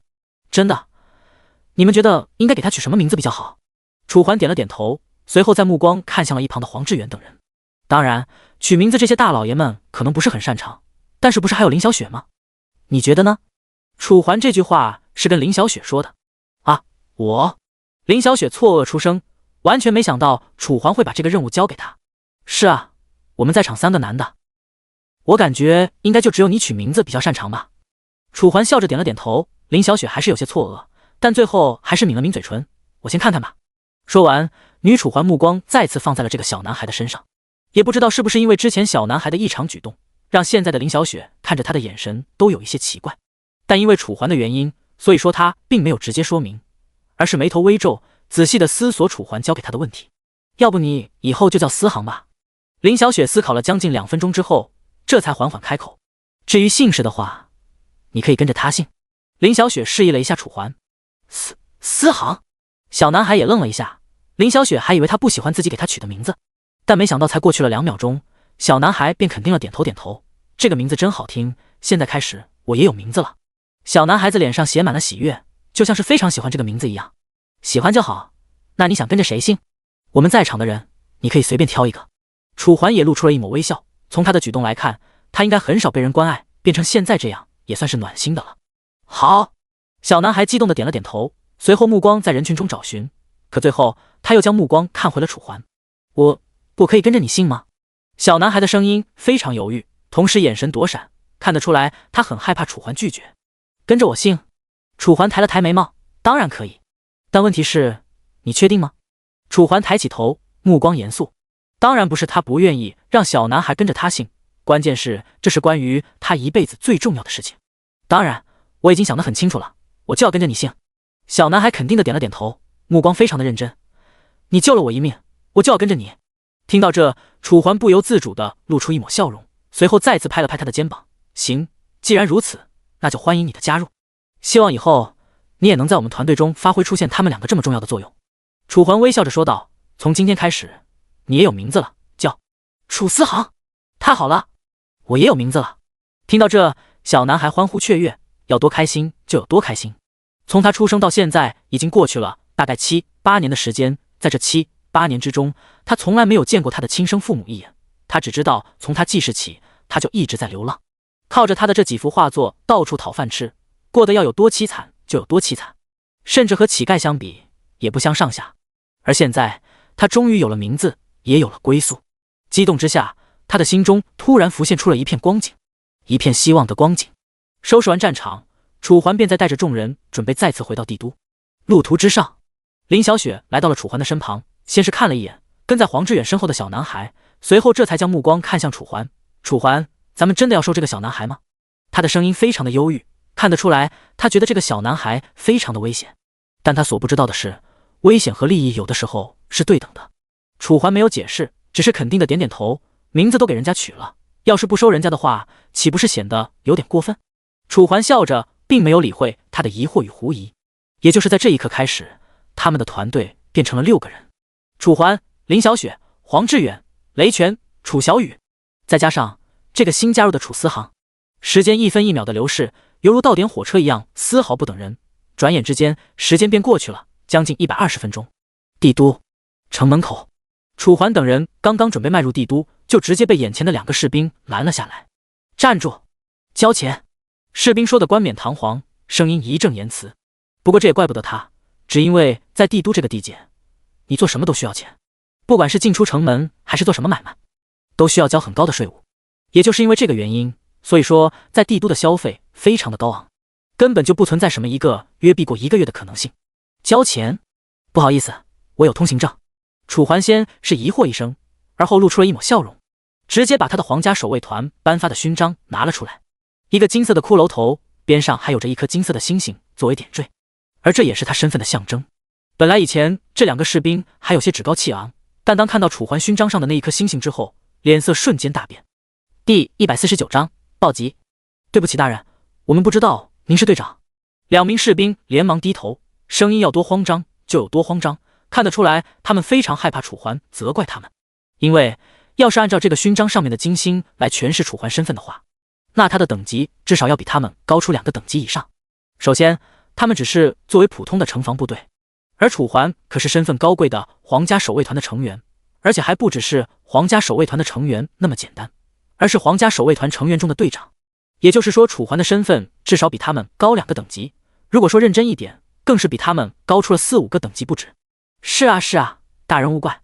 2名士兵是怎么也没想到，地位这么显赫的大人处事居然这么低调，让他们2个老油条居然都没看出来。这时周围的人也纷纷将目光看了过来，其中有一些人正是楚环在帝都商城打架的时候的目击者。我的天啊，这不是那天那个把那3个坏蛋打得屁滚尿流的那个高手吗？对对对，我就说我怎么感觉他这么眼熟，原来是这个人啊。你们说这个人究竟是什么来历啊？为什么连他们都对这个人这么恭敬？不知道，可能是某个贵族成员吧，可能是来体验生活的。周围七嘴八舌的议论着，把气氛烘托得格外嘈杂和混乱。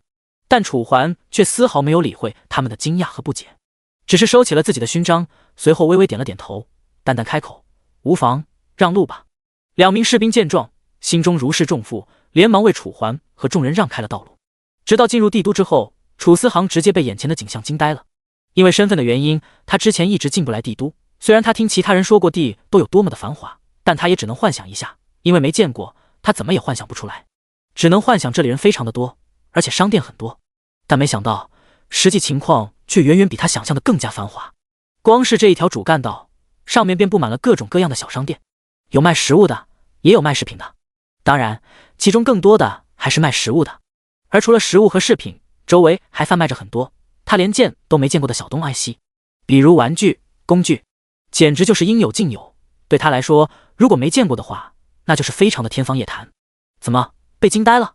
楚环头也没回的开口，声音顿时引得小男孩抬起了头。是啊，这些东西我都没见过，真的感觉好好玩啊。小男孩说话的同时，眼前金光直冒。如果不是因为他的口袋里没有钱，楚环甚至都怀疑他会直接上去买很多东西。哎呀，你这个小家伙真的是眼界低，这算什么？要是有机会的话，以后我带你去更好的地方看看。楚环再次开口，同时拍了拍他的肩膀。好！小男孩激动地点了点头，眼中划过了一抹幸福。就在众人准备直接回到皇家守卫团的时候，突然，不好了，不好了！西镇有兽潮即将集结。城门口，一行队伍突然冲了进来，他们举着一面旗帜，旗帜上面绣着一个黑色的骷髅头，骷髅头上还插着一把钢刀，钢刀的末端滴落着鲜血。不错，这一面旗帜正是有关暴击的旗帜。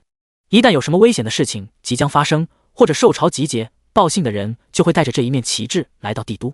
之所以之前在镜湖镇的时候没有人这么做，是因为那个小镇距离帝都实在是太远了，而且兽潮事发突然，帝都的人根本就不可能这么快就赶过去。而回首的那个男人说西镇其实就是帝都周围的一个小镇之一，紧挨贴着黑暗森林，也就是另外一个副本场景，级别只比镜湖高了那么一点点。而如果楚环没有记错的话，这个西镇就是第一次兽潮爆发的地点。很快，这一行人就冲到了皇家守卫团所在的地方。楚环，咱们要不要过去看看？一旁的林小雪靠了过来，看得出来她对这件事有些好奇。不过以她的性格的话，如果楚环不在这里的话，她可能自己已经过去了。虽然楚环想说一句好奇心害死猫，但最终还是忍了下来，点了点头。好吧，走过去看看。很快，楚环便带着众人回到了皇家守卫团的门口。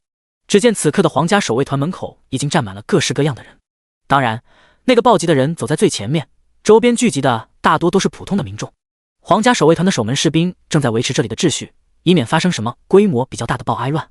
大人们啊，救救我们吧！我们的西镇现在都已经被怪物包围了，我们的猎人今天早上才去看了，怪物已经集结的差不多了，最多今天晚上就会冲过来，到时候我们镇上可就生灵涂炭了啊！大人，你们可就行行好吧，我们平时都交那么多的税。暴击的那个人直接跪在了地上，声音格外的颤哀抖，老泪纵横。看得出来，这个西镇应该是他的家园，而自己的家园即将被毁，他作为这个家园的一份子，确实应该如此。吵什么吵？等大人回来再说。别这里逼这么多的人，就是我们大人很忙的，要向我们派援兵的话，先去写申请，等申请审批下来之后，我们自然会派人过去。两名守门士兵丝毫不给这个男人的面子，直接冷声说道。现在这个世道，其实暴击的人每过个半个月都能看到一两次，但大部分的时候都是这些镇民给的虚假情报。只是因为兽类集结狩猎，就让他们派出了好几次集结的兵力，浪费了非常多的精力和物资。所以说现在不但守门的对这些人有意见，就连一般的皇家守卫团成员也对这些人很厌烦。因为谁不想悠闲过日子，非要跟着大部队一天跑这里跑那里，谁愿意啊？大人，真的，你们就行行好吧。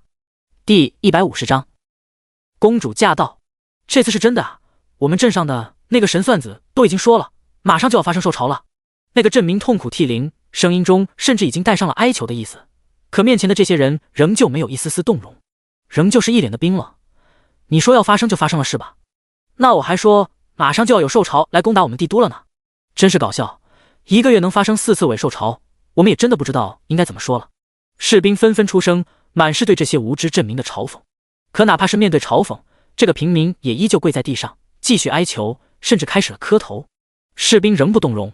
哎，这些皇家守卫团的人怎么这样？派人过去看看都不行吗？就是平时还让我们交那么多的税，给他们那么多的特权，真的是太过分了。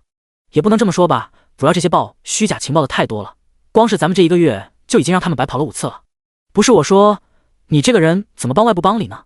周围的声音一阵阵。就在气氛白热化的时候，突然一道身影从人群中走了出来，步伐不快，甚至有些慢，但不知为何却给人一种举手投足间的自信。只见这一道身影笔直地来到了跪倒在地的平民跟前，身影但愿有时1米7高，眼神淡然而冷漠。按理来说，给人这样一副冷峻模样的人根本不会去理会这种人才对，可他却直接来到了这个平民的面前，拍了拍他的肩膀。你说你是西镇对吧？楚环缓缓开口，声音平平淡，不带丝毫情愫。平民见有人关心自己，当即准备开口回道，可他甚至都还没来得及开口，便直接被一旁的2个守卫打断了声音。不是，你算什么东西？这是我们皇家守卫团的事，你上来干嘛？欠打是吧？2个守卫异口同声地说道，真的是一个屋檐下不住2条恶狗，都是这么恶劣的品性。你们皇家守卫团的事，那你们这么说的话，我不是皇家守卫团的了，对吧？楚环冷漠开口，随后在2个守卫准备继续抨击他的时候，拿出了他的那一枚勋章，金色的骷髅头旁边带着一颗金星。只要是皇家守卫团的人都知道这个勋章的代表和作用。你是小队长？两个守卫大惊失色，完全没有想到眼前这个看起来普普通通、没有任何出色的年轻人，居然会是皇家守卫团的队长之一。如果你们没看清楚的话，可以再看一遍，我就不跟你们解释了，浪费我的口水。楚环脸上依旧没有一丝一毫的情愫，仿佛教训这两个守卫对他来说已经稀疏平常。现在我应该可以问他了吧？楚环再次开口，不知道为什么，他的声音明明很平淡，但落入两个守卫的耳中却变得那么的严肃和郑重。更重要的是，带着一股毋庸置疑的气息，让两个守卫生不出一丝一毫的质疑，只得连忙点头，生怕得罪眼前这位大人。走捷径词，这才将目光再次看向面前跪着的这个平民。我问你的话，你还没回答我的。楚环目光冰冷，一开始平民还以为楚环是来关心他的，心中还生出了一丝感激，但当他看到楚环的目光如此的冰冷的时候，心中的感激瞬间变成了恐慌。平民声音颤哀抖，完全不知道接下来应该怎么说。虽然他害怕自己的家园被怪物攻破，但同时他也很珍惜自己的这条小命。在来之前，他就听说在帝都人命就相当于草芥，所以说现在的他非常的害怕，如果眼前这位大人给他一拳，那他马上就可以去西天面见上帝了。没事，你不用紧张，我不会动你的，你直接告诉我是或者不是就行了，懂了吗？楚环安慰出声，随后再次开口，目光依旧，但不知道为何此刻的平民变得不再像刚才那么害怕，只是咽了口唾沫，随后便回了楚环的话，我是西镇的，但是我们的家园真的被怪物给包围了，如果不是因为我们都确定了，我们也不想来的。如果您实在不相信的话，您可以问一下他们。平民的声音很小，像是害怕得罪楚环一样。与此同时，身旁的两个随从也跟着上来，他们都是跟着这个男子一起来报信的，此刻齐刷刷地跪在了楚环的面前。是啊，大人求求你了，救救我们的家园吧。我们倒是无所谓，但是我们的老婆孩子现在还在那里面的，要是再不过去的话，可能什么都没了。是啊，求求您了。三个人你一言我一语，场面变得非常的悲伤。他们老泪纵横的同时，甚至还有一个人拉起了楚环的裤子，这样苦苦哀求的模样简直丢尽了男人的脸。但这就是现实，想让我帮你们是吧？楚环疑惑一声。三个人闻言气刷刷的抬起了头，满脸的希冀和可哀望。他们实在是太需要皇家守卫团的帮助了。虽然他们这些平民随时都可以撤，但问题是他们的所有资产都还在家里面的，忙碌了半辈子才得来那么一个房子，要是就因为这么一波受潮给毁了，那未免也太凄惨了。楚环刚要开口，你们在干什么？不知道这里是皇家社会团的大门口吗？在这里堵着，是想要妨碍公务是吧？突然一道声音从一旁传来，声音没有一丝好意，满满的愤怒与轻蔑，一看就知道这个人是在刚才被其他人得罪了，现在过来撒气了。扭头看去，只见原本拥挤的满满当当的人群中，此刻居然让出了一条道，两个士兵在前面为这一位大人开路。这位大人有些胖，体态臃肿不说，光是他的那一张大盘子脸就足以让人感到恶心。不错，这个人正是皇家中的贵族，被尊称为尊敬的公主，也说得上是当今陛下的12个女儿之一，权势远超一般人，甚至就连皇家守卫团的副会长也得给他3分薄面。第151章驱逐。这是公主肆无忌惮的声音响起，所有人都不由自主地低下了头，不是因为他们害怕这个公主，而是因为他们害怕公主背后所代表的贵族。在这个国家，贵族就代表了一切，代表了权力，代表了力量。如果你招惹了贵族，那么你就相当于一整个国家抗衡。正是因为有皇家守卫团的存在，所以才能让这些贵族如此的肆无忌惮。怎么一个个刚刚不是还那么聒噪吗？怎么现在不吵了？怕了吗？公主的声音非常的大，像是生怕别人不知道她是一个泼妇一样。这位人没有任何一个人敢回应，哪怕是一旁的守卫都只能默默地低下头退回了一旁。只有楚环依旧和之前的表情一模一样，没有丝毫动容。虽然如此，但是楚环还是知道他的能量的，别看他看起来这么蛮横不讲理，就以为他是什么垫脚石之类的角色，实际至上他在当今的帝都朝堂之上占据着至少1/7的实力，这还只是明面上的数据，如果再加上暗地里的，甚至可以达到1/6。小伙子，你刚刚说什么？还在这里堵着是吧？公主先是忽略了楚环，直接将目光看向了地下跪着的那个平民。平民被问到话，眼中顿时划过了抹慌乱，身子也不由自主地向后退了退，像是生怕和这个公主发生什么争执。与此同时，他的身子还在止不住的颤哀抖。如此卑微的模样，换做一般的贵族可能就直接放过他了，但是这个公主不一样，她最讨厌的就是别人在她面前这种像狗一样的姿态。废物东西，枉为男人！公主冷冷出声，随后直接一脚重重地踢在眼前这个平民的身上。啊！平民惊呼一声，等级唯一的他根本就扛不住等级5级的公主，直接被一脚踢出3米开外。若不是公主稍微收了收力道，这个平民甚至可能吐血身亡。哼，真是废物，就这样还当男人是吧？我看到你下辈子投胎当个女人算了，赶紧给我滚，不然可就别怪我手下无情了。公主冷冰冰地说着，一双眼睛就像是懒得再看他一眼一样，浪费他宝贵的时间。可是，平民闻言连忙从地上爬了起来，像是还想要哀求什么，可他甚至连话都还没来得及开口。难道是我说的还不够清楚吗？我说了，如果你再继续在这待着的话，你的命就得留在这。公主再次开口，目光冰冷无比，瞬间将平民吓傻，不敢再多说一句话，甚至一个字。算了，懒得跟你们这些贱民计较，我们走。对了，不管他说什么都不用理会他，要是他还在这里妨碍秩序的话，就把他宰了吧。公主的这一句话是对着旁边的2个守卫说的。2个守卫闻言，哪里敢得罪公主，连忙纷纷点头，生怕惹得这个公主有一丝丝不快。我们走。随着公主的声音再次响起，在所有人的注视中，公主带着一行侍卫大摇大摆地离开了。这公主什么人吗？真的是一天到晚就知道作威作福，要不是她是贵族，老子早把她弄死。你这话可说不得，要是让那些守卫听到了，你可没命了。是啊，咱们这些平民生来就命定了，还是夹着尾巴做人吧。周围的议论声一道跟着一道，但不管他们怎么说，从始至终都没有任何一个人来到这个平民的面前安慰。人群之中，黄志远有些看不下去了，当即就想要迈步上来。其实在那个公主那么对那个平民的时候，他就已经想出来了，但是他看到楚环在那边都不为所动，他也不敢做出太大的举动。但现在这个公主可是走了，就在他刚刚准备迈步的时候，别去！一旁的林小雪直接拦下了他的步伐，声音格外的认真和严肃。怎么了？为什么？难道扶她一下都不可以吗？难道我们就这么怕那个女的？黄志远有些不理解，在平时林小雪的性格可谓是比他还要怜悯苍生，有共情，可现在他竟然也怕了。我不是怕，而是楚环在那边他都没做什么举动，你就过去，你觉得你这么做真的好吗？林小雪再次开口，一语点醒梦中人。黄志远这才反应过来，只好犹豫了2秒之后，默默地退回了步伐。身后雷泉和楚小雨全部都微微攥着拳头。人群外，因为那个公主已经下令了，不让他继续再在这里求救兵，所以说这个平民现在无话可说，只能默默地擦拭自己眼角流下的眼泪。赶紧滚吧，公主都已经说了，你要是再在这里留着的话，可就别怪我们对你手下不留情面了。就是赶紧滚，别在这里碍我们的眼。2个守卫上前，准备继续赶这3个来求救兵的人。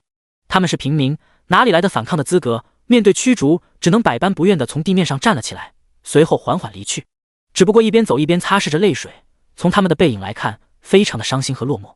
是啊，他们来是为了他们的家园，而现在他们只能寄托于希望的皇家守卫团也不帮他们。先不说平时交的那么高的税务，光是作为维护秩序的皇家守卫团就理应去帮他们，可他们呢，不但无所作为，反而还将他们硬生生地驱赶了出来。对于无依无靠的他们来说，现在的处境用绝境来形容再合适不过。哪怕如此，楚环依旧没有迈步。一旁的黄志远可谓是急死了，微微咬着牙齿，此刻的他就希望楚环上去，说他们去帮他们。可是都等了3秒钟，楚环还是动都没动，就像根本没有想帮他们的意思一样。黄志远眼中满是犹豫，目光看向逐渐远去的那3道背影，他再也忍不了了。周围的议论声还在不断的响起，而他也直接迈开了步伐。就是这时，我不是说了一切听我的吗？现在你又想擅作主张？第152章，我可以帮你。一道声音突然从他的背后响起，声音熟悉无比，瞬间将黄志远心中原本的死灰复燃了起来，脸上重新挂起一抹笑容，当即转过了头，看向背后那声音传来的方向。只见原本站在那里的楚环缓缓走了过来，脸上没有一丝一毫的表情。嘿嘿，我这不是看他们太可怜了吗？所以说我就想去帮他们。楚环，要不我们就去帮帮他们吧，我感觉以咱们的实力应该能打得过，况且就算打不过我们，不是还可以跑吗？这可是白给的经验啊。黄志远挠着头，一边向楚环解释。周围的林小雪等人也听了，当然和黄志远一样，他们也想去帮那3个平民，但现在问题是队伍的主导者是楚环，他们必须要听楚环的。那这么说的话，你很有信心是吧？楚环依旧没有表情，只是淡淡的说了一句。这个黄志勇先是犹豫了一会儿，而后这才点了点头。我觉得以我们的实力应该可以。我们可你想过没有，刚刚如果是你一个人去的话，就是你一个人面对一个受潮，现在你还有自信吗？楚环再次开口，声音平淡，但却阐述了一个无比真实的事实。如果他现在不开口的话，黄志远可能已经追过去了，而只靠他一个人，又怎么可能和成千上万的怪物对抗？这不是天方夜谭，滑天下之大稽吗？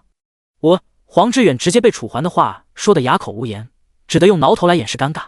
就在这时，一旁的雷拳也走了上来，面色犹豫，像是不知道该不该说一样。但最后他还是来到了楚环的面前，缓缓开口：老大，我也觉得咱们应该去帮一下他们，毕竟咱们不也是皇家守卫团的人吗？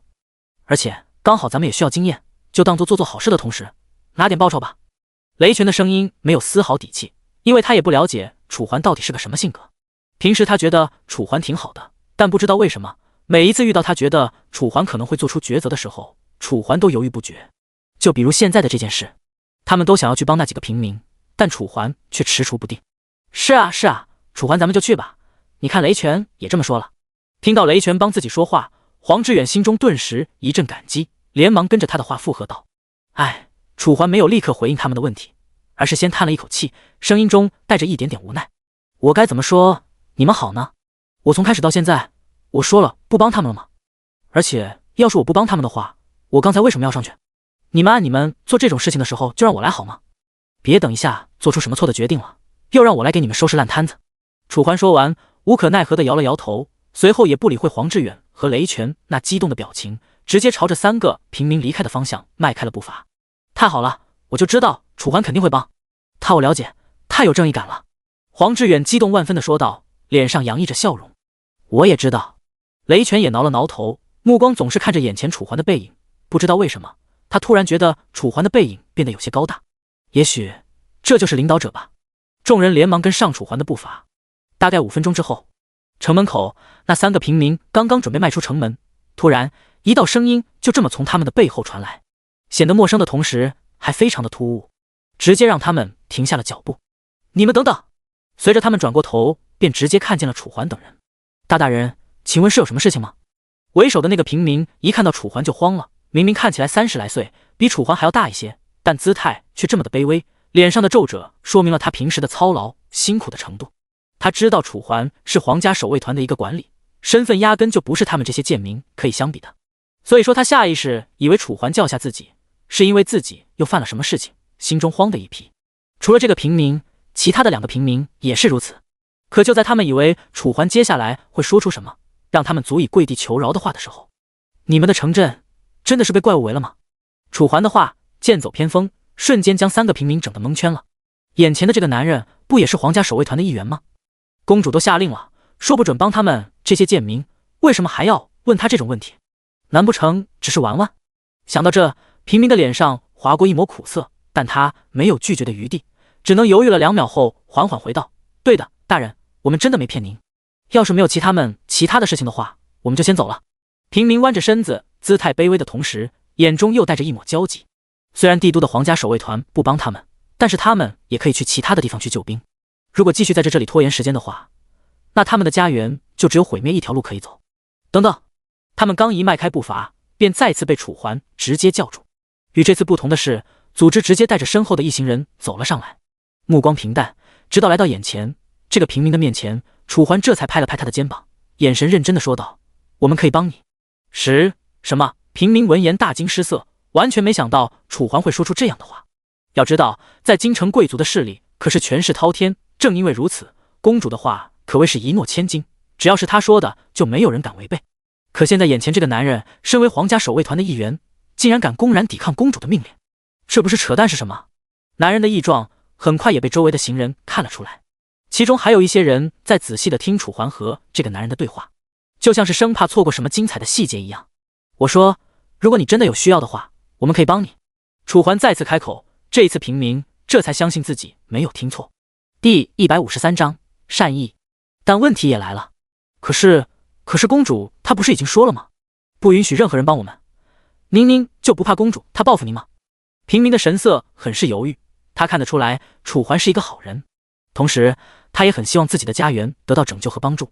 可问题是，现在工作都已经下令了，不准任何人帮他们。如果这个男的真的帮了自己的话，那对他们这几个人来说，将会是一场毁灭性的打击。因为在这个国家，贵族就代表了一切，而那个公主就是贵族中的代表，其能量完全不是恐怖能够形容的。怕，告诉你个秘密，我这辈子就没怕过谁。楚环耸了耸肩，声音没有一丝一毫的慌张。如果是上一次的话，对于这个公主，他可能还会有些忌惮，但是这一世，他有天赋有实力，就算这个国家不容他，他还可以去周围其他国家。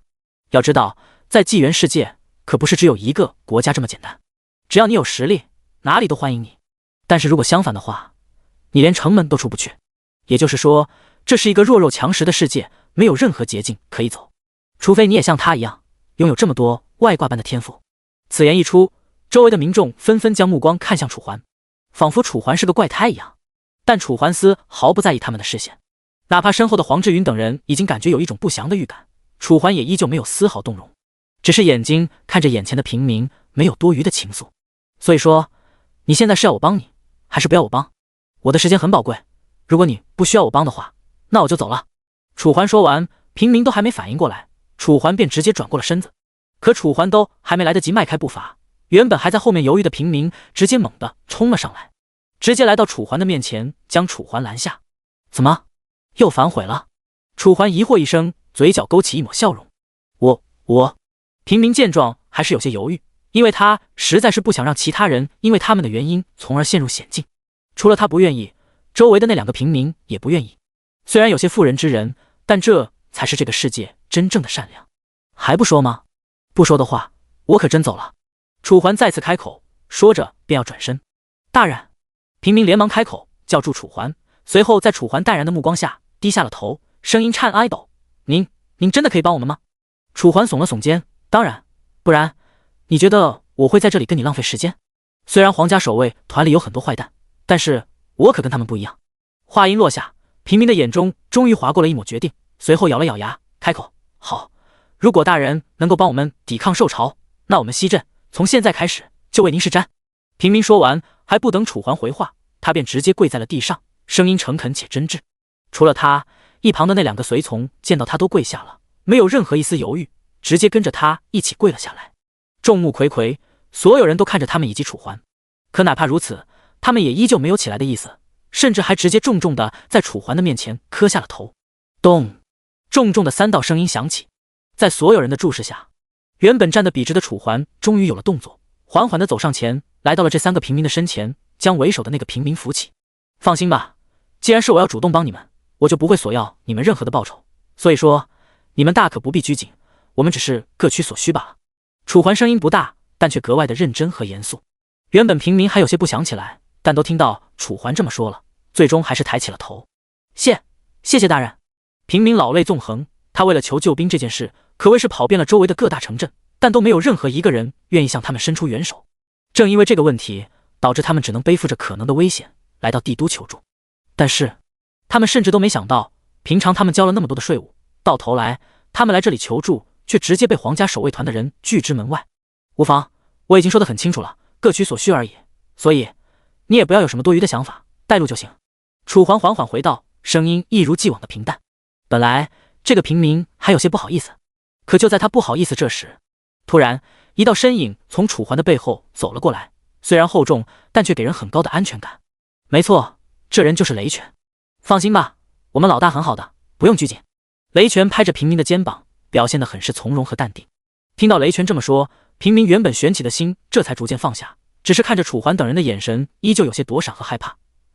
谢谢各位大人。无妨，带路吧。楚环淡淡回道，随后便让平民率先带路。平民只好点了点头，好。声音落下，楚环等人跟上这3个平民的步伐，而周围的那些平民见状，可谓是七嘴八舌，议论火挨热。这个人居然敢违抗公主的命令，真是不怕死。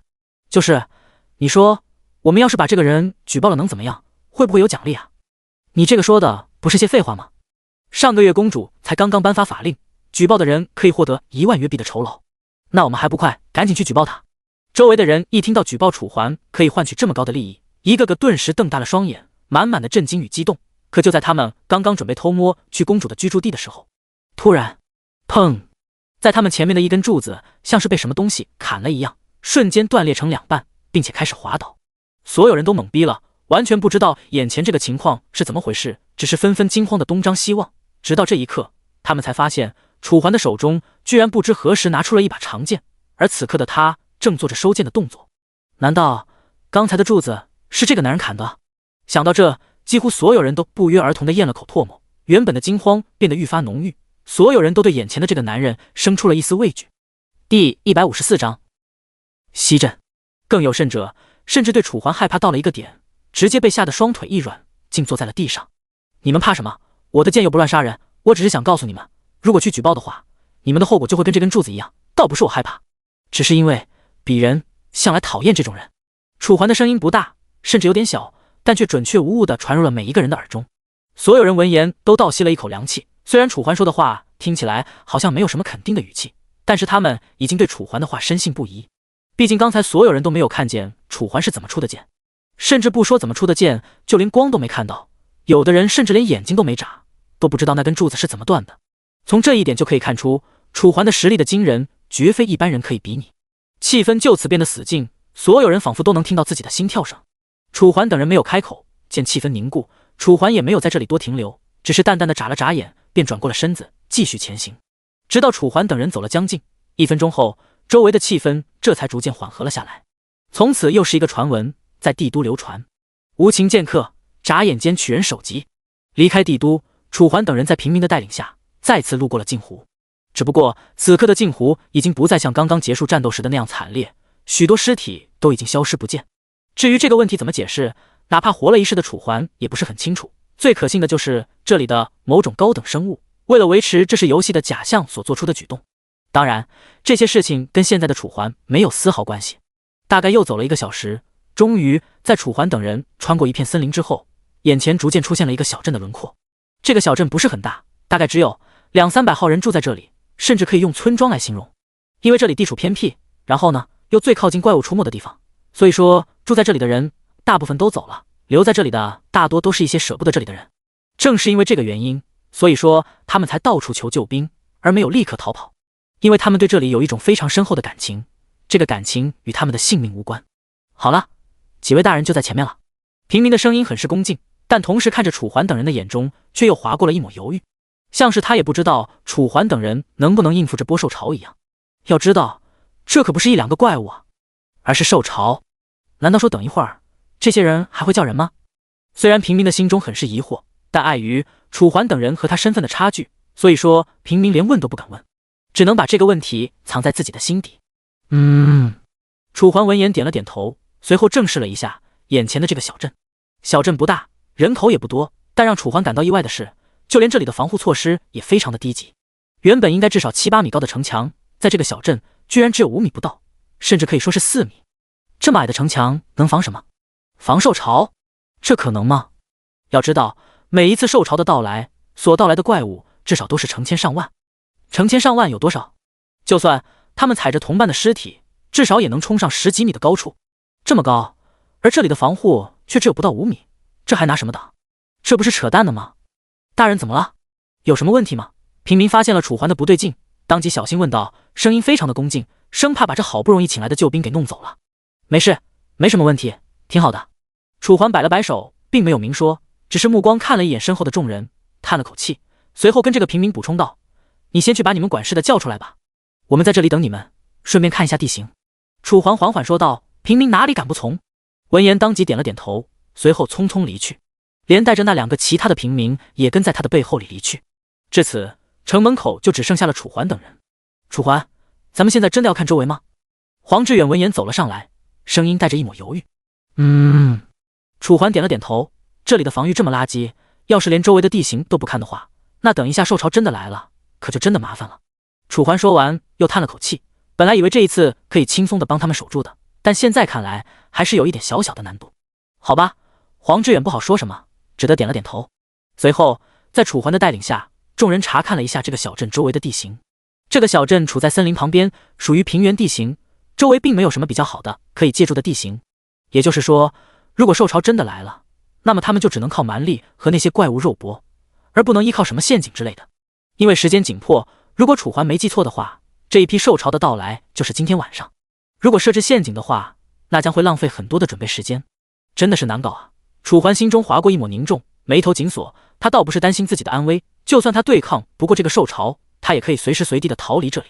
但问题是，其他人以及这里的居住镇民，这些人的安全他没有办法保证。唉，但愿这些人好人有好报吧。楚环没了办法，不再想这些事情。这时，这里的管理者走了过来，穿着一身还算华丽的衣服，如果按照价值来说的话，至少要20月币左右，长得也是雍容华贵，活脱脱一个大胖子的形象。身后跟着那3个求救但平民。您好，您就是皇家守卫团派来的大人吗？这位管理者对楚环的话很是恭敬，虽然他的地位是这里的最高，但楚环可是皇家守卫团的代表，而且通过那3个人的口述，他已经知道了楚环的身份不是一般的皇家守卫团成员，而是皇家守卫团的队长之一，也就是说，比一般皇家守卫团的代表还要高上那么一个等级。第155章神算子。地位如此崇高，所以就算他是这里的雷诺斯，他也不敢对楚环有丝毫不敬。对的，我就是。楚环点了点头，淡然回道，随后再次开口补充，我听他们3个说，你们这里即将爆发兽潮，我想了解一下，兽潮大概会在哪个方向过来？他们现在在哪个方向集结？楚环缓缓说着，他刚才虽然带着黄志远等人在周围转了一圈，但却没有发现任何异常。如果不是因为他知道今天晚上这里会蒙受兽潮的侵袭，甚至他也不会认为这里会有什么危险。大人，您有所不知，这一次在我们小镇的后面真的聚集了一大批的野兽，如果数量不超过100次还好，可问题是光是我们的猎人都看到了至少3、4千头，我也亲自派人去核实过，就是因为这数量实在是太多了，所以说我才让他们来求你们的。雷诺斯缓缓回道，满脸的难色。行，我知道了，数量这些不是问题，但是我之前听他们说你们镇上有一个神算子，算出了这里将会有兽潮到来，我可以先去看看他吗？楚环点了点头，缓缓说道。之所以他想去看下那个神算子，不是因为他真的有事情求这个神算子，而是因为在前世他的确听说西镇这里有一个非常出名的神算子，只可惜因为他要和西镇共存亡，所以说在后面便和这个小镇一起被兽潮吞没了，没有任何一个活口留下。也就是说，这个神算子是悲哀的。但现在有了楚环的到来，一切都将变得简单和轻松。好，几位大人要找神算子是吧？我这就带你们去。雷诺斯连忙点头，生怕自己的招待不周，让楚环不快。楚环闻言点了点头，没有多说，只是跟在雷诺斯的步伐，向着雷诺斯所说的那个神算子的方向前行。这时，身后的黄志远等人走了上来，看着身旁的楚环，黄志远犹豫出声：“楚环，咱们真的要去找那神算子吗？这不就是个游戏吗？一切都只是设定罢了，咱们去问他问题，真的有用吗？”黄志远的声音带着疑惑。的确，如果按照他的逻辑，纪元只是个游戏世界的话，那么这个神算子可能真的没有传闻中的那么厉害。但问题是，纪元世界并不是真的游戏，而是一个实打实存在的地方。也就是因为这个原因，才让楚环非常好奇这个神算子的存在。要知道，在上一世，这个神算子可是算出了接下来3次兽潮所要发生的地方。如果不是因为这第一波收潮就把它吞没了的话，他甚至可能一跃成为这个国家的国师。但可惜，这个世界上没有这么多的如果。放心吧，我自有把握，等一会找到他，我就知道了。楚环头也没回的说着，而黄志远看到楚环这么自信，也不好再说什么，只好缓缓的闭上了嘴。楚环一行人这边随着管理员的带领走进了小镇。小镇内也不算特别繁华，因为人数受到了限挨制，所以说这个小镇甚至还没有楚环原来的镜湖镇繁华。走过不算拥挤的道路，楚环等人来到了一处偏僻地点。如果不出楚环意外的话，这个地点应该是整个小镇里面最偏僻的地方。周围杂草丛生，看不见其他建筑，只有一座木屋孤零零地矗立在这里，像是黑夜中的独行者，让人触景生情。大人，就是这里了，我带你们进去。雷诺斯露着满脸的笑容，犹如菊哀花一般灿烂，说着就带着楚环等人走进了院落。院落里和外面相差不大，外面是杂草丛生，这个院落里就比丛生少了那么一点，但也稀稀疏疏地长着杂草，除此之外，甚至还生长着几棵小树。虽然很小，但通过它们也足以确定这里的主人疏于打理。楚环点了点头，随后在雷诺斯的带领下来到了这个木屋的门口。可就在雷诺斯准备率先敲门的时候，一道苍老的声音却突然从门内传出：“你们走吧，我今天不想见人，反正我已经把该说的跟你们说了。今天晚上会爆发兽潮，如果你们想活命，今天晚上就做好防护工作。”声音苍老的同时带着一点点虚弱，就像是病入了膏肓一样，给人一种非常难受的既视感。可是我们已经找来了救兵，现在这几位救兵想要见你一面，老先生，要不你就见他们一面吧。雷诺斯的声音带着点点恭敬，如果是平常的话，他对待这个老者并没有太多的礼让，但是现在这个老先生可是眼前这几位大人所要看的人，他压根就不敢有丝毫怠慢。楚环眉头微皱，但却没有说话，因为这个老先生的性格，他在之前就有所耳闻，所以已经见怪不怪。而屋内在听到雷诺斯这么说之后，老先生的声音终于有了丝丝的波动。哦，大人，有多大？老先生的声音中带着一丝丝好奇，但更多的还是平静。这个雷诺斯先是犹豫了2秒，而后这才回道：他们是帝都派来的皇家守卫团的代表，所以说您还是出来看一下他们吧。这一次能不能守住小镇，就看他们的了。本来雷诺斯说的话，老先生仍然不敢冒，直到下一句说完，老先生的声音中这才有了波动。那你的意思是，只靠他们就能守住这个小镇，对吧？不知道为什么，老先生的声音中居然带着一点点质疑。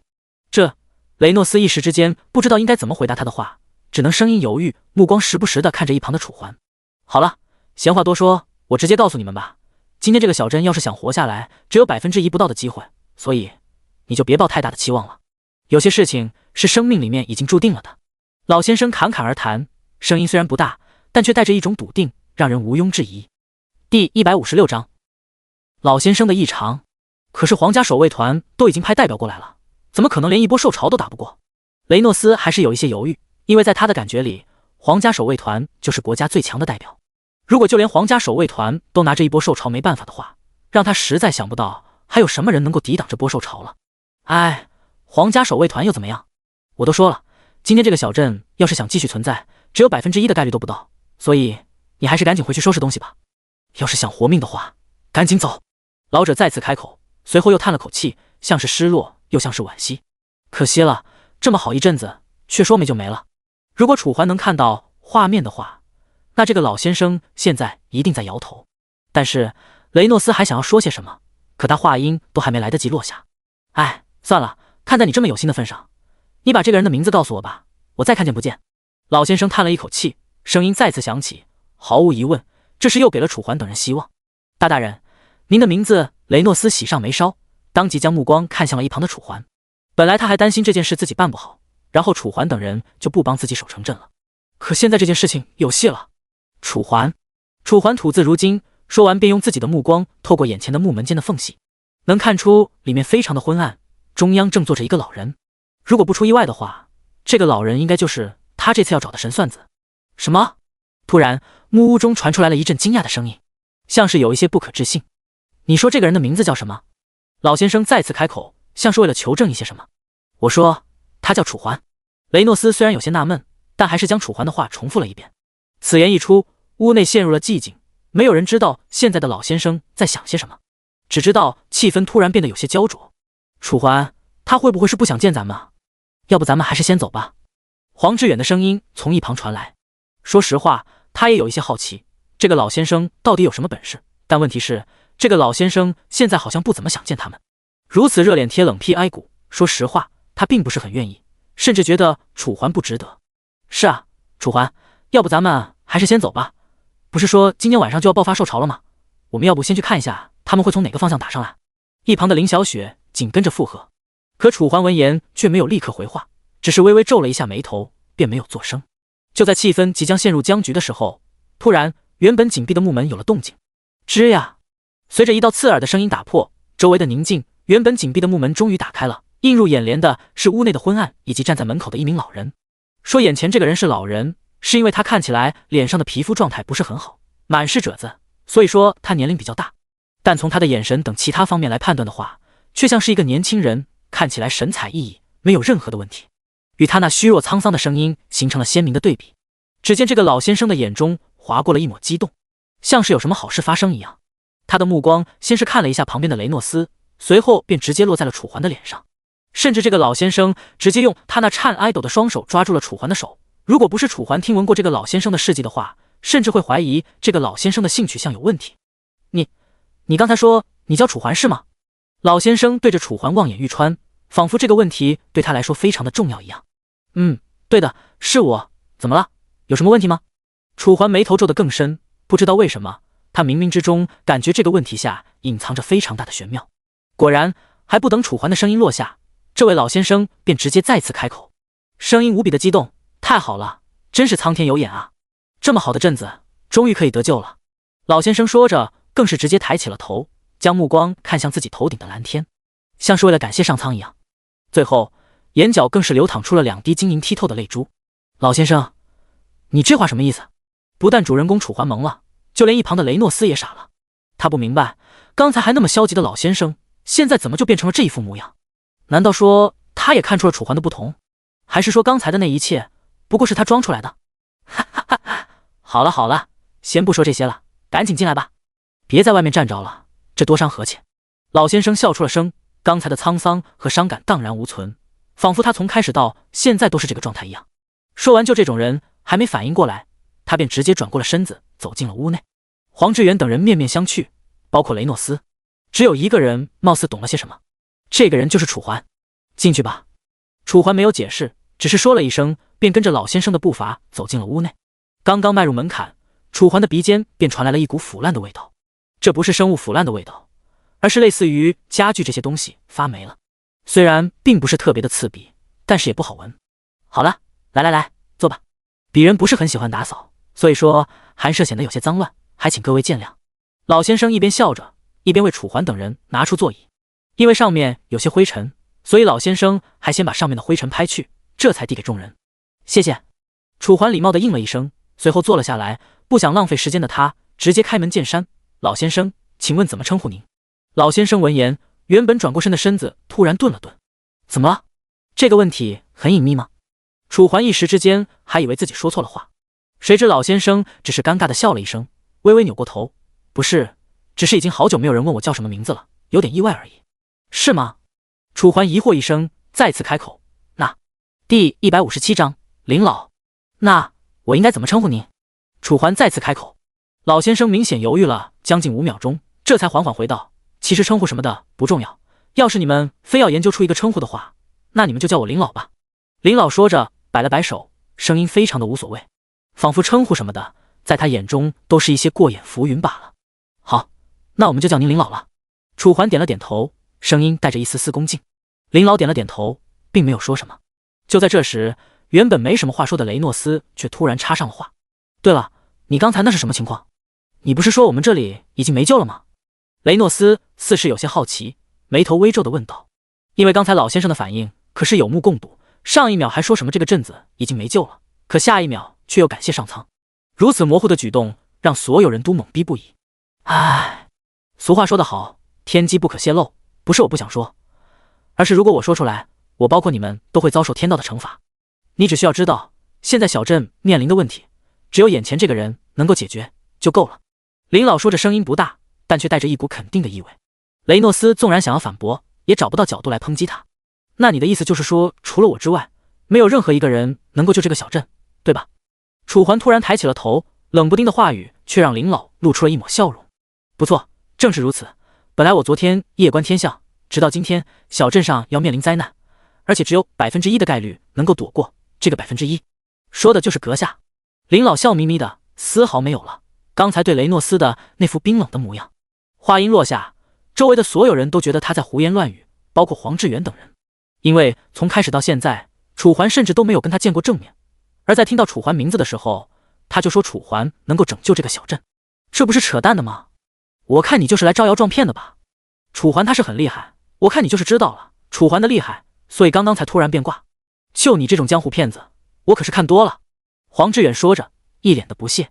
这也怪不得他，主要是他在3岁的时候就遇到个江湖上的人士，并且还给他算了一卦，说什么在他成年之后会有享不尽的财富，以及事业都会扶摇直上。可现在呢，他到去年才反应过来自己是被骗了。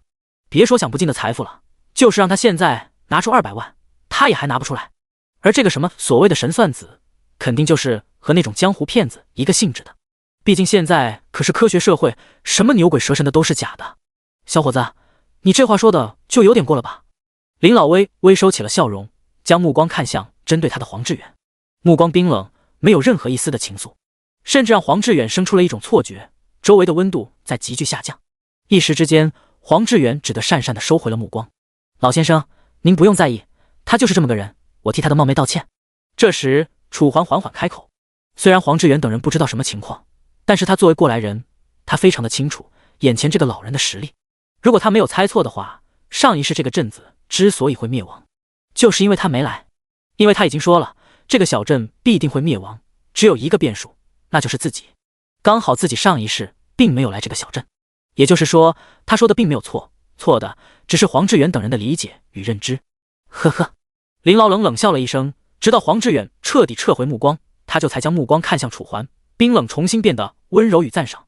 不错不错，还是你小子看起来比较上道，不像这混小子。楚环替黄志远答应了下来，而一旁的黄志远则是敢怒不敢言，只能憋屈的将怒火藏在心中。好了，我们也不说闲话了，你直接说吧，你们来找我干什么？林老摆了摆手，示意这件事就此接过，随后便坐在了楚环前面的主座上，脸色淡然。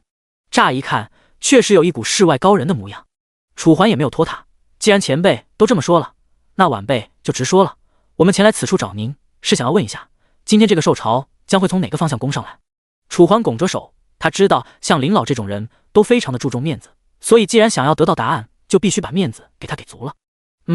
林老闻言没有立刻回话，而是先捋了捋下巴的胡子，长达将近10厘米的白色胡子，再配上他那沧桑的眼神，倒还挺像那么一回事。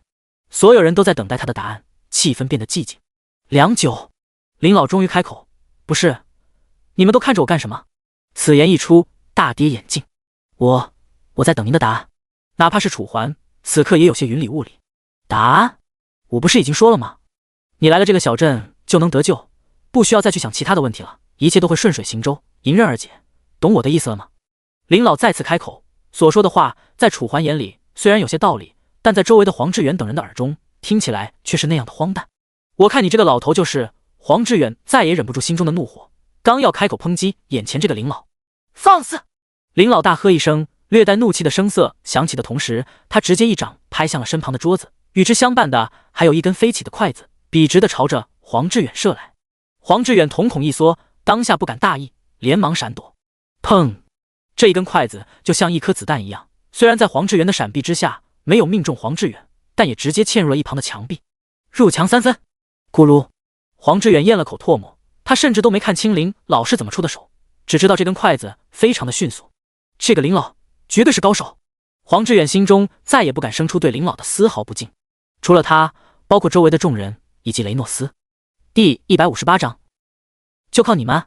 这一次只是给你的警告，如果你再继续这样说话的话，这一根筷子就会插在你脑门上，而不会插在一旁的墙上。告诉你，如果不是因为他，你现在已经死了。林老说着，声音无比的平淡，但眼神却划过了一抹凶狠。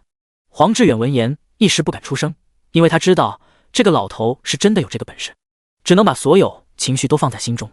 眼看气氛变得剑拔弩张，楚环只能变身为和事佬站了出来，多谢前辈，他平时就像这样鲁莽，所以说还请前辈多多包涵。楚环站了起来，声音带着一抹歉意：无妨，我就是看着你的面子上才饶了他一命的。至于你刚才问我的那个问题，不是因为我不想告诉你，而是因为天机不可泄露，我每一次占卜都需要耗费我的寿元，现在我就只剩下300年的寿元可以用了，要是再随便占卜的话，那我就更没有多少年可以活了。林老说完再次叹了口气，虽然他早已看淡，但谁又不想多活几年呢？毕竟他今年才500多岁，连1000年都没活到，他觉得这辈子并不是很值得。楚环嘴角一抽，一时之间居然不知道应该怎么说他。在纪元世界，寿元这个东西和蓝星完全不同，在这里你的实力越强，你能活的年限就越高。如果按照他上一世的战斗力来算的话，他上一世可以活至少500-600岁，而这一世的话他就不清楚了，或许可以活1000年，又或许永生。想到那个只存在于传说中的词汇，楚环的心中不可避免地生出了一丝丝向往。这个世界又有几个人想死呢？好吧，既然如此，那我就不多问了。楚环只好点了点头，不再多说这个话题。放心吧，我说了就是真的，既然我都说了，你可以拯救这个小镇，那么这次你就不可能失败。如果失败了的话，你随时可以过来找我，我的项上人头在此。林老微微笑着，眼神深不可测，让人难以琢磨。虽然其他人都不知道他在说什么，也不知道他说这些话哪来的依据，但楚环反正是信了。接下来楚环又和他聊了一些，聊的事情大多都和预言有关，但这个林老却藏着掖着，始终不肯把最重要的告诉楚环。因此和他对话了将近2个小时，楚环没有取得任何有用的线索。对于这一次的受潮事件，有用的也只是必赢，而没有其他任何的话语。楚环，咱们现在应该干什么？黄志远走了过来，声音中带着一抹抹犹豫。楚环和那个老先生对话，他可谓是全部听在了耳中，纯粹是对牛弹琴，没有获得哪怕一丁点有用的线索。对于这一点，不但黄志远是这么认为，就连林小雪等人也是差不多的想法。楚环没有立刻回话，而是先叹了一口气，现在还能怎么办？只能先去看看周围的情况了。希望那个老头说的都是真的吧，不然……楚环的话没有说完，但其中的意味他们都知道。好吧，黄志远应了一声，随后便低下了头。就在这时，原本离去的雷诺斯突然回过了头，重新来到楚环的人面前，一脸的讨好和堆笑。对了，大人，我忘了问您一个问题，您的大部队大概什么时候来啊？我想为你们接一下风。大部队？楚环闻言疑惑一声，像是不知道他在说什么一样。雷诺斯愣了愣，看这架势，他的心中突然生出了一抹不太好的预感。难道说咱们没有大部队？雷诺斯的声音越说越小，就像是没有底气一样。的确，他非常的想要在这一场受潮之中活下去，可眼下这唯一的救命稻草却告诉自己，拯救他们的就只有他们这6个人。以6个人对抗成千上万的怪物，这不是扯淡的吗？不用怀疑了，就是我们6个。如果你们想加入战场的话，我也没什么可说的。对了，忘了告诉你了，现在帝都的公主已经下令了，不准任何人来帮你们。我的到来只是因为我不怕他而已。楚环淡淡开口，声音中没有一丝一毫的情愫。这一句话直接把雷诺斯心中的最后一道防线击破。什么？公主下令说不帮我们？这怎么可能？我们平时不是交了那么多税吗？雷诺斯一脸懵逼，完全不敢相信自己所听到的。要知道，皇家守卫团在收税的时候可是说得一清二楚，只要他们交税了，他们就能够在他们遇到危险的时候来帮助他们。可现在就因为一句话说不帮就不帮了，这是不是有点太过分了？这个问题的话，你可以问你叫的那3个人，他们知道。楚环没有丝毫表情变化，仿佛对他的反应早已了若指掌。好，我等下回去就问问他们。但是这个受潮，您确定以你们6个人能够抵挡得了吗？雷诺斯声音带着一抹犹豫，虽然他也想相信楚环等人，但问题是他们才仅有6个人，以6个人的力量来对抗这成千上万的手，明显是不可能的。之所以他还询问楚环，只是因为不想让楚环太难看罢了。放心吧，既然我们敢来，那就说明我们有把握，所以说接下来的事情你就不用多说了，我们自会处理。楚环淡淡回道，随后便直接在雷诺斯的注视下转过了身子。黄志远等人虽然心中也有些没底，但看着眼前的楚环，他们最终还是选择了相信。毕竟楚环的实力可是有目共睹，他敢说自己的实力是第2，那么就没人敢说第1。雷诺斯的声音仍然有些犹豫，他并不想把小镇的命运交给眼前这陌生的6个人。一开始还以为楚环后面还有大部队要来，可现在就靠他们这6个人，真的可以吗？说实话，雷诺斯心里实在没底。第159章，雷将军，如果不想我们帮忙的话，我们也可以走，选择权在你自己的手上。楚环头也没回的说着，声音很是平淡。当然，就算这个雷诺斯同意让他们走，他们也不会走，因为这一波受潮对于他们来说可不只是让他们费劲那么简单。要知道，这可是成千上万的经验啊，不比去副本里面一个一个找强吗？眼看气氛陷入僵局，雷诺斯最终还是叹了口气，无可奈何的说道：就有劳各位大人了。雷诺斯的声音没有丝毫底气，只是微微咬了咬嘴唇，因为他也知道周围的城镇没有任何一个城镇愿意帮他们，所以他现在所能靠的就只有眼前这几个陌生人。没有支援就没支援吧，那又怎么样呢？至少还有他们帮忙，不是吗？那各位大人先勘察地形，我先去差人准备晚饭。好的，去吧，我们这里暂时不需要你。楚环应了一声，随后便目送着雷诺斯哈腰离去。直到他彻底离去之后，楚环这才将目光看向了身旁的黄志远等人。现在时候也不早了，距离天黑顶多还有5个小时，抓紧时间准备一下吧。楚环缓缓说着，一边将目光看向天际。只见蔚蓝色的天空之上，一轮金色的太阳正悬挂在天空中央偏西方的位置。按照距离来换算的话，确实顶多只有5-6个小时，太阳就将落山。而按照林老的意思的话，天黑之后受潮就将来临，等到了那个时候，一切都将变得朦胧。走吧，我先带你们在周围看一下。楚环说着，丝毫不理会黄志远等人的看法，直接率先迈开了步伐。黄志远等人见状，虽然犹豫了2秒，但还是跟上了他的步伐。很快就觉得人再次来到了这个小镇的周围，因为地处平原，周围都一望无际，看不到任何的山脉和阻挡物，当然除了2、3千米开外的森林。按照推断的话，兽潮将很有可能会从这片森林中冲出来，而这里是一片平原，等到了晚上，如果这里的镇民在城墙上防守，他们在正面抵抗兽潮的话，如果兽潮的数量不超过1万，应该能抵挡下来。毕竟这里的怪物等级也不是特别的高，也就10来级左右，刚好和现在的楚环等人等级相差不大。既然如此，就只有等晚上了再看情况了。楚环眉头微皱，喃喃说道。时间在不知不觉间流逝而去，转眼之间已经到达了黄昏。在雷诺斯的全城宣告之下，所有的人都进入了紧急的战备状态。他们都不想丢弃这个小镇，因为这里是他们的家园，而既然不想丢弃这个家园，让他们就只能负隅顽抗到底。为了抵抗兽潮，甚至一些妇孺都拿起了兵器，一副戒备森严的模样。几位大人，接下来可就全靠你们了。西镇中央，这里最大的酒楼之中，原本应该拒绝了非常多的客人的此地，此刻却只有一些官兵镇守在这里。而在这个酒楼内，更是没有一个客人。2楼，楚环等人刚刚吃完，雷诺斯便直接站起了身，向着楚环一祈求说道。虽然现在的雷诺斯不知道楚环的实力究竟如何，但是现在楚环可是他们唯一的救星，他不得不认真面对。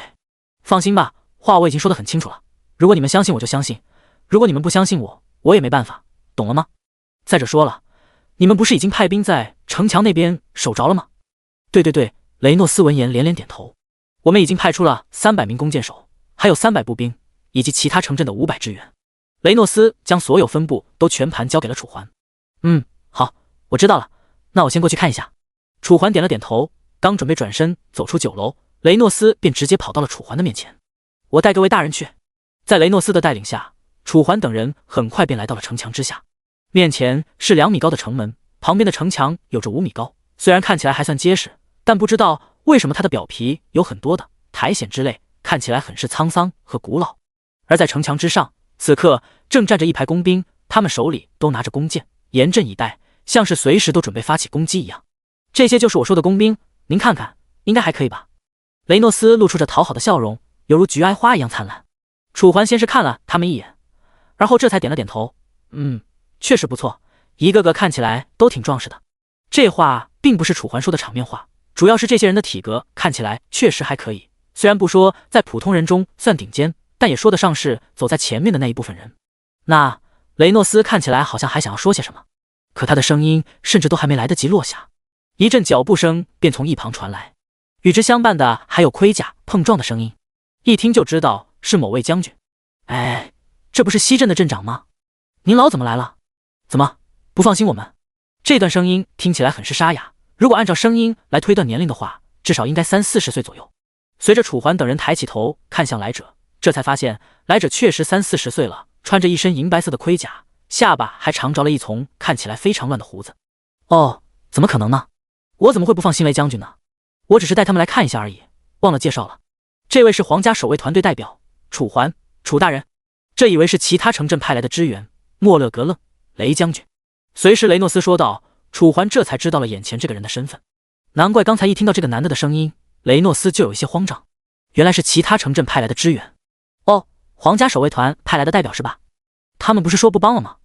怎么突然又反悔了？真是一群狗娘养的东西，说变卦就变卦，也太不把人命当回事了吧。莫勒格愣说着，一脸的轻蔑与不屑。第160章兽潮到来。尤其是在他听说楚环是皇家守卫团的代表的时候，脸上的轻蔑和不屑可谓是到达了极点，甚至就连看都懒得看楚环一眼。怎么，看来雷将军对皇家守卫团有很大的意见啊？楚环也缓缓开口，声音不卑不亢，没有任何针对的意思，但楚环也不知道这个雷将军听了会怎么想，这个问题他也管不着。对啊，没错啊，我就是对皇家守卫团有意见，你是不服吗？莫勒格冷笑一声，气势没有丝毫削弱，甚至目光笔直得看着楚环。眼看气氛即将变得剑拔弩张，两人的目光在空中碰撞，仿佛迸擦出了火花一样。这倒不至于，我只是有些好奇，你为什么会对所有皇家守卫团的人都这么有意见？这么一棒子打死所有的人，是不是有点太草率了？楚环依旧没有动怒，反而声音平静地向他解释着。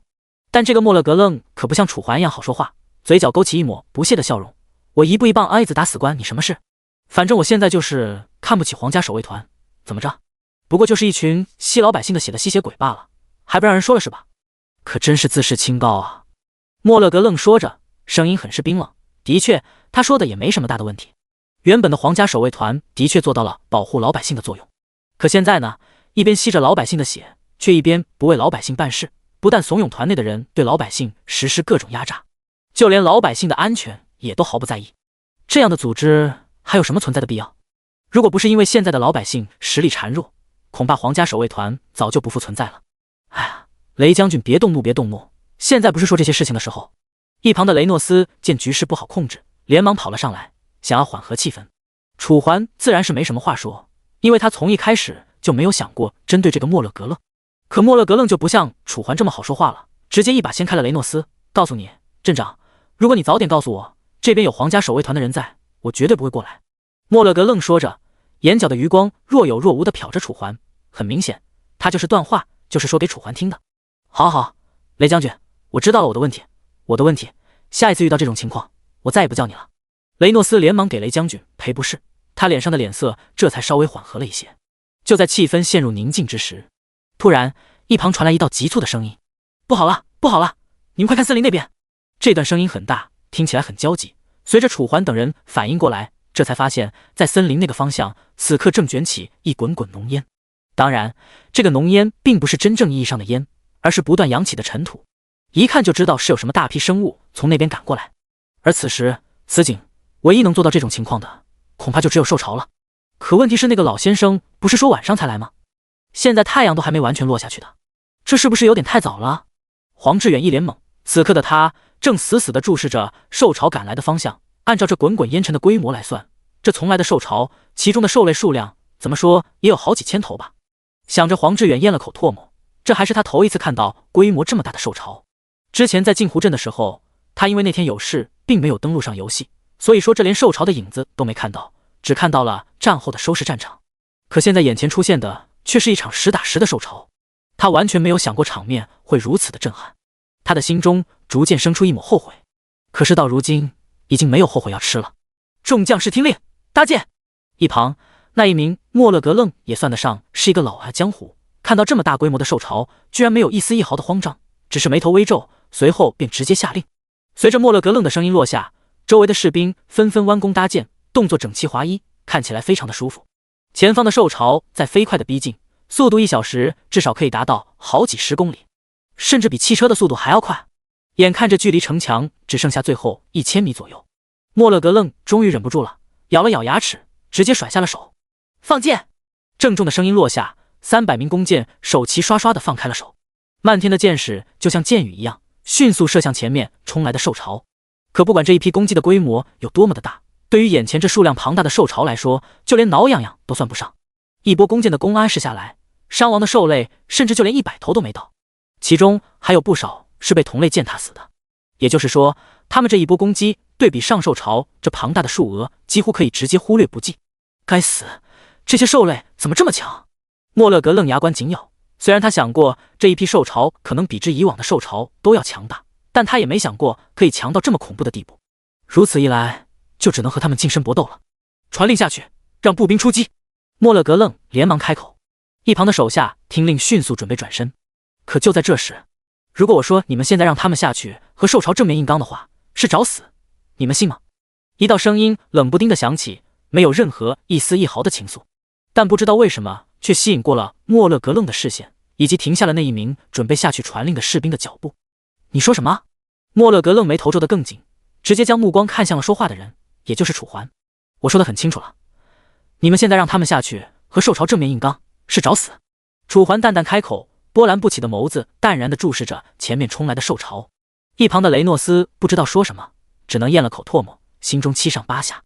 找死？有你这么说话的吗？老子训练了将近3年的精兵，在你口中就这么不堪事吗？莫勒格愣的声音带上了一丝丝怒气。本来他这一次来这里帮忙，只是为了体现他训练出的精兵的战斗力有多么的强悍。虽然他知道这一批兽潮很强大，甚至这些人去了可能有去无回。第161章战斗打响。但话都已经说出去了，又怎么有收回的道理？现在的他已经和这个小镇绑定在了一起，属于一条绳上的蚂蚱。如果这个小镇没了，那他也就没了。所以他必须要守住这个小镇，哪怕付出的是自己辛苦训练出的精兵。我可从来没有说过你训练出来的兵战斗力不行，我只是想告诉你，你训练的兵和这些兽类相比，等级压根就不在一个档次，懂了吗？楚环依旧波澜不起，仿佛对莫勒格愣的生气熟视无睹。你，莫勒格愣一时气急，要不是因为下面有兽潮逼近，他甚至恨不得现在就抽出长剑和这个人干一架。皇家守卫团的人可真是恶心，不带人来帮忙也就算了，还在这里说风凉话。莫勒格愣冷冷地说着，他生平最看不起的就是像楚环这种人。哦，不帮忙？我说了我不帮忙吗？如果你说的是我不带其他人来的话，那我只能送你一句话，没必要。楚环头也没回，声音中带上了一丝冰冷，直接将周围的气氛降了好几个温度。好啊，这么狂是吧？那我倒想看看你有什么狂的资本。莫勒格愣一脸的不屑，在他的眼里，皇家守卫团的人都是这样，自以为是，自视清高，自己以为自己有多厉害，可到头来就只是一个小丑罢了。而且从眼前这个男人身上的气息来判断，他完全找不到理由说眼前这个男人有多厉害，就是比普通人强一点罢了。呵呵，楚环冷笑一声，随后不再理会这个莫勒格愣，直接将目光看向了一旁的黄志远等人。我先下去了，你们随后吧。黄娟等人虽然心中有些对莫勒格愣的不快，但在听到楚环的声音之后，还是迅速反应了过来，当即点下了头。见黄志远答应，楚环也不再犹豫，直接一脚踩上城墙，丝毫不顾这5米的高度，一跃而下，犹如一只轻盈的燕子，缓缓落下。混蛋东西，老子倒要看看你到底是怎么死的！看着楚环的离去，莫勒格愣死咬牙关，现在的他心里恨不得楚环早点死。不过就是一些皇家守卫团的杂碎罢了，他还就不信这个男人会有什么真的本事。周围的箭矢还在不断落下，就像是一场风雨一样。尽管他们的攻击对眼前的兽潮来说并没有什么太大的阻碍效果，但他们也不愿意停下，因为这是他们最后的希望。天上原本即将落下的太阳彻底落了下去，让原本还算明朗的四周变得昏暗。而在这一片昏暗之中，一道黑影悄无声息地加入了战场。和眼前这庞大的兽潮相比，这一道黑影显得实在是太渺小了，就像是一只大象对比上一只蚂蚁一样。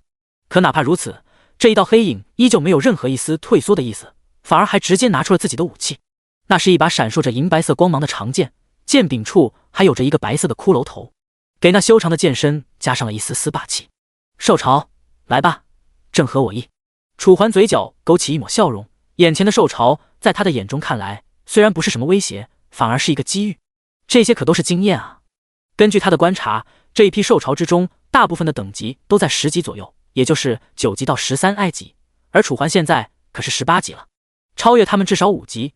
这么高的等级差距，再加上楚环那高额的属性，别说是抵挡1万头了，就算是2万头，依靠楚环那可以不断恢复的体力，楚环也能够与之一战，甚至可以说得上是必赢。眼前的兽潮不断逼近，丝毫不知道即将招惹到什么样的存在。楚环也没有任何一丝慌张，只是缓缓举起了长剑。兽潮和他的距离在不断的缩短，1000米、800米、600米、300米，转眼之间只剩下了最后的100米。楚环再不犹豫，微微闭上了双眼，随后再次睁开的时候，眼睛深处闪过了一抹杀机，那是一抹冰冷的杀机。燎原星火！楚环轻起嘴角，手中的长剑散发出一丝丝红色的光芒，这是火焰的力量。都给我去死！楚环的血液开始沸腾，浑身的力量都向着长剑上涌去。伴随着他的目光变得越来越沉重，手上的长剑的威力也逐渐加大。终于，楚环动手了。长剑挥下，浩荡的威力之下，一道半月形的红色剑气直接朝着迎面冲来的兽潮杀去。和庞大的兽潮对比，这一道剑气看起来微不足道，但就是这么一道微不足道的剑气，却直接在庞大的兽潮之中撕开了一个口子。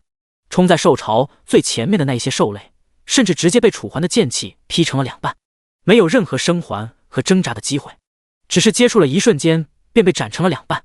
由此可见，楚环的攻击力究竟有多么的犀利。只是这么一击便直接消灭了将近数百头兽类。你已经成功击杀怪物骷髅魔人，获得经验奖励100点。你已经成功击杀怪物夜魔人，获得经验奖励90点。你已经成功击杀怪物人形仙人掌，获得经验奖励110点。恭喜您成功触发天赋极道暴君，攻击属性永远提升1。恭喜您成功触发天赋极道暴君，攻击属性永远提升1。一道道系统的提示音不断在耳畔响起，提醒着楚环，他的杀戮还在继续。可哪怕楚环都展示出了这么恐怖的实力，那些冲在后面的兽类依旧不知道自己将要面对怎样的存在，还在马不停蹄地向着楚环冲来，同时口中还不断发出低沉的咆哮声。真是冥顽不灵！楚环自言自语地说着，同时再次举起了自己手中的长剑。刚才的那一击虽然威力很大，但对于他来说消耗的体力并不是很多，而就是刚刚那一剑，这已经让楚环收获了将近好几万的经验。距离19级不过一脚之隔。接下来千里芒斩第162章 BOSS 气息。楚环再次开口，声音虽然不大，但也足以说明他发动了下一个技能。随着他的声音逐渐落下，他手中的长剑上笼罩上了一层光雾，这一层光雾是金黄色的，看起来非常的神圣，而这也和他的职业紧紧贴合，都代表着光明。忏悔吧，你们这些邪恶的东西！城墙之上，所有人都目不转睛地注视着战场上的情况，尤其是那一个莫勒格楞以及黄志远等人。刚才他们所有人都看出了楚环打出的那惊天一击。虽然黄志远知道楚环的实力非常的强悍，但他也是头一次见到楚环的攻击可以如此恐怖。要知道，这可是一片兽巢啊，里面蕴含的兽类数量至少达到了成千上万，可楚环这一击就杀了好几百头怪物，而刚才他们的一波攻艾氏才杀了不到100，这么大的差距让他们如何能够不惊讶？这个男人假的吧？莫勒格楞错愕出声，他甚至都不知道自己说了什么，只是有感而发。刚才他从楚环身上的气息来判断，他的实力不是应该才10来级吗？可刚才那一击真的是一个10来级左右的黄金之子可以打出来的吗？这是不是也太假了一点？恐怕皇家守卫团里面的那些顶级骑士也就只有这点本事吧。莫非楚环他就是皇家守卫团里面的顶级骑士之一，只不过因为无聊，所以才来这种地方打发时间？一个可能性在他的心中划过，但都被他逐一摒弃。一个那么强的强者，又怎么可能会来这种地方浪费时间？此刻，战场之上，楚环汇聚好了能量，原本被他上一击打出来的裂口，此刻又重新被其他的兽类给补上了。这些兽类丝毫不在意他们脚下的同伴，哪怕他们的同伴还没断气，也直接被他们硬生生的踩了过去。场面看起来非常的残酷和血腥，可他们丝毫不觉得，此刻他们的眼中就只有人类的都市以及眼前这一个未知的男人。哦不，准确来说的话，这个人是他们眼中的食物，哪怕这个食物看起来有些强悍，不是那么轻易就能拿下的。好，因为双方的距离不断拉近，所以说楚环的耳边甚至已经能够听到这一些兽类咆哮的声音，非常的低沉和恐怖。如果换一个人在这里，甚至可能被直接吓尿。但可惜楚环不但有经验，而且还是一个当之无愧的强者。去死吧！楚环眼中冷芒一闪，再也不拖沓，直接劈下了手中的长剑。随着他手中长剑的落下，3道剑气直接斩出。凌厉的外形再加上这霸道的气息，让这3道剑气看起来非常的恐怖。那些冲在前面的兽类瞳孔之中终于划过了一丝丝恐惧，可他们甚至都还来不及转身，这3道剑气便直接抵达了他们的面前。剑气划过，吃！没肉声紧跟着响起，一头头兽类直接被这3道恐怖的剑气劈成2半，绝望的哀嚎声不断响起，以及血液不断的迸溅，让这种一片战场看起来非常的血腥和恐怖，就像是修罗炼狱一样，让人心中生出无限的凄凉。可楚环和普通人就是不一样，眼中从始至终就没有一丝丝怜悯，耳边的提示音还在不断的响起。你已经成功击杀怪物仙人球，获得经验奖励60点。你已经成功击杀怪物人形草，获得经验奖励80点。你已经成功击杀怪物风狼，获得经验奖励120点。经验值已满，自动升级，当前等级19级。随着最后一道提示音的落下，楚环正式朝着19级迈开了步伐。一步落下，19级的天赋增幅到账。原本因为接连使出2个技能稍微损耗的体力，直接因为等级的提升而直接挥满。楚环嘴角的笑意越来越浓郁，真是没白费我的时间，来这里一趟，省了我去刷副本好几次。他自言自语的同时，声音中居然带上了一丝丝激动。声音都还没来得及落下，他便直接再次拿起了长剑，高高举起，就像是一把灭世长剑一样，其中蕴含着无穷的威力。千里芒斩！楚环再次开口，声音落下的同时，长剑紧跟着落下，3道熟悉的剑气再次出现。楚环感觉并没有什么，但在那些兽类的眼中，却和一场世界末日没有任何的区别。他们虽然不怕疼痛，但他们也是活物，他们也畏惧死亡。正因为如此，在看到这一击灭世的剑气之后，冲在前面的那些兽类再也不像之前被楚环斩杀的那些怪物一样笨，纷纷转身想要逃亡。可他们才刚刚转身，便直接被后面蜂拥而至的同类踩踏在地上，就此牺牲。同时3道剑气抵达，混乱不堪的兽巢哪里经得起剑气的折磨？一道道提示音再次无情的响起，代表着一条条生命的丧生。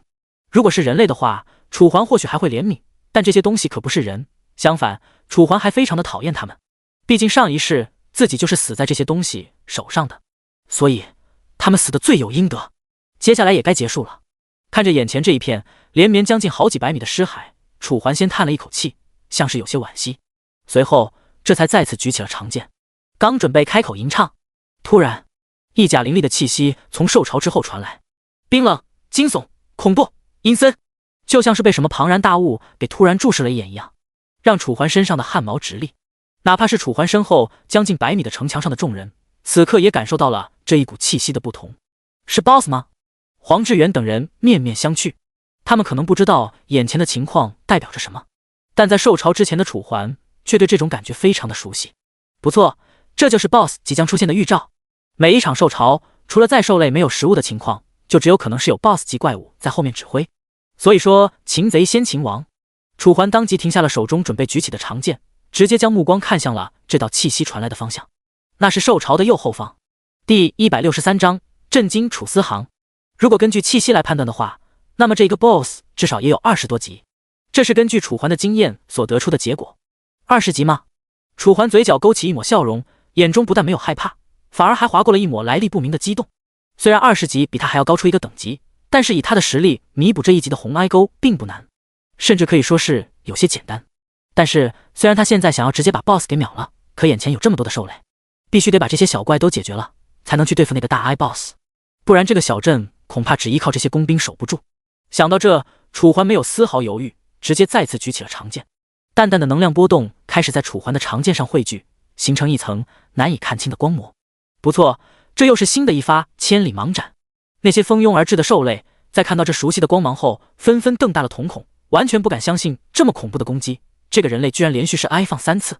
要知道，攻击越恐怖，他所消耗的能量也就越高，而这个技能才用了3次就斩杀了他们将近好几千的同胞，威力如此之大，他怎么可能连续是 I 放3次？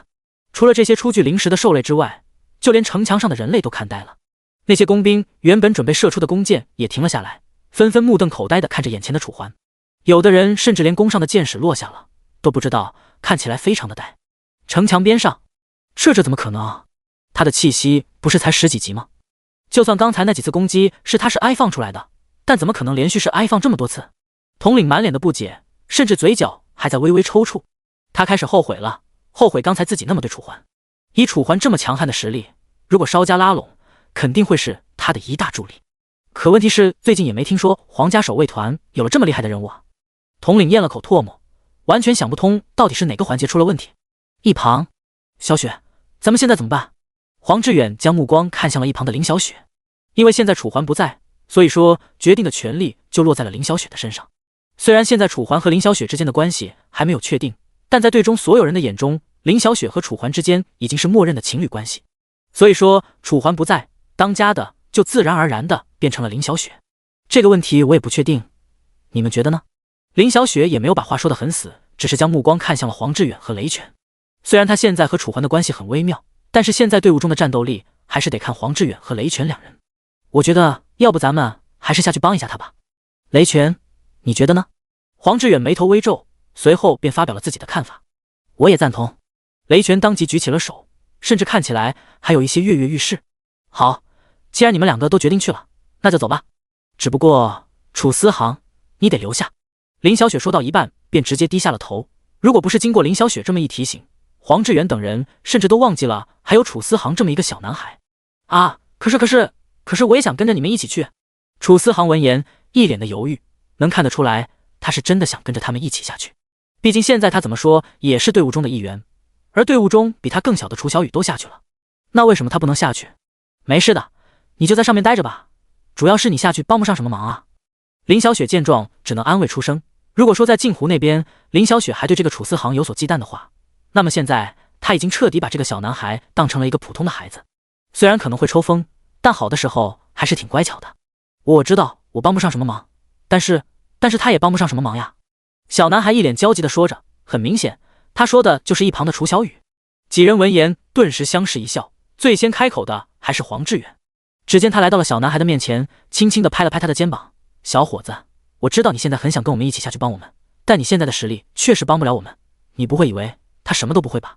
听到这，小男孩的脸上明显划过一抹错愕，他实在不知道眼前这个看起来非常普通的小女孩能有什么作用。虽然看起来很可爱，但问题是可爱也不能当饭吃呀，总不能拿她的可爱去和那些怪物对抗吧？哎，看来你还是不信啊。既然如此，小雨，你给他露一手吧。黄志远无奈地叹了口气，只能将目光看向了一旁的楚小雨。好。楚小雨也没有浪费时间，听到声音便直接点了点头，随后从他自己的系统仓库中拿出了那一根哥布林权杖。随着他开始吟唱，他缓缓地抬起了右手，左手拿着的哥布林权杖上缓缓散发出一丝丝微光，随后过渡到他的右手之上。按照这个光亮程度来判断，这个亮光所能带来的效果至少是寻常技能效果的3倍以上，这得益他的天赋等级以及他手中拿着的那一根哥布林权杖。随着时间一分一秒的流失，他手中的光团亮度越来越高，与此同时还散发出了点点粉红色的光芒。直到大概10秒钟之后，楚小雨缓缓伸出了手，直接把光团推向了小男孩。小男孩先是微微害怕，但黄志远却在这时抓住了他的肩膀，光团因此成功的进入了他的身体。想象中的痛苦并没有传来，相反的是，小男孩只觉得浑身一轻松，就像是这个技能不是什么伤害性技能，而是治愈类的技能一样。就连他原本因为人鱼怪而微微发胀的脑袋，现在都变得清明了起来。怎么样，有什么感觉吗？现在还觉得自己比他强了吗？一旁的黄志远露出了笑容，声音很是轻松。可小男孩就不像黄志远一样了，错愕的表情逐渐变得羞哀色，开始微微发红。一开始他还以为楚小雨和他一样，只是一个非常普通的小女孩，但第164章暗金级 BOSS。 但现在通过他的所作所为来看，能是爱放出这么强力的治愈系技能，自己和他比起来压根就不是一个档次的。正因为如此，小男孩甚至连话都没得说，只能微微低下了头，看起来满满的羞愧。好了，你也别想太多，他都加入我们好久了，放心，既然楚环同意你加入我们小队了，那就说明你以后也可以拥有这么强力的作用。楚环他不可能看错的。林小雪蹲下了身子，在小男孩的旁边安慰着他。的确，小男孩刚加入的时候，他就听到楚环说过，小男孩未来的成就将无可限量。虽然他并不怎么相信楚环所说的话，但是凭借小男孩之前的异常举动以及对于楚环的信任，他觉得楚环说的话10有8挨9都是真的。真的吗？小男孩闻言缓缓抬起了头。如果说之前他有的只是羞愧，那么现在的他眼中终于有了一丝丝希望，因为他加入了这个团体，他也想为这个团体发挥出属于自己的一部分力量，而不是犹如寄生虫一样寄生在这个团队之中。更何况楚环还有恩于他，那肯定是真的啊，我为什么要骗你？林小雪露出了一抹温柔的笑容，笑得很是轻松，瞬间将小男孩心头的乌云驱散，只剩下了阳光和开明。可是小男孩还是微微有一些犹豫，可他甚至连话都没来得及说完。哎呀，你个小屁孩，想这么多干嘛？既然你运气好被楚环收入了，我们队伍中就算你没用，你也不需要自责什么，他让你加入自然有他自己的想法，你只需要尽力而为就行了。还有，优柔寡断可不是一个男人应该具有的特征。黄志远缓缓开口，声音虽然不大，但却非常的严肃。事实也的确如此，他讨厌那一些做个决断要半天的人，尤其是男人中的这种人。好，我知道了。听到这，小男孩的眼神逐渐变得坚定。黄志远见说清楚了，也不打算在这继续浪费时间，当即抬起了头。既然都确定了，那我们就下去帮他吧，不然他等下说我们是白眼狼就不太好了。黄志远开着玩笑，随后在众人纷纷答应之后，直接随着楚环的模样跳下了城墙。虽然他的实力不如楚环，但是这个城墙只有5米高，他跳下来还是非常轻松的。雷拳等人紧跟其后，哪怕是楚小雨也没有任何影响。直到他们所有人都跳下了城墙之后，城墙上，小男孩看着他们逐渐朝着兽巢奔去的身影，眼中划过了一抹向往，随后就像是自言自语一样开口，等我以后我也要像你们这样，一定。战场上，3道剑气瞬间是哀放而出，带着万钧之势，闪烁着耀眼的光芒，笔直的朝着兽巢冲去。熟悉的提示音再次响起，可楚环的脸上没有丝毫动容。经验值满，自动升级，当前等级20级。随着提示音的落下，楚环的等级成功从19级升级到了20级，而原本还剩下5、6千头兽类的兽巢，此刻已经只剩下了最后的3000左右。楚环微微叹了一口气，眼中逐渐划过一抹惋惜。本来想靠着你们直接升到21级的，但是现在看来不怎么现实了，也太不经杀了吧。楚环摇了摇头，声音非常的轻松，在他的注视下，眼前的兽巢中不断有兽类被他直接一分为二，场面非常的血腥和残忍。但哪怕有鲜血溅到了楚环的脸上，楚环的表情也没有丝毫的变化，眼眸之中依旧是那么的冰冷和无情。随着剑气渐行渐远，被杀出的裂缝再次被兽类填挨满，让整波兽巢看起来与之前没什么太大的不同，只是稍微瘦削了一些。而且他们冲过来的趋势也没有之前那么的猛烈了，就像是经过楚环的攻击，他们胆怯了一般，甚至有的兽类都开始有了后退的倾向。这就想跑了吗？未免也太胆小了吧。楚环嘴角勾起一抹笑容，本来想乘胜追击，虽然这样会浪费他更多的体力，但是为了经验也还不算亏。但就在他准备迈步追上去的时候，这些兽类却又突然停下了后退的脚步。什么情况？他们这是魔怔了？正当楚环见状疑惑不解，紧紧地皱起了眉头的时候，突然，一道突兀的哭泣声突然响起，从兽巢的右后方传来，直接传入了楚环的耳中。这一刻，哪怕楚环身为人类，也感受到了声音中的不甘与愤怒，就连冷漠无情的心境也因此有了些许细微的变化。好家伙，难怪这些怪物敢直接冲过来，感觉是因为你在蛊惑。楚环眉头紧锁，丝丝抵抗着心中的变化。换做一般人可能不知道这个声音代表着什么，但楚环可是非常清楚，这哭声在前世被称为森林的哀嚎，是由一头暗荆棘 BOSS 发出的。虽然这个声音并没有什么实质性的伤害，但它的关键并不是有没有伤害，而是知道哭声可以吸引周围的兽类，从而牵引他们完成 BOSS 想要做的一切，包括攻击人类，哪怕是死，他们也心甘情愿。正是因为这个原因，直接使得这个怪物在纪元开服后的1年中，登上了玩家最不想遇到的怪物之一的10大宝座。在那10个怪物中，它虽然排名第10，但它的蛊惑和诱挨或技能却是这10个怪物中最强的。至于为什么有它的存在，这波兽巢大部分兽类等级都还只在10级左右，很有可能是因为现在这个 BOSS 还没有发展到前世的那个层次。所以说，趁他不行，要他命。楚环提起了长剑，准备再次发动技能。可就在他轻起嘴角之时，一只手却突然拍在了他的肩膀上。楚环下意识刚要反击，那只手却又像是想起了什么可怕的事情一样，迅速的收了回去。老大，你别激动，是我。黄志远焦急的声音迅速从后面传来。第165章偷袭。也正是因为他的这段声音，勉强让楚环收住了攻击的架势。当即扭过头，眉头紧锁，盯着面前的黄志远，低声开口：我不是说让你以后先叫我名字吗？为什么又拍我肩膀？这么想死是吧？楚环的声音非常的严肃，没有任何一丝开玩笑的意思。黄志远本来还想开个玩笑来缓和一下气氛，但看到楚环这么严肃，他只能微微低下了头。我一时激动，不小心搞忘了。黄志远的声音非常的小，如果不仔细听的话，甚至根本都听不清楚他在说些什么。搞忘了？楚环冷笑一声，下一次我不管你搞没搞忘，我直接动手，反正掉的是你的等级，而不是我的。楚环说完，再也不管黄志远的反应，直接收回了视线。黄志远也深知自己有错在先，只能委屈的低下了头，不敢出声。眼看气氛变得尴尬，最近的兽类距离楚环还有1000米左右。林小雪连忙上前打圆场：哎呀，楚环，你就别在意这么多了，黄志远他可能真的是不小心的，就算有什么事情，等打完了再说不好吗？现在眼前还有兽巢。林小雪说着，声音犹豫的同时，眉头也微微的皱了起来，就像是正在抵抗着什么影响一样。很显然是因为那道哭声。我知道，但是我还是想让他长个记性。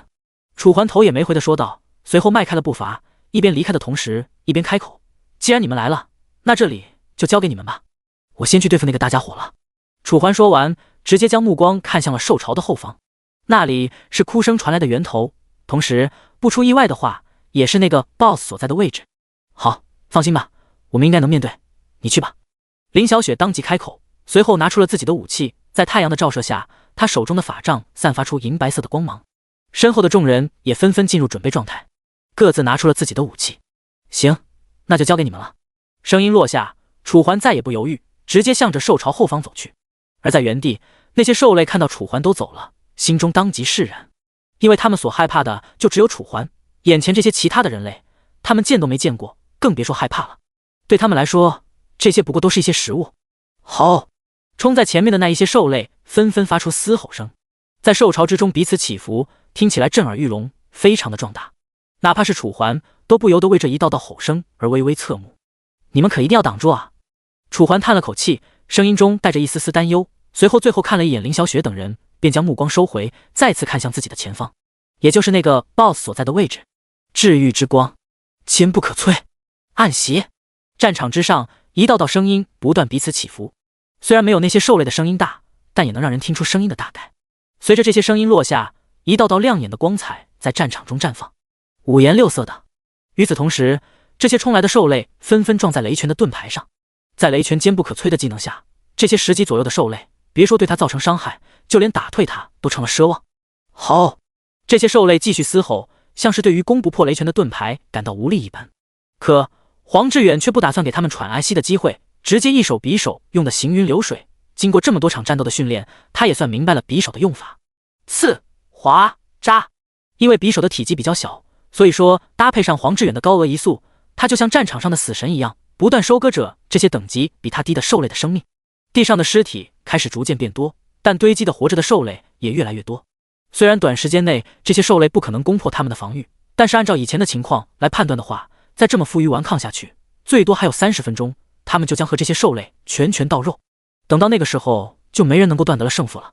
所以说，他们现在只能祈祷哲学能够快点回来。黑暗森林之中，这是一片非常阴暗的森林，正是因为这里的阴暗，再加上周围树木的奇形怪状，让这里获得了黑暗森林的名号。在这样的环境下，会生成出非常多的怪物，无论是成精的树妖之类，还是野狼，这些数量都达到了一个堪称恐怖的地步。也正是因为这个原因，所以说这一次的兽潮才有将近1万只。如果这个 BOSS 换个地方发家的话，说不定就不会像上一世那么平坦顺利了。而这一世有了楚环的到来，他注定不会再那么轻松，甚至必死。黑暗的森林之中，哪怕天上的太阳非常毒辣，也根本照射不进这片丛林之中。阳光就像是在丛林上方被什么东西隔绝了一样，让这里看起来非常的恐怖。但楚环丝毫不在意这些，周围也没有兽类注意到他，让他的行程非常的顺利。不到2分钟的时间，楚环便至少前进了至少好几千米。可哪怕如此，他的眼前依旧没有出现兽类的踪影。奇了怪了，他的气息不就是在这边吗？楚环眉头紧锁，目光微微打量着四周。按照他之前在城门口感受到的气息，把那道气息的强弱换算成距离，所指的方向应该就在这个地方的周围才对啊。可是这周围除了树木还是树木，阴森森的，哪里有 BOSS 的身影可言？奇怪，难不成是我的感知出了问题？楚环眉头逐渐皱得更深，目光探寻之间，没有发现任何异常以及任何一只兽类。就在楚环逐渐放松警惕的时候，突然，嗖嗖嗖，一道声音突然响起，声音虽然不大，但也足够吸引楚环的注意。楚环当即眉头一抬，没有丝毫犹豫，迅速闪避。随着他的左脚向右一滑，一道劲风便直接从他的身后袭来，直插他原本肩膀所在的位置。只差5秒的时间，他的肩膀就将被这一道攻击刺挨穿。第166章解决树妖，真 TM 音。楚环暗骂一声，随后不慌不忙地转过身子。随着他侧过脑袋，这才发现原来袭击自己的是一个藤条。当然，别以为这个藤条就是这个怪物的主要攻击手段，其实这个藤条只是他所操控的怪物之一，也就是说，相当于他的左右护歪法之一。速速速！声音再次响起，原本在楚环旁边的藤条开始迅速向后抽去。就在这时，楚环嘴角逐渐勾起一抹笑容。就这么就想跑了？是不是想得太便宜了点？楚环冷冷一笑，随后直接抽出仓库之中的长剑，迅速挥下。没来得及撤回的藤条，直接被楚环一剑斩成了2半。是，虽然这是植物的一部分，但是楚环的攻击却让藤条的横切面流出了绿色的鲜血。哦，不准确的来说，应该是只艾叶。好，那被楚环斩下来的藤条落在了地上，甚至还在活蹦乱跳，看起来非常具有生机。可哪怕如此，那藤条的主人还是发出了一道咆哮，听起来非常的沉重与恐怖。呼，这声音并不是风声，而是那怪物的叫唤，瞬间将周围的阴森又提高了一个档次。恐吓我？那你怕是找错对象了。如果我能被你这么吓到，那我也不用混了。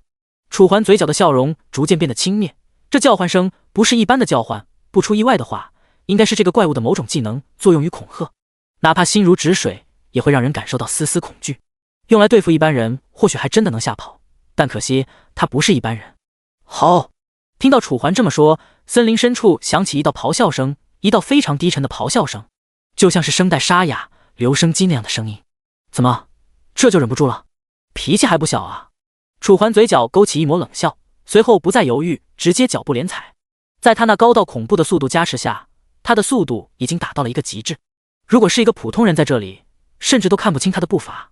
与此同时，楚环手中的长剑还散发出了微光，很显然，他已经开始使用技能了。而他的目的地正是前方的黑暗。人类，垃圾，死！断断续续的声音在楚环的耳边响起，犹如跨越了空间，直接响彻在楚环的脑海之中。谁死还不一定呢。楚环轻蔑道，随后身子迅速逼近，面对迎面刺来的藤条，楚环更是没有丝毫慌张，只是手中长剑一挥，便全部斩断。啪啪啪，一条条被斩断的藤蔓掉在了地上，就像是蚯蚓一样，开始疯狂扭动，看起来格外的惊悚。扭动的同时，在藤条的横截面还不断渗出深绿色的鲜血，看起来非常的瘆人。当然，瘆人只是对于普通人而言，像楚环这种早就已经见怪不怪，甚至还觉得有一点小搞笑。不，那个怪物见自己的攻击武器被楚环如此轻易的斩断，不慌是不可能的。只听他的声音中都带上了一丝丝震惊与不解。你不知道的还多了，但是你还是下辈子再去领悟吧。楚环淡淡说着，没有了藤条的阻挡，他肆无忌惮地向着怪物所在的黑暗处逼近，距离不断缩短，100米、80米、60米。转眼之间，楚环和怪物之间的距离已经只剩下了最后的10米。直到这一刻，楚环的眼前才出现了这个怪物的大体模样。干裂的外表就像是皲裂的树皮，一些深绿色的苔藓长在里面，这还只是它微不足道的一些小细节。最重要的是，它的粗度达到了3米，而它的高度更是达到了10几米，与周围的其他树木显得格格不入。正中心更是有着一张鬼脸，一张狰狞而恐怖的鬼脸。鬼脸通体为黑色，在黑色的正中间更是有着一丝丝猩红，一丝丝诡异，仿佛摄人心魂一样，让人看了就能陷入无尽的恐惧。拜拜。楚环淡淡开口，丝毫不把眼前的怪物放在眼里。不到1秒钟的时间，他便来到了这个怪物面前，手中的长剑应声落下，一剑挥出，赤！伴随着一道没肉声响起，长剑直接砍入了这个怪物的身体，绿色的鲜血就此流出，配上那狰狞的伤口，看起来很是恐怖。你卑鄙！怪物低沉的吼着，像是诠释着他的不甘一样。但楚环可不是那些圣母，对他的反应没有一丝一毫的怜悯。拔刀斩！楚环缓缓开口，随后拔出手中的长剑，一道银白色的光芒闪过，眼前3米粗的怪物直接被楚环在强力的一击应声斩成2半。轰！怪物庞大的身躯开始落下，绿色的鲜血流了一地，像是带着腐蚀的属性，把周围的土壤以及草被全都腐蚀了个遍，还伴随着一阵嗤嗤的声响与白烟。肮脏的人类，总有一天你也会和我一个下场。怪物还是有些不甘，用尽了自己的最后一丝力气，诅咒着楚环。我怎么样还轮不到你来指手画脚，现在你还是先下去吧，如果我也下来了，那你估计没什么好日子过了。楚环冷冷笑着，随后微微发力，长剑上的鲜血全都随着楚环的力道震下，只留下了亮白色的长剑剑身。你！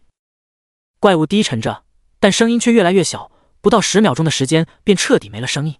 与此同时，一道系统的提示音在楚环的耳边响起：恭喜玩家成功击杀怪物树妖，获得经验500点。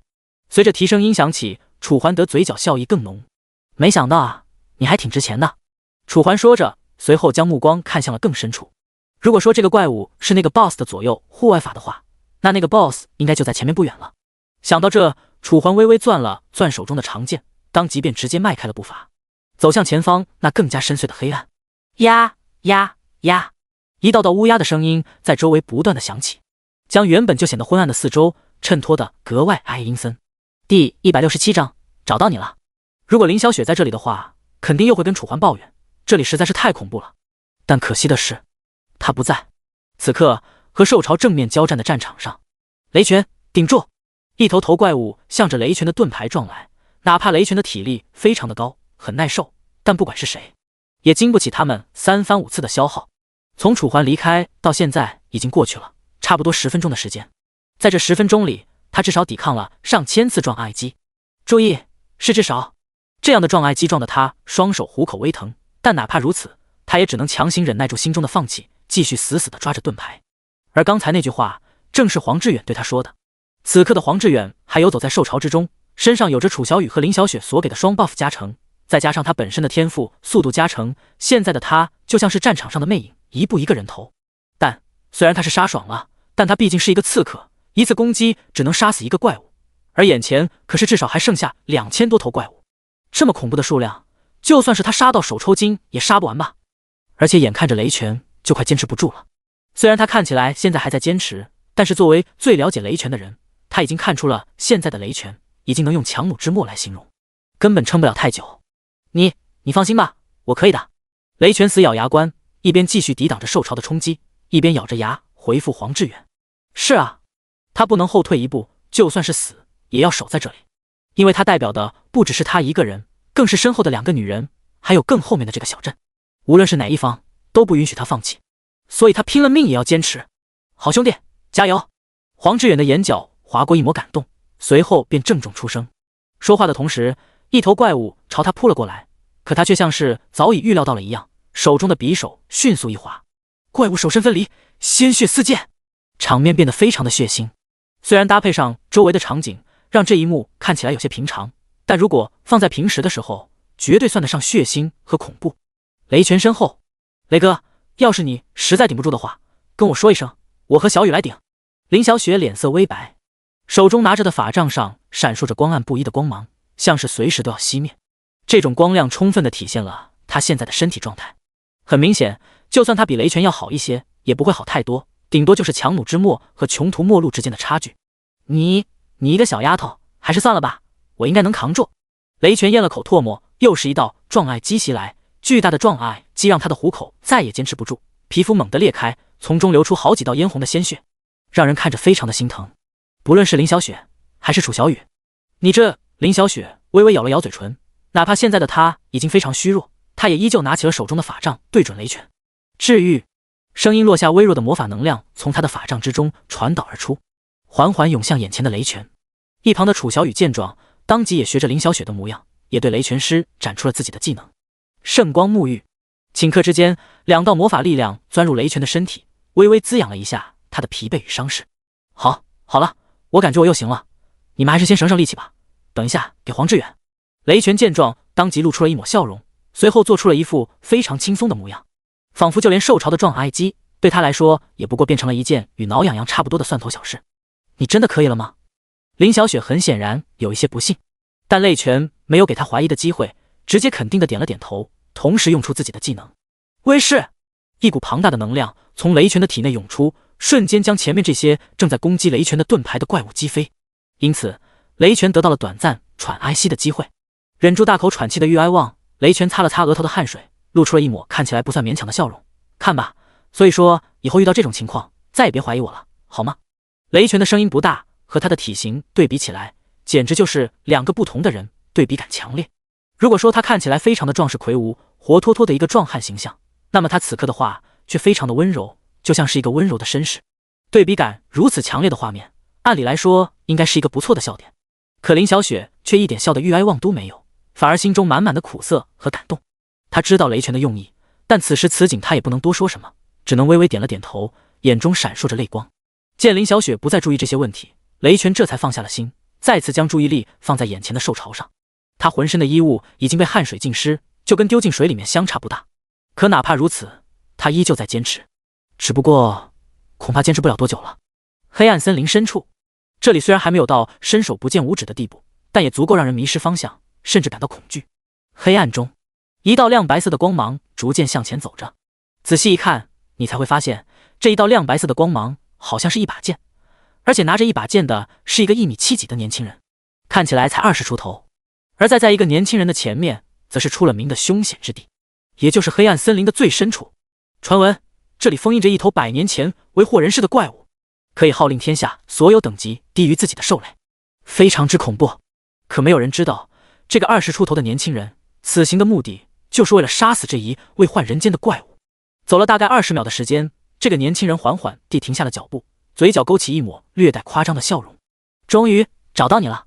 声音落下，他微微抬起手中的长剑，这把长剑就像是感受到了他的情绪波动一样，发出了一道轻快的震颤，仿佛在回应楚环。直到这一刻，树木之间的黑暗中，一道身影这才像是察觉到了什么，亮起了2团红色的光亮，就像是2道猩红色的视线。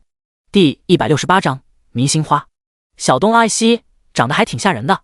楚环嘴角勾起抹淡淡的笑容，在他的目光注视到这个黑影的瞬间，他的眼前便出现了一道数据荧幕，上面显示着关于这个黑影的一切。迷星花，等级 LV21， 品级黄金，属性未知，技能未知。作为黑暗森林之中的主宰，他拥有着指挥所有等级低于自己的兽类的能力，也就是说他的实力不代表着他自己的实力，还代表着所有能被他指挥的兽类。亲爱的玩家，请小心他所示哀放的声音以及花粉。看着眼前有关迷星花的数据简报，楚环嘴角笑意更浓，只因为这个迷星花正是他上一世所看到的那个迷星花，非常强悍。虽然看不到它的属性以及技能，但楚环能够肯定，随便换个20级左右的玩家，基本都打不过眼前这个迷星花。因为这个迷星花除了技能这些可以扰乱玩家的心智之外，它还能直接使用自己的枝条对玩家进行攻击。虽然威力不是特别的大，但也足够烦人，再配合他的技能，能够击杀他的玩家实在是少之又少。人类，真没想到你能走到这个时候，不过也是时候该终结你了。迷星花说着，声音非常的低沉与沙哑。那一张猩红色的脸颊终于暴露在了楚环的视线之下。只见那是一张圆形的脸，上面有着非常之多的圆孔，就像是弹孔一样，看起来非常的吓人。但楚环对此却只是冷冷一笑：终结我？你也不看看你自己的那个模样，配吗？楚环毫不留情地说着，与此同时还抬起了手中的长剑，拔刀斩。楚环的声音落下，直接用出了自己的技能，浓郁的能量色彩在长剑上聚集。不，感受到这一段能量的恐怖，迷星花那狰狞的表情都划过了一抹惊恐，完全无法想象，明明楚环看起来这么弱小，居然能是哀放出如此强大的能量波动，难不成是错觉？想到这，迷星花越发确定自己心中的想法，与其被动受死，还不如主动出击。想罢，迷星花直接扬起了自己周围的藤条，一根根藤条张牙舞爪，就像是章鱼的触手一样，只不过比之前的藤条，现在它的藤条就像是镀了一层金属质感的外膜一样，看起来很是坚硬。冥顽不灵。楚环不屑出声，拔刀斩应声落下，浓郁的能量让这一道白光看起来非常的刺眼。迷星花实在按耐不住心中的恐惧，当即用自己的头条开始阻挡楚环的长剑，但这终究只是无用之功。死！楚环轻轻喝道，长剑就此落下，刺眼的白光斩在眼前的藤条之上，犹如带着万钧之势劈过藤条，几乎没有一丝一毫的停顿，就像是切豆腐一样轻松干脆利落。数十条藤蔓就此落在地上，还在不断的扭曲跳动。你！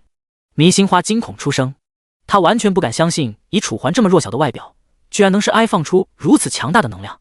这么强大的攻击力，就算是30级的战士都不一定能打得出吧。可他给人的气息感觉不是才20来级吗？这个年轻人究竟是怎么做到的？要是有疑问的话，就下去问吧。楚环缓缓地抬起了眸子，眼中没有一丝一毫的情绪波动。与此同时，他手中的长剑再次高高举起，就像是死神的镰刀一样，即将宣判迷星花的死刑。不，万花噬心！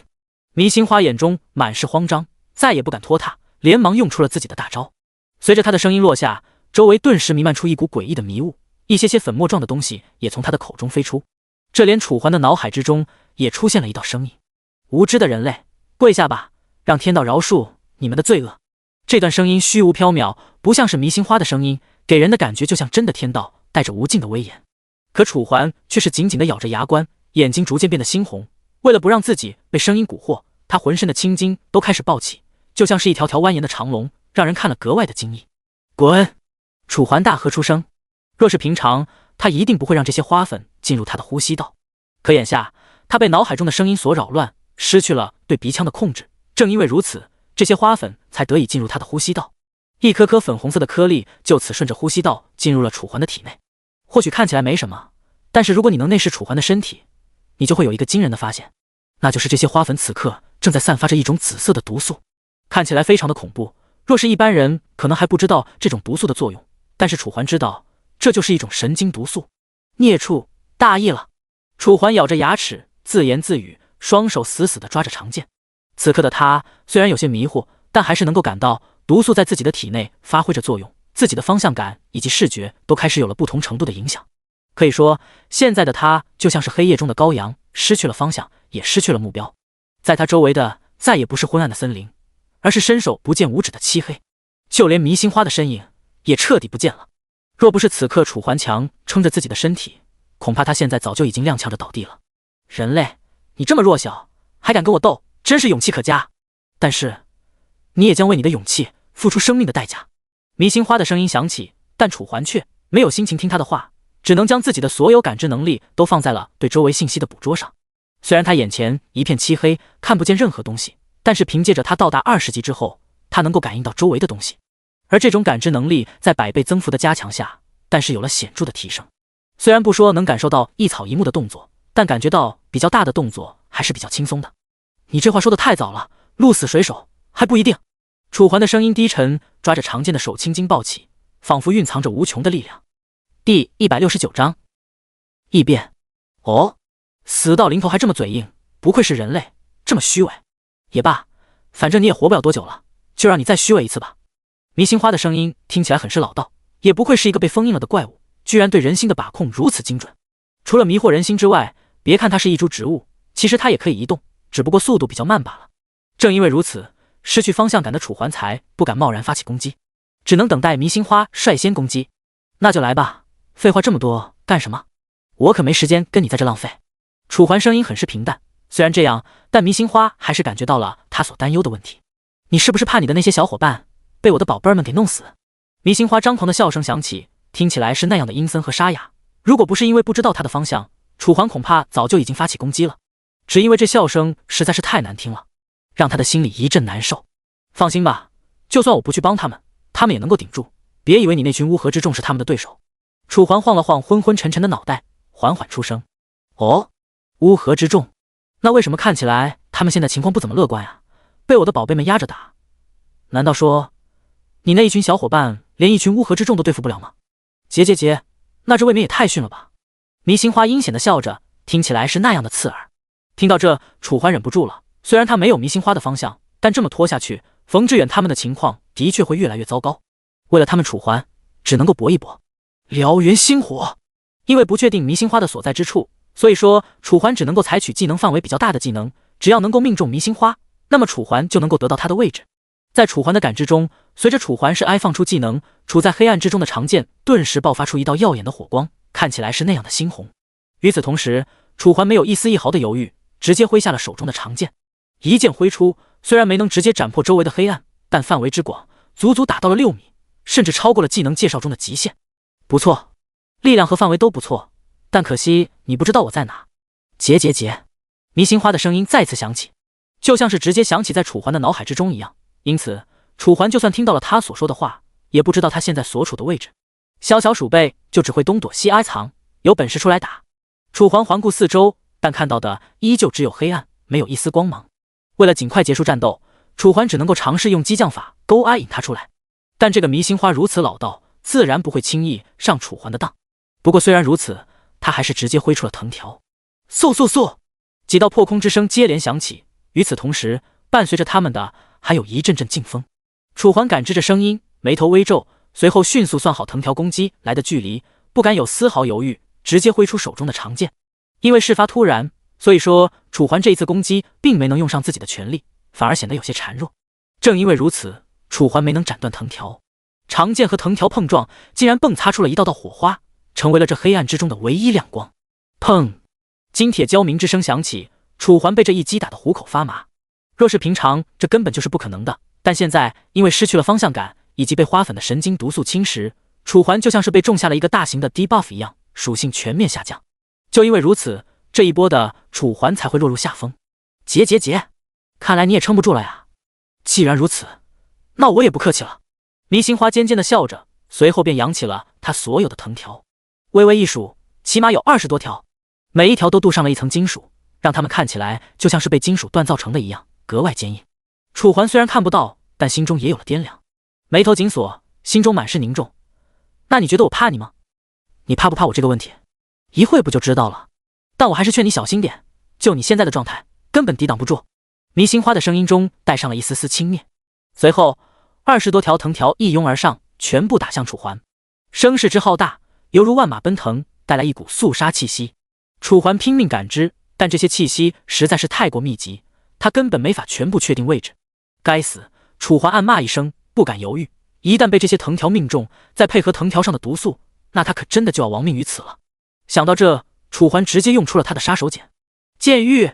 随着楚环的声音落下，他原本略带暗淡的眼神之中，突然迸发出了一道耀眼的红光。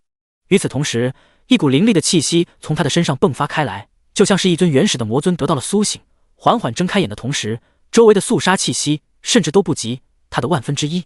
楚环手中的长剑在这一刻悬浮在了他的正面，随后随着楚环能量的灌入，这一把长剑瞬间分成了10把，并且是10把有着毒歪力作战意识的长剑。也就是说，从现在开始，楚环将不需要刻意注意周围的情况，这10把有着自我意识的长剑将会代替楚环的意识进行战斗。而现在的楚环在剑域以及神经毒素的作用下，已经彻底丧失了意识，周围伸手不见五指的黑暗变得更加的深邃，仿佛永远也看不见一丝丝光明，给他的心中蒙上了一层绝望的既视感。杀了他们，杀了他们，他们都得死，只有你我才是这个世间唯一的主宰。楚环的脑海之中，一道道仿佛来自大道的声音不断响起，那样的沧桑，那样的血腥，又是那样的霸气。对，都得死。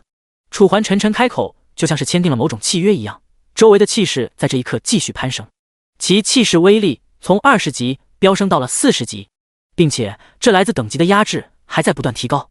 第170章黑暗森林的瑰宝。转眼之间已经来到了60级，虽然只是气势上的压制，但这60级的气息也足够压得迷心花喘不过气。这怎么可能？迷心花瞪大了双眼，完全不敢相信自己所感受到的。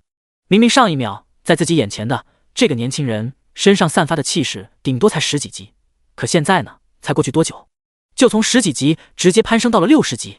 这可不是简单的1+1那么简单，20级到60级之间的差距，哪怕是500个20级也不一定打得过一个60级。正因为如此，迷心花的心中逐渐生出了恐惧，他再也看不懂眼前这个年轻人。这个人类明明才这么年轻。哦不，从此刻这个人类给他的既视感来看，完全不像是人类，更准确的来说，应该是怪物，亦或者魔。想罢，迷心花的攻击一致，他突然有点想跑了。看着眼前这变化甚大的年轻人，他再也不敢大意或者轻敌，缓缓挪动根系，就想要钻入土里。可就在这时，刚刚不是那么厉害吗？怎么现在就想跑了？一道声音冷冰冰的响起，明明他和楚环的距离至少有着100-200米，可这一道声音却像是在他耳边响起一样，显得那样的毛骨悚然和无情。迷心花动作一致，这一刻他深深感受到了人类心理中恐惧的滋味。就是在他停滞的这一瞬间，楚环抓住机会，手指微微一勾，周围的10把长剑顿时就像一匹匹脱缰的野马，笔直的朝着眼前冲来的这些藤条砍去。砰！擦！滋！一道又一道声响不断响起。一开始两者之间的攻击还能迸擦出一些火花，可才过去5秒钟的时间，这10把长剑的攻击便变得越来越凌厉，最后更是直接将这一根根藤条彻底斩断。足足20根金属质地堪比白银级武器的藤条，在不到短短9秒钟的时间便被楚环的剑域全部收拾完毕，虚弱的落在了地上。那10把长剑因为失去了攻击目标，开始悬浮在空中，而在这10把长剑的中央，身上冒着黑气的楚环就像是一只魔尊一样凭空而行，走的是那样的淡然与恐怖，犹如一座大山沉沉地压在迷心花的心头。不可能，这不可能！迷心花摇着脑袋，仿佛想要告诉自己，这只是他看到的幻觉。但不管他怎么摇头，楚环的身影却是实实在在的存在，并且散发着一股足以令人绝望的气息。万事皆有可能，你死的不冤，谁让你这么张狂？楚环淡淡开口，仿佛在叙述一件无关紧要的事实。随后在迷心花几近崩溃的目光的注视下，那10把悬空的长剑已经将锋利的那一端对向了他。迷心花想要逃跑，但目光对上眼前的楚环，他的身子居然有些僵硬，就连挪动一点小小的枝叶都成了奢望。不，求求你饶了我，我错了。迷心花艰难地发出着音节，声音低沉晦涩难懂，但楚环还是勉强地听清楚了。可哪怕如此，楚环也依旧没有任何一丝放过他的意思，只是冷笑一声，便直接示意周围的长剑攻击。手指微动之间，10把长剑就像是得到了指挥，纷纷冲向前面的迷心花，速度之快更是带起了一道道虚影。如此震撼的场面，用万箭穿心来形容再合适不过。不！迷心花再次发出绝望的咆哮，可不管他如何咆哮，他的身子就像是一块木头一样难以挪动分毫，只能眼睁睁地看着这些闪烁着寒光的长剑逼近自己。是！10把长剑在不到1秒钟的时间直接洞穿了他的身躯，绿色的血液从他的窟窿中流出，冒着阵阵白烟。迷心花还像是有些不可置信，艰难地动了动叶子。你很厉害。声音落下，楚环甚至都还没来得及回应，迷星花的身影便直接犹如一栋危楼被 C4 炸了一般，沉沉垮下。恭喜玩家，你已成功击杀怪物迷星花，获得经验奖励4000点，经验值满自动升级，当前等级为22级。随着2道提示音响起，楚环的气势再次攀升了一截，从原本的21变成了22级，属性各自提升了100不说，总觉得脑海之中更是出现了一道新的技能知识——光明之城剑。光明战士的必杀技之一，在吟唱咒语之后，将召唤100把来自天堂的圣剑虚影，对目标进行打击，每把圣剑的攻击力为玩家攻击力0。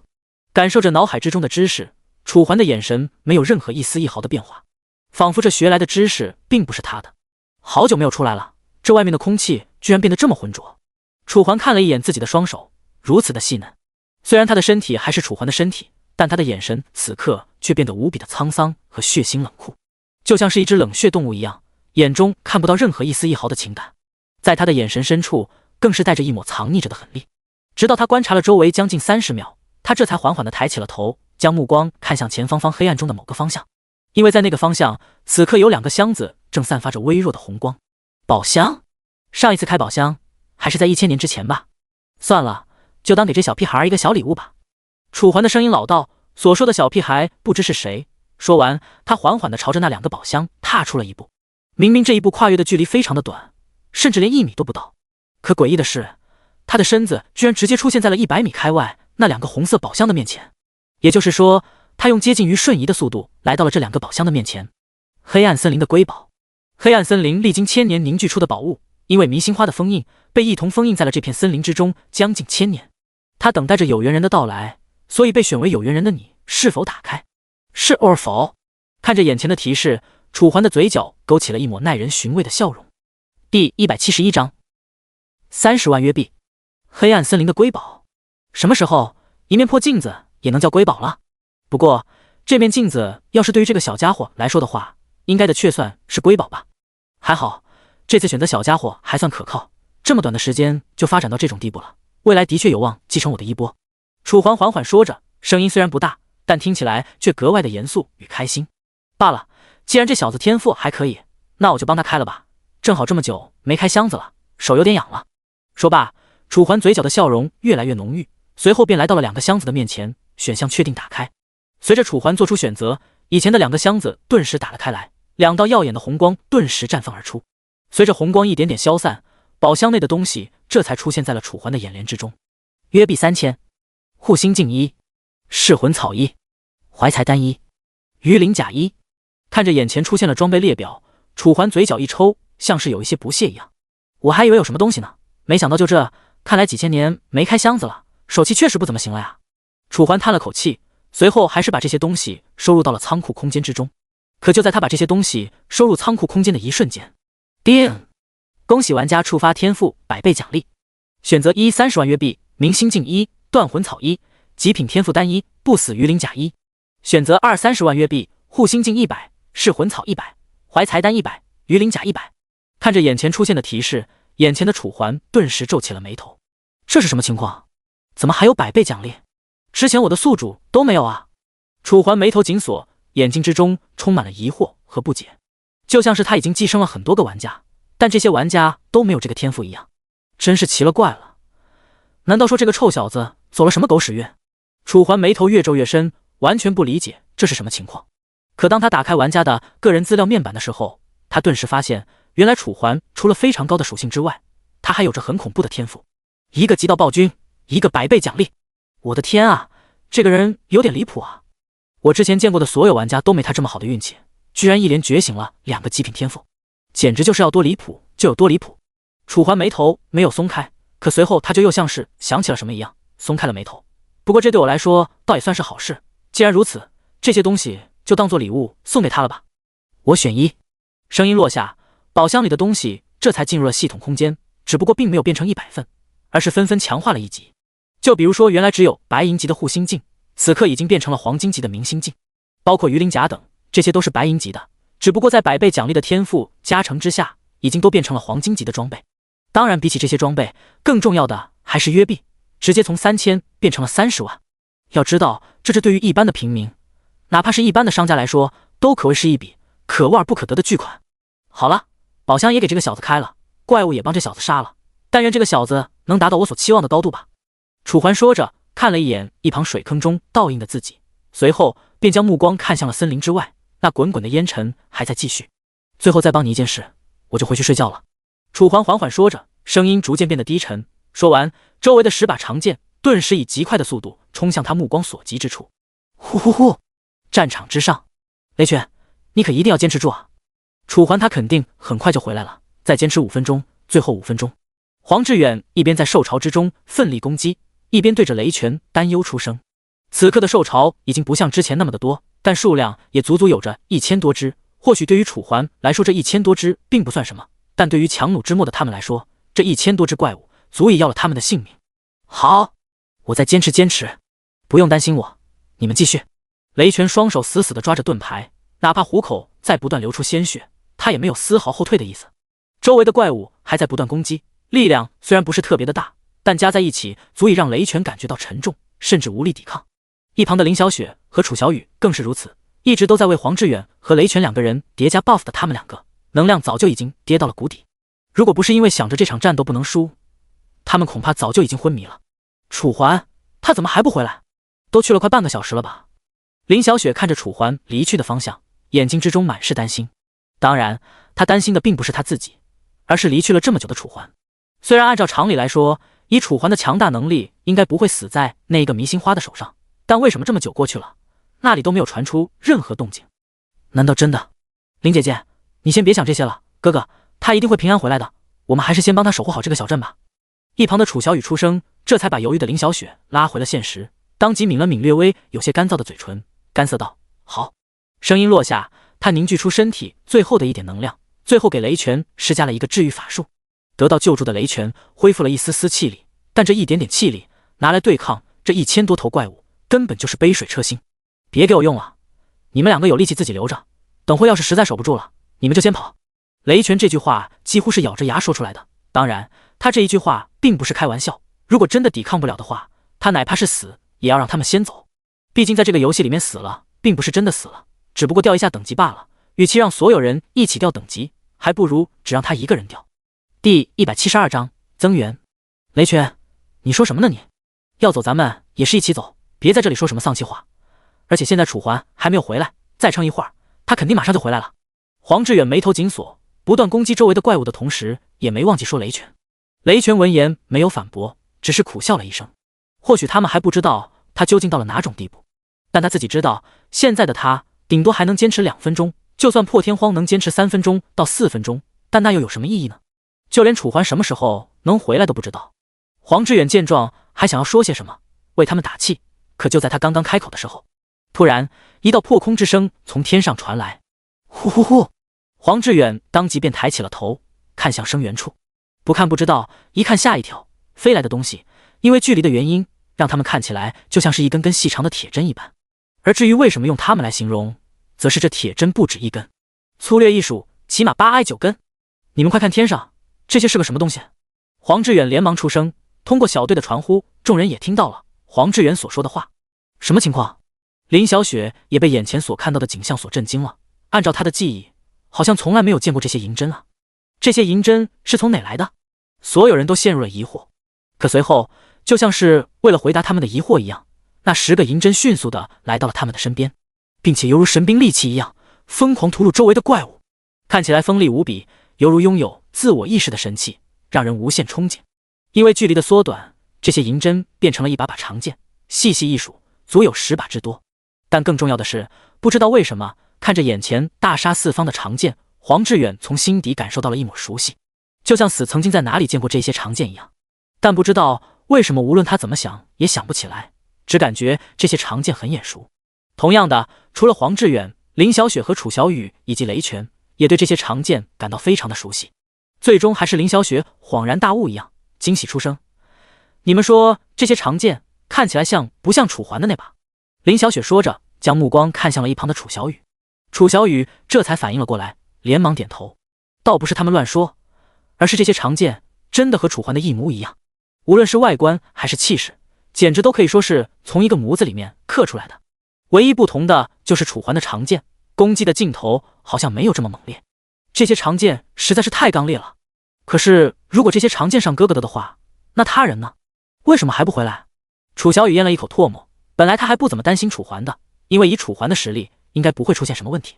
可现在楚环的长剑都回来了，却还迟迟没有看到楚环的身影，这正常吗？不，这完全不正常。你们先别想了，赶快协助他们，一起把这些怪物打死。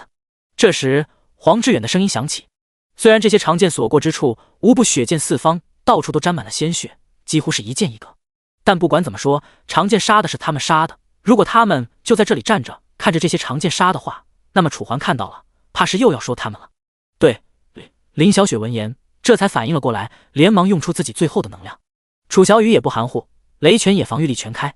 黄志远依旧像是黑夜中的鬼魅，在战场中不断的穿梭收割，也正因为他高额的速度以及爆发，使得他在这一场战斗中获得的经验是小队中最高的，足足让他提高了5级有余。战场上怪物的数量在长剑和众人的齐心协力之下，开始以肉眼可见的速度减少。如果说长剑就像是一台台收割机，那么这些怪物就像是任人宰割的稻谷，没有任何反抗的余地。1000头、800头、500头，怪物的数量开始锐减。原本凶猛的公哀氏也因此变得停滞了下来，冲在前面的那些怪物更是停下了脚步，想要逃离。而这一次，他后面的怪物并没有推搡他，反而整齐划一的停下了步伐。继而，在众人还没反应过来的情况下，这些怪物直接调转了方向，竟然开始跑了。我的天，真没想到怪物还有逃跑的时候。看着他们逃亡的背影，黄志远停下了手中的杀戮，倒不是他不想继续杀，而是因为这些怪物的速度太快了，如果这么追杀的话，消耗的和得到的经验反而不成了正比。终于打完了，雷拳浑身颤哀抖，肌肉因为长时间的紧绷和发力，致使现在已经肌肉酸疼，浑身都在疼痛，格外的让人心疼。而说一句实话，如果没有长剑的帮助，那么现在他估计也彻底了没了力气。是啊，我还以为我们要留下了。林小雪也露出了一抹苦涩的笑容，虽然她不像雷拳一样浑身肌肉疼痛，但是她体内的能量却是百不存一，只留下了那么最后一点支撑着她的战力。一旁楚小雨也无比的虚弱，轻轻地依靠在林小雪的身旁，就像是风雨中飘摇的荷叶金竿一样。而在他们的注视之中，那一些长剑看到逃离的怪物，竟然没有一丝一毫的犹豫，直接追了过去，就像是死神的镰刀一样，迅速追上逃亡的怪物。好，这些怪物已经红了眼，本来以为他们跑了就可以躲过这怪东西的追杀，可现在呢，哪怕他们跑了，这10把兵器也依旧像是盯上了他们一样，没有丝毫放过他们的意思。拼了！怪物之中仅存的一头领头怪物发出了低吼，倒不是他不想逃命，而是因为眼前的这些兵器速度实在是太快了，他们根本就没有任何逃掉的可能性，所以他们的选择也因此只剩下了一个，那就是背水一战，以命相搏。至此，所有的怪物都明白了过来，纷纷停下了脚步，将自己的目光看向身后追来的这10把长剑，气氛变得格外紧张。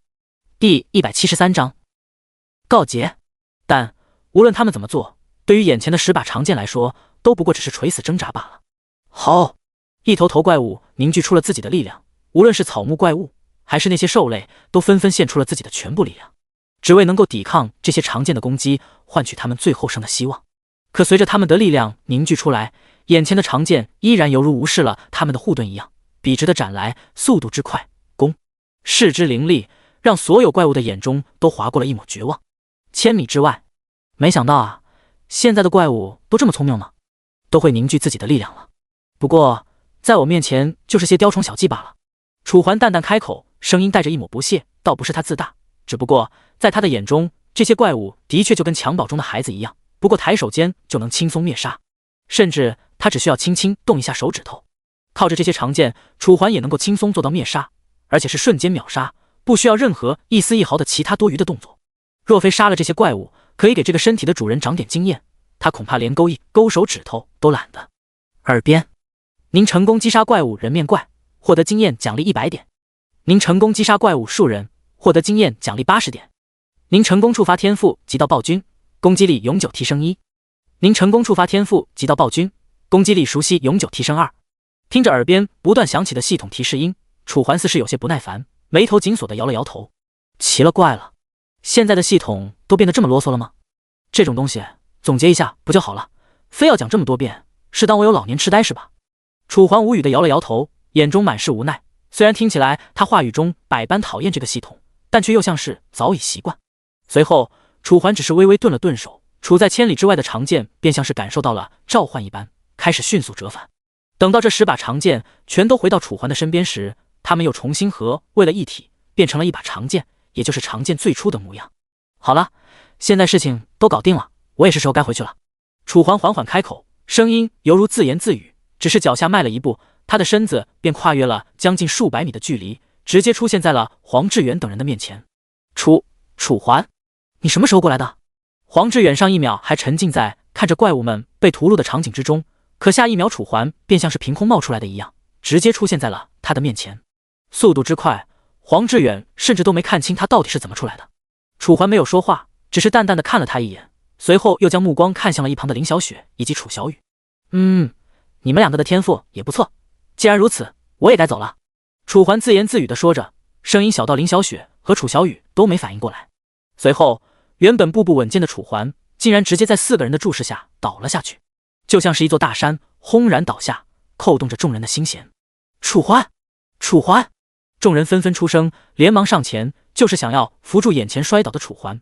可他们还来得及来到楚环面前，楚环便已经倒了下去，沉重的摔在地面上，砸起一片尘土。你这是怎么了呀？林小雪满眼的焦急，声音还没落下，便再次用出了技能。随着粉红色的光团进入楚环的身体，楚环的身体开始逐步得到恢复。但林小雪本就虚弱的身体直接变得更加虚弱，但是随时都可能倒下一般。林姐姐！一旁的楚小雨惊呼出声，如果不是因为黄志远眼疾手快，直接搀扶住了林小雪，恐怕林小雪也要像楚环一样倒在地上。我没事，让我起来吧。感受到黄志远的搀扶，林小雪勉强的摇了摇头，随后站起了身。虽然很显然她随时都可能倒下，但她并不想在这种关头表现出自己的虚弱。可是黄志远还想要说些什么，但看着林小雪那严肃的表情，最终还是把想要说的话收回了肚子里。我们还是先把她弄回小镇里面吧，让医生看一下她现在是什么样的情况。林小雪的声音很小，干裂的嘴唇流出了一丝丝鲜血，这是能量耗尽的一种外在表现。也就是说，现在的她已经到了强弩之末，如果不是因为楚环已经倒在了地上，现在的她恐怕也坐在了地上。好，黄志远没了办法，只好点头应了一声。正当他们准备把楚环搬回小镇的时候，感谢几位大人的帮助，要是没有你们，恐怕我们这个小镇已经不复存在了。一道声音突然从背后传来，众人当即转过了视线。只见此刻的雷诺斯带着一种将士缓缓地走了过来，每个人的脸上都带着一抹感激。很显然，这场战斗要不是楚环等人的帮助，他们现在早就已经变成了白骨，所以说楚环等人像是救了他们一命，已经成了他们的救命恩人。而至于那个雷将军，此刻也羞愧的不敢过来，只是在远处观望着这边。没事，我们都没什么问题，只是现在他好像有点状态不好。黄志远应道，随后便将倒在地上的楚环扶了起来。哪怕在黄志远的搀扶下，楚环勉强坐了起来，也依旧紧闭着双眼，仿佛陷入了某种虚弱状态。啊，这刚才他还不是好好的吗？怎么突然就变成这样了？一旁的雷诺斯见状，瞪大了双眼，完全不敢相信自己。刚才明明还看到他在活蹦乱跳，可转眼之间2分钟不到就晕倒在了地上，这不太现实啊。这个问题我们也不是很清楚。总之现在小镇上有没有医生？有医生的话，我们先把他送过去看一下吧。黄志远当即回道，声音严肃。所有人的目光都落在眼前的雷诺斯身上。雷诺斯不敢拖沓，连忙点了点头。好，那走吧。第174章苏醒。随着雷诺斯的声音落下，楚环当即被周围的几个镇民抱了起来，随后朝着镇子之中走去。2个小时之后，一处木屋外，楚环怎么还不醒啊？都这么久了，你们说会不会真的出什么事情？他一个人在黑暗森林里面待了那么久，你可就把你的嘴闭上吧。怎么可能？以楚环的实力，不可能有事，不要乱想好吗？就是哥哥那么厉害，怎么可能会连个怪物都打不过？木屋外，黄志远和林小雪等人站在这里，他们已经在这里等了2个多小时了，可里面的医生却迟迟没有出来告诉他们结果。至于医生长什么模样，他们看到了，是一个老者，一个白发苍苍的老者，虽然头发花白，但神态却看起来老态龙钟，很有精气神。可是都这么久过去了，他为什么还没出来？刚才那个雷诺斯不是说过了吗？这个医生的医术很好，如果没什么大事，顶多一会就出来了。但是现在都2个小时了哎。黄志远再次开口，声音之中满是担忧。说到这，林小雪、楚小雨等人眼中终于划过了一抹担忧。说实话，他们每个人都有些担心，但问题是他们不想质疑楚桓，毕竟现在楚桓可是所有人心中最重要的人。虽然在这个游戏里面死亡并不代表会真的死亡，但不知道为什么他们就是非常的担心。各位大人，你们就不用担心了，这个大夫的医术真的很高明，我们镇上大大小小的疾病都是找他看的，平均年龄更是达到了70多岁。是啊，他好人会有好报的，要是做了这么大的好事还是死了的话，那这上帝我也就不信了。周围的百姓你一言我一句的安慰着黄志远等人。黄志远等人至此也不好再多说些什么，只得点了点头。就在所有人都眼巴巴的看着眼前的门口的时候，突然吱呀，一道声音突然响起，只见原本紧闭的木门突然被打了开来，一道身影从中走出，不是别人，正是2个多小时之前他们所见过的医生，穿着一身白色的大衣，手上还拿着一根烟斗，轻轻的吮吸着，而后吐出一道长长的烟气，将他胡子拉碴的脸笼罩在烟雾之中。大夫，他怎么样了？现在情况好转了吗？黄志远看到医生，当即来到了医生的面前，声音担忧又严肃。这个小伙子现在的情况还好吧，并没有太大的问题，只不过什么时候能醒的话，我就不能确定了。大夫又吸了一口烟，声音犹豫，并且有些不肯定。什么？连这个都不能确定吗？那你装什么神医？黄志远再次开口，本来他还以为这里的人都这么说了，那这个人的医术一定很高超，可是现在呢，不光状况好不好说不清楚，就连楚桓什么时候能醒，他也只给了一个朦胧的答案。你就不能肯定点吗？你这么说谁知道？黄志远眉头紧锁，可那个大夫闻言却没有一丝回答的意思，只是眉头微微皱了皱，像是忽略了黄志远所说的话。你！黄志远见此顿时气急，刚准备抬手指向眼前的这个老人，可就在这时，身后的木门中又有一道身影缓缓地走了出来。只不过这一道身影和老态龙钟的大夫不一样，这道身影看起来颤颤巍巍的，像是随时都可能摔倒一样。你们吵什么？身影缓缓开口，虽然有些虚弱，但却带着一股莫名的气势，瞬间镇住了场子。缓缓抬头，身影的容貌这才映入了众人的眼帘。只见走出的人不是其他人，正是身影颤抖的楚桓。楚桓，你好了。黄志远见状大吃一惊，刚才这个大夫不是还说楚桓的情况不能确定吗？什么时候苏醒都不一定。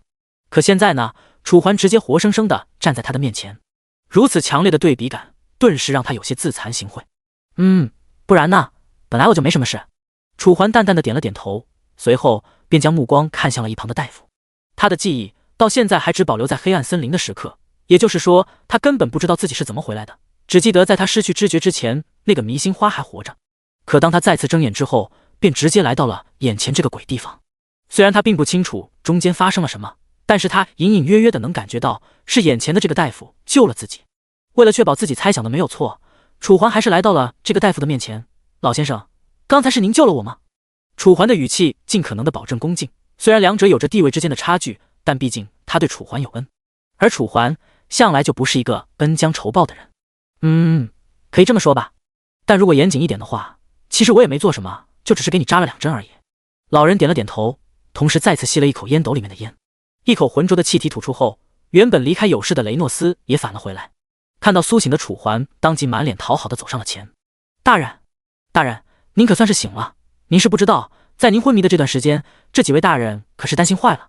雷诺斯满脸堆笑，笑得很是灿烂，就像是一朵快要烂了的菊花。虽然看起来有些恶心，但现在的他对于楚桓来说还是有一点利用作用的。我知道，但是我现在更想知道，在我昏迷之后发生了什么。还有昏迷之前，我现在头有点疼，之前的事情都忘记了。楚桓缓缓开口，目光看着眼前的雷诺斯。虽然雷诺斯对于楚桓的话有些诧异，但碍于身份之间的差距，他还是连忙向着楚桓解释。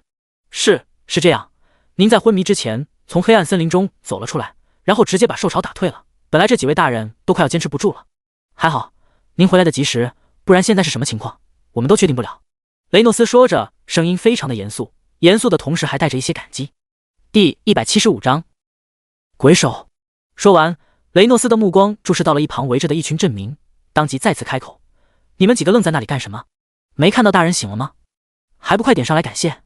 要不是因为大人，你们现在早就死在这里了。雷诺斯的声音有些重，但按理来说他说的的确是实话。一众百姓闻言也没有拖沓，纷纷来到了楚桓面前开始道谢。场面在雷诺斯的安排下变得有些郑重。没事，我都答应你们了，一点举手之劳罢了，你们没必要这样。楚桓回道，本来他只是想草草应付一下的，但没想到这些百姓这么较真，竟然直接跪在了地上。其中就有来找自己的那3个求援者。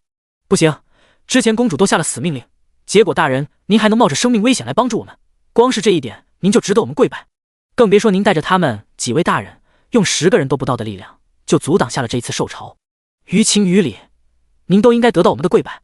为首男子说着，声音十分的感激，璎珞便直接对着楚环磕了几个响头。周围的百姓纷纷照做，一时之间磕头的声音不断响起，就连楚环都感到了那么一丝丝尴尬。行吧行吧，你们先起来，不然下次我可再不帮你们了。随着楚环将为首的那个男子搀扶了起来，周围的百姓这才缓缓起身。在经过了一番应付之后，这些百姓这才退下，而雷诺斯则是在通知楚环2个时辰后吃饭后离去。在场因此只剩下了楚环和黄志远等人，还有一个那就是救了楚环的大夫。老先生，刚才他说话有点冲，我在这里替他为您道个歉。楚环朝着大夫微微鞠了一个躬，声音带着一抹歉意。虽然黄志远经常给他惹各种各样的麻烦，但关键时刻黄志远还没有掉过链子，再加上在这游戏外他对待自己就跟亲兄弟一样，所以说无论如何楚环也不会怪他。无妨，一群后生嘛，血性方刚，我懂得，只不过小伙子以后可要注意点说话的礼节了，不然你可是会吃大亏的。要不是我不在意这些，不然你现在已经倒在地上了。老先生说着，声音虽然不大，但却带着一股莫名其妙的自信，说的楚环都皱起了眉头，因为刚才他们可是阻挡下了受潮，实力可是毋庸置疑的，可就是在这样的情况下，这个老先生还说自己能打得过黄志远，那这个老先生的真实身份就有待考究了。但问题是，在上一世的时候，他除了听闻那个算命先生的名号，就没有听到过别人的名字了。难道说眼前这个老人是个隐退江湖的高手？黄志远闻言没有说话，虽然他觉得老先生说的话有点太过于装 X 了，但毕竟是他有错在先，所以说这点委屈他还是受得起的。敢问老先生尊姓大名？楚环再次开口，可老先生却像是没有听到一样，直接转过了身子，向着屋内走去。气氛瞬间变得尴尬，就在楚环等人以为老先生不会回复的时候，老先生却直接背对着楚环说出了几个字：名讳不重要，但如果你们对这个东西很感兴趣的话，你们可以叫我鬼手。鬼手2个字落下，老先生再也不管楚环等人的反应，直接走入了木屋之内。紧随其后，木门在没有任何人推动的情况下自动闭合了起来，将屋内的老先生彻底遮盖。木屋外真的是不就是一个破老头吗？或许医术是挺高的，但是装什么厉害？真以为自己是什么大尾巴狼了吗？黄志远瘪着嘴，一脸的不屑，倒不是他小气，而是这个老先生是真的装。这么大一把年纪了，却在装 X 这条路上越走越远，比他一个年轻小伙子都还能装，这不是欠收拾是什么？你呀你，一天到晚少说2句话吧，人家可是救了楚环的，等下再出来，我看你怎么收场。要知道，当初最开始说救这个小镇的可是你，现在帮了人家，又在人家的地盘上搞鬼，等下弄巧成拙就好了。林小雪在一旁看不下去了，当即开口说道。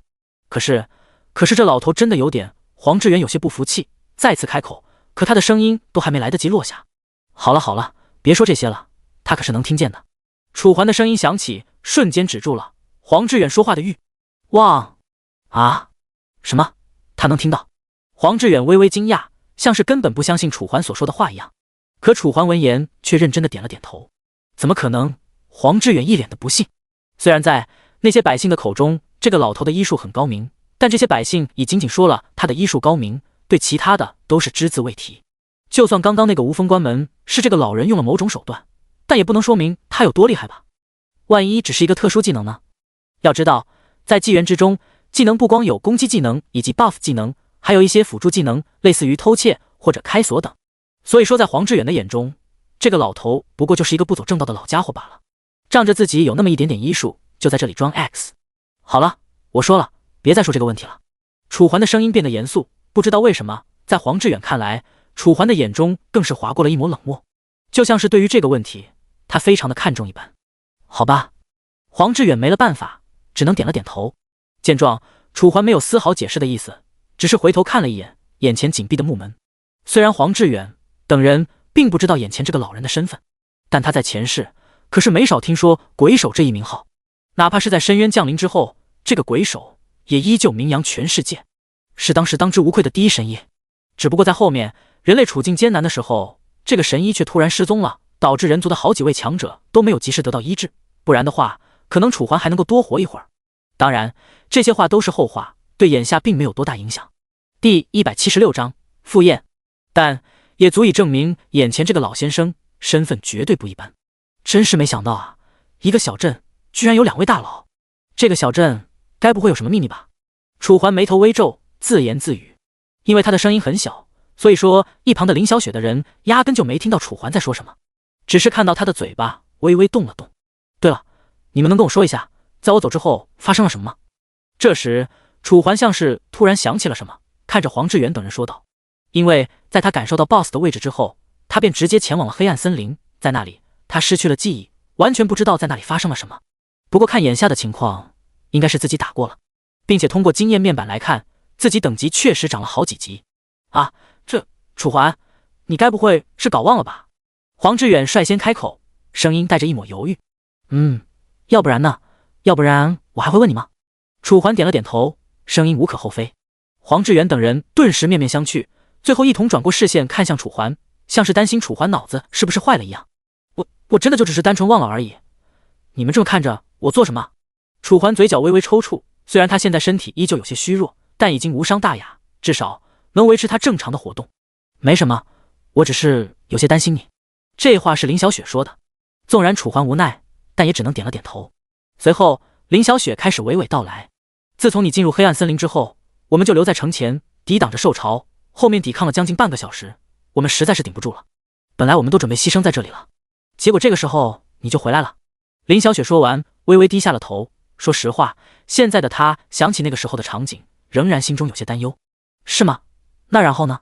我回来之后有没有做出什么奇怪的举动？楚环再次开口，声音带着一抹犹豫。然后的话，林小雪闻言陷入了回忆，不过还是很快给出了答复。要是我没记错的话，你回来的时候身旁悬浮着10把长剑，直接把兽潮中所有的怪物都给杀死了。再后来我们过来找你，你就直接昏迷了，当时还吓了我们一大跳。林小雪说着，声音非常的担忧，说话的同时还上下打量着眼前的楚环。直接昏迷？楚环眉头皱得更深，在他的记忆里，他压根就没走出过黑暗森林，更别说后面那所谓的昏迷了。总之他是一丁点儿也想不起来，总不能是因为自己使用了剑语，所以说自己被那个技能的意识所占据了。楚环眉头紧锁，心中满是疑惑。怎么了？你是一点都记不起来了吗？林小雪犹豫出声。楚环微微点头，神情肃穆。那现在林小雪再次开口，楚环也不含糊。你们现在还没饿吗？楚环疑惑问道。他们这一次在游戏里面待的时长可是有些久了，但哪怕如此，他们都没下线，是不是有点说不过去？难道系统没有弹出提示音吗？我们还好啊，就是一直在等你而已。中途我们也下线吃过东西，倒是你不饿？要是饿的话，我们一起下线吧。林小雪回道。因为在这里等待楚环恢复的过程实在是太过于漫长了，所以说他们也退出去吃了点东西。这样啊，可是我也不怎么饿。楚环眉头微皱，按理来说蓝星和纪元世界是2个不一样的世界，这么长的时间都过去了，他应该很饿才对，但是他却没有感到任何的空腹感，反而有些充盈，完全不像是以往的他。疑惑之下，楚环打开了自己的状态面板，上面的饱食度显示着 60%。60%？ 这不应该啊。楚环眉头皱得更深，如果按照以往的规律的话，现在的他饱食度顶多只有 20% 左右，这多出的 40% 是哪来的？要知道他们在这游戏里面可是待了足足1天啊，1天时间没有吃东西，就算有着营养液维系，也不应该能坚持这么久啊。毕竟在纪元世界中所消耗的能量是非常之大的，因为它事关人类的脑部活动。怎么了？听到楚环的疑惑，林小雪还以为发生了什么大事，当即出声问道。没事，我先下线看看，你们先在这里待着吧。楚环眉头微皱，并没有做过多的解释。说完，林小雪和黄志远等人还处于懵逼状，完全不知道楚环是个什么情况，只知道下一秒楚环直接退出了游戏。随着周围的场景开始迅速变化，楚环重新回到了现实世界当中，取下手上的游戏手环，看着床上还在纪元世界中的楚小雨，楚环眉头犹如一个川字，紧紧地皱在一起。更关键的是，他感受了一下自己的身体状况。本来他还以为在纪元世界中所看到的身体能量只是系统出了错误，但现在他感受了一下他的身体里的确没有任何的虚弱感，反而充满了力量，让人疑惑不已。思索了一会儿，楚环并没有想到是因为什么原因，最后楚环还是将游戏手环重新戴在了手上，随后登入游戏。随着现实世界的光彩变换，楚环重新回到了游戏世界当中，看着眼前一脸狐疑的众人，楚环勉强露出了一个笑容：“没事没事，我刚才下线吃了点东西，现在的话就去赴宴吧。”说完，楚环直接迈开了步伐。他所说的赴宴，便是雷诺斯所布置的宴席。方才雷诺斯离开的时候，不是邀请他们赴宴吗？刚好现在有时间，去看看也没有什么问题。好吧，众人纷纷应道，随后跟着楚环的步伐前往雷诺斯所说的地点。时间一分一秒的流逝，因为这个小木屋地处偏僻，所以说楚环等人走了足足10几分钟，才来到了这个西镇的镇中心。周围满是百姓，此刻正站在这里，本来只是在议论，但当看到楚环等人到来后，议论的趋势瞬间变得火热。第177章，邀约，恩公，真是感谢您，要不是您，我们现在都已经成了地上的白骨了。是啊，恩公，我这条命就是您给的，从今天开始，只要您有任何用得上我的地方，我定马首是瞻。您让我往东，我绝不往西。对对对，我也是，请恩公受我一拜。周围的声音一道接着一道，随后像是在小木屋一样的场景继续在楚环的面前上演。无妨无妨，你们快起来吧。楚环连忙招呼他们起来，其中不少人已经热泪盈眶，他们可是真真切切地看到了楚环等人的奋斗，以5个人的力量直接拦下了整整一波兽潮。接下来随着楚环等人入场，周围的人都将目光看了过来，其中不少人的目光是感激，但还有一部分人，他的目光里充满了不屑与嫉妒。好了，给大家介绍一下，这5位便是拯救我们小镇的英雄。雷诺斯见到楚环等人走上了前，当即把楚环等人邀请到了高台之上，随后开始隆重地向台下的人介绍。虽然台下的人基本上都知道楚环的身份，但是总归有那么一些人不清楚楚环是谁。直到雷诺斯的声音落下，他们这才确定眼前的楚环就是救他们的救命恩人。哗哗哗，顷刻之间，犹如雷鸣般的掌声轰然响起，整个饭店都被声音所充斥。接下来便是宴席时刻了。虽然楚环等人吃饭并不能直接补充在现实之中的能量所需，但是他们至少还能吃到个味道，毕竟吃东西最享受的并不是饱腹，而是享受到味道的那时刻。不得不说，这一桌饭菜还是做得很有心，一张桌子上摆满了佳肴，看起来非常的美味，让人不由食指大动。因此楚环等人可以说是饱餐了一顿。在这场宴会上，虽然有人嫉妒楚环等人的实力，但碍于楚环等人的光辉功勋，他们并不敢说些什么。2个小时之后，夜幕降临，本来应该早已结束的宴会却因为今天的喜庆而延续，哪怕是雷诺斯此刻都已经喝得醉醺醺的了。来，楚先生，我敬您一杯。这时一道声音突然从楚环的侧边传来，这已经是他今天晚上接下的将近5-60杯酒了，如果不是因为他的等级够高，酒精对他的作用微乎其微，恐怕他现在早已经醉醺醺的躺在地上了。好，楚环爽快地应了一声，随后便端起了一旁的酒杯，轻轻和来者碰了下酒杯。本来楚环还不想注视他的容貌，但是来者却一直用双眼盯着楚环，致使楚环不得不抬起了头看了他一眼。应该怎么形容呢？长得还行，挺白净的，看起来很是阴柔，只不过这个人并不是女人，而是一个男的，身上还穿着银白色的盔甲，也像是皇家守卫团的成员一样，享受着周围百姓的羡慕。敢问楚先生现在是否有时间？我想要跟楚先生谈一个比较隐秘的话题。男子的声音不大，甚至有点小，但声音却非常的认真和严肃，就像是真的有什么秘密想要跟楚环说一样。你直接说吧，无妨。楚环缓缓说道，同时微微抿了一口酒杯之中的酒酿，微辣，但却回味甘甜。周围人的目光注视了过来，似乎让男子不好意思了，声音犹豫，不知道该不该说。楚环看出了他目前的尴尬局面，只好勉强露出了一抹笑容，看向周围的众人，这位先生找我有点事情，所以我先和他过去一下，你们先吃吧。因为这一桌子坐的都是楚环队伍里面的人，所以说楚环一开口没有人会拒绝。在他们纷纷应答的情况下，楚环缓缓地站起了身，随后带着男子来到了一旁的角落。因为这里位置比较偏，周围没有几个百姓能听到他们的对话。现在应该能说了吧？楚环抬起头，再次看向眼前的男子。男子闻言没有立刻回话，而是再次将目光看了看身旁四周，在确认周围没有任何一个百姓靠近偷听之后，他这才犹如不小心一般，从自己的兜中拿出了一枚勋章。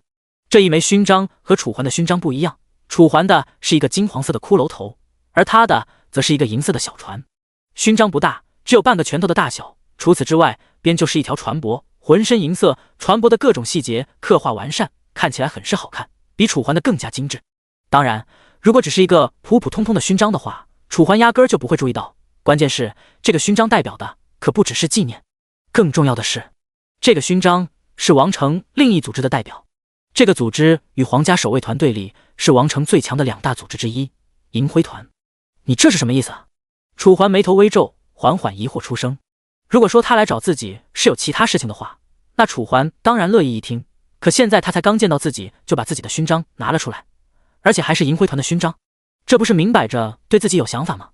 楚先生，很抱歉这么冒昧，我是银灰团的队长之一，奉上级的命令前来拉拢你。只要你愿意加入我们，什么条件都可以提一下，我们上级对你很是看重。男子一边说一边看着楚环，声音非常的严肃，目光也十分的郑重。哦，对我很看重。楚环闻言疑惑一声，如果说皇家守卫团队他很看重的话，那他还能相信。可问题是，这个银灰团的高管可是常年都不在王城，人都看不见，他又是怎么看重自己的？千里眼还是天眼？对的，之前我们上级回来的时候，正好听说了有关于你天赋测试的事情，20多分，只要你肯加入我们，相信不管你提什么要求，我们上级都会考虑一下的。男子继续劝说，像是真觉得楚环是个人才一般，眼中透露着浓浓的认真与严肃。哎，楚环摇了摇头，叹了口气，是，可问题是你们还不是要商量一下？难不成我说什么你们就给我什么？楚环说完，露出了一抹勉强的笑容。第178章炼财丹。可是，男子一脸犹豫，还想要继续劝说楚环，可他的声音都还没来得及落下，便直接看到楚环抬起了手，声音无奈：“好了，我知道你想说什么，但我想告诉你的是，我现在已经加入皇家守卫团了，而且现在他们开出的条件也还挺丰厚的，所以我暂时已经决定留在皇家守卫团了。至于以后的话，那就以后再说吧。”说完，楚环再不管男子的反应，直接转过了身子，缓缓离去，只留给他一道背影。唉，看着眼前楚环渐行渐远的背影，男子似是有些遗憾，惋惜的摇摇头。可惜了，这么一个人才却不能为我们所用，实在是太可惜了。说完，他端起了一旁的酒杯，轻轻的抿了一口，酒酿入口浓烈，辣到了他的喉咙，但他却一声不吭，只是微微皱了皱眉头。不到1分钟的时间，楚环再次回到了桌子旁边，周围的众人还在那里吃着晚餐。楚环，怎么了？刚才那个人找你干嘛？黄志远的声音从一旁传来，带着点点疑惑，一边看楚环，一边用眼角的余光打量着角落的那个男人。在他看来，如果平常人来找楚环，可能只是敬酒这么简单，但是那个男人的气质明显和一般人不一样，所以说他来找楚环根本就不可能只是为了敬酒，更何况他还让楚环跟着他去了一边，如此一来，没有什么事情说出来谁也不相信。没什么，就只是问了我几个小问题而已。楚环摇摇头，微微露出一个笑容，声音轻松且有些无所谓。可是黄志远还想要说些什么，但对上楚环的目光，最终还是把想说的话又重新咽回了肚子里。好了好了，先吃吧，等一会准备下线了。楚环一边说一边拍了拍他肩膀，虽然在这游戏里面吃了很多，但在现实中的世界，身体可是一点能量都没补充，要是再不补充的话，等一会儿回到现实就得晕厥了。好吧。刘志远闻言只好点了点头，随后继续埋头干饭。周围的人也吃得不亦乐乎，因为这顿饭是平时寇里寇搜的雷诺斯请的，所以说他们都敞开了肚皮吃。要是不出意外的话，今天这一顿饭的消费至少在几百月币左右。看着他们吃饭的模样，楚环无可奈何地摇了摇头，随后便自顾自打开了自己的仓库。本来只是想瞟一眼自己都有什么东西，怕遗忘，可这一眼便看到了好几样不同寻常的东西：明心镜、炼财丹，还有30万月币，这些东西哪来的？楚环大惊失色，完全不敢相信自己眼睛所看到的，因为这个明心镜和炼财丹可都是黄金巅峰级的东西。明心镜可抵挡一次致命伤害，无论伤害有多么的高，都能拦下。另外，它还能提升佩戴者的体力回复速度。炼财丹作为一枚黄金品级的丹药，它能够使服用者的身体才能全面上升，当然对普通人的效果更大。它可以精炼服用者的某种天赋和技能，让其能更好的发挥。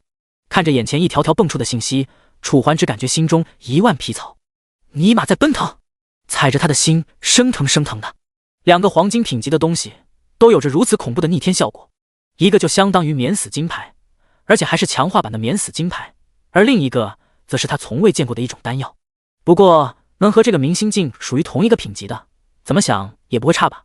而且如果他的描述是真的，那么这个丹药的价值至少在20万月币左右。如果卖给皇室的话，甚至还可以更高，因为在皇室那边他们并不缺钱，他们更加缺少的是天才。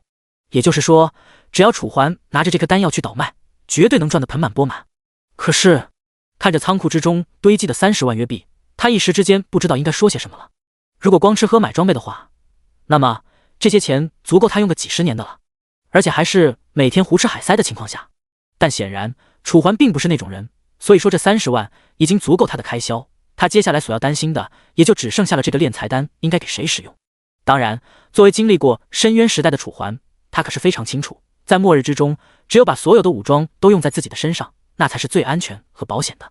但是这个丹药上面的介绍也说了，给普通人的效果才最好，所以为了让这个丹药能够充分得到发挥，楚环就只能在普通人中找寻。当然，这些普通人不可能是周围的平民百姓，而是他身边的人。楚小雨、黄志远、林小雪、雷泉，楚环的目光逐渐在他们的身上扫过，可他们都已经觉醒了天赋，也就是说完全不在普通人的范畴之中。那这狗屁丹药应该给谁才好？楚环眉头越皱越深，就在他考虑要不要自己吃了算了的时候，一道熟悉的身影跃入他的眼帘。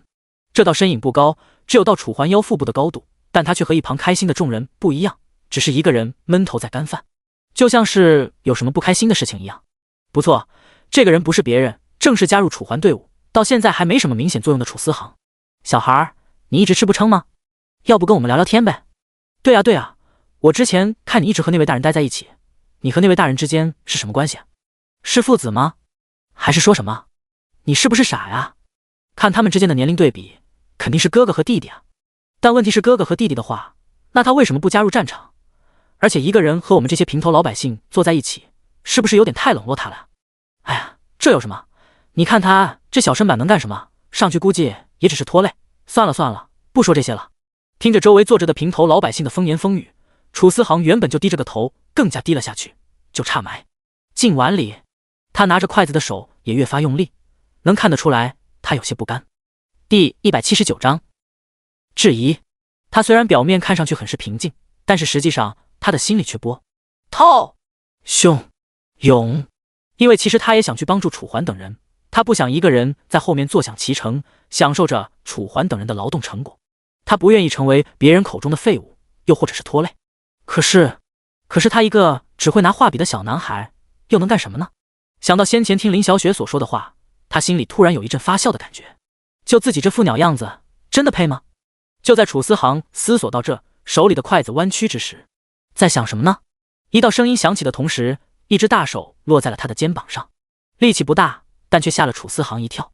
你慌什么？你有没有干什么亏心事？下次可要注意四周。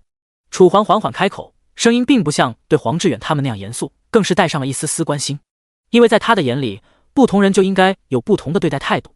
如果说楚环对待他们就像是对待下属一样，那么楚环对待这个楚思航就像是对待自己的亲弟弟一样。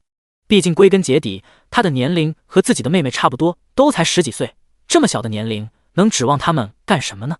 就算在深渊降临之后，他也才15岁左右，年龄这么的小，身体都还没发育完全，所以与其强行激他，还不如顺其自然。当然是在把这个丹药给了他之后，再顺其自然。楚哥哥，你找我有事吗？楚思航闻声抬起了头，看着楚环的眼中带着一点点的泪花。这泪花来的没有什么原因，只是看到楚环的一瞬间突然有些激动，因为楚环找了他，就说明他还是这个小队里面的人。楚环淡淡的点了点头，随后也不管周围人的目光，直接在众目睽睽之下从兜里取出了那一枚丹药炼财丹。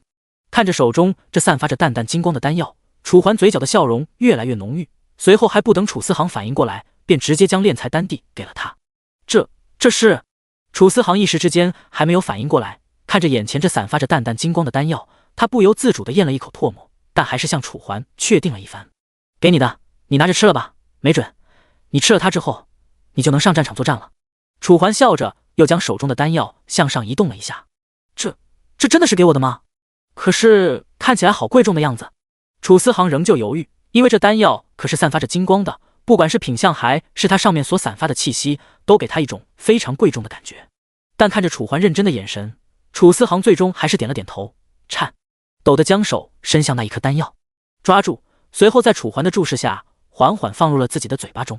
丹药入口，嘎嘣，一道脆响从他的嘴巴中传出，那一颗丹药应声破碎，浓郁的药力开始在小男孩的口腔中横冲直撞。小男孩当即瞪大了双眼，完全不敢相信自己的感受。这还是他第一次吃药，有这种反应，只能将惊恐的目光看向楚环，模样支支吾吾的。不用害怕，我不会害你的，你就把他推下去，然后用心去感悟就行了。楚环再次拍了拍他的肩膀，传递着对他的信任以及鼓励。见状，楚思航这才逐渐放下了心，缓缓将口中的药力全部吞下。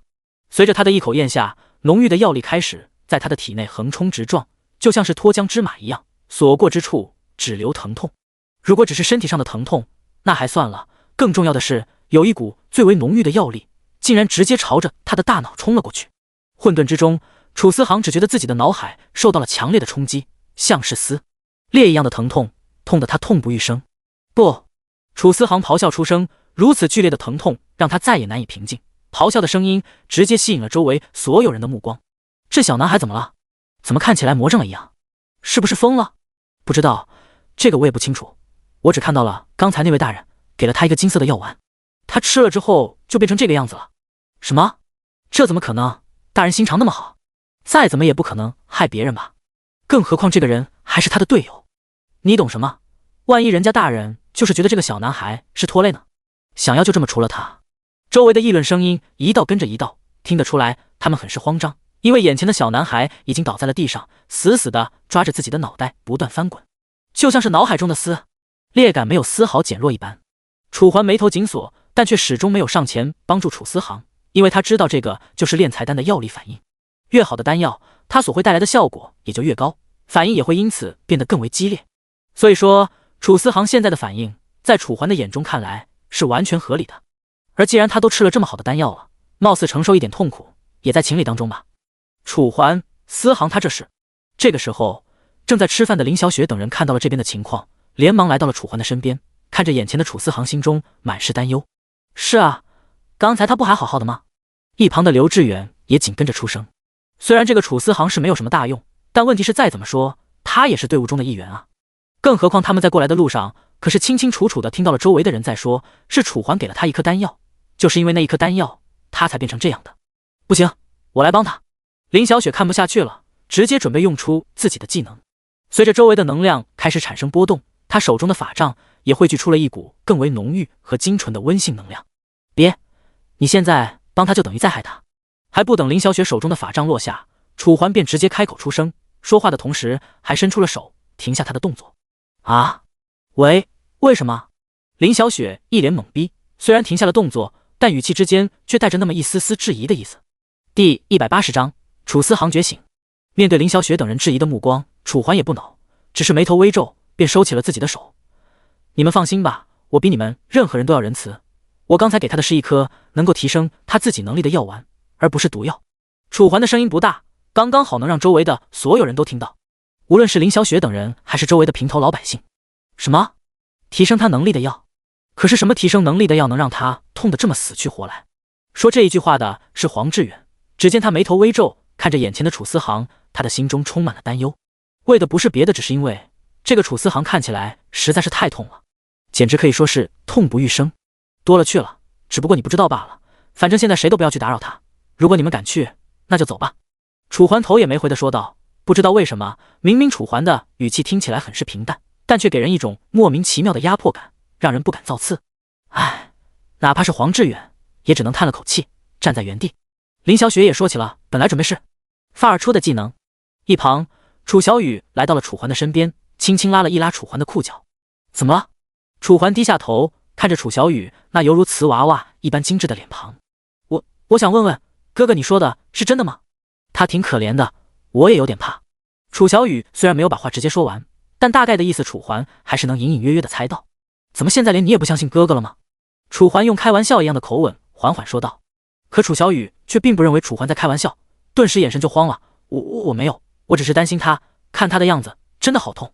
楚小雨一边说，一边将自己的目光看向一旁的楚思航。的确，现在的楚思航一边捂着自己的脑袋，一边在那里嘶吼，声音听起来悲痛欲绝，满脸涨红，青筋更是不断暴起，就像是一条条青色的长虫，看起来非常的恐怖。没事，你要是实在害怕的话，不看他就行了。楚环安慰说道，随后摸了摸他的脑袋。楚小雨应答着，一边回应着楚环的抚摸。时间一分一秒的流逝，在所有人的注视下，楚思航仍旧在地上不断的翻滚，一张张桌子被翻滚着的他打翻，看起来很是惊人。还没好吗？楚桓的眉头皱得更深。哪怕时间都过去了将近20分钟，眼前的楚思航还是没有任何一丝缓和下来的意思，反而越演越烈。激烈的动作让周围的人都不敢离去，几十道目光注视着他。可楚思航哪里管得了这么多，一边嘶吼一边继续翻滚。又过去了10分钟，终于他像是感受到了什么，猛地站了起来，随后双手猛地伸向前面的桌子。砰！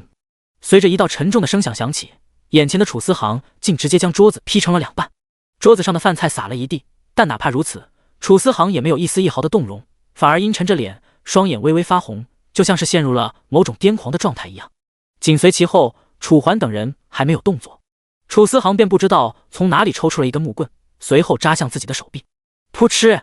一时之间，鲜血如注，猩红的鲜血沾染在了木棍之上，把一根木棍直接变成了画笔。随后，楚思航便开始用这画笔在地上作画，而他那被木棍戳出的伤口竟然也直接恢复了过来，速度非常之快，肉眼可见。一股诡异的威压在周围散发开来。如果说黄志远等人并没有什么明显的感觉，那么对于楚桓来说，这股威压便实实在在的存在，非常的诡异，非常的阴沉，就像是癫狂的艺术家，让人连大气都不敢喘。果然有效，楚桓自言自语的说着，虽然是自言自语，但声音也被周围的林小雪等人听了去。有效？林小雪微微皱了皱眉头，虽然她也感受到了楚思航身上发生了微妙的变化，但是她并没有看出现在的他和在镜湖时有什么不一样，好像在镜湖时他并没有伤害过自己，所以说看不出他的恢复速度。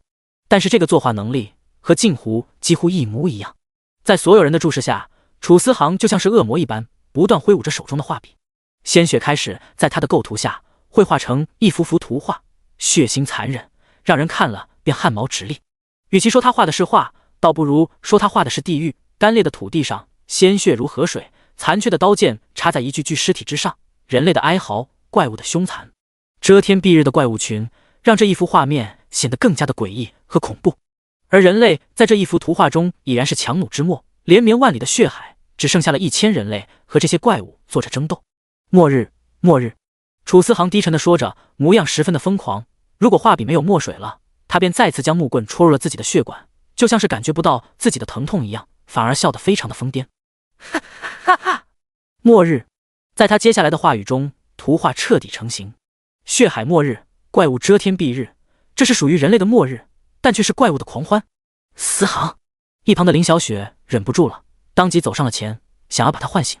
可楚思航却像是没听到他所说的话一样，依旧张舞着手中的木棍。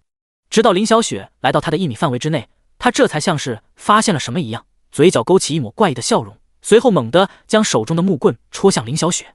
这一刻，这一根木棍发生了微妙的变化，变得闪烁出了金属的质感。不！林小雪大惊失色，连忙惊恐出声。就在她声音落下的同时，她闭上了眼，像是已经准备接受这一切。突然，该醒了！一道淡然的声音响起，只见一道黑影突兀地来到了他的面前，直接用手抓住了眼前的木棍。噗嗤！木棍没有丝毫阻挡，直接戳入了黑影的手掌之中。顷刻之间，鲜血沿着手掌流下，不断滴落在地面上。啪嗒，啪嗒。第181章昏迷。鲜艳的鲜血是那样的夺人目光，所有人都倒吸了一口凉气，尤其是周围的那些平头老百姓。如果知道黑影是其他人的话，他们倒无所谓，但关键是这一道黑影可是他们的救命恩人。现在眼前的救命恩人受到了伤害，让他们怎么能够淡定？楚桓，你……林小雪看着眼前的身影，眼中满是不可置信。因为在刚才的时候，楚桓不还在他身后那么远吗？这才过去多久，居然就直接来到了自己的面前，并且帮自己挡下了这么重的伤害。怎么了？难道我就看着他伤害你吗？楚桓微微转头，声音严肃，如此强有力的声音顿时让林小雪惊慌失措的心安顿了下来。林小雪不知道应该说什么了。身后的黄志远等人见状更是无比的担心，纷纷在原地踟蹰，不知道是不是应该上来帮助楚桓。没事，我一个人就够了。楚桓缓缓开口，随后便将目光放在了眼前的楚思航身上。只见此刻的楚思航脸上挂着一抹诡异的笑容，咧开嘴巴的弧度非常的夸张，就像是一张小丑的脸，一头凌乱的碎发更是盖在他的脸上，手中的画笔沾染着鲜血，就像是凶器一样，恐怖的直击人的心灵。末日，末日！楚思航自言自语地说着什么，声音虽然不大，但也能勉强让楚环听到。末日。楚环眉头紧锁，疑惑一声，随后便将目光看向了一旁他所绘画的图画。这个画面为什么感觉似曾相识？楚环一时之间陷入了深深的思索，苦思之间，上一世的画面跃入脑海之中。的确，好像这一幅图画画的就是深渊降临之后，满地的血海，到处都是人类和怪物的尸体，而那些遮天蔽日的便是高于怪物的存在，也就是深渊兽。他们的实力非常的强悍，以至于上一世的楚环就死在他们的手中。可是这一世楚环都重来了一次，应该不可能再发生同样的画面了吧？但为什么明明他可以通过画笔来预知未来，却画出了上一世的场景？难不成这一世的情况还会和上一世一样？楚环越想眉头就皱的越深，很显然，眼前所发生的一切已经远远的超出了他的预料。如果这是真的，难道这一次真的要重蹈覆辙？你还不能恢复清醒吗？楚环淡淡开口，一阵阵的疼痛从他的手心传来，虽然有些疼，但对他来说还算能忍受。末日，末日，楚思航一直重复着这一句话，就像是陷入了某种极恶之境。周围的人看着他就像是个怪物，纷纷咽下一口唾沫，开始不断的后退。难搞！楚环眉头未曾松开，目光观察着眼前的楚思航。楚思航还在张牙舞爪，虽然动作并不算太大，但他的动作却实实在在的牵动着楚环的伤口，让楚环的手掌传来一阵又一阵剧烈的疼痛。若非楚环的忍耐力远超常人，怕是现在就忍不住给他一掌了。楚环，现在怎么办？要不要动手？黄志远的声音从一旁传来。虽然他有些担心楚环给他吃的东西并不是什么好东西，但不管怎么说，他更担心的还是楚环。再等等看。楚环咽了口唾沫，心中划过一抹凝重。如果是平时的话，他肯定早就动手了，甚至都不需要黄志远等人的开口。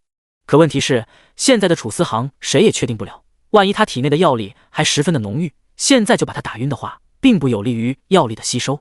所以说，为了楚思航的以后，楚环还是准备再忍耐一下。啊，还等啊！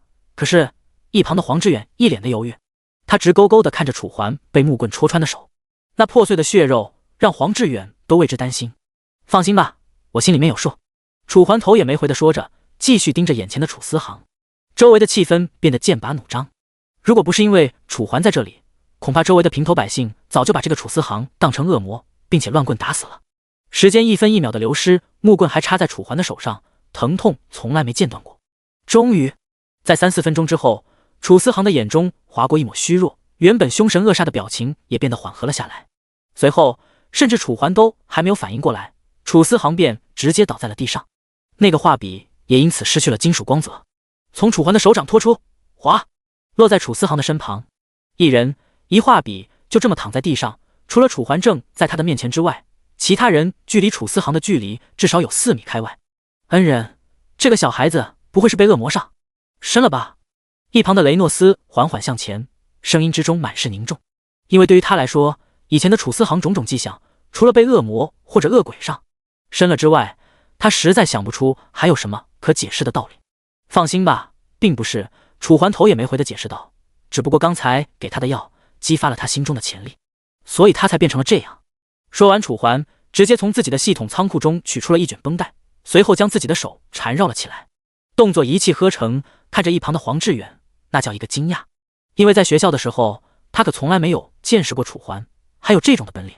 如果只是会缠绷带也就算了，关键是他每一圈的动作都缠绕得非常行云流水，简直就像是提前操练了不下100遍一样。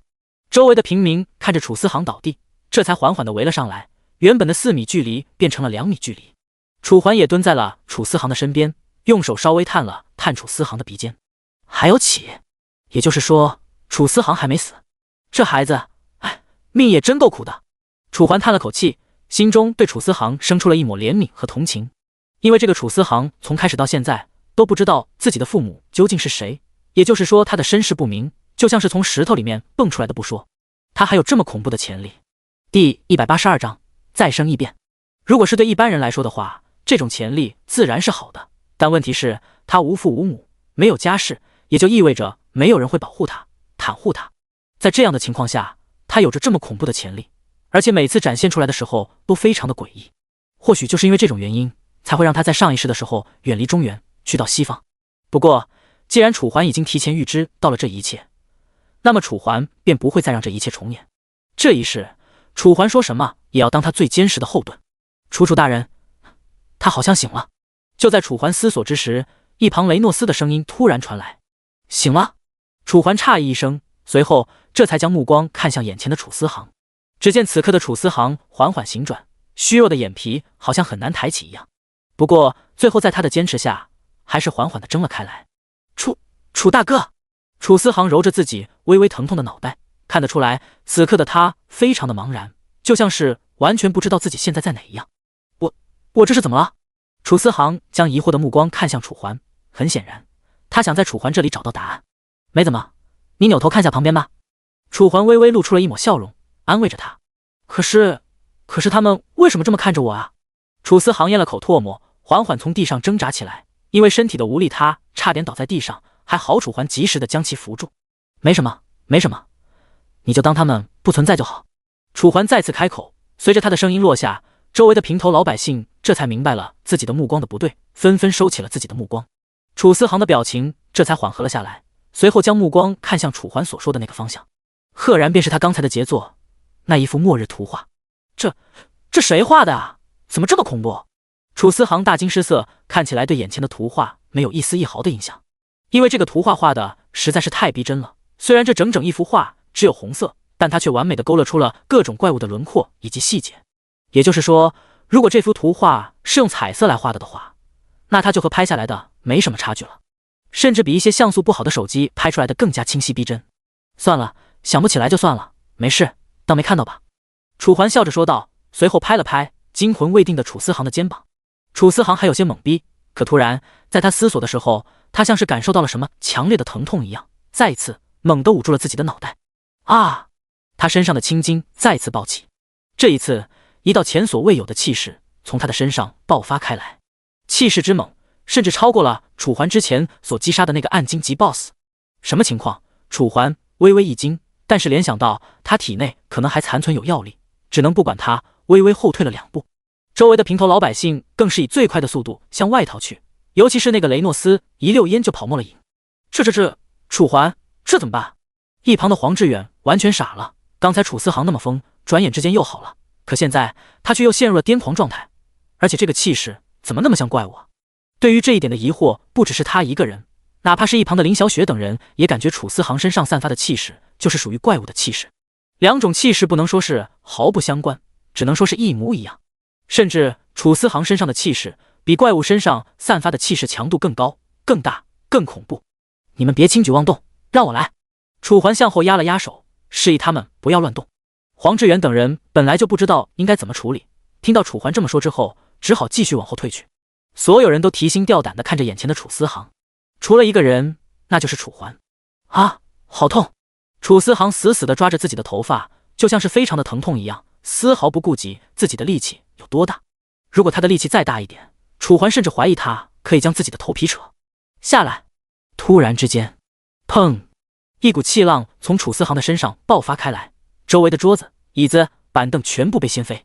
气场之强，让向外逃去的一众平头百姓纷纷回了头。当然，他们只是想看一下是什么东西这么的恐怖，所以他们只看了一眼脚下的速度便变得更快了。不到5秒钟的时间，周围便再也看不到任何一个普通人的身影。也就是说，偌大的客栈之中只剩下了楚环等人。这个药力这么强的吗？不应该啊！感受着楚思航身上爆发的气势，哪怕是楚环也不敢轻举妄动。现在的他只能祈祷这个什么炼财丹不会对使用者的心态造成影响，不然现在造就的可能就不是一个高手了，而是一个杀手，并且是一个冷血无情的杀手。我好难受。随着气浪逐渐变弱，楚思航就像是一个泄了气的皮球，原本低沉的声音变得虚弱无比，甚至还隐隐带着点求助的意思。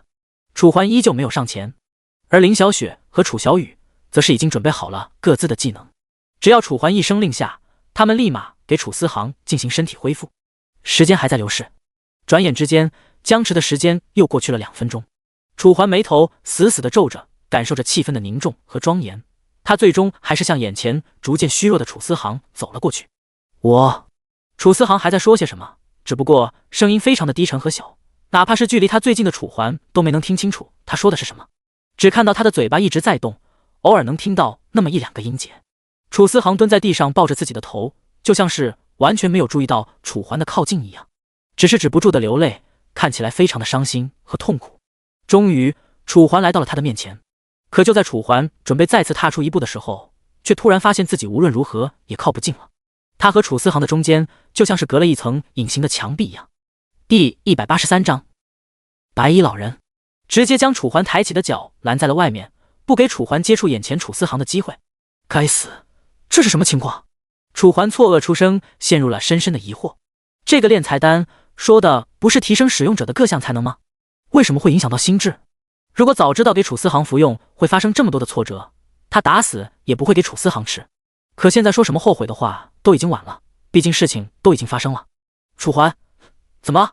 黄志远的声音从一旁传来。楚环从他的视角看楚环，楚环就只是抬起了脚，便不再动了。一言难尽，你们就在外面等着，我一个人就行。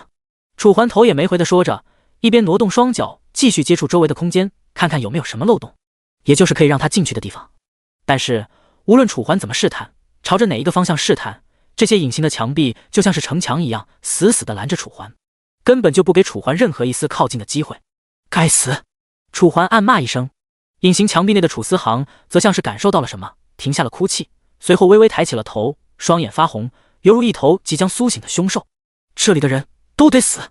楚思航低沉着开口，明明声音非常的小，而且还隔了一个隐形的墙，但不知道为什么，这段声音却准确无误地传入了楚环等人的耳中。都得死！他这该不会真的是魔怔了吧？哪怕是此刻的楚环都已经有些不淡定了，因为楚思航的天赋他完全无法估量，更别说现在还有一个炼财丹给了他。别说他一个人杀了这里所有的百姓，就是说他把自己等人全杀了，楚环也相信。毕竟他可是有着预知未来的本领，有着这么一项恐怖的本事，又有谁能跟他正面抗衡？楚环，动手吗？这时一旁的黄志远走了过来，脸上的表情看起来非常的严肃。而除了他，在后面保护二女的雷拳也走了过来，手上拿着他的那一面巨盾。看得出来，现在的雷拳和黄志远都已经进入了作战状态，只要楚环一声令下，他们就直接对楚思航发起攻击。楚环微微咬着嘴唇，当然他并不想对着楚思航发难，可问题是现在的楚思航身上不知道发生了什么，给人的感觉竟然如此反常。动手吧，但是一定要注意分寸，别伤到他了。楚环最终还是做出了决定，可就在他准备取出系统仓库中的长剑，身后黄志远和雷拳也准备动手之时，等等，一道浩然的声音突然从外面传来，听起来像那样的虚无缥缈，但是却带着一股浓浓的威压，就像是什么世外高手来了一样的既视感。楚环眉头一锁，当即将目光看向声源处，长剑被他紧紧地握在手中。这一刻，所有人的目光都被声音所吸引，看向正门之外。只见门外的黑暗之中，此刻缓缓落下了一道身影。这一套身影穿着一身白袍，看起来真的就像是世外高人一样。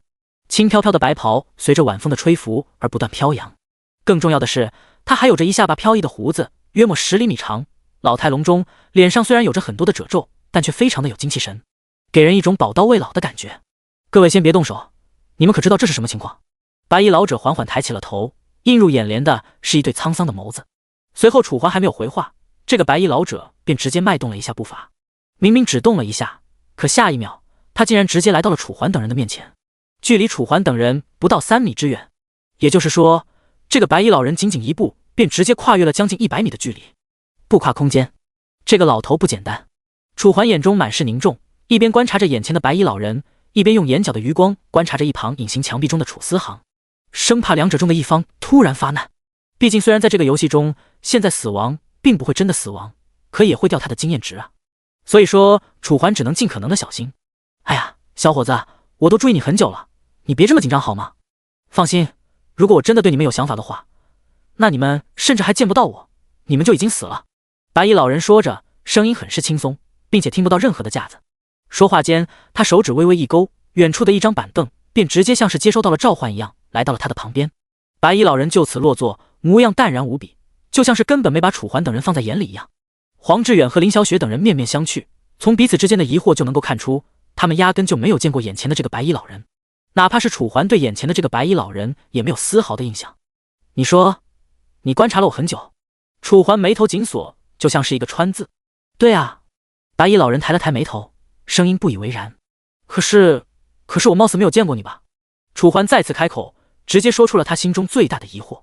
如果有这种大能的话，他绝对能够第一时间看出眼前这个人的不同。可眼前这个人在他的脑海中却没有一丝一毫的印象，也就是说，他不可能见过这个老人。而以楚环的洞察能力，又怎么可能存在别人看见了他，而他没看见别人的情况？就算有，也不可能观察了很久，除非楚环那个时候状态不好，就比如昏迷之后。哎，没想到啊，才过去这么几年，普天之下的天骄就这么骄傲了吗？难道你不知道有一种高手想看你，根本就不会让你注意到吗？白衣老人露出了一抹笑容，笑得深不可测。随后他大手一挥，一道光景直接出现在了楚环等人的面前。这一道光景就像是镜子一样，只不过在这里面镜子之中所展现出的并不是现在这个空间所具有的，而是一幅画面。在这一幅画面之中，楚环正躺在一张木床之上，脸色虚弱无比，像是昏睡之中。第一时间，楚环还没想起来这是在哪里，可仔细一思索，这不是第184章威胁？这不是他昏迷时候被刘金元等人送去的那个木屋吗？这个老头怎么可能知道，并且还具有把这一幅画面给他们展示的能力？要知道，哪怕是在上一世，楚环也没有见过如此神通，只是偶尔从一些高手的口中听到一些传闻，那就是说，在原住民当中还有着一批非常强悍的高手，他们或是身怀绝技，或是具有某种特殊的技能，其中好像就有这样的技能。难道说这个高手就是传闻中的一个？可是那群人不是神龙不见首尾，只在深渊降临之后才出现过几次吗？为什么现在就来找自己了？而且看起来好像对自己等人没有敌意。难道说他是来交朋友的？就这样，楚环脑海之中迅速地划过了几乎所有的可能性。可眼前的白衣老人却没有丝毫的解释的意思，只是微微眯着眼睛看着眼前的楚环，就像是早就已经洞察了楚环心中的想法一样。孩子，别想了，你是想不明白的，以你现在的实力是无法接触到我们这种人的，所以我说什么你还是听着吧。白衣老人笑了笑，眉宇之间确实给人一种仙人的既视感，但不知道为什么，楚环还是感觉哪里有一些奇怪，所以没有开口。气氛变得有些紧张，所有人都各自抓住了自己的武器，只要楚环一声令下，周围的黄志远和雷拳绝对会第一时间对眼前的白衣老人发难。可白衣老人却没有丝毫的慌张，仿佛对于一切都心如明镜。行吧，得放松一下，我觉得他应该没什么大问题。楚环最终开口，将紧张无比的气氛微微缓和了一下。随着楚环的声音落下，黄志远等人纷纷放下了手中的武器，局面变得格外的诡异。看到这白衣老人，这才满意的点了点头。小伙子，这才对嘛，早点这样不就好了吗？既然如此，那我也就不多浪费时间了，我直接告诉你们我来这里的原因吧。这个小屁孩是你们的人吧？白衣老人说着，将目光看向了一旁的楚思航，同时微微动了一下手，展示在楚环等人面前的光景直接被收回了。是啊，怎么了？楚环点了点头，可白衣老人却像是早已知道了答案一样。哦，那你们可知道他的来历？白衣老人说着，目光轻飘飘的，仿佛对这世间的一切都无所谓一样。这个不知道。楚环犹豫了2秒，最终还是把真相说了出来。哼，连他的来历都不知道，你们也敢称他们为自己人吗？实话告诉你们吧，要是今天晚上我不来，你们今天都得死在这里。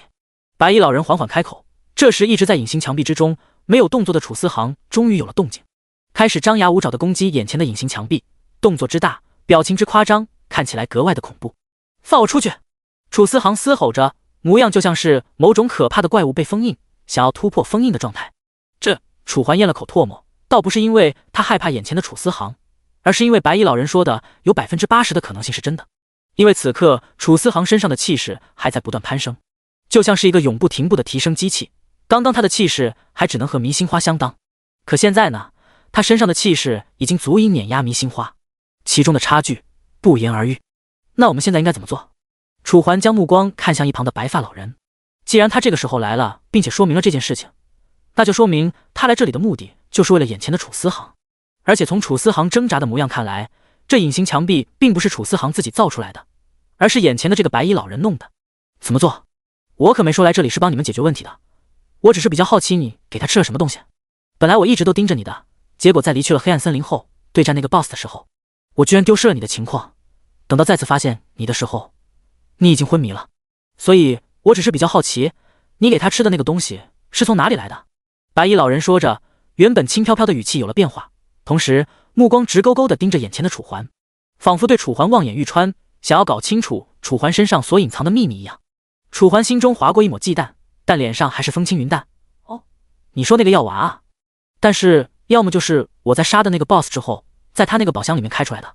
楚环随口一说，虽然他也没有自己在黑暗森林中的记忆，但是如果没有猜错的话，这个药丸和装备应该就是出自哪个地方，不然的话，他也不知道是从哪里来的了。哦，黑暗森林的宝箱里面？你确定你不是在把我当猴子耍？白衣老师疑惑一声，随后微微眯了眯眼，原本平淡的目光划过了一抹凶色。很显然，这个问题对他来说估计挺重要的，不然他也不会亲自到访，并且对着楚环剑拔弩张。对啊，我骗你做什么？你要是实在不相信我的话，把我杀了不就好了？反正我也开出来这么一颗，而且给他吃了，你想要的话也没了呀。楚环缓缓开口，模样看起来丝毫没有被白衣老人的气势吓到，显得游刃有余。很好，小伙子，还算有定力。我希望你没有骗我，不然……白衣老人话锋一转，任谁都能听出他语气之中的威胁。哪怕你跑到天涯海角，我也会把你宰了。说完，白衣老人从板凳上站了起来，随后将目光看向一旁被困在隐形墙壁之中的楚思航。既然我来都来了，就勉强帮你们一下吧，算是你欠我一个人情。白衣老人说着，直接从自己的腰间抽出了一根长笛，这是一根翠绿色的长笛，看起来很是赏心悦目。可还不当楚环询问他的身份，他便直接在众目睽睽之下开始了吹奏。呼，悠扬的笛声就此在周围响起。第185章，两个选择。原本诡异严肃的四周也因为这个笛声而稍微缓和了些许。随着悠扬的笛声不断响起，原本狂躁阴沉的楚思航终于逐渐安静了下来。但值得让楚环注意的是，他的眼睛仍然是微红，带着点凶厉，仿佛恶魔一般，透着满是凶光的光芒。没想到这小子还挺倔，也罢，那我就为你静下心吧。白衣老人说着，再次开始了吹奏。而这次吹奏和之前不同的是，这次吹奏显得非常的平静，并且在平静之中带上了一点点奇幻的意味，仿佛除去了所有人心中的烦躁和不安。只见在楚环等人的注视之下，眼前的楚思航状态开始变得微妙。呵呵，楚思航低吼着，声音非常的低沉，就像是在黑夜中蜷缩的猛兽正在极力克制着什么。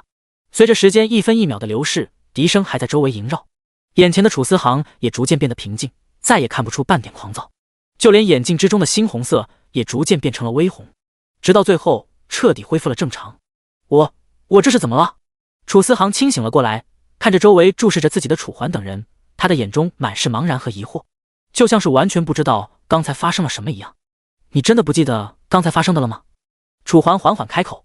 本来以为楚思航会有所迟疑，但让楚环没想到的是，他居然果断地摇摇头，像是真的不知道刚才在自己身上发生了什么一样。可是楚环眉头微皱，按照现在的情况的话，楚思航应该知道刚才发生了什么才对，毕竟炼财丹的作用在那。如果刚才那种状态楚思航对其没有丝毫记忆的话，那这个炼财丹又还有什么存在的必要？不是坑人的吗？正当楚环疑惑的时候，突然楚思航就像是发现了什么一样，当即拍打着周围的隐形墙壁，满脸的不可置信，随后出声：楚大哥，这些是什么？为什么我出不去？楚思航一边拍打一边尝试突破，可这个隐形墙壁就像是真的一样，无论他怎么拍打怎么尝试，都无法从隐形墙壁中走出一丝一毫。这个我也不知道。楚环微微犹豫了2秒，这才开口说道，只不过说话的同时，眼角的余光打量着一旁的白衣老者。可是，楚思航满脸的焦急，很显然，这封闭的狭小空间让他的心思非常的焦灼。可无论他怎么挣扎，他都无法冲出眼前的隐形墙壁。周围的女主等人虽然担忧，但看着眼前的楚思航，他们只能在原地干着急，因为这个东西也不是他们弄出来的，而是眼前这一个来路不明的白衣老人。就在这时，一道声音突然响起，直接引过了楚思航的视线。小家伙，看来你还是没搞清楚情况啊。声音略显苍老，直到楚思航将目光看向说话的人，这才发现一旁居然坐着一个白衣老人。这个白衣老人看起来非常的陌生，明明没见过，但不知道为什么却给人一种莫名其妙的熟悉感，仿佛有过认知一般。这种纠结的集合让楚思航一时不知道怎么来说，只能咽了口唾沫，声音狐疑：你是？我是谁不重要，你只需要知道我得到来跟你息息相关，而现在的你对于我们来说就是一个隐藏的祸患。如果不是因为他，你现在已经变成一具尸体了。白衣老人淡淡开口，声音若有若无地指向眼前的楚环。楚环的眉头皱得更深，一时不知道应该怎么来回应这个白衣老人。难道这个白衣老人来这里的目的真的是为了楚思航？只不过在这路上发现了楚环，所以这才没有痛下杀手。但是上一世自己也没有牵扯进来啊，为什么楚思航最后还能成长为噩梦级别的未来画师？什么？我是祸患。楚思航一脸的诧异，完全没能理解白衣老人所说的是什么意思。祸患，其实这一个词从他出生到现在都一直伴随在他的左右，只因为他没有父亲，也没有母亲，再加上他的画画天赋高超，每一次画画都能引得周围的能量产生波动，继而引发兽潮，所以所有人都把他当作怪物，当作祸患。甚至有一次，他还差点被一个平民拿着锄头敲死，只不过那一天他侥幸跳入了河中，所以这才苟延残喘了下来。不然呢？难道你到现在了都还没有感觉吗？你不觉得你每次到哪个地方都会发生比较大的异变吗？白衣老人笑了笑，声音虽然淡定，但眼中却始终带着一抹凶狠，像是随时都准备把这个楚思航灭了一般。楚思航听到这里，原本的表情变得躲闪，因为这个白衣老人说的的确如此，他就是个祸患，走到哪里灾难就跟到哪里。就因为他曾经毁掉了3个城镇，那个时候他还以为一切都是巧合，哪怕是现在他也尽力说服自己这些事情并不是因为自己。可现在白衣老人直接把一切都挑出来了，并且说明他就是祸患，这样的话语让他再一次对自己产生了质疑。或许他真的就是祸患吧。想到这里，楚思航的眼出划过了一抹浓郁的暗淡，原本拍打周围隐形墙壁的动作也停了下来，变得失落和沮丧。所以说我现在给你2个选择，你自己选吧。第一，留在这里继续当你的祸害。第二，跟我走，我带你去一个不会影响到其他人的地方，但是需要你配合。白衣老人说着，目光始终落在眼前的楚思航身上。楚思航还在犹豫，目光时不时地看着周围的楚环等人。很显然，他对楚环的人有些不舍，虽然相处时间只有1天多，但在这1天多的时间里，他已经彻底融入了这个集体，感受到了他们之间的感情与信任，这是他所从未经历过的，所以说他分外的珍惜。第186章灾难之源。珍惜到什么地步？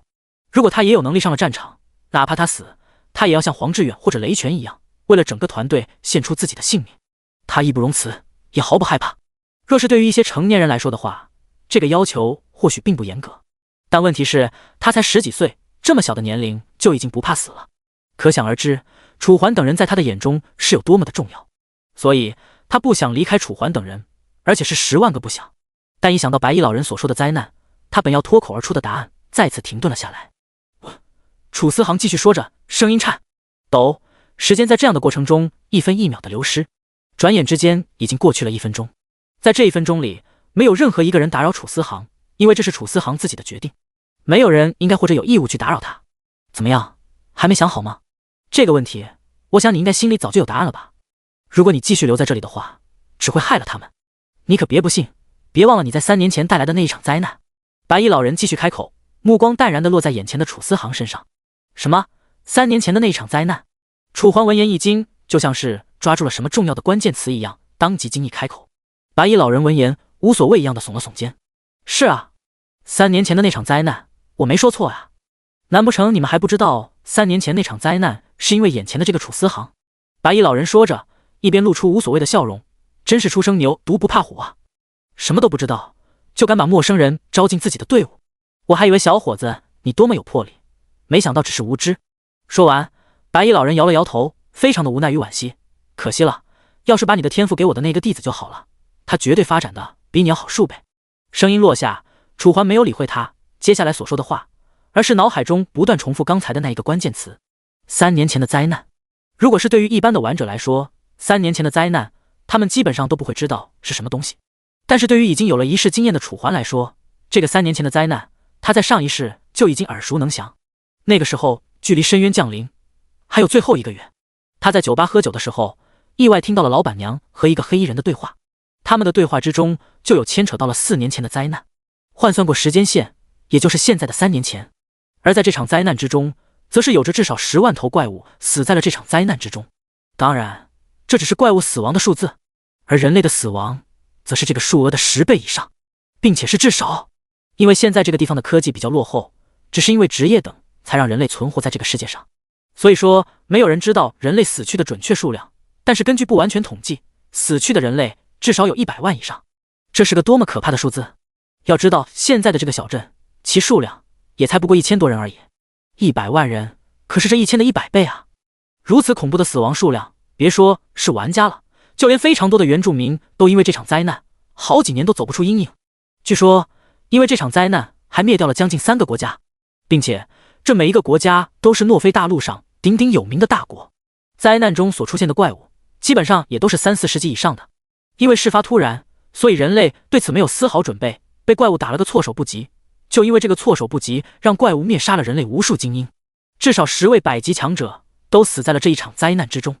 要知道，100级可不是那么好达到的。哪怕是在深渊降临之后的纪元之中，楚桓所知道的100级的原住民或者玩家，也就只有不超过100位。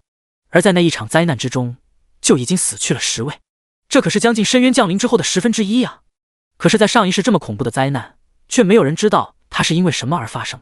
但现在眼前，这个白衣老人说，这场灾难就是因为眼前的这个楚思航所引起的。那他说的到底是不是真的？想到这里，楚桓不由自主地将目光看向了楚思航，似乎想要从他的身上找到答案。楚思航也第一时间感受到了楚桓的注视，当即咽了口唾沫，目光躲闪，额头上不断冒出冷汗，就像是心中隐藏的什么秘密，不知道是否应该告诉楚桓一样。没事，你直接说吧。楚桓深吸了一口气，从楚思航现在的外在表现来看，他已经隐隐猜到了事情的答案，但毕竟还没有得到他亲口的回答，虽说楚桓还是抱着一些侥幸心理。楚思航低着头，目光不断地看向四周，似乎想找到什么东西来分散自己的注意力一样。但是此刻的四周却落针可闻，留给楚思航的只有这无尽的静谧与凝重。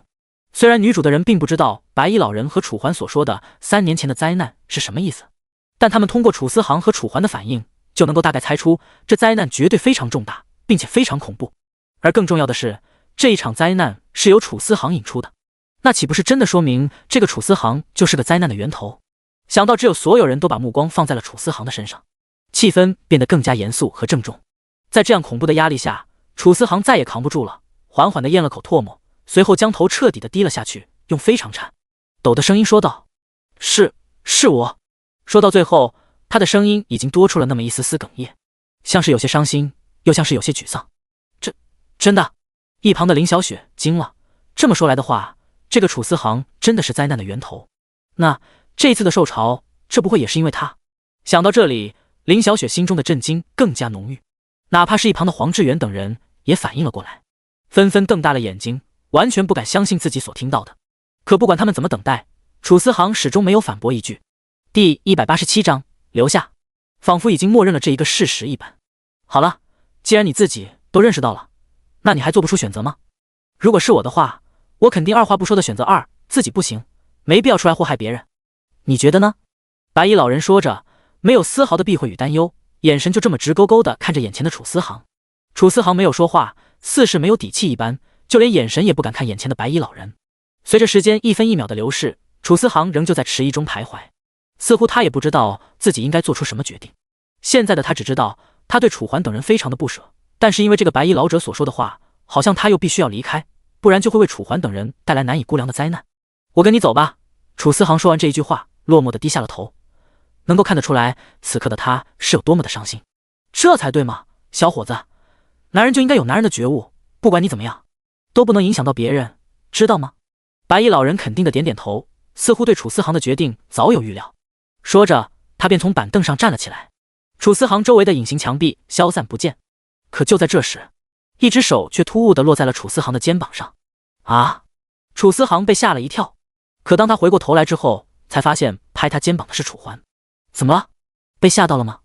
我也不是想说明什么，我只是想告诉你，如果你想留下的话，那就留下吧，反正我们又不是打不过。楚桓缓缓说着，声音虽然不大，但却格外的严肃。他说这些话的目的不是为了其他，只是为了楚思航不要把他们放进考虑的范围之内。因为对于楚桓来说，不管是什么灾难，对于现在的他来说，他都有着与之一战的能力。哪怕现在深渊时代到来，只要他身上还有那2个天赋，还可以提升自己的实力，那么他都有着翻盘的希望。更何况现在的他不是害怕灾难，而是害怕找不到灾难。这么说来，楚思航对他们来说不仅没有害处，反而还都是好处。因为楚思航可以制造灾难，这样一来，他们就不再需要主动去寻找灾难，只需要被动的等待就行了。这么一来，提升自己等人的属性，岂不是成了板上钉钉的事情？可是你们真的不怕吗？3年前的那场灾难，真的是因为我而起的。楚思航满脸的认真，说话的同时，眼中闪烁着泪光。虽然现在距离3年之前已经有了3年的时间，但这3年的时间并不能抹掉他心中的记忆。不管过去多久，他都始终记得那一天的画面。微红色的天空象征着凶兆，一头头怪物就像是噩梦一样，笼罩在所有人的心头。血液、百姓的哀嚎和呼救，最让人奇怪的是，这些怪物虽然是因为楚思航而引来的，但这些怪物却不伤害楚思航，只是疯狂屠戮周围的百姓，仿佛就是为了让楚思航看到这一切。所以楚思航永远忘不了当天的画面，成千上万的怪物从自己的面前路过，疯狂屠杀周围的老百姓，尸体混杂着血水，不远处的河流都已经变成了血河，空气中到处都弥漫着血腥味，原本的城镇仿佛变成了地狱，到处都布满了尸骨。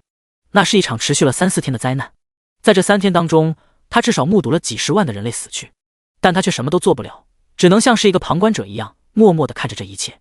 在当时，还有很多百姓想要把他处死，跟这些怪物却能在每一个危急关头把他救下。而至于后面怪物被打退，那些强者居然下令不准杀死楚思航。正因为如此，他才活到了现在，而没有被当作怪物处死在当场。不过，在当时的环境下，他无父无母，没有任何依靠。如果不是因为他想要继续画画，他早就已经投河自尽了，绝对不会活到现在，也不会遇到楚环等人。当然，如果在当时他跳河自尽了的话，他现在恐怕真的要后悔了，因为这样一来就不会遇到楚环了，那样也就不会有现在的温馨了。你觉得我们怕吗？要是我们真的怕的话，我们会来这个鬼地方吗？恐怕早就已经跑了吧。楚环露出一抹微笑，释然地解释着。而且在你们眼里，我们是死了，但是实际上我们死了还是可以复活的，所以说你完全不用担心我们会害怕死亡。死亡对于我们这些人来说，只是一个过程。楚环缓缓说着，其实就算不能复活，对于他这种已经活过一辈子的人来说，死亡仍旧只像是一个过程，每个人都会经历，而在死亡之后便是又一个轮回。所以死亡实际上并不可怕，可怕的是在你将面对死亡的时候所遇到的事情。比如那些恐惧的，或许才是你真正害怕死亡的原因，而非死亡之后的虚无。楚思航再次陷入了犹豫，能够看得出来他是真心害怕楚环等人因为他而死去。就算楚环等人不在乎，但是他在乎。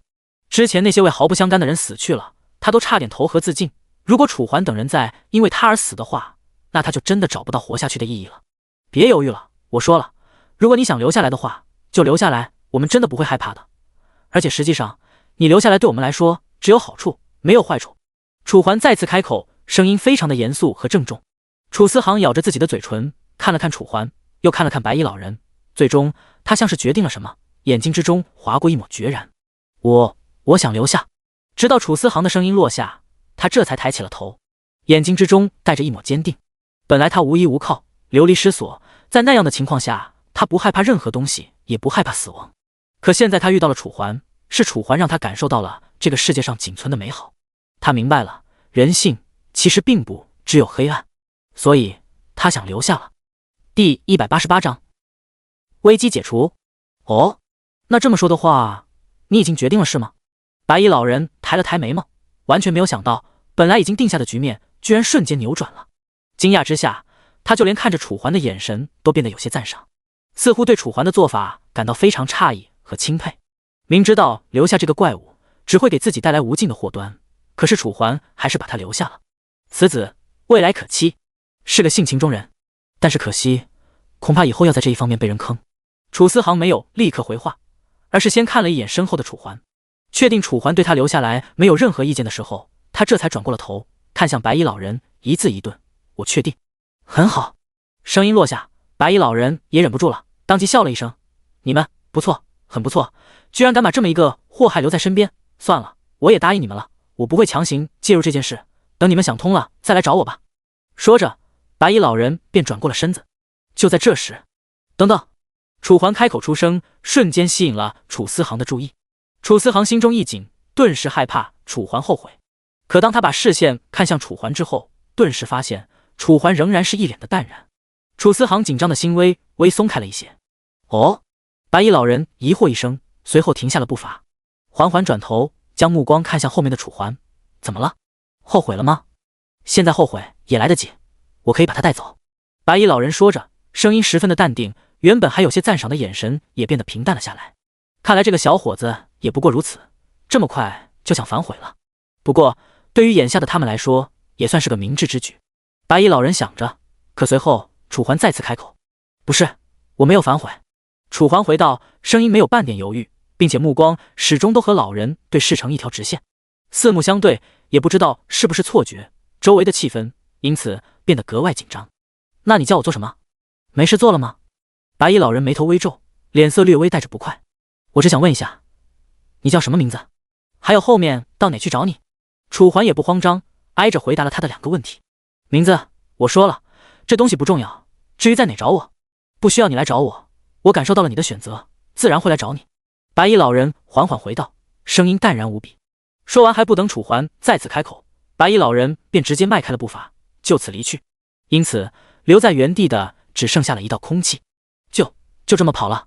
一旁黄志远略微懵逼的走了过来，刚才他还看见白衣老人就站在他的眼前的，可就这么一瞬间的事情居然消失了，这不是搞笑吗？不清楚。楚环摇了摇头，叹了口气。这个白衣老人虽然他没有看出他的真实实力，但是凭借这个白衣老人这段时间所做出来的一切举动以及所施展出的技能，楚环就能够感受到其实力绝对深不可测，甚至是楚环所见过的战力最高之一。这个老头真是奇怪，还他感受到了就自然会来，他以为自己是什么？还不给我们他的地址，真的是有够让人无语。黄志远再次开口，声音中满是对白衣老人的不满。除了他女主和雷拳也有一些懵。算了，不想这些了。楚环开口终止了这个话题，继而把目光看向一旁的楚思航。怎么样？现在感觉还好吧？楚环的目光中划过一抹担忧，楚思航也没有含糊，当即点了点头，眼中还带着一抹感激。没事就好，走吧，我带你找地方休息。楚环露出一抹微笑。根据那个白衣老人所说的话以及他所做出的举动，现在的楚思航应该没有了威胁。既然如此，那至于他提升了什么，那就只能以后再看了。好，声音落下，众人这才一前一后的走出客栈，来到大街之上。这才发现走出的平民老百姓以及雷诺斯此刻都堆在大街上，目光正担心害怕的打量着楚环等人。在看到楚环的一瞬间，雷诺斯还想走上前来询问情况，可当看到楚思航之后，顿时浑身汗毛一颤，连忙退后了一步。直到确认楚思航已经恢复了平静之后，他这才缓缓开口：大人，他现在情况已经稳定了吧？雷诺斯的声音带着一抹害怕，眼角的余光时不时地注意着楚思航，就像是十分害怕楚思航会突然暴起一样。毕竟刚才在客栈之中，楚思航的诡异可是所有人都看到了的，那模样用恶魔来形容都再合适不过。放心吧，他已经稳定了，你们也不用害怕了，就算他还有什么问题，我会处理的，绝对不会让他伤害到你们。楚环缓缓开口，目光从雷诺斯的身上看向周围的老百姓。他这么说的原因，无非就是想让这些老百姓不要用那种异样的目光看着楚思航。而楚思航也明显感受到了楚环的用意，眼中的感激更加浓郁。好，我们都相信恩人，毕竟我们这条命都是恩人救下来的，所以说就算恩人再次拿去了，我也不会说什么。对，我也这么觉得。周围的民众你一言我一句，气氛这才稍微缓和了下来。当然重要的是因为楚思航现在已经恢复了平静，如果楚思航还像之前一样的话，那不管楚环怎么说，他们都会恐惧和害怕，并且对楚思航敬而远之。好吧，那大人，您现在还需要些什么吗？雷诺斯咽下了口唾沫，最终还是按耐住了心中的恐惧，缓缓问道。楚环犹豫了2秒，这才开口，也没什么需要的了，你帮我找个房间吧，他现在需要休息。好。一听楚环等人要休息，雷诺斯当即点了点头，随后将目光看向周围的几个人。你们几个带恩人去那边的客栈，让老板给恩人开房间，至于钱不钱的，后面我会来付。是。随着雷诺斯的声音落下，周围的人这才开始为楚环带路。第189章有坎儿。因为楚环对他们来说恩重如山，所以说他们对待楚环也非常的认真与诚恳。走路的过程中，还有不少人在询问楚环现在的状况，生怕楚环现在状况有什么不对。没事，走吧。楚环笑着回应。这些人听到这才再次开始带路。随着时间1分1秒的流逝，楚环等人在这些人的带领下，终于来到了他们所说的客栈。这是一家比之刚才吃饭的客栈之大不小的客栈，从装修和人气程度来看，就知道这家客栈和刚才的客栈并不是一个级别。恩人，您有所不知，这家客栈就是我们小镇上最有名的客栈。今天晚上您想要什么尽管说，我们镇长会把所有费用都给您垫上。对，我们镇长平时虽然很抠里抠搜的，但是真到用钱的时候，他还是舍得拿出来的，所以恩人你就放心吧，怎么吃怎么睡都可以的。周围的百姓你一言我一句，除了为楚环的人带路的那3个人之外，周围的人也围了上来，七嘴八舌的。当然并不是议论楚环等人的不是，而是说着他们小镇的好。楚环听了也只是一笑而过，毕竟这个小镇再怎么好，他的人数总量也就摆在那里，总不能比他之前待的镜湖镇更大吧。在这些人的带领下，楚环缓缓地走入了客栈。映入眼帘的是复古的陈设，虽然这里面还有客人，但是并不是特别的多，大多都穿着一身游侠的装扮，而这些人也正是晚上这些客栈的常客。老板，快过来一下，镇长说了，让你给恩人开个房间，他要什么就供给什么，当然，至于什么钱的话，他后面会给你。对，现在时间这么晚了，别让恩人累着了。在一众百姓的声音之下，一道身影从2楼走了下来，摆动的身子，纤细的身材，微微上翘的睫毛，再加上那一对闪闪发光的眼睛，配以完美无瑕的容颜，让所有看到她的人都心生震惊，完全无法想象世界上居然有这么美丽的人。而她就是这个客栈的老板娘。老板娘头像还顶着一个方框，方框里面写着3个字：尤可儿。尤可儿，西镇上最仙楼的客栈老板，年轻貌美，有着一身较强的武艺，并且为人魅惑。早年曾在狐仙下学习，后因为触犯门规而被驱逐下山，在这一地方建了一座客栈。看着眼前尤可儿的简介，楚环眉头微微皱了皱，难怪她看起来这么好看，搞半天原来曾是狐仙的徒弟。楚环，你觉不觉得这个尤可儿好看？如果认真的说的话，她是我这辈子见过最好看的。一旁的黄志远咂了咂嘴，声音之中带了一抹向往。如果不是因为场景不合适，他可能哈喇子都流了一地。你的要求就这么低吗？等一下，小心他把你魅惑到他家床上，然后要了你的小命。楚环向着黄志远微微侧了侧，随后故作低沉的说道。但是楚环这一番话说出之后，黄志远却没有丝毫的动容，反而看起来非常的平静，甚至嘟了嘟嘴，嘟哝道：魅惑呗，我又不怕，石榴裙下死做鬼也疯。留，大不了从头再来嘛，这种姿色可是世间少见。黄志远说着，虽然有些文绉绉的，但却表达出了他此刻的心情。也就是说，在他的眼里，色字头上一把刀，这把刀再也没了威慑性，反而哪怕是死，他也宁愿。啧，看来我真是高看你了。如果再来一次的话，我绝对不会让你加入我的小队。楚环无可奈何的摇了摇头。正当黄志远还准备回应楚环的时候，那个尤可儿却开口说话了：恩人，我想问问，在场的哪一位是恩人？尤可儿缓缓开口，姓。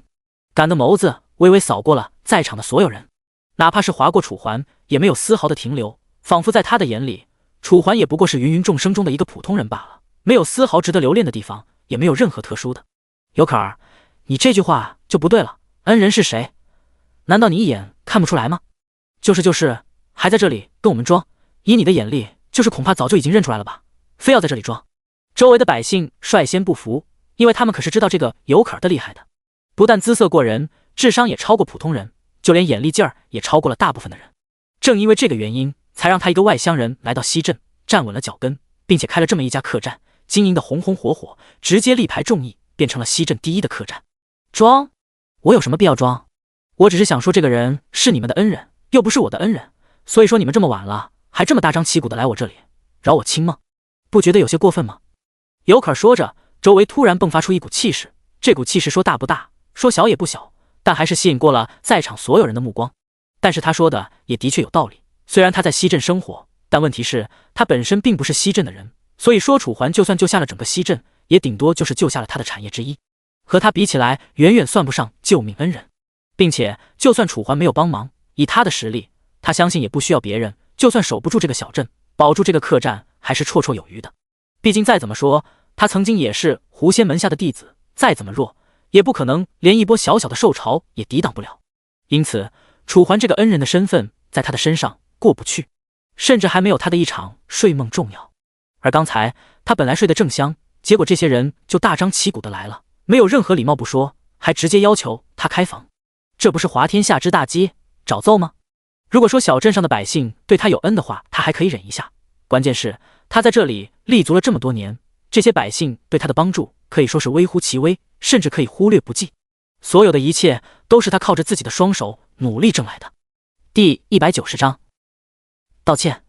无论是他的资产，还是说他的客栈，而在最开始的时候，甚至这些百姓不但没有帮他，还在最开始的时候，因为他是个外地人，就各种各样的刁难他，欺负他，行径之恶劣，到现在他都历历在目。所以对于这些没有礼貌的不速之客，他没有丝毫留情的意思。你什么意思啊？百姓仍然有种咄咄逼人的感觉，因为他们和尤可儿的看法可不一样，在尤可儿的眼中，他所得到的一切都是靠着他自己的努力。但是在这些百姓的眼中，尤可儿就像是一个吸血鬼，吸走了小镇上大部分的财富。如果不是因为他的姿色和他的各种特殊手段，现在的他再吸镇，不过就是一个普普通通的人罢了。所以说，不管他们做什么，需要什么，他们都觉得合情合理，并且觉得尤可儿应该全力支持，而不是像这样挺直腰板，不可一世。你觉得我什么意思，我就是什么意思。告诉你们，今天晚上我不管这个恩人对你们来说算什么，在我尤可儿的客栈里，我就是不开房，你们能怎么着？想把我赶出小镇，你们大可一试。尤可儿说完，轻轻拍了拍手，客栈的周围突然窜出了10几个身强力壮的壮小伙。根据气息感受的话，这些壮小伙全都是20多级的原住民。虽然感受不到他们的天赋，但是根据他们身上气息的强度来判断，其中最低的天赋至少也是 C 级，最高的甚至有个 A 级。如此强劲的实力，为什么当初在保护这个小贱的时候他不参与？楚环眉头微皱，突然感觉在这其中应该另有隐情。行啊，这是你自己说的哦。既然您都帮我们守住了小镇，要不您就再当做一件好事吧，帮我们把他赶出去。对，我早就看他不爽了，不就是一个老妖婆吗？仗着自己有那么一点点姿色，就在这里装什么呢？你装？就是。周围的百姓一拥而上，因为有着楚环在，所以说他们也并不怎么害怕。楚环，咱们现在怎么办？就在楚环犹豫到底应该怎么做的时候，一旁的林小雪突然拉了一下楚环的袖子。当楚环回过头后，正好看到他略显担忧的眼神。很显然，眼前的情况已经逐渐超出了他的预料，并且在向着不好的方面发展。不清楚，一会看情况吧。楚环眉头越皱越深，因为眼前的情况实在是有些混乱。如果现在动手的话，那就意味着今天晚上将是个不眠之夜，而他则是本来在安顿好小男孩之后，就带着他们下线补充能量的。所以说现在这件事情最好的办法就是和平解决。一旁的林小雪显然也了解到了楚环的点，只是微微咬了咬嘴唇，便不再说话。时间一分一秒的流逝，百姓和尤可儿一直在持续兑现，能够看得出来，这些百姓对尤可儿早就积怨已久。今天晚上可能只是因为导火索罢了。就算楚环今天不在，要不了多久也会有其他的东西充当导火线。随着两方的争吵，周围的硝烟味越来越浓郁。可让人感到奇怪的是，周围的那些吃饭的侠客们并没有因为他们的争吵而离开，反正还饶有兴趣的一边吃一边看他们吵架，仿佛在这个客栈里，这样的状况是经常可见，已经成为了特色一般。终于，楚环看不下去了，抿了抿嘴唇，缓缓说道：“现在已经晚上10点多了，你们确定你们还要接着吵下去？”随着楚环的声音响起，双方的人马这才停下了争吵。因为楚环的威信在百姓这一边还算过得去，虽说争论立马就停下了。所有人都把目光看在楚环的身上，想看楚环接下来将怎么处理眼前的情况。首先，现在时间不早了，该休息了。你也说了，是因为他们的大张旗鼓吵到你的休息了，所以说咱们先把事情办了，好好休息不就完了吗？如果你实在过意不去的话，我可以代替他们给你道个歉。楚环说着，微微弯了弯腰，声音之中虽然没有太多的歉意，但也带着一抹认真。也就是这一句话的声音落下，尤可儿的眼神终于放在了楚环的身上，似乎没有想到楚环居然会代替他们道歉一般，眼神深处划过了一抹惊讶。是啊，美女，你看你长得这么美，要不这件事情就这么过去了吧？再这么吵下去对双方都不好，你觉得呢？一旁的黄志远紧跟着开口，如果不是因为雷拳的性格比较腼腆，恐怕他也出声了。尤可儿闻言没有立刻说话，而是先皱了皱眉头，但哪怕如此，她看起来依旧非常的动人，简直就是一个活脱脱从画里面走出的仙女一样。虽然这个仙女现在正在生气，但也让黄志远不由自主地咽了一口唾沫。正经点好吗？现在这个场合不要有这种猥琐的想法。楚环无语了，翻了个白眼，但黄志远依旧没有完全收敛，只是擦了擦嘴角，稍微偏了偏目光，便再次借助周围的反光观察尤可儿。时间再度流失，最终尤可儿松开了眉头，随后挥了挥手，既然如此，那你们就先下去吧。当然，他说的并不是百姓和楚环等人，而是周围的那些壮汉。是。随着这些壮汉齐声应道，原本剑拔弩张的气氛瞬间瓦解。比起这些人，你还算不错，至少懂那么一点点礼貌。尤可儿看着楚环，但话中的意思不言而喻，并不是说的楚环，而是楚环身后那一群自以为是的百姓。过奖了，其实我只是单纯不想浪费时间而已。楚环并没有做过多的回应，只是淡淡的开了开口。行，我就喜欢这种直来直去的，既然如此，你们跟我来吧。但是尤可儿话锋一转，声音格外的严肃。你们都得留在这儿。这句话不用多想，就知道他说肯定是那些百姓。听到这些百姓虽然有一些不服。第191章，另有隐情。但是一想到楚环刚才替他们道了歉，他们只能把所有的不服都咽回肚子里面。行，楚环点了点头，随后看向身后的众人，我们走吧。好。说完，楚环这边跟着尤可儿走上了2楼。2楼和1楼一样，都是吃饭的地方。但是3楼往上可就不一样了。刚刚走上通往3楼的楼梯，楚环就闻到了一股让人心旷神怡的香味。不得不说，特别的好闻。刚才听他们说你救下了整个小镇，他们说的是真的吗？尤可尔缓缓开口，他只在最前面，但是他头也没回。不过哪怕如此，说话的对象还是能够分得很清楚，因为在场的所有人中，就只有楚环能被冠以这种头衔。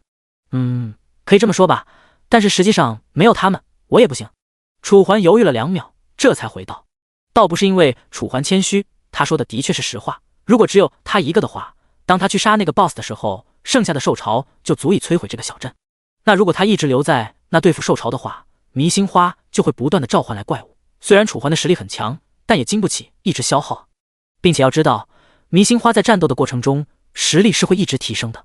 如果打到最后楚环还没有结束的话，那么这个迷星花的实力很有可能会从20级变成30级。等到那个时候，他召唤来的怪物可就不是10几级那么简单了，甚至可能招回来30、40级的那种恐怖存在。所以说楚环只能够快刀斩乱麻，不然后面无论如何这个小镇也受不住。正因为如此，楚环从不认为这个兽潮是自己挡下的。黄志远等人的功劳，就算是往小了说，也得有5成以上。虽然其中最大的功劳还是在楚环身上，但黄志远等人绝对功不可没。是吗？3男1女，还有2个小孩，我是真的想不明白，你们是怎么拦下兽潮的？尤可儿的声音带着一抹质疑，完全不敢相信，以楚环这样的阵容，是怎么和数以万计的兽潮对抗的？就算他有着这么多的高手，但他也不敢和兽潮较量，更别说是和兽潮正面对抗。第一眼看到楚环的时候，他并不认为楚环有多厉害，甚至和一般的人没什么两样，除了帅气那么一点儿，便没了出色之处。可他们都说楚环消灭了兽潮，这让觉得自己一直都比较强的尤可儿心中生出了质疑，因为他并不觉得就连他都无法抵抗的东西，能让一个看起来无比普通的男人挡下。很简单啊，他们挡住兽潮，而我杀了 boss 就行了。楚环轻描淡写的说着，而这一句话落入尤可儿的耳中，却变成了晴天霹雳。什么？你刚才说什么？你是不是说你杀了那个 boss？ 是迷星花吗？尤可儿就像抓住了什么关键词一样，声音变得大惊失色，和刚才的从容不迫形成了鲜明的对比。楚环先是犹豫了2秒，虽然不知道尤可儿这是什么情况，但最后还是点了点头。对的，如果不出意外的话，就是迷星花。尤可儿脸色开始变化，似乎变得有些惋惜。怎么了？有什么问题吗？楚环也抓住了这个点，继续问道。不知道为什么楚环突然觉得这里面有隐情，毕竟手上拿着这么大的力量，居然不帮忙守护城镇，并且还知道这一次的幕后黑手是谁，还在得知其被自己杀了之后，脸色变化的如此之快。再加上他和这里的百姓有着本质上的冲突，所以说于情于理，楚环怀疑他都是有理有据。没问题，我先带你们去找你们的房间吧。现在时候也不早了，等以后有机会的时候再说这个。尤可儿直接回避了问题，没有正面回答楚环。说完还不等楚环继续追问，尤可儿直接转过了身子，带着楚环等人继续向楼上走去。楚环眉头微皱，但现在寄人篱下，人家尤可儿都不想说，那他也没有追问的资格，只得跟上尤可儿的步伐。但在这个时候，一直在后面跟着的林小雪却仿佛察觉到了什么，当即来到了楚环的身边，用只有他和楚环之间才听得到的声音说道：你觉不觉得这个女人有问题？虽然林小雪也说不出来到底是哪里有问题，但是根据她女人的第六感，这个尤可儿绝对不简单。暂且不谈这个问题，等以后有机会再说。楚环头也没回的说道，随后便加快了步伐。林小雪见楚环也不想多说，只得闭上了嘴巴。走到3楼，再走上4楼，最终楚环等人在尤可儿的带领下来，到了这个客栈的最高楼，也就是5楼。和其他的楼层相比，这个楼层看起来更加的豪华，就连灯笼上都镶嵌着一根根金丝。虽然不清楚这个金丝到底是不是纯金，但光是这装修上的金碧辉煌，就足以说明这里的造价不菲。并且在转角的位置，楚环还看到了一个标识：砖房。至于这个砖房是什么，如果不出意外的话，这里应该就等同于在蓝星之上的各种会所里的 VIP 贵宾房间一样。都是给比较崇高尊贵的人准备的。看来这个尤可儿应该是用心了。楚环在心中思索着。很快，在尤可儿的带领下，他们来到了他们的房间。因为楚环等人一共有6个人，所以为了让楚环等人不那么拥挤，尤可儿直接给楚环等人了3张卡片。这是3张木质卡片，上面刻画着一种奇怪的阵图。虽然看起来就只是一种奇怪的图案而已，但仔细一观察，上面仿佛还游走着丝丝能量。如此一看，楚环几乎已经能断定，这个就是他从狐仙门下所学来的技术之一。只是没想到，他居然把这项技术拿来做成了房卡。要是他出生在蓝星的话，估计会是一个不错的经商料子。但可惜，这里并不是。不过这也足以说明，他为什么能够一个人在外地站稳脚跟。这和他聪慧的大脑离不开干系。第192章，休憩。怎么一直看着我？干嘛？想学吗？尤可儿笑着出声，眼中划过一抹无奈。我只是有些惊讶而已。楚环耸了耸肩膀，随后便将尤可儿递来的房卡拿入了手中。这张房卡分量非常的轻，总的来说顶多只有不到20克重。好了，这连着的3间就是你们的房间，你们自己进去看看吧。尤可儿看似随手为楚环指了个房间。这连着的3个房间都坐落在东方，也就是太阳升起的方向，绝对能第一时间看到太阳的升起。除此之外，这3个房间的外在装修看起来也非常的豪华，光是这个门框以及木门都是用比较名贵的红木制成的。要知道这个地方可不是在蓝星，蓝星物资丰富，当然红木这些对于人类来说并不算什么，但是这个地方但凡有红木这些稀有木材生长的地方，都有着非常多的怪物。也正是因为这个原因，使得在这个世界无论什么稀有物资都变得非常的稀有和珍贵，价格和蓝星之上完全就没有任何可比性。也正是因为这种原因，楚环才会惊讶眼前红木的价值。好了，我就不在这里浪费你们时间了，现在时间不早了，早点休息吧。等下你们看完房间，有什么问题的话，可以下来找我。尤可儿说着，声音十分的轻松，就像是完全不相信楚环等人会不满足这里的条件一样。说完就直接转过了身子，没有半点拖沓。直到尤可儿彻底离去，楚环这才将目光看向眼前的门锁以及房卡。这个门锁是一个凹槽，上面刻画着和这个房卡一模一样的图案。如果不出意外的话，这个图案应该就是激活它的关键所在了。楚环眉头微皱，随后便将房卡放到了眼前的凹槽上。随着房卡放入眼前的凹槽，一道微不可察的亮光突然从房卡之上亮起，随后光芒透过眼前的凹槽，原本紧闭的房门也在这一刻发出了一道脆响。咔嗒，房门打开，露出了一条黑色的缝隙，而在黑色的缝隙之后便是房间的内部结构。轻轻推开房间的门，映入眼帘的是温馨的陈设。至于为什么会说它温馨，是因为在楚环等人走进来的一瞬间，原本暗淡的房间突然亮起了一团火光。这套火光不同于熊熊大火，只是一道篝火罢了，只不过这道篝火却将周围的陈设衬托得格外温暖和温馨，就像是回到了自己家一样。而借着篝火的光芒，逐渐勉强能够看到周围其他的陈设，书桌、板凳、柜子、壁炉，一切用具应有尽有。更重要的是，此刻的桌子上还摆着一些美食，桌子的边上还刻画着一些纹路。如果不出意外的话，这些纹路就是可以控制时间的阵法纹路，专门用于防止食物变质或者之类的东西。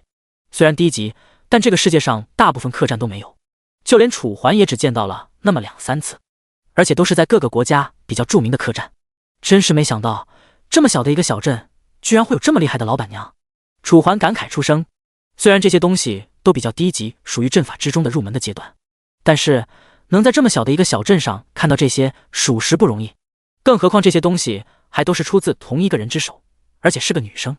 要知道这个世界可不是蓝星，在这里的重男轻女的思想远比在蓝星更加严重，所以一个女的能混到现在，着实有自己的本事。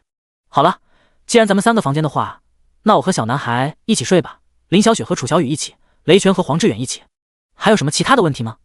楚环在看了一下房间里面的东西，确定没有问题了之后，这才将目光看向身后的黄志远等人。我和雷泉当然没有问题，就看他们了。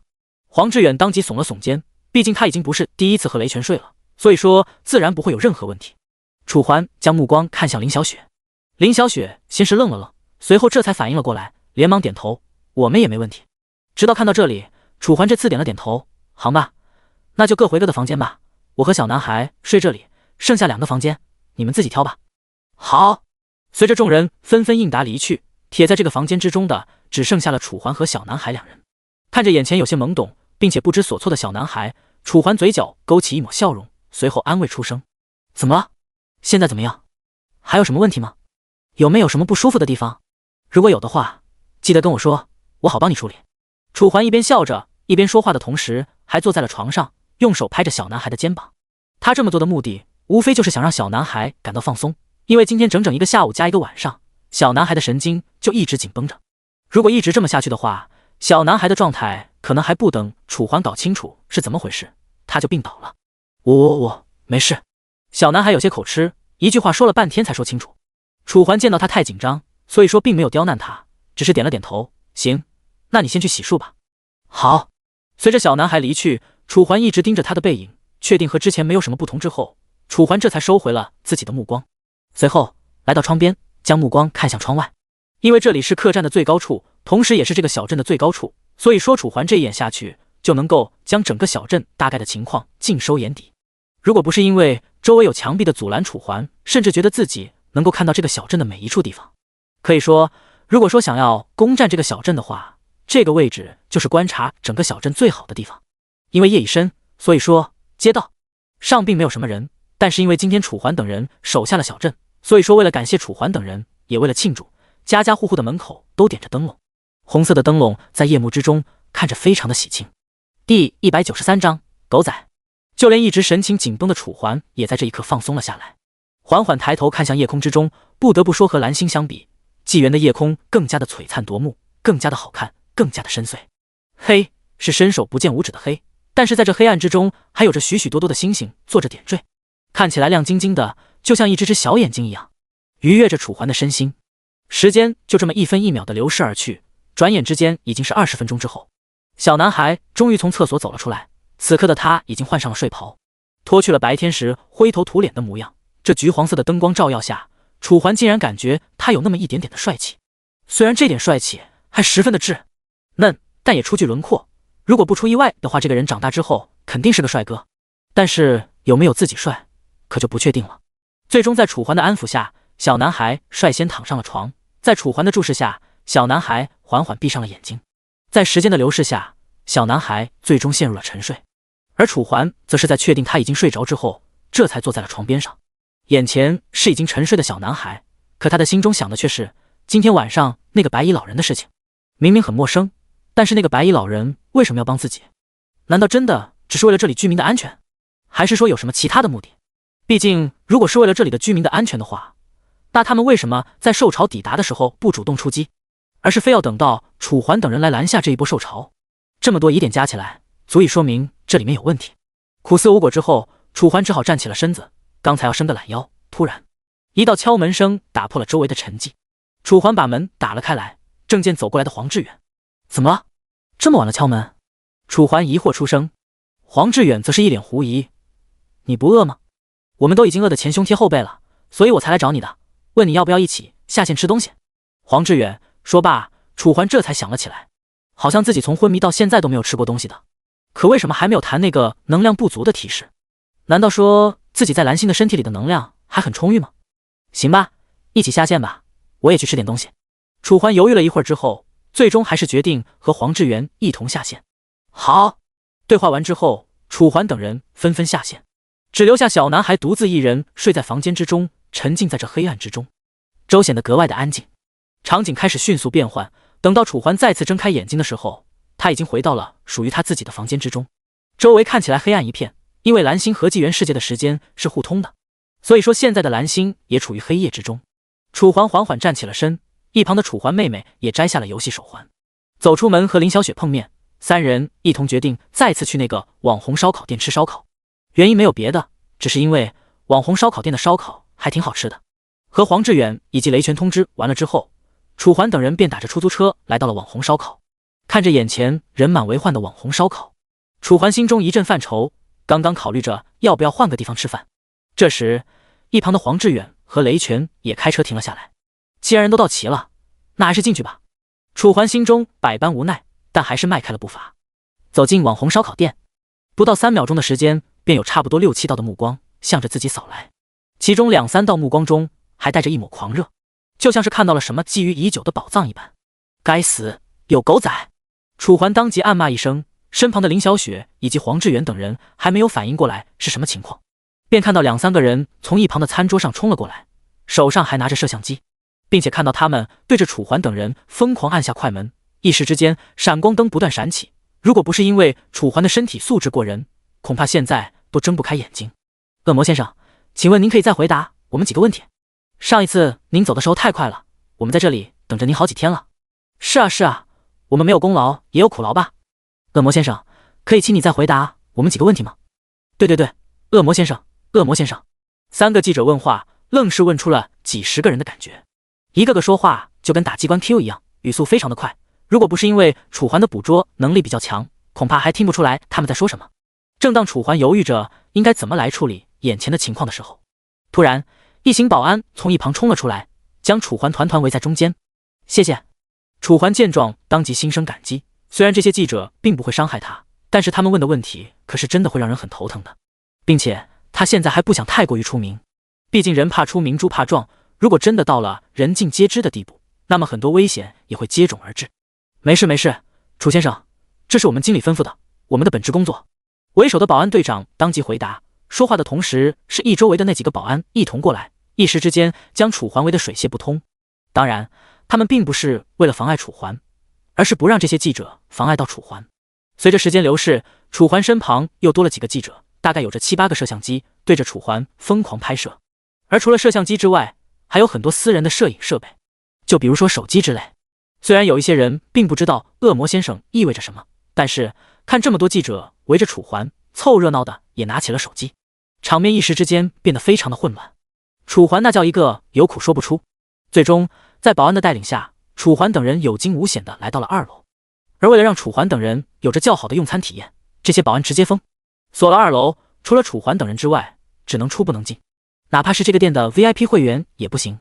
不得不说，这家老板还挺用心的，那个经理也是一个好苗子，懂得人情世故。楚环看着锁2楼的保安感慨出声。第194章，特殊对待。他没有说假话，如果换做其他人的话，可能就连理都不会理会楚环。可是这个经理就不一样，不但和这些保安叮嘱过了，还专门为楚环锁了2楼。这样的人以后很有概率会有出息，毕竟懂得人情世故。不多时，服务员便走了上来。不知道为什么，他看着楚环的眼神非常的恭敬，就连询问菜名的时候也非常的小心，就像是生怕惹到了楚环一样。你不用这么拘谨，我不会吃了你。至于菜什么的话，你看着来吧，什么好吃就上个2份。楚环说着，声音平淡，安慰的语气，这才让服务员恢复了平静，连忙点头退下。一旁，黄志远再也按耐不住心中的想法，当即感慨说道：真没想到有一天我也能成为这样的公众人物。之前在学校的时候，我都不敢想会有这么一天，这一切都是仰仗了楚环啊。黄志远说着，眼中划过一抹感激。的确，如果不是因为楚环的话，恐怕他现在还只是一个非常非常普通的人罢了。别说记者，就连周围的路人都不会鸟他。可现在他不一样了，跟在楚环的后面，他也成了公众人物之一。不带摄像机，里面有他的身影，就连很多人也对他是心生好奇，都好奇是怎么样的刺客能够混在楚环这样的人的身边。其实也没什么，只要你肯努力，后面都会到这种地步的。楚环回道。随后众人再说了2句，菜便端了上来。只不过为楚环的人端菜来的并不是之前的那个服务员，而是楚环的人每个人都见过的经理。楚先生您好，您又来了，真是令北饭店蓬荜生辉啊。经理说着满脸的感谢，因为自从楚环来了这个饭店之后，他们网红烧烤店的人气就一直居高不下。本来他们网烧烤店都已经处于倒闭的边缘了，结果就因为楚环的人气，直接让网红烧烤店起死回生。也就是因为这个原因，所以说楚环才给出了一系列针对于楚环的优惠计划，包括为楚环等人提供保护。蓬荜生辉就算了，我也不过是一个普通人罢了，只不过运气好了点。楚环平淡出声，事实也正是如此。如果给一般人这样的天赋，再让他多活一生，那么不管是谁都可以做到像楚环这么一样的高度。如果做不到，那他就真的应该从自己身上找一下原因了。哪里，楚先生实在是太谦虚了，以楚先生的实力，在整个华夏区可以说是当之无愧的第一。经理再次开口，虽然他并不怎么玩纪元，但是因为楚环的原因，他去了解了一下纪元。经过这段时间的过渡，纪元已经衍生出了许多有关于他的知识点，排行榜就是其中之一。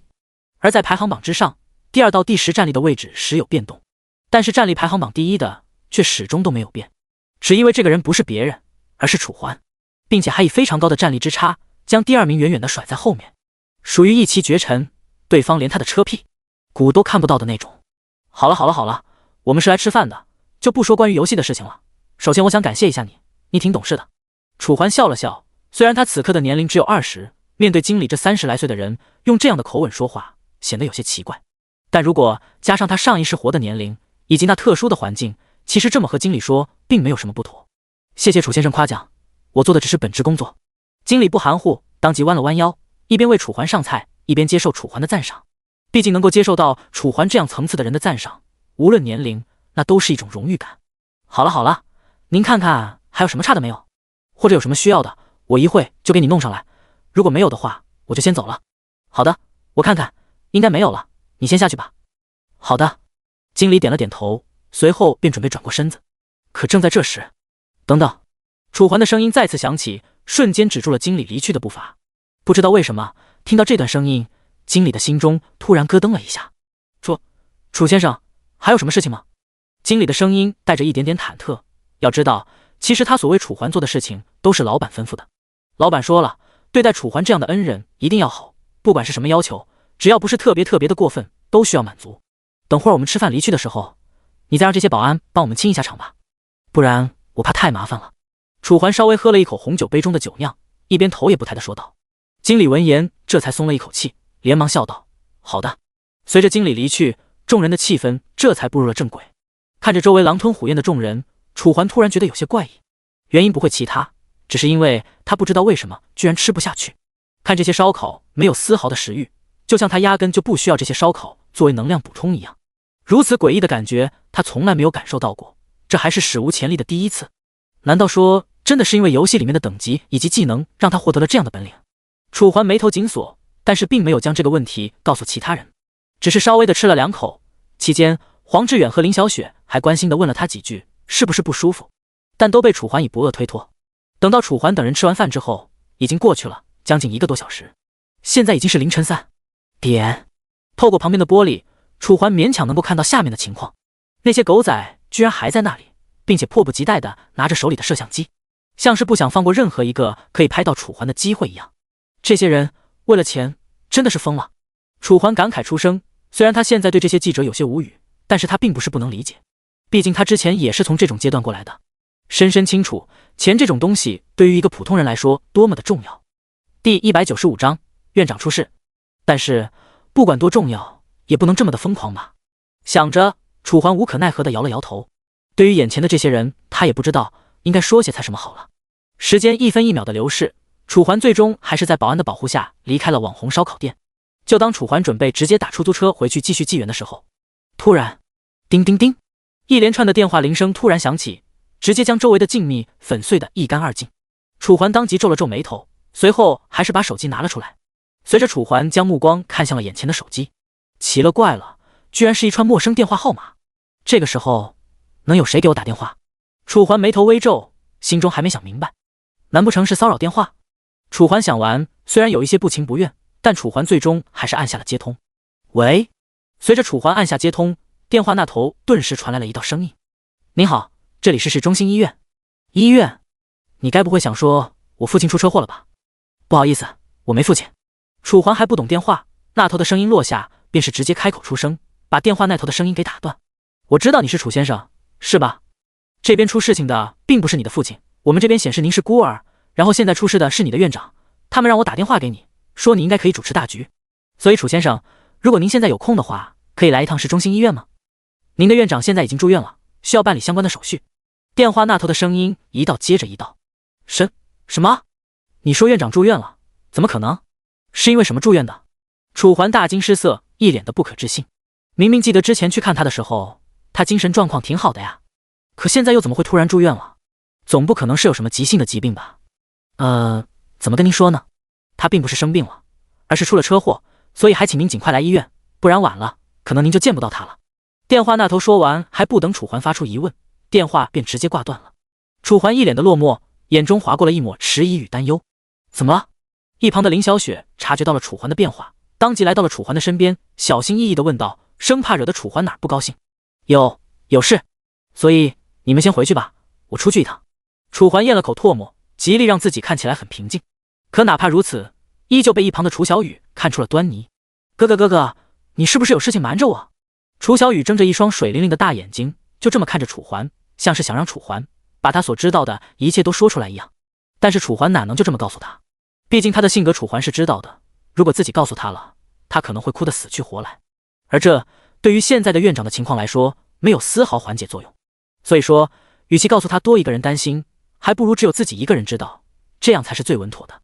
想罢，楚环勉强扯出了一抹笑容，随后缓缓摇了摇头，并且伸出自己的右手，在楚小雨的头上轻轻地摸了摸，安慰说道：“放心吧，如果有什么事情，我肯定不会瞒着你的。所以说，你就放心的跟着林姐姐一起回去吧。我要不了多久就会回来的。现在游戏里面可少不了你们，如果楚思航出了什么事情的话，那就麻烦了。清楚了吗？”最后一句话是楚环对着林小雪说的。林小雪闻言，就像是察觉到了什么一般，但看着楚环眼中的郑重，最终像是明白了什么，微微的点了点头。可是楚小雨还是有一些犹豫，看得出来他非常不相信楚环，还是想要楚环把事情说清楚。但是楚环都决定的事情，又怎么可能轻易改变？好了，小雨，我们先走吧。既然你哥哥他有事，我们就不打扰你哥哥，不然等下给哥哥惹生气了，等下哥哥不要你了。林小雪恐吓着楚小雨。楚小雨本来还有一些不情愿，但听到最后不要你3个字，楚小雨又像是触及到了什么雷区一样，当即闭上了嘴巴。水灵灵的眼睛之中划过了一抹委屈，但还是点了点头。那好吧。随着林小雪带着楚小雨转身走向出租车，周围就只剩下了黄志远和雷泉2人。看着这2个好兄弟，楚环先是犹豫了2秒，这才交代道：“院长出事了，我现在需要去看一下他，所以你们2个回去要尽快登录游戏，如果发生了什么比较大的事情，就赶紧下线联系我，明白了吗？”这句缓缓说道。因为林小雪和楚小雨现在还没有上出租车，所以说楚环的声音压得非常的低，除了他以及黄志远和雷泉3个人能听到之外，绝对没有第4个人能够听到。什么？你院长出事情了？本来黄志远还以为是什么其他的事情，没这么严重，但现在一听楚环说他院长出了问题，一时之间瞳孔大地震。虽然他和楚环的关系很好，但他也只见了楚环的院长1-2次。按照他对院长的印象，就是虽然有些年迈，但却非常的和蔼对待。楚环就像是对待自己的亲生儿子一样，而且楚环对待院长也跟对待他的亲生父亲差不多。2个人虽然没有血缘关系，但彼此之间的关系特别的亲密，不是家人，但却胜似家人。而现在楚环的院长出事情了，虽然这个事情并不跟他有关，但是他可是非常清楚楚环对院长重视的程度。可以这么说，如果院长真的出了什么非常大的事情，楚环甚至可以退游。什么纪元，在楚环眼里远远不如院长重要。所以说我现在必须要去看一下，你和他回去之后立马上号，懂了吗？不然如果出了什么事情，我唯你是问。楚环点了点头，随后再次开口，声音中满是严肃，没有任何一丝一毫开玩笑的意思。好，我这就带他回去。黄志远闻言不敢拖沓，连忙点头，随后便拉着一旁满脸懵逼的雷泉上了车。第196章被认。黄哥，怎么了？什么事情这么麻烦？车上雷泉才刚刚上车，便直接向着黄志远开口问道，因为他从开始到现在都没有搞清楚情况，什么楚环的院长，什么这样乱七八糟的，他是一句话都没听懂。搞了半天，你还不知道楚环的身世状况吗？黄志远叹了口气，似乎对于雷泉的话有一些不解。楚环身世怎么了？有什么问题吗？雷泉仍然一脸的懵逼，完全不知道黄志远在说些什么。算了，看你这样子跟你解释也解释不清楚，直接告诉你吧。其实楚环是一个孤儿，从小就在孤儿院里面长大，而刚才说的那个院长就是相当于楚环的再生父母，你懂了吗？黄志远解释到最后，声音逐渐变得凝重，因为他也不知道自己应不应该把这些话告诉雷泉，但是根据他这段时间对雷泉的观察，不像是会拿这些话大做文章的人。什么？这不应该吧？他看起来跟一般人也没什么不同啊，怎么会是孤儿？雷泉愣了，他本来还以为黄志远会说一些什么其他的，但是他没有想到的是，他居然直接说楚环是个孤儿。要知道，当初他和楚环第一次相见的时候，还是在迷雾山脉之中，他被一群哥布林包围。本来以为他那段时间以来的努力都白费了，马上就会被哥布林弄死，结果楚环出手相助，并且对着他抛出了橄榄枝。这一系列举动让他觉得楚环是一个非常好的人，也就是因为这个原因，所以说雷泉才加入了这个小队。他还以为楚环出生在一个非常好的家庭，也正是如此，才会让他养成这么好的性格。可现在黄志远居然说楚环是个孤儿，这不应该啊！要知道，一般的孤儿性格他不都比较孤僻吗？可为什么楚环看起来就就不一样，无论是形式还是性格，哪一点都跟孤儿的形象毫不沾边，倒更像是出身豪门，不然怎么会培养出这么好的性格？哎，反正我已经把实话跟你说了，你爱信不信吧，不和你多说了。现在我们要抓紧时间上号，不然如果在纪元里面出了什么事情，楚环说了，他唯我是问。黄志远再次叹了一口气，他何尝不知道雷泉心中所想，在一开始的时候，他也不相信楚环是一个孤儿，也就是因为这个原因，他才和楚环来到了他所在的孤儿院，直到那时他才信了。所以说，在学校里面，他对楚环非常的好，很大程度上就是因为他是一个孤儿。黄志远有些同情他。那好吧。一旁的雷泉见气氛变得有些焦灼，也不知道应该说一些什么好，只得点了点头，随后将目光看向窗外那站在路边的楚环。一旁的景观树随着微风在轻轻的摇晃，路灯在夜幕的笼罩下散发着微弱的光亮，就像是大海里面的一叶孤舟，衬托着楚环那孤单而落寞的背影。一时之间，雷泉的内心深处被深深的触动，不自觉地咬了咬嘴唇。这一刻，他突然相信了，因为他在楚环的身上看到了一抹似曾相识的情愫。这种情愫名为孤独。随着时间流逝，黄志远最终踩下了油门。随着楚环目视着黄志远等人的离去，整个公路上就只剩下楚环一道身影，一道沮丧的身影。犹豫过后，楚环最终还是拿出了手机，拨打出一道电话。5分钟后，又一辆出租车到来，接着楚环直奔市中心医院。时间流逝飞快，转眼已经是半个小时过去。市中心医院，这里是整个市最有名的医院，同时也是医疗水平最顶尖的医院。李师傅，谢谢，这是200多的，就不用找了。这么晚了，还麻烦您送我来医院。楚环拿出2张红钞递给司机。啊，不用，这是我分内的事，应该做的。毕竟我是出租车司机嘛。李师傅推辞着，怎么说也不愿意收下楚环的这一笔钱。毕竟他看得非常的清楚，这一切都是他应该做的，所以说无论如何，他也不应该收楚环的这一些钱。更何况这还不是比平时多了一点点，这是平时的好几倍。没事，这么晚还叫你出来，这是你应该得到的。楚环说出了一抹笑容，随后便再次将钱递给李师傅。李师傅本来还想要推辞，但是看着楚环认真而严肃的表情，最终还是点了点头。那行吧，既然你都这么说了，那我就收下了。说完，李师傅还是将楚环递来的钱收入了自己的囊中。好了，我先走了。好。随着两人的对话落下帷幕，楚环也不会犹豫，直接转身看向了前方的医院。市中心医院5个字高高的挂在上面，闪烁着红色的荧光，看起来非常的庄严和严肃。叹了口气之后，楚环怀揣着沉重的心情走入了医院。一股消毒水的气味顿时扑面而来。因为已经凌晨4点，所以说医院的人比较少，只有那么零星几个。如果不算楚环，那么加上前台也就只有3个人。其中一位还是一个母亲抱着孩子，神情紧张，一看就是孩子半夜发烧之类的。楚环没有做过多的理会，直接来到了前台，看着眼前长得还算不错的护士小姐，开口出声：您好，请问这里有一位叫李福海的患者吗？楚环的声音不大，但还是让护士当即抬起了头。因为现在是凌晨4点，没有什么病人，也没有什么事情可以做，所以说他表现得比较轻松，但当看到楚环之后，还是一脸的惊讶。你不是电视上的那个恶魔先生吗？护士的语气非常的惊讶，就像是完全没有想到会在这种地方见到楚环一样，并且从他话里的意思来看，楚环就是一个公众人物。你怎么知道？楚环先是懵逼了一下，本来想第一时间拒绝，表示自己只是和恶魔先生长得比较像，但想了想，还是想要知道他是从什么途径知道自己的。第197章，护士的惊讶。毕竟自己上一世可没有像现在这么出名，所以说楚环还是比较珍惜的。有些好奇，他到底是怎么知道？难道那些狗仔这么快就把视频上传了吗？想到这个，楚环不由得又为这些人感到同情，为了钱，恨不得把所有时间都花在风口浪尖之上。哇，真的是你吗？我的天呀！我就是在电视上看到你的，今天刷短视频的时候刚好看到你了，就是1个小时之前。护士满脸的激动，连说话都说不清楚了。这么短的一句话，他说了将近1分钟才说清楚，所以表现出他对楚环的到来有多么的惊讶。原来如此。楚环嘴角微微抽搐了一下，没想到事情居然真的是他想的这样，但眼下也没办法让楚环多想了。事情要紧。想罢，楚环直接无视了其他人投来的目光，当即把手压在了桌上。所以现在可以帮我说的事情了吗？楚环的声音比较严肃，所以说护士立马便反应了过来。好的，李福海是吧？我这就查。真没想到，真人比视频上长得更帅。原来世界上真的有这么帅的人。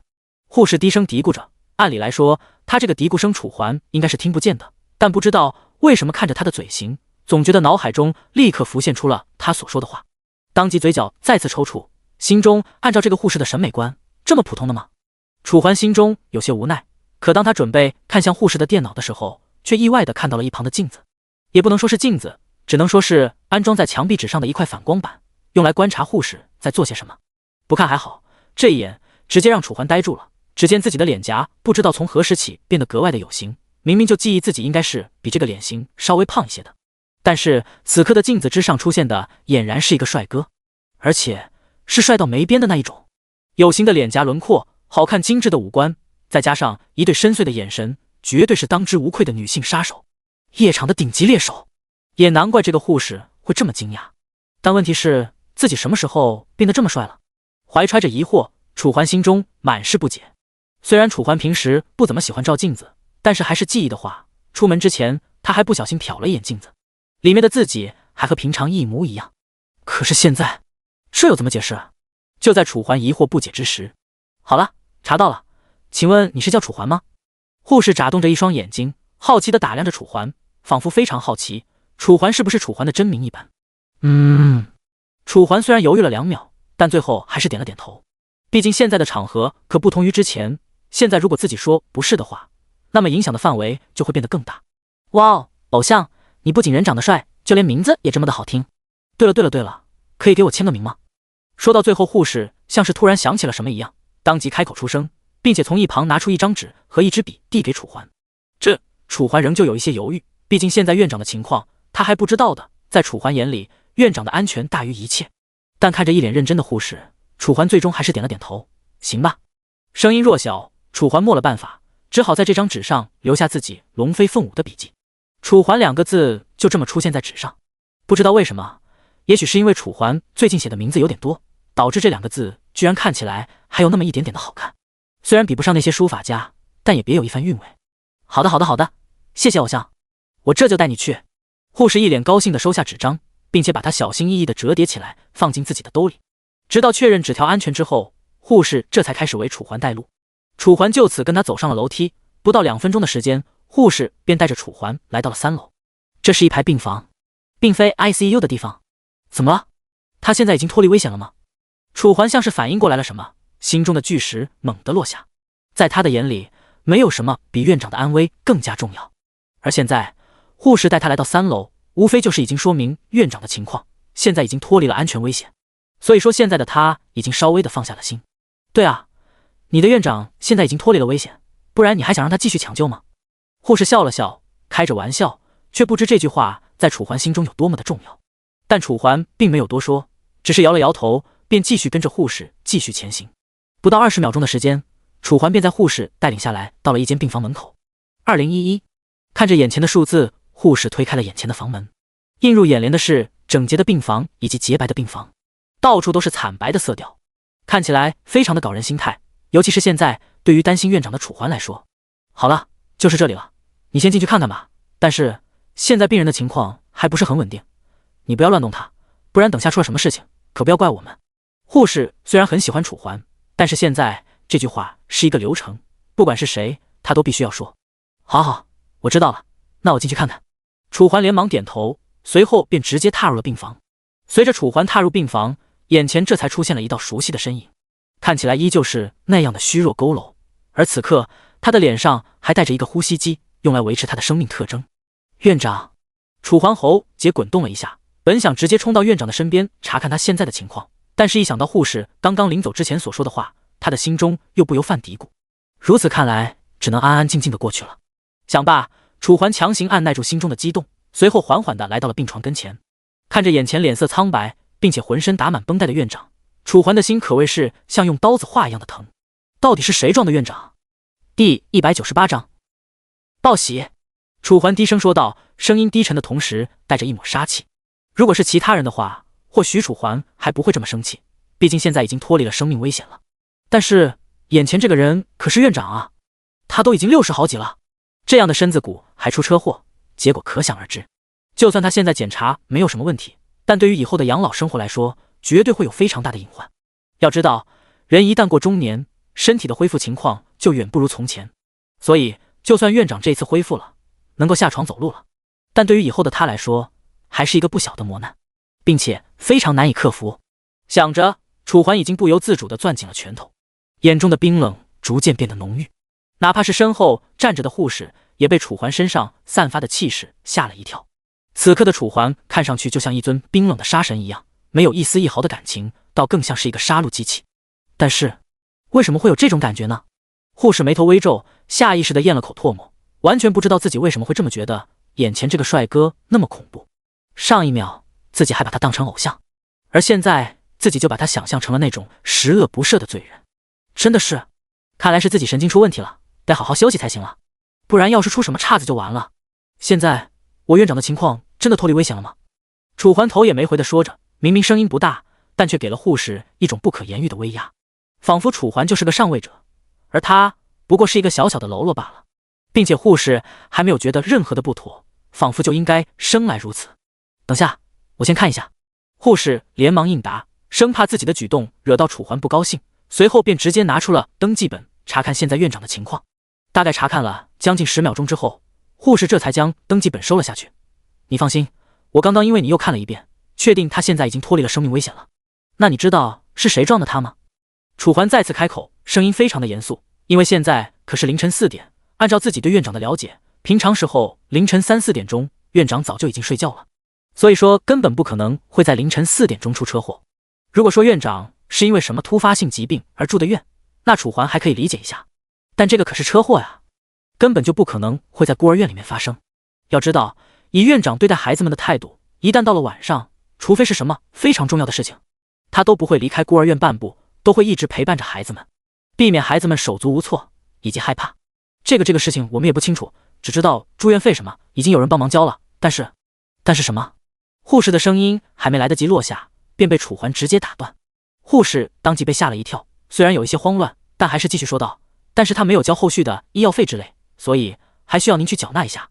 听到这，楚环眼中的冰冷再次浮现，本来还以为真的是有人不小心撞的，然后现在已经处理妥当了，但是现在连钱都没交齐，也不帮忙照顾院长，如此诚意等于没有。要知道，在楚环眼里，金钱这种东西可是最廉价的，没有什么能比金钱更加廉价，所以说只付了住院费，而没有交医药费，也没有帮忙照顾，这种人在楚环眼里就等于什么都没有付出，非常的欠揍。行了，我大概知道了，你先下去吧。直接摆了摆手，也不愿意多说，直接让护士离开病房。护士也不敢犹豫，知道现在就觉得心情不好，只好点了点头，便准备退下。可就在他即将走出病房的时候，却突然停下了步伐。对了，怎么了？楚环疑惑一声，终于转过了头。直到这一刻，护士才看清楚楚环的眼神，是那样的冰冷、无情以及恐怖。没什么，我只是想让你不要过于担心，他现在的情况真的已经比较稳定了，所以说只要你耐心等待，耐心照顾，一切都会好起来的。护士的心跳虽然已经加速了，但是还是安慰道，说完了话。行，我知道了，放心吧。楚环点了点头，随后收回了自己的目光。护士如释重负，最后也转过了身子，在松了一口气后便离开了病房。至此，整个空荡荡的病房便直接只剩下了楚环一人以及正在昏迷的院长。院长，你可千万不要出事啊，不然……楚环的话没有说完，但他的手却死死地压在眼前的床上，哪怕眼前都是铁床，也被他的力气压得微微变了形状。时间一分一秒地流逝而去，楚环什么也没有做，就这么在病房中陪着院长。就在楚环有些犯困的时候，叮叮叮叮叮，一连串清脆的电话铃声瞬间响起，将周围的静谧吵得粉碎。楚环也因此抬起了头，揉了揉略微有一些惺忪的双眼，将目光看向眼前的手机，上面显示着3个字：林小雪。喂，怎么了？楚环一边说，一边将自己的目光看向窗外。因为时间已经过去了好几个小时，所以说现在窗外的黑暗已经逐渐显露出了光芒，也就是说现在正处于破晓时分，过不了多久晴日便会降临。楚环，是这样，我们已经登上了游戏，现在楚思行还没有发生什么异常，我怕你担心，所以说就提前打电话通知你一声。电话那头传来了林小雪的声音，只不过不知道为什么略微显得有些疲惫。不过也对，毕竟他操劳了这么久，说不疲惫那是不可能的。行，我知道了，你们先继续吧，不用管我，要是实在不知道干什么，就去刷一下经验吧。你们现在等级还有点太低了。楚环说着，声音中带着一抹犹豫。电话那一头的林小雪先是应了一声，随后这才再次开口，语气听起来非常担心。那，你那边呢？现在情况怎么样？第199章，林小雪担忧。我这边的话你不用担心，情况还算好吧。至少，我院长并没出什么事情，只是出了车祸，现在正在静养，不过已经脱离了生命危险。楚环说着，声音带着一抹担忧。听到这，电话那头的林小雪这边回道：需不需要我过来帮你照顾？不用了。林小雪的声音还没有完全落下，楚环便直接开口出声，把林小雪的话打断。可是，林小雪还想说些什么，但是一联想到楚环的性格，最终还是把即将脱口而出的话咽回了肚子里。那好吧，没事，我这边的话事情不是很多，你不用担心。你现在需要担心的就是纪元里面，我违背了公主的命令，我怕公主会派人到这边来查看情况。如果到时候出现什么状况的话，一定要跟我说。包括楚思行那边，不管有什么异常，都要第一时间跟我说，记住是第一时间，不然如果出现什么无法挽回的情况，那可就难搞了。楚环说着，语气逐渐变得凝重。那好吧。林小雪听到这没了办法，只好答应了楚环的要求。嘟嘟嘟嘟，随着电话那头彻底变为一片忙音，楚环这才将手机放了下来。看着周围的昏暗，楚环眼中可谓是一片苦涩。最后回头看了眼院长的身影，窗外就此升起一轮今日，耀眼的阳光再次笼罩这片大地，将周围的黑暗逐渐驱散，给了这个世界新的希望。而在市中心医院之外，华夏各个地方，一片视频在网上迅速走红，不到半天的时间，已经拿到了将近3000万的播放量。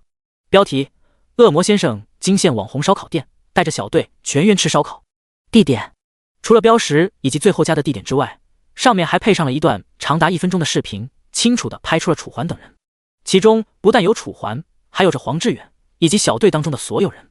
当然，除了在纪元世界中的楚思行以外，除了非常高额的播放量，在各大短视频平台还涌现出了非常多人想要找到楚环为其代言的商家。但是他们除了知道楚环长什么样子之外，就连楚环姓什么都不知道，这样他们根本就无从查找，除了某一些特殊部门。1天后，市中心医院，楚环满脸的疲惫靠在病床边上。这1天以来，他没有休息过任何1秒，始终都等候在病床旁边。可哪怕这么长时间过去了，撞伤院长的那个人还是没有来，就像失去了音讯一般，没有丝毫踪迹。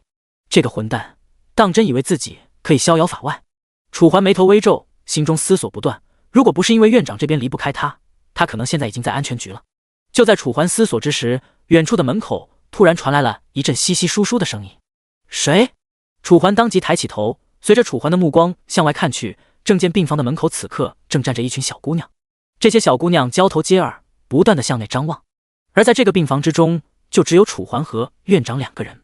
这些小妹妹显然不来看院长的，那结果就只剩下了一个，那就是来看楚环的。有事吗？楚环虽然有一些无奈，但还是拖着疲惫缓缓地站起了身体。哇塞，他不耐烦的样子也好帅啊。对，我也这么觉得，要不咱们也像小雪一样，向他要个签名呗。可以。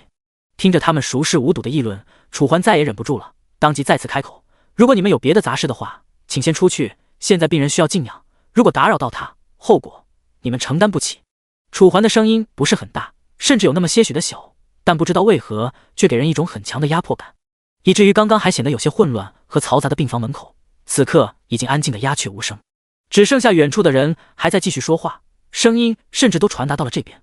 懂了吗？所以说现在没什么事情的话，就请你们先离开。楚环再次开口，声音非常的严肃，但这些声音落入眼前这些女子的耳中，却变得轻飘飘的。在他们的眼中，楚环的轮廓非常的帅气，也正因为这个原因，所以说他们非常的在意楚环。用他们的话来说，就是楚环是唯一。可这样的话，楚环听了又何止一遍？他真的好帅啊！是啊，偶像可以给我签一个名吗？看见眼前这些离子，眼睛中的花痴神态，楚环那叫一个无语心中起，完全不知道应该用什么话来表达自己此刻的心情。本来想直接抨击他们，给他们泼一盆冷水的，但转念一想，好像他们也没有错。最终，楚环还是微微闭上了眼睛，随后便直接把病房的门关了起来。偶像，你怎么能关门呢？楚环还没来得及把门关上，便听到了门外女子的一众呼喊。但楚环又怎么会理会他们，毫不理会的把门直接紧紧闭合了起来。直到房门彻底关闭，楚环周围的空间这才安静了下来，整个病房再次归于静谧。感受着周围这良好的气氛，楚环微微舒缓了一口气，最后重新来到了病床前。看着眼前仍然昏迷的院长，楚环心中五味杂陈。怎么还不醒啊？不会真的是奶出了问题吧？楚环的声音之中带着犹豫，因为他也不确定这是什么情况，所以说他的声音非常的小。就在这时，咚咚咚，一阵敲门声突然响起，把楚环的思绪从脑海拉回到了现实之中。谁？楚环的声音非常的不耐烦，因为这敲门声十有八九就是门外的那群女生弄的。真的是搞不懂了，现在的女生都这么不自爱的吗？自己不就是突然变得帅了一点吗？用得着这么疯狂吗？楚环心中满是无语，但门外却没有丝毫回应，并且敲门的声音还越来越大。无语。楚环微微压住了心中的怒火，最后还是站起了身子。第200章送饭。来到病房门口，怀揣着复杂的心情，楚环最终还是把门打开了。随着病房房门打开，门外嘈杂的声音再次传入耳中。楚环刚想呵斥外面的人，可突然发现映入眼帘的居然是一张无比熟悉的脸颊，看起来有一些好看，精致的五官再配上白皙的皮肤，以及那一双白皙纤细的大长腿，一切的一切搭配起来都是这么的完美无缺，这么的引人注目。如果把这位美女放到大街上，一定是一道亮丽的风景线，回头率99%。9%。至于那0%的人，便是对女人没有兴趣的人。你怎么来了？楚环的声音略微有那么一些错愕，因为眼前到来的人不是别人，正是被他要求留在游戏中时刻把守的林小雪。我这不是担心你吗？所以就过来看看你。而且你不是说你非常担心游戏里面的情况吗？现在已经处理的差不多了，所以说就想让你进去看一下。林小雪说着，一边把自己的手伸进自己的兜里面，随后从中掏出了一个圆形的手环。不用多说，这个手环正是纪元的游戏手环。虽然看起来黑并且简单，但其实它的内部结构非常的错综复杂，甚至还用到了纪元世界的空间传送阵法。也正是因为这个游戏手环中的空间传送阵法，才让这个游戏手环具备了将玩家从蓝星传送到纪元世界的能力。楚环眉头微微皱起，虽然有一些犹豫，但最终还是把游戏手环从林小雪的手中拿到了自己的手里。你就放心吧，游戏世界里面的基本上我都已经处理好了，你就放心去看吧。至于你的院长这边，黄志远已经把大概的情况跟我说了，我会照顾好他的，你放心。林小雪露出了一抹笑脸，看起来非常的甜美，一瞬间就把楚环心头的阴霾全部驱散，只剩下了一片温暖。那好吧，既然如此，你就帮我照顾一下吧，我上去看看。楚环点了点头，也不好继续说什么，只得把游戏手环放到了一边。就在楚环转身的一瞬间，他却看到了林小雪手上提着的一个保温盒，粉红色的保温盒，自己之前从来没见过。这个，楚环当即好奇出声。不知道为什么，当楚环的目光看向保温盒的时候，林小雪的脸颊竟然浮现出了一抹红。晕，说话的声音也有一点点哆嗦。这个是我给你做的饭，亲手做的，学了好久，你尝尝吧。但是可能做的并不是特别好吃，所以你不要介意哈。林小雪说完，低着头将保温盒递给了楚环，原本微红的脸因此变得通红，就像是熟透了的苹果一样，看起来非常的幼，人且香甜。怎么，你亲手做的？楚环疑惑一声，虽然他并不了解林小雪的过去，但是根据这段时间对林小雪的观察，如果说林小雪会做饭的话，他是完全不会相信的。因为之前有一天的时间，楚环在家里做过饭，但林小雪却连做饭的常识都没有。就这样的人，怎么可能会做出什么好的饭菜？是啊，这是做的不太好，所以还请你不要嫌弃。林小雪有一些不好意思，死死的低着头，完全不敢看楚环的眼睛。楚环也没想到他居然会这么害羞，顿时觉得自己发现了他可爱的一面，随后便将林小雪送来的保温盒收了下来。好吧，刚好我也饿了，我就现在吃吧。楚环抿了抿嘴唇，随后就直接打开了眼前的保温盒。那个有名的并不是楚环所想象的那种黑暗料理，而是看起来花花绿绿的，很有食欲。上面是一层瘦肉，下面是一层土豆。如果不出意外的话，这应该是一盘土豆炒肉，只不过这个肉块切的稍微大了一点。但是这只是一个小瑕疵罢了，除此之外，这一盘菜的卖相看起来还是不错的。怎么样，看着还可以吧？林小雪眨了眨水灵灵的大眼睛，眼中带着那么一点点的期待。楚环也不好说什么，只能点点头。确实可以。得到楚环的肯定，林小雪当即露出了一抹开心笑容，像是一个小孩子一般，看起来是那样的天真和单纯。好了，我尝尝。楚环一笑，随后便拿起筷子准备夹一块肉块尝一下。可就在这时，林小雪却像是突然想起了什么一样，当即伸出手把楚环的动作拦了下来。等一下。怎么了？楚环一脸的懵逼，完全不知道林小雪这是要干什么。林小雪的神态看起来扭扭捏捏的，就像是这一盘菜里面有什么不好的东西一样。有什么东西你就直说吧，这么多浪费时间。楚环有些无奈。下一秒，林小雪这才抬起了头。是这样，这盘菜我可能稍微放的咸了那么一点点，但是因为原材料就买了这么一份，所以说我就给你送过来了。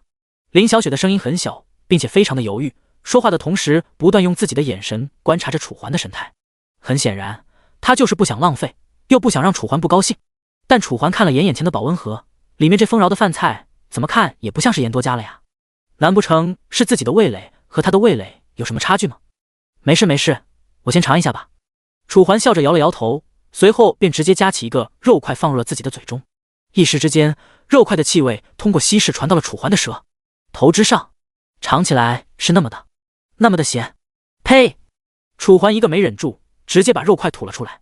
这也怪不得他，如果这个肉块的味道稍微正常那么一点点，哪怕只是咸了一点点，楚环也可以接受。但问题是，这压根就不是咸了一点点的问题啊！就这个用量，你就算说林小雪把盐瓶子打翻在了锅里，楚环都能够相信，因为实在是太咸了，吃起来就跟吃盐巴一样，一点肉的味道都没有，全都是盐的味道。要多诡异就有多诡异，难吃至极。